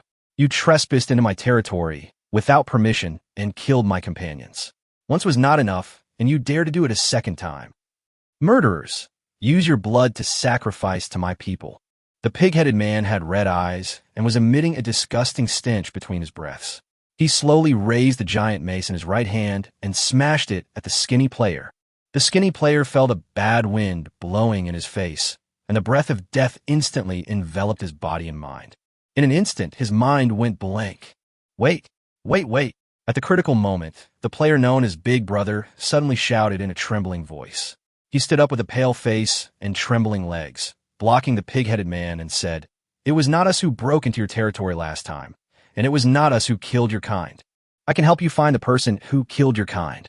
As this sentence was shouted, the pig-headed man stopped moving, and the giant mace was suspended 3 inches above the skinny player's head. Its ferocious head turned to look at the eldest brother, with a hint of surprise and astonishment in its eyes. You said, "Can you help us find the murderer?" That's right. I know who that person is. I can help you kill him. Help you get revenge. Wang Ji nodded repeatedly. He cursed his bad luck in his heart. He thought this was a fruitful journey, but he didn't expect to step into the abyss of life and death. He was just an ordinary player, a member of the big army that intended to besiege Liu Yan's shelter this morning. An hour ago, when the big army was frightened by the bloody road signs and fled in all directions, Wang Ji did not choose to return to the shelter directly, but came up with the idea of searching for resources nearby. He and his partner, the skinny player, wandered around here, and finally, they entered the forest where the pig-headed people were entrenched. At first, they didn't know what dangers were hidden in this forest. They discovered a large number of survival resources in this forest, including pheasants, hares, foxes, wild fruits. These precious foods that are hard to see in the outside world and can provide sufficient nutrients to the human body are countless in this forest. Wang Ji was overjoyed, thinking that it was God's mercy that allowed the two brothers to enter a treasure trove of rich resources. They frantically collected wild fruits and hunted small beasts in the forest, but soon the noise they made attracted the overlord of the forest. When they saw the huge, hideous-looking pig-headed man emerging from the forest, Wang Ji was almost scared out of his wits. He dropped all his baggage and fled for his life. But in the end, they were unable to escape the pig-headed man's pursuit and fell into the monster's hands. Just when he thought he was going to die this time, the pig-headed man's 2 words made his brain work quickly again, as if he had caught a glimmer of hope. The pig-headed man said, there had been humans like himself who had once broken into this forest and killed their companions. Wang Ji was from the second group. Before him, only one group of people had been here. In last night's kill rankings, Liu Yin had kill records for 2 pig-headed men. Combining these 2 pieces of information, Wang Ji could easily guess the identity of the murderer that the pig-headed man mentioned. Faced with life and death, he can only try to grasp the last straw. You'd better not lie to me, or I'll let you know what it means to live a life worse than death. Wang Ji's words obviously shook the pig-headed man. After thinking for a moment, it threw the skinny player to the ground and warned Wang Ji very seriously. I can guarantee that everything I said is true. Wang Ji patted his chest solemnly. He knew very well that if he showed any trace of guilt or uncertainty at this moment, he would be immediately slaughtered by the pig-headed man. Very good, come back to the tribe with me to meet the leader of our tribe. The pig-headed man showed a ferocious smile on his face. He picked up a player in one hand and flew quickly through the mountains and forests as if he was carrying a chicken. The scene before his eyes was changing rapidly, as if the accelerator button had been pressed. Wang Ji felt as if he was sitting on a vehicle with extremely poor off-road performance. The violent bumps made him dizzy and nauseous. I don't know how much time had passed, but the pig-headed man who was running madly slowly slowed down. They had reached the center of the forest. What appeared in front of Wang Ji was a building complex similar to an ancient fortress. The city walls made of thick tree trunks were more than 10 meters high. The fortress was equipped with arrow towers, watchtowers, and other buildings. On both sides of the city gate, there were 4 extremely large pig-headed warriors wearing armor acting as guards. The rumbling sound of wheels rolled over the ground. That was the hunting team members returning to the city. Wang Ji saw a dozen pig-headed men pushing a giant wooden cart coming from a distance. The wooden cart was piled with corpses of wild animals, such as bison, leopards, and gazelles. What shocked Wang Ji even more was that among these piles of animal corpses, he also saw 2 Homo sapiens whose life or death was unknown. That is definitely the ancestor of mankind, Homo sapiens. Although they have dark skin and thick hair and look like gorillas, their faces have obvious human features, and they wear homemade grass skirts. Wang Ji was stunned.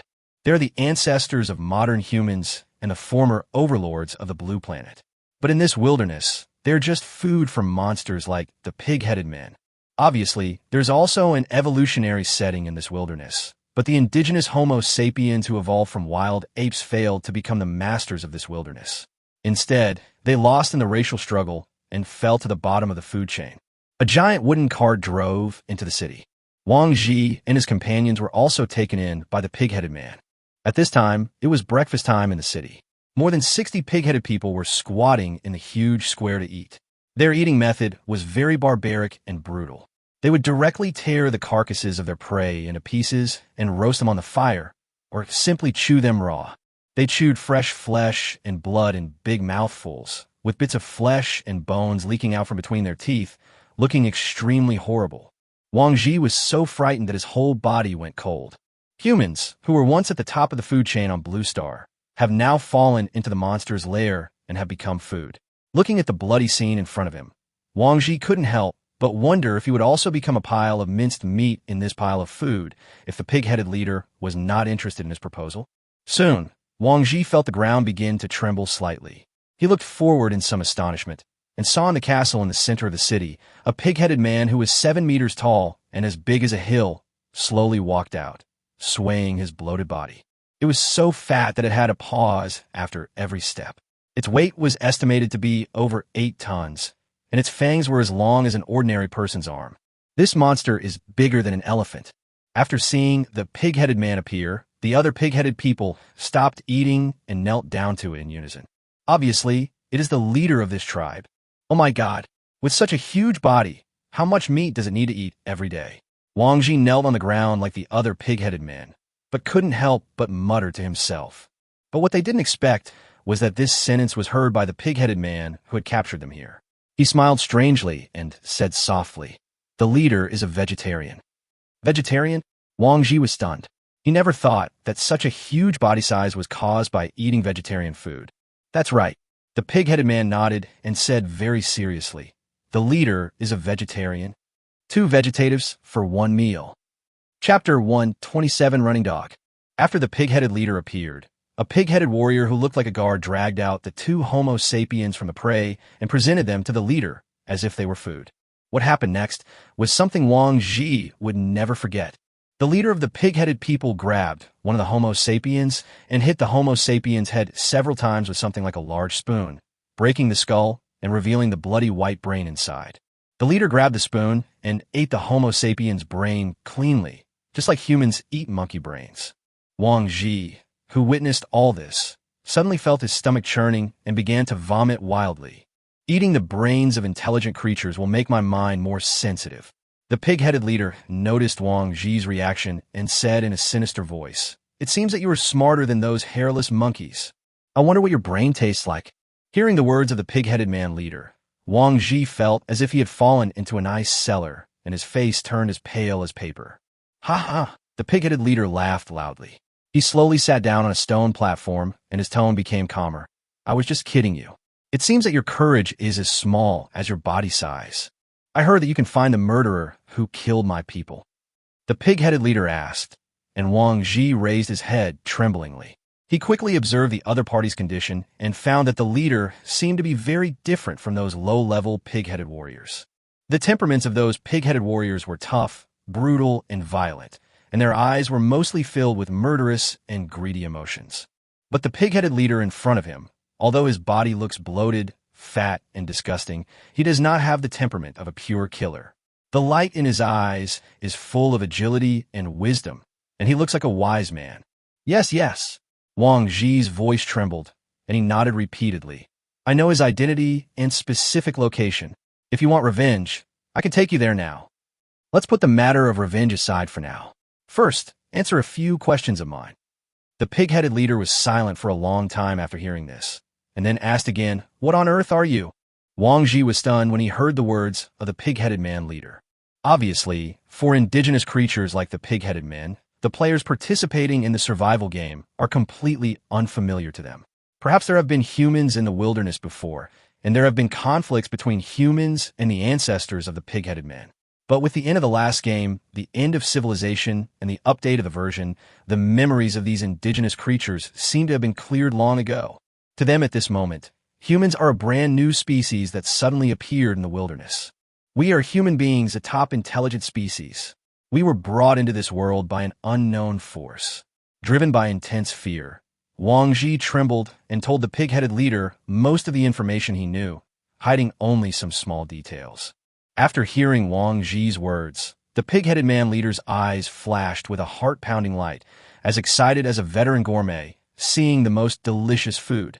There is such a thing, a group of highly intelligent creatures in a difficult survival period. The pig-headed leader laughed. "This is an extremely precious resource." "Resources?" Wang Ji asked in a trembling voice. "Yes, their brains are the most precious supplement. The knowledge they possess can also make our tribe's strength advance by leaps and bounds." The pig-headed leader's eyes lit up. "I've decided to capture humans and bring them back. Capture as many humans as possible. Your army is very powerful. I can lead the way for you. We will definitely be able to capture many human prisoners in a short time." Wang Ji's face was full of flattering smiles. He vaguely felt that his behavior seemed to be suspected of betraying humanity. But what does this matter when it comes to survival? Relying on monsters is just for a better survival. If a man does not work for himself, he will be punished by heaven and earth. Wang Ji comforted himself with this statement. "Because of the existence of the territory law, my people cannot leave this forest for the time being, because the combined strength of our tribe is only that of a first-level tribe." The pig-headed man leader shook his head and rejected Wang Ji's suggestion. "I want you to use some means to trick your people into entering the forest on their own initiative. I will also support you in establishing a group mainly composed of humans, and you will recruit members. We will provide you with resources for survival and development, and you must obey all my orders.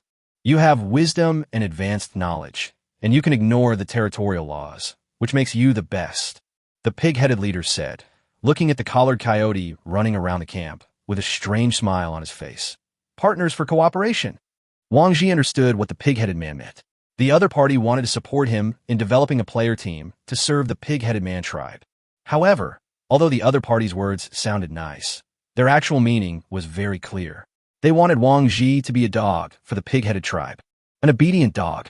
I can give you weapons, food, and shelter, but I want you to capture more humans for me as supplements.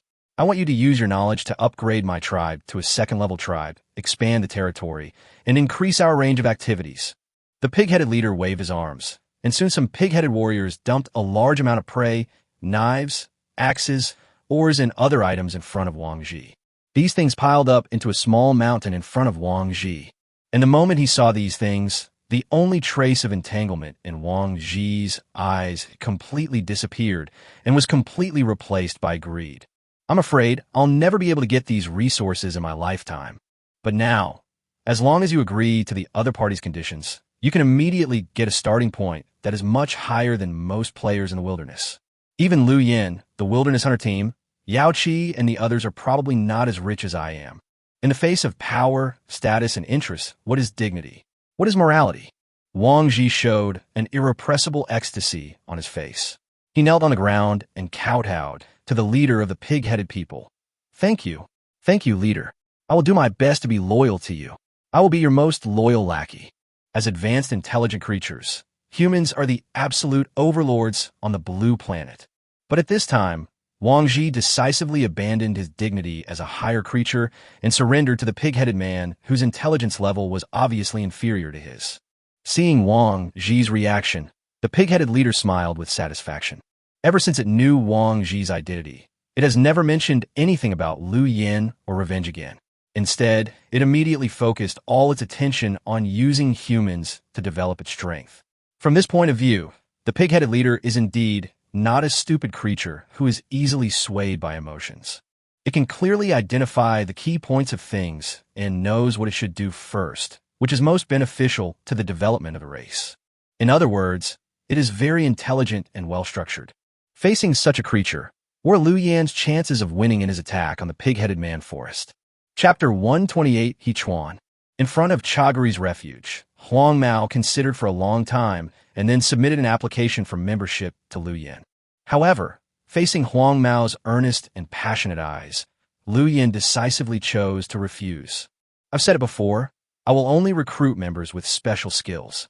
Liu Yan shook his head coldly and said, "You don't meet this condition." Huang Mao's expression froze, and his mood quickly dropped. "We are not the same kind. If we insist on getting together, it will not only harm me, but also you." Liu Yan looked at the depressed yellow-haired man and said expressionlessly, "I am now the target of public criticism in the entire wilderness. Many people are staring at me with ill intentions. Many people want to capture my shelter and take away my resources. If you follow me, you will face much more danger than if you were alone now." Because of Huang Mao's brave act of snatching the suitcase just now, Liu Yan's attitude towards him softened a lot, so he tried to speak more tactfully at this time. In fact, Liu Yan's real meaning is very clear. If Liu Yan is compared to a tiger, then the other high-level players in the wilderness are predators, such as wild wolves and brown bears. If Liu Yan wants to develop his own power and fight against other predators, he must also recruit some ferocious beasts instead of sheep. As an ordinary person, Huang Mao is already considered brave, but if he really has to fight against other high-level players, Huang Mao is far from qualified. After joining the Liu Yan shelter, the danger level of Huang Mao will increase dramatically. Perhaps his biggest difficulty every day now is to have enough food and clothes, but once he joins the Liu Yan shelter, what he may have to face every day are the conspiracies, plots, pursuits, and interceptions of those high-level players. As an ordinary person, Huang Mao was simply unable to cope with such a predicament, nor could he provide sufficient help to Liu Yan. Forcibly joining the shelter will do more harm than good. But Huang Mao gritted his teeth when he heard that. He wanted to hold on a little longer, but when he raised his head and saw Liu Yan's calm yet determined eyes, he knew that he could not change the other party's will, so he could only lower his head silently. Huang Mao felt his face getting hot. Once, as an ordinary person, he was betrayed by his wife because he was too mediocre. And at this time, he was once again coldly rejected by Liu Yan because he had no outstanding abilities. He felt a deep sense of shame. But what came along with this sense of shame was not hatred, but a surge of pride. The yellow-haired man clenched his fists his breathing gradually becoming heavier. He suddenly took a step forward and asked very seriously, "God of roads, if I can meet your standards in the future, will you accept me? If you meet my standards, you are welcome to join my shelter." Hearing this, Lu Yin actually became a little interested in the yellow-haired man and asked with a hint of smile in his tone, "But can you do it? Miracles are created by humans. Give me some time, and I will prove it to you." Huang Mao took a deep breath and said in a deep voice, "What are your specific standards?" Lu Yin thought to himself, "Is this going to be a play about not bullying the poor young man? Instead, I feel a bit like the villain in some online novels who looks down on the protagonist. Kill 3 high-level players alone, or use your own abilities to enter the top 10 of the shelter list or the power list. If you meet any of the 3 conditions, you will pass the assessment." Lu Yin touched his chin, and after careful consideration, he slowly stated his conditions. No time limit, no means limit. As soon as Lu Yin said this, Huang Mao swallowed his saliva. None of these 3 conditions is easy to accomplish. First of all, there are only 30 high-level players in the entire wilderness, and all of them are brutal and ruthless. Except for Lu Yin, most of the high-level players on the shelter list and the power list have their own companions and subordinates. It is extremely difficult to successfully kill the opponent when you are at a disadvantage in numbers. The difficulty of building a shelter is no less than the first one. At this time, most of the shelter owners in the top 10 of the shelter rankings either have architects and builders with special skills or rely on their numerical advantage to build a large number of facilities. And Huang Mao could never compare with the labor and construction capabilities of these people by himself.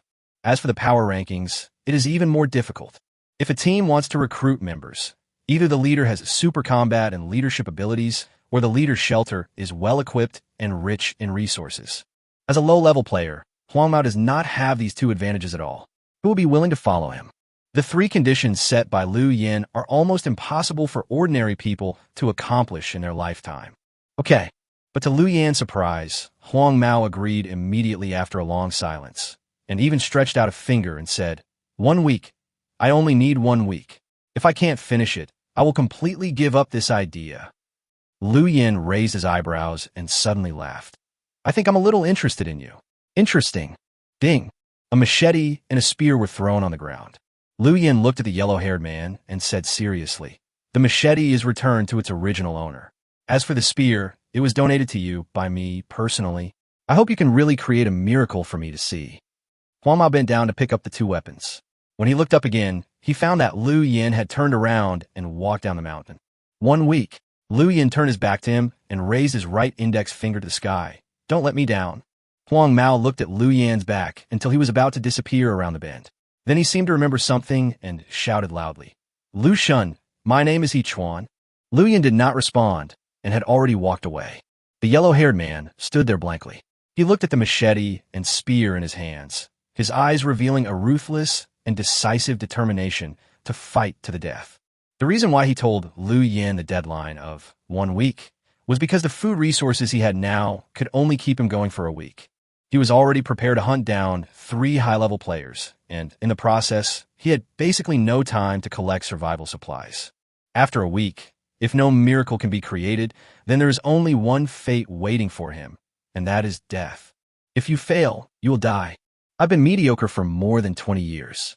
I lost my wife and my dignity.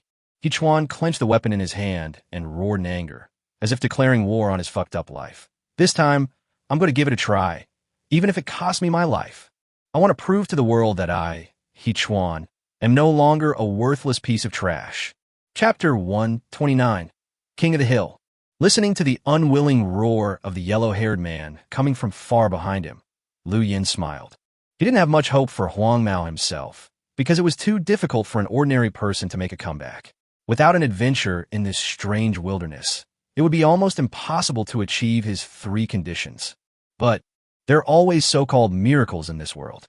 If there is a 1 in 10,000 chance that Huang Mao will accomplish an amazing feat in the future and become a prominent figure in the wilderness, then it will be 100 benefits to Lu Yin and no harm at all.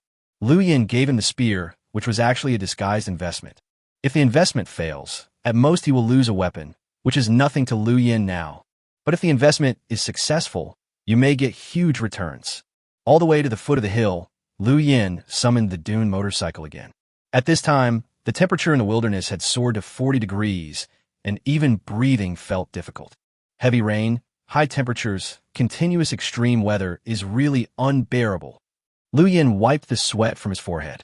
In such high temperatures, he missed the air conditioner and refrigerator very much. If I could lie in a shelter, enjoy the cool breeze, and drink a few sips of cold beer, it would be a heavenly life. At this time, Lu Yin once again reaffirmed his plan to capture the pig-headed man forest as soon as possible. Because one of the important functions of saltpeter is to make ice. With it, you can live a more comfortable life. Buzz. The throttle was turned, and the dune bike rolled up a trail of earth and rushed towards the shelter. Half an hour later, Lu Yin returned to the shelter. Less than 300 meters away from the shelter, he activated his ability of seeking advantages and avoiding harms. The azure light instantly swept around him. After confirming that the shelter had not been invaded by others and no one was ambushing inside, Lu Yin walked towards the gate with confidence. Is this a coyote? When Lu Yin walked to the door of the shelter, he found that a thorn trap placed at the door had been triggered. A large number of thorn branches as tough as steel bounced open, forming a 2 cubic meter thorn cage. In the cage, a coyote covered in blood was spinning anxiously. It looked very aggressive at this moment, and kept biting the thorn cage with its claws and teeth, but because its strength was too small, it was unable to break the cage. Lu Yin noticed that it was wearing a collar around its neck, exactly the same as the ones he had killed in the past. This is a trained dog tamed by the pig-headed man. Lu Yin immediately recognized the identity of the coyote. When he first entered the pig-headed man's forest, he discovered the rule that the other party could not leave the territory, but these coyotes in front of him did not seem to be restricted by the territorial rules. This group of monsters has never given up on tracking me. They can't leave the forest, so they want the coyotes to kill me. There was a gleam of ruthlessness in Lu Yin's eyes. From this, it could be seen that those pig-headed men were not only brutal, but also very vengeful. If they were not eliminated as soon as possible, they would become a time bomb. The light of the talent of seeking benefits and avoiding harm still did not fade away. Since the coyote was firmly trapped in the thorn trap, the threat to Lu Yin was basically zero, so it was not displayed in the talent. After confirming the identity of the coyote, Lu Yin took out a spear and stabbed it to death, threw the body far away, and then reset the thorn trap and buried it again. As a product of the silver treasure chest, the thorn trap is not a disposable consumable, but a reusable product similar to a beast trap. As long as the overall structure is not damaged, it can be used forever. After doing all this, Lu Yin opened the door and walked into the shelter. The hot air from outside is isolated outside the stone gate, and the temperature inside the underground shelter is much cooler than in the wilderness. Lu Yin took out Xiao Jelly's first suitcase, moved the monitoring computer to the bedroom, and installed it. After connecting the power supply, a scene soon appeared on the computer screen. This is the Lu Yin shelter, a bird's-eye view from the outside. It's done. Lu Yin snapped his fingers. He thought that after hundreds of years, the accuracy of the monitoring computer might be a problem, but the clear picture on the screen dispelled all his concerns. You can also adjust the viewing angle. Lu Yin soon discovered another function of the monitoring computer.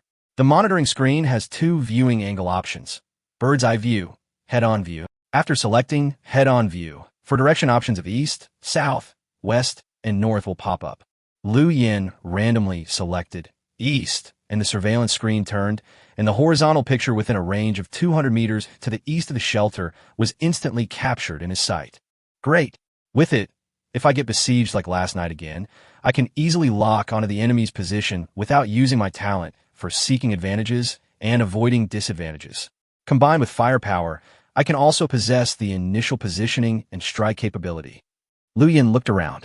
There were more and more equipment in the bedroom, and the prototype of a combat command room had already taken shape. I believe that it won't be long before Lu Yin's shelter can become a veritable fortress. Buzz, buzz, buzz. In the vegetable cultivation room, the humming sound of the generator came from its operation. Lu Yin touched his chin. Now, there are more and more electrical equipment in the shelter, and the power consumption is also increasing day by day. The fuel he bought at the trading field before needs to be supplied to both the dune motorcycle and the generator, and the reserve has reached the bottom. I still need to get some more fuel. Let's see if there's any information about fuel in the trading field and the world channel. Lu Yin said this and opened the world chat channel. Just as he opened it, A message that was scrolling across the screen caught his attention. Wang Ji, the King of the Hill team, is recruiting new members. There are no rigid requirements. As long as you come, we are brothers. New members will be given weapons, food, drinking water. We have the most abundant supply of resources. Wang Ji, send pictures. Wang Ji, team coordinates 551.224. Liu Yan looked at the coordinates in the message and felt inexplicably familiar. Suddenly he realized, isn't this the cave where Brother He hid the generator? This team's base is in the Pighead Man's lair? Chapter 130 Hegemony. Liu Yan looked at the comments in the World Channel, opened the transaction information with Brother He in the past, and confirmed once again that the coordinate location was definitely located in the Pig-Headed Man Forest. A group that sets up its base in the lair of indigenous intelligent creatures. This player is quite brave. Liu Yan sighed and opened the picture sent by the other party. As soon as it opened, Liu Yan's pupils suddenly shrank. The picture shows a player standing inside a small underground safe house. There are no furniture, electrical appliances, or other equipment in the house. There are only a wide variety of food behind him, such as meat, fruit, and corn. In addition, there are a large number of wooden armor, iron axes, short knives, and other weapons. These things combined almost filled up the entire safe house. If he hadn't seen it with his own eyes, Liu Yan would never have believed that on the 8th day in the wilderness, a player had actually collected such a terrifying amount of resources. Is this still a safe house? It's just a warehouse. That's not right. This Wang Jiming is unknown and is not a high-level player on the leaderboard. How could he get so many supplies in such a short time? And the coordinates are too coincidental. Liu Yan looked at the picture and found something abnormal. The size of these weapons seems to be too large. If humans use them, it seems that they are not convenient. The weapon handles in the picture are all made of a kind of hardwood and look very sturdy. Liu Yan compared them with the player next to him and found that the handle of the nearest iron axe was as thick as a can of Coke. The most important thing about a weapon is the feel, and such a thick and heavy handle is difficult for a normal adult male to hold. It looks very uncoordinated and is definitely not tailor-made for humans. In other words, these weapons are most likely not made by humans. Liu Yan's brain was spinning rapidly, and soon, a terrible thought emerged. These supplies may belong to the Pig-Headed Man. Liu Yan began to reason frantically. There are only two possibilities for these things to fall into Wang Ji's hands. 1. Wang Ji managed to break into the Pig-Headed Man's warehouse and looted the supplies.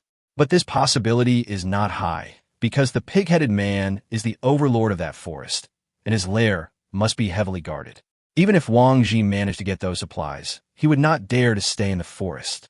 Secondly, these supplies were given to Wang Ji by the Pig-Headed Man, so Wang Ji dared to blatantly build a shelter in the mountains to recruit members. Two conjectures appeared in Liu Yan's mind, and based on the known information, it is obvious that the second possibility is more likely. An emotion called uneasiness grew in his heart and spread rapidly. Liu Yan has a grudge against the Pig-Headed Man, and his next target is the saltpeter mine in the mountains. At this time, a team with a large amount of supplies and recruiting a large number of players suddenly appears, which makes Liu Yan nervous. If, as he guessed, this Wang Ji is really connected with the Pig-Headed Man, then Liu Yan's next plan will be forced to stop. He must first deal with Wang Ji and then plot to destroy the Pig-Headed Man. Wang Ji, who can move freely in and out of the mountains and forests and is well aware of his own position, poses a far greater threat than the Pig-Headed Man tribe itself. At this time, the World Chat channel was already very lively. Although they have been in the wilderness for 8 days, most players are still on the verge of barely getting enough food and clothing. Except for the high-level players on the leaderboard, 80% of ordinary people can only eat 1 meal a day, and they also have to guard against wild beasts and enemies that may come at any time. The teams on the power list also have special requirements when recruiting members. Although they are not as demanding as Liu Yan's, they are also very difficult to achieve. This results in ordinary players having no way to curry favor with powerful people and can only survive as hard as an ant. In such a difficult living situation, Wang Ji's unconditional recruitment was like a long-awaited rain. Most players went crazy. They kept at Wang Zhi in the World Channel and expressed their desire to join his shelter. Kadi, Mr. Wang, are you serious? Are there really no restrictions? Li Yunjin, are they fishing? They're trying to lure us in with generous conditions and then rob us of our supplies. Link, the idiot above. Unconditionally recruiting members means facing those players at the bottom of the wilderness. These people have problems surviving. Where are the supplies worth looting? Would you rob beggars? No, Ampala. I've already set off. I'll be there in half an hour at most. I want to be the first member of the King of the Hill team. Liu Yin looked at the fanatical players in the World Channel and couldn't help but feel his scalp tingling. In just 5 minutes, at least 300 players expressed their desire to join Wang Ji's team in the World Channel. Once all these people really gathered in the Pig-Headed Man Forest, it would be a huge threat to him. After all, his safe house was only about 5 kilometers away from the Pig-Headed Man Forest. How can I allow others to sleep soundly on a bed lying on its side? Liu Yin was silent for a moment. Through his experience in the wilderness during this period, he found that the deployment points of the first batch of players were very close. After his coordinates were exposed yesterday, the 4 bounty forces arrived within a few hours, which meant that they did not spend too much time on the road. According to his guess, the deployment range of the first batch of players is probably within 100 kilometers. This also means that he must find a way to solve Wang Ji's problem as soon as possible. Otherwise, before the sun sets today, those players who have defected may rush to the Pig-Headed Man Forest one after another. By that time, everything will be a foregone conclusion. He had to stop this from happening. Liu Yin thought for a moment. A hint of ferocity flashed in his eyes, and he quickly spoke in the World Channel. Liu Yin, at all members, please do not join the King of the Hill Sanctuary and do not approach the coordinates. Anyone who approaches will be regarded as a hunting target by me. Liu Yin at Wang Ji, please stop recruiting members immediately or move the shelter to 30 kilometers away from the forest. Otherwise, I will regard you as a hostile force and strangle you. Liu Yan's 2 sentences were like a bombshell, which immediately exploded on the World Channel. Wang Ning, you are too overbearing, aren't you? Just because the coordinates are close to your shelter, you won't allow others to recruit members? Zhou Daifo, this is an act of hegemony. I strongly protest. Li Qi, you are unwilling to recruit us, and you also don't allow others to recruit us. Isn't this pushing people into a desperate situation? Triple X, we have the freedom to choose. Don't think that just because you're number 1 on the shelter list, you can dominate everything. In the World Channel, many players began to criticize Liu Yin fiercely. Wang Ji, one of the parties involved, also responded quickly. Wang Ji at Liu Yin, why do you want me to move? In the wilderness, every team has the right to choose their own base and recruit members. This is the fairness given to every player by the game system. The channel was filled with insults and protests against Liu Yin. While Liu Yin was watching these speeches, the corners of his mouth curled up slightly. He spoke again in the channel. This time, he did not hide anything and showed his edge. Liu Yin, that's right. I am a hegemon. Do you think I worked so hard to develop shelters, build weapons, and climb to my current position just to be fair to you? Let me be frank. Whoever comes to this coordinate point, this King of the Hills Sanctuary, will die. Liu Yin spoke, declaring his sovereignty in an extremely domineering manner, and the World Channel suddenly became quiet. However, before Liu Yin finished speaking, he hit Wang Ji again. Liu Yin, Wang Ji, you asked me why I asked you to move to another place. I'll tell you right now. I did it because I was ranked 1st in the shelter and 3rd in the kill list. I did it because I had the best weapon in the wilderness. I did it because of the piles of corpses nailed to the wooden racks outside my shelter. If you continue to recruit members despite my orders, I promise to scatter your ashes within 3 days. Chapter 131 Preparation. If Liu Yan's first 2 sentences were warnings, then what he said later was a naked threat. As expected, after these remarks, a wave of anger suddenly swept across the World Channel. Hundreds of players were madly insulting and accusing Liu Yin of his domineering behavior. Liu Yin looked at the disgusting words on the World Channel, but did not take them to heart and did not explain too much. Liu Yin and these players do not have a god's perspective. The fact that Wang Ji might be a puppet supported by the Pig-Headed Man is still Liu Yan's guess. He has no strong evidence to prove that Wang Ji is related to those monsters. And even if he could prove that Wang Ji was related to the Pig-Headed Man, what would that do? Can it stop those low-level players who want to curry favor with the powerful? No way. These players have long been exhausted by the pressure of survival. At this time, a team suddenly appears and unconditionally recruits members. At this time, no matter whether the owner behind this team is a pig-headed man, a dog-headed man, or any other monster, they will not stop to join. Because those monsters can bring them benefits, and allow them to survive in the wilderness. Although some of these players may be eaten by the leader after entering the Pighead Man forest, even so, as long as the benefits given by the Pighead Man can be fulfilled, there will still be a steady stream of players flocking to Wang Ji's army, because they have no better choice. Just like when the Yanhuang country was invaded by the Sakura country, many people became puppet soldiers because of the difficulty of survival. Don't these people know that after becoming puppet soldiers, they will be bullied by the Japanese army, used as cannon fodder by the Japanese army, and face a mortality rate several times higher than before? They know. But when faced with the temptation of interests, they still chose to do so. And they have a sense of luck in their hearts. How can it be their turn to die among so many people? And if they join this team and make some contributions, they may be reused. They will completely transform themselves and become an important role. In this situation, even if Liu Yan could find out the truth of the whole matter and put it in front of these players, he probably wouldn't be able to persuade them to go back. There was no point in explaining, and Liu Yan was too lazy to explain. So, I won't explain it anymore.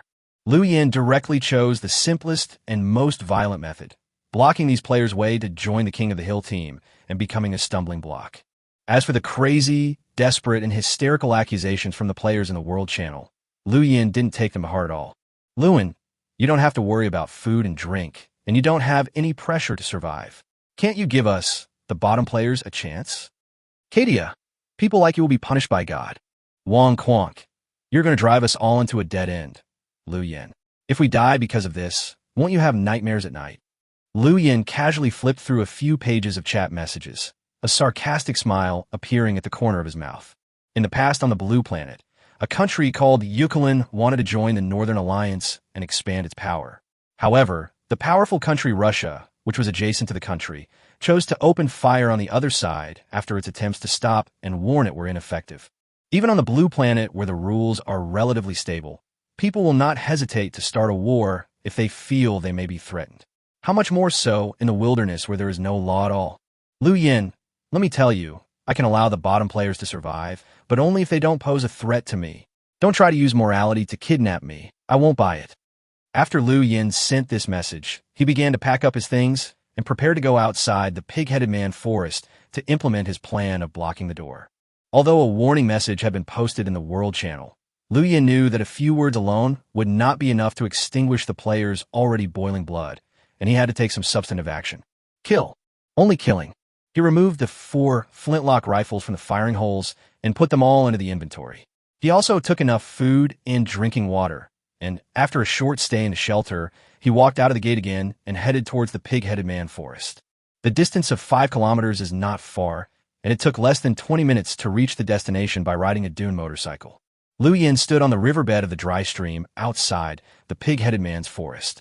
30 meters ahead was the place where the Pig-Headed Man had stopped when he was chasing him last time. The animal path leading into the forest was also located there. Go and investigate to see if there are any other roads leading into the forest. Liu Yan gave Xiao Bailong a patrol order, and then he opened the trading floor and used 2 spears and some meat to buy a dilapidated ground safe house core. Ding! You lost 2 spears, normal level. You lost 5 pounds of pork. You get the core of the above-ground safe house, dilapidated. It is now 10:35 in the morning, and the air temperature has soared to a suffocating level. Even with Liu Yan's physical strength, he probably won't be able to hold out for long if he is exposed to direct sunlight. Because many players died in the previous acid rain attack, many ownerless safe houses appeared in the wilderness. These damaged safe houses were picked up by other players and sold in the trading market. They were not rare. Liu Yan looked at the faintly glowing safe house core ball in his hand. He planned to build a temporary base here. Otherwise, let alone blocking the door, he should be thankful that he was not sunburned to death. After he wiped out the 4 major forces last night, although there were safe house cores among the spoils, those safe houses were all placed underground and could not meet Liu Yan's needs. The damage to this core is only 14, so it is relatively intact. If it weren't for the skyrocketing price of weapons, I'm afraid it would take more materials to buy it. Liu Yan played with the core sphere. Since the acid rain disaster, there have been many more wandering thugs in the wilderness. Players have started to buy weapons frantically for self-protection, and thugs have started to buy weapons for looting. And since the battle last night, Liu Yan wiped out 4 forces with the suppressive power of high-quality weapons, allowing players to see the crushing power of high-level weapons.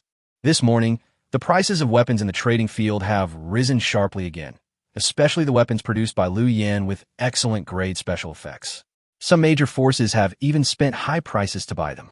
They are in high demand and priceless. It seems that the more chaotic the wilderness is, the more disputes there are, and the smoother my arms plan will go. Liu Yan touched his chin. He thought of the beautiful country on the blue planet that started out by selling arms. The other party made profits by constantly creating disputes between other countries and selling their weapons to both sides. Although the means were despicable, they were indeed very effective. Chapter 132. To survive, who doesn't? About 20 minutes later, Xiao Beilong returned and brought back some important information. First, the area of this forest is not large, only 18 square kilometers. Second, there are only 2 passages to enter and exit this forest. The first one is a steep slope on a cliff in the southeast of the forest. The mountain there is steep, and the mountain wall forms almost a right angle with the earth. There's only one passage trampled out by a mountain goat, but because of the special terrain, only mountain climbing experts like mountain goats can pass through it freely. Other creatures, even cheetahs and monkeys, dare not try to climb easily. Once they lose their grip, they will immediately fall into the abyss of hundreds of feet. The second path is in front of the riverbed of the stream, where Liu Yan is standing at the moment. Although it is also a beast path leading to the depths of the forest, it is flat and open, and there's basically no chance of slipping. Apart from these 2 roads, the entire outer periphery of the forest is covered with dense bushes and thorns. There are also a large number of highly poisonous snakes, insects, rats, ants, and swamps lurking in the thick piles of fallen leaves on the ground. If ordinary players want to bypass the 2 passages and enter the forest from other places, the death rate is as high as 99. After getting this information, Liu Yan felt much more at ease. This passage is the only way to enter the pig-headed man forest and is also the nearest blocking point. Put a safe house on the ground. Liu Yan casually threw the safe house core he had just purchased on the ground. With a flash of light, a wooden building appeared in front of him. Above ground safe house. Owner, Liu Yan. Area, 130 square meters. Height, 3 meters. Equipment, none. Damage level, 14%. Description: a dilapidated ground safe house, leaking water and air. Once soaked by rain, the walls have begun to mold. Liu Yan pushed open the door of the safe house, and a very strong smell of mold hit him in the face. He looked at the safe house with a frown. Green mold was growing on the walls, load-bearing columns and beams, and water was dripping from the roof from time to time. There was nothing in the room. It could be described as bare walls. I guess the player who found this safe house has already looted all the supplies inside, but I didn't expect to find anything missing. Liu Yan carefully inspected the safe house and confirmed that there were no problems with the load-bearing columns and safety performance, and that there would be no sudden landslide. The main function of this safe house is to serve as a shade shelter. As long as its safety performance is up to standard, Liu Yan does not have too many requirements for it. He observed the surrounding terrain, took out an axe, and smashed a gap about 30 centimeters long and wide on the front and back walls of the safe house to observe the situation and serve as a shooting hole. After doing all this, he placed the weapons he brought with him in front of him. 5 flintlock rifles, 4 long and 1 short, were all loaded with ammunition and ready to fire at any time. A shotgun with 17 bullets remaining, also loaded. An excellent grade spear and an excellent grade dagger. A homemade landmine. A crossbow with 20 matching arrows. In addition to these, Liu Yan also had a hidden arrow tied to his left wrist. After killing the pig-headed man, Liu Yan pulled the hidden arrow out of the other's eyeball and recovered it. There is still about 400 grams of gunpowder, enough for dozens of shots. There are also 2 bags of steel balls. There won't be a problem of running out of ammunition for the time being. Liu Yan carefully checked his equipment, sat cross-legged in front of the observation hole, and stared at the movements around him. The little white dragon flapped its wings and flew into the forest, hiding in the dense crown of a big tree. It was responsible for acting as a warning sentry for Liu Yan, monitoring the inside of the forest to see if there would be any enemy sneak attacks. If Wang Ji and the pig-headed man find out that their plan to recruit members is blocked by Liu Yan, then they will definitely find a way to counterattack. Although the pig-headed man cannot leave the forest, Wang Ji can enter and leave at will. Liu Yan didn't want an enemy with a firearm to suddenly jump out from behind him without any preparation while he was fighting with the players in front of him. The little white dragon activated his mutation ability and quickly blended into the surrounding environment, and his presence could no longer be detected by the naked eye. Liu Yan was also debugging his weapon seriously. Time passed by minute, and it was 11:23 in the morning. The scorching sun burned the earth, and the temperature in the air reached its peak. Even with every breath, the lungs felt like they were burned. When I looked up, the air seemed to be violently distorted. Four figures slowly walked out from the end of the river. They saw the safe house blocking the middle of the river and stopped immediately. Liu Yan also saw them, and quickly picked up his flintlock rifle and placed it on the firing hole, shouting, "I am Liu Yan. If you dare to come closer, you will die." Liu Yan's shout was loud and clear. The players lowered their heads, as if discussing something. After a moment, they took out something from the inventory and used it to block in front of themselves, then started moving forward again. "Is this the door to the safe house?" Liu Yan narrowed his eyes and saw clearly that the things used as shields by the players were actually the wooden door of the safe house, with door frames and rivets on the edges. "Do you think you can block a musket with this thing?" The original safe house door was made of wood and was less than 3 centimeters thick. An average adult could break it with a kick of sufficient strength, let alone a flintlock rifle. Liu Yan looked at the 4 players expressionlessly. Without saying anything more, he picked up a flintlock and aimed at the enemy in the front. Yes, the moment those players disobeyed the warning and still tried to enter the pig-headed man forest, they had become their enemies. 150 meters. 100 meters. 50 meters. The moment the player in the front entered the range of 50 meters, Liu Yan pulled the trigger directly. As the roar of gunfire rang out, the inferior shield in the player's hand broke directly. The player behind the shield had blood spurting out of his chest, and he fell to the ground with a groan. Bang! Bang! Bang! Liu Yan moved extremely quickly, changing guns quickly and pulling the trigger, changing 4 guns in 3 seconds. Except for the last shot, which missed, the other 3 shots all penetrated the shield with incredible accuracy and hit the player. My lefts. Liu Yan, you will die a horrible death. The player who was hit screamed and fell to the ground wailing. The only player who was not hit quickly hid behind a giant rock while holding the door panel and shouted in a trembling voice, "Liu Yan, you are a high-level player on the leaderboard. Why do you have to force us into a dead end? We have no intention of being your enemy. We just want to survive, just to stay alive." To survive, to stay alive. Inside the safe house, Liu Yan heard the desperate cry of the player, picked up his flintlock, and reloaded his ammunition. A self-deprecating smile appeared on the corner of his mouth. Who isn't? Chapter 133 Crowd. Under the scorching sun, the 3 players who were shot fell in the scalding riverbed, struggling and wailing. The extreme high temperature and massive blood loss soon put them in a near-death state. The surviving player hid behind a boulder and trembled. He didn't dare to save his companions, nor did he dare to continue charging toward the pig-headed man forest under Liu Yan's firepower. After a moment of stalemate, he finally gritted his teeth and shouted, "Liu Yan, I listened to you. I won't go anymore. Can you let me go?" Liu Yan listened to the other party's shouting with a very cold expression. There was no way he would let this person go, because he needs to establish his authority now. He needs to make others afraid of him, so that others will take what he says seriously. "I told you not to come, but you came, and now you find you can't get in and want to leave. It's like you come to fight me, and I warn you not to cause trouble, but you don't listen. Then when we started fighting, you realized you were no match for me. So, you wanted to run away? Is there such a good thing in the world? I'm gonna fucking kill you, right?" If Liu Yan lets this player go today, everyone in the wilderness will think that he's a person who is easy to negotiate with, and such a personality is obviously not enough to deter those evildoers. "I gave you a chance." Liu Yan responded in a deep voice through the shooting hole. "If you don't want it, you can't blame me." After hearing Liu Yan's cold answer, the player finally despaired. He crouched behind a boulder and dare not move.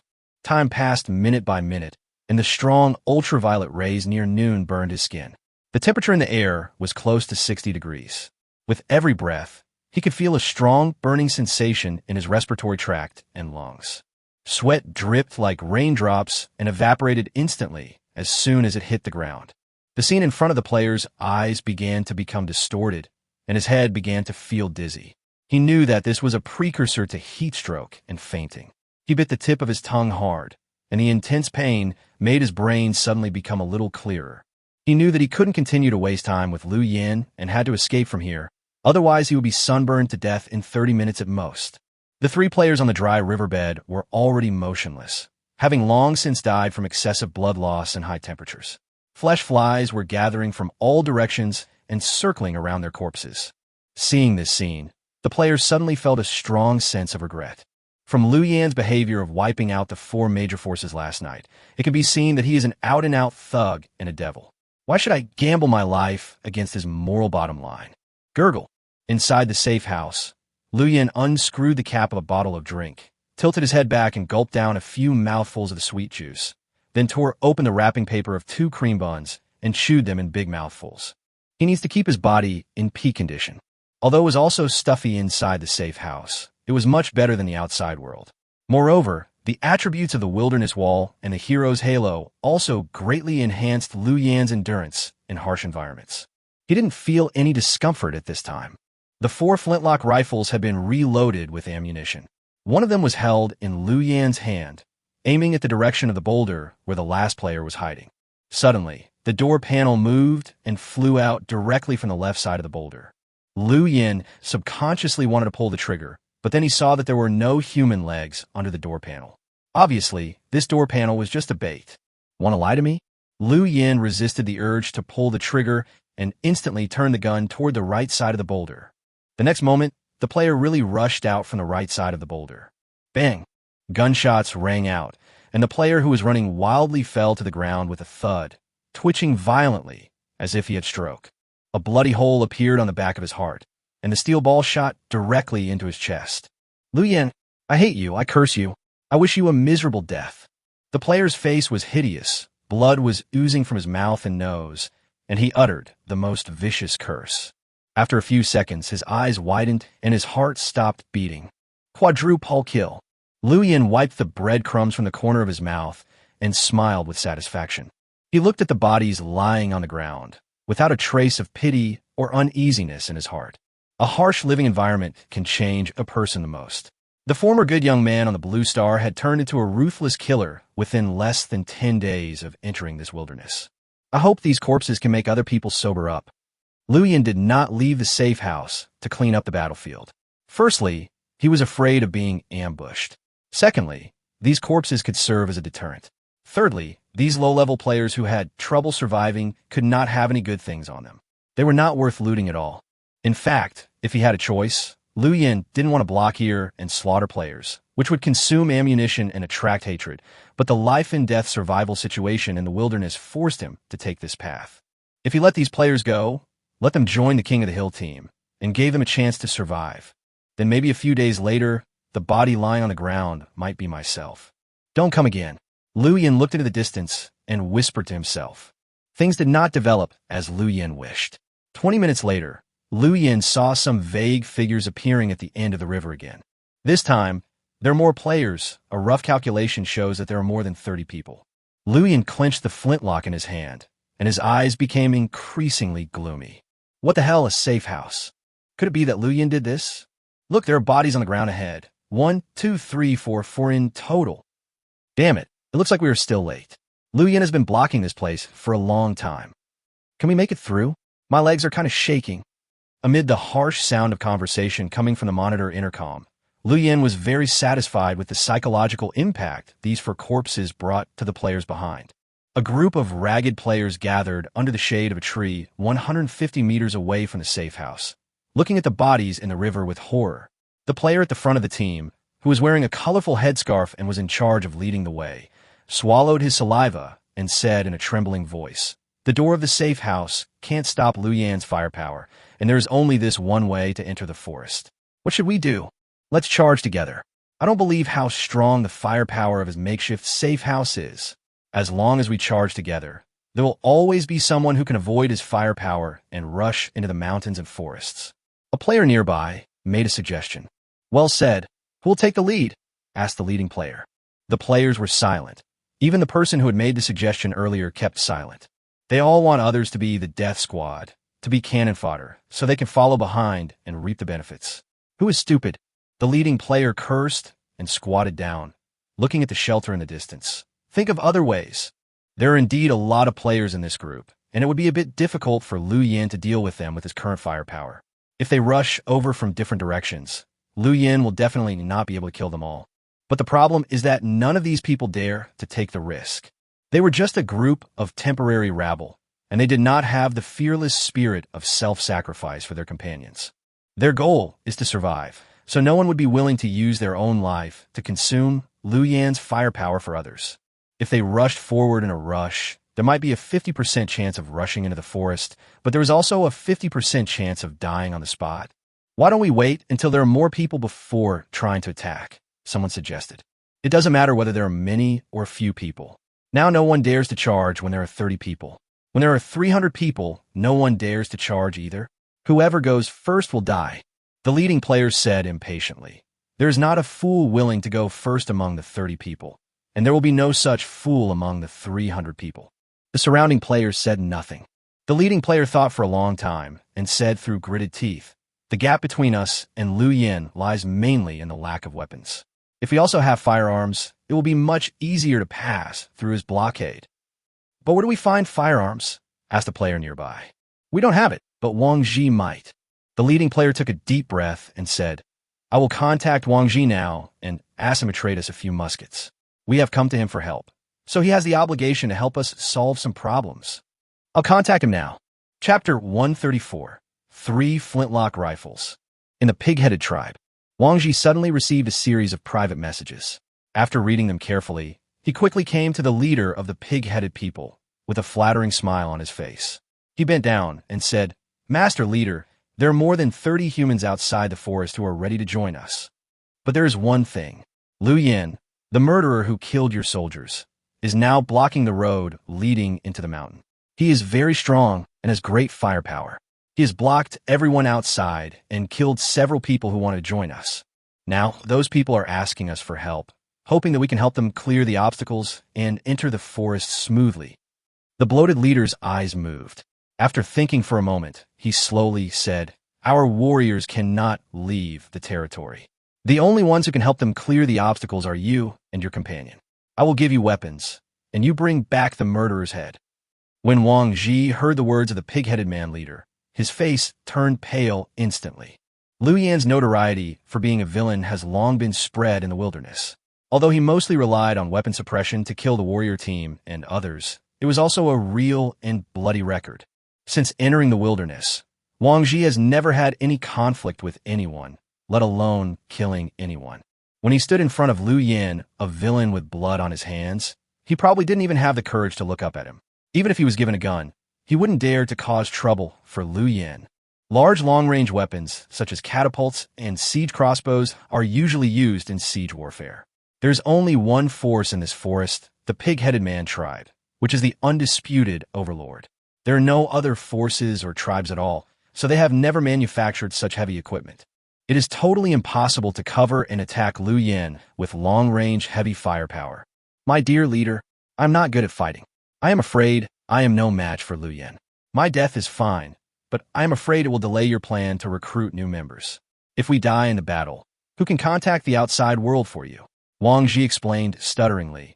"Besides, aren't you worried that we will escape after leaving the forest?" Upon hearing this, the pig-headed leader's sharp eyes fell on Wang Ji's face like a small knife, as if he wanted to cut his flesh. After a long while, it cursed in a muffled voice, "Waste." Wang Ji's words convinced it. To the entire pig-headed man tribe, Wang Ji is very important now, and no mistakes can be made. "My soldiers cannot leave the territory, and you cannot charge for me. How can I remove the obstacle?"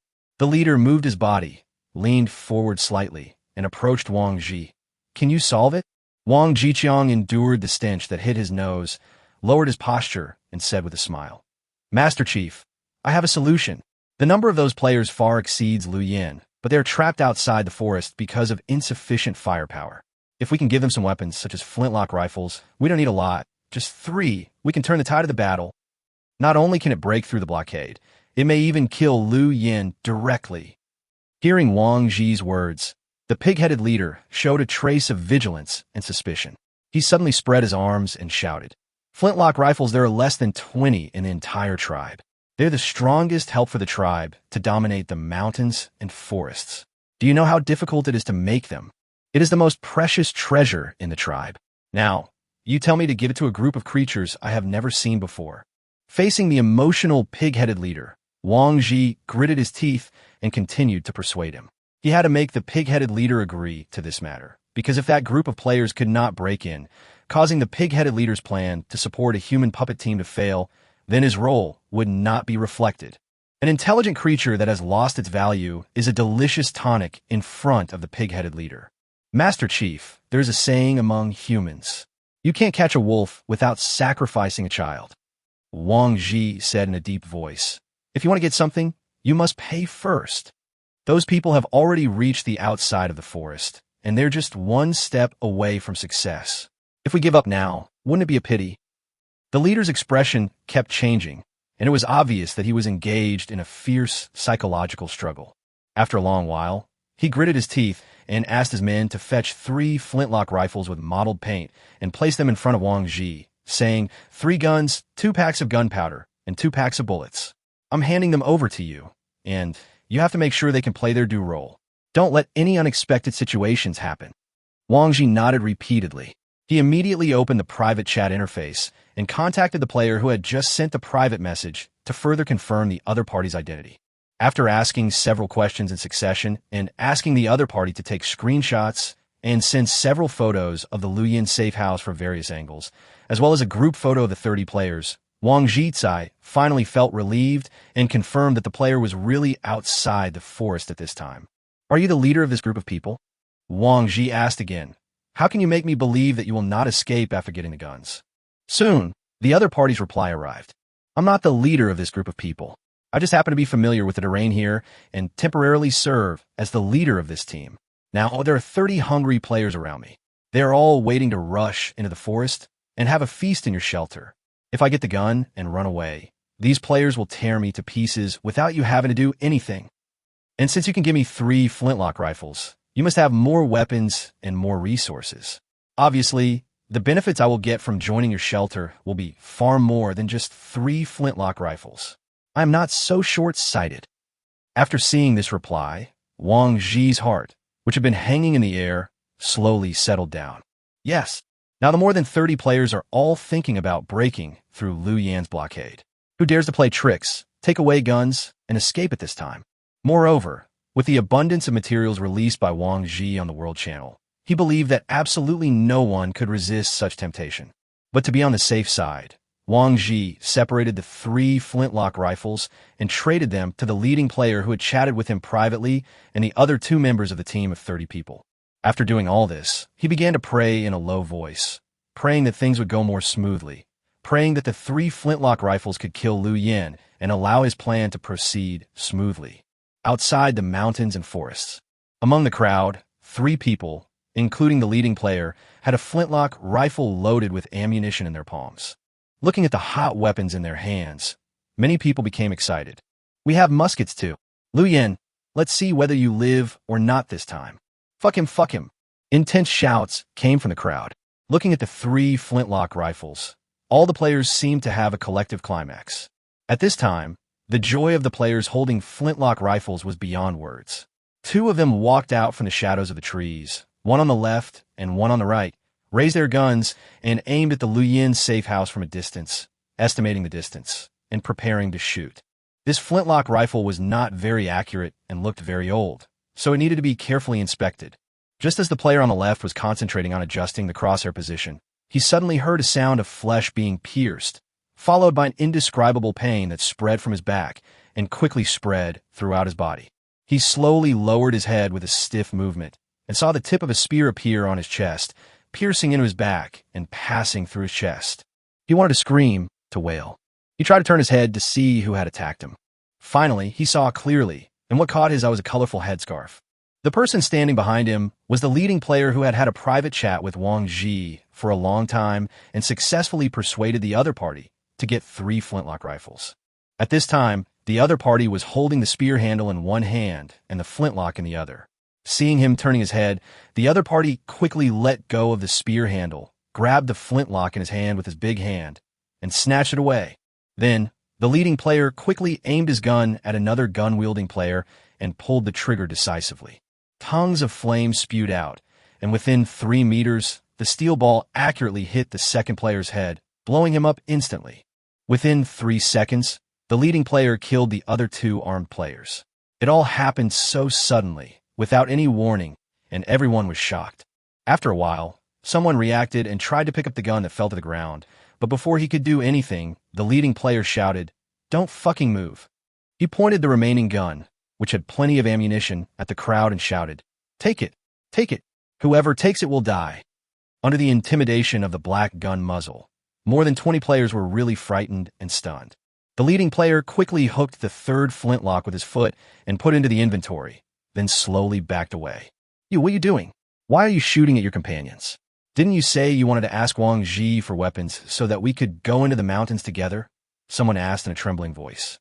"Go into the forest. Stop joking," the leading player said as he roughly pulled off the colorful headscarf on his head, revealing a head full of eye-catching yellow hair, and grinned with excitement. "I, Hechuan, want to be a member of the #1 shelter in the future. A mere king of the hill team is nothing." Chapter 1, 35 Talent. The leading player, wearing a turban who had been in contact with Wang Ji, took off all his disguises and turned out to be the yellow-haired player who had just explored the Chogori treasury with Lu Yin this morning. At this moment, his face was full of excitement, and he was holding a flintlock and aiming at the players in front of him. In fact, since he separated from Lu Yin in the morning, Hechuan has been thinking about how he can meet Lu Yan's conditions. He is just a low-level player, with neither outstanding construction ability nor the appeal to command the heroes. Among the 3 conditions set by Lu Yin, it seems that only killing 3 high-level players on the leaderboard is more reliable for him. But the high-level players on the leaderboard were definitely not something Hechuan could deal with at this moment. He only had a machete and a spear, and it was nothing but a pipe dream for him to want to kill 3 high-level players. After much thought, he came to a conclusion. To achieve this, he must obtain more advanced and more lethal weapons, such as a crossbow or a musket. However, these 2 weapons were top-notch in the wilderness at that time, and no one in the trading floor was selling them to the public. Moreover, according to Hechuan's estimation, even if someone was willing to sell them, the price would definitely be an astronomical figure that he could not afford. He racked his brains for a long time, but couldn't come up with any solution. But at this moment, he saw the recruitment information posted by Wang Ji in the World Channel and immediately came up with an idea. At the beginning, Hechuan wanted to pretend to join Wang Ji's army, and then find an opportunity to take away some supplies, or use Wang Ji's power to achieve his own goals. But soon, he changed his mind after seeing Lu Yan's reply. He thought of a way to pretend to surrender and take advantage of the conflict between Lu Yin and Wang Ji to profit for himself. This method is somewhat dangerous, but it is the only way for Hechuan to quickly obtain advanced weapons, so he has to give it a try. After finalizing the plan, Hechuan quickly arrived near the pig-headed man forest. At this time, Lu Yin, who was riding a sand motorcycle, had already blocked the middle of the river before him. Hechuan waited near the forest for a long time and formed a team as a leader with some players who arrived later. Hechuan was also very clear that once he got the weapon from Wang Ji and escaped, he would definitely be chased and even killed by other players, but he had no choice. He had to gather enough companions. Only in this way could he gain Wang Ji's trust and make Wang Ji believe in his sincerity. Otherwise, if he ran to the outside of the pig-headed man's forest alone, shouting that he wanted to borrow Wang Ji's gun to kill Lu Yin, would Wang Ji believe him? Even if Wang Ji believed in his sincerity, he was alone and not valuable enough to deserve the other party's huge investment. Wang Ji is only willing to invest if his own people increase. In fact, things went exactly as Hechuan had planned. He successfully gained trust and got the flintlock rifle, but the next more serious problem lay before him. More than 20 players stared at him with angry eyes, slowly forming an encirclement and approaching him with wooden spears, stone axes, daggers, and other weapons in their hands. "You traitor! You took advantage of us. You deserve to die. Hand over the gun. You son of a bitch, I'm going to kill you." The players surrounded him with murderous intent. Facing Hechuan, they were not as scared as they were facing Lu Yin at this moment. Although Hechuan also had a gun in his hand, he was only a few meters away from these players, and there was no safe house to protect him, so the threat was much lower. And most importantly, this is the players' last chance. They were frightened by Hechuan before, because the incident happened suddenly, but now that they realized what was happening, the players who were forced into a desperate situation became more courageous and prepared to forcibly keep Hechuan. It can be imagined that once He Chuan takes away all these flintlock rifles, Wang Ji will definitely not be able to provide any material support to these players, and it will be basically impossible for them to break through Liu Yan's blockade. Get the hell back. If anyone moves forward, I'll shoot. Seeing this, He Chuan raised his brows and cold sweat broke out on his back. He held a gun and shook it, pointing the muzzle at the enemies surrounding him from all directions. His finger was on the trigger, but he didn't dare to press it, because he knew very well that the flintlock rifle did not have an automatic loading function and would become a piece of scrap metal after one shot. The flintlock in his hand is most intimidating only when it is not fired. Fuck you. You can only kill one more person. If you dare to shoot, we will chop you into minced meat. A burly man came over with his eyes wide open. The stone axe in his hand looked extremely sharp. Liu Yan is blocking our way, and you come to take advantage of it. You really forced us into a desperate situation. What are we afraid of? Chop him up! Chop him up! The sturdy man roared, and the crowd suddenly became boiling. The players' eyes were bloodshot, and an aura of violent madness slowly burst out from them. He Chuan thought to himself that he was in trouble when he saw this. The two people he had killed before were unable to calm the situation down, and now the situation was about to get out of control. He no longer hesitated, aimed his gun at the burly man closest to him, and pulled the trigger. Bang! The flames spurted out, and the strong man couldn't dodge in time, and a bloody hole was immediately opened on his chest. Along with the sound of the gunshot, a melee broke out, and the surrounding players who were originally afraid of the power of the flintlock rifles rushed forward. He Chuan put away his flintlock rifle and pulled out the spear that was stuck in the corpse. He let out a deafening roar at the players and took a fighting stance, like a god of war. If I don't show you my real skills, you really don't know what I practiced in the martial arts school. He Chuan's face was ferocious, like a mad lion. He tore off his shirt, revealing his strong muscles. Martial arts school? Could this kid be a martial artist? The players were stunned for a moment. The next moment, He Chuan turned around and ran. He ran so fast without even looking back that even one of his shoes flew away. He Chuan's feet were soon covered in blood from the thorns and sharp stones, leaving a series of bloody footprints behind him. But even so, his speed did not slow down at all. From afar, a voice came over. Let me tell you, I used to practice sprinting in the martial arts school. Dead silence. The players were stunned for 3 seconds, and then suddenly exploded, cursing. Oh shit, don't run. This bastard runs too fast. Did he grow up eating both? Don't let me catch you. The emotionally broken players chased after him, cursing. Inside the safe house, listening to the voice on the monitored intercom, Liu Yan's face revealed an extremely complicated look. After a long while, he slowly sighed. This He Chuan is also a talent. Chapter 136 Catalog. He Chuan ran away. After chasing for hundreds of meters, these players finally gave up due to exhaustion and could only watch this hateful bastard disappear from their sight. It's over. It's completely over. A male player fell to his knees while crying. Now our only chance is gone. The players looked at each other in silence. How about we just go? We can't get in. The players were dejected. The appearance of He Chuan undoubtedly dealt another heavy blow to their already low morale, almost like the last straw that broke the camel's back. At the same time, the one who was undoubtedly more uneasy than these players was Wang Ji, who was in the pig-headed man tribe. After he traded the flintlock rifle, he had been speaking on the World Channel and communicating with the players outside the forest, asking about the real-time situation. But when he heard that He Chuan had killed several players and brazenly snatched all 3 flintlock rifles, he felt like he had fallen from heaven to hell. Wang Ji sat in front of the pig-headed leader, swallowing his saliva constantly, his forehead and back already wet with cold sweat. He knew how serious the consequences of this matter were.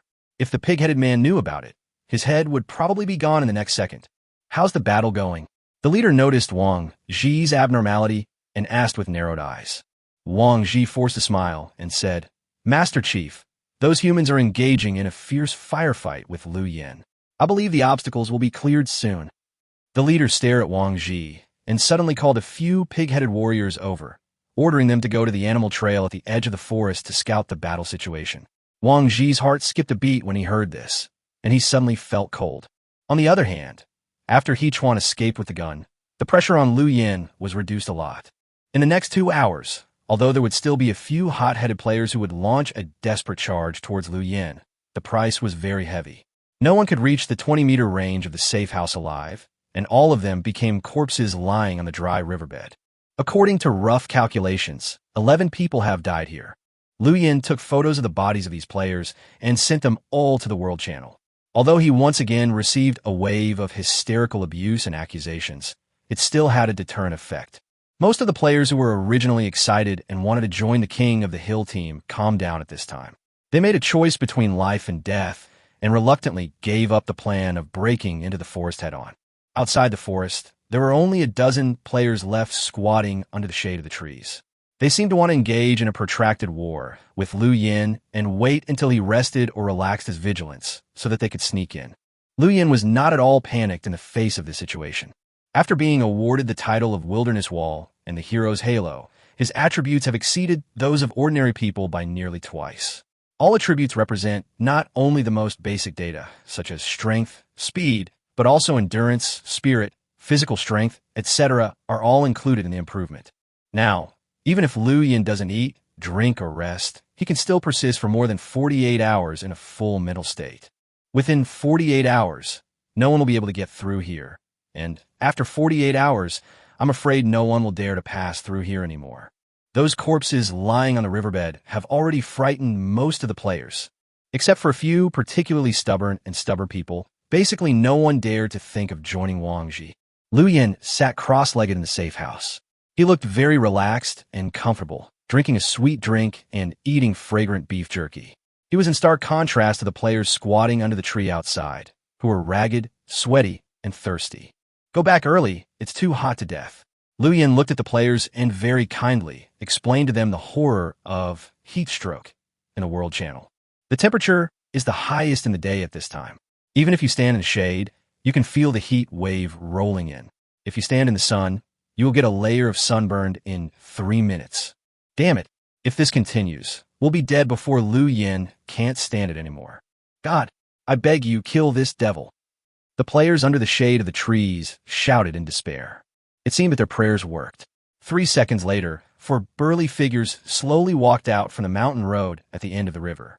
They were wearing camouflage sun protection clothing and were wrapped tightly all over their bodies.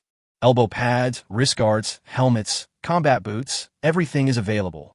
The only part of his body that was not covered was his face, revealing a tough Eastern European feature and a very thick beard on his chin. These 4 people were walking very fast, and their movements were very firm, with their limbs swinging in close proximity. They looked like people who had received special training, or like soldiers from the military. They got closer and closer, and soon, the players saw their true faces and gasped. Yes, they're the 4 members of the Wilderness Hunter team. Chief Katalov. Oh my god, he actually went out in person. It's the team ranked first on the power list. Ha ha ha. Are they also interested in Xianglin? Liu Yin is in trouble this time. What appeared in front of everyone was the Wilderness Hunter team, led by Katalov. Their members were not all present. Only 4 people arrived, and the remaining 3 were nowhere to be found. But this is shocking enough. You have to know that in the wilderness at this time, the Wilderness Hunter team should be the one with the strongest overall combat power. They have a large number of people, and each of them is an elite. Even if Yao Qi faces them, he will probably have to avoid their edge. Their appearance undoubtedly stirred up the already settled situation in the pig-headed man forest once again. The moment Liu Yin saw Katalov, his face quickly became solemn and his muscles tensed up. He had never expected that the pig-headed man forest would attract this guy as well. If Liu Yin stayed in his underground safe house now, he would not be afraid of Katalov at all, and it would be useless even if all the Wilderness Hunters team arrived. But the problem is that he now only has a dilapidated ground safe house. If Kadyrov really wants to force his way in, can he defend it? Liu Yan's face darkened. He stared at the 4-man team, walking towards the safe house without saying a word. The burly Katalov stopped 100 meters away from the safe house. He put his hands in front of his mouth to form a megaphone and shouted, "Liu Yin, my dear friend, I want to discuss something with you. I'm very interested in the resources of the King of the Hill team in the forest behind you. Can you make way for us to go in and rob them all?" Hearing this, Liu Yin touched his chin and responded through the shooting hole. "What if I say no?" Katalov showed a trace of regret on his face. He spread his hands and said, "To be honest, I don't want to have a conflict with you because you are a very valuable person. I would rather make friends with you than go to war. But if you insist on blocking our way, I'm sorry, but I have to fight you first." Chapter 137, Fighting Nation. Katalov's words were very blunt. If you don't give way, we will start a war. The players who were waiting under the shade of the trees nearby were overjoyed when they heard this. At this moment, they felt that all the waiting was worth it. Liu Yin had indeed suppressed them to the point of suffocation, making them feel extremely desperate. But the one who was trying to break through now was the ruthless man who was #1 on the power list. Katalov and his 3 team members are well-equipped, experienced in combat, and their coordination with each other has been honed over the past few days. It can be said that they are now the most terrifying existence in the wilderness. Players can't imagine who can stop them. It's going to be a good show. Ha ha ha. Damn, Liu Yin. I told you to block the door, but now you've hit a wall. Is the showdown between the top of the rankings going to start now? The players under the shade of the trees laughed loudly. They were very happy to see this scene. Although they would not gain any benefits after the Wild Hunter team won, it would be worth it as long as they could see Liu Yin get into trouble. After Katalov shouted that sentence, he kept waiting for Liu Yan's response. After a long time, a calm voice came from the safe house. Okay, let's fight. Liu Yan's response brought a smile to Katalov's face. This strong man with a generous personality actually developed an admiration for Liu Yin, who was able to remain calm and fight without flinching when facing such a strong opponent. Regardless of the outcome of this battle, Liu Yan's courage has been recognized by him. How about this? Why don't we join forces to attack the mountains and forests, take away the resources, and divide them equally? Katalov stroked his beard and made another suggestion. Liu Yin frowned when he heard this. He couldn't tell whether the other party was sincere or not. Cooperation refers to a joint action between 2 parties with equal strength. And the most important point is equal strength. Because only when the strength is equal can both parties be wary of each other, respect each other, and abide by their promises. Otherwise, in the process of cooperation, the weaker party will gradually become a vassal of the stronger party. At this moment, Liu Yin, with his safe house, might be able to fight against Katalov and his men. But if he gave up the safe house and went into the forest with them, he would definitely not have the strength to deal with 4 big men at the same time. In other words, if he agreed to Katalov's conditions, once the other party went back on his word, he would not even have the power to resist. I'm sorry, I was the first one to see the resources in this forest, and I don't want to share them with anyone. Liu Yin refused bluntly. And I can't trust you, in the wilderness, who would cooperate with someone they've only met once. The smile on Katalov's face slowly disappeared, and he became serious. It seems that we have to fight this battle. Liu Yin, I know that many people in your country often call us a fighting nation. What I want to tell you is, you are right. We are born warmongers. Once a war starts, it will end with the complete destruction of one side. Have you ever heard that saying? Wherever the Chechens pass, there is no surrender, only reincarnation. So, I want to ask you one last question. Are you really not going to change your mind?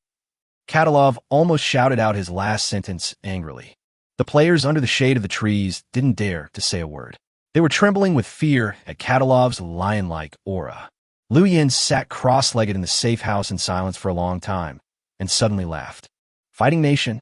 To be honest, on Blue Star, in the mythology of my motherland, starting from the legendary Xia dynasty, our ancestors shouted the slogan, "When will the time come for us to die? We will die together." You may not understand the meaning of this sentence, but in simple terms, if you don't obey, just fight. The worst that can happen is that we will both perish together. During the Qin dynasty, Chun Sheng and Wu Guang rose up to resist the tyranny. From then on, every 200 or 300 years, Yin Huang would start a round of fierce war.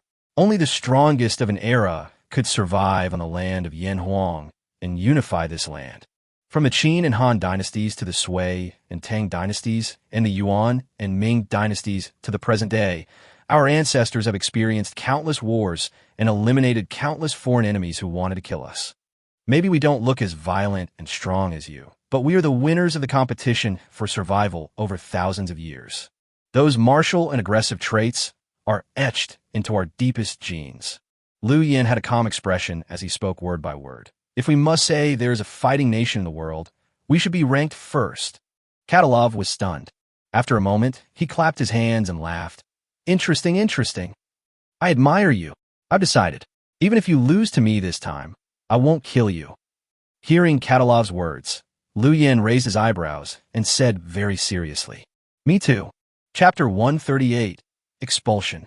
At this moment, a feeling similar to mutual appreciation arose between Katalov and Liu Yin. The strong naturally respect each other. When there is no irreversible hatred between each other, the strong still hope to make friends with the strong. After all, in this wilderness with an extremely harsh living environment, if you can really have one more friend, it will be much better than having one more enemy. But this battle still has to be fought. Just as Katalov said, he was very interested in the resources in this mountain forest, and Liu Yin would not easily give up the saltpeter mine that he regarded as his own. "Let's fight then." Katalov's eyes were full of excitement. He also wanted to have a fight with Liu Yin. After all, the noise the other party made in the wilderness last night was really too big. He slaughtered 4 forces on the leaderboard overnight. This feat might not be achieved by the current wilderness hunter team. Although the stone safe house played a big role in that war, Liu Yin, the owner, was definitely not an ordinary person. Katalov felt the blood in his body boiling with excitement. Liu Yin looked at the 4 hairy men. His emotions did not change much. He was not even very nervous. He has little confidence in winning against the Wild Hunter team, but he will definitely not lose. This sentence may sound like a grammatical error, but it is actually easy to explain. Liu Yin now relies on this dilapidated safe house and the firepower in his hands. If he wants to fight Katalov and his 4 men head-on, his chance of winning may be less than 1/3, because no matter in terms of fighting skills or number of people in coordination, Liu Yin is far inferior to his opponents. Liu Yin cannot win this war, but it is almost impossible for Katalov and his men to break through Liu Yin's blockade, because the strength that Liu Yin possesses is not just what he has shown at this moment, let alone the wolf god's horn that was given to him when the wolf pack left last night. Once it is blown, hundreds of giant wolves will come to him upon hearing the news. In front of such a terrifying herd of beasts, let alone a team of wilderness hunters, even if all the teams on the power list appeared at the same time, they would probably have to flee in panic. In the period when firearms were not widely used, it was really difficult for humans to compare their combat effectiveness with that of such a behemoth. Some people may say that Liu Yin has no martial ethics, and that it is despicable to seek external help in this battle between strong men. But please understand that this war was unfair from the beginning. Katalov's side far outnumbered Liu Yin and had greater warfare skills than Liu Yin, and Liu Yin's strength was not in frontal warfare, but in relying on solid shelters for defense. In this war, Liu Yin was at a disadvantage from the very beginning. Katalov and his men, relying on their previous experience and combat skills in the Blue Star Army, might be able to quickly force Liu Yin into a desperate situation once the war begins.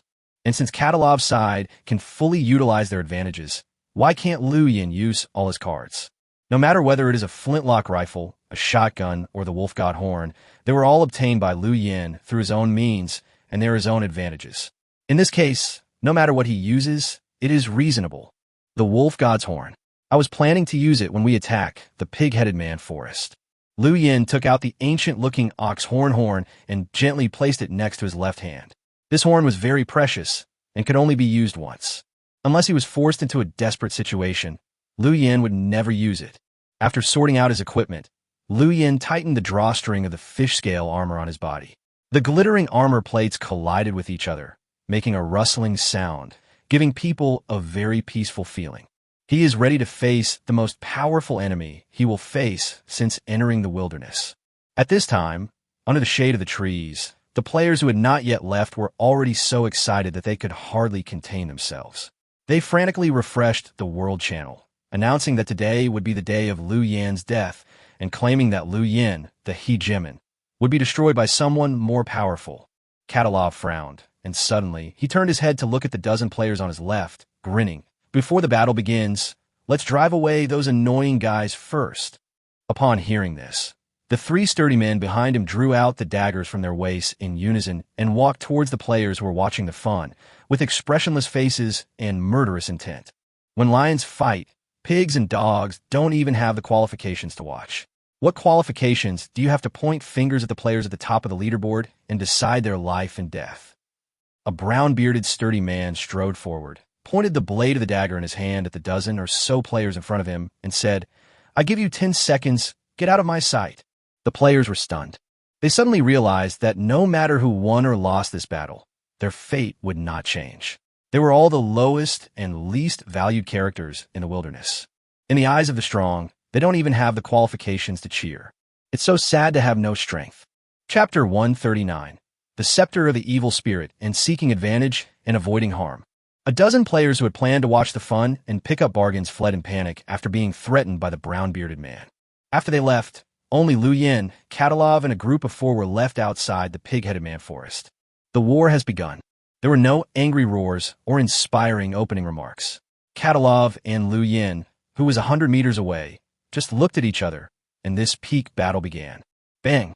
Katalov took out a scepter similar to the ones used by ancient priests from his inventory, waved it in the air, and immediately aimed it at Lu Yin's location, whispering 2 words. Blind! A dazzling light suddenly flashed on the scepter, and when Lu Yin heard the word blinding coming from the monitoring intercom, he subconsciously closed his eyes. But it's no use. The dazzling light seemed to act directly on Lu Yin's brain, just like looking directly into the strongest sunlight at noon. For a moment, Lu Yin felt an extremely painful sensation in his eyes, and then his vision fell into darkness. Lu Yin tried to open his eyes, and found that there was an invisible curtain covering his eyes. He could not see anything clearly, not even his hand right in front of his eyes. At the same time, a prompt sound rang in his ears. You are attacked by the evil spirit staff and enter a blinded state. The state will last for 3 minutes. Am I fucking blind? Lu Yin's head buzzed. Needless to say, losing vision in battle is fatal. He is not the Golden Lion King Xiesun, and he does not have the magical power to identify the enemy's position by relying on hearing. As soon as the battle started, Lu Yin was hit by a fatal negative buff. Snap! Katalov snapped his fingers, put the evil spirit scepter taken from a virtual relic back into the inventory, and then quickly gave attack orders to the 3 companions behind him. He pointed in several different directions and issued tactics, all using standard military gestures. During the entire process, he did not say a word and did not make any sound to expose his position. Obviously, even Katalov put in his full attention and used all his strength when dealing with Lu Yin. The blinding time is only 3 minutes. Within 3 minutes, Lu Yin will be captured. Katalov roared in his heart and pulled out a heavy axe from behind. For strong men weighing more than 90 kilograms moved as lightly as wild cats, jumping lightly on the boulders on the riverbed without making any sound of trampling and landing. The talent of seeking benefits and avoiding harm is activated. In the safe house, when he realized that he could only be a blind man for the time being, Lu Yin reacted extremely quickly and instantly activated his innate ability. A blue 3D image appeared in his brain. 4 scarlet blood spots immediately appeared in the azure 3-dimensional image. The information feedback function of the talent of seeking benefits and avoiding harm does not need to go through the eyes, but can act directly on the user's mind. This feature also makes it the best means to deal with Katalov at this time. Although the talent of seeking advantage and avoiding harm has 2 functions, one for treasure hunting and the other for defending against enemies. After obtaining the talent, Lu Yin actually used this talent to hunt for treasure only 2 or 3 times, and most of the other times he used it to fight against enemies. It has become a combat talent. Katalov tried his best to suppress his breathing and quickly approached Lu Yin. Although he was the boss of the number 1 force in the wilderness, he was still a little uneasy if he really had to face Lu Yin. The reason is simple. His weapon is not as sophisticated as Lu Yin's. In the 8 days since entering the wilderness, Katalov had not obtained any guns. The only long-range weapon in their team was the heavy crossbow they found in the ruins. Today, he did not carry the heavy crossbow with him, but it was taken away by other team members for hunting beasts. At this time, Katalov and his 4 companions only had a few heavy cold weapons in their hands. Although these weapons could help them defeat the enemy with ease in close combat, it would be difficult for them to cross this long distance when facing Lu Yin, who was armed with a flintlock rifle. This is also the reason why Katalov used the evil spirit scepter to blind Lu Yin. If they didn't do this, Katalov and his men would probably be shot in the head one by Lu Yin before they could rush to the door of the safe house. But fortunately, the scepter is very useful. The corner of Katalov's mouth slowly curved up, but before the curve turned into a complete smile, he saw a section of a gun barrel sticking out of the shooting hole of the safe house. The gun barrel was aimed straight at him, and its position kept adjusting according to his movements, as if it was tracking him. How is this possible? Katalov was confused. Could it be that Liu Yin was not blinded? However, the reality did not give Katalov too much time to think. The gun barrel suddenly ejected a half-meter-long tongue of fire. A steel ball broke through a distance of dozens of meters and landed on Katalov accurately. Bang! Katalov's strong body fell heavily to the ground, and he fell on his back. Boss! The brown-bearded man widened his eyes, and his running forward stopped instantly. He couldn't help but shout, "Are you hurt?" Plop! Under the gaze of several members, Katalov jumped up again with a somersault. He looked down at a bullet hole with burn marks on the chest of his coat. Then, with a grim expression, he took off his coat, revealing a simple bulletproof vest made of steel plates and cloth strips. The steel ball is stuck on the steel plate. What's going on? He's not blinded? The brown-bearded man shouted as he dodged in an S shape. No, the evil spirit's staff can't be wrong. He must have been blinded, but he must still have the ability to lock our position without using vision. Katalov also ran quickly, his brain working rapidly, and soon he seemed to think of something. It's a talent. The talent book, Endure Hunger, that Liu Yin sold at the trading market was eventually exchanged for a talent called Seek Profits and Avoid Harm. I studied this talent carefully at the time. It can show the location of everything that threatens the user. Bang! Just as Katalov was explaining quickly, Liu Yin fired another shot. A strong man who had already arrived within 20 meters of the safe house groaned, fell heavily to the ground, and quickly rolled on the ground and hid behind a huge rock.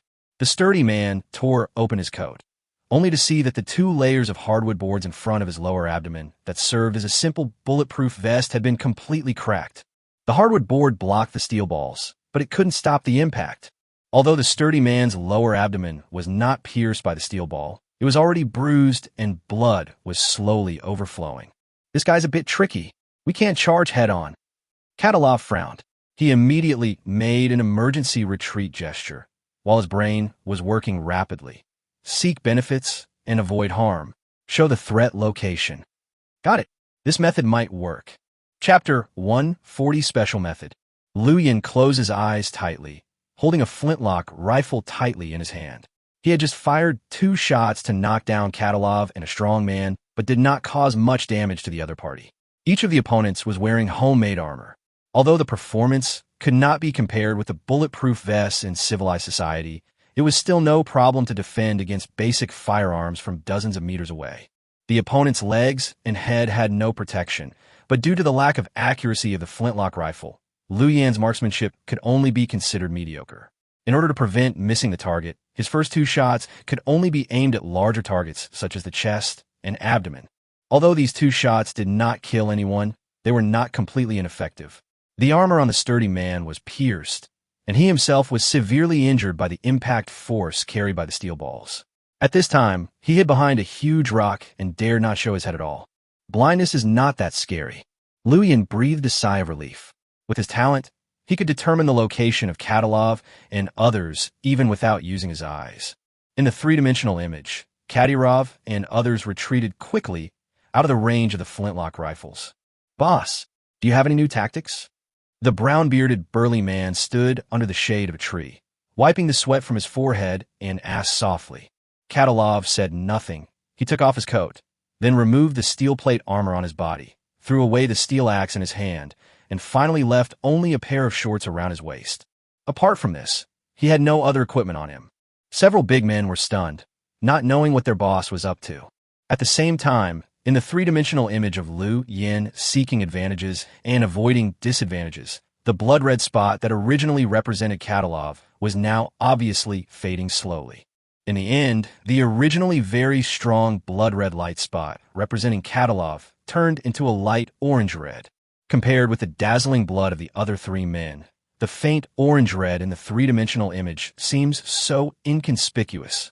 This guy, Liu Yan's heart skipped a beat, and he felt that Katalov might have found a loophole of seeking benefits and avoiding harm. This talent itself displayed different colors of blood according to the degree of threat/benefit. The higher the threat level, the brighter and richer the blood. The lower the threat level, the dimmer the blood spot. Before, Katalov, who was fully armed, posed a very high threat to Liu Yin, but now that he has taken off his equipment, his threat level has dropped to an extremely low level. But even so, Lu Yin could still see his presence in the image. Katalov stood in the shade of the tree, wearing only a pair of shorts, and was silent for a long time. He took out several weapons from his inventory and threw them on the ground. At the same time, the color of his punctuation in the three-dimensional image faded again. At this time, the big men standing nearby had already understood Katalov's idea. The brown-bearded big man was silent for a moment and said softly, "Boss, is this too risky?" "That's interesting." Katalov laughed. He said in a deep voice, "If we fight against an opponent like Lu Yin, how can we win without taking risks?" Katalov threw away all his equipment, picked up an arm-length machete from the ground, and threw it far forward. The flying trajectory of the machete formed a straight line, firmly nailed 1 meter away from the left side of the safe house door.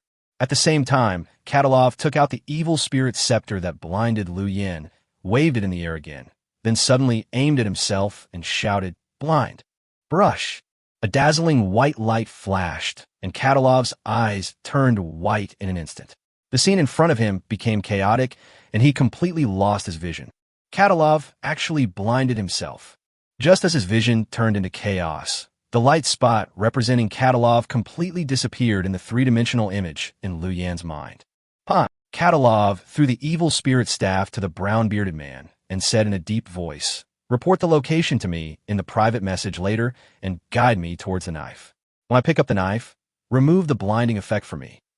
A blind man without weapons, cannot pose any threat to Lu Yin, who has a flintlock, a shotgun, and fish-scale armor. And that machete, when it is not controlled by a person, is just a piece of scrap metal and cannot hurt anyone. Naturally, it cannot be displayed as a talent. This is the characteristic of seeking benefits and avoiding harm. Two things that only pose a threat when combined will not appear in the image when they are separated. Lu Yin couldn't help but sigh.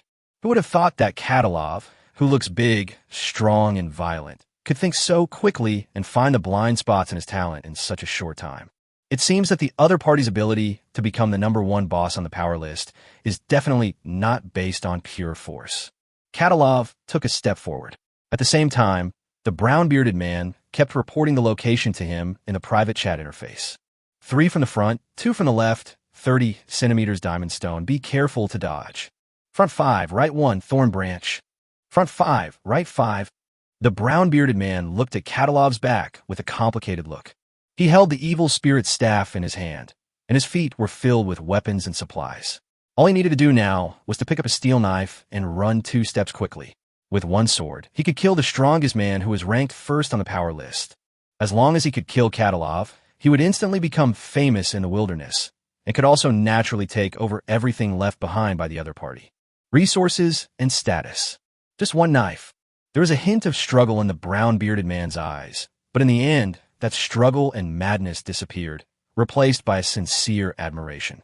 He looked at Katalov's back and took a deep breath. Although their team was formed temporarily, they were completely conquered by Katalov's personal charm during the 8 days of running in. Apart from anything else, Katalov's courage to take risks when facing Lu Yin was enough to impress these Chechen men who admired the strong.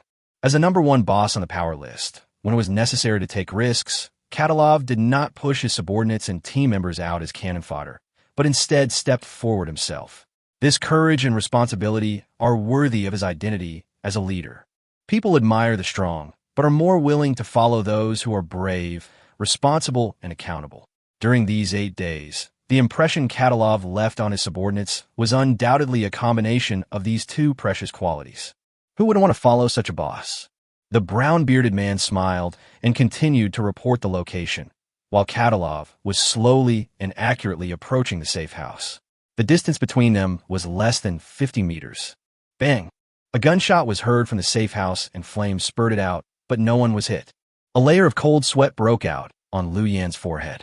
This was the first time he felt uneasy since the war began. He gripped his flintlock tightly and began to feel a little anxious. At this time, there's still 1 minute and 20 seconds before the blinding effect ends. Chapter 141, Breaking In. The clock counts forward 6 minutes. In the pig-headed man tribe, after Katalov and his party arrived outside the forest, Wang Ji saw this message on the World Channel. Although he knew very well that Katalov's purpose of breaking into mountains was definitely not to join him, Wang Ji still felt extremely excited. Because no matter who the visitors are, No matter what their purpose is, as long as they can kill Lu Yin, it will be a good thing for Wang Ji. Wang Ji lost 3 flintlock rifles. If Lu Yin was killed today and the obstacles outside the forest were removed, the pig-headed man leader might not bother with him, because this could be considered an acceptable loss in the puppet plan. But if the gun was lost in the end and Lu Yin was not killed, then Wang Jika would be completely finished. The pig-headed leader will definitely eat him alive.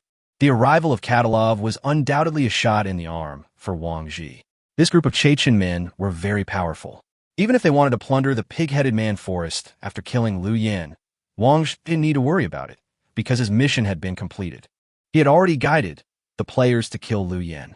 As for what those players wanted to do after rushing into the forest, that was beyond his control. Moreover, even if the team is as strong as the one ranked first on the power list, Wang Ji does not think that they could defeat the pig-headed tribe.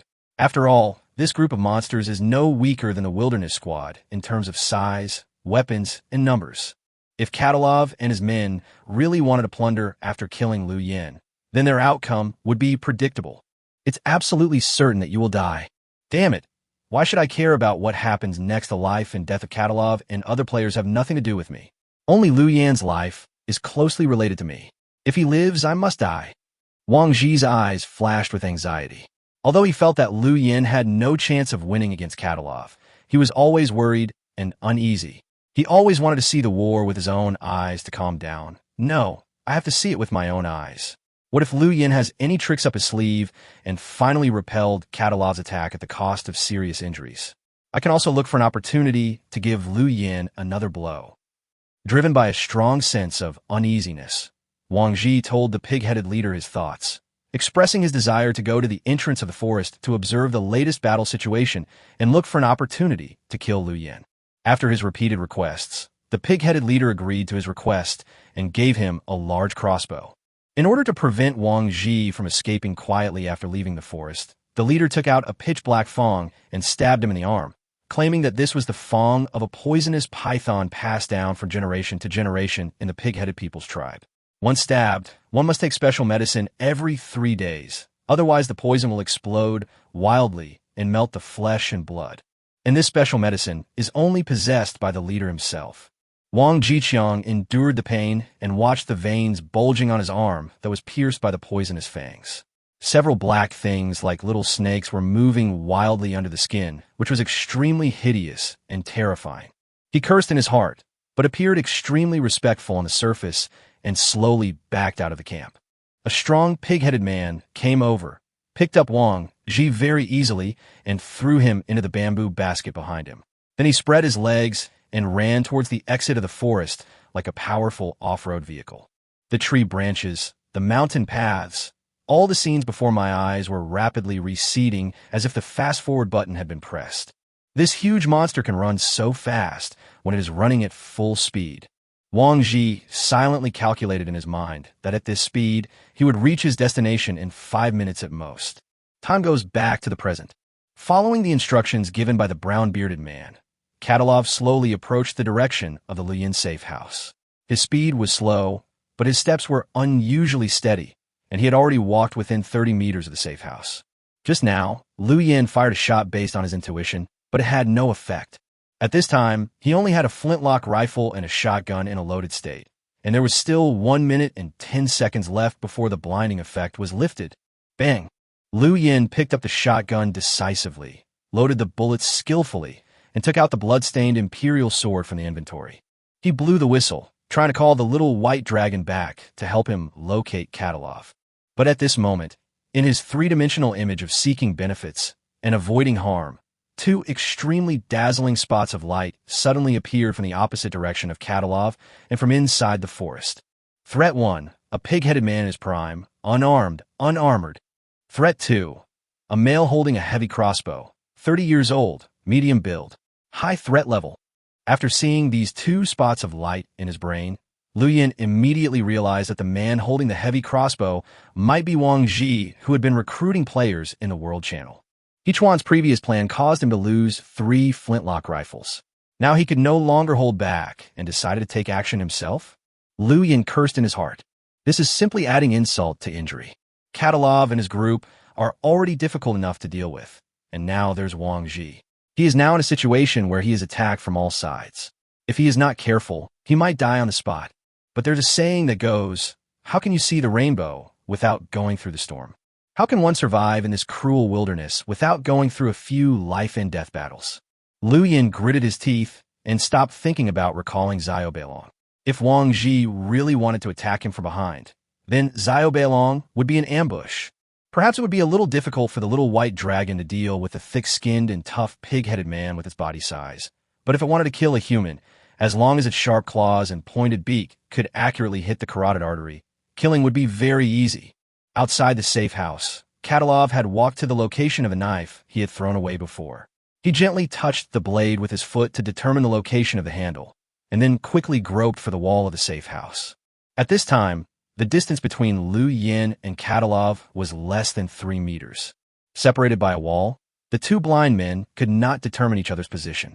They stared at each other, but could not see anything clearly. There are still 30 seconds until the blindness is lifted.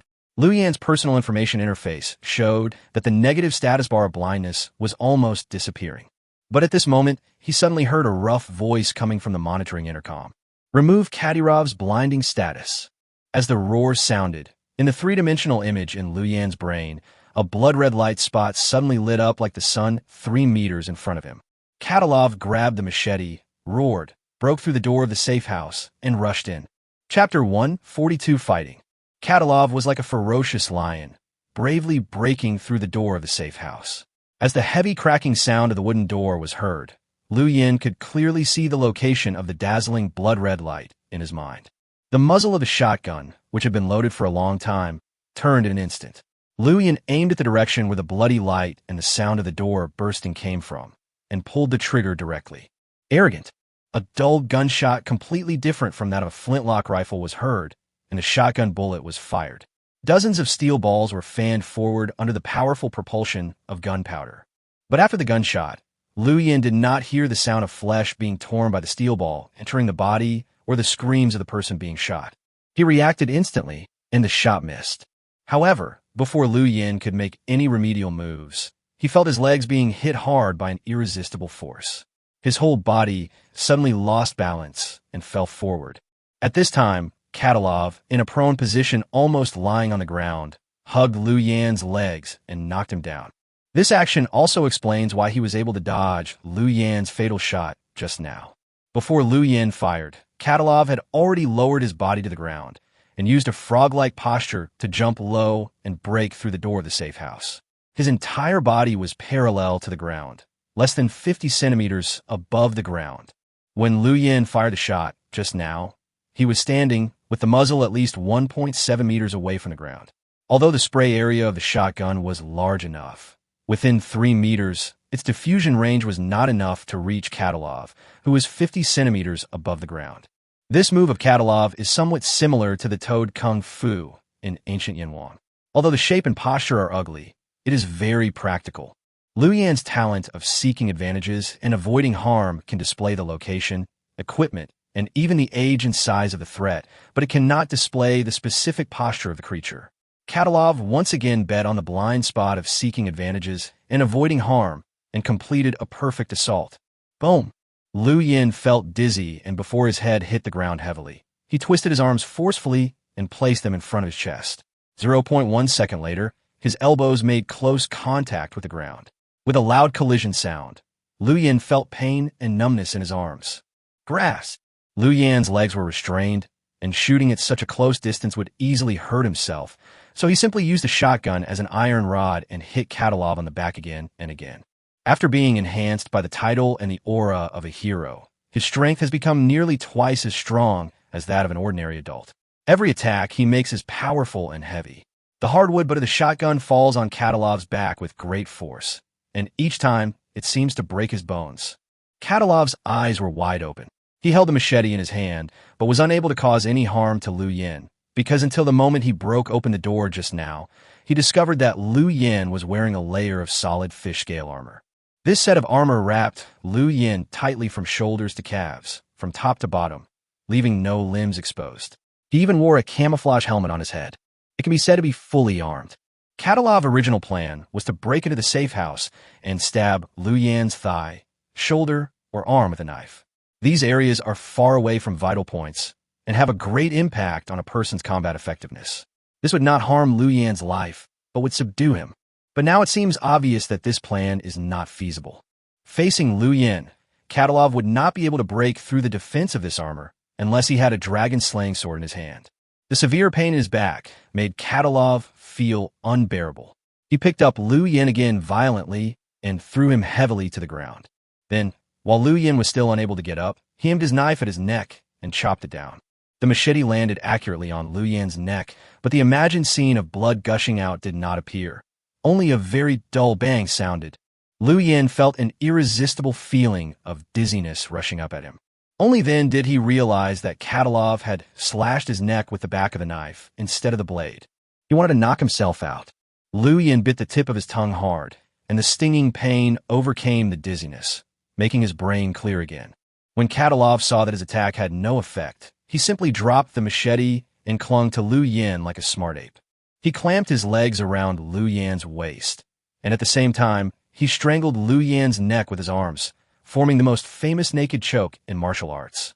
Before entering the wilderness, Catalov was a combat instructor in a certain army. He was well aware of the power of this move. Once it was formed, it was almost impossible to break. It was the most unsolvable move in fighting techniques. Once the user exerts force, the person being strangled can be knocked unconscious in 10 seconds at most and suffocated to death in 20 seconds. He had used this trick to defeat dozens of veterans and had killed more than a dozen criminals with his own hands. Surrender. You can't defeat me.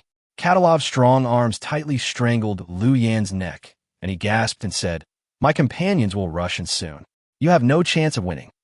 Lu Yan felt that his throat was compressed to the extreme, and even breathing was a luxury. As the amount of oxygen he could breathe became less and less, the dizziness that had been overcome by the pain before surged up again. Is this the strength of the Wild Hunter boss?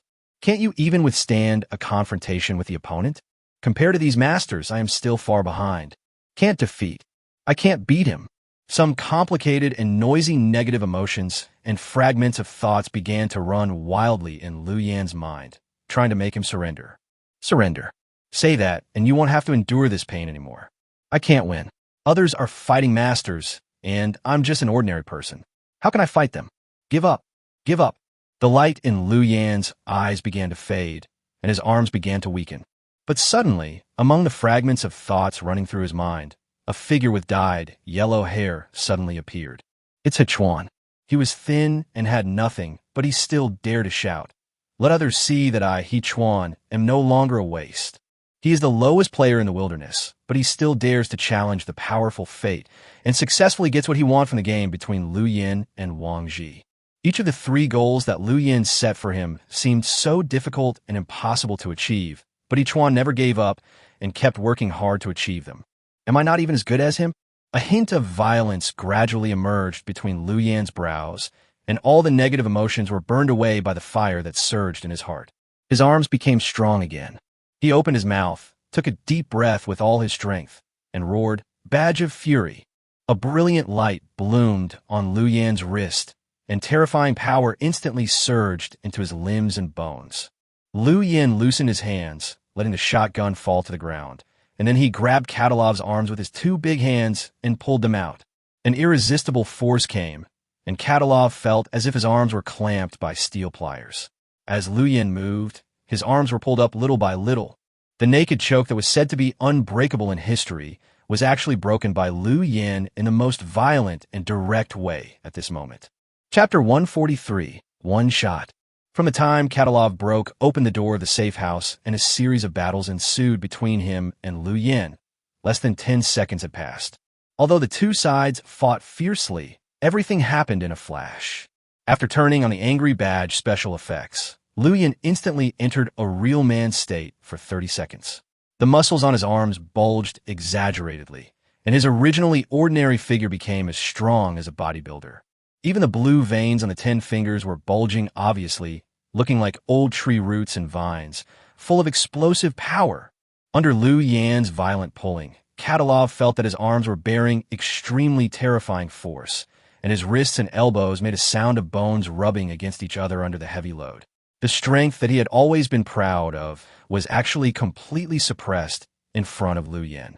As the first in the power rankings, Katalov also has a special title, Wild Wolf, that increases attributes. But unlike the simple and crude way of increasing attributes of Wall of the Wilderness, the attribute increase of Wild Wolf is based on the condition of cooperating with teammates within 30 meters. Crack! Crack! Katalov clearly heard the friction sound of his arm bones. In 3 seconds at most, Liu Yan would completely break free from his control. A look of astonishment and anxiety appeared on his rough face. Liu Yan, who was gradually exerting force, felt the resistance in his palm suddenly disappear. He immediately realized that it was Katalov who let him go.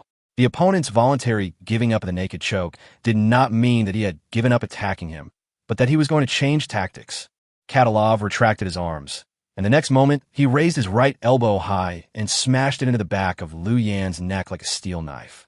Elbows and knees are the two most powerful parts of the human body. If hit in the vital points, it can be fatal. Bang!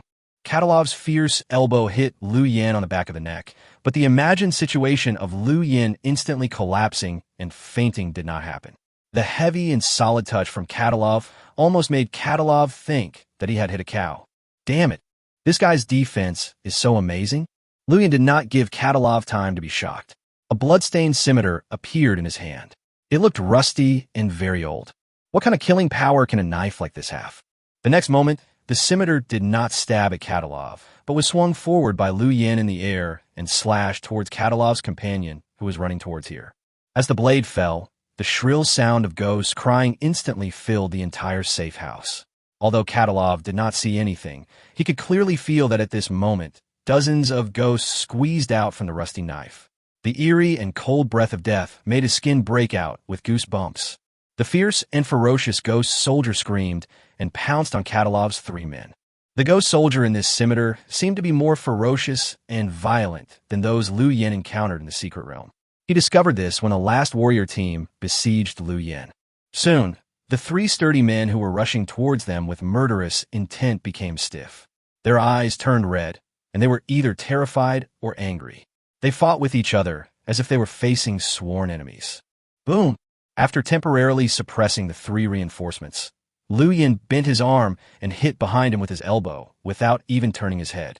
Katalov, who was unable to dodge, was hit hard on the chest and staggered and fell from behind Liu Yan. 10 seconds left until the blinding effect ends. The reading bar of the negative effect of the evil spirit's scepter was almost over. Liu Yan turned around in an instant, riding on Katalov, swinging his right arm and punching him 3 times in a row, simply and roughly hitting the opponent's face, causing blood to flow from his nose and a buzzing in his head. But Katalov was not someone who could be bullied. He exerted force from his waist, raised his knees, and hit Liu Yan's back hard, knocking him off his head.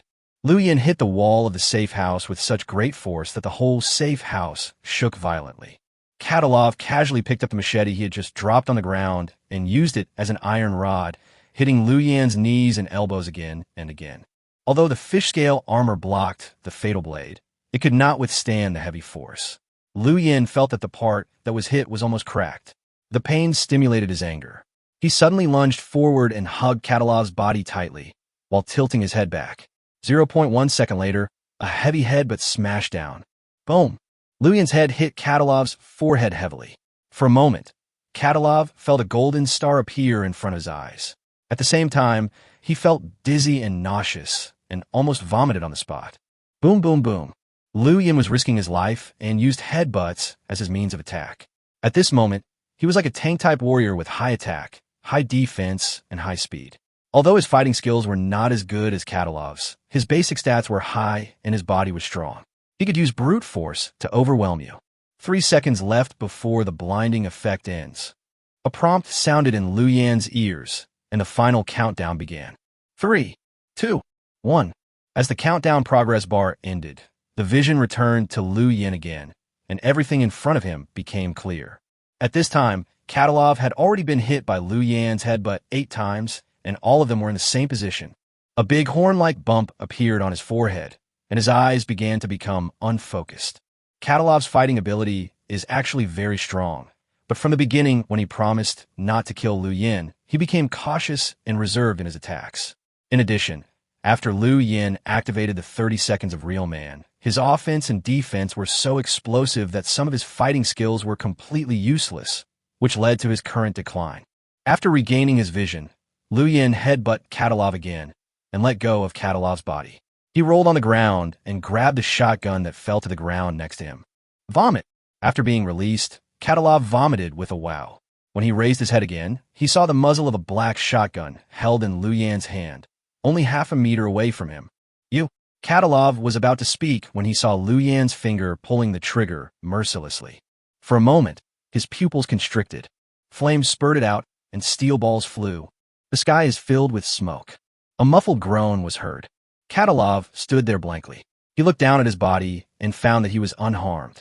At the last moment, Liu Yan's gun muzzle moved 3 centimeters to the left. The steel balls brushed past Katalov's shoulder and flew out, hitting the wooden wall behind the safe house directly. But that's not right. If that shot didn't hit Kadyrov, where did that muffled groan come from? Katalov turned his head slowly. He saw, deep in the forest, behind the safe house wall, where a large hole was blasted by steel balls, there was a person lying on the ground who looked like a blood gourd. His body was covered with bloody holes caused by the steel balls, and it was unknown whether he was alive or dead. Next to his right hand was a heavy crossbow, which was ready to fire. It's Wang Ji. While Katalov and Liu Yin were fighting fiercely, he had actually quietly come to such a close position. If it weren't for Liu Yan's shot, once the heavy crossbow was fired, the senior players ranked first on the power list and first on the shelter list today would have died here. Chapter 144. Still fighting? Liu Yin asked expressionlessly, holding the gun steadily with both hands. Katalov glanced at Wang Ji lying in a pool of blood, and then at the team members who had not yet escaped from the invasion of the ghost soldiers. He panted heavily and finally sat down cross-legged slowly, rubbing the big bump on his head, and waved his hands and said, "No more fighting. No more fighting. You win." Liu Yin laughed when he heard this. This battle ended with his victory. In this battle between the high-level players ranked first in the shelter list and first in the power list, Liu Yin luckily had the upper hand and suppressed Katalov. But winning just once does not mean that Liu Yin has the strength to overwhelm the Wilderness Hunter team. In fact, there was a lot of luck involved in this victory, and from beginning to end, it was only Katalov who personally fought with Liu Yin, and the other team members did not participate at all. In terms of comprehensive combat effectiveness alone, the Wilderness Hunter team is still the undisputed number 1. Liu Yin, you are very capable, and you keep your promises. Katalov stood up and said very seriously, "If you had shot me just now, I would have gone to see my ancestors now." He was talking about the promise made by the 2 men before the battle that they would not take each other's life if they won. Clearly, both men accomplished that in this fight. Before, Katalov had the opportunity to chop off Liu Yan's head with one knife, but he chose to use the back of the knife. And Liu Yan's shot just now could have killed Katalov directly, and then he could have fired the second shot at Wang Ji. A shotgun is different from a flintlock rifle. It does not require manual loading, and the interval between 2 shots is no more than 1 or 2 seconds. He has a good chance of getting a double kill, killing the leader of the Wilderness Hunter team in one battle.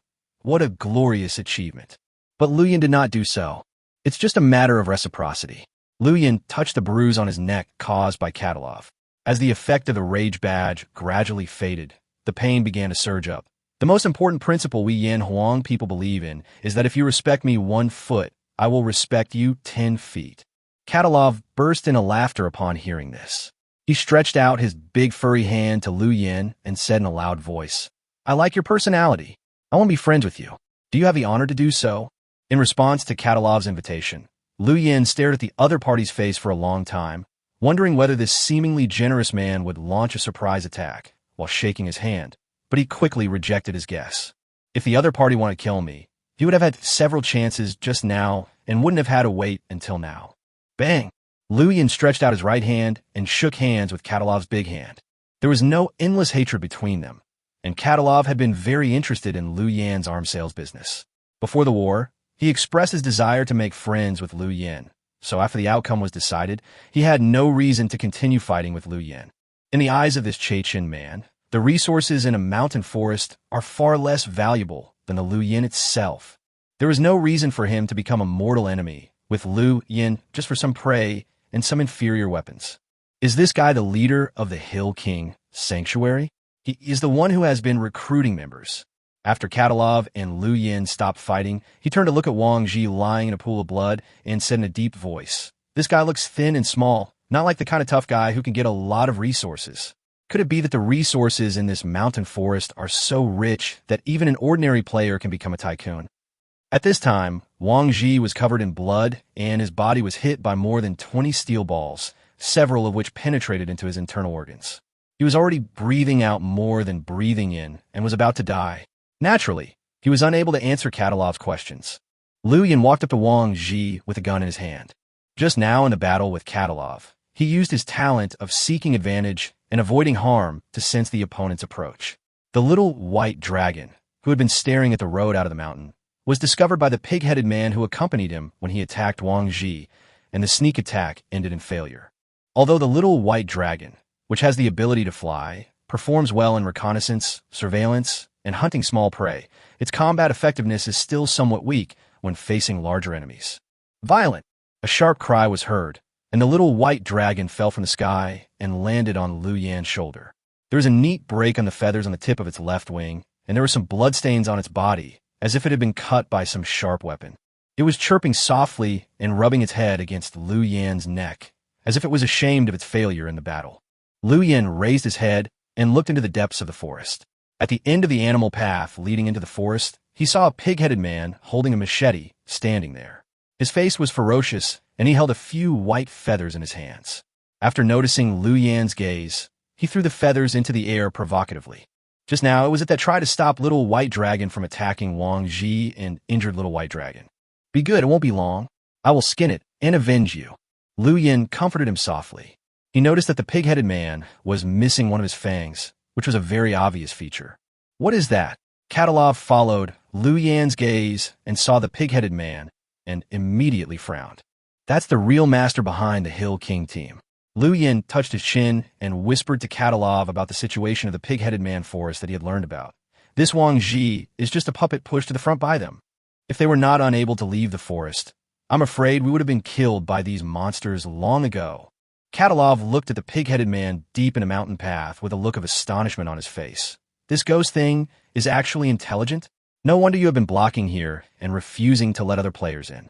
If their plan is really successful, it will be a devastating disaster for us.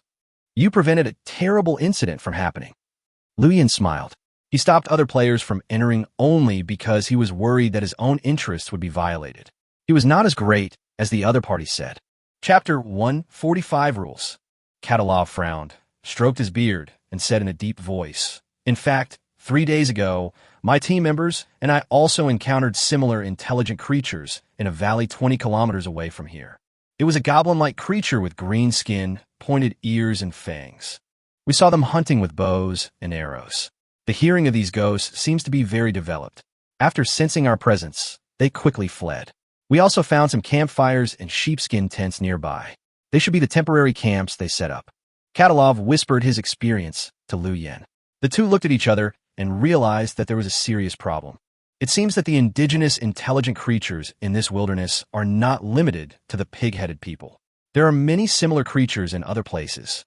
They have survived in this wilderness for a long time and have better weapons and abundant resources than the players now. Although there are restrictions similar to territory rules on them in the wilderness, once these indigenous creatures cooperate with the players, they will quickly become a powerful threat. As the top players on the leaderboard, countless pairs of eyes in the wilderness were staring at Lu Yan and Katalov. It was not difficult for them to imagine that once a player cooperated with intelligent creatures and his strength improved by leaps and bounds, they would definitely have some ideas about them. After all, everyone wants to be at the top of the leaderboard, and everyone wants to make a name for themselves by using the life of the top player. This problem is quite serious. If it is not resolved, we won't be able to live in peace in the future. Katalov frowned. Even a team as strong as the Wilderness Hunters was wary of the combination of intelligent creatures and players. After a long silence, Lu Yan spoke again. "Let's make a rule together."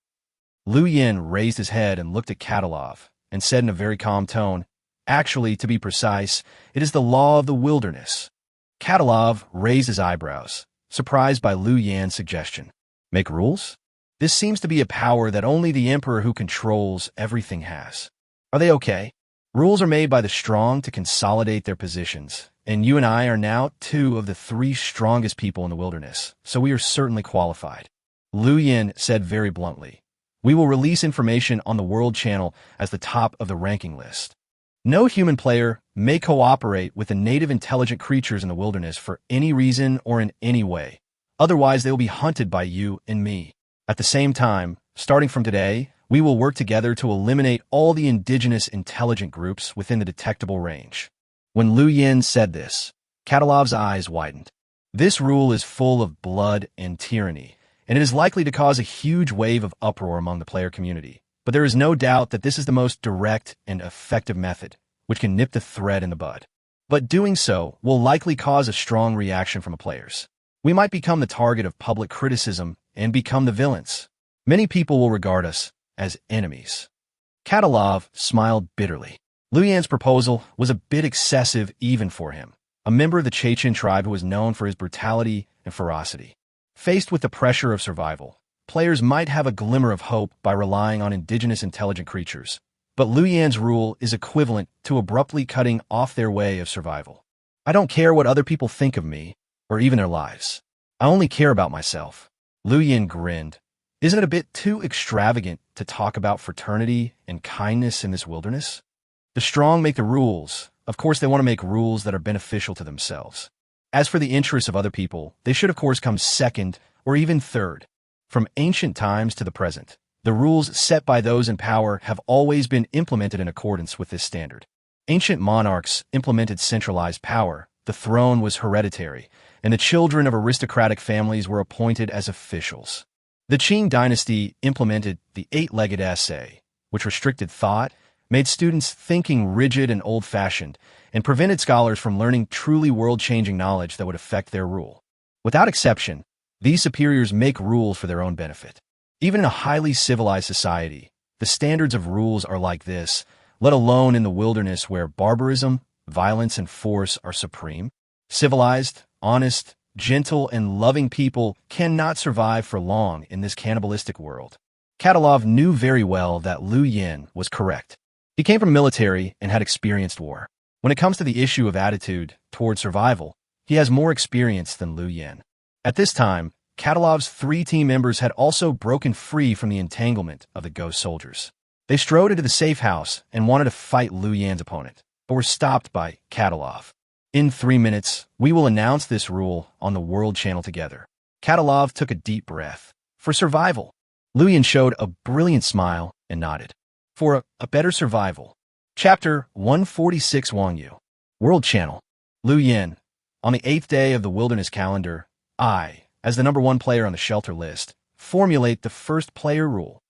From now on, no player is allowed to form a cooperative relationship with the native intelligent creatures in the wilderness. Once discovered, they will be hunted down by me. At 4:57 p.m. wilderness time, a message full of commands was posted to the World Channel. As this information was released, the players' emotions were immediately ignited. Previously, Liu Yan prevented the players from entering the pig-headed man forest, which had already made the players extremely angry at him. And this rule, at this time, was the last straw that broke the camel's back. Countless players were yelling and cursing crazily in the World Channel. If words had lethality, Liu Yan would have been riddled with holes by now. You make player rules? Who do you think you are? Do you really think you are the emperor of the wilderness? Liu Yan, I XXU triple X. It's too early for you to be proud.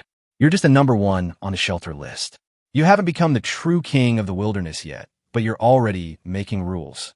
Do you think you're the GM of the game? The players were excited. Although most players were not quite sure what the local intelligent biological group that Liu Yan mentioned was, and most of them had not yet come into contact with creatures like pig-headed people, this did not affect their anger towards Liu Yan, because the source of their anger was not the content of the rules, but the fact that Liu Yan made the rules.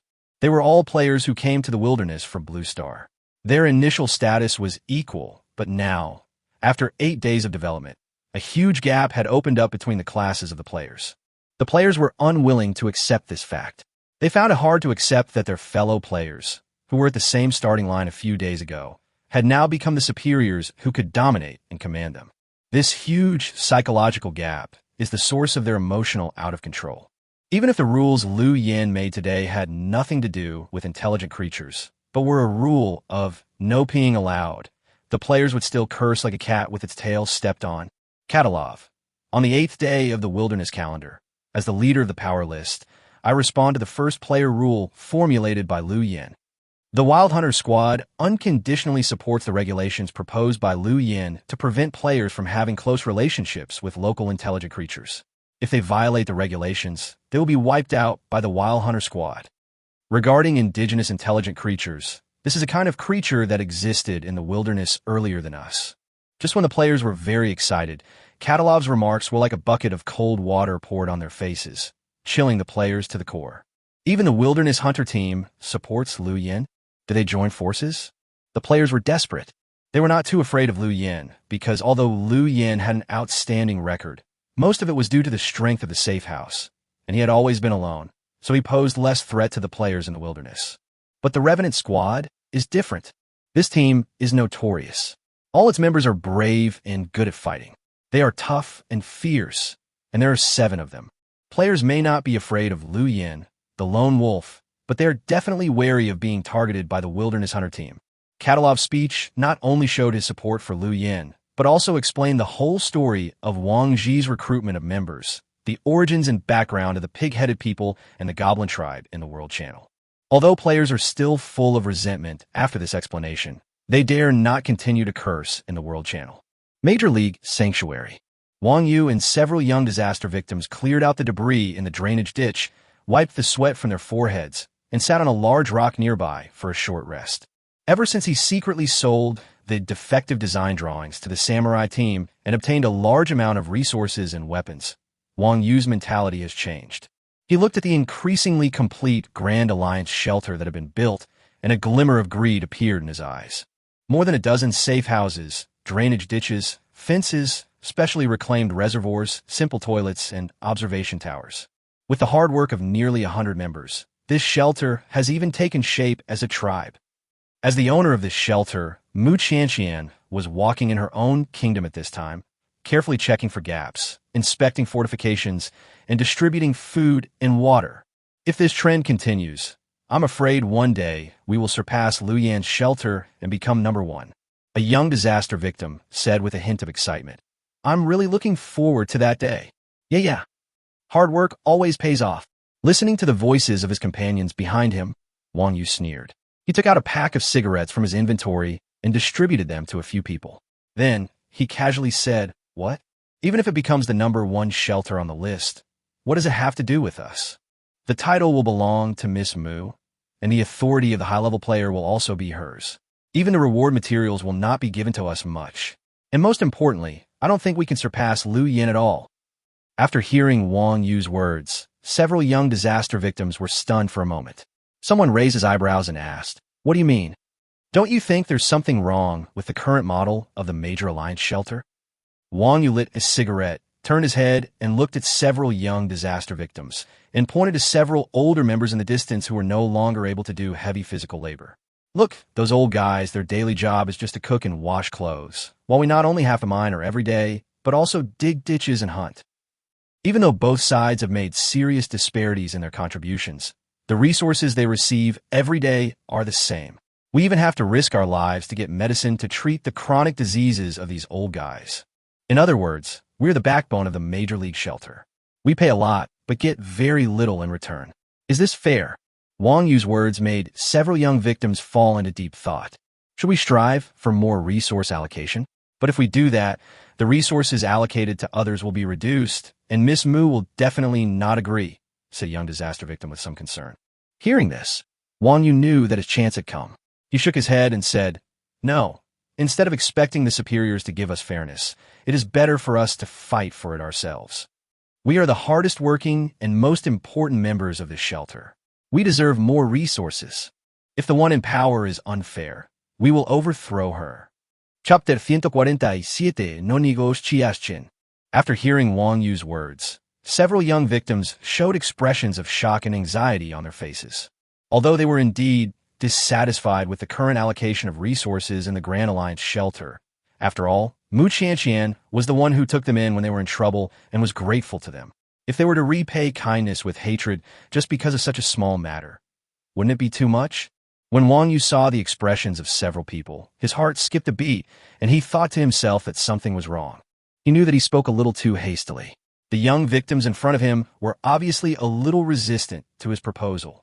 Although these people were also somewhat dissatisfied with Mu Qianqian, it was not to the point where they could not tolerate it and resorted to force. Forgive me, I was a little emotional, and I might have said something that was misleading.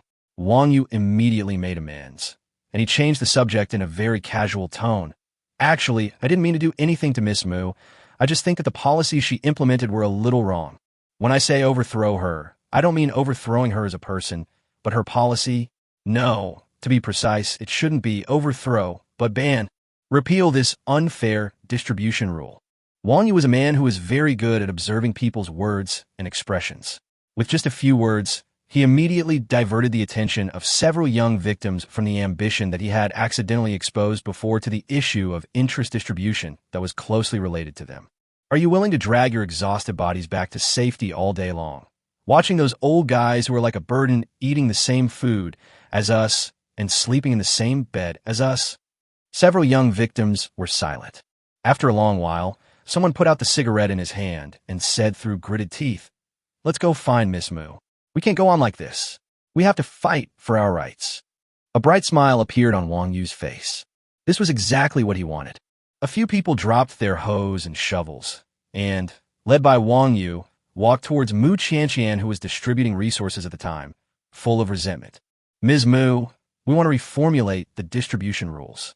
Wang Yu came to Mu Qianqian and spread out her palms, saying, "First, we think there is something wrong with the current distribution method." Wang Yu paused, pointed at the young disaster victims behind him, and said, "We young members have the most intense work and the most dangerous work every day, but the resources we are allocated are the same as these."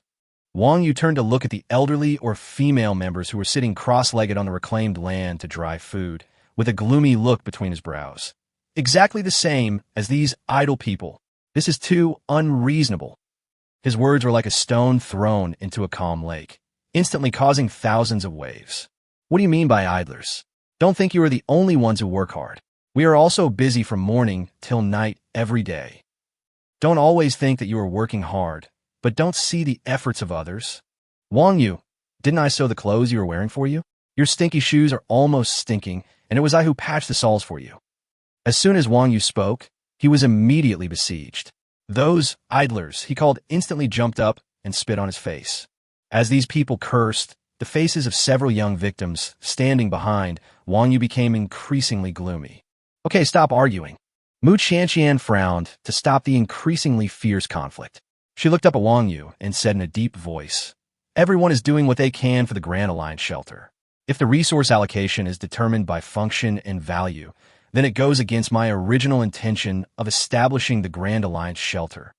What I want to do is to provide all the homeless and incapable people with a chance to survive. As long as everyone is willing to work hard for the team, I will give him equal treatment with others regardless of his ability or the value he creates.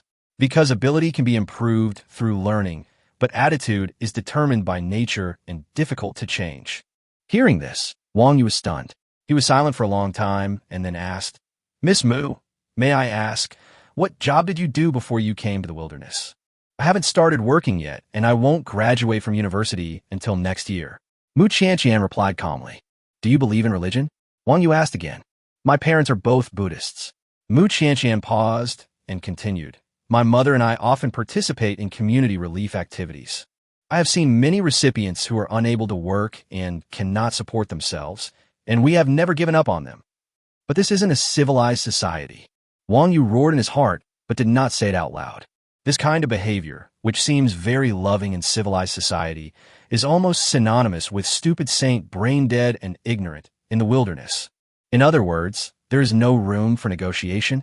Wang Yu shrugged his shoulders and asked with a somewhat grim expression, "If you feel that the resources allocated to you cannot meet normal needs, I can provide some additional subsidies to those of you who are engaged in heavy physical labor, but the allocation rules will not change. I hope you can think from my perspective. If you can no longer work or grow old in the future, I will not reduce your resource supply. Mu Qianqian decisively rejected Wang Yu. Let's stop discussing this issue here. After saying this, there was a burst of applause from the crowd. But if you look closely, you can find that most of the members who are cheering excitedly are old and weak, or female players, while those young members who are strong and engaged in heavy physical labor are all silent and expressionless. Go to work. Wang Yu turned around and patted the shoulders of several young victims behind him with a helpless expression. A few people left the crowd in silence and returned to their work areas. This action ultimately ended in failure. After a long while, a young disaster victim could no longer suppress his anger and cursed, "Fuck it. Why should I think from someone else's perspective? In this dangerous wilderness, it's unknown whether I can survive for 30 days. I just want to enjoy myself right now. I want to do as much work as I can and enjoy as many resources as I can. Is that wrong? If we continue to work foolishly, suffering every day, what if one day we suddenly die at the hands of mutant beasts and are gone before we can enjoy the treatment of idlers? Wouldn't that be a huge loss?" Another disaster victim also squeezed out a word. "Mu Qianqian is a good person, but she is definitely not a good leader. Our lives will not be easy under her." The young victims were discussing the matter at once, their words full of dissatisfaction and anger. Chapter 148, Rebellion Plan. Wang Yu had anticipated this result. He knew very well that Mu Qianqian would not agree with his suggestion for resource reallocation. He proposed it in order to intensify the conflict and make these young victims feel strongly dissatisfied with Mu Qianqian. "Brother Yu, what you just said might make many people hate you."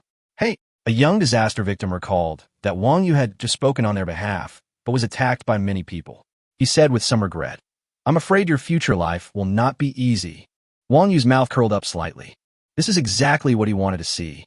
Through this incident, he aroused the dissatisfaction of these young members towards Mu Qianqian, and through the fact that he was besieged, made the young members feel guilty about themselves, thinking that he was a very righteous leader who was brave enough to speak up for them. These young disaster victims would naturally develop a good impression of him. Although it seemed that Wang Yu had just been scolded, his reputation among these young members was rising. "I'm scolded and excluded, but that's nothing." Wang Yu patted his chest proudly, with a trace of worry on his face. "But I'm worried that if this pattern continues, the Grand Alliance shelter will collapse one day, and everything we have worked hard to build will be destroyed." The young members looked towards a shelter in front of them. Aqueducts, towers, prey, shelves. All these things are due to them. Who would want to watch their hard work go to waste? Although this shelter belongs to Miss Mu, we also have a share in it. I can't just watch it go to destruction. Wang Yu felt that the time had come. He lowered his voice, looked at the other seriously, and said, "Since Miss Mu is unwilling to accept our suggestion, we may try to use some tougher means to force her change. Or we launch an armed uprising and take over this shelter ourselves." This time, after hearing Wang Yu's outrageous speech, these young members did not react with shock and anxiety as before, but fell into deep thought, obviously thinking seriously about the issue. Following Mu Qianqian, we can only do the most tiring work and get the same resources as others. But as long as we are in power, we can allocate resources freely and we will get everything that belongs to us. Wang Yu's voice was extremely tempting, like a demon luring people into hell. After a long time, someone finally wavered. "Armed rebellion? But we have no weapons." Hearing this, Wang Yu showed a confident smile. He used private chat and trading functions to show the weapons he got from a warrior team to several other young members, and also gave them some rare foods such as bread and butter. "I promise you that as long as you follow me, you can have whatever you want in the future," Wang Yu said word by word. Several young disaster victims looked at each other, and their hearts were already leaning towards Wang Yu. But at this moment, some people still find it difficult to overcome their inner moral bottom line. After all, Miss Mu took us in when we were in the most difficult time. If we write now, we will be criticized. Once the news gets out, I'm afraid everyone will call us ungrateful villains. Hearing this, Wang Yu burst into laughter, as if he had heard the funniest joke in the world. He patted the man on the shoulder and taunted him. "Brother, remember, morality is the least valuable thing in this wilderness. What's the big deal about being scolded? Look at Lu Yin. Is he a good guy or a bad guy? He blocked the road to the pig-headed man forest, preventing other players from having the opportunity to grow stronger and threaten him. He doesn't care about the lives of other players at all. How many players scolded him like stinky shit in the World Channel? But look, Does anyone dare to cause trouble to him? Does anyone dare to swear at him in front of him? No, not one. This is the influence of strength.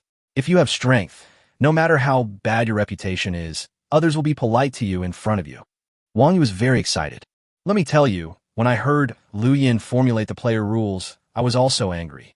I was also furious. But I was not angry at Lu Yan's tyranny, but at my own incompetence. I am angry about why I'm so weak that I can only be forced to follow other people's rules and cannot make rules for others. What makes me angry is why I am not Lu Yan. Brother, this is a wasteland world without laws and moral collapse. Here, you can control everything if you have strength and resources, and these things are absolutely impossible for people like Mu Qianqian to give you. To tell you the truth, my goal is to become the second Lu Yan, or even a step on Lu Yan. I want to truly control my own destiny. For this, what does it matter if I bear some bad reputation? What does it matter if I'm accused and abused by others? Wang Yu put his hands on the shoulders of the young member who couldn't overcome the moral bottom line, gritted his teeth, looked directly into his eyes, and asked very seriously, "Tell me, do you want to abide by the so-called moral bottom line, work hard like a worker ant for a lifetime, and eventually die like dust? Or do you want to join me, abandon worldly constraints, fight for power and resources, and live like Lu Yin, who is high above and can make rules for others?" The young player finally couldn't stand the huge temptation from Wang Yu's words. The last bit of persistence in his eyes finally disappeared, and he became fierce and greedy. "I want to be the one who makes the rules. I don't want to be an ant." Hearing this answer, Wang Yu smiled with satisfaction. Wang Yu's decision to rebel was not a sudden impulse, but the result of careful consideration.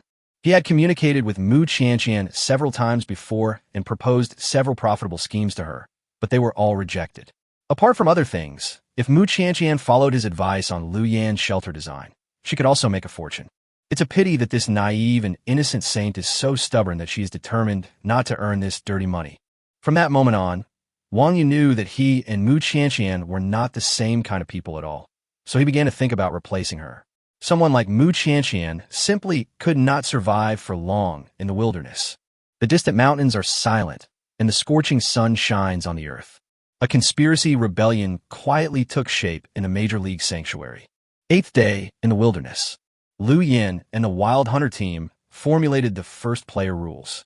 Various forces and teams have gradually taken shape, and some little-known people like Wang Yu are also seizing every opportunity, trying to change their own destiny, slowly showing their fangs, and moving slowly towards the goal of becoming a hero.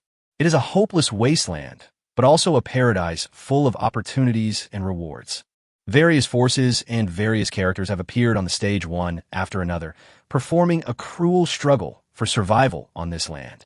Leave chapter 149 to us. Outside the pig-headed man forest, after announcing the first player rule to the World Channel, Lu Yin and Katalov had a brief conversation. "To be honest, I really like the special effect weapons you sell. They can greatly enhance our combat effectiveness." Katalov took a dagger from the brown-bearded man, bent it hard, and broke it abruptly. Then he threw it aside and said helplessly, "But inferior weapons like this will only hold us back in battle.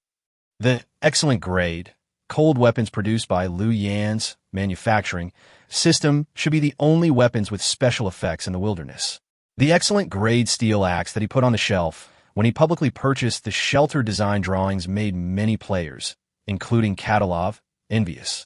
It was only because there was no talent in drawing design in the Wilderness Hunter team that the steel axe eventually fell into Mu Qianqian's hands. Lu Yin understood the meaning of Katalov's words and did not beat around the bush with him. Instead, he said directly, "What type of weapon do you want?" "Long-handled weapons, short knives, and long-range shooting weapons." "Of course, the more the better." Katalov spread out his palms. "In this strange land, the more weapons I have, the safer I feel." It seems that even the top-ranked player is not arrogant enough to think that he has conquered this wilderness. He is equally cautious. Katalov's character does not seem to be as rough and simple as his appearance. "How about this? I can give you 2 crossbows, 2 spears, a short sword, and a long sword. They are all excellent weapons with special effects. I will finish making these things within 10 hours. Lu Yin thought for a while and said very generously. Katalov's eyes widened when he heard this. He didn't expect Lu Yin to make such a big move. His voice trembled so much I, I may not be able to come up with the corresponding resources for the time being. Can I pay in installments? Excellent weapons have always been priceless in the market and are absolutely rare products. Even if they are to be sold, the resources they want to exchange for must be extremely rare, such as silver treasure chests, special items produced by ruins, etc. Ordinary food and minerals. If you want to exchange them for a sophisticated weapon, I'm afraid Liu Yin won't even take it seriously. No, I said give it to you. Liu Yin repeated his words. You don't need to pay any resources in exchange. It's completely free. Send. Katalov couldn't believe his ears. Why? You have done me a great favor by responding to the player rules I set in the World Channel. From today on, I'm afraid no player will dare to challenge me easily, Liu Yin laughed. Ever since the player rules were released, most players probably thought that Liu Yin had formed a partnership with the Wild Hunters team. Although Liu Yin is not a fox, the Wilderness Hunter team is definitely a very scary tiger skin. At least from today on, Liu Yin can have some peace and quiet for a while, and no longer have to worry about some hot-blooded players coming to try Zhu Xian. No, I just said a few words. It's not worth that much. Katalov felt a little embarrassed and kept refusing. The same sentence, when spoken by different people, has very different meanings. Liu Yin shook his head. You have indirectly helped me solve a problem. These weapons can be regarded as a reward. Katalov continued to refuse. Although he had a strong desire for special effect weapons, his dignity as a man made it difficult for him to accept this kind of taking advantage. The two sides tangled with each other for a long time. Katalov finally gritted his teeth, patted his chest, and said, Brother Liu Yin, you are so generous and open-minded, I can't let you suffer. Let's put it this way, I want these weapons, and in return, you can make a request, and I swear on my dignity as a man that I will do my best to help you do it. That's exactly what I want you to say. Liu Yin was ecstatic. He touched his chin calmly and said, To be honest, I am really troubled by one thing recently. I killed 2 pig-headed men when I was exploring this forest before. I have made enemies with this tribe. I guess Wang Ji recruited members before.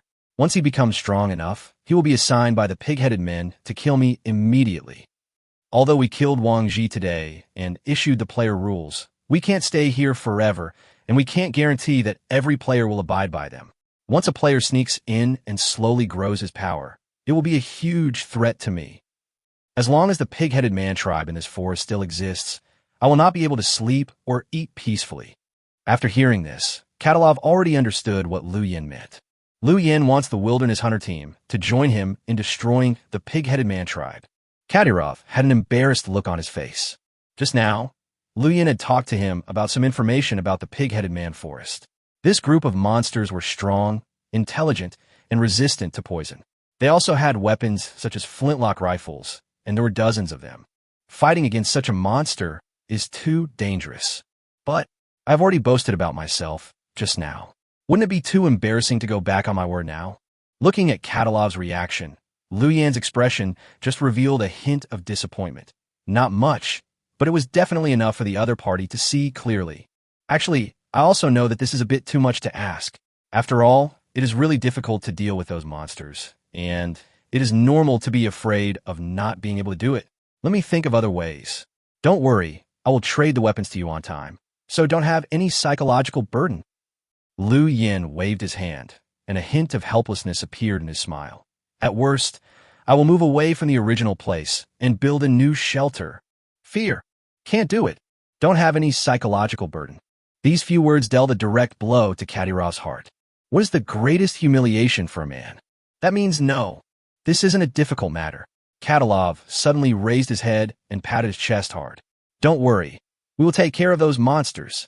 We Chechens never take advantage of our friends. The smile on Liu Yan's face became brighter. Chapter 150. Tie to the Blue Moon.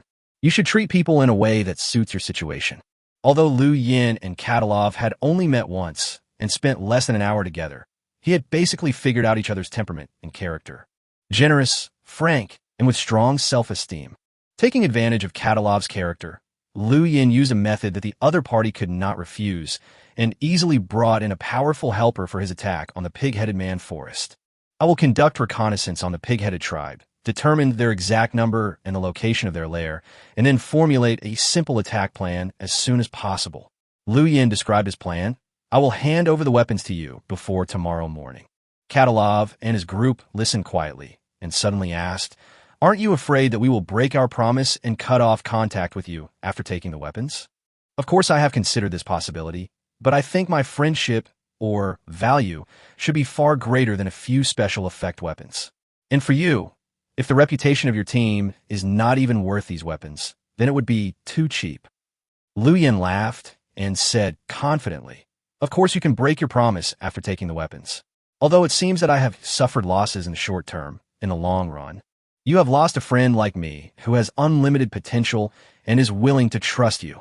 And I just threw away a few weapons that could be manufactured at any time and the opportunity to cooperate with a group of guys who didn't keep their promises." After Liu Yan's words, the expression on Katalov's face became more and more complicated, and finally he revealed a helpless smile. The Yanwang people have the best language skills in the world. It was obviously my fault for breaking the promise, but I was the one who suffered the most when you let me finish the job. Katalov looked at Liu Yan and said in a deep voice, "You convinced me. Compared to your value, those weapons are really nothing. You just said that your friendship is very valuable. Are we friends now?" Katalov asked this question very seriously. Liu Yan looked at the solemnity in the other party's eyes and knew that this question could not be answered with sophistry. He must give a sincere answer. Friends need time to settle down. We can only be regarded as partners with common interests now. Liu Yan pondered for a long time and gave an answer. The harmonious relationship between you and me at this moment is all based on the value and ability of both parties. But I hope that in the future our relationship can abandon the concept of interests and become friendship. This answer is closest to the truth. When Katalov heard this answer, he nodded in agreement. When he and Liu Yan started fighting, he chose to chop with the back of the knife and gave up fatal attacks several times. Liu Yan gave up shooting him with a shotgun and chose to give him a sophisticated weapon. All this was not because they hit it off at first sight or had similar ambitions and met too late, but because they both saw the value in each other. If the person standing here today was not Liu Yan, but an unknown person, Katalov might have chopped off the other's head with one knife. But this kind of cooperative relationship based on value is not always cold and ruthless.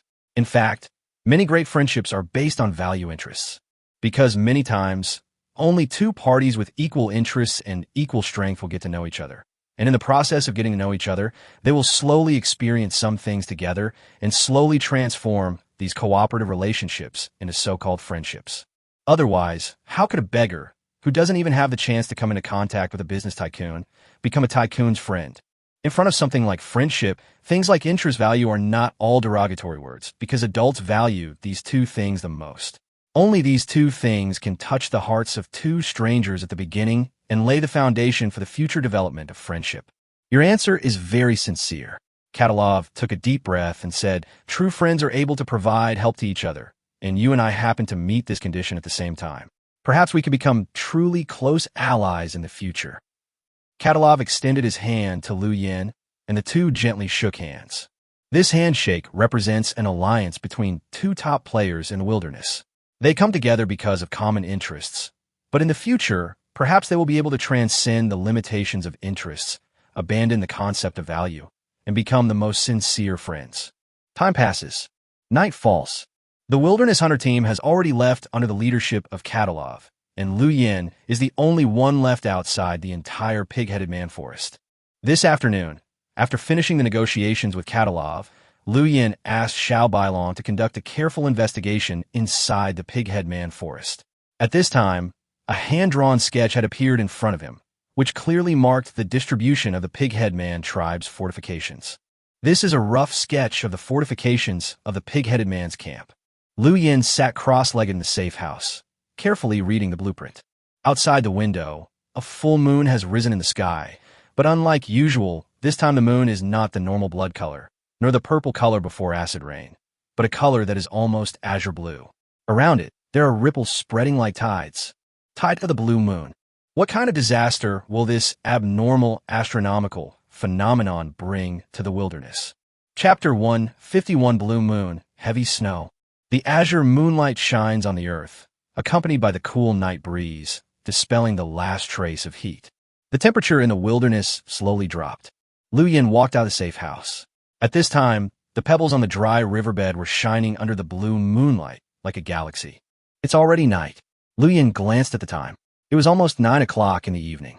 Since he and Katalov issued the players' rules in the afternoon, no one dared to try to get close to here for a few hours. Perhaps the deaths of those players before frightened more people, or perhaps Lu Yin and Katalov's words were indeed very important. Judging from the current situation alone, it seems that no player wants to risk his life and break into the pig-headed man forest. It was late at night, and the temperature in the air dropped suddenly. This temporary safe house had poor enemy defense and cold-proof capabilities. Lu Yin did not intend to stay here all night. He packed his equipment, summoned his sand motorcycle, and prepared to return to the underground safe house a few kilometers away. At this moment, Lu Yin suddenly felt a chill on his face. He looked up at the sky and found that under the blue moonlight, countless ice crystals as big as millet grains were slowly falling with the wind. Lu Yin stretched out his hand to catch it and found that the ice crystal fragments fell into his palm in the form of hexagonal flakes. This was not small hail at all, but snowflakes. It's actually snowing? Lu Yin was stunned. Although the weather in the wilderness is always unpredictable and very strange, such a bizarre scene still shocked Lu Yin. Before night fell, the temperature in the wilderness was still around 50 or 60 degrees, hot enough to kill people. Who would have thought that after nightfall, the temperature dropped so rapidly, reaching below zero, and even snowflakes began to fall? The scene of the first time he saw the purple moonlight suddenly flashed through Lu Yin's mind. After the strange moonlight, the deadly acid rain began to fall. Does the abnormal astronomical phenomenon at this time also mean that an unknown disaster is about to happen? He quickly took out a raincoat and put it on, and stuffed the little white dragon into his arms. Although his chest was bulging, it was definitely avoided from direct contact with the snowflakes. After all, the last acid rain incident left too deep a psychological shadow on people. We can't stay here for long. We must return to the underground safe house immediately. Lu Yin didn't dare to stay any longer. He didn't dare to face an unknown disaster that might happen in an unconstructed safe house. Beep, beep, beep. The dune bike started, and the engine let out a heavy roar as Lu Yin turned the throttle. With a puff of smoke, the dune bike's anti-skid tires crushed the ground, instantly carrying Lu Yin away. Just a few minutes after Lu Yin left, the originally scattered small snowflakes began to grow larger, and soon the ground was covered with a layer of white. The bodies on the riverbed were gradually covered up. Lu Yin drove a dune motorcycle across the wilderness. The LED headlights on the motorcycle were extremely bright, with a searchlight range of 30 meters, making the night seem like day. Lu Yin exhaled a breath of white air. Within a few minutes, the temperature in the wilderness dropped rapidly, approaching minus 20 degrees Celsius. The oncoming cold wind, mixed with snowflakes, scraped on the face like a steel knife, making people feel pain on the skin. These snowflakes don't seem to have any corrosive or viral effects. Lu Yin wiped the icy water condensed from the melted snowflakes off his face. The icy water did not cause any damage to his skin, nor did it have any effect on his mental state. It looks like just an ordinary snowfall. But Lu Yin looked up at the moon, but the pure blue color always made him feel uneasy. I hope this is just an ordinary astronomical phenomenon. Lu Yin sighed softly. At this moment, the game system suddenly released an announcement on the World Channel. Under the blue moonlight, pure snow represents the source of life. It will bring powerful vitality to the wilderness. Let us cheer together. No, let us revel. An announcement with scarlet fonts appeared in the World Channel, and soon attracted the attention of all players, including Lu Yin. If we look at it literally, this heavy snow does not seem to be harmful, and it may even be related to the proverb, auspicious snow means a good harvest. Could it be that the game system feels that the current living environment of the players is too difficult and the mortality rate is too high, so wants to use this snow to inject vitality into the wilderness and let resources flourish? Lu Yin made a bold guess. If that's the case, then thank God. No one wants to live in an environment with scarce resources. 20 minutes later, Lu Yin saw the outline of his safe house. He used his talent, seek advantage, and avoid harm for the last time today. The light swept across the safe house, indicating that there were no threats around. He put away the dune bike, bypassed the thorn trap, and pushed open the door of the safe house. When he saw everything familiar in front of him, Lu Yin felt surrounded by a sense of security. It's so cold. Lu Yin rubbed his hands and went to the kitchen to light a fire and cook. Soon, the aroma of stir-fried spices such as ginger and chili peppers filled the entire safe house. He cut a few pounds of mutton, blanched it briefly, and then put it in the pot with ginger and chili peppers and stewed it over high heat. When the weather is freezing cold, it's best to have a bowl of hot mutton soup. While the mutton was not yet cooked, Lu Yin looked at the heavy snow outside the safe house and suddenly thought of the world in the past. Every time it snowed, Lu Xiaoyu would pester him to build 2 snowmen, one big and one small. Thinking of this, Lu Yin was silent for a moment, then opened the door and quickly built 2 snowmen at the door, one tall and one short. He used stones as eyes and branches as arms. Although they looked a little ugly, they were still acceptable. Lu Xiaoyu. Lu Yin used a branch to write his sister's name on the back of the shorter snowman, then paused and continued writing. Lu Yan's lifelong follower. After writing this sentence, Lu Yin stood in the snow, admiring his masterpiece with a satisfied smile. At this moment, he is no longer the cold-blooded devil hated by most players. Instead, he is a brother who misses his only relative in a special weather. The snow is getting heavier. The blue moon's light did not diminish in the slightest. Under this heavy snow, which is a game tip for infusing vitality into the wilderness, the wild beasts are not reveling or hunting, but huddling in their nests. Wolves disappeared, lions and tigers retreated into caves, and birds of prey folded their wings. The whole world seemed to be dead silent. At the same time, the pig-headed man was deep in the forest. The leader looked at the azure moonlight and the increasingly dense snowflakes with a strong sense of uneasiness on his face. He roared to the warriors standing behind him. "Quick, put up the spiked wooden stakes outside the city wall and close the gate. All members, pick up your weapons and prepare for battle. The blue moon has appeared. Those things are about to revive. You must guard the gate and don't let them in." Chapter 152, Carnival. As the night deepened, the snow became heavier. The thickness of snow in the entire wilderness has reached more than 40 centimeters, and the white snow covers everything in the wilderness. The 2 snowmen, one big and one small, at the door of the safe house were also submerged by nearly 1/3. Inside the bedroom, Lu Yin closed the door and vented tightly to prevent the cold wind from blowing in through the gaps. He sat in the living room, drinking steaming mutton soup under the tawny light. As the hot and spicy broth went down his throat, he instantly felt a surge of clarity all over his body and broke out in a sweat. The mountains are covered with snow, and everything is quiet. Now I can have a bowl of meat soup and have a good sleep. It's really a heavenly day. Lu Yin sighed. In the weather of heavy rain and snow, he likes to do nothing the most. He just wants to curl up in the quilt after eating and drinking. That feeling is an indescribable sense of comfort and ease. But it's not possible today. Lu Yin still has to formulate an attack plan against the pig-headed people tribe overnight. After separating from Katalov this afternoon, Xiao Bailong entered the forest again for reconnaissance and determined the specific location of the opponent's lair and the distribution of various equipment and fortifications in the camp. Based on the information Xiao Bailong saw, Lu Yin had drawn a simple sketch and marked the names of various equipment with words. The various types of fortifications and buildings in the pig-headed man tribe are quite complete, from wooden houses for living to cold storage for food, drying yards, watchtowers, and even public toilets. Everything is available. However, among the many fortifications, the one that Lu Yin found most difficult to understand was a heavy weapon, the catapult.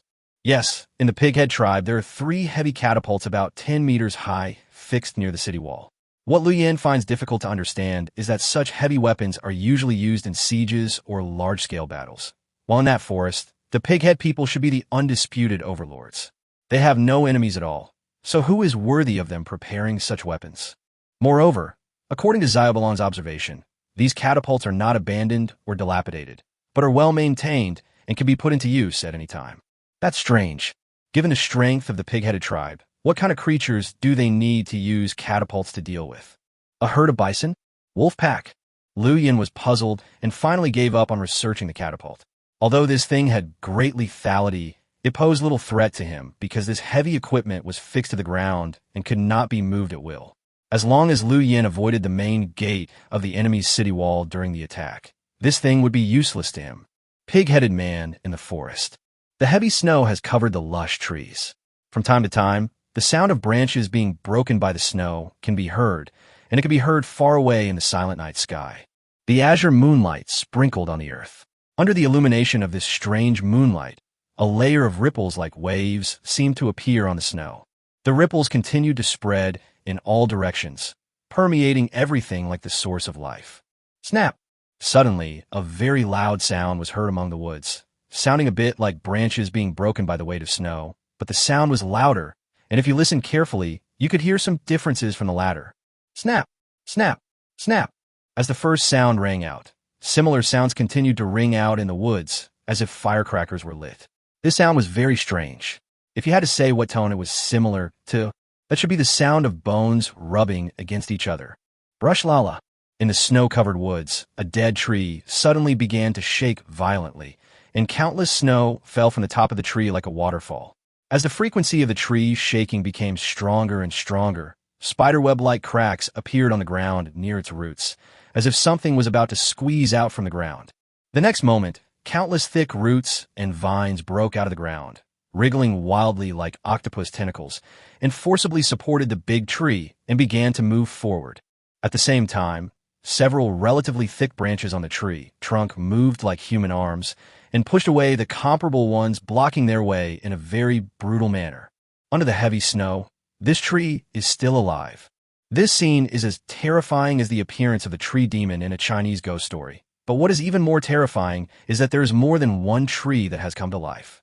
A huge rock slowly crumbled, and the broken stones automatically solidified to form some kind of stone beast that looked like a giant bear. The corpse of a wild deer, which had been eaten by wild beasts and only half of its body was left, actually stood up swaying, with a faint light emanating from its empty eyes. Puff! The first tree man to come alive found a grizzly bear curled up in a cave.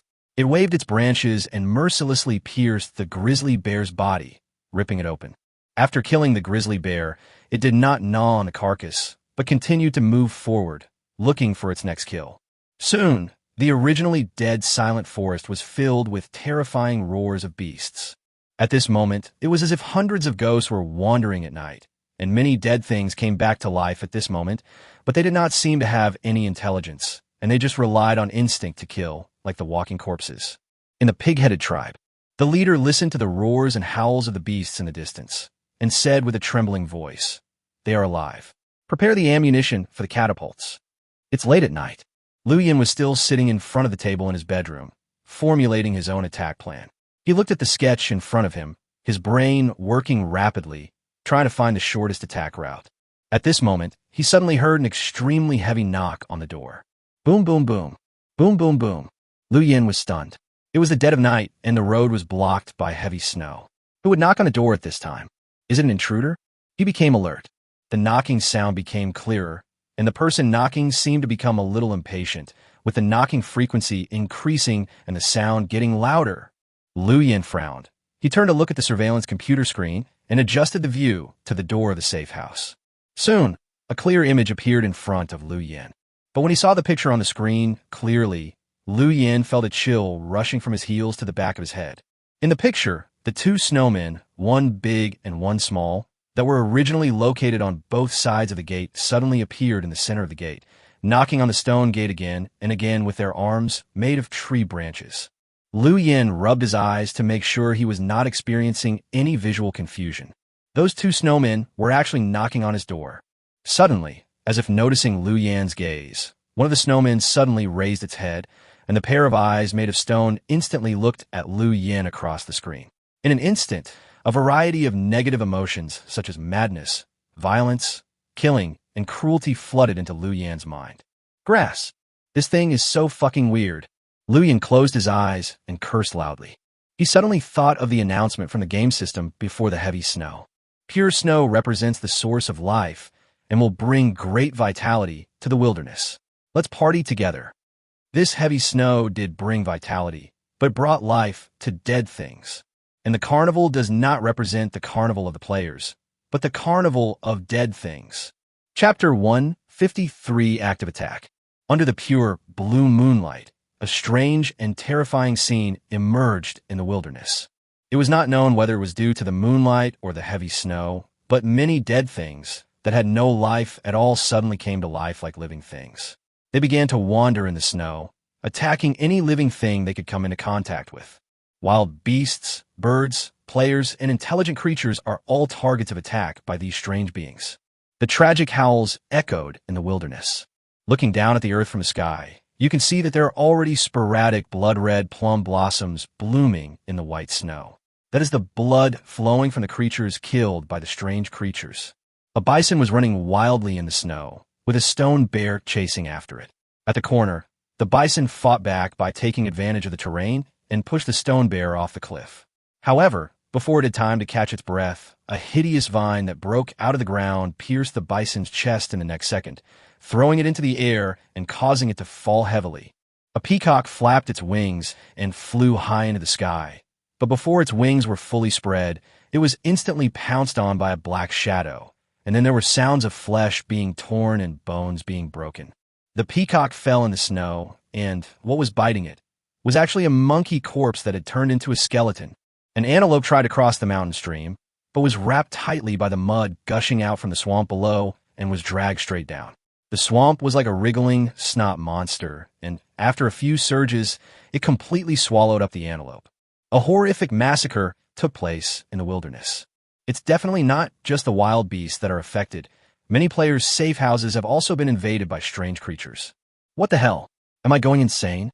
Why did I just see a tree outside the safe house grow legs and start running wildly in the snow? Help! I'm going crazy. There are two stone monsters banging on my door. They were supposed to be used to hold down the ropes that secure the safe house, but somehow they came back to life. They're about to come in. This is so exciting. Can you imagine? I was just attacked by the drying rack I made myself. How can this be the wilderness of the apocalyptic wasteland? This is simply a ghost night in the supernatural world. If this trend continues, we might even see vampires and zombies. By the way, speaking of vampires and zombies, I have a question. If a person is bitten by both at the same time, what will happen? I know this question.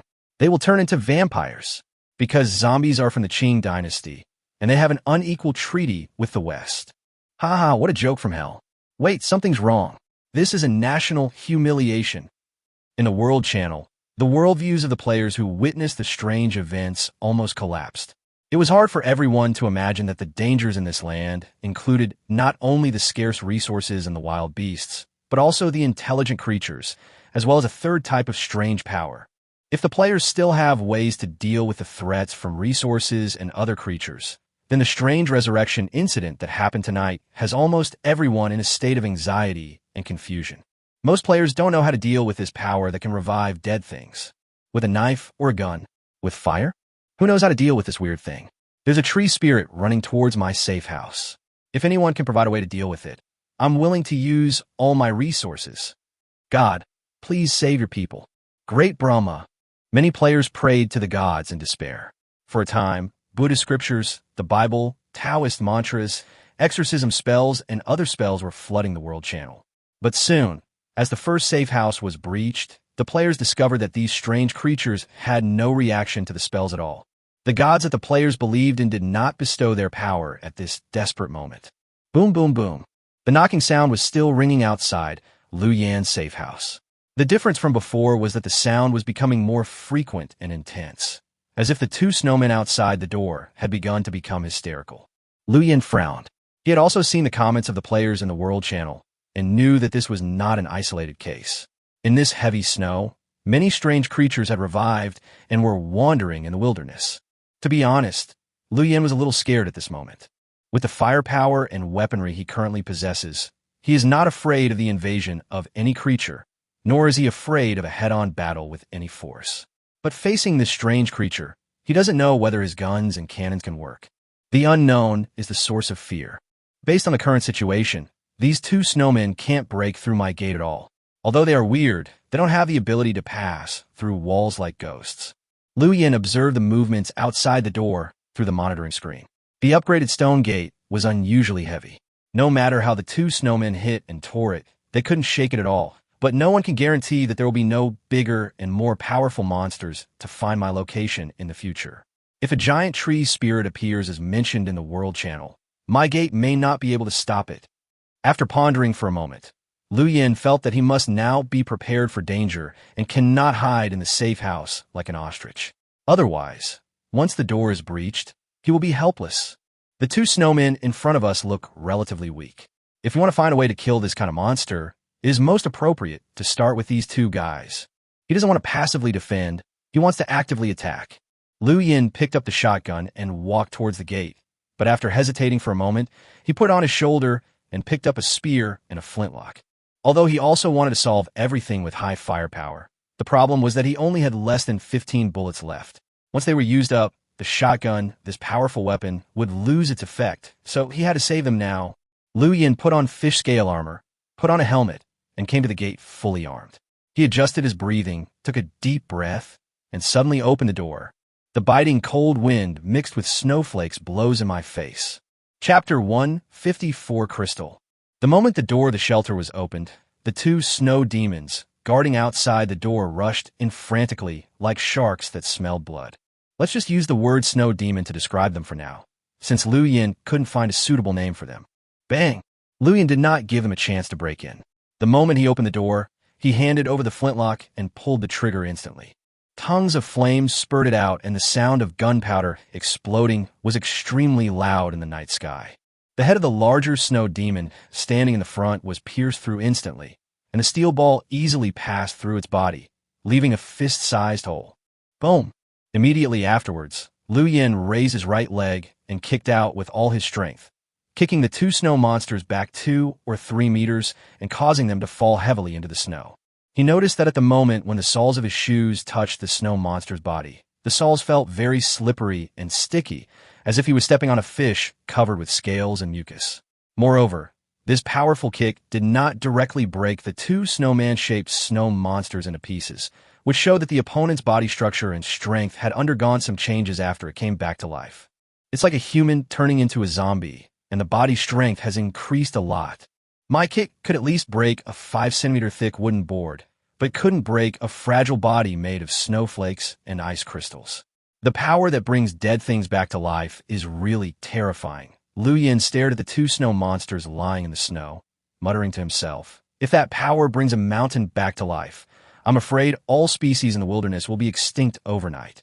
A few hours ago, Liu Yin was still abnormally inflated, and he was number 1 on the shelter list.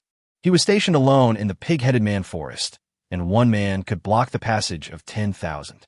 He and Katalov became partners, and together they formulated the first player code in the wilderness. At that time, he almost thought that he was about to become the master of the wilderness, and that the wilderness was just like that and would soon be conquered by him. But everything that happened before his eyes quickly calmed his heated and inflated mind. The power before him, which was enough to bring dead things back to life, was far beyond his ability to resist and even beyond his imagination. In this wilderness, there were still too many unknown horrors. Liu Yan's current achievement is just to barely gain a foothold on this land. If he wants to reach the level of conquest, he is still a long way to go. Squeak! Squeak! The sound of snow being crushed was heard, and the two snow monsters lying in the snow moved again. They supported their bodies with arms made of branches and crawled towards Liu Yin quickly like two legless insects. Liu Yin felt a chill, not only because the opponent's posture was too disgusting, but also because he found that his attack was ineffective. The larger snow monster on the left, the bullet hole on its head caused by the flintlock rifle, was slowly healing at this time, and there was no sign of any injury at all. Physical attacks are ineffective. Liu Yin threw away the flintlock and held the spear tightly. Of course, it is also possible that I didn't hit the vital point. The two snow monsters had thin arms and fat bodies, looking like the malnourished black men in Africa. They raised their heads, and a cut slowly appeared on their faces that almost went across their heads. It turned out to be a mouth, and tiny fangs made of ice crystals filled the snow monster's mouth, which looked extremely sharp. Woo-woo! The giant snow monster let out a low roar and opened its bloody mouth to bite Liu Yan. The fine-grade spear was ready in Liu Yan's hand, and it thrust out instantly. The tip of the spear pierced through the body of the snow demon without any hindrance. As Liu Yan clenched the spear and slashed to the left, the spear stirred in the snow monster's body, and with a flash of cold light, it tore the opponent's body into 2 pieces. But Liu Yan's attack was not over yet. He swung the spear again, and the 30-centimeter long spear tip swept across the little snow demon's head like a beheading knife. With a crisp click, it actually chopped off 2/3 of the head. Liu Yan had a blank expression on his face, and his eyes were as cold as if he had killed fish in RT Mart for 20 years. He used the spear as an axe and struck the two snow monsters again and again. In just 30 seconds, the two snow monsters have been chopped into more than a dozen pieces. In this way, can it still be resurrected? Lu Yin stopped, his eyes fixed on the snow demon that had been dismembered. Under the constant coverage of the blue moonlight and snowflakes, the body that had been separated actually squirmed and stuck together again. In less than 10 seconds, the two snow monsters had recovered without any visible scars. It could be reborn after being dismembered. Lu Yan's heart skipped a beat. The vitality of this thing was a bit too strong. Could it really be immortal? The two snow monsters opened their mouths wide and bared their teeth, as if they were laughing at Lu Yan's helplessness. It seems that I have no choice but to try this method. Lu Yan sighed. He took out a black object from his backpack. It was his last earth mine, and it was his most powerful explosive firepower besides the shotgun. If even this thing couldn't deal with the snow monster, then it really meant that physical attacks could not kill this strange creature. Swish! The flame ignited the fuse, and the air was filled with smoke. Lu Yin threw the earth mine forcefully in front of the two snow monsters, and at the moment before the explosion, he turned back to the shelter and closed the door. Boom! There was a loud bang, and Lu Yin felt the door of the shelter was shaking. It seemed that there was too much gunpowder loaded. The power of this earth mine was much greater than the two used before. Even with the stone door as a buffer, the horrible shockwave made him feel chest tightness and nausea. After a moment, Lu Yin felt the shock completely disappear. He slowly opened the door crack and looked outside. Under the shining blue moonlight, he saw that the two snow monsters had been completely blown to pieces and merged with the snow on the ground. Solved! The corners of Lu Yan's mouth curled up slightly. It seemed that this monster could not withstand the invasion of heavy firepower. However, before he could completely open the door, a shocking scene happened again. The snow in front of the door began to wriggle and slowly gathered into piles. Even the snow that had melted into water due to the explosion refroze and began to regroup. After a moment, the outlines of the two snow demons appeared in the snow again. Fuck! Lu Yin couldn't help but curse. Is it not over yet? Lu Yin was helpless. Facing this immortal monster, he was completely helpless. No, there's a blue light on their chests. Lu Yin suddenly noticed that there was a faint light flickering on the chests of the two snow monsters that had not yet fully formed, like a slowly beating heart, and the snow gathered from all directions first covered the heart, and then other parts. That blue light may be the key to defeating the opponent. Lu Yin picked up the spear and rushed out of the safe house without thinking. He stabbed the opponent's chest with the spear where the blue light was. With this strike, he clearly felt that the spear seemed to have hit something hard, like glass or jade, making a crackling sound. A spear emerged from behind the snow demon. On the tip of the spear was a thumb-sized blue crystal, which was slowly emitting a halo under the moonlight. As the blue crystal left the body, the snow demon's body, which was recovering rapidly, collapsed instantly and turned into a pile of broken snow. Snow demon dead? No. To be precise, the power that made the snowman alive disappeared. Lu Yin didn't dare to stop, and once again pierced the heart of another snow demon with his spear, and also picked out a blue crystal from its body, but the size was smaller than the first one. The second snow demon also collapsed. It seems that this method is right. Lu Yin showed a bright smile on his face. It seems that these monsters are not immortal, but because the blue crystals in their bodies are providing them with a constant supply of vitality. As long as these crystals are taken out, they can be restored to their previous appearance. He raised his spear to the moonlight, ready to observe the true appearance of this magical object. But at this moment, Lu Yin suddenly felt the spear in his hand vibrate violently, accompanied by a very strong sense of resistance. Lu Yin was stunned for a moment. He saw the two blue crystals on the tip of the spear slowly merge into the spear body and disappear without a trace. As the two crystals disappeared, Lu Yin could clearly feel that the spear in his hand was alive, and it is more powerful than the previous two snow monsters. Fuck you. How come this thing is like a parasite, drilling into anything it catches? Lu Yin suppressed the spear's resistance with all his strength and cursed loudly with an extremely explosive mentality. Chapter 155 Crystal of Life. The spear was like a python with its own consciousness, struggling wildly in Lu Yan's hand. Even with Lu Yan's strength, which was comparable to that of a weightlifter, it was difficult to suppress it. I'm actually fighting with my own weapon. Liu Yin felt that this scene was really ridiculous, but soon, another thought flashed through his mind. These crystals definitely did not appear out of thin air in the snowman's body. Perhaps it was because of the snow, or perhaps it was because of the blue moonlight. The snowman bathed in these two things, and thus gave birth to blue crystals and vitality. Thinking of this, Liu Yin looked up at the sky. At this moment, he was standing in the snow wearing fish scale armor, bearing the snowflakes and moonlight without any hindrance. If by chance, the fish scale armor on his body was also affected and life was born, wouldn't I be besieged by weapons and armor at the same time? Thinking of this terrible consequence, Liu Yin hugged the spear tightly and ran towards the door of the safe house. On the last step, Liu Yin jumped high, smashed the spear hard into the stone ground, and then stepped down heavily. Snap! Boom! Two noises occurred in succession.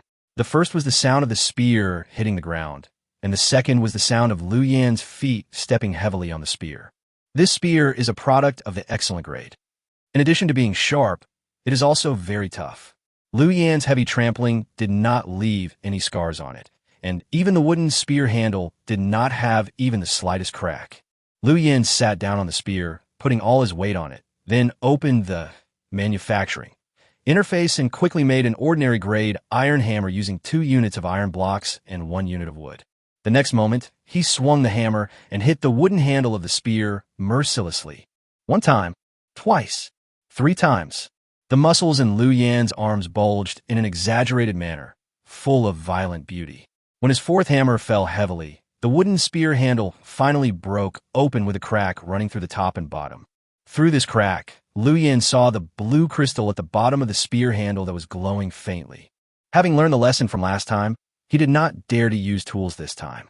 Instead, he violently broke the entire spear handle apart and instantly picked out the blue crystal with his 5 fingers and put it into the inventory. The whole process was as smooth as flowing water and took no more than 2 seconds. Snap! The violent resistance from the spear disappeared, and Liu Yin was gasping for breath. This accident caused him to directly lose an excellent weapon. However, with the existence of the Doomsday survival system, he can completely restore the spearhead into steel through the decomposition function and at most add 2 or 3 units of wood to restore the spear again. But what Liu Yin was most concerned about at this moment was not the spear. He quickly opened the inventory and turned his attention to the blue crystal that had just been collected. Life crystal. Category: Consumables. Unit: 7.5 units. Function: it can actively merge with dead things to give them the characteristics of living things. Before the life crystal is consumed or taken out, the living thing has the characteristics of immortality. 1 unit of life crystal can provide 1 hour of vitality for a dead thing with a volume of 1 cubic meter. When it encounters a serious injury or repairs an injury, the consumption of life crystal doubles. Explanation: I am the supreme God. I will give life to all dead things. Wisdom? What is wisdom? My job is just to make them move. Injecting thoughts into them has nothing to do with me. Hee. As long as they can move, I have succeeded. A crazy scientific researcher. Source: from the research results of a scientific researcher in the past wilderness game. With the violent explosion after an accident, a large number of life crystals were turned into dust and rose into the sky. After several game updates, it has become a part of the game rules. When the blue moonlight shines on the earth, the life crystals will quietly fall on this wilderness along with the heavy snow. Note: this crystal has no effect on living organisms and the hair, shells, teeth, and claws that have not separated from the living organisms. Note: this crystal can only work on objects with shapes, not on basic components. For example, it can bring clay sculptures, ice sculptures, snowmen, stones, and trees to life, but cannot work on mud, ice chips, snowflakes, stone powder, and sawdust. Seeing the introduction about blue crystals, Liu Yin was somewhat shocked. This thing with incredible effects was actually created by a player in the previous survival games. It became part of the game's disaster, and even though the owner who created it had vanished, it still existed in this wilderness, terrifying countless players. Liu Yin couldn't help but admire this scientific research maniac. After a player's death, the things he created could still have a huge impact on future generations. To this extent, it can be said that he has left a strong mark in the history of the wilderness. People who can influence the background of the game, spend countless years in the long river of time, and still maintain such a strong presence in the wilderness can be called advanced players. Liu Yin did not feel disgusted or hate this scientific research maniac who created the blue moon tide, because in a sense, the other party had also reached the pinnacle in his field, and after going through so many years, the other party's bones might have turned into dust long ago, and there was no point in arguing about right and wrong, good and evil at this time. At this moment, what Liu Yin cares most about is the crystal of life itself. He keenly realized that this substance with special effects was very powerful. If it could be collected in large quantities, it might play a big role in the future. But how to collect this kind of thing? Trying your luck in the vast snow is like looking for a needle in a haystack. Moreover, if you run out at this time, you will be dead if you happen to run into a living tree or a huge rock monster. Liu Yin stroked his chin and carefully read the introduction of the life crystal items again. This kind of material has strict conditions for resurrecting dead objects. Only finished products with a physical form are eligible for resurrection. In other words, if Liu Yin had not piled the snowflakes into a snowman just now, even if there were more life crystals, he would not be able to create a living body. In other words, if I create some tangible objects and throw them in the snow, I might get lucky and absorb the life crystals in the snow into these objects. Although this method is a bit inefficient, it is the only feasible way so far. Liu Yan's eyes lit up, and he decided to give it a try. Soon, he dug out a pile of loess with a shovel, mixed it with the rainwater he had collected earlier, and slowly molded out palm-sized, rudimentary shapes of cats and dogs. About half an hour later, Liu Yin threw more than 30 mud beasts, more than 20 mud balls, and a dozen wooden stakes in front of him into the snow and watched their movements nervously. 3 minutes passed. Suddenly, the ugly limbs of the mud cat trembled slightly, and then it slowly crawled out of the snow and let out a low roar towards Liu Yin. It works! Liu Yin clenched his fists and laughed. Chapter 156. Cutting Leaks. Seeing the mud cat stand up and roar, Liu Yin knew that his idea was verified. Sure enough, the life crystals are hidden in these snowflakes and moonlight. Only when physical objects come into contact with them can they absorb the life crystals into their bodies and materialize. The mud cat was small in size but very ferocious. The next moment it came back to life, it attacked Liu Yin. It jumped high, like a tiger hunting, full of domineering and mighty power. Bang! What greeted it was a ruthless big punch from Liu Yin. Compared to the tiny size of the mud cat, Liu Yan's right hand was like the 5-finger mountain of Tathagata Buddha. With a slap, the mud cat was directly hit and flew 2 or 3 meters away. Its limbs were twisted, and it almost turned into a ball of mud. Liu Yin picked up the mud cat from the snow pile and tore its body into pieces violently. From his hands full of mud, he found a blue crystal the size of a soybean. Life crystal. 1 unit. Liu Yin looked at the blue crystal in his palm. It was much smaller than the one taken out from the snow monster's body, only 1 unit in size. Fortunately, the size of these mud beasts was relatively small. If it was stuffed into a huge rock, the energy of this life crystal might not be enough to revive it. It's a little small, but it's easy to get, and it's not dangerous. Liu Yin casually put it into his inventory. With a flash of light, the blue crystal in his hand disappeared, and the life crystal marked as 7.5 units in the inventory quietly changed to 8.5. Fused! Liu Yin was stunned for a moment. This function was very convenient. He didn't need to separate more inventory slots, and he didn't have to worry about storing this kind of crystal. He clicked on the item details and saw 2 options pop up below. Throw away. Take out. Quantity. Liu Yin breathed a sigh of relief. This thing allowed him to freely choose the units to be taken out, which meant that he could stuff all 8.5 units of life crystals into a big stone, or he could split it into 7 or 8 small crystals of 1 unit and stuff them into several benches or wooden stakes. This feature eliminated his worries. A smile appeared on Liu Yan's face. He rubbed the mud in his hand again and made a mud strip. He drew it twice with a branch, making a rough shape of a snake, and threw it into the snow and waited quietly. At this time, heavy snow was still falling. Liu Yin sat at the door of the safe house, with a blazing fire next to him to keep away the cold. There was a leg of lamb roasting on the fire. It was already shiny and oily, with the skin brown and crispy, and exuding an enticing aroma. That night, Liu Yin planned to stay up all night, so midnight snack was naturally indispensable. While flipping the simple barbecue grill, he cut pieces of meat with a dagger and sprinkled them with salt and cumin chili powder. The moment the barbecued meat entered his mouth, a strong sense of happiness arose spontaneously. Barbecuing while enjoying the snow is such a treat. Lu Yin sighed, while not forgetting to observe the movements of the mud beasts. The little white dragon squatted beside Lu Yin's foot. The wound on its wing was almost completely healed. The mutant beast's vitality and self-healing ability seemed to far exceed those of ordinary wild beasts. After just a few hours, not only had the wound healed to a large extent, but even the severed feathers had grown back. Lu Yin cut off a few pieces of meat and threw them to the little white dragon, which swallowed them in big gulps. Lu Yin looked at it, but was thinking about something else in his mind. The way mutant beasts upgrade is very simple, which is to continuously devour other mutants and turn their flesh and blood into nutrients to make themselves stronger. Since Lu Yin came to the wilderness, he has only seen one mutant lynx. Even in the wilderness, mutant creatures are rare species, and it is very difficult to see them. The meat of that mutant lynx is almost eaten up. It seems that I have to get some more mutant beasts back as soon as possible. Lu Yin touched his chin. The little white dragon has unlimited potential. He doesn't want to use it only as a scout.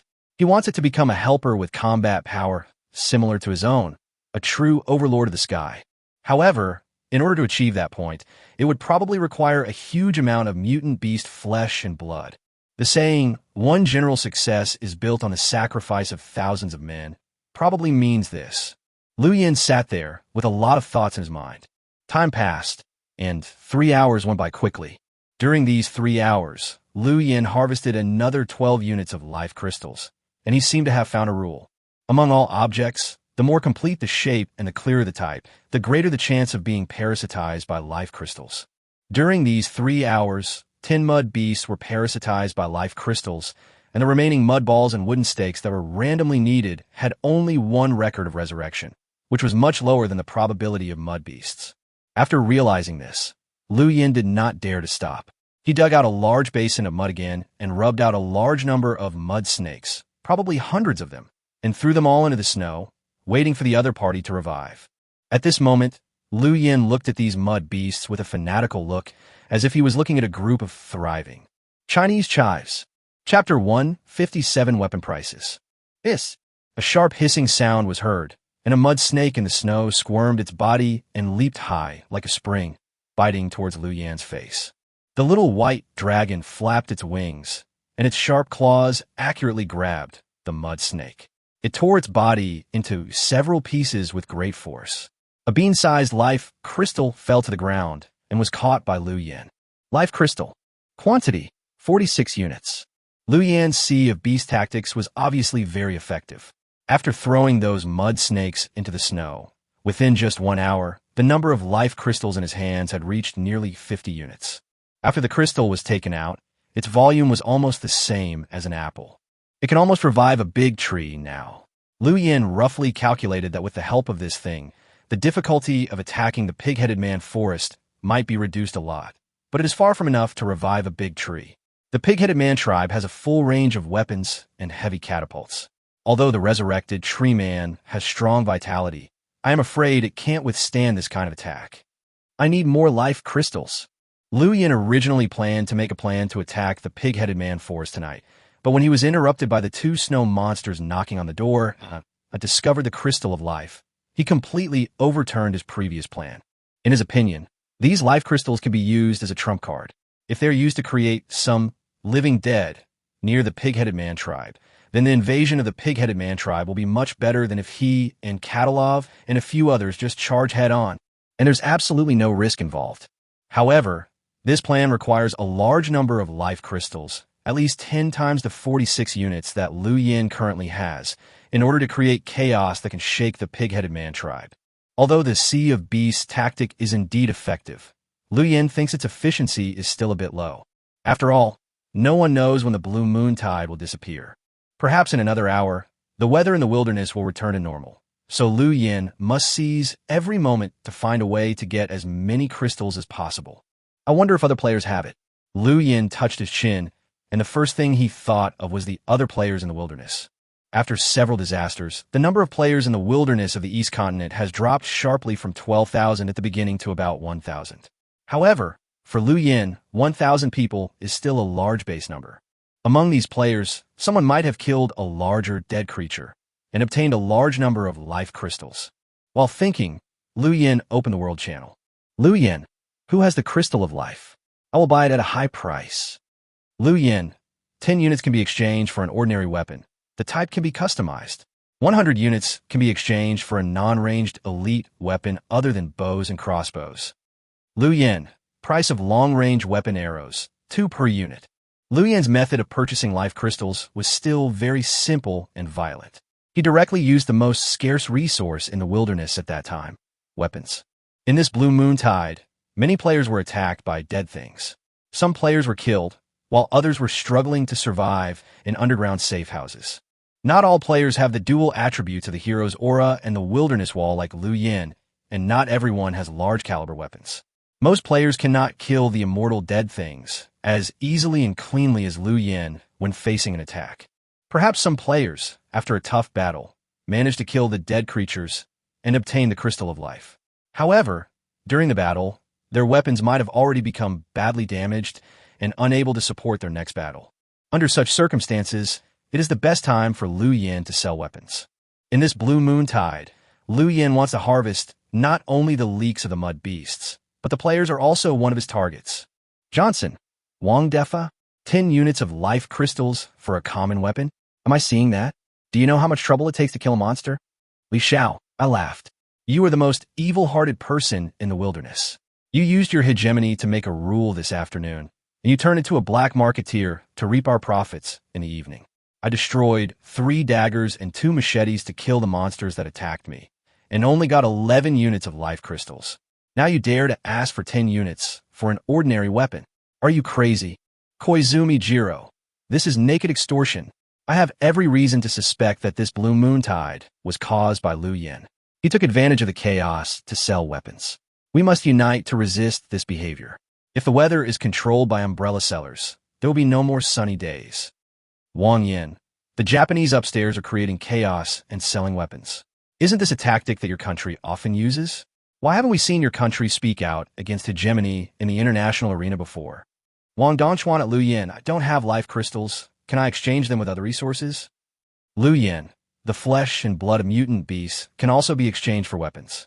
The ratio is, there was chaos in the world channel. Some people accused Liu Yin of being evil, and some took the opportunity to curse at him. Liu Yin ignored the crazy shouting players and directly made a batch of spears, axes, and other weapons and put them on the trading floor. He knew that even if those players cursed him harshly, they would have to buy his weapons obediently in order to save their lives. After all, that's the benefit of monopoly. At this time in the wilderness, he was the only one capable of making weapons. What's more, those life crystals are of little use at this time in the hands of other players. But if they are replaced with a weapon, it can save lives. Although the players were all angry, they were all cursing Liu Yin for taking advantage of the opportunity to reap the benefits.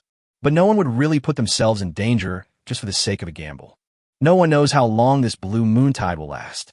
Those players who have managed to kill 1 or 2 dead creatures have witnessed the horror of this kind of monster, so they feel even more uneasy. Even if their weapons were not damaged in the first battle, who can guarantee that they will still be intact next time? It never hurts to have a few more weapons ready. Sure enough, just 5 minutes after Liu Yin put the weapon on the shelf, the first transaction prompt sounded. Player Li Chong spent 10 units of life crystals to buy a steel axe. The second tip follows. Player Robinson requested a custom weapon. The custom weapon is a repeating crossbow. 6 arrows. A deposit of 5 units of life crystals has been paid. The remaining 8 units will be distributed to the seller's backpack after the seller's weapon is successfully delivered. Chapter 158. Excellent weapons. Facts have proved that Liu Yin's idea is correct. Faced with the threat, most players who possess life crystals exchange them for weapons. Because the living things created by the life crystals have no thoughts, no reason, and do not obey any instructions, they are useless to most players at this time. In terms of the priority required for survival, weapons are obviously higher than these life crystals.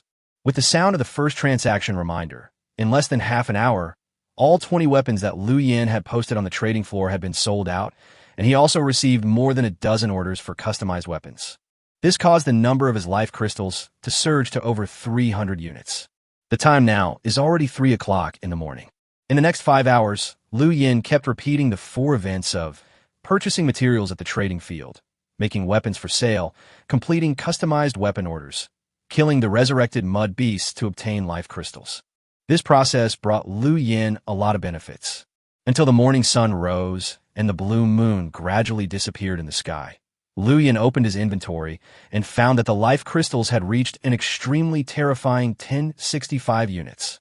Looking at the blue crystal that was as big as a big watermelon, Liu Yan's eyes were full of excitement.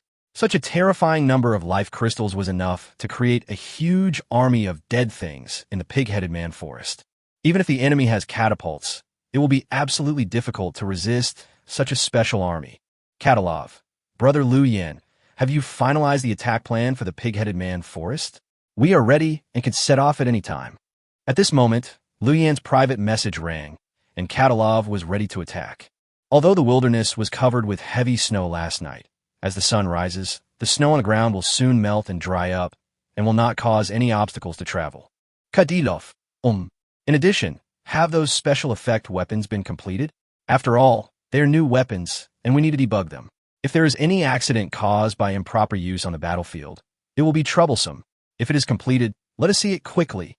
Catalov's second question was about the high-quality weapons that Liu Yin had promised, and his words revealed an impatient sense of anticipation.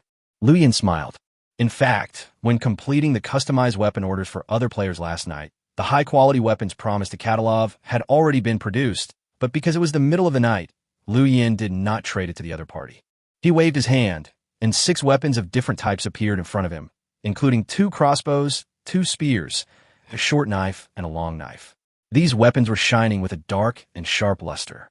Just at a glance, you could tell that they were completely different from ordinary weapons. Player Liu Yin submitted a transaction application. On the other side, Catalov, wearing a thick wolfskin blanket, sat cross-legged in front of a brazier in his safe house. Suddenly, he received a trade request from Liu Yin. He was stunned for a moment, and then he clicked the accept button with joy. You have obtained. As a series of prompt sounds rang out, those sophisticated weapons appeared in Catalov's inventory, and there were also 20 short arrows for use with the crossbow, which were also made of high-quality materials. Bang! Catalov directly took out an excellent grade dagger, and soon his members surrounded him. Is this the special effect weapon? It does look more beautiful than ordinary weapons. How powerful is it? Catalov looked at the item introduction of the dagger. This is a weapon with the special effect of easy to cut. The slashing effect is increased by 100%. He thought for a moment, then took out a sturdy cow leg from the prey, hanging on the wall on one side of the safe house, and placed it on the stone slab. This cow leg came from a mutant bison. It was extremely thick, with amazing skin defense and bones as hard as granite. In order to kill it, Catalov and his team spent a whole day. Their weapons were simply unable to pierce the opponent's body. In the end, they even used rare consumables obtained from the ruins to anesthetize the opponent and kill it. In the end, in order to cut up its body, the Wilderness Hunter team damaged at least 3 axes and 2 guillotines. No matter how sharp the blade is, once it touches its extremely hard bones, it will break instantly. At this moment, Catalov held the dagger tightly in his right hand, his eyes fierce, and the 30-centimeter long blade fell down in an instant, slashing towards the thick cow's leg. With a crisp cracking sound, Catalov felt that he was not hindered at all and cut straight into the bone. The thick cow leg was cut in half with one knife. No matter whether it was skin as tough as iron or cow bones as hard as granite, they were all cut neatly by this knife. The incision was as smooth as a mirror. When you touched it with your hand, there was no feeling of pricking at all. I fuck. Seeing this scene, Catalov couldn't help but exclaimed in extremely poor Yin Huang language, the quintessence of the country, to express his inner shock and ecstasy. Although he was mentally prepared, the cutting power of the dagger still made Catalov feel like he was in a dream. It's so strong. If Catalov had such a knife in his hand when dealing with the mutant bison a few days ago, he would not have to spend so much time, energy, and supplies. He only needed to find the right opportunity and chop off the huge bull's head with one knife. The killing power of this knife is too amazing. It's not an exaggeration to describe it as a magical weapon. I didn't expect that special effect weapons would be so different from ordinary weapons. I'm afraid this is what the legendary Dragon Slayer's sword is like. Several big men stared at the dagger in Katalov's hand with fanatical eyes, and the words of praise from their mouths were like a torrent of river. Katalov was silent for a long time. He previously thought that it was a very unprofitable deal to ask him to accompany Liu Yin to attack the pig-headed man forest, just because Liu Yin had a few special effect weapons. But until he saw the power of the sophisticated weapons, he realized that at least in this matter, Liu Yin did not take advantage of him. Take out all the life crystals dropped by the monsters we killed last night. Katalov suddenly looked up at his teammates. Since Liu Yin is so generous and magnanimous, we can't be so stingy.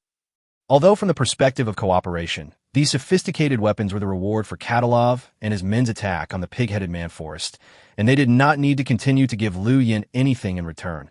But from a friend's perspective, at this moment, Katalov knew that Liu Yan's words yesterday about unconditional gift were not boasting, but a true trust in them.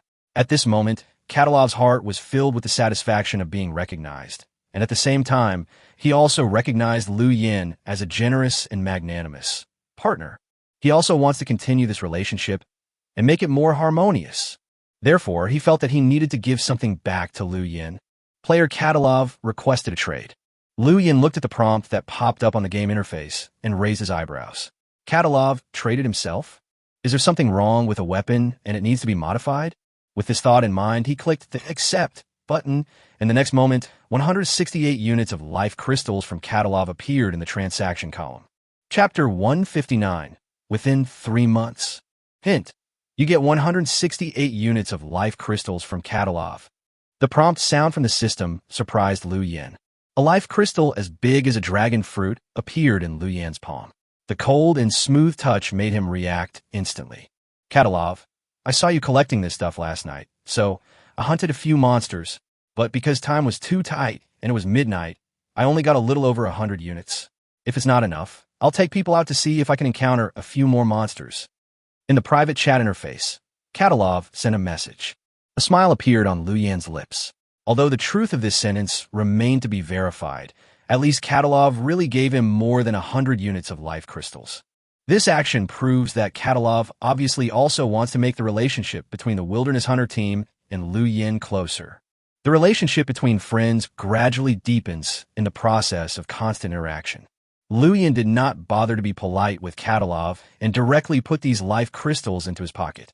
Then he chatted with him for a few words and quickly turned the topic to the plan to attack the pig-headed people. Liu Yin, my plan is very simple. I will use these life crystals to create chaos in the pig-headed man forest. Then, after the war between the pig-headed man and these monsters is over, we will reap the benefits. Katalov, is it that simple? Katalov was a little uneasy. After all, this time they were dealing with an intelligent race in the wilderness. The enemy's firepower and numbers far exceeded their own. In his imagination, Liu Yin should be able to work out an extremely detailed and complex plan to make it perfect. Liu Yin smiled upon hearing this and replied very seriously. The more detailed and complicated the plan is, the higher the chance of mistakes in the steps, because our understanding of the pig-headed tribe is not enough to support a very detailed attack plan. In this situation, formulating too many strategies will affect our performance. Katalov pondered for a long time and finally agreed with Liu Yan's method. After all, this strategy is relatively less dangerous. They don't need to engage in direct battle with the pig-headed men. They just need to hide behind and control everything, watching the dead creatures perform. If the pig-headed man tribe still has a breath left, they can just jump up and give them another blow. When do we act? Katalov asked the most crucial question. Liu Yin glanced at the white ground outside the safe house. The rising sun in the early morning cast a layer of gold on the snow-covered ground. A few seconds later, he suddenly felt some pain in his eyes. Now is not the best time to set off, Liu Yin replied, and he shifted his gaze to other places. At least we have to wait until the snow melts. The reflectivity of snow to sunlight is very high, almost reaching 95. When the sun rises, there is no difference between looking at the snow and looking directly at the sun. Within a few minutes, a person can be temporarily blinded. This is called snow blindness. And most importantly, the snow surface does not reflect sunlight directly into the eyes like a mirror, but stimulates the eyes through scattering. After being stimulated by this scattered light for a long time, people will enter a state of temporary blindness and pain. Therefore, sometimes even on a cloudy day, when the sunlight does not seem very strong, if you move in the snow for a long time, you will still get snow blindness. The troubles caused by snow on travel do not end there. There are many swamps and potholes covered with snow. People who are not familiar with the road conditions cannot detect the danger at all. They may sink directly into the water if they step on it. Leaving the safe house rashly in this situation is definitely a very risky thing to do. The temperature of the sunlight is very high. I feel that all the snow will melt by noon at the latest. Liu Yin felt the sunlight with his hand and found that even in the morning sun, the temperature was at least above 20 degrees. According to this trend, the temperature in the wilderness will return to 40 or 50 degrees by noon, and all the snow will melt and evaporate. After the sun rose and the blue moon disappeared, no players in the World Channel mentioned the appearance of new, dead things, and it seemed that this sudden disaster was over. Liu Yin took out his survival notes and solemnly wrote a sentence on a certain page. Always pay attention to the color of the moon. After 9 days in the wilderness, Liu Yin has figured out some rules. Most of the mutant beasts, beast herds, and intelligent creatures in this land have always existed, and their threat levels are not too high. But what can really bring devastating disaster to players are those horrific natural disasters. For example, the acid rain that happened before and the blue moon tide that happened last night. In the first acid rain incident, at least 4,000 players died, and last night's blue moon tide. Liu Yin opened the World Channel and took a look and found that the number of all players in the East Continent had dropped to 700. Overnight, another 300 or 400 players died. Once the color of the moon changes, it means a horrific natural disaster is coming. Liu Yin carefully wrote words like purple moon, acid rain, blue moon, resurrection of the dead in his notebook. This notebook records all the dangers he has seen since entering the wilderness, as well as things that need to be paid attention to. Every word in it has been verified with countless lives. After agreeing on a time with Katalov, Liu Yin closed the door of the safe house and felt an irresistible sleepiness coming over him. Liu Yin had stayed up all night last night in order to collect life crystals. Now that he had some free time, his tense mind instantly relaxed. He quickly fell headfirst onto the bed and fell into a deep sleep. At the same time, in the pig-headed man tribe, the tall walls of the fortress had collapsed in many places, as if they had been caused by a violent impact. The inside of the fortress also seemed to have been hit by a tornado. A large number of houses and warehouses collapsed, and those strong and mighty pig-headed warriors were covered in wounds and looked miserable. The remains of several tree demons with broken limbs were carried by the pig-headed people to the vicinity of the city wall. Blood and flesh were still hanging on its roots and branches, and there were even some soft things that looked like vines. If you look closely, you can see that there are several blue intestines. Wow, wow, wow. In the tribe, there were pig-headed people crying softly, grieving for the deceased tribesmen, but also feeling fortunate for themselves to be able to survive. In last night's blue moon tide, not only did the players suffer heavy losses, but these native intelligent creatures were also subjected to a frenzied attack by dead things. Warriors. The pig-headed man leader looked at everything in his camp, took a deep breath, and shouted loudly, "I declare that the blue moon tide is over. At least within 3 months, we don't have to worry about being attacked by dead creatures again." Chapter 160 Can't See. As native intelligent creatures in the wilderness, the pig-headed people have a full understanding of some of the disasters that occur in this world. There are rules for the arrival of each disaster, and there are long intervals in between. To the pig-headed people, most of the natural disasters in this wilderness were not too terrible. Only the blue moon tide was enough to threaten their survival. But fortunately, they successfully survived the desperate time last night. In the next 3 months, no more monsters like this will appear. At least that's what I've seen from previous experience. In a corner of the chaotic camp, a young man squatted and shivered. He was the player who was abducted to the tribe together with Wang Ji. Ever since Wang Ji's plan to kill and recruit players failed after his attack on Liu Yin failed yesterday, he has been worried that he will be eaten as food by the leader. But with the outbreak of the blue moon tide, the entire pig-headed man tribe was concentrating on fighting against the resurrected, dead creatures, and had not taken any action against them for the time being. Recalling the horrific battle last night, he still felt a lingering fear. Those huge tree monsters and stone beasts roared and knocked down the tribal walls. They easily tore apart the seemingly strong bodies of the pig-headed men as if they were slaughtering chickens and ducks. When faced with a group of monsters that are more powerful than themselves, The pig-headed people can only rely on the few large catapults in the tribe to fight back. The young player witnessed the entire process of the war last night. He saw those violent tree monsters and stone beasts, which were smashed by the stones thrown by the heavy catapults, and then resurrected and stood up again and again. Faced with these immortal monsters, the pig-headed man tribe was shrouded in thick despair. But in this battle that lasted all night, the young players also discovered some abnormal conditions. He saw that when the bodies of tree monsters, stone beasts, and catapults were smashed to pieces, sometimes blue fluorescent crystals would be exposed in the wreckage, and this happened more than once. Every time the bodies were smashed and reassembled, the size of the blue crystals would become much smaller. Based on this situation, he speculated that the monster's vitality might come from the blue crystal. Later, his idea was soon verified in the World Channel. Many players encountered similar monsters and claimed that as long as they took away the crystal called life crystal, when a monster's body was shattered, they could kill the monster completely. After receiving the news, the young player immediately found the pig-headed leader who was commanding the war and claimed that he had found a way to deal with this group of endless and unkillable monsters. But the pig-headed leader's response surprised the young players. The chief said that he had never found any so-called blue crystals in the corpses of those monsters. Since the establishment of this tribe, it has encountered many invasions of dead creatures. They have also tried to find a way to completely get rid of these monsters, but in the end they found nothing. Finally, they came to a conclusion that facing the monster created by the blue moon tide, they had no way of killing it. They could only hold out until the blue moon disappeared, the sun rose, and the monster died on its own. This answer surprised the young players. He did not continue to insist on his statement, because the leader no longer trusted him because of Wang Ji's incident and was full of suspicion. He was afraid that if he continued to insist, the leader would think he had ulterior motives. Could it be that these monsters can't see those blue crystals? After pondering for a long time, the young player finally came to a conclusion. This may be a rule of the game. Monsters fighting each other cannot obtain the items dropped by each other. Just like when players kill mutants and wild beasts, they can get treasure chests. But when monsters fight each other, they get nothing. What woke Lu Yin from his sleep was the sharp hiss of the little white dragon. Lu Yin stretched his body and sat up from the bed. He glanced at the system time and saw that it was already 11:46 in the morning.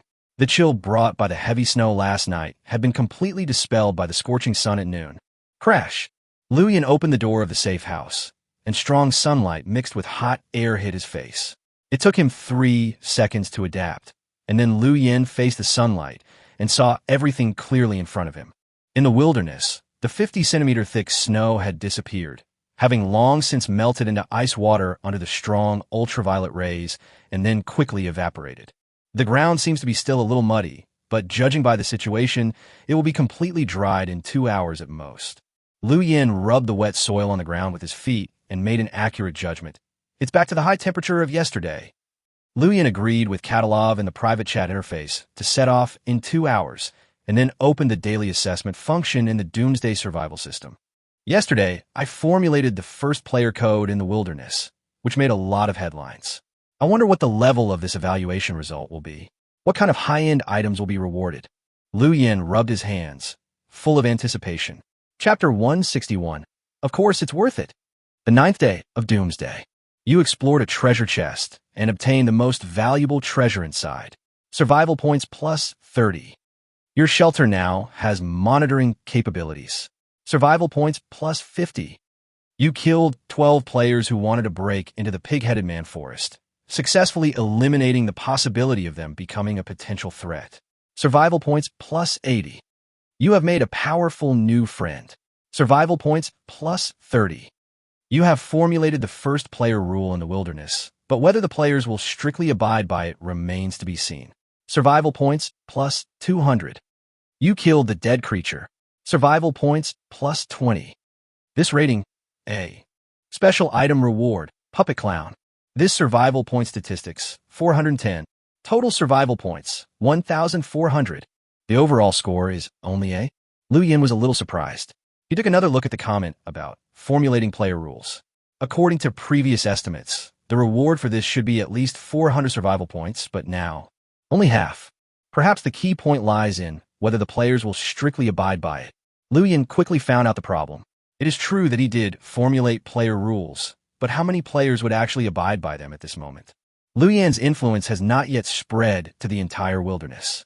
After the release of this rule, players may not continue to try to contact local intelligent creatures in front of him, but in places where he can't see, players still do their own thing. This may be the reason why the reward points are far lower than psychological expectations. This problem cannot be solved in a short period of time. Only through continuous development and expansion in the later stage can the influence become stronger step by step, and the rules formulated by ourselves can reach the level of what we say is followed. What is this? After temporarily stopping thinking about the issue of influence, Liu Yan picked up today's special item reward. It was a clown doll that was only 20 centimeters in size. Its craftsmanship was very sophisticated and very close to the human body. Its various joints can move like normal creatures. Even its fingers are no exception. Liu Yan couldn't help but marvel at its exquisite craftsmanship. Even in the civilized society of the past, dolls of this precision were extremely rare. Puppet clown. Category: consumables. Number of times used: 3/3. Effect: used on humanoid and humanoid creatures. Take any object from the other person, such as hair, blood, nails, etc., and put it into the clown's mouth. The other person will be completely controlled within 3 minutes and act according to the actions of the puppet clown. The effective distance is 30 meters. If it exceeds this distance, the control effect will be lost. Explanation: if I eat anything on your body, even a hair, you will become my puppet, at my mercy. Control props. Liu Yan looked at the clown doll in astonishment. He felt a little surprised. As an A-rated reward item, the role of the puppet clown was not weaker than the S-level reward of the Rage Badge. In a sense, it was even more powerful. If there were no limit on the number of uses, the puppet clown could almost be called the most precious treasure Liu Yan had obtained so far. The targets are only humans or humanoid creatures. Liu Yan carefully read the instructions for using the puppet clown. Although it can only be effective against these 2 types of targets, it is enough. In the wilderness, the creatures that pose the greatest threat to Liu Yan, besides the players, are the intelligent native creatures. Judging from the appearance of the pig-headed man, those intelligent creatures should also have a structure similar to the human body and be able to meet the conditions of humanoid. God is really helping me. This thing may play a crucial role in attacking the pig-headed man force today. Liu Yan's face was filled with an excited smile. System, I really love you. The scorching hot and intense ultraviolet rays scorched the earth. After the snow melted last night, it turned into billowing steam rising into the sky under the high temperature, making the entire wilderness like a steamer. But at this moment, Liu Yan was so excited that he didn't care about the bad weather at all. He got on his motorcycle, took the equipment and little white dragon that he had prepared long ago, and set off under the scorching sun and steaming air. Due to the scorching sun, most of the ground had become dry and hard, so Liu Yan did not encounter any muddy obstacles along the way and arrived outside the pig-headed man forest very smoothly. At the end of the river, he saw that the safe house he had temporarily purchased yesterday at the entrance to the forest had collapsed and became a ruin. At the edge of the ruins, Liu Yan saw many traces that looked like a giant python crawling. No, to be precise, there were grooves left by some giant tree roots and vines dragging across the earth. Last night, a large tree dead object passed by here and knocked down the safe house. Seeing this scene, Liu Yan secretly felt lucky that he left here before the snow fell. Looking at the traces left on the ground, the volume of the dead tree was at least over 12 meters. Liu Yan raised his head and glanced at the forest behind the safe house. In the lush forest, an extremely wide passage was squeezed out with extreme violence and brutality. The trees on both sides were broken and hung limply to the side. In the middle of this passage, there were a large number of torn corpses of wild animals, some of which were spread flat on the ground, and some were hanging on the branches of trees on both sides. It looked as if a horrible disaster had occurred here last night. I wonder if the pig-headed tribe has been affected? Seeing this scene, Liu Yan couldn't help but fall into deep thought. The destructive power of large, dead objects is extremely alarming, and they are extremely brutal and uncontrollable. If I create such a monster today in order to attack the pig-headed man forest, once it gets out of control, the consequences may be very serious. And, looking at the bloody scene in front of him, Liu Yan couldn't help but ask himself a question. For the sake of one's own interests, one has to create such horrific killings. causing countless lives to die. Is it really worth it? Lu Yin was silent for a moment, and then smiled. Certainly, it's worth it. Chapter 162, Wilderness Wolf. For Lu Yin, and even most of the players in the entire wilderness, they don't even care about the life and death of others, let alone other species. Survival itself is a life and death struggle. Showing mercy and kindness to other creatures will only make you die faster. 10 minutes later, a group of people appeared at the end of the river in the distance. They were the wilderness hunters. What was different from yesterday was that this time they all went out in full force, with all 7 members present without exception. This showed how much they valued Lu Yin. After all, those sophisticated weapons had left a very deep impression on them. Even the team ranked first on the power list has to show full goodwill and sincerity to Lu Yin because of the special creativity he has demonstrated. Brother Lu Yin, I brought my entire team here. If there are any difficult tasks in this battle plan, just give them to us. Before Katalov even approached, a rough and heroic laugh came over. We can't wait to try out the power of special effect weapons in actual combat. Although the Wilderness Hunter team has a total of 7 members, one of them is a doctor and does not need to directly participate in the war, so the 6 sophisticated weapons are evenly distributed to the other 6 members. At this time, Lu Yin saw that those burly men had already held the new weapons in their hands.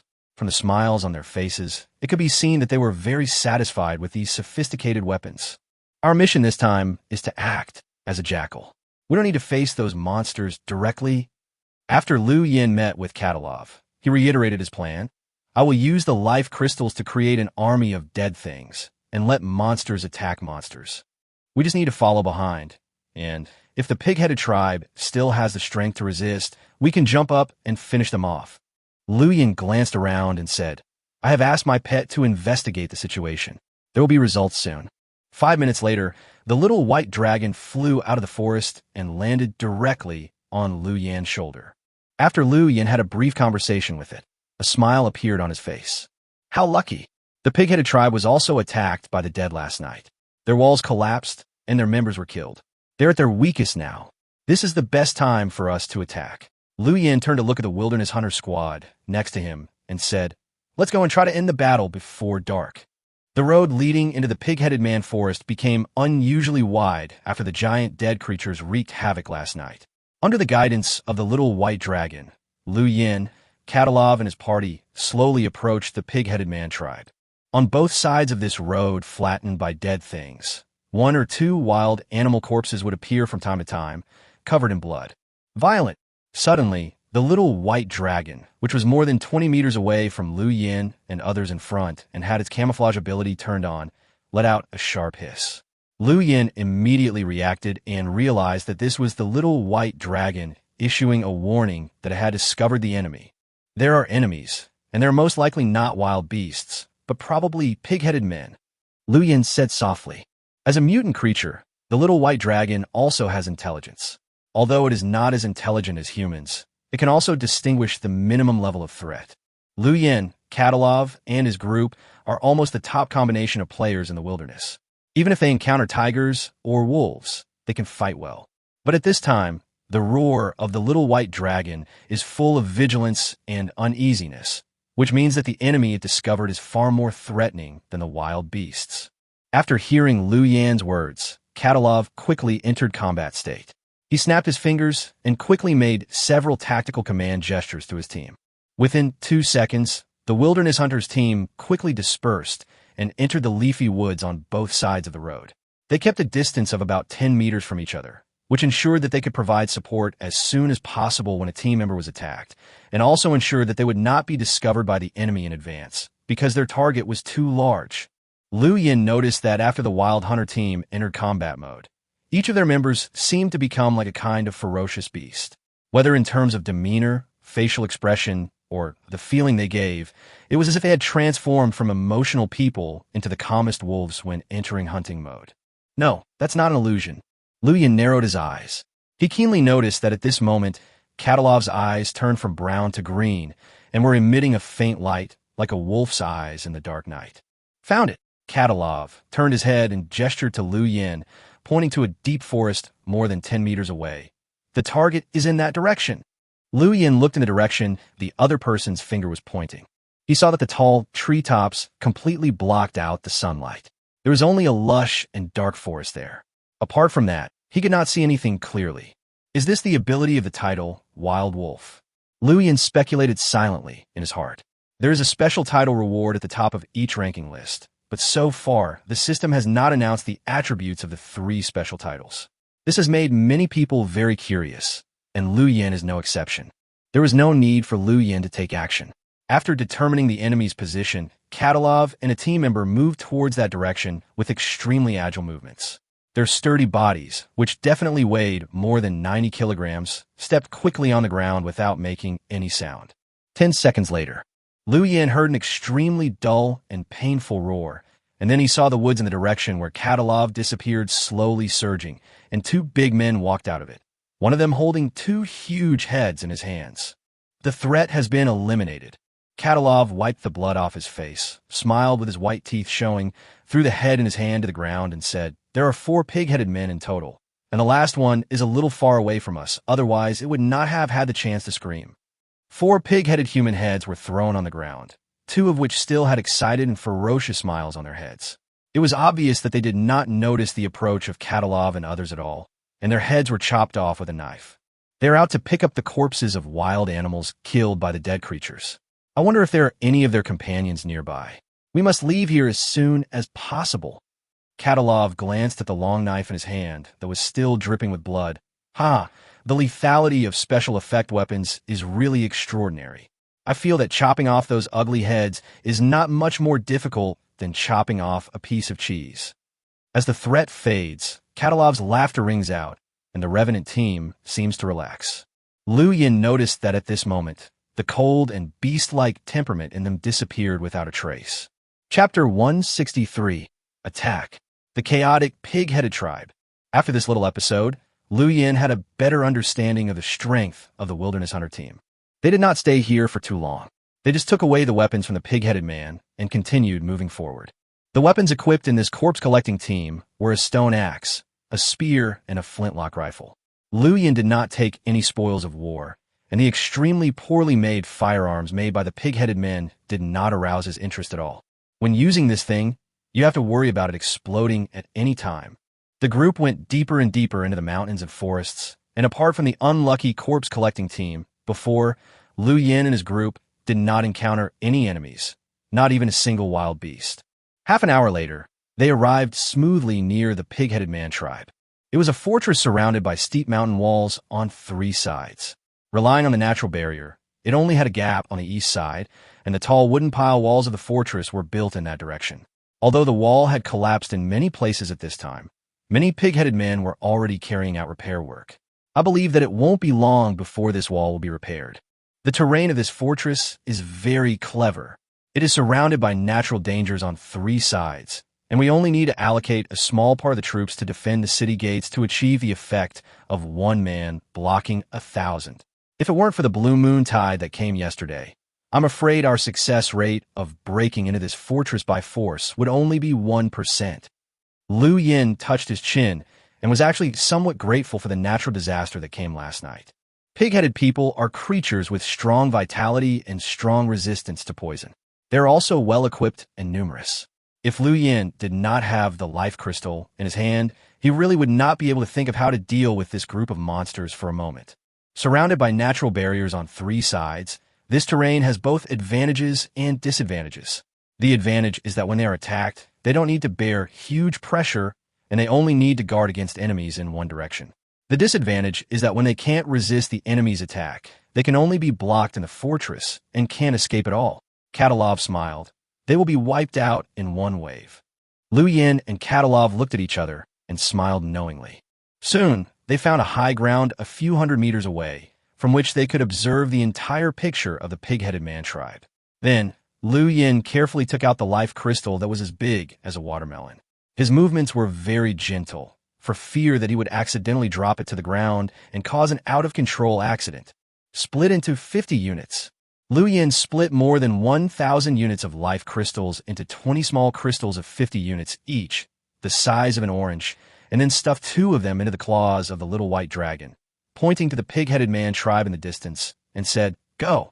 The little white dragon activated its camouflage ability and flew high. In the blink of an eye, it had arrived above the city wall, staring at the ground with sharp eyes. After locking onto two large objects, it swooped down in an instant and released its claws. The two life crystals were like cannonballs, hitting a watchtower and a catapult squarely. Kata! The pig-headed people who were transporting wooden stakes to the vicinity of the city wall for emergency repairs suddenly heard an extremely dull sound coming from behind them, like the sound of a big tree being uprooted. Immediately afterwards, a scream filled with terror and misery rang out over the tribe. The watchtower has resurrected. The blue moon tide is not over yet. Dozens of pig-headed men who were repairing the city wall turned their heads at the same time. They saw a desperate scene. In the center of the tribe, the 12-meter-high watchtower was slowly pulling its legs out of the soil. It stood up like a giant and threw the pig-headed man who was standing on the watchtower on the top of the tower into the sky, letting it fall freely to the ground, and then stepped heavily on it. Puff! The pig-headed man, wearing leather armor, instantly turned into a ball of meat paste. What is even more despairing is that the large catapult that is dozens of meters away from the city wall also started moving at this time. The two ropes on its body wrapped around the stones next to it like arms. Then, the axle on the body began to rotate autonomously, and the bow arm was tightened instantly. Call out! A stone weighing hundreds of pounds was launched from a catapult and smashed towards the city wall like a meteor. Several pig-headed men who were standing on the wooden scaffolding were unable to dodge and were hit head-on by the huge stone. Without any pause, they were slammed against the city wall in an instant. Blood splattered and flowed slowly along the city wall. The two huge monsters were resurrected and immediately began to launch indiscriminate attacks on the creatures around them. Relying on their huge size and weight advantage, they were almost unstoppable.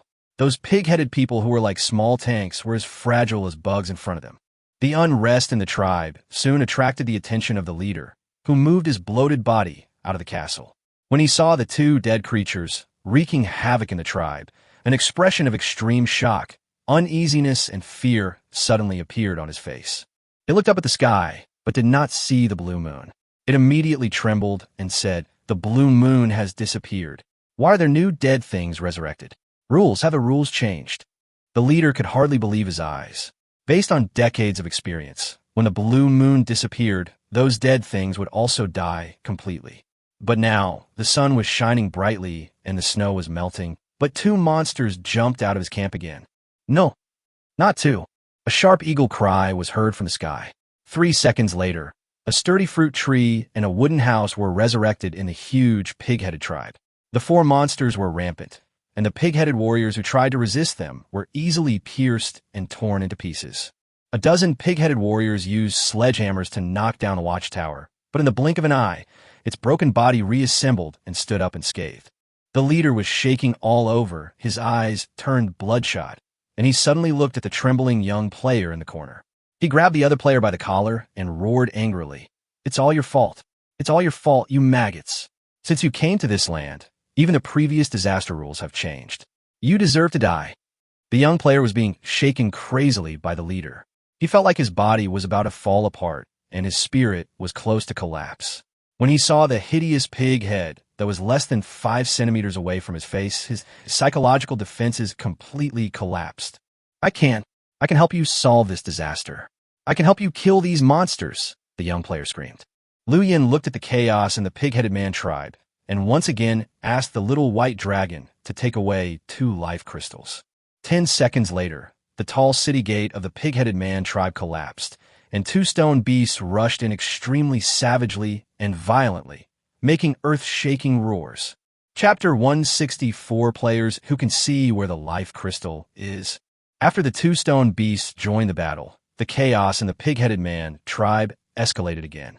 Since the road rocks were divided into 50 units of life crystals, the dead objects they drove were all of behemoth size.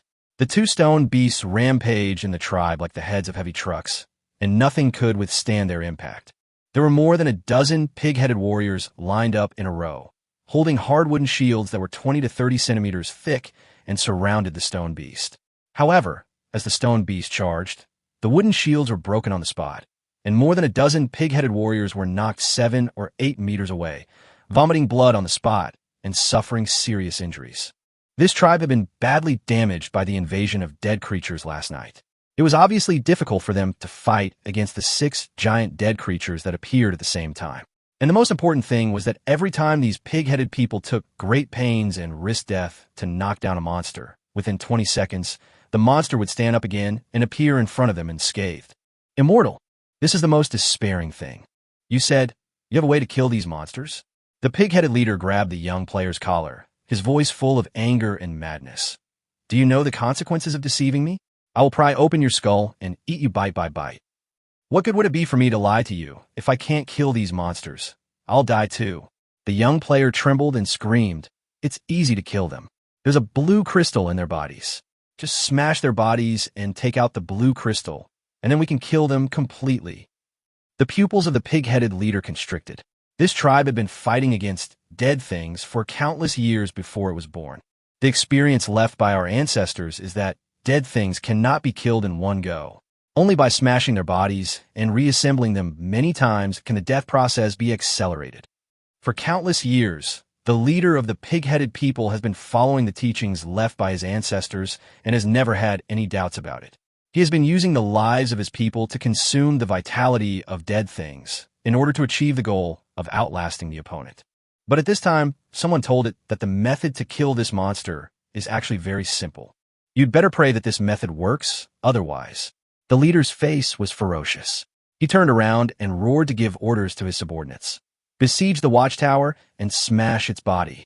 More than a dozen pig-headed warriors carrying sledgehammers, axes, chains, and other weapons quickly surrounded the watchtower. 4 of them ran around a watchtower twice with long iron chains in their hands, wrapping the chains around the watchtower's legs made of wooden stakes that had been inserted into the ground as the foundation. Then the pig-headed men dragged the chains in 2 different directions and tightened them in an instant. Snap! Snap!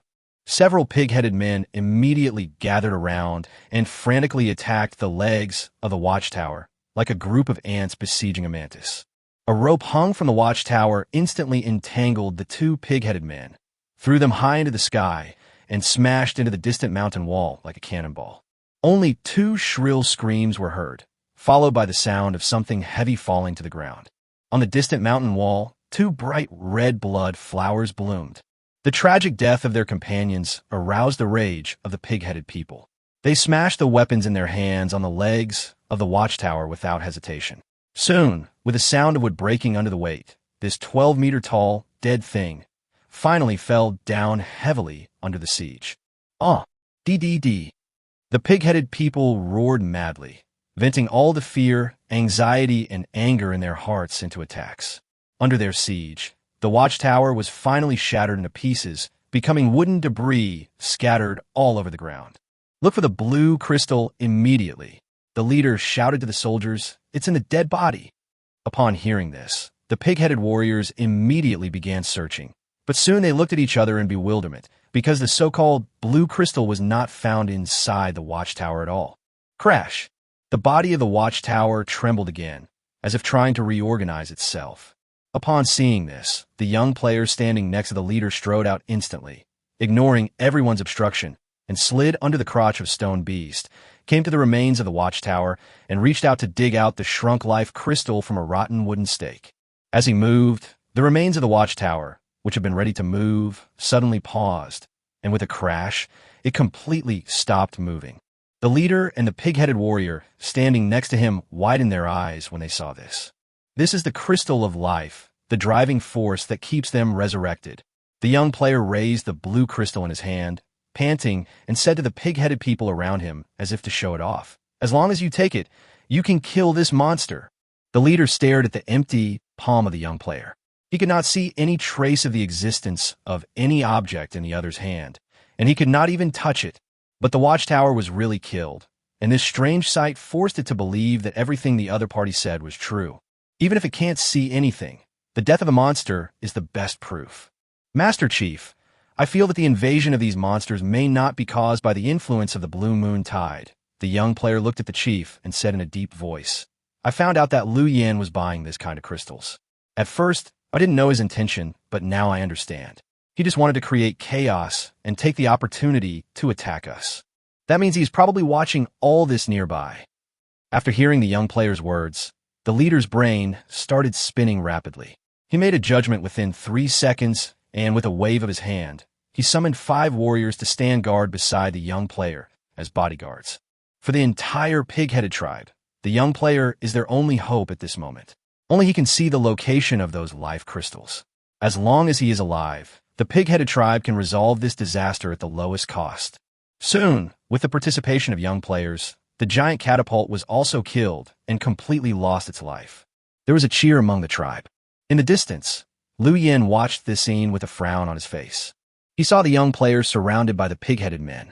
The appearance of this guy caused serious, unexpected events in his plan.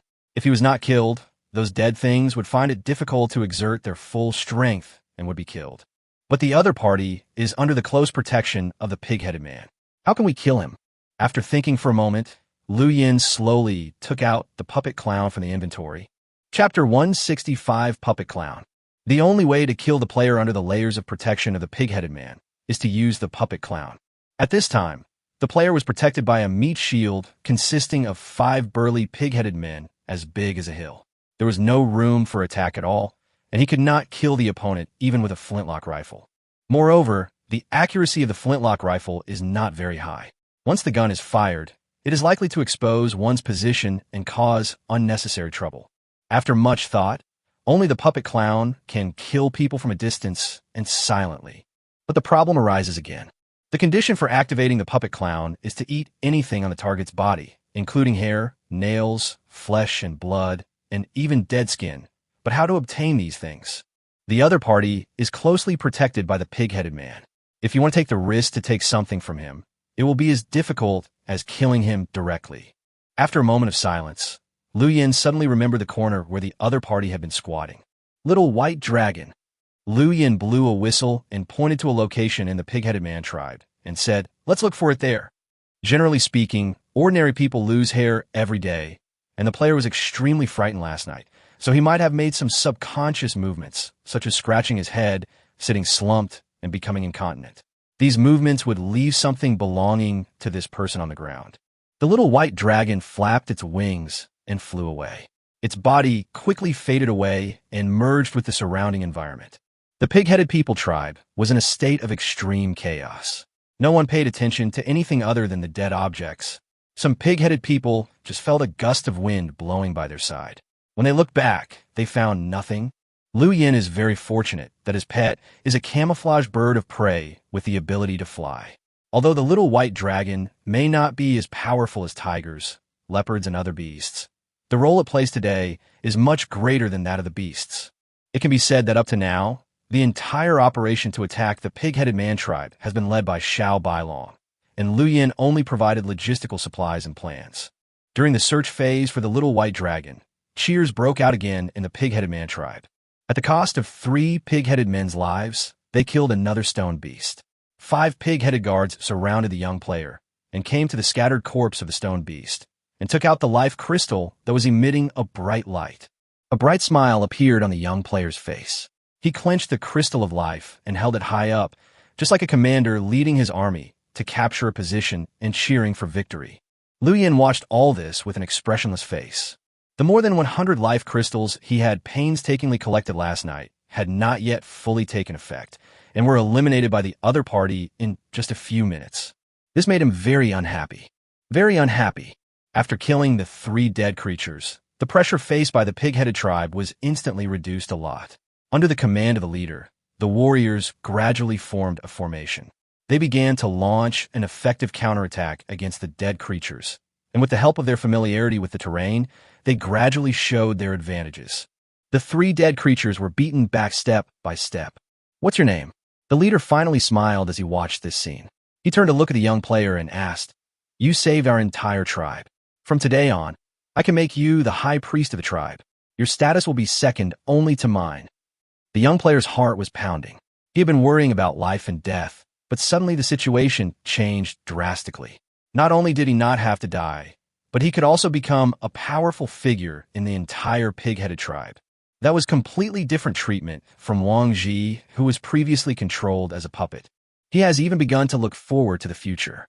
With the privileges of a player and the strength of the pig-headed tribe, He could develop his power to an extremely high level in a short period of time.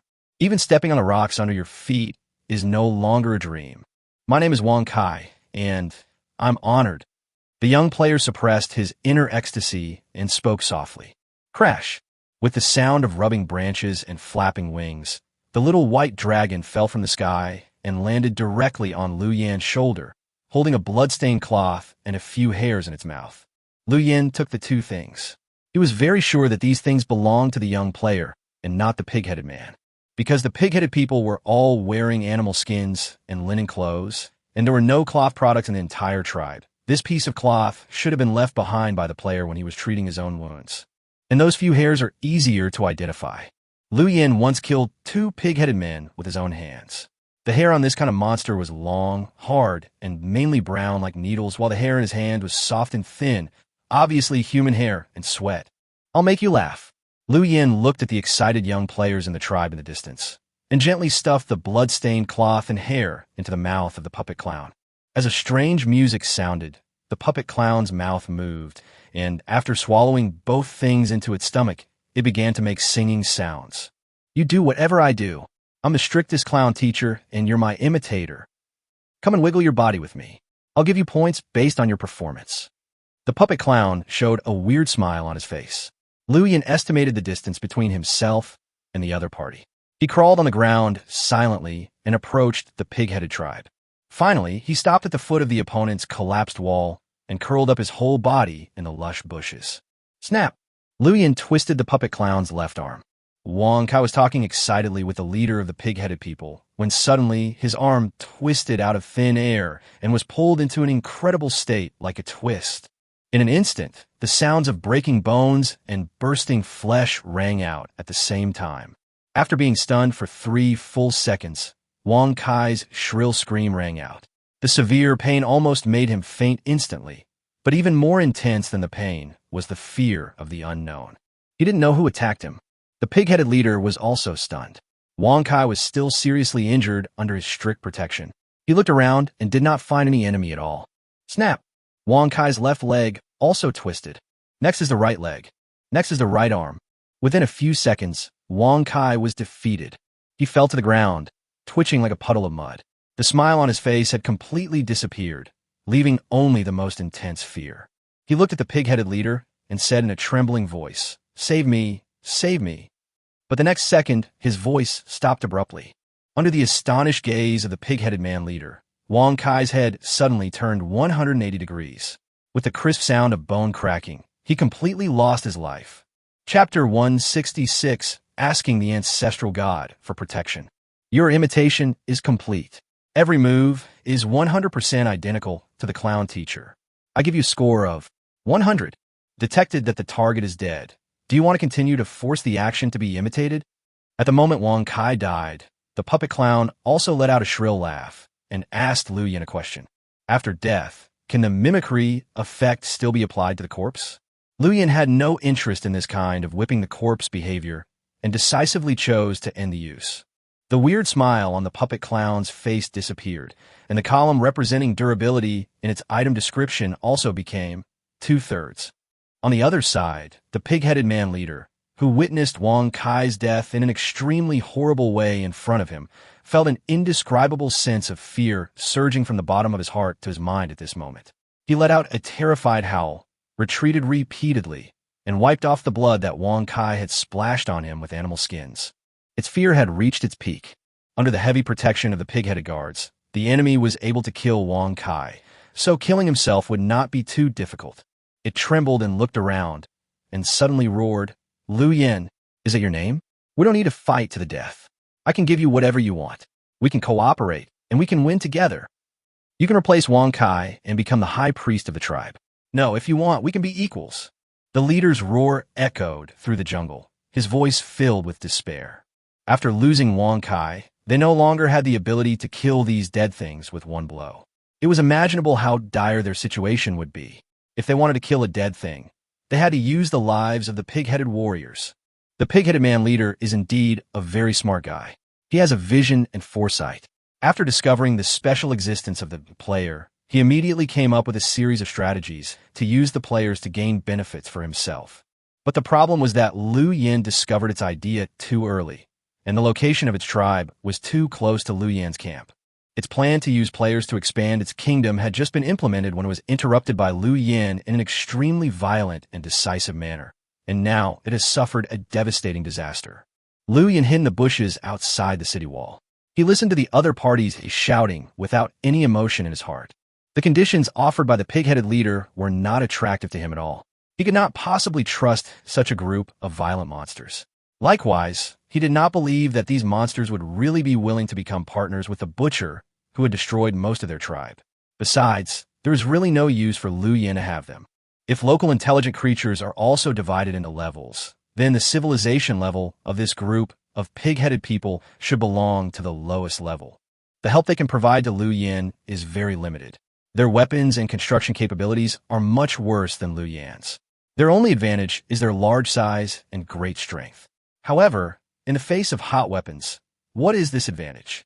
Their only use may be to mine saltpeter for road rock. But this effect was not enough for Liu Yin to risk his life to trust them. So just die. Liu Yin quietly retreated along the bushes back to the high ground where Katalov and his party were. He threw the remaining 4 life crystals to the little white dragon in batches. After careful selection, 4 more huge monsters were resurrected and rushed into the tribe to kill everyone. Bloody and desperate, the entire pig-headed man tribe was plunged into a scene of destruction. Their houses collapsed and their members died. Under the attack of the 7 huge dead creatures, the pig-headed man tribe, which had already suffered heavy damage, finally collapsed. Up to now, there are no more than 30 pig-headed men who can still stand, and less than 15 of them have the ability to fight. They have been completely defeated and have no hope of victory. Bang! Bang! Some pig-headed warriors took out flintlock rifles, but this weapon was only suitable for hunting wild beasts. When facing huge dead creatures with endless vitality, it was like tickling and could not cause any effective damage. Bang! Another pig-headed man was knocked flying, and his body fell heavily on the roof of an ancient building in the distance. The building looks very old, and its overall shape is like a temple. It is out of tune with the surrounding environment and buildings, like a white crane standing out among a flock of chickens. The pig-headed people seem to be very respectful of this temple, and it has set up tall fences and stone walls around it for protection. Come with me and retreat to the ancestral temple. The pig-headed leader looked towards the temple in the distance, and finally let out a piercing roar as if he had made a difficult decision. The ancestral temple will protect us and drive away the monsters. The pig-headed leader moved his bloated body and led his subordinates who were still able to run to flee towards the temple. The eyes of those brave warriors revealed an even stronger sense of uneasiness and fear than when they faced the dead things. They looked in the direction of the ancestral temple and trembled all over, as if there were things in the ancestral temple that were more terrifying than the dead things. But they dared not disobey the leader's orders and could only follow him and flee towards the ancestral temple.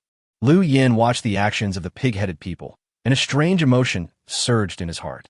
He looked at the ancient-style temple. This building gave him a very gloomy and creepy feeling, just like the mummified general he had seen in the ruins of the virtual world. There seems to be something evil in there. Katalov walked over quietly, pointed at the temple, and said in a low voice, "It gives me a disgusting and filthy feeling. Do you want to move back a bit?" While Katalov and Liu Yin were communicating, the pig-headed man leader had already led his people to the front of the temple. It twisted its body and knelt down in front of the temple very piously. While it roared loudly, "Please protect us, ancestors' God," it took out an iron axe and chopped off the head of the goat that had dragged from somewhere. The 2 pig-headed warriors threw the goat's corpse, which was still spewing blood, into the temple, and then knelt down on both sides, trembling all over. In the rear, those dead things had killed all the other warriors who tried to stop them. Now they had set their sights on the remaining leader and a dozen other people. They walked slowly towards them with heavy steps, full of murderous intent. Inside the temple, as the goat's corpse was thrown in, the sound of chains dragging on the ground could soon be heard in the quiet and dark temple. Then there were sounds of flesh and bones being torn apart, chewing and swallowing, and a sinister sneer. Chapter 167. The sound of bones and flesh being chewed, accompanied by waves of sinister sneers, came from the depths of the temple, making all creatures who heard it tremble all over, and the deepest fear in their hearts was aroused.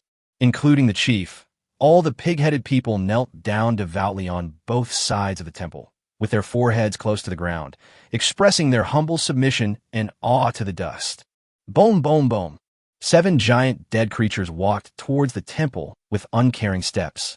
Their bodies were covered with the blood of the pig-headed men, and the life crystals in their bodies were enough to repair their bodies 6 or 7 times and continue fighting for more than 2 hours. Faced with the approaching group of monsters, the pig-headed leader suppressed his fear and roared again towards the depths of the temple. The tribe is facing a disaster of extinction. Please protect us, ancestor gods, and leave a fire for the tribe to continue. As the roar was heard, the sound of chewing flesh and bones in the temple disappeared, as if the goat had been completely eaten. The sound of the iron chain dragging on the ground was getting closer and closer to the temple gate. The ancestral god, mentioned by the leader, who had eaten the goat, had slowly walked out. Under the strong sunlight, a figure only 2 meters tall appeared inside the temple gate. Luyan narrowed his eyes. Facing the sunlight, he couldn't see the true appearance of the thing for a moment, and could only see a vague outline. It looked like a thin and tall figure, completely black, with arms of unnatural length, almost close to the ground. It was very similar in appearance to the Slender Man in Western ghost stories. Bang! Katalov took out a pair of sunglasses from somewhere, broke them apart, and handed half to Luyan. The 2 of them each held a piece of black lens to block the sunlight, and looked at the slender ghost again. Fuck, is this a ghost monkey? When Luyan saw the true appearance of that thing, he felt his scalp tingling and couldn't help but curse. Wearing sunglasses, Luyan finally saw what the ancestral god, who walked out of the pig-headed man's ancestral temple, looked like. It was a skinny gibbon that looked like a skeleton, with lush black hair all over its body. These hairs were full of a mixture of grease and blood. After the passage of time, a layer of something like armor had already covered its body. Its claws looked like daggers, long and sharp, up to 30 centimeters long. Luyan had no doubt about its lethality. It could definitely rip open a rhino with 1 claw. What shocked Luyan the most was that the gibbon had a bloody mouth on its abdomen, which stretched across its entire waist and was 50 centimeters long. Its sharp fangs were exposed, and there were pieces of meat and bone hanging between its teeth. There was a rusty iron chain wrapped around its neck.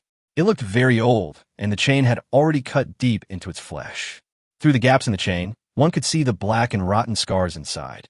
After it appeared, the evil and filthy aura instantly became stronger. Even though it was hundreds of meters away, Luyan could still feel goosebumps on his skin. This gibbon, which looked like a monster, gave him a worse feeling than the previous mummy general, making him want to escape. Katalov stared at the other party for a long time, then suddenly slapped his thigh and said in a deep voice, "I know what it is." Chapter 168. This is a level 2 mutant beast, the demonic black ape. Katalov lowered his voice, obviously fearing the thing. But this thing shouldn't appear here. Its main range of activity should be in the demonic mountains more than 1,000 kilometers away. Luyan raised his eyebrows when he heard this. He looked at Katalov in surprise. The other party took out an album from his arms. On the cover, it was written in common language. Illustrated book of low-level mutated beasts. Katalov licked his fingers, quickly flipped open the album, and then handed it to Luyan and said, "Look." On a certain page of the opened album, there was a clear image of a monster, which was exactly the same as the ape that had just appeared from the pig-headed man's ancestral temple. But the monster in the image was more sturdy, and looked energetic and in its prime. Devil Black Ape. Type, Demon Mutant. Level, LV2 Mutant Beast. Mutation ability, Corrosion, Swallowing. Ability introduction, Corrosion. Every attack of the Demon Black Ape will cause corrosion to the target. This effect can affect living things, water, soil, plants, and stones, but cannot affect iron and alloy products. Swallowing. Due to the characteristics of the demon race, the black ape has a strong vitality and lifespan. It can swallow flesh and blood to convert them into its own genetic activity to repair injuries and increase vitality. Luyan looked at the introduction of the demonic black ape. His eyes fell on the level, LV2, and he asked softly, "Are there still levels for mutant beasts?" There is a detailed explanation in this atlas. Mutated beasts are different from ordinary beasts. They are divided into 7 levels. Katalov stroked his beard, motioned Liu Yin to turn to the first page of the atlas, and said, "The lowest level LV1 mutant beast. The game defines it as a monster that can pose a fatal threat to a single creature or player. The level 2 mutant beast, which is one level higher, is defined as a monster that can cause annihilation of a player team or a small tribe. Every time a mutant beast upgrades a level, it gains one more mutation ability. If it can be upgraded to the highest level 7 mutant beast, I'm afraid it can sweep across the entire wilderness continent, withstand a nuclear bomb attack, and easily destroy a civilization." Liu Yin looked at the background introduction of the mutant beasts in the atlas. Just as Katalov said, the information recorded in the atlas showed that the birthplace and main activity area of the demon black ape were both in a special area, far away from here. It should not appear here. If I'm not mistaken, this demon black ape should have been imprisoned here by the pig-headed man's ancestors. Judging from the pig-headed man's previous fearful attitude and the demon black ape state and the chains on his body, the relationship between them is not harmonious. The relationship between the demon black ape and the pig-headed man is not one of protection and protected, and it's not even a cooperative relationship. Liu Yin quickly discovered the problem. He stared at the skinny, insane demon black ape below him. The pig-headed people may be using chains and flesh and blood to force this level 2 mutant beast to work for them. In front of the temple, the demon black ape dragged the chain out of the gate, its body covered in the blood of the goat. It was still stroking its belly, staring blankly at the pig-headed leader, and opened its mouth wide and said, "Hungry, I'm hungry. One isn't enough. I'm out of strength. You haven't fed me for a long, long time."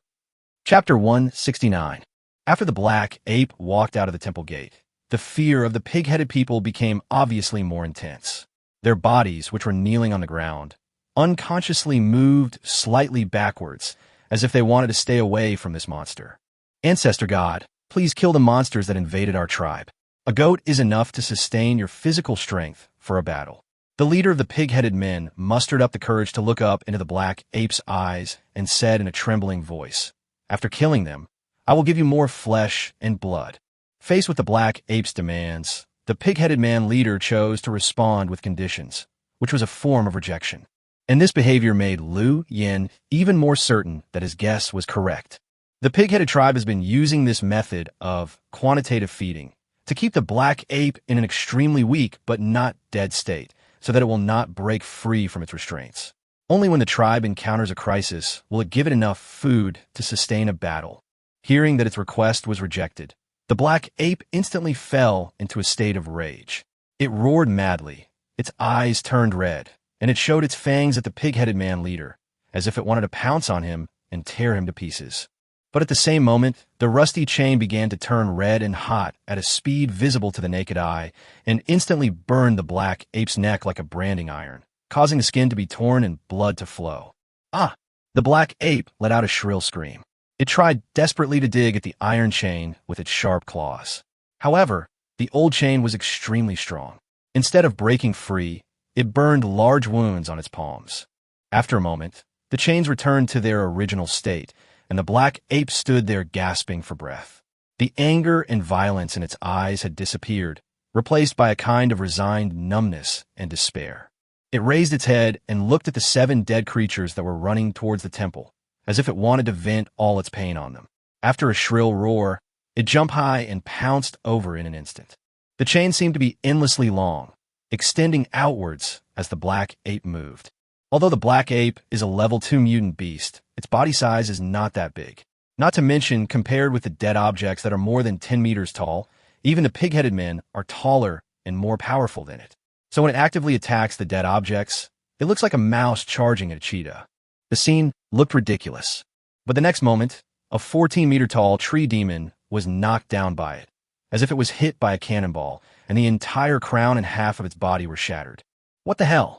Liu Yin, who was hiding in a high place, saw this scene and blurted out a Chinese quintessence. Although he had a brief understanding of the combat power of the level 2 mutant beast from the picture album, when it was actually displayed in front of him, the visual impact was completely incomparable to the description in words. This is the combat power of a level 2 mutant beast that can wipe out an entire tribe. The tree monster that's more than 10 meters tall doesn't even have the strength to resist. And it's just an old, weak, and sick level 2. Liu Yan's eyes were fanatical. He suddenly turned his head to look at the little white dragon next to him, and his heart couldn't help but pounding. If one day in the future, the little white dragon can successfully upgrade, how terrifying power can it display at its peak? The knockdown tree demon was trembling and trying to stand up. The black ape rode on it, opened its huge mouth on its abdomen, and bit off a large chunk of the tree demon's body in one bite. Its saliva dripped onto the tree demon's body, and soon, the tree demon's body quickly dehydrated and corroded like paper encountering sulfuric acid, turning into a gray and dry state. With the slightest touch, it shattered into tiny particles of dust. Chapter 170. The severe corrosion spread madly on the body of the tree demon, like a fast-spreading plague. In just a few tens of seconds, its vibrant trunks and twigs became dry and rotten. The tree demon's body twitched, trying to shake off the black ape and stand up again. Luyan saw that the life crystal in its body was flashing with light, as if it was stimulating energy, working hard to repair the body of the tree demon and offset the terrifying corrosive force. But the terrifying thing is that as the black ape stabbed its sharp claws into the body of the tree demon again, the speed of corrosion increased again. The speed at which the life crystal repaired itself was far behind the speed at which the body collapsed. On one side of the tree demon's rotting body, Lu Yin saw the orange-sized life crystal, which was melting rapidly and shrinking slowly like an ice cube encountering the sun. Less than 50 units of life crystals were defeated by the mutant ability of the demon black ape. Aoao! A stone bear roared and pounced over. Its extremely thick forearm smashed down on the black ape's head like a mountain. Boom! With the sound of explosive impact, the demon black ape leaped high into the air. Its movements were extremely agile and active, and it dodged skillfully at the last moment when the stone bear was about to smash down. The violent blow landed solidly on the tree demon, which had already corroded most of its body. The tree demon's body was already on the verge of collapse, and the stone bear's attack was the last straw that broke the camel's back. Countless wood chips and dust flew everywhere, and the crystal shining with blue light in the tree monster's body finally shrank to the extreme, turned into a point of crystal light, and disappeared from the world.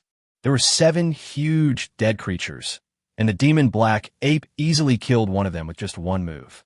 It seemed like it took no effort at all. This behavior also proved that what it had said to the pig-headed man before, "I'm hungry and have no strength," was a complete disguise and deception. Although it looked weak, it still had overwhelming power. The reason why it said that was to get the pig-headed man to give it more food, flesh, and blood, so that it could become stronger, win more easily, or achieve other goals. For example, escape from trouble. Although nominally, the pig-headed man worships the demon black ape as the ancestor god, in reality, the relationship between the two sides is very subtle. The pig-headed man is on guard against the other side, while the demon black ape is also deceiving and plotting against the pig-headed man. The balance between them is mainly maintained by the magical iron chain. Once the chain breaks, I'm afraid the first thing the devil black ape will kill is this tribe. The demon black ape's corrosion ability is very effective when dealing with these dead things. Although the life crystals can continuously repair the body, once attacked by the black ape, the corrosion effect will be long-lasting and very difficult to eliminate. In the next few minutes, the demonic black ape roamed among the 6 huge monsters like the most ruthless hunter, and its attacks left each dead creature with a negative state of slowly decaying and collapsing. During the battle, the black ape did not suffer too serious a blow due to its physical agility. It was only hit on the back by a stone bear, and it seemed that 2 ribs were broken. However, this monster seemed to have long been accustomed to pain. The pain of broken bones did not make it show much reaction, but instead aroused its ferocity. 10 minutes passed. Only 2 of the 6 dead creatures are left. The others have all been killed by the black ape. Chapter 171. At this time, there were only 2 dead objects left on the field, a stone beast and a giant tree. As for the others, they had already died under the powerful corrosive ability of the black ape and turned into piles of dust and debris on the ground. The black ape's corrosive ability is extremely terrifying. After hitting the body of a dead object, it is as difficult to disperse as a maggot on the tarsal bone, and it completely consumes the energy of the life crystal. Seeing this scene, the surviving pig-headed people cheered. The demon black ape also made a cold, sneer-like grinding sound and slowly approached the last 2 dead creatures. wanting to end this war once and for all. At this moment, the demon black ape seemed to be aware of some danger. It bent its body at an extremely strange angle and quickly jumped backwards. Almost at the same time, a gunshot rang out, and a steel ball fell directly on the ground where the demon black ape had just stood, making a bullet hole in the ground, from which smoke and dust were still slowly floating. Woo! The black ape suddenly raised its head and looked in the direction where the steel ball came from. On a high ground, Lu Yin stood up from the bushes holding a flintlock rifle. He reloaded the ammunition with an expressionless face and strode forward. The war had reached this point, and Lu Yin could no longer stand aside as a spectator. Otherwise, when the demon black ape finished off the last two dead creatures, he would really have no chance. He must get involved and deal with that tricky level 2 mutant beast. In another direction, the 7 members of the Wilderness Hunter team had already used the cover of the jungle to sneak towards the rear of the pig-headed man tribe, preparing to make a feint to the east and attack in the west, and attack from both sides. Lu Yin looked at the demon black ape. He didn't know whether the fish scale armor on his body could block the opponent's attack. However, judging from the opponent's ability to cut through stones easily, it didn't seem difficult for those 30-centimeter long claws to cut through the iron sheets outside the fish scale armor. The risk factor is extremely high. Lu Yin used his talent of seeking advantage and avoiding harm, and soon he made an assessment of the threat level of the demon black ape. Threat level, very high. Lu Yin took a deep breath. When his shelter was besieged, even the threat level of the few people in the samurai team was only upper medium. Moreover, now they have large-caliber weapons, such as shotguns.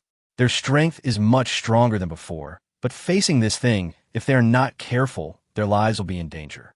He did not let Xiao Bailong look for the black ape's hair or use the puppet clown to kill it, because in the introduction of the picture album, the race definition of this thing is beast, demon, not humanoid creature.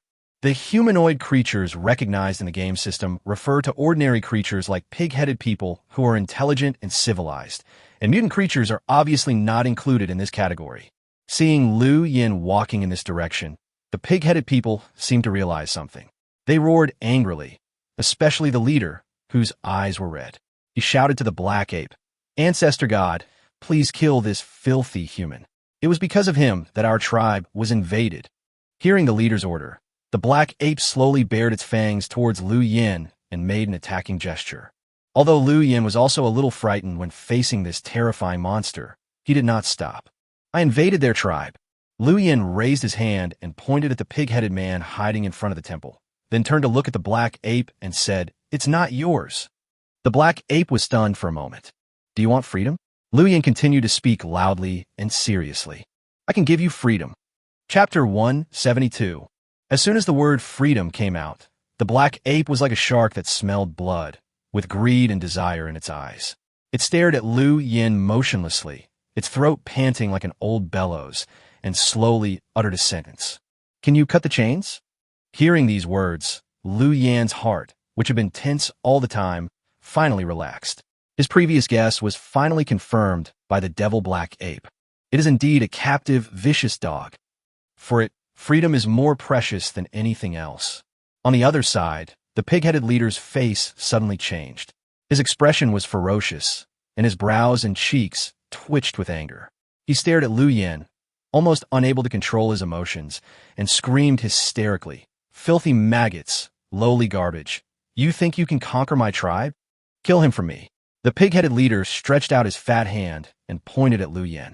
As it moved, 2 burly pig-headed warriors carrying flintlock rifles and iron axes rushed towards Lu Yin.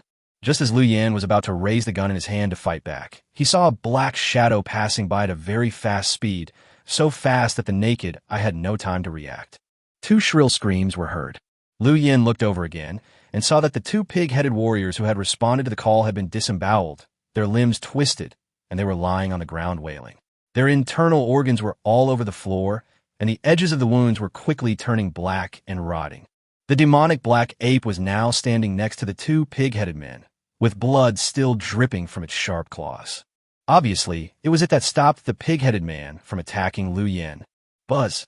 As if sensing the devil black ape's attack on the pig-headed man, the rusty chain vibrated again and quickly turned red.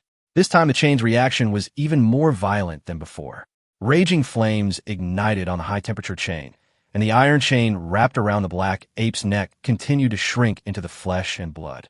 The old wound on the black ape's neck was torn, and blood gushed out, falling on the iron chain and quickly evaporating into gas. A burning smell lingered in the air. The demon black ape was trembling all over. It was enduring unimaginable pain at this moment, but it did not fall to the ground and wail, or kneel down to beg for mercy from the pig-headed leader. Instead, its expression and tone were extremely firm and full of hope as it asked Liu Yin again, Can you cut the chains?" Seeing this scene, even a man as hard-hearted as Liu Yin couldn't help but be moved. This demonic black ape has been imprisoned for who knows how many years. For it, the hope of escaping is enough for it to overcome the extreme physical pain. If I say now that I was just talking nonsense, I will probably be torn into pieces, right? Liu Yin muttered to himself. He took a deep breath, looked at the devil black ape with an extremely serious, confident, and sincere look, and said word by word, "Yes, I can cut the chains. I can give you freedom. In return, I want you to get out of my way and let me destroy this tribe." Upon hearing this, the devil black ape let out a very strange laugh, like the cry of a midnight owl or the howling of wronged souls in hell.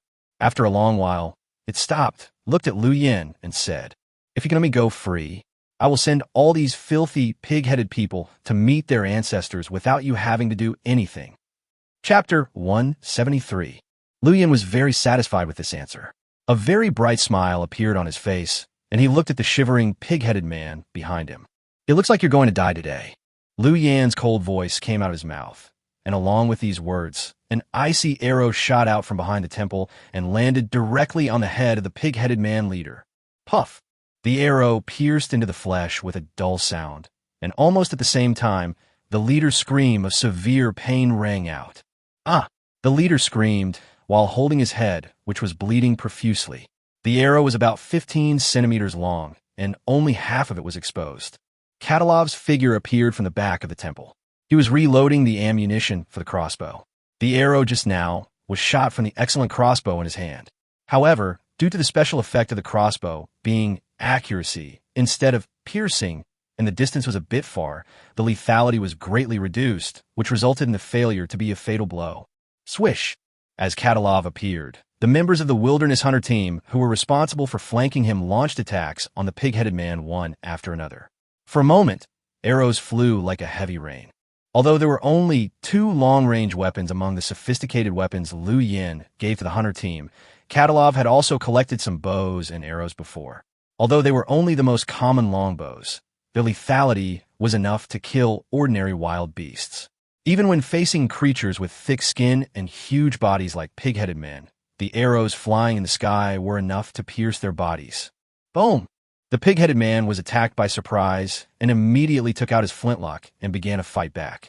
The advantage of the flintlock over the bow and arrow lies in its range and power. It can penetrate armored enemies at a longer distance. If it wants to fight against a bow and arrow, it is best to keep a distance of at least 100 meters from the opponent. Otherwise, the advantage of the flintlock will be infinitely reduced, and it may even be crushed by a bow and arrow with a faster firing rate and more flexibility. After Katilov and his group went around from behind, the distance between them and the pig-headed men was only 20 or 30 meters. At this distance, both flintlock rifles and bows and arrows were almost fatal, and there was no difference in range and power. Because each one had cheated the pig-headed tribe of 3 guns, plus the losses in the previous fight against inanimate objects, they now only had 6 guns left. Moreover, the loading process was too complicated and tedious, plus the distance factor, so for a moment, they were at a disadvantage in this long-range weapon confrontation. The remaining 2 dead things seemed to realize that the demon black ape was a difficult character to deal with. So after seeing the black ape stop moving, they did not rush up, but bypassed it and Liu Yan's position and moved towards the pig-headed man and the Wilderness Hunter team. The pig-headed man in front of the temple was instantly caught in a situation where he was attacked from both sides. Puff! A pig-headed warrior was shot in the right eye. The arrow went straight into the brain along the eyeball and killed him instantly. A sharp vine came and wrapped up a pig-headed man, smashing him down heavily. As time went by, there were fewer and fewer pig-headed men still standing in front of the temple, and the pig-headed man leader fell into despair. Lu Yin took out the materials and made an excellent axe. He aimed at the chain that locked the demon black ape and chopped it down with force. When there's a crisp sound of steel colliding, and Lu Yin felt a huge recoil force that almost broke his palm. He looked down and saw a tiny crack on the iron chain. However, almost at the same time, the originally calm demon black ape suddenly roared in pain, and a hideous wound appeared on its left shoulder, which looked like it was chopped by an axe. Ancestor God, this human can help you escape. This chain has a curse from an evil spirit, and it's connected to your life. As long as it breaks, your life will come to an end. The leader covered his bloody wound and screamed madly. It's not too late for you to turn back now. Kill these humans and monsters for us, and we will still worship you as a deity. Chapter 174. The sudden accident shocked everyone present except the pig-headed man leader. Lu Yin's face was gloomy. He tightly grasped the steel axe and stared into the eyes of the devil black ape, then stopped what he was doing. I thought that if the fine steel axe could successfully cut the chain, today's attack on the pig-headed man forest would come to an end. I didn't expect that at this moment, the chain would actually link the black ape's life. Once that chain is locked, it will be impossible to break free. The pig-headed leader had a ferocious look on his face, but his voice was filled with soothing and pleading. He looked at the demon black ape and said in a trembling voice, Ancestor God, please continue to fight for our tribe. This is your destiny. After this battle, I will provide you with more flesh and blood than ever before, as well as enough food and respect. Hearing the words of the pig-headed leader, Lu Yin silently took off the shotgun he had been carrying on his back, adjusted it to a state ready to fire at any time, and aimed the muzzle at the black ape's head. The reason why he didn't use the shotgun to kill the black ape was, on the one hand, because the other party's movements were too fast and he was not sure he could hit it with one shot, and also because Lu Yin wanted to try to subdue and gain the trust of a level 2 mutant beast. In the battle just now, Lu Yin was very satisfied with the fighting power shown by the demon black ape. If he could have such a help, he believed that his strength would improve by leaps and bounds. Lu Yin didn't want to kill this mutant beast unless it was absolutely necessary. But now an accident has occurred. If the demon black ape really chooses to obey the leader's orders again because it is facing death, then Lu Yin will have to attack it. After hearing the leader's words, the demon black ape covered its wound and gasped for a long time. Blood flowed out of its skinny body, making it look extremely miserable. I've had enough of being imprisoned. After a moment, the black ape spoke incoherently. It looked at the leader and the chain that bound it, its eyes full of hatred and resentment. I want freedom, even if this freedom comes at the cost of losing one's life. The black ape suddenly roared in anger, grabbed the iron chain with its sharp claws, and handed it to Lu Yin, saying very seriously, "Please help me cut it." Hearing this, the pig-headed leader fell into complete despair. The obsession with freedom and dissatisfaction with the current life have driven the demon black ape completely insane. Even if he were to die, he would rather die than continue to be a vicious dog bound by iron chains. Lu Yin looked at the demon black ape that was just around the corner, feeling a little emotional. The next second, he raised the steel axe in his hand again and brought it down hard on the spot where a crack had been cut before. When the sound of metal clashing was heard, the crack on the chain widened again, and a wound several dozen centimeters long appeared on the black ape's body again. Blood gushed out, and the bone was visible. But this time, the black ape did not make any screams. Its face was hideous, its teeth were clenched, and it looked extremely painful, but it remained silent, as if it was maintaining its last bit of dignity. On the other side, as Lu Yin's steel axe fell again, Katalov and his group knew that the demon black ape would not attack again. Their psychological pressure was suddenly reduced, and their attacks became more ruthless and accurate. The two dead creatures slowly approached. Katalov shot his last arrow and decisively gave the order to retreat. There were no longer any pig-headed men standing in front of the temple. This dominant tribe that had been entrenched in the mountains and forests for many years met its end today. Chapter 175. The two huge dead creatures are approaching. In this situation, there is no need for anyone to take any action. The monsters will destroy the entire tribe. The pig-headed men who were shot by arrows either sat slumped or lay prone on the ground. Some of the delicate, small arrows pierced deep into their knees, making it impossible for them to stand up and run. They could only stay where they were, like pigs waiting to be slaughtered. The arrows shot by Katalov and others were not fatal. Those pig-headed men had thick skin and flesh, and they could still survive even if their bodies were pierced by spears, not to mention the few arrows that did not hit vital positions. And Katalov's arrows were not intended to kill them. The arrows were only intended to make the pig-headed men incapable of movement and slow down their movement speed. In fact, this Chechen man also wanted to kill them directly before, but he discovered a problem during the battle. That is, these only a dozen remaining pig-headed warriors seemed to be the superior beings in the tribe. Unlike their counterparts who only wore simple animal skins and linen clothes, they also wore steel protective gear on their hearts, throats, and other parts. The power of the bow and arrow is not enough to penetrate the protective gear and kill them. In this situation, the Wild Hunter team had to resort to the next best option and use arrows to restrict their movements. This method was very effective. The pig-headed men had given up struggling and were looking at the approaching dead creatures with eyes full of despair. Bang! A thick spike emerged from the ground and directly picked up a pig-headed warrior and flew away. The sharp tip easily pierced his body. A huge stone beast claw fell down and smashed a pig-headed warrior into pieces, with blood and flesh flying everywhere.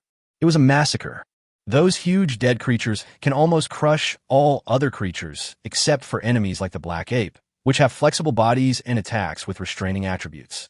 In today's wilderness, size is synonymous with power. Dead creatures were rampant, and pig-headed men died one after another. Katalov and his men had already hidden far away. In the previous battle, 2 of their members were injured, with blood oozing from their shoulders and arms, but the injuries were not serious. No one knows how the flintlock rifles of the pig-headed tribe were forged. Both their accuracy and power are far inferior to those produced by the Lian system. In fact, it would be more accurate to say that these 2 members were scratched by the stones shattered by the steel balls. Try not to mess around with this thing in the future.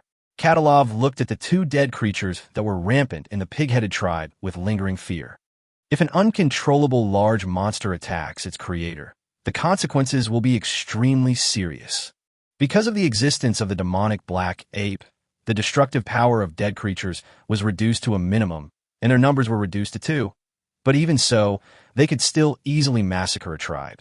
If Liu Yan followed his previous idea and all 10 behemoths were dispatched together, I'm afraid that after destroying this tribe, there would be few creatures left in the entire forest that would survive. When, the crisp sound of steel chopping continued to ring out.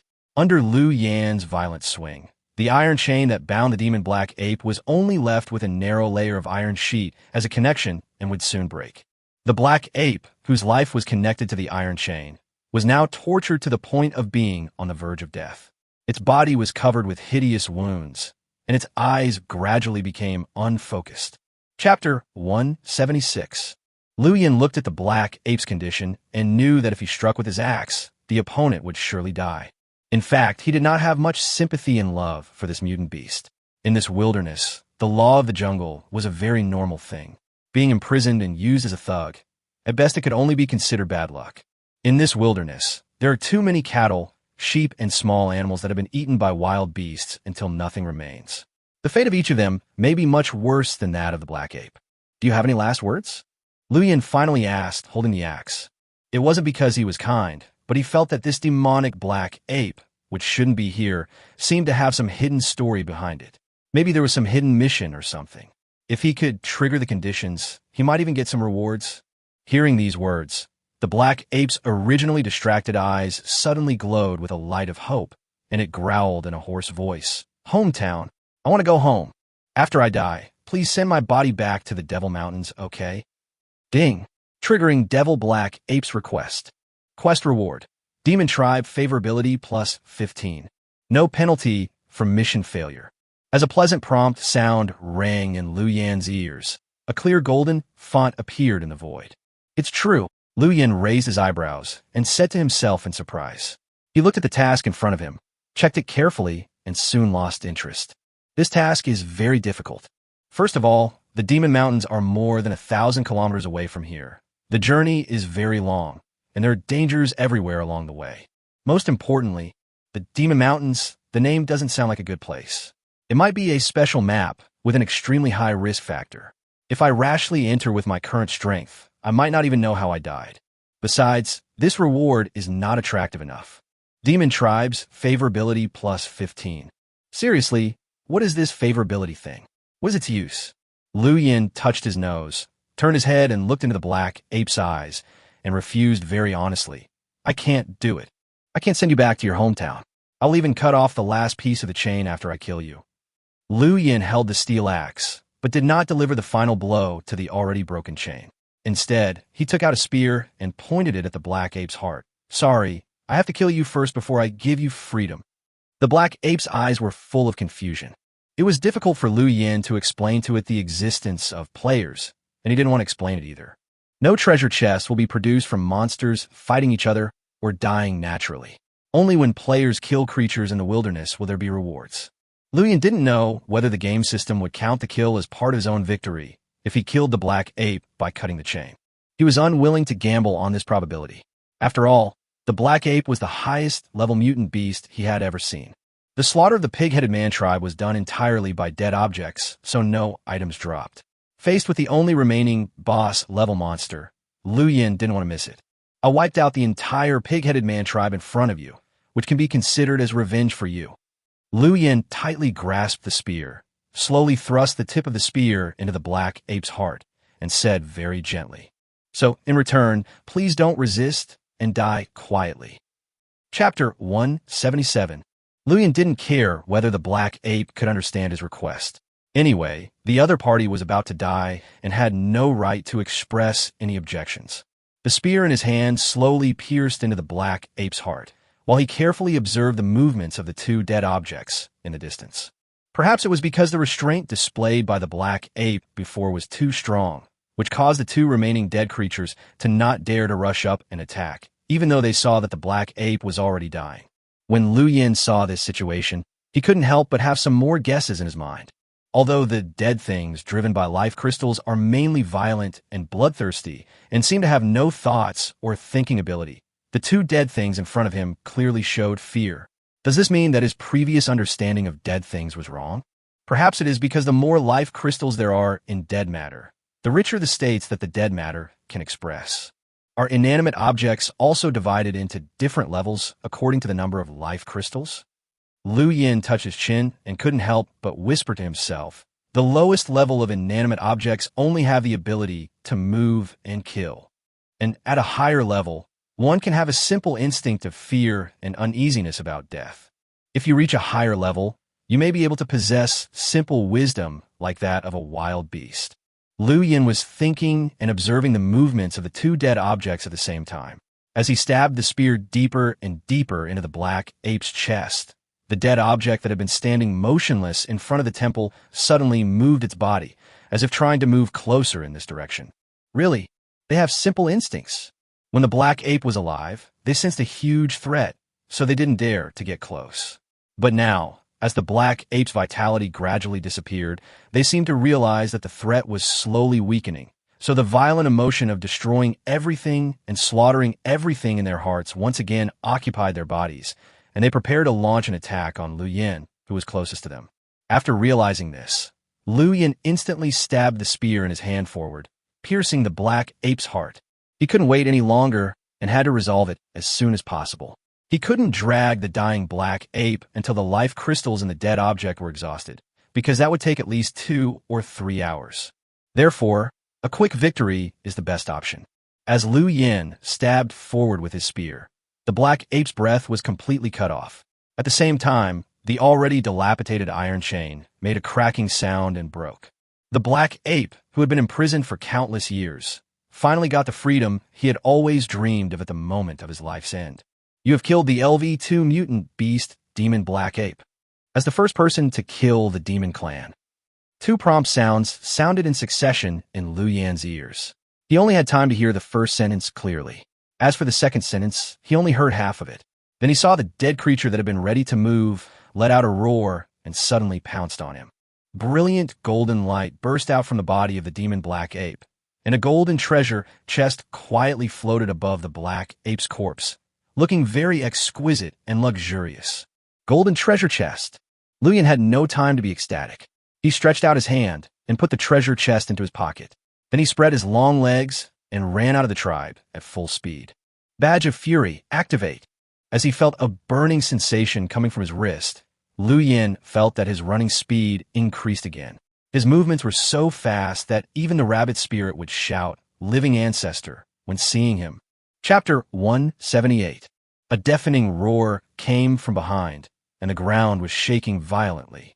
Although the two behemoths were more than 10 meters tall, their bloated and huge bodies often came with a defect of clumsiness. Their running speed could not catch up with Liu Yin, who had activated the Badge of Fury. When they realized that they could no longer catch up with Liu Yin and wanted to turn around to chase Katalov and his group, they turned around and found that the group of Chechen men had already escaped without a trace. The two dead creatures, having lost all their targets, furiously rushed into the forest to vent their anger, uprooting towering trees and beating trembling beasts into pulp. The horrific riot lasted for 2.5 hours before the two dead creatures fell down because the life crystals in their bodies were completely consumed. During this period of time, the two dead objects exerted the power of the crystallization of life to the extreme. Not only did they destroy the entire pig-headed tribe, but they also flattened half of the forest as if it had been crushed by a bulldozer. Everywhere you look, there are broken trees and dead animals. Seeing this scene, Liu Yin couldn't help but sigh. The Blue Moon Tide was indeed the most terrible disaster for the native creatures in the wilderness. The power of the life crystal was too abnormal and too strong. What kind of terrifying player was the technology madman who developed this thing? If we could mass-produce such dead creatures, it would probably be possible to let them sweep across the entire wilderness.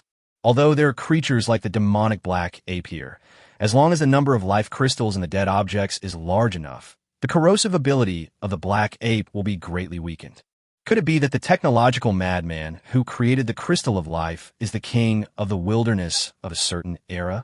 Liu Yin touched his chin, looking at the dilapidated forest in front of him, and couldn't help but speculate about the identity of the player. After this great battle, Liu Yin once again confirmed the powerful combat effectiveness of inanimate objects and the preciousness of life crystals.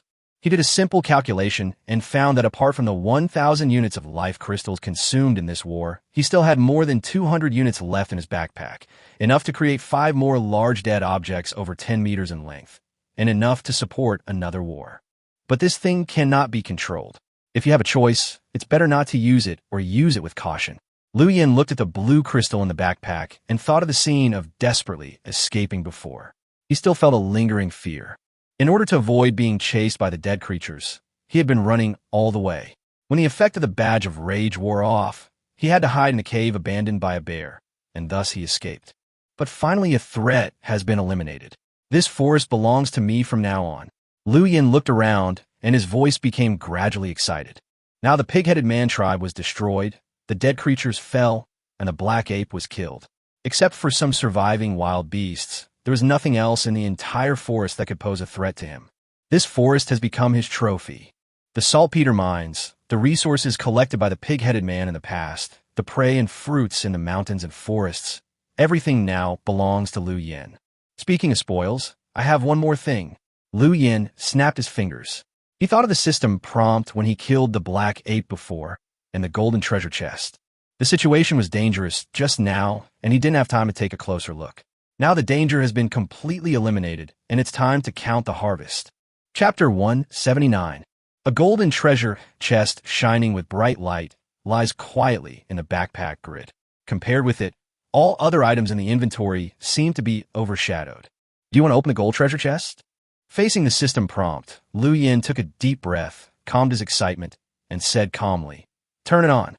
System, congratulations on receiving the return order, 3/3. System, congratulations on obtaining 1 L of life source. System, congratulations on obtaining the city-level item, 10 Directions, Annihilation. As the brilliant light shone, 3 items appeared in front of Liu Yin. The first one was a golden token inlaid with 3 gems of different colors. Return to the city. Type, consumable item. How to use, actively activated. After consuming durability once, it can ignore terrain, distance, and scene and force the user to return to the safe house. Description, even if you go to hell, I can take you home. When Liu Yin saw this item, he immediately thought of the escape prop that Jin Jingxiu had used in the virtual ruins. That thing left a deep impression on him. This prop that could force people to leave the battlefield regardless of any conditions or obstacles was definitely a life-saving artifact. If this thing hadn't been there, I'm afraid Jin Jingxiu would have turned into a piece of dry bones in the ruins long ago. With this thing, even if I enter a dangerous place, I can escape unscathed. Liu Yin clenched his fists excitedly, carefully put away the return order, and turned to look at the second prop. Source of life. Category: consumables, medicines. Effect: after drinking, it can heal all injuries of the body. The more serious the injury, the more dosage is consumed. Note: when used in large doses, it can reshape limbs and internal organs. Explanation: you want to die? Have you asked me? This medicine has amazing healing abilities. It can even heal and regrow amputated limbs. It is no exaggeration to describe the effect as resurrecting the dead and turning flesh into bones. Liu Yan's heart was pounding and his mouth was dry. This was simply an elixir of immortality. But if it's faced with a power that can kill instantly, it will lose its effect. After all, it can't really bring the dead back to life. Liu Yan quickly calmed down. Although the effect of the return order combined with the source of life was very abnormal, it was not enough for him to let down his guard and go out and have fun without any worries. After all, the premise for using all-powerful props is that Liu Yan must be alive and conscious. Otherwise, if you get a bunch of abnormal props and end up being ambushed by a monster and having your head bitten off, then everything will be over. He is a little too cautious by nature. No, to be precise, among the first batch of players who arrived in the wilderness, those who were not cautious enough had already died in various accidents. Those who survived were all the kind of people who took every step carefully. As for the last item, it is a large hand cannon with a skull symbol marked on the shell, which looks very strange. All 10 directions are destroyed. Category: disposable consumable weapons. How to use. After shooting, all non-lord level creatures within a range of 5,000 meters will be killed. Note: the range is 1,000 meters. Explanation: I have a move that will destroy all things once used. This move is called Heaven and Earth Live Together. Liu Yan looked at the introduction of this last item in astonishment, his eyebrows twitching wildly. Killing range is 5,000 meters and shooting range is 1,000 meters? Is this the legendary mutual destruction cannon? Chapter 180. Looking at the introduction of the last weapon, Liu Yan felt a toothache. There's no doubt about the lethality of this thing. It is absolutely amazing, but its killing range is too fucked up, right? The killing range is 5,000 meters. Even the user cannot escape this distance. This thing is much more powerful than the Kong Tong Sek's 7-injury fist. But if used together with the return order, it might work wonders. Liu Yan looked at it, then looked at the return order. He even suspected that the return order in this golden treasure chest was specifically for annihilation of all directions. It can kill all non-lord level creatures. What is the setting of this lord level? Liu Yan reviewed the introduction of this weapon again, and his eyes were attracted by a few small words. Lord level creature. Has his own territory with an area of at least 100 acres and has no less than 80 subordinates. Possess strength above level 3 mutant beast. Liu Yan quickly found the introduction to Lord-level creatures on the system introduction interface. Its requirements were very strict, including territory, strength, and ethnicity. Only creatures that met all 3 requirements would be recognized as qualified by the system and issued the status of Lord. Of course, there are rewards for becoming a Lord. However, of all the creatures Liu Yan has seen in the wilderness so far, none of them can meet this condition.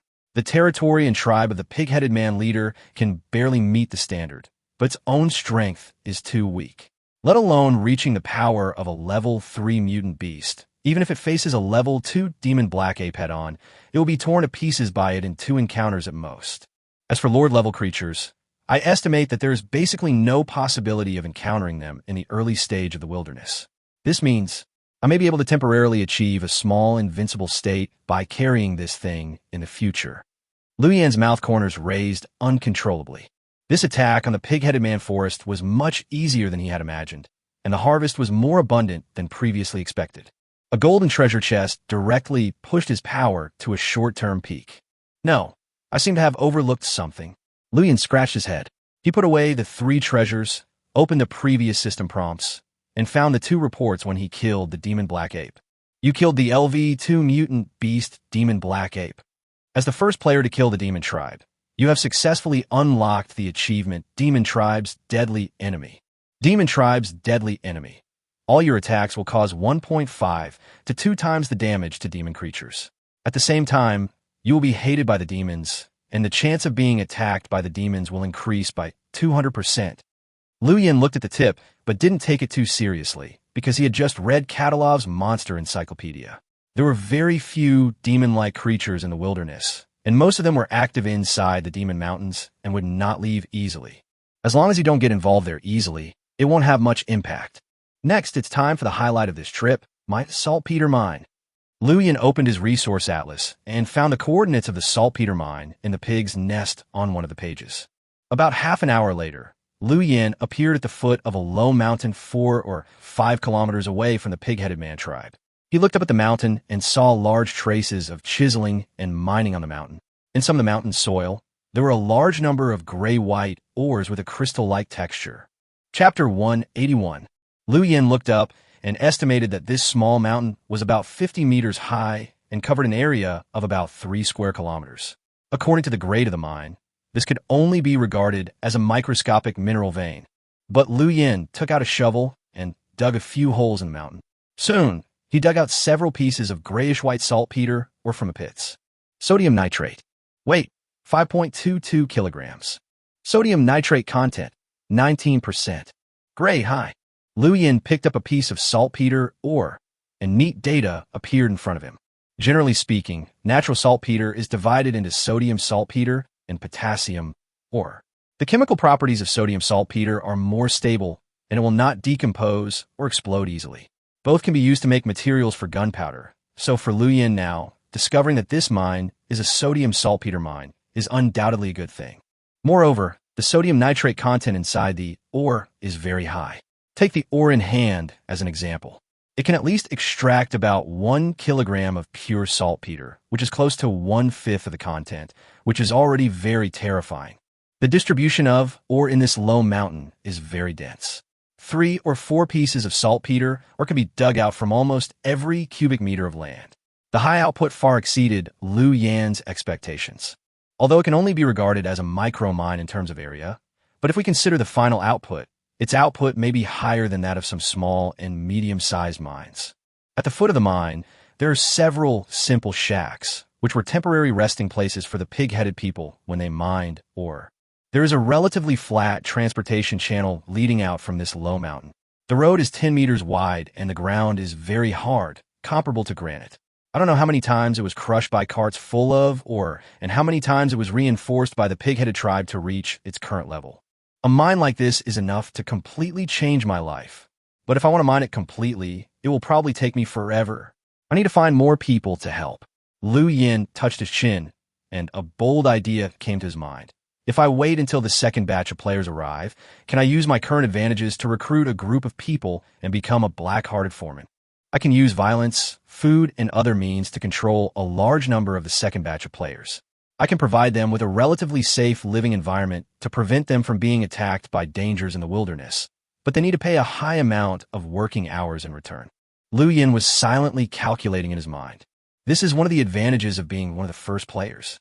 Although pioneers entering the wilderness for the first time will face more dangers and many people may die, less than 10 days have passed since the first day of entering the wilderness. The number of the first batch of players has dropped from 12,000 at the beginning to less than 1,000 now, with a mortality rate of over 90%. It can even be described as only 1 in 10 survives. But the first batch of players who survived such a tragic death rate also obtained a large amount of resources in the wilderness, established their own forces, and their own strength has been greatly improved. In this case, the subsequent players will not be able to compete with the first batch of players in a short period of time, and will definitely be affected and controlled by the first batch of players. This is the privilege that the first batch of players earned with their lives and blood. Chapter 182. Looking at this mountain of saltpeter, Liu Yin felt that his previous efforts were not in vain. This substance can not only be used to make gunpowder, but also to make ice and salt. It has a wide range of uses. A moment later, Liu Yin sent Catalov his current location and invited him to come over and share the spoils. Although before the war, Katalov once said that they did not want anything from this attack on the pig-headed people's forest. They just wanted to repay Liu Yin for giving them sophisticated weapons. But even though they said no, Liu Yin had no choice but to give it to them now, because this involves an interpersonal communication issue. In this war, the Wilderness Hunter team also made great contributions. Without them, it would have been difficult for Liu Yin to face the black ape, 2 dead creatures, and a dozen pig-headed men alone. If the two parties were just in an employment relationship, then according to the previous agreement, Liu Yin could accept everything without any psychological pressure. But the problem is that Liu Yin doesn't just want to cooperate with the Wild Hunter team this time. He wants to establish a long-term partnership or even a close friendship with them. If this is the case, the relationship between the two parties cannot be treated as a very strict treaty, because a treaty relationship is too cold and not suitable for the in-depth development of friendship. Liu Yin gained a lot of benefits after conquering the pig-headed man forest. Although he could monopolize these benefits and Katalov would not say much, if Liu Yin was willing to give him more beyond the agreement, wouldn't it make the other party feel very surprised and think that Liu Yin was a very generous and visionary person? Even if Kadyrov didn't want anything in the end, as long as Liu Yin showed such an attitude, it would be enough to make him remember it very clearly and increase his favor towards Liu Yin a lot. The spirit of treaties is indeed worthy of praise in the business world, but in the lawless wilderness, the affection and recognition between friends are more powerful bonds of cooperation. Because as long as there is power, treaties can be violated and torn up at will in the wilderness. But as long as both parties have established a deep friendship, that is a close relationship that ignores the power gap and class. People who are too stingy and selfish will never achieve much. Looking at the famous kings, princes, generals, and ministers who have left their names in history, they were all generous when treating those who were valuable. Cao Cao gave Guan Yu the red hair, a brocade robe, and a beautiful woman, and finally won the other party's gratitude, which saved his life on Huarong Road. Yin Zhongzi, as a general, did not hesitate to lower his status to visit Nie Zheng, a butcher. He asked for a meeting many times and presented him with gold, silver, wine, and food. He also congratulated Nie Zheng's mother on her mother's birthday.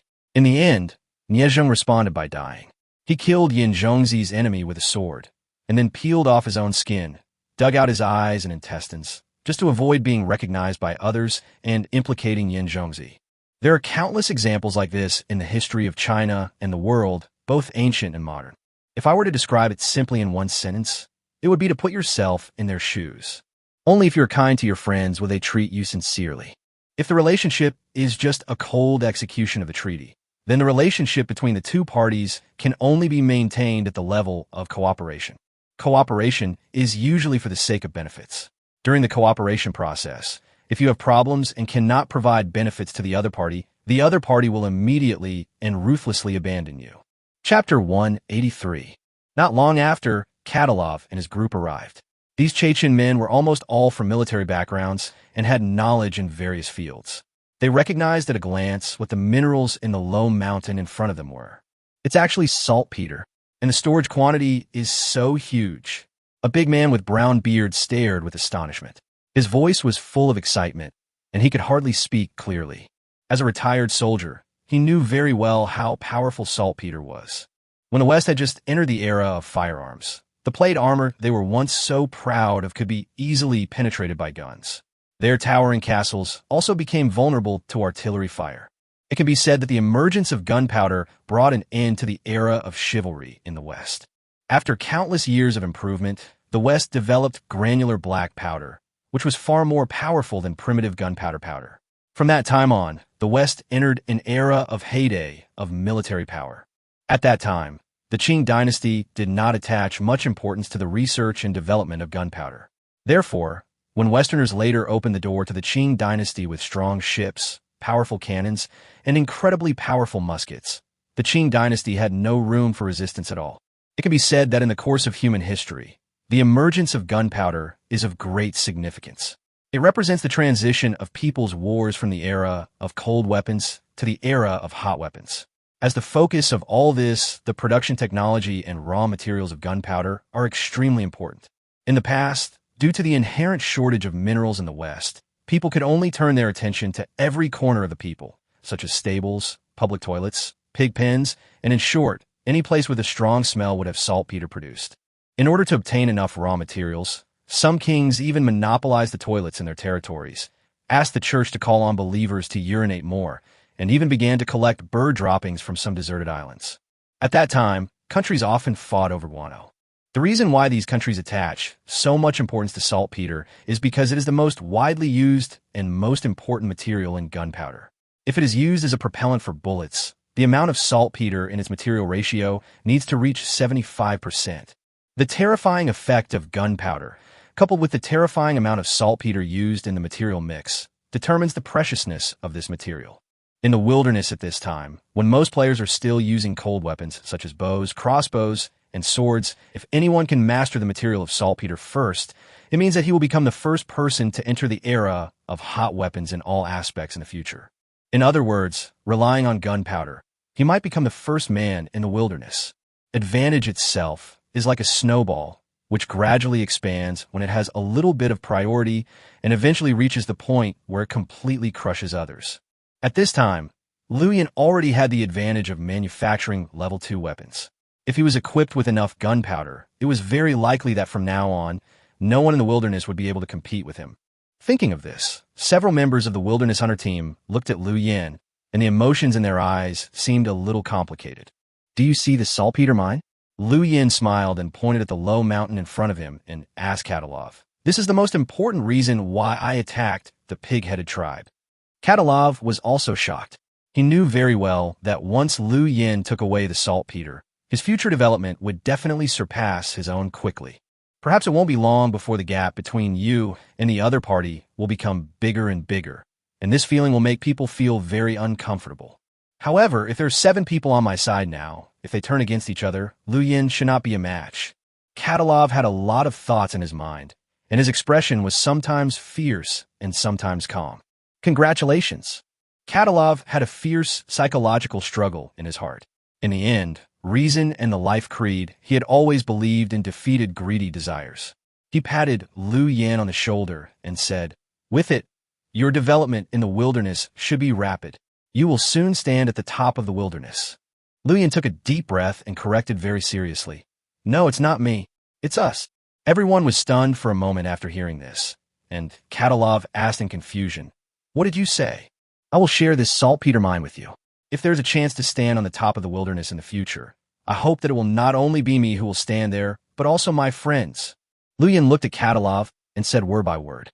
Chapter 184. If there is a chance in the future, I hope to stand on the top of the wilderness with you. After Liu Yan said this, the expressions of the entire Wilderness Hunter team, including Katalov, were all shocked and dumbfounded. 10 full seconds later, Katalov asked in a trembling, hoarse voice, "What did you say? You want to share this mine with me?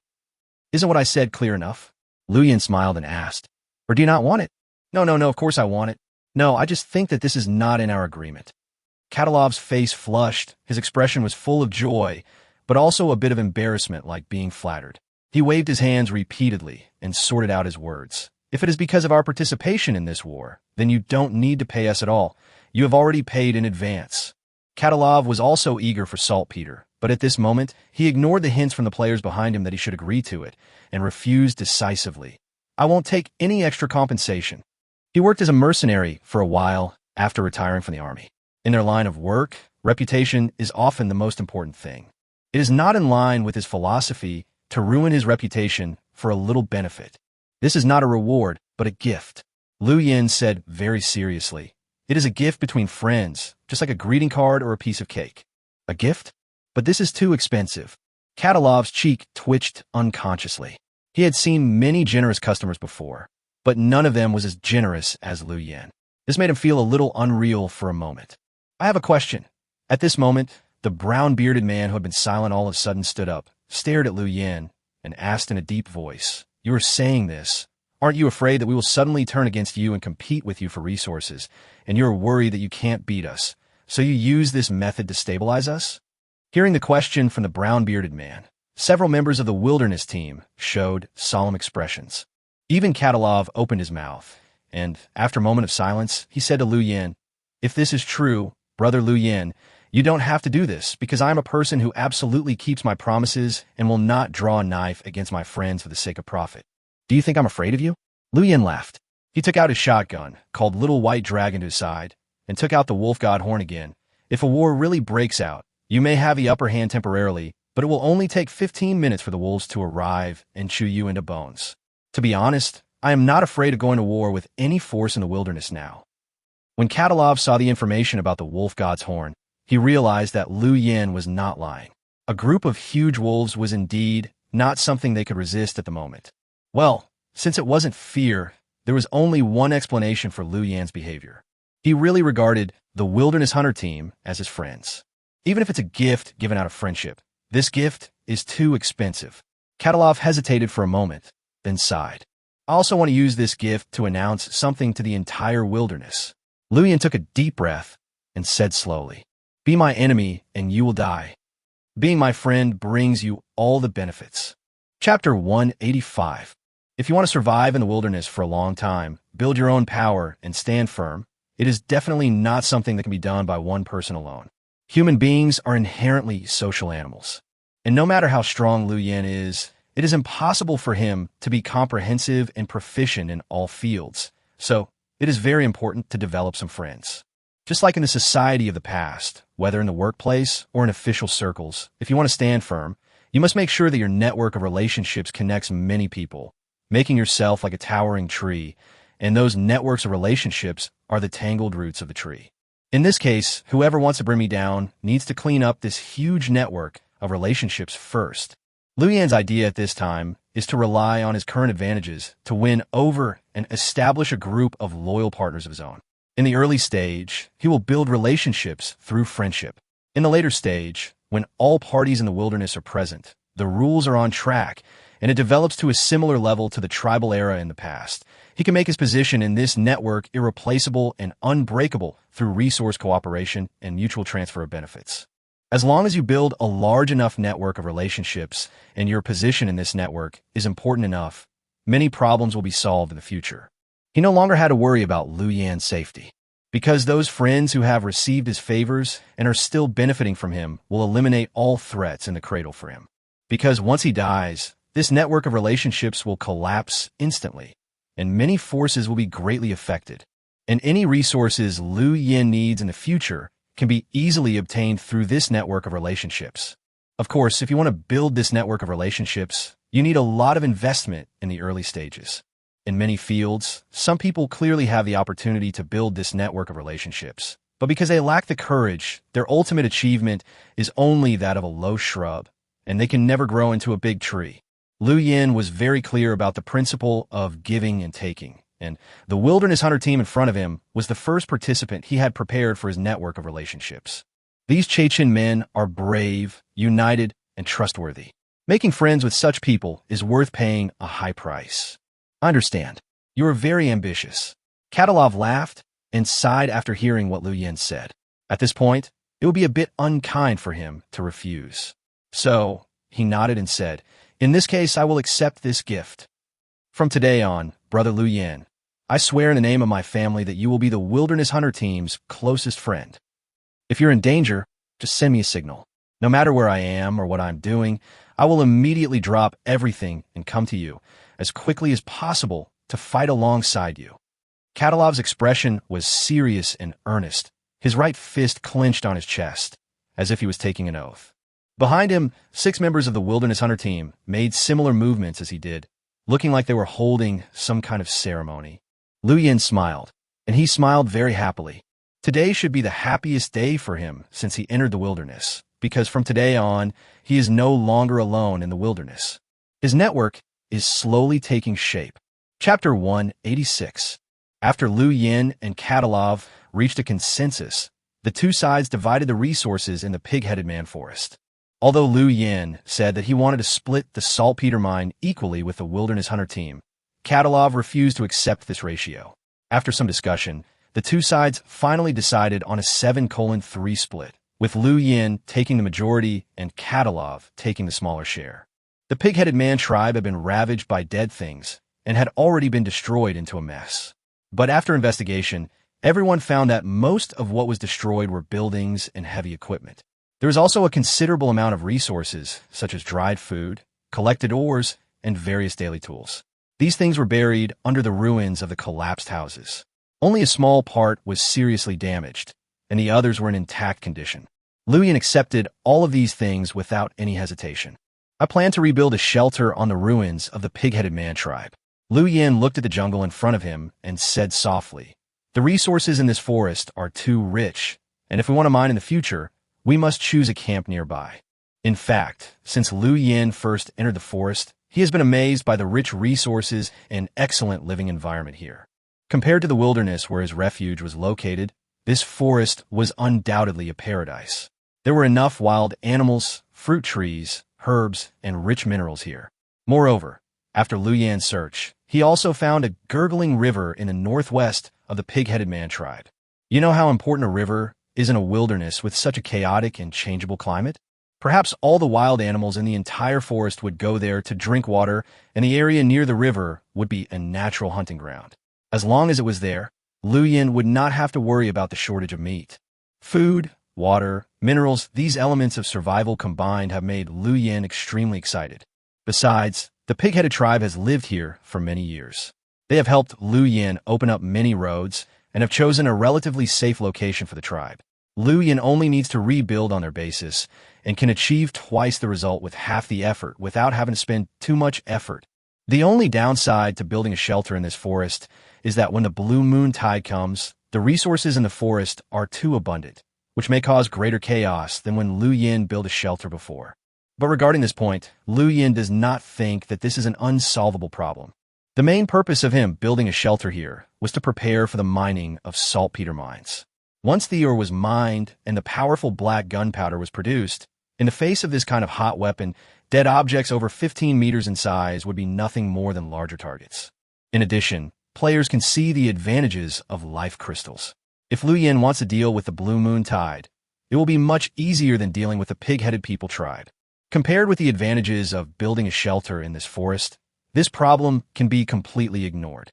As for the underground shelter he had built before, Liu Yan had no intention of giving up. At least until the new shelter is built and its overall strength completely surpasses the old shelter, it will still be Liu Yan's base camp. It would be great if we could just move the old shelter here. Liu Yan looked at the messy, pig-headed man forest and whispered while stroking his chin, but it seems that the shelter option doesn't have this function. Chapter 187.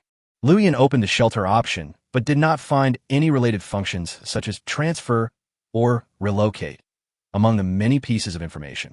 It was just like the system prompt when he first entered the wilderness. Please choose the location of the safe house carefully. Once placed, the safe house cannot be moved. Liu Yan certainly has deep feelings for his underground safe house. After all, it has helped him resist enemy attacks many times, and to date, is still ranked first on the shelter rankings. But the problem was that the location he had chosen was too bad. Apart from a small patch of bushes near his safe house, there was only endless yellow earth.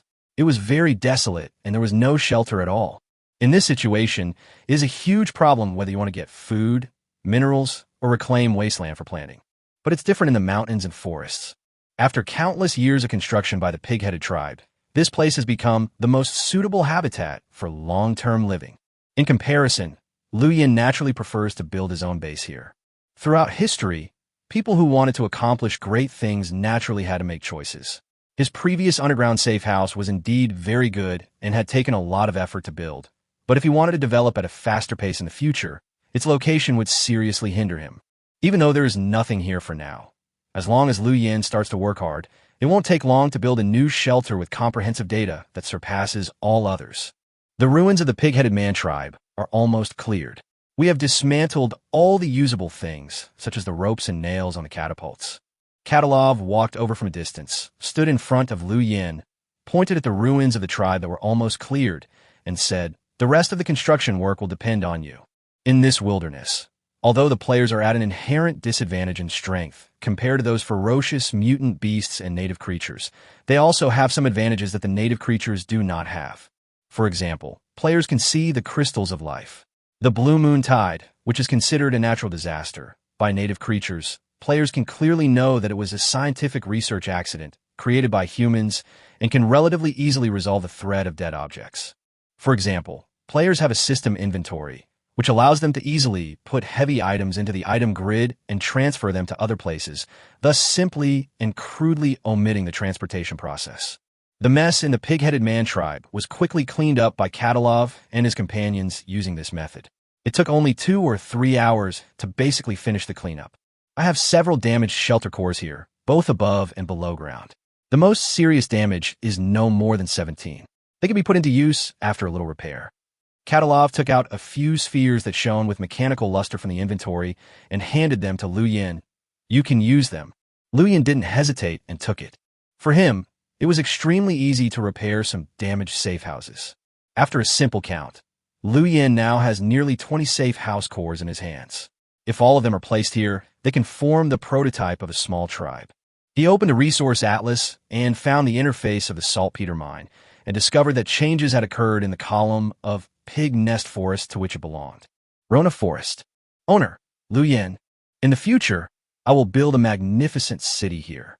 Lu Yin looked at the forest that belonged to him, opened his arms, and shouted loudly, "This will be my first step in conquering the wilderness."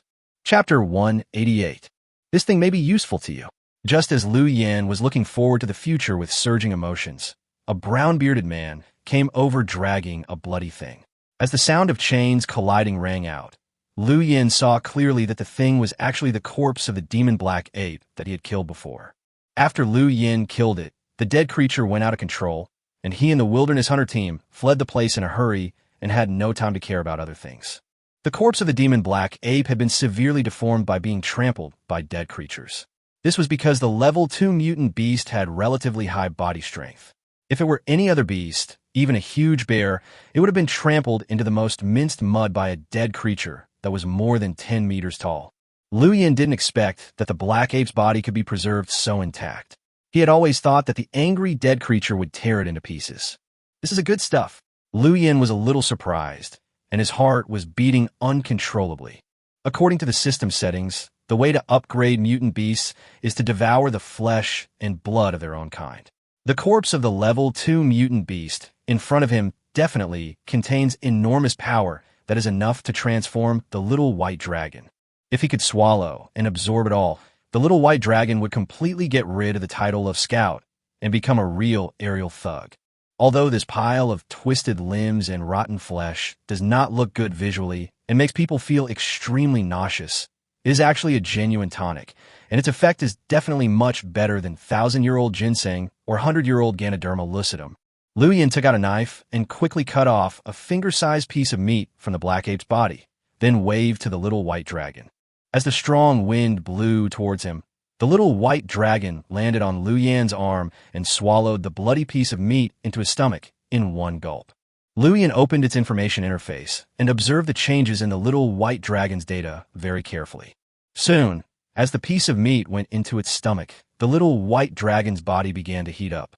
It began to hiss and flap its wings angrily, and in Lu Yin's eyes, its information data began to soar rapidly. Strength quickly increased from 3 to 5. The speed soared directly from 15 to 20. Attack power. About 30 seconds later, Xiaobalong's data stabilized. After a rough calculation, its overall strength was improved by about 1/3. Its hair looks smoother and softer, as if it were covered with a layer of oil, and its feathers become very hard. Those soft feathers become like small steel nails that can pierce through the palm of a human with a little force. And this is just the power of a small piece of flesh and blood. Seeing this scene, Lu Yin became excited. He cut off another piece of flesh and handed it to Xiao Bailong. At the same time, he threw a piece into his own mouth and swallowed it while resisting the choking smell of blood. Soon, he felt his stomach starting to heat up as if he had drunk a glass of strong liquor. Then, the burning sensation began to spread from the stomach to the whole body. He felt that his blood was boiling and rushing like a river. Suddenly, Lu Yin's face changed, as if he had been punched in the abdomen. His face instantly twisted, and he bent his body and vomited violently. He vomited violently until he had emptied everything in his stomach. The human body can't accept the flesh and blood of a level 2 mutant beast? Lu Yin gasped, staring at the scarlet flesh and blood in the vomit with lingering fear and an expression of disbelief. Chapter 189. Lu Yin's strange behavior attracted the attention of others. Even he himself did not expect that a small piece of meat could cause such a violent reaction. Just now, after he swallowed the piece of meat, in the first 3 seconds, he felt his strength growing stronger, but soon the piece of flesh and blood began to burn wildly in his stomach like red-hot charcoal, as if it was going to burn through his belly. Severe pain and strong nausea surged up, making Liu Yin unable to control his stomach and intestines, and vomited everything out. At this time, Liu Yin opened his personal information interface again and found that his various data had not improved at all. It was as if the flesh and blood of the demon black ape had a strong conflict with his body, and he was unable to digest and absorb the power in the flesh and blood. What's going on? Liu Yin frowned. He couldn't understand why this happened. It's not like he had never eaten the flesh and blood of mutant beasts before.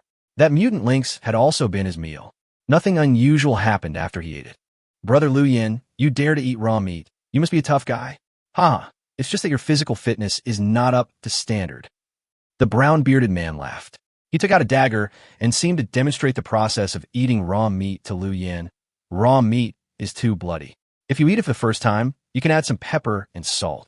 As the brown-bearded man spoke, he cut off a small piece of the still, steaming heart, sprinkled some pepper on it, put it into his mouth, chewed it a few times, and then swallowed it.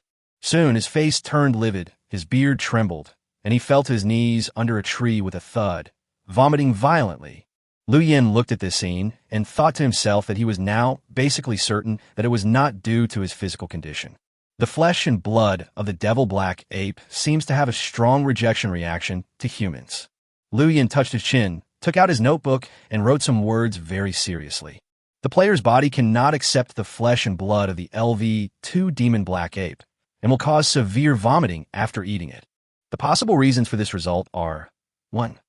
The mutant beast is a demon, which may be because this species is not suitable for human consumption. 2. The level of this mutant beast is too high, and the physique of the eater is too low. The flesh and blood contain power that the current players cannot accept and digest. The notebook in Liu Yin's hand records many precautions and exploration experiences since he entered the wilderness. It can be named Wilderness Survival Guide. At this time, there are 4 or 5 full pages, all of which are extremely valuable information. As for the issue of eating the flesh and blood of the demon black ape, Liu Yin was unable to draw a correct conclusion for the time being. This was the only demon creature he had encountered so far, so he had no way of verifying it.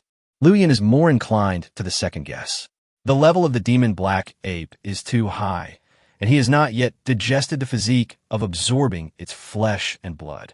As for why the little white dragon can swallow it and become stronger, it may be because the physique of wild beasts and humans is inherently different. More often than not, wild animals have stronger adaptability to illusions, digestive abilities, self-healing abilities, and antiviral abilities than humans. Wild animals will not get sick if they eat carrion or viruses, but humans may suffer from vomiting and diarrhea, or even endanger their lives, if they eat even a little overnight food. Although Liu Yin looks stronger than the wild beast now, in terms of certain racial advantages, he is not as good as the little white dragon who is a falcon. Chapter 190. After a while, Liu Yin roasted some meat over fire and tried again. The result was the same as the first time. Whether it was raw meat or cooked meat, it caused a violent reaction after entering the stomach. This result forced Liu Yin to give up his desire for the black ape's flesh and blood. Although the level 2 mutant beast body contained power that could rapidly strengthen living things, he was unable to enjoy it now. On the other side, the little white dragon seemed to have reached its limit after swallowing more than a dozen pieces of flesh and blood weighing about 2 kilograms. It began to hiss violently, its feathers exploded, and it spread its wings and flew into the sky, circling nonstop like a man who had taken too many supplements and was venting the excessive medicinal properties in his body by running wildly. It seems that even for a mutant beast, it would be difficult to completely devour higher-level flesh and blood in a short period of time. Liu Yin took a look at the black ape's corpse. The little white dragon only ate less than 1% of its flesh and blood. It seems that it would take at least 2 months to completely devour it. In 2 months, if it hadn't been specially treated, the black ape's body would have rotted away. Liu Yin doesn't want a little white dragon to eat rotten meat. However, the climate in the wilderness is harsh, and there are only 2 ways to preserve food. The first is to use the smoking method to dry the black ape's body with smoke to remove all moisture and then marinate it with heavy salt. The meat treated in this way can remain intact for dozens of days, even under high temperatures. As for the second method, it is the low-temperature freezing method that Liu Yin had thought of before, which is to create a space with a refrigerator-like function and place the black ape's body inside. In an environment below 0 degrees, the flesh and blood will be completely frozen stiff. If this temperature is maintained continuously, the meat will never rot. As often reported in the news, the remains of prehistoric creatures dating back tens of thousands of years have been excavated from some icebergs, and they are still in very complete condition. Of course, Liu Yin prefers the second method. Making an ice cellar to store food was an idea he had been planning a few days ago. It can not only be used to preserve meat and vegetables, but can even make a glass of cool and delicious juice on a hot summer day. The most important thing is that once you build an ice cellar yourself, you will truly have the ability to store large amounts of food.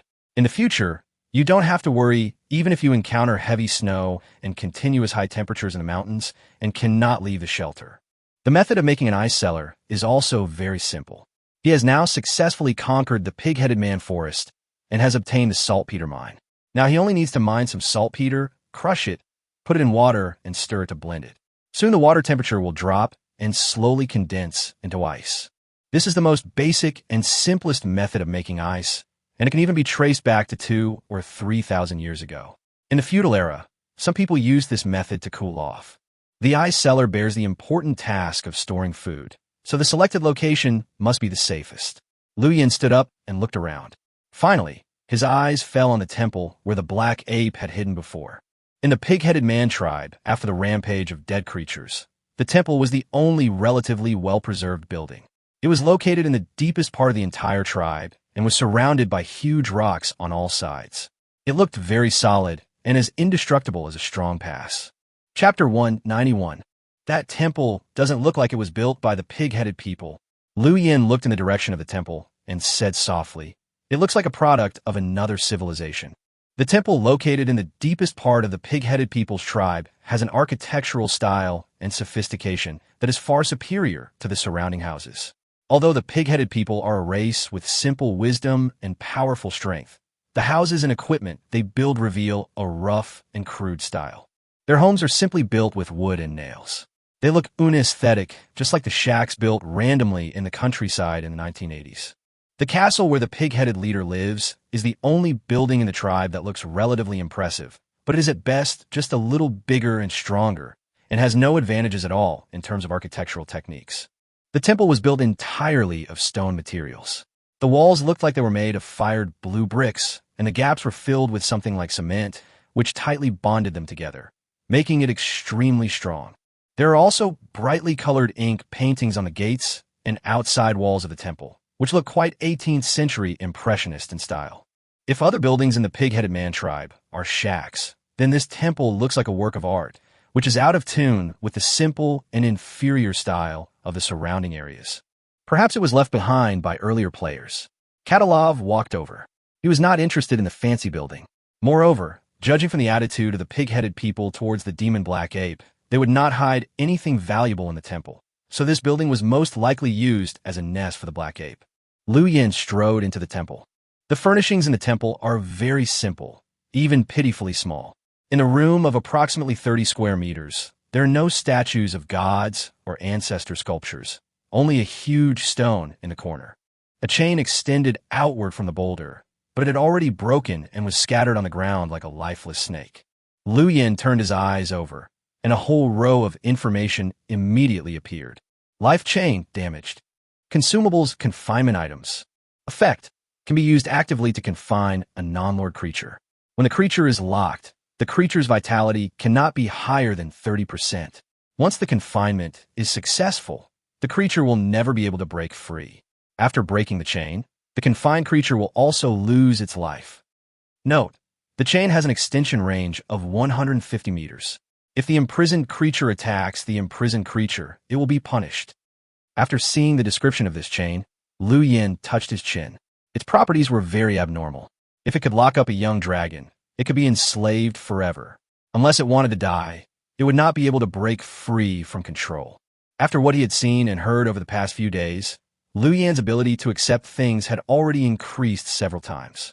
In the wilderness, where all kinds of creatures could appear, it wouldn't be so outrageous if a dragon really jumped out one day. What a pity! It was cut into pieces, and now it has become a waste. Liu Yan picked up the broken chain and sighed with some regret. But at this moment, the chain information in his sight suddenly changed. A few golden characters suddenly appeared behind the property description of the chain. Damaged. Reparable. Chapter 192. Liu Yan blinked his eyes, and after making sure that there was no visual error, he gently clicked on the golden font of reparable. Soon, as he clicked, a series of material names appear behind the reparable option. Materials required to repair the life chain. Cursed blood, 0/1. Fire steel, 0/1. Earthy yellow, 0/1. Flame soul, 0 to 1. Black goat heart, 0 to 1. Note: cursed blood can be obtained from mutant beasts. The higher the level of the mutant beast, the higher the probability of producing cursed blood. Pyrosteel origin. Liu Yan carefully checked the material requirements and remained silent for 30 seconds. Among these materials, perhaps only the heart of the black goat is the easiest to obtain. The others are either probabilistic output items or materials with rare output, distant origins, and dangerous acquisition processes. Liu Yan opened his resource atlas and found the description of fire steel on the last page. This is a kind of steel produced from scarce or is extracted from volcanic lava. After a volcanic eruption, the ore mixed in the lava needs to be mined and the steel extracted within 2 hours. Otherwise, its quality will be greatly reduced or even completely abandoned. With such stringent requirements, I'm afraid few people can complete them. The yellow earth is buried deep in the mountains. It is a strange clay that can only be found in the ruins by blasting a mountain or shattering the mountain through an earthquake. The most important thing is that although ochre is buried deep in the mountains, it does not mean that every mountain contains ochre. It is very likely that when Liu Yan blasted a mountain with all his strength, he would find that there is nothing under the mountain. As for the flame spirit, Liu Yan looked through the illustrated manual, but couldn't find the origin of this material, and he didn't even know what it was. Now, I finally understand that destruction is always much easier than construction. Liu Yan sighed helplessly. If he had known the function of this chain earlier and knew that repairing this chain required such a complicated procedure, he would probably choose to find a way to kill the black ape instead of cutting the chain. Although he had some sympathy for the black ape's plight, this sympathy was limited to the premise that it would not cause trouble to himself. Once one's own interests are harmed, emotions such as kindness and sympathy can be completely abandoned. Liu Yan raised his hand and put the 2 broken chains into the inventory. Although it was difficult to repair it, he always had to leave some hope. In case he could gather all the materials in the future, he would have an extra powerful weapon in his hands. The temple, which was originally very empty, was suddenly left with only 4 bare walls as the chains were taken away by Liu Yan. Liu Yan carefully checked the airtightness of the temple. He found that the craftsmanship of the people who built the building was excellent. After such a long time, there were still no holes or cracks on the walls. If it was to be converted into a cold cellar, it would only require replacing the door with a better seal. As for the previous demon black ape, as a level 2 mutant beast, it possessed simple wisdom and dignity. Although it was tied here with chains, it did not really defecate everywhere like a wild beast, leaving the blood and flesh of its food all over the ground. On the contrary, the temple was very clean and tidy, without even a strange smell. It was many times cleaner than the shacks where those pig-headed people lived. Chapter 193. This temple definitely meets the requirements of an ice cellar. After checking for 15 minutes, Liu Yan came to this conclusion. He wants to use this temple as a foundation to rebuild a city on the site of the pig-headed man tribe. Although the process may be very difficult, he now has a resource-rich forest, a saltpeter mine, and a group of powerful allies. He already has several necessary conditions to establish a major force. Finally, after Liu Yan finished counting all the gains from the attack on the pig-headed man forest, he and the wilderness hunter team held a grand banquet at the ruins to celebrate the victory. Each one was carrying a flintlock rifle and walking cautiously in the mountains. Ever since he took advantage of the conflict between many players and Liu Yan and successfully tricked the pig-headed people into giving him 3 flintlock rifles, Hechuan's status in the wilderness improved dramatically overnight. Many teams extended olive branches to him, wanting to recruit him to their team.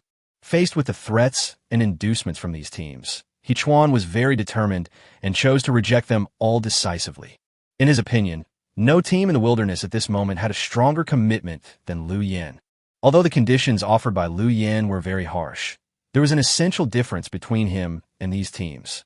Apart from anything else, the previous incident of King of the Hill recruiting members was enough to prove the difference between Liu Yan and other players. In this wilderness full of dangers and where the strong are respected, Liu Yan is the one who makes the rules, and most other players are forced to abide by the rules.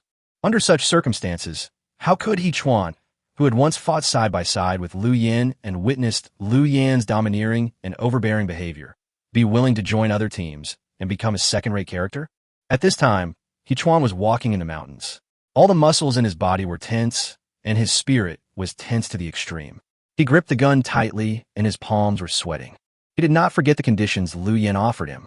Kill 3 high-level players. Although Chuan had a flintlock rifle and had killed several players, those who had died at his hands were all from the lowest level of the wilderness. They had no weapons and even no power to resist. It was a completely one-sided massacre. Now he has to face a real high-level player, and not just one person, but a team. He spent the price of a yellow sheep to buy a piece of information from a player. It seemed that some rare resources were about to appear in the mountains in front of him, and a small team had already arrived there and was carrying out intensive mining. That is the Anaconda team, ranked 9th on the power list with a total of 7 people. After several teams that were once on the power list were wiped out by Liu Yan, some forces that originally did not have the strength to be on the list also benefited, and their ranks were automatically filled up. There are now more than 40 forces in the wilderness. The fact that the Anaconda squad can occupy an upper-middle position among them is enough to show that although their strength is not top-notch, they are definitely not weak.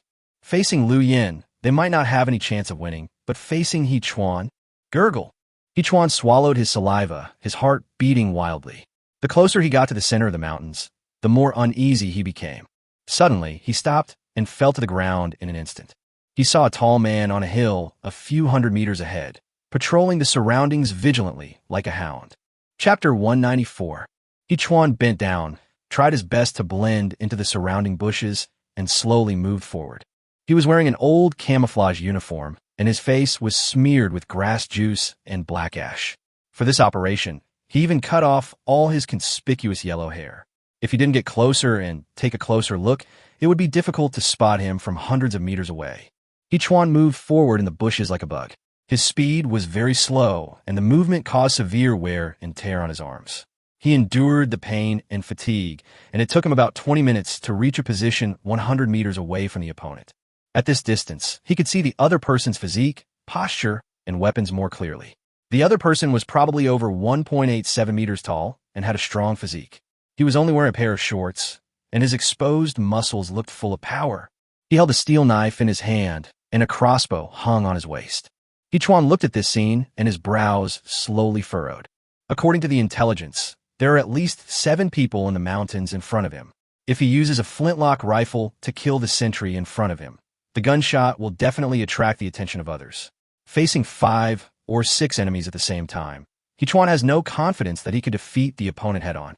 His previous idea was to defeat the enemy one by one through sneak attacks. The firing rate of the flintlock rifle and the time required to reload meant that he could only fight guerrilla warfare and could not engage in a head-on battle with the enemy. Even if he loaded 3 guns at the same time, he could not defeat 5 or 6 enemies. Moreover, he had to consider the accuracy of this inferior flintlock rifle and problems such as barrel explosion and gunpowder blockage. Fuck it, we can't shoot. If we have to fight hand-to-hand. Chuan secretly looked at the player who was on guard, swallowed his saliva timidly, and cursed, "Look at this guy, he looks like a fucking blind bear, and his arms are as thick as my thighs. If I go up to fight him, I'll smash his head into a dog's head." After careful consideration, Chuan gave up the idea of lurking over and confronting the opponent head-on. This plan was too dangerous. Apart from the 3 flintlock rifles, his fighting ability was no different from that of an ordinary person. There was no way he could defeat a big and strong man. So now all we can do is wait. Wait until it gets dark. Wait until night falls. Chuan looked up at the sky. The sun was about to set, and the sunset glow on the horizon was dyed red, which looked extremely beautiful. In 2 hours at most, the sun's rays would completely disappear over the wilderness. Night fell and darkness enveloped the entire wilderness. The night provides a layer of protection for living things, and many wild animals will go out hunting at this time. Hechuan is also quietly waiting for the darkness to fall, and then he takes the opportunity to approach and quietly kill the strong man on guard. Time passed. Every second went by. Hechuan endured the invasion of mosquitoes and hid in the bushes motionlessly. Finally, the last ray of sunlight disappeared in the wilderness. The time came to 7:43 in the afternoon, and night finally fell in the wilderness. A ball of fire lit up on the top of a hill in the distance. It was the sturdy man on sentry who lit a torch. In many cases, fire is a symbol of safety and warmth in the darkness. But at this moment, the fire was a way to death, as it provided Hechuan with the accurate location of the strong man. Crash! There was a rustling sound in the bushes, like the sound of wind blowing gently. Hechuan's figure has quietly disappeared. Chapter 195. The temperature difference between day and night in the wilderness is extremely large. As soon as the sun sets, the temperature drops by more than 10 degrees. The night wind also brings with it a chill. Damn it, they always let me do the sentry and scouting work. When we go treasure hunting, it's always the 6 of them who do the work. Who knows if they will team up to cheat me and hide the treasure they dug up on purpose. The sturdy man muttered in a low voice while sitting in front of the fire. He had already taken out a coat and put on, looking around anxiously. After nightfall, wolves and some mutant beasts will come out to look for food. It's very dangerous for me to stay here alone. Although the strong man was well aware that the fire would expose his position at night, there was no way. If he did not light the fire when night fell, the danger would increase exponentially. The fire would have a certain deterrent effect on wild beasts. If he was in darkness, not only would his vision be severely affected, but those hungry beasts lurking in the shadows would also quickly target him, hunt him down mercilessly, and eat him up. After weighing the pros and cons, the strong man felt that it was safer to stay in front of the fire. Crash! A biting cold evening breeze blew in the distance, making the bushes under the hill rustle, as if some wild beast was passing through. The strong man was tense, picked up a torch, shone it in that direction, and then threw it heavily over. The torch flew over and illuminated a large area in the bushes. The strong man did not see any living creatures, so he felt relieved. Goo-goo! The sound of owls hooting in the night sky gives people a chilling feeling. The night in the wilderness always makes people feel insecure. The strong man unscrewed a pot of wine and took 2 sips. As the spicy wine went down his throat, his blood began to heat up, and his brain became excited. Boss, how long will you need? The sturdy man took a deep breath and contacted the captain in the private chat interface. Night has fallen. If we continue to stay here, it may be dangerous. After a while, the captain replied, we may have to stay here all night. There are 2 monsters guarding the treasure hiding place. We're making a plan to deal with them. You guard the entrance and don't let any creatures get in. After seeing the reply, the sturdy man cursed in a low voice, then sat down cross-legged with his head down as if he had accepted his fate, ready to stay up all night and fight a protracted battle. At this moment, there was a sound of grass and trees being pushed aside and crushed suddenly from the bushes on the left side of the strong man. The sound was so violent, there must be something there. The sturdy man jumped up instantly, yelling, "Who is there?" while pulling out his crossbow and shooting 3 arrows in that direction. Whoosh, whoosh, whoosh. 3 arrows flew and hit the source of the sound. The sturdy man widened his eyes, raised the torch, and walked forward, carefully observing his surroundings. There was silence in the bushes, as if the object that made the sound had been shot dead by 3 arrows. The strong man plucked up his courage, used a steel knife to push away the branches in front of him, and saw a short wooden stake with 3 short arrows nailed on it. Itsiteha? Short stakes? This thing has no legs. How can it move by itself? The sturdy man seemed to realize something. His eyes widened, and he turned around instantly. However, he was still a step too slow. A gust of evil wind suddenly rose from behind him. It was an ice-cold spear that instantly pierced his heart and nailed him to the ground. Blood gushed out his chest, and the strong man's whole body was convulsing. He wanted to shout loudly and alert his teammates through private chat, but his vitality and strength were madly overflowing from the wound. In just 2 or 3 seconds, he couldn't even issue a warning. His head tilted, and he lost his breath. Huff, huff. Behind the burly man, Hechuan was breathing heavily. He was sweating all over, and it was obvious that he was in an extremely nervous state. He had just ventured within 10 meters of a sturdy man and threw a short wooden stake in the opposite direction of himself, attracting the other party's attention and successfully killing him with a sneak attack. To be precise, this should be considered as his first real hand-to-hand combat with an enemy of similar strength. I'm sorry, I have no grudge against you, but in the wilderness, either I kill you or you kill me. I just want to live well, so please be a stepping stone for me to succeed. Chuan took a breath, calmly pulled the spear out of the other person's body, and plundered all the resources from the other person. After doing all this, he sneaked quietly into the depths of the mountains. He knew he didn't have much time, because if the strong man was killed, it wouldn't be long before the other team members would find that the contact information he sent to the strong man fell on deaf ears. The other party will react soon. As long as I can sneak near the enemy team and kill their captain with one shot, this goal will be perfectly achieved. Chuan's eyes were fierce and ferocious. Perhaps he himself did not even realize that, since his first contact with Liu Yin, his character had begun to change slowly, becoming more ferocious, more cruel, and more suitable for survival in this land. Chapter 196. It was late at night, and Liu Yin returned to his shelter. He did not stay in the pig-headed people tribe. After all, there was nothing there now, and it was very dangerous to stay there at night. Liu Yin was not worried that the place would be stolen. Now that he had joined forces with the Wilderness Hunter team, he was able to confront any force or ruthless person in the wilderness head-on. If anyone dared to be driven by greed and compete with Liu Yin for interests, his ashes would be scattered in the river within 3 days at most. Gurgle! Liu Yin sat cross-legged in front of the stove and threw a few pieces of cleaned mutton into the boiling pot. After preparing a series of condiments such as onion, ginger, chili pepper, pepper powder, and salt, Liu Yin opened the leaderboard while waiting for the meat to be stewed, ready to check how his ranking changed after today's battle. Although most of the pig-headed men were killed by dead creatures during the attack on the forest today, he did kill a level 2 mutant beast after all, the quality of which was far superior to that of the pig-headed men and ordinary players. The position on the kill ranking list is not based on the number of kills, but on the comprehensive index. Even if you kill 10,000 ants, the ranking will not be as high as killing a wolf. Kill list. Liu Yin squinted his eyes and started a search from the top of the kill list. After he wiped out those forces, his position on the kill list had reached the 3rd place, and now, his ranking has risen again. Number 2. Even Katalov has been squeezed out by me, huh? Liu Yin looked at the names on the kill list. After he killed the demon black ape, he had replaced Katalov, who was originally ranked 2nd, and became the 2nd highest person on the kill list. Hey, there's actually a kill point system.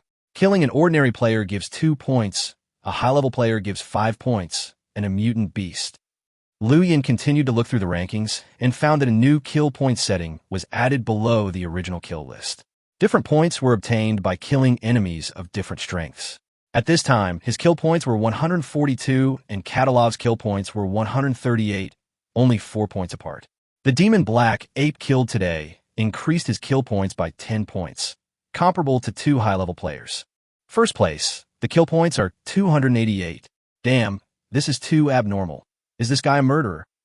Liu Yin looked at the names shining with golden light. Yao Qi, who was number 1 on the kill list.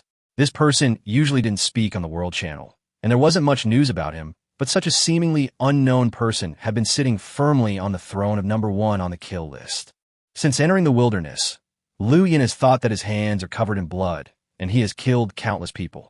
But it was not until this moment that he realized that compared to killing, the combined record of him and Katalov is slightly worse than Yao Qi. Liu Yin stared at Yao Qi's name in silence for a long time, and finally slowly looked away. If this guy named Yao Qi cannot become my friend, then he will definitely become my most powerful enemy in the future. This feeling is magical, just like a lion looking at another strong lion of the same kind. Although they have not fought yet, they can already clearly sense the threat from the opponent. When Liu Yin closed the kill list, he casually looked down and accidentally saw a familiar name. Number 68 on the kill list, Chuan. The rule of the leaderboard is not to only show the top 10, but only the top 10 will receive rewards. In fact, as long as you are in the wilderness and still alive, your name will definitely appear on a leaderboard. Of course, you may be at the bottom. Chuan, Huang Mao. This kid has actually killed 5 people. Liu Yin looked at the kill details marked behind Chuan's name and raised his eyebrows in surprise. Could it be that this kid can really fulfill my request? Chapter 197. Liu Yan had a very deep impression of Yichuan. When this guy first appeared in front of him, he was still a low-level player with nothing. At that time, Liu Yan only regarded him as a passerby. Even though he gave him 3 conditions, Liu Yan didn't think he could complete them. He just hoped that he could retreat when he saw difficulties. The second time was when he blocked the entrance to the pig-headed man's forest. Yichuan successfully tricked 3 flintlock rifles with his excellent acting skills and escaped unscathed. At this time, Liu Yan's opinion of him changed a little. This guy has outstanding acting skills and is very good at observing the situation and using the complex power struggles to gain benefits for himself. He is a very smart and courageous guy. Perhaps it was because of the situation, or perhaps he was really unwilling to stay at the bottom of society for the rest of his life and was eager to change himself. At least on that occasion, Yichuan successfully left Liu Yan with a very deep, positive impression. If he can always maintain this state, perhaps it is not impossible to recruit him into my team. Liu Yan thought very seriously. Although for him, killing a few characters on the power list and shelter list is nothing, but that is because he has the system in his hands. If it were an ordinary person who had no experience in the cruel struggle for survival in the wild, it would require unimaginable effort for him to accomplish this feat from scratch. If Yichuan can really accomplish it, it will prove that he has huge potential and can definitely meet Liu Yan's recruitment conditions. It seems I need to pay special attention to him. Liu Yan looked at Huang Mao's name on the leaderboard, smiled, and whispered, "He may be my first younger brother in the future." In the dark and narrow valley, Yichuan moved forward slowly and silently against the cold wind like a lone wolf. As the night deepened, the temperature in the air dropped below 10 degrees, and many wild animals left their nests under the cover of darkness and began to prepare for hunting. Some poisonous snakes and insects also crawled out from the cracks in the rocks and stretched their bodies wantonly. From the nearby valley came the sounds of wolves howling and beasts roaring, and from time to time, there were rustling sounds of crawling creatures around. Yichuan's heart was beating very fast, and in order to conceal his body, he dared not light a torch, but relied on the faint moonlight to move deeper into the valley. With every step he took, Yichuan felt nervous, fearing that if he lost his balance he would fall into the valley and be eaten by the beasts. Hiss! Suddenly, he felt his feet go soft, as if he had stepped on some soft creature. Then he heard a hissing sound similar to that of an angry snake. With the faint moonlight, he suddenly looked down and saw a long and narrow black shadow being stepped on, one of its ends raised high and biting towards the root of his thigh. Shit! Yichuan felt a chill on his back and subconsciously swung the machete in his right hand to chop forward. There was only a muffled sound of puff, and a fishy and hot stream splashed on his face, and half of the snake's body with the triangular snake head fell straight to the ground. It was a satin viper, extremely poisonous. Once bitten, the poison would kill you within 10 minutes. Yichuan was gasping for breath. The poisonous snake had almost bitten him in a split second, and he was only 1 step away from death. He was trembling all over, and after taking a few deep breaths, he forced himself to calm down. He knew that the road ahead of him was full of dangers, but for someone like him who had neither special abilities nor particularly good luck, if he wanted to change his fate and live a good life in the cruel wilderness, he had to rely on his own ruthlessness and his own fearlessness. This is the only way out for ordinary people. Chapter 198. Yichuan didn't dare to stop. He quickly walked around the place where the snake's head fell and went deeper into the valley. At this time, 15 minutes had passed since he killed the strong man on guard. He had to speed up his pace. Otherwise, once the opponent's players noticed something was wrong and became alert, his actions would become very difficult to carry out. As the cold night wind blew, Yichuan pulled up his collar to cover his mouth and nose and walked quickly into the darkness. In front of the cave, deep in the valley, 4 men and 2 women sat around a fire with serious expressions. They were the other 6 members of the Anaconda team. At this moment, a simple map was drawn on the ground in front of them with branches. The woman who looked like the leader pointed her dagger at the ground and said, "After my exploration, the situation inside the cave has been basically clarified. The treasure is hidden behind the 2 monsters' nests. I just checked, and there is no other way to get in. That is to say, we only have 2 choices. 1, we focus our firepower to kill those 2 monsters. The price is, we might be completely wiped out. After all, you have seen the size and strength of those 2 monsters. 2nd, send 2 people as bait to lure the 2 monsters away. Although they are very powerful, their speed and movements are very slow. By doing this, we can minimize the probability of casualties to the greatest extent. I thought about it, and I think the second method is better. What do you think? The female leader's eyes swept across everyone's faces like lightning. Although her words were meant to be a discussion, her tone was full of unquestionable commands. When everyone made eye contact with her, they immediately lowered their heads, fearing that they would be chosen to serve in the death squad. Okay, since everyone has no objections, let's draw lots to decide the candidate. The female leader showed a satisfied smile on her face. She picked up 5 willow branches from a distance, held them in her hands, and said, 5 sticks, 3 long and 2 short. Whoever chooses the short one will be the bait. When it came to the task of baiting, the female leader naturally excluded herself. Although the other people were dissatisfied, under her tyranny, no one dared to express any objection, and they could only draw lots according to her orders. Soon, a man and a woman were selected.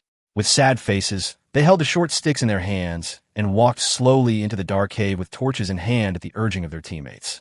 The female leader and the remaining 3 people ambushed on both sides of the cave, listening quietly to the movements inside the cave. After about 30 seconds, an angry roar was heard in the cave.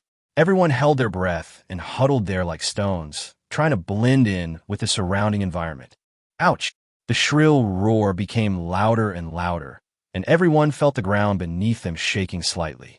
They knew that the monster in the cave was about to be lured out, and their muscles tensed up. Tap, tap, tap. A man and a woman ran out of the cave, wildly, in 2 different directions. Then 2 giant bears rushed out of the cave. They were huge, almost as big as elephants, with hair all over their bodies, standing up like hard steel needles. They seemed to be enraged and chased after the man and woman with their roars. Go! The female leader stared at the giant bear disappearing into the darkness, then suppressed her excitement and gave orders to the team members. Hurry up! That's great. I don't have to do anything, and there are 2 fewer enemies. In the distance, He Chuan, who had just arrived here, witnessed this scene and smiled with satisfaction. Chapter 199. The female leader was extremely excited, but she did not get carried away. She ordered her team members to enter the cave first to act as pathfinders, and she followed behind them in the safest position. The cave was filled with the stench of wild beasts. The female leader suppressed her nausea, held a torch, kept a distance of 4 or 5 meters from the team members who were exploring the way ahead, and stepped forward cautiously. The 2 team members who were responsible for leading the giant bear away were constantly reporting their location coordinates to her. This was very important because if they lost contact with a female leader, it would mean that they might have encountered an accident and were hunted by the giant bear. After killing them, the giant bear will quickly return to the cave. So she needs to keep an eye on the positions of the 2 team members at all times to prevent any accidents. This cave is very spacious. After all, it is inhabited by creatures that are comparable to giant elephants. Although its internal area is large, the entrance is not deep, only about 30 meters. 40 seconds later, everyone had reached the deepest part of the cave. This was a more open hollow area. With the light of the torch, the female leader saw the bones of wild animals all over the ground. Among these eerie bones, she found 2 chewed-up human remains. They seemed to be players who had strayed into this place and looked like they had been dead for several days. The female leader covered her mouth and nose. The smell of blood and stench in the center of the cave became stronger, making people feel strongly uncomfortable. She raised the torch and shone it forward and saw a plant half a person's height growing in the corner on the east side of the cave. Its branches were tender green and crystal clear, like a work of art carved out of jade, emitting little glows in the darkness. And among the emerald branches and leaves, there are 7 or 8 bright red fruits hanging down, looking very delicate, like transparent rubies. That's it, the blood fruit that can double a person's blood energy. After seeing the fruit tree, the female leader showed an irrepressible smile on her face. Her voice was trembling. Suddenly, she turned her head to look at the team member on her left and said sternly, "Benjamin, hurry up, go pick it." A blond male player muttered something under his breath, ran over quickly, picked all the fruits without leaving a single one, and held them in his palm. When the female leader saw those bright red fruits appear in front of her, she couldn't help but snatch them from her teammates and smiled crazily. "With it, my strength will be greatly improved, and I will become a super soldier. This fruit can enhance the blood of the user, and blood is directly linked to multiple data, such as vitality, strength, and speed. The stronger the blood, the stronger these three data will be. The two giant bears that had been lurking here before had such abnormal sizes because they had eaten this kind of fruit. Seeing the excitement of the female leader, the expressions of the other team members turned ugly. They had originally worked together to obtain this treasure, but now it seemed as if the female leader wanted to take it all for herself. They knew this woman's temper very well, but they dared not resist. The reason was simple. This woman had the strongest combat power and the best weapons, while they were just a group of ordinary players. Not to mention a one-on-one fight. Even a three-on-one fight might not be this woman's match. And most importantly, no one dared to lead the resistance. Finally, a young man gritted his teeth and stepped forward and said, "Anna, you can't do this. This is a common." "Shut up," the female leader suddenly shouted, staring at the man fiercely like a lioness. "You useless bastard. If it weren't for me, you would have died in the wilderness long ago. Don't think that just because we are husband and wife in the civilized society of the past, you can obstruct my decision-making. This is a brand new world. As long as I have power, I can do whatever I want. There are no laws or moral constraints here. I can have as many men as I want. You are a coward. You are not worthy of being my partner." The female leader cursed at the young man so much that he was utterly beaten. He lowered his head, standing there at a loss, and finally succumbed to the tyranny of his former wife. Seeing the reactions of the crowd, the female leader was very satisfied. She was about to put away the fruit and prepare to evacuate, when suddenly, a cold gun barrel stretched out from the direction of the cave entrance behind her and pressed against the back of her head. Ichuan walked out of the darkness and whispered, "Your story is quite interesting, but I'm not in the mood to listen now.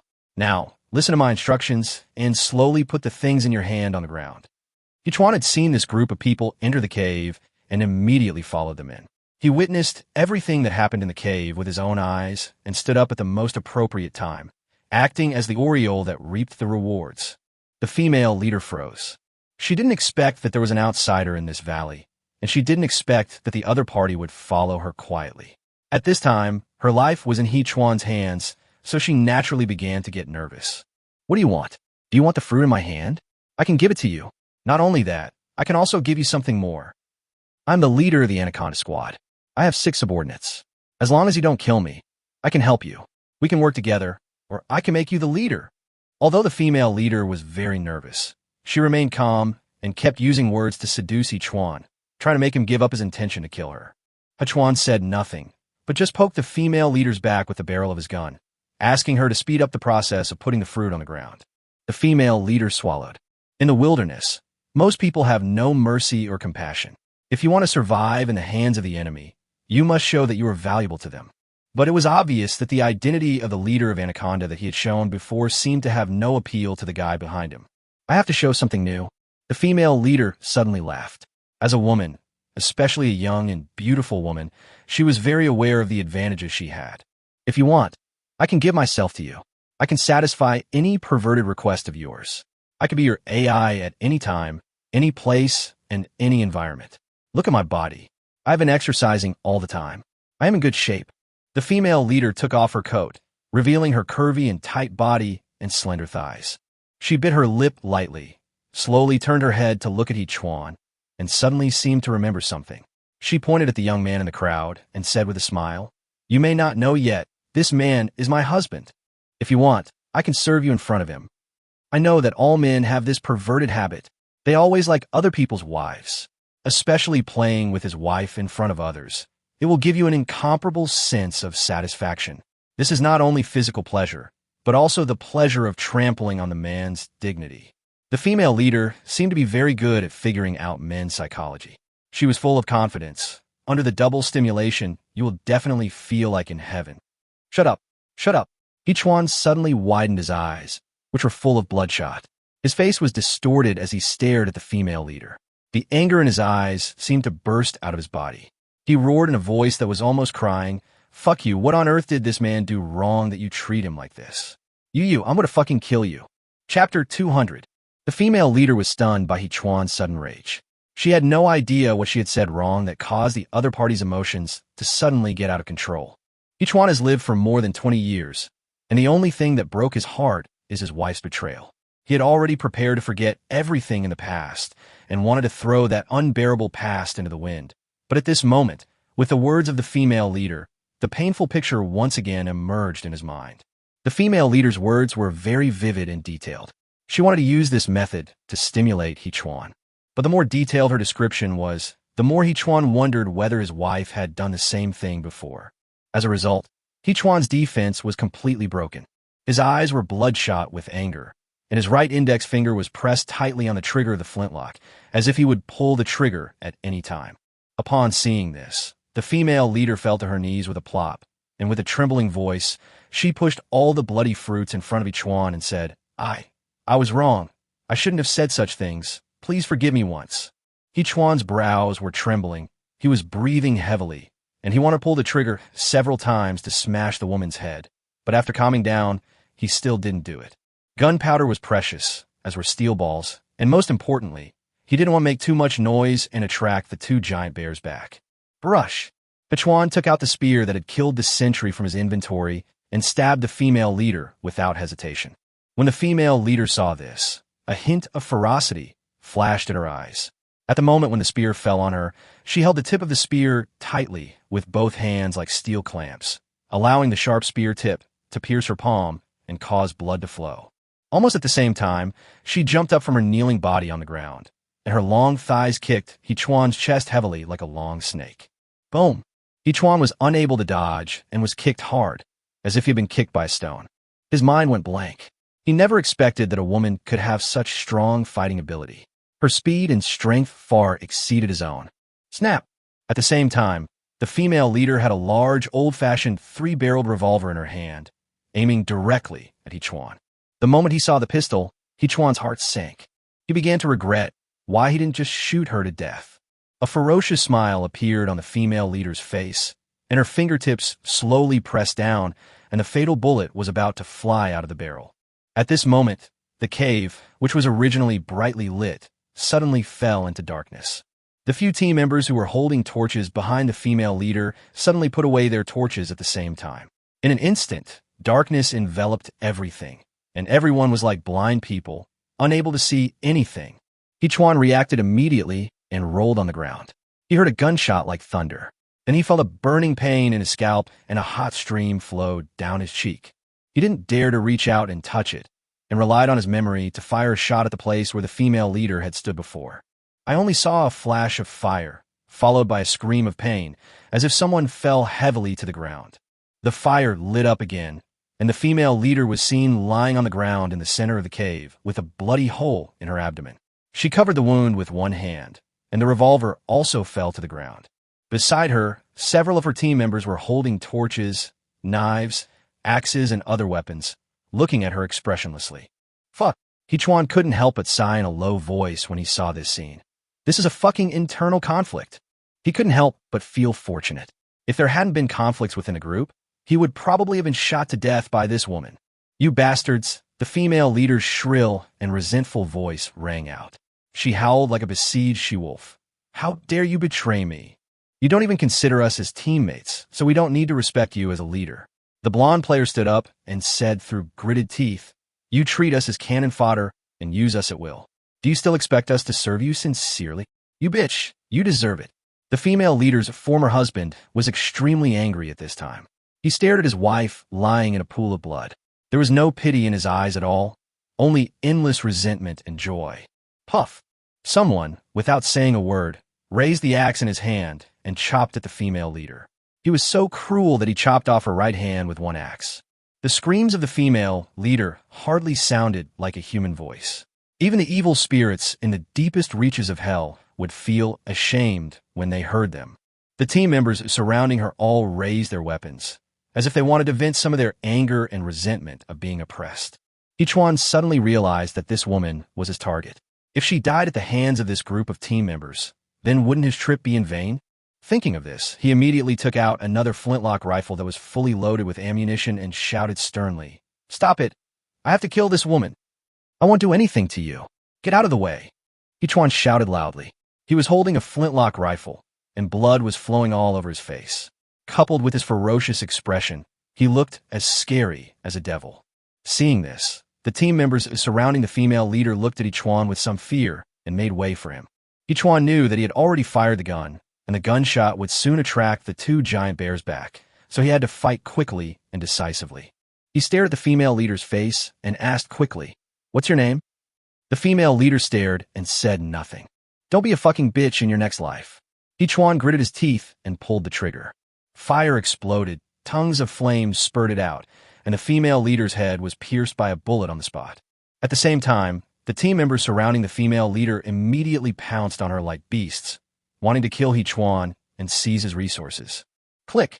He Chuan instantly took out the third flintlock rifle, aimed it at everyone, and shouted angrily, "Don't move. Whoever moves will die." Everyone was stunned. No one had expected that He Chuan actually had so many weapons. Finally, someone seemed to recognize He Chuan. He asked tentatively, "Are you the He Chuan who cheated the king of the hill team of 3 guns? Am I a celebrity now?"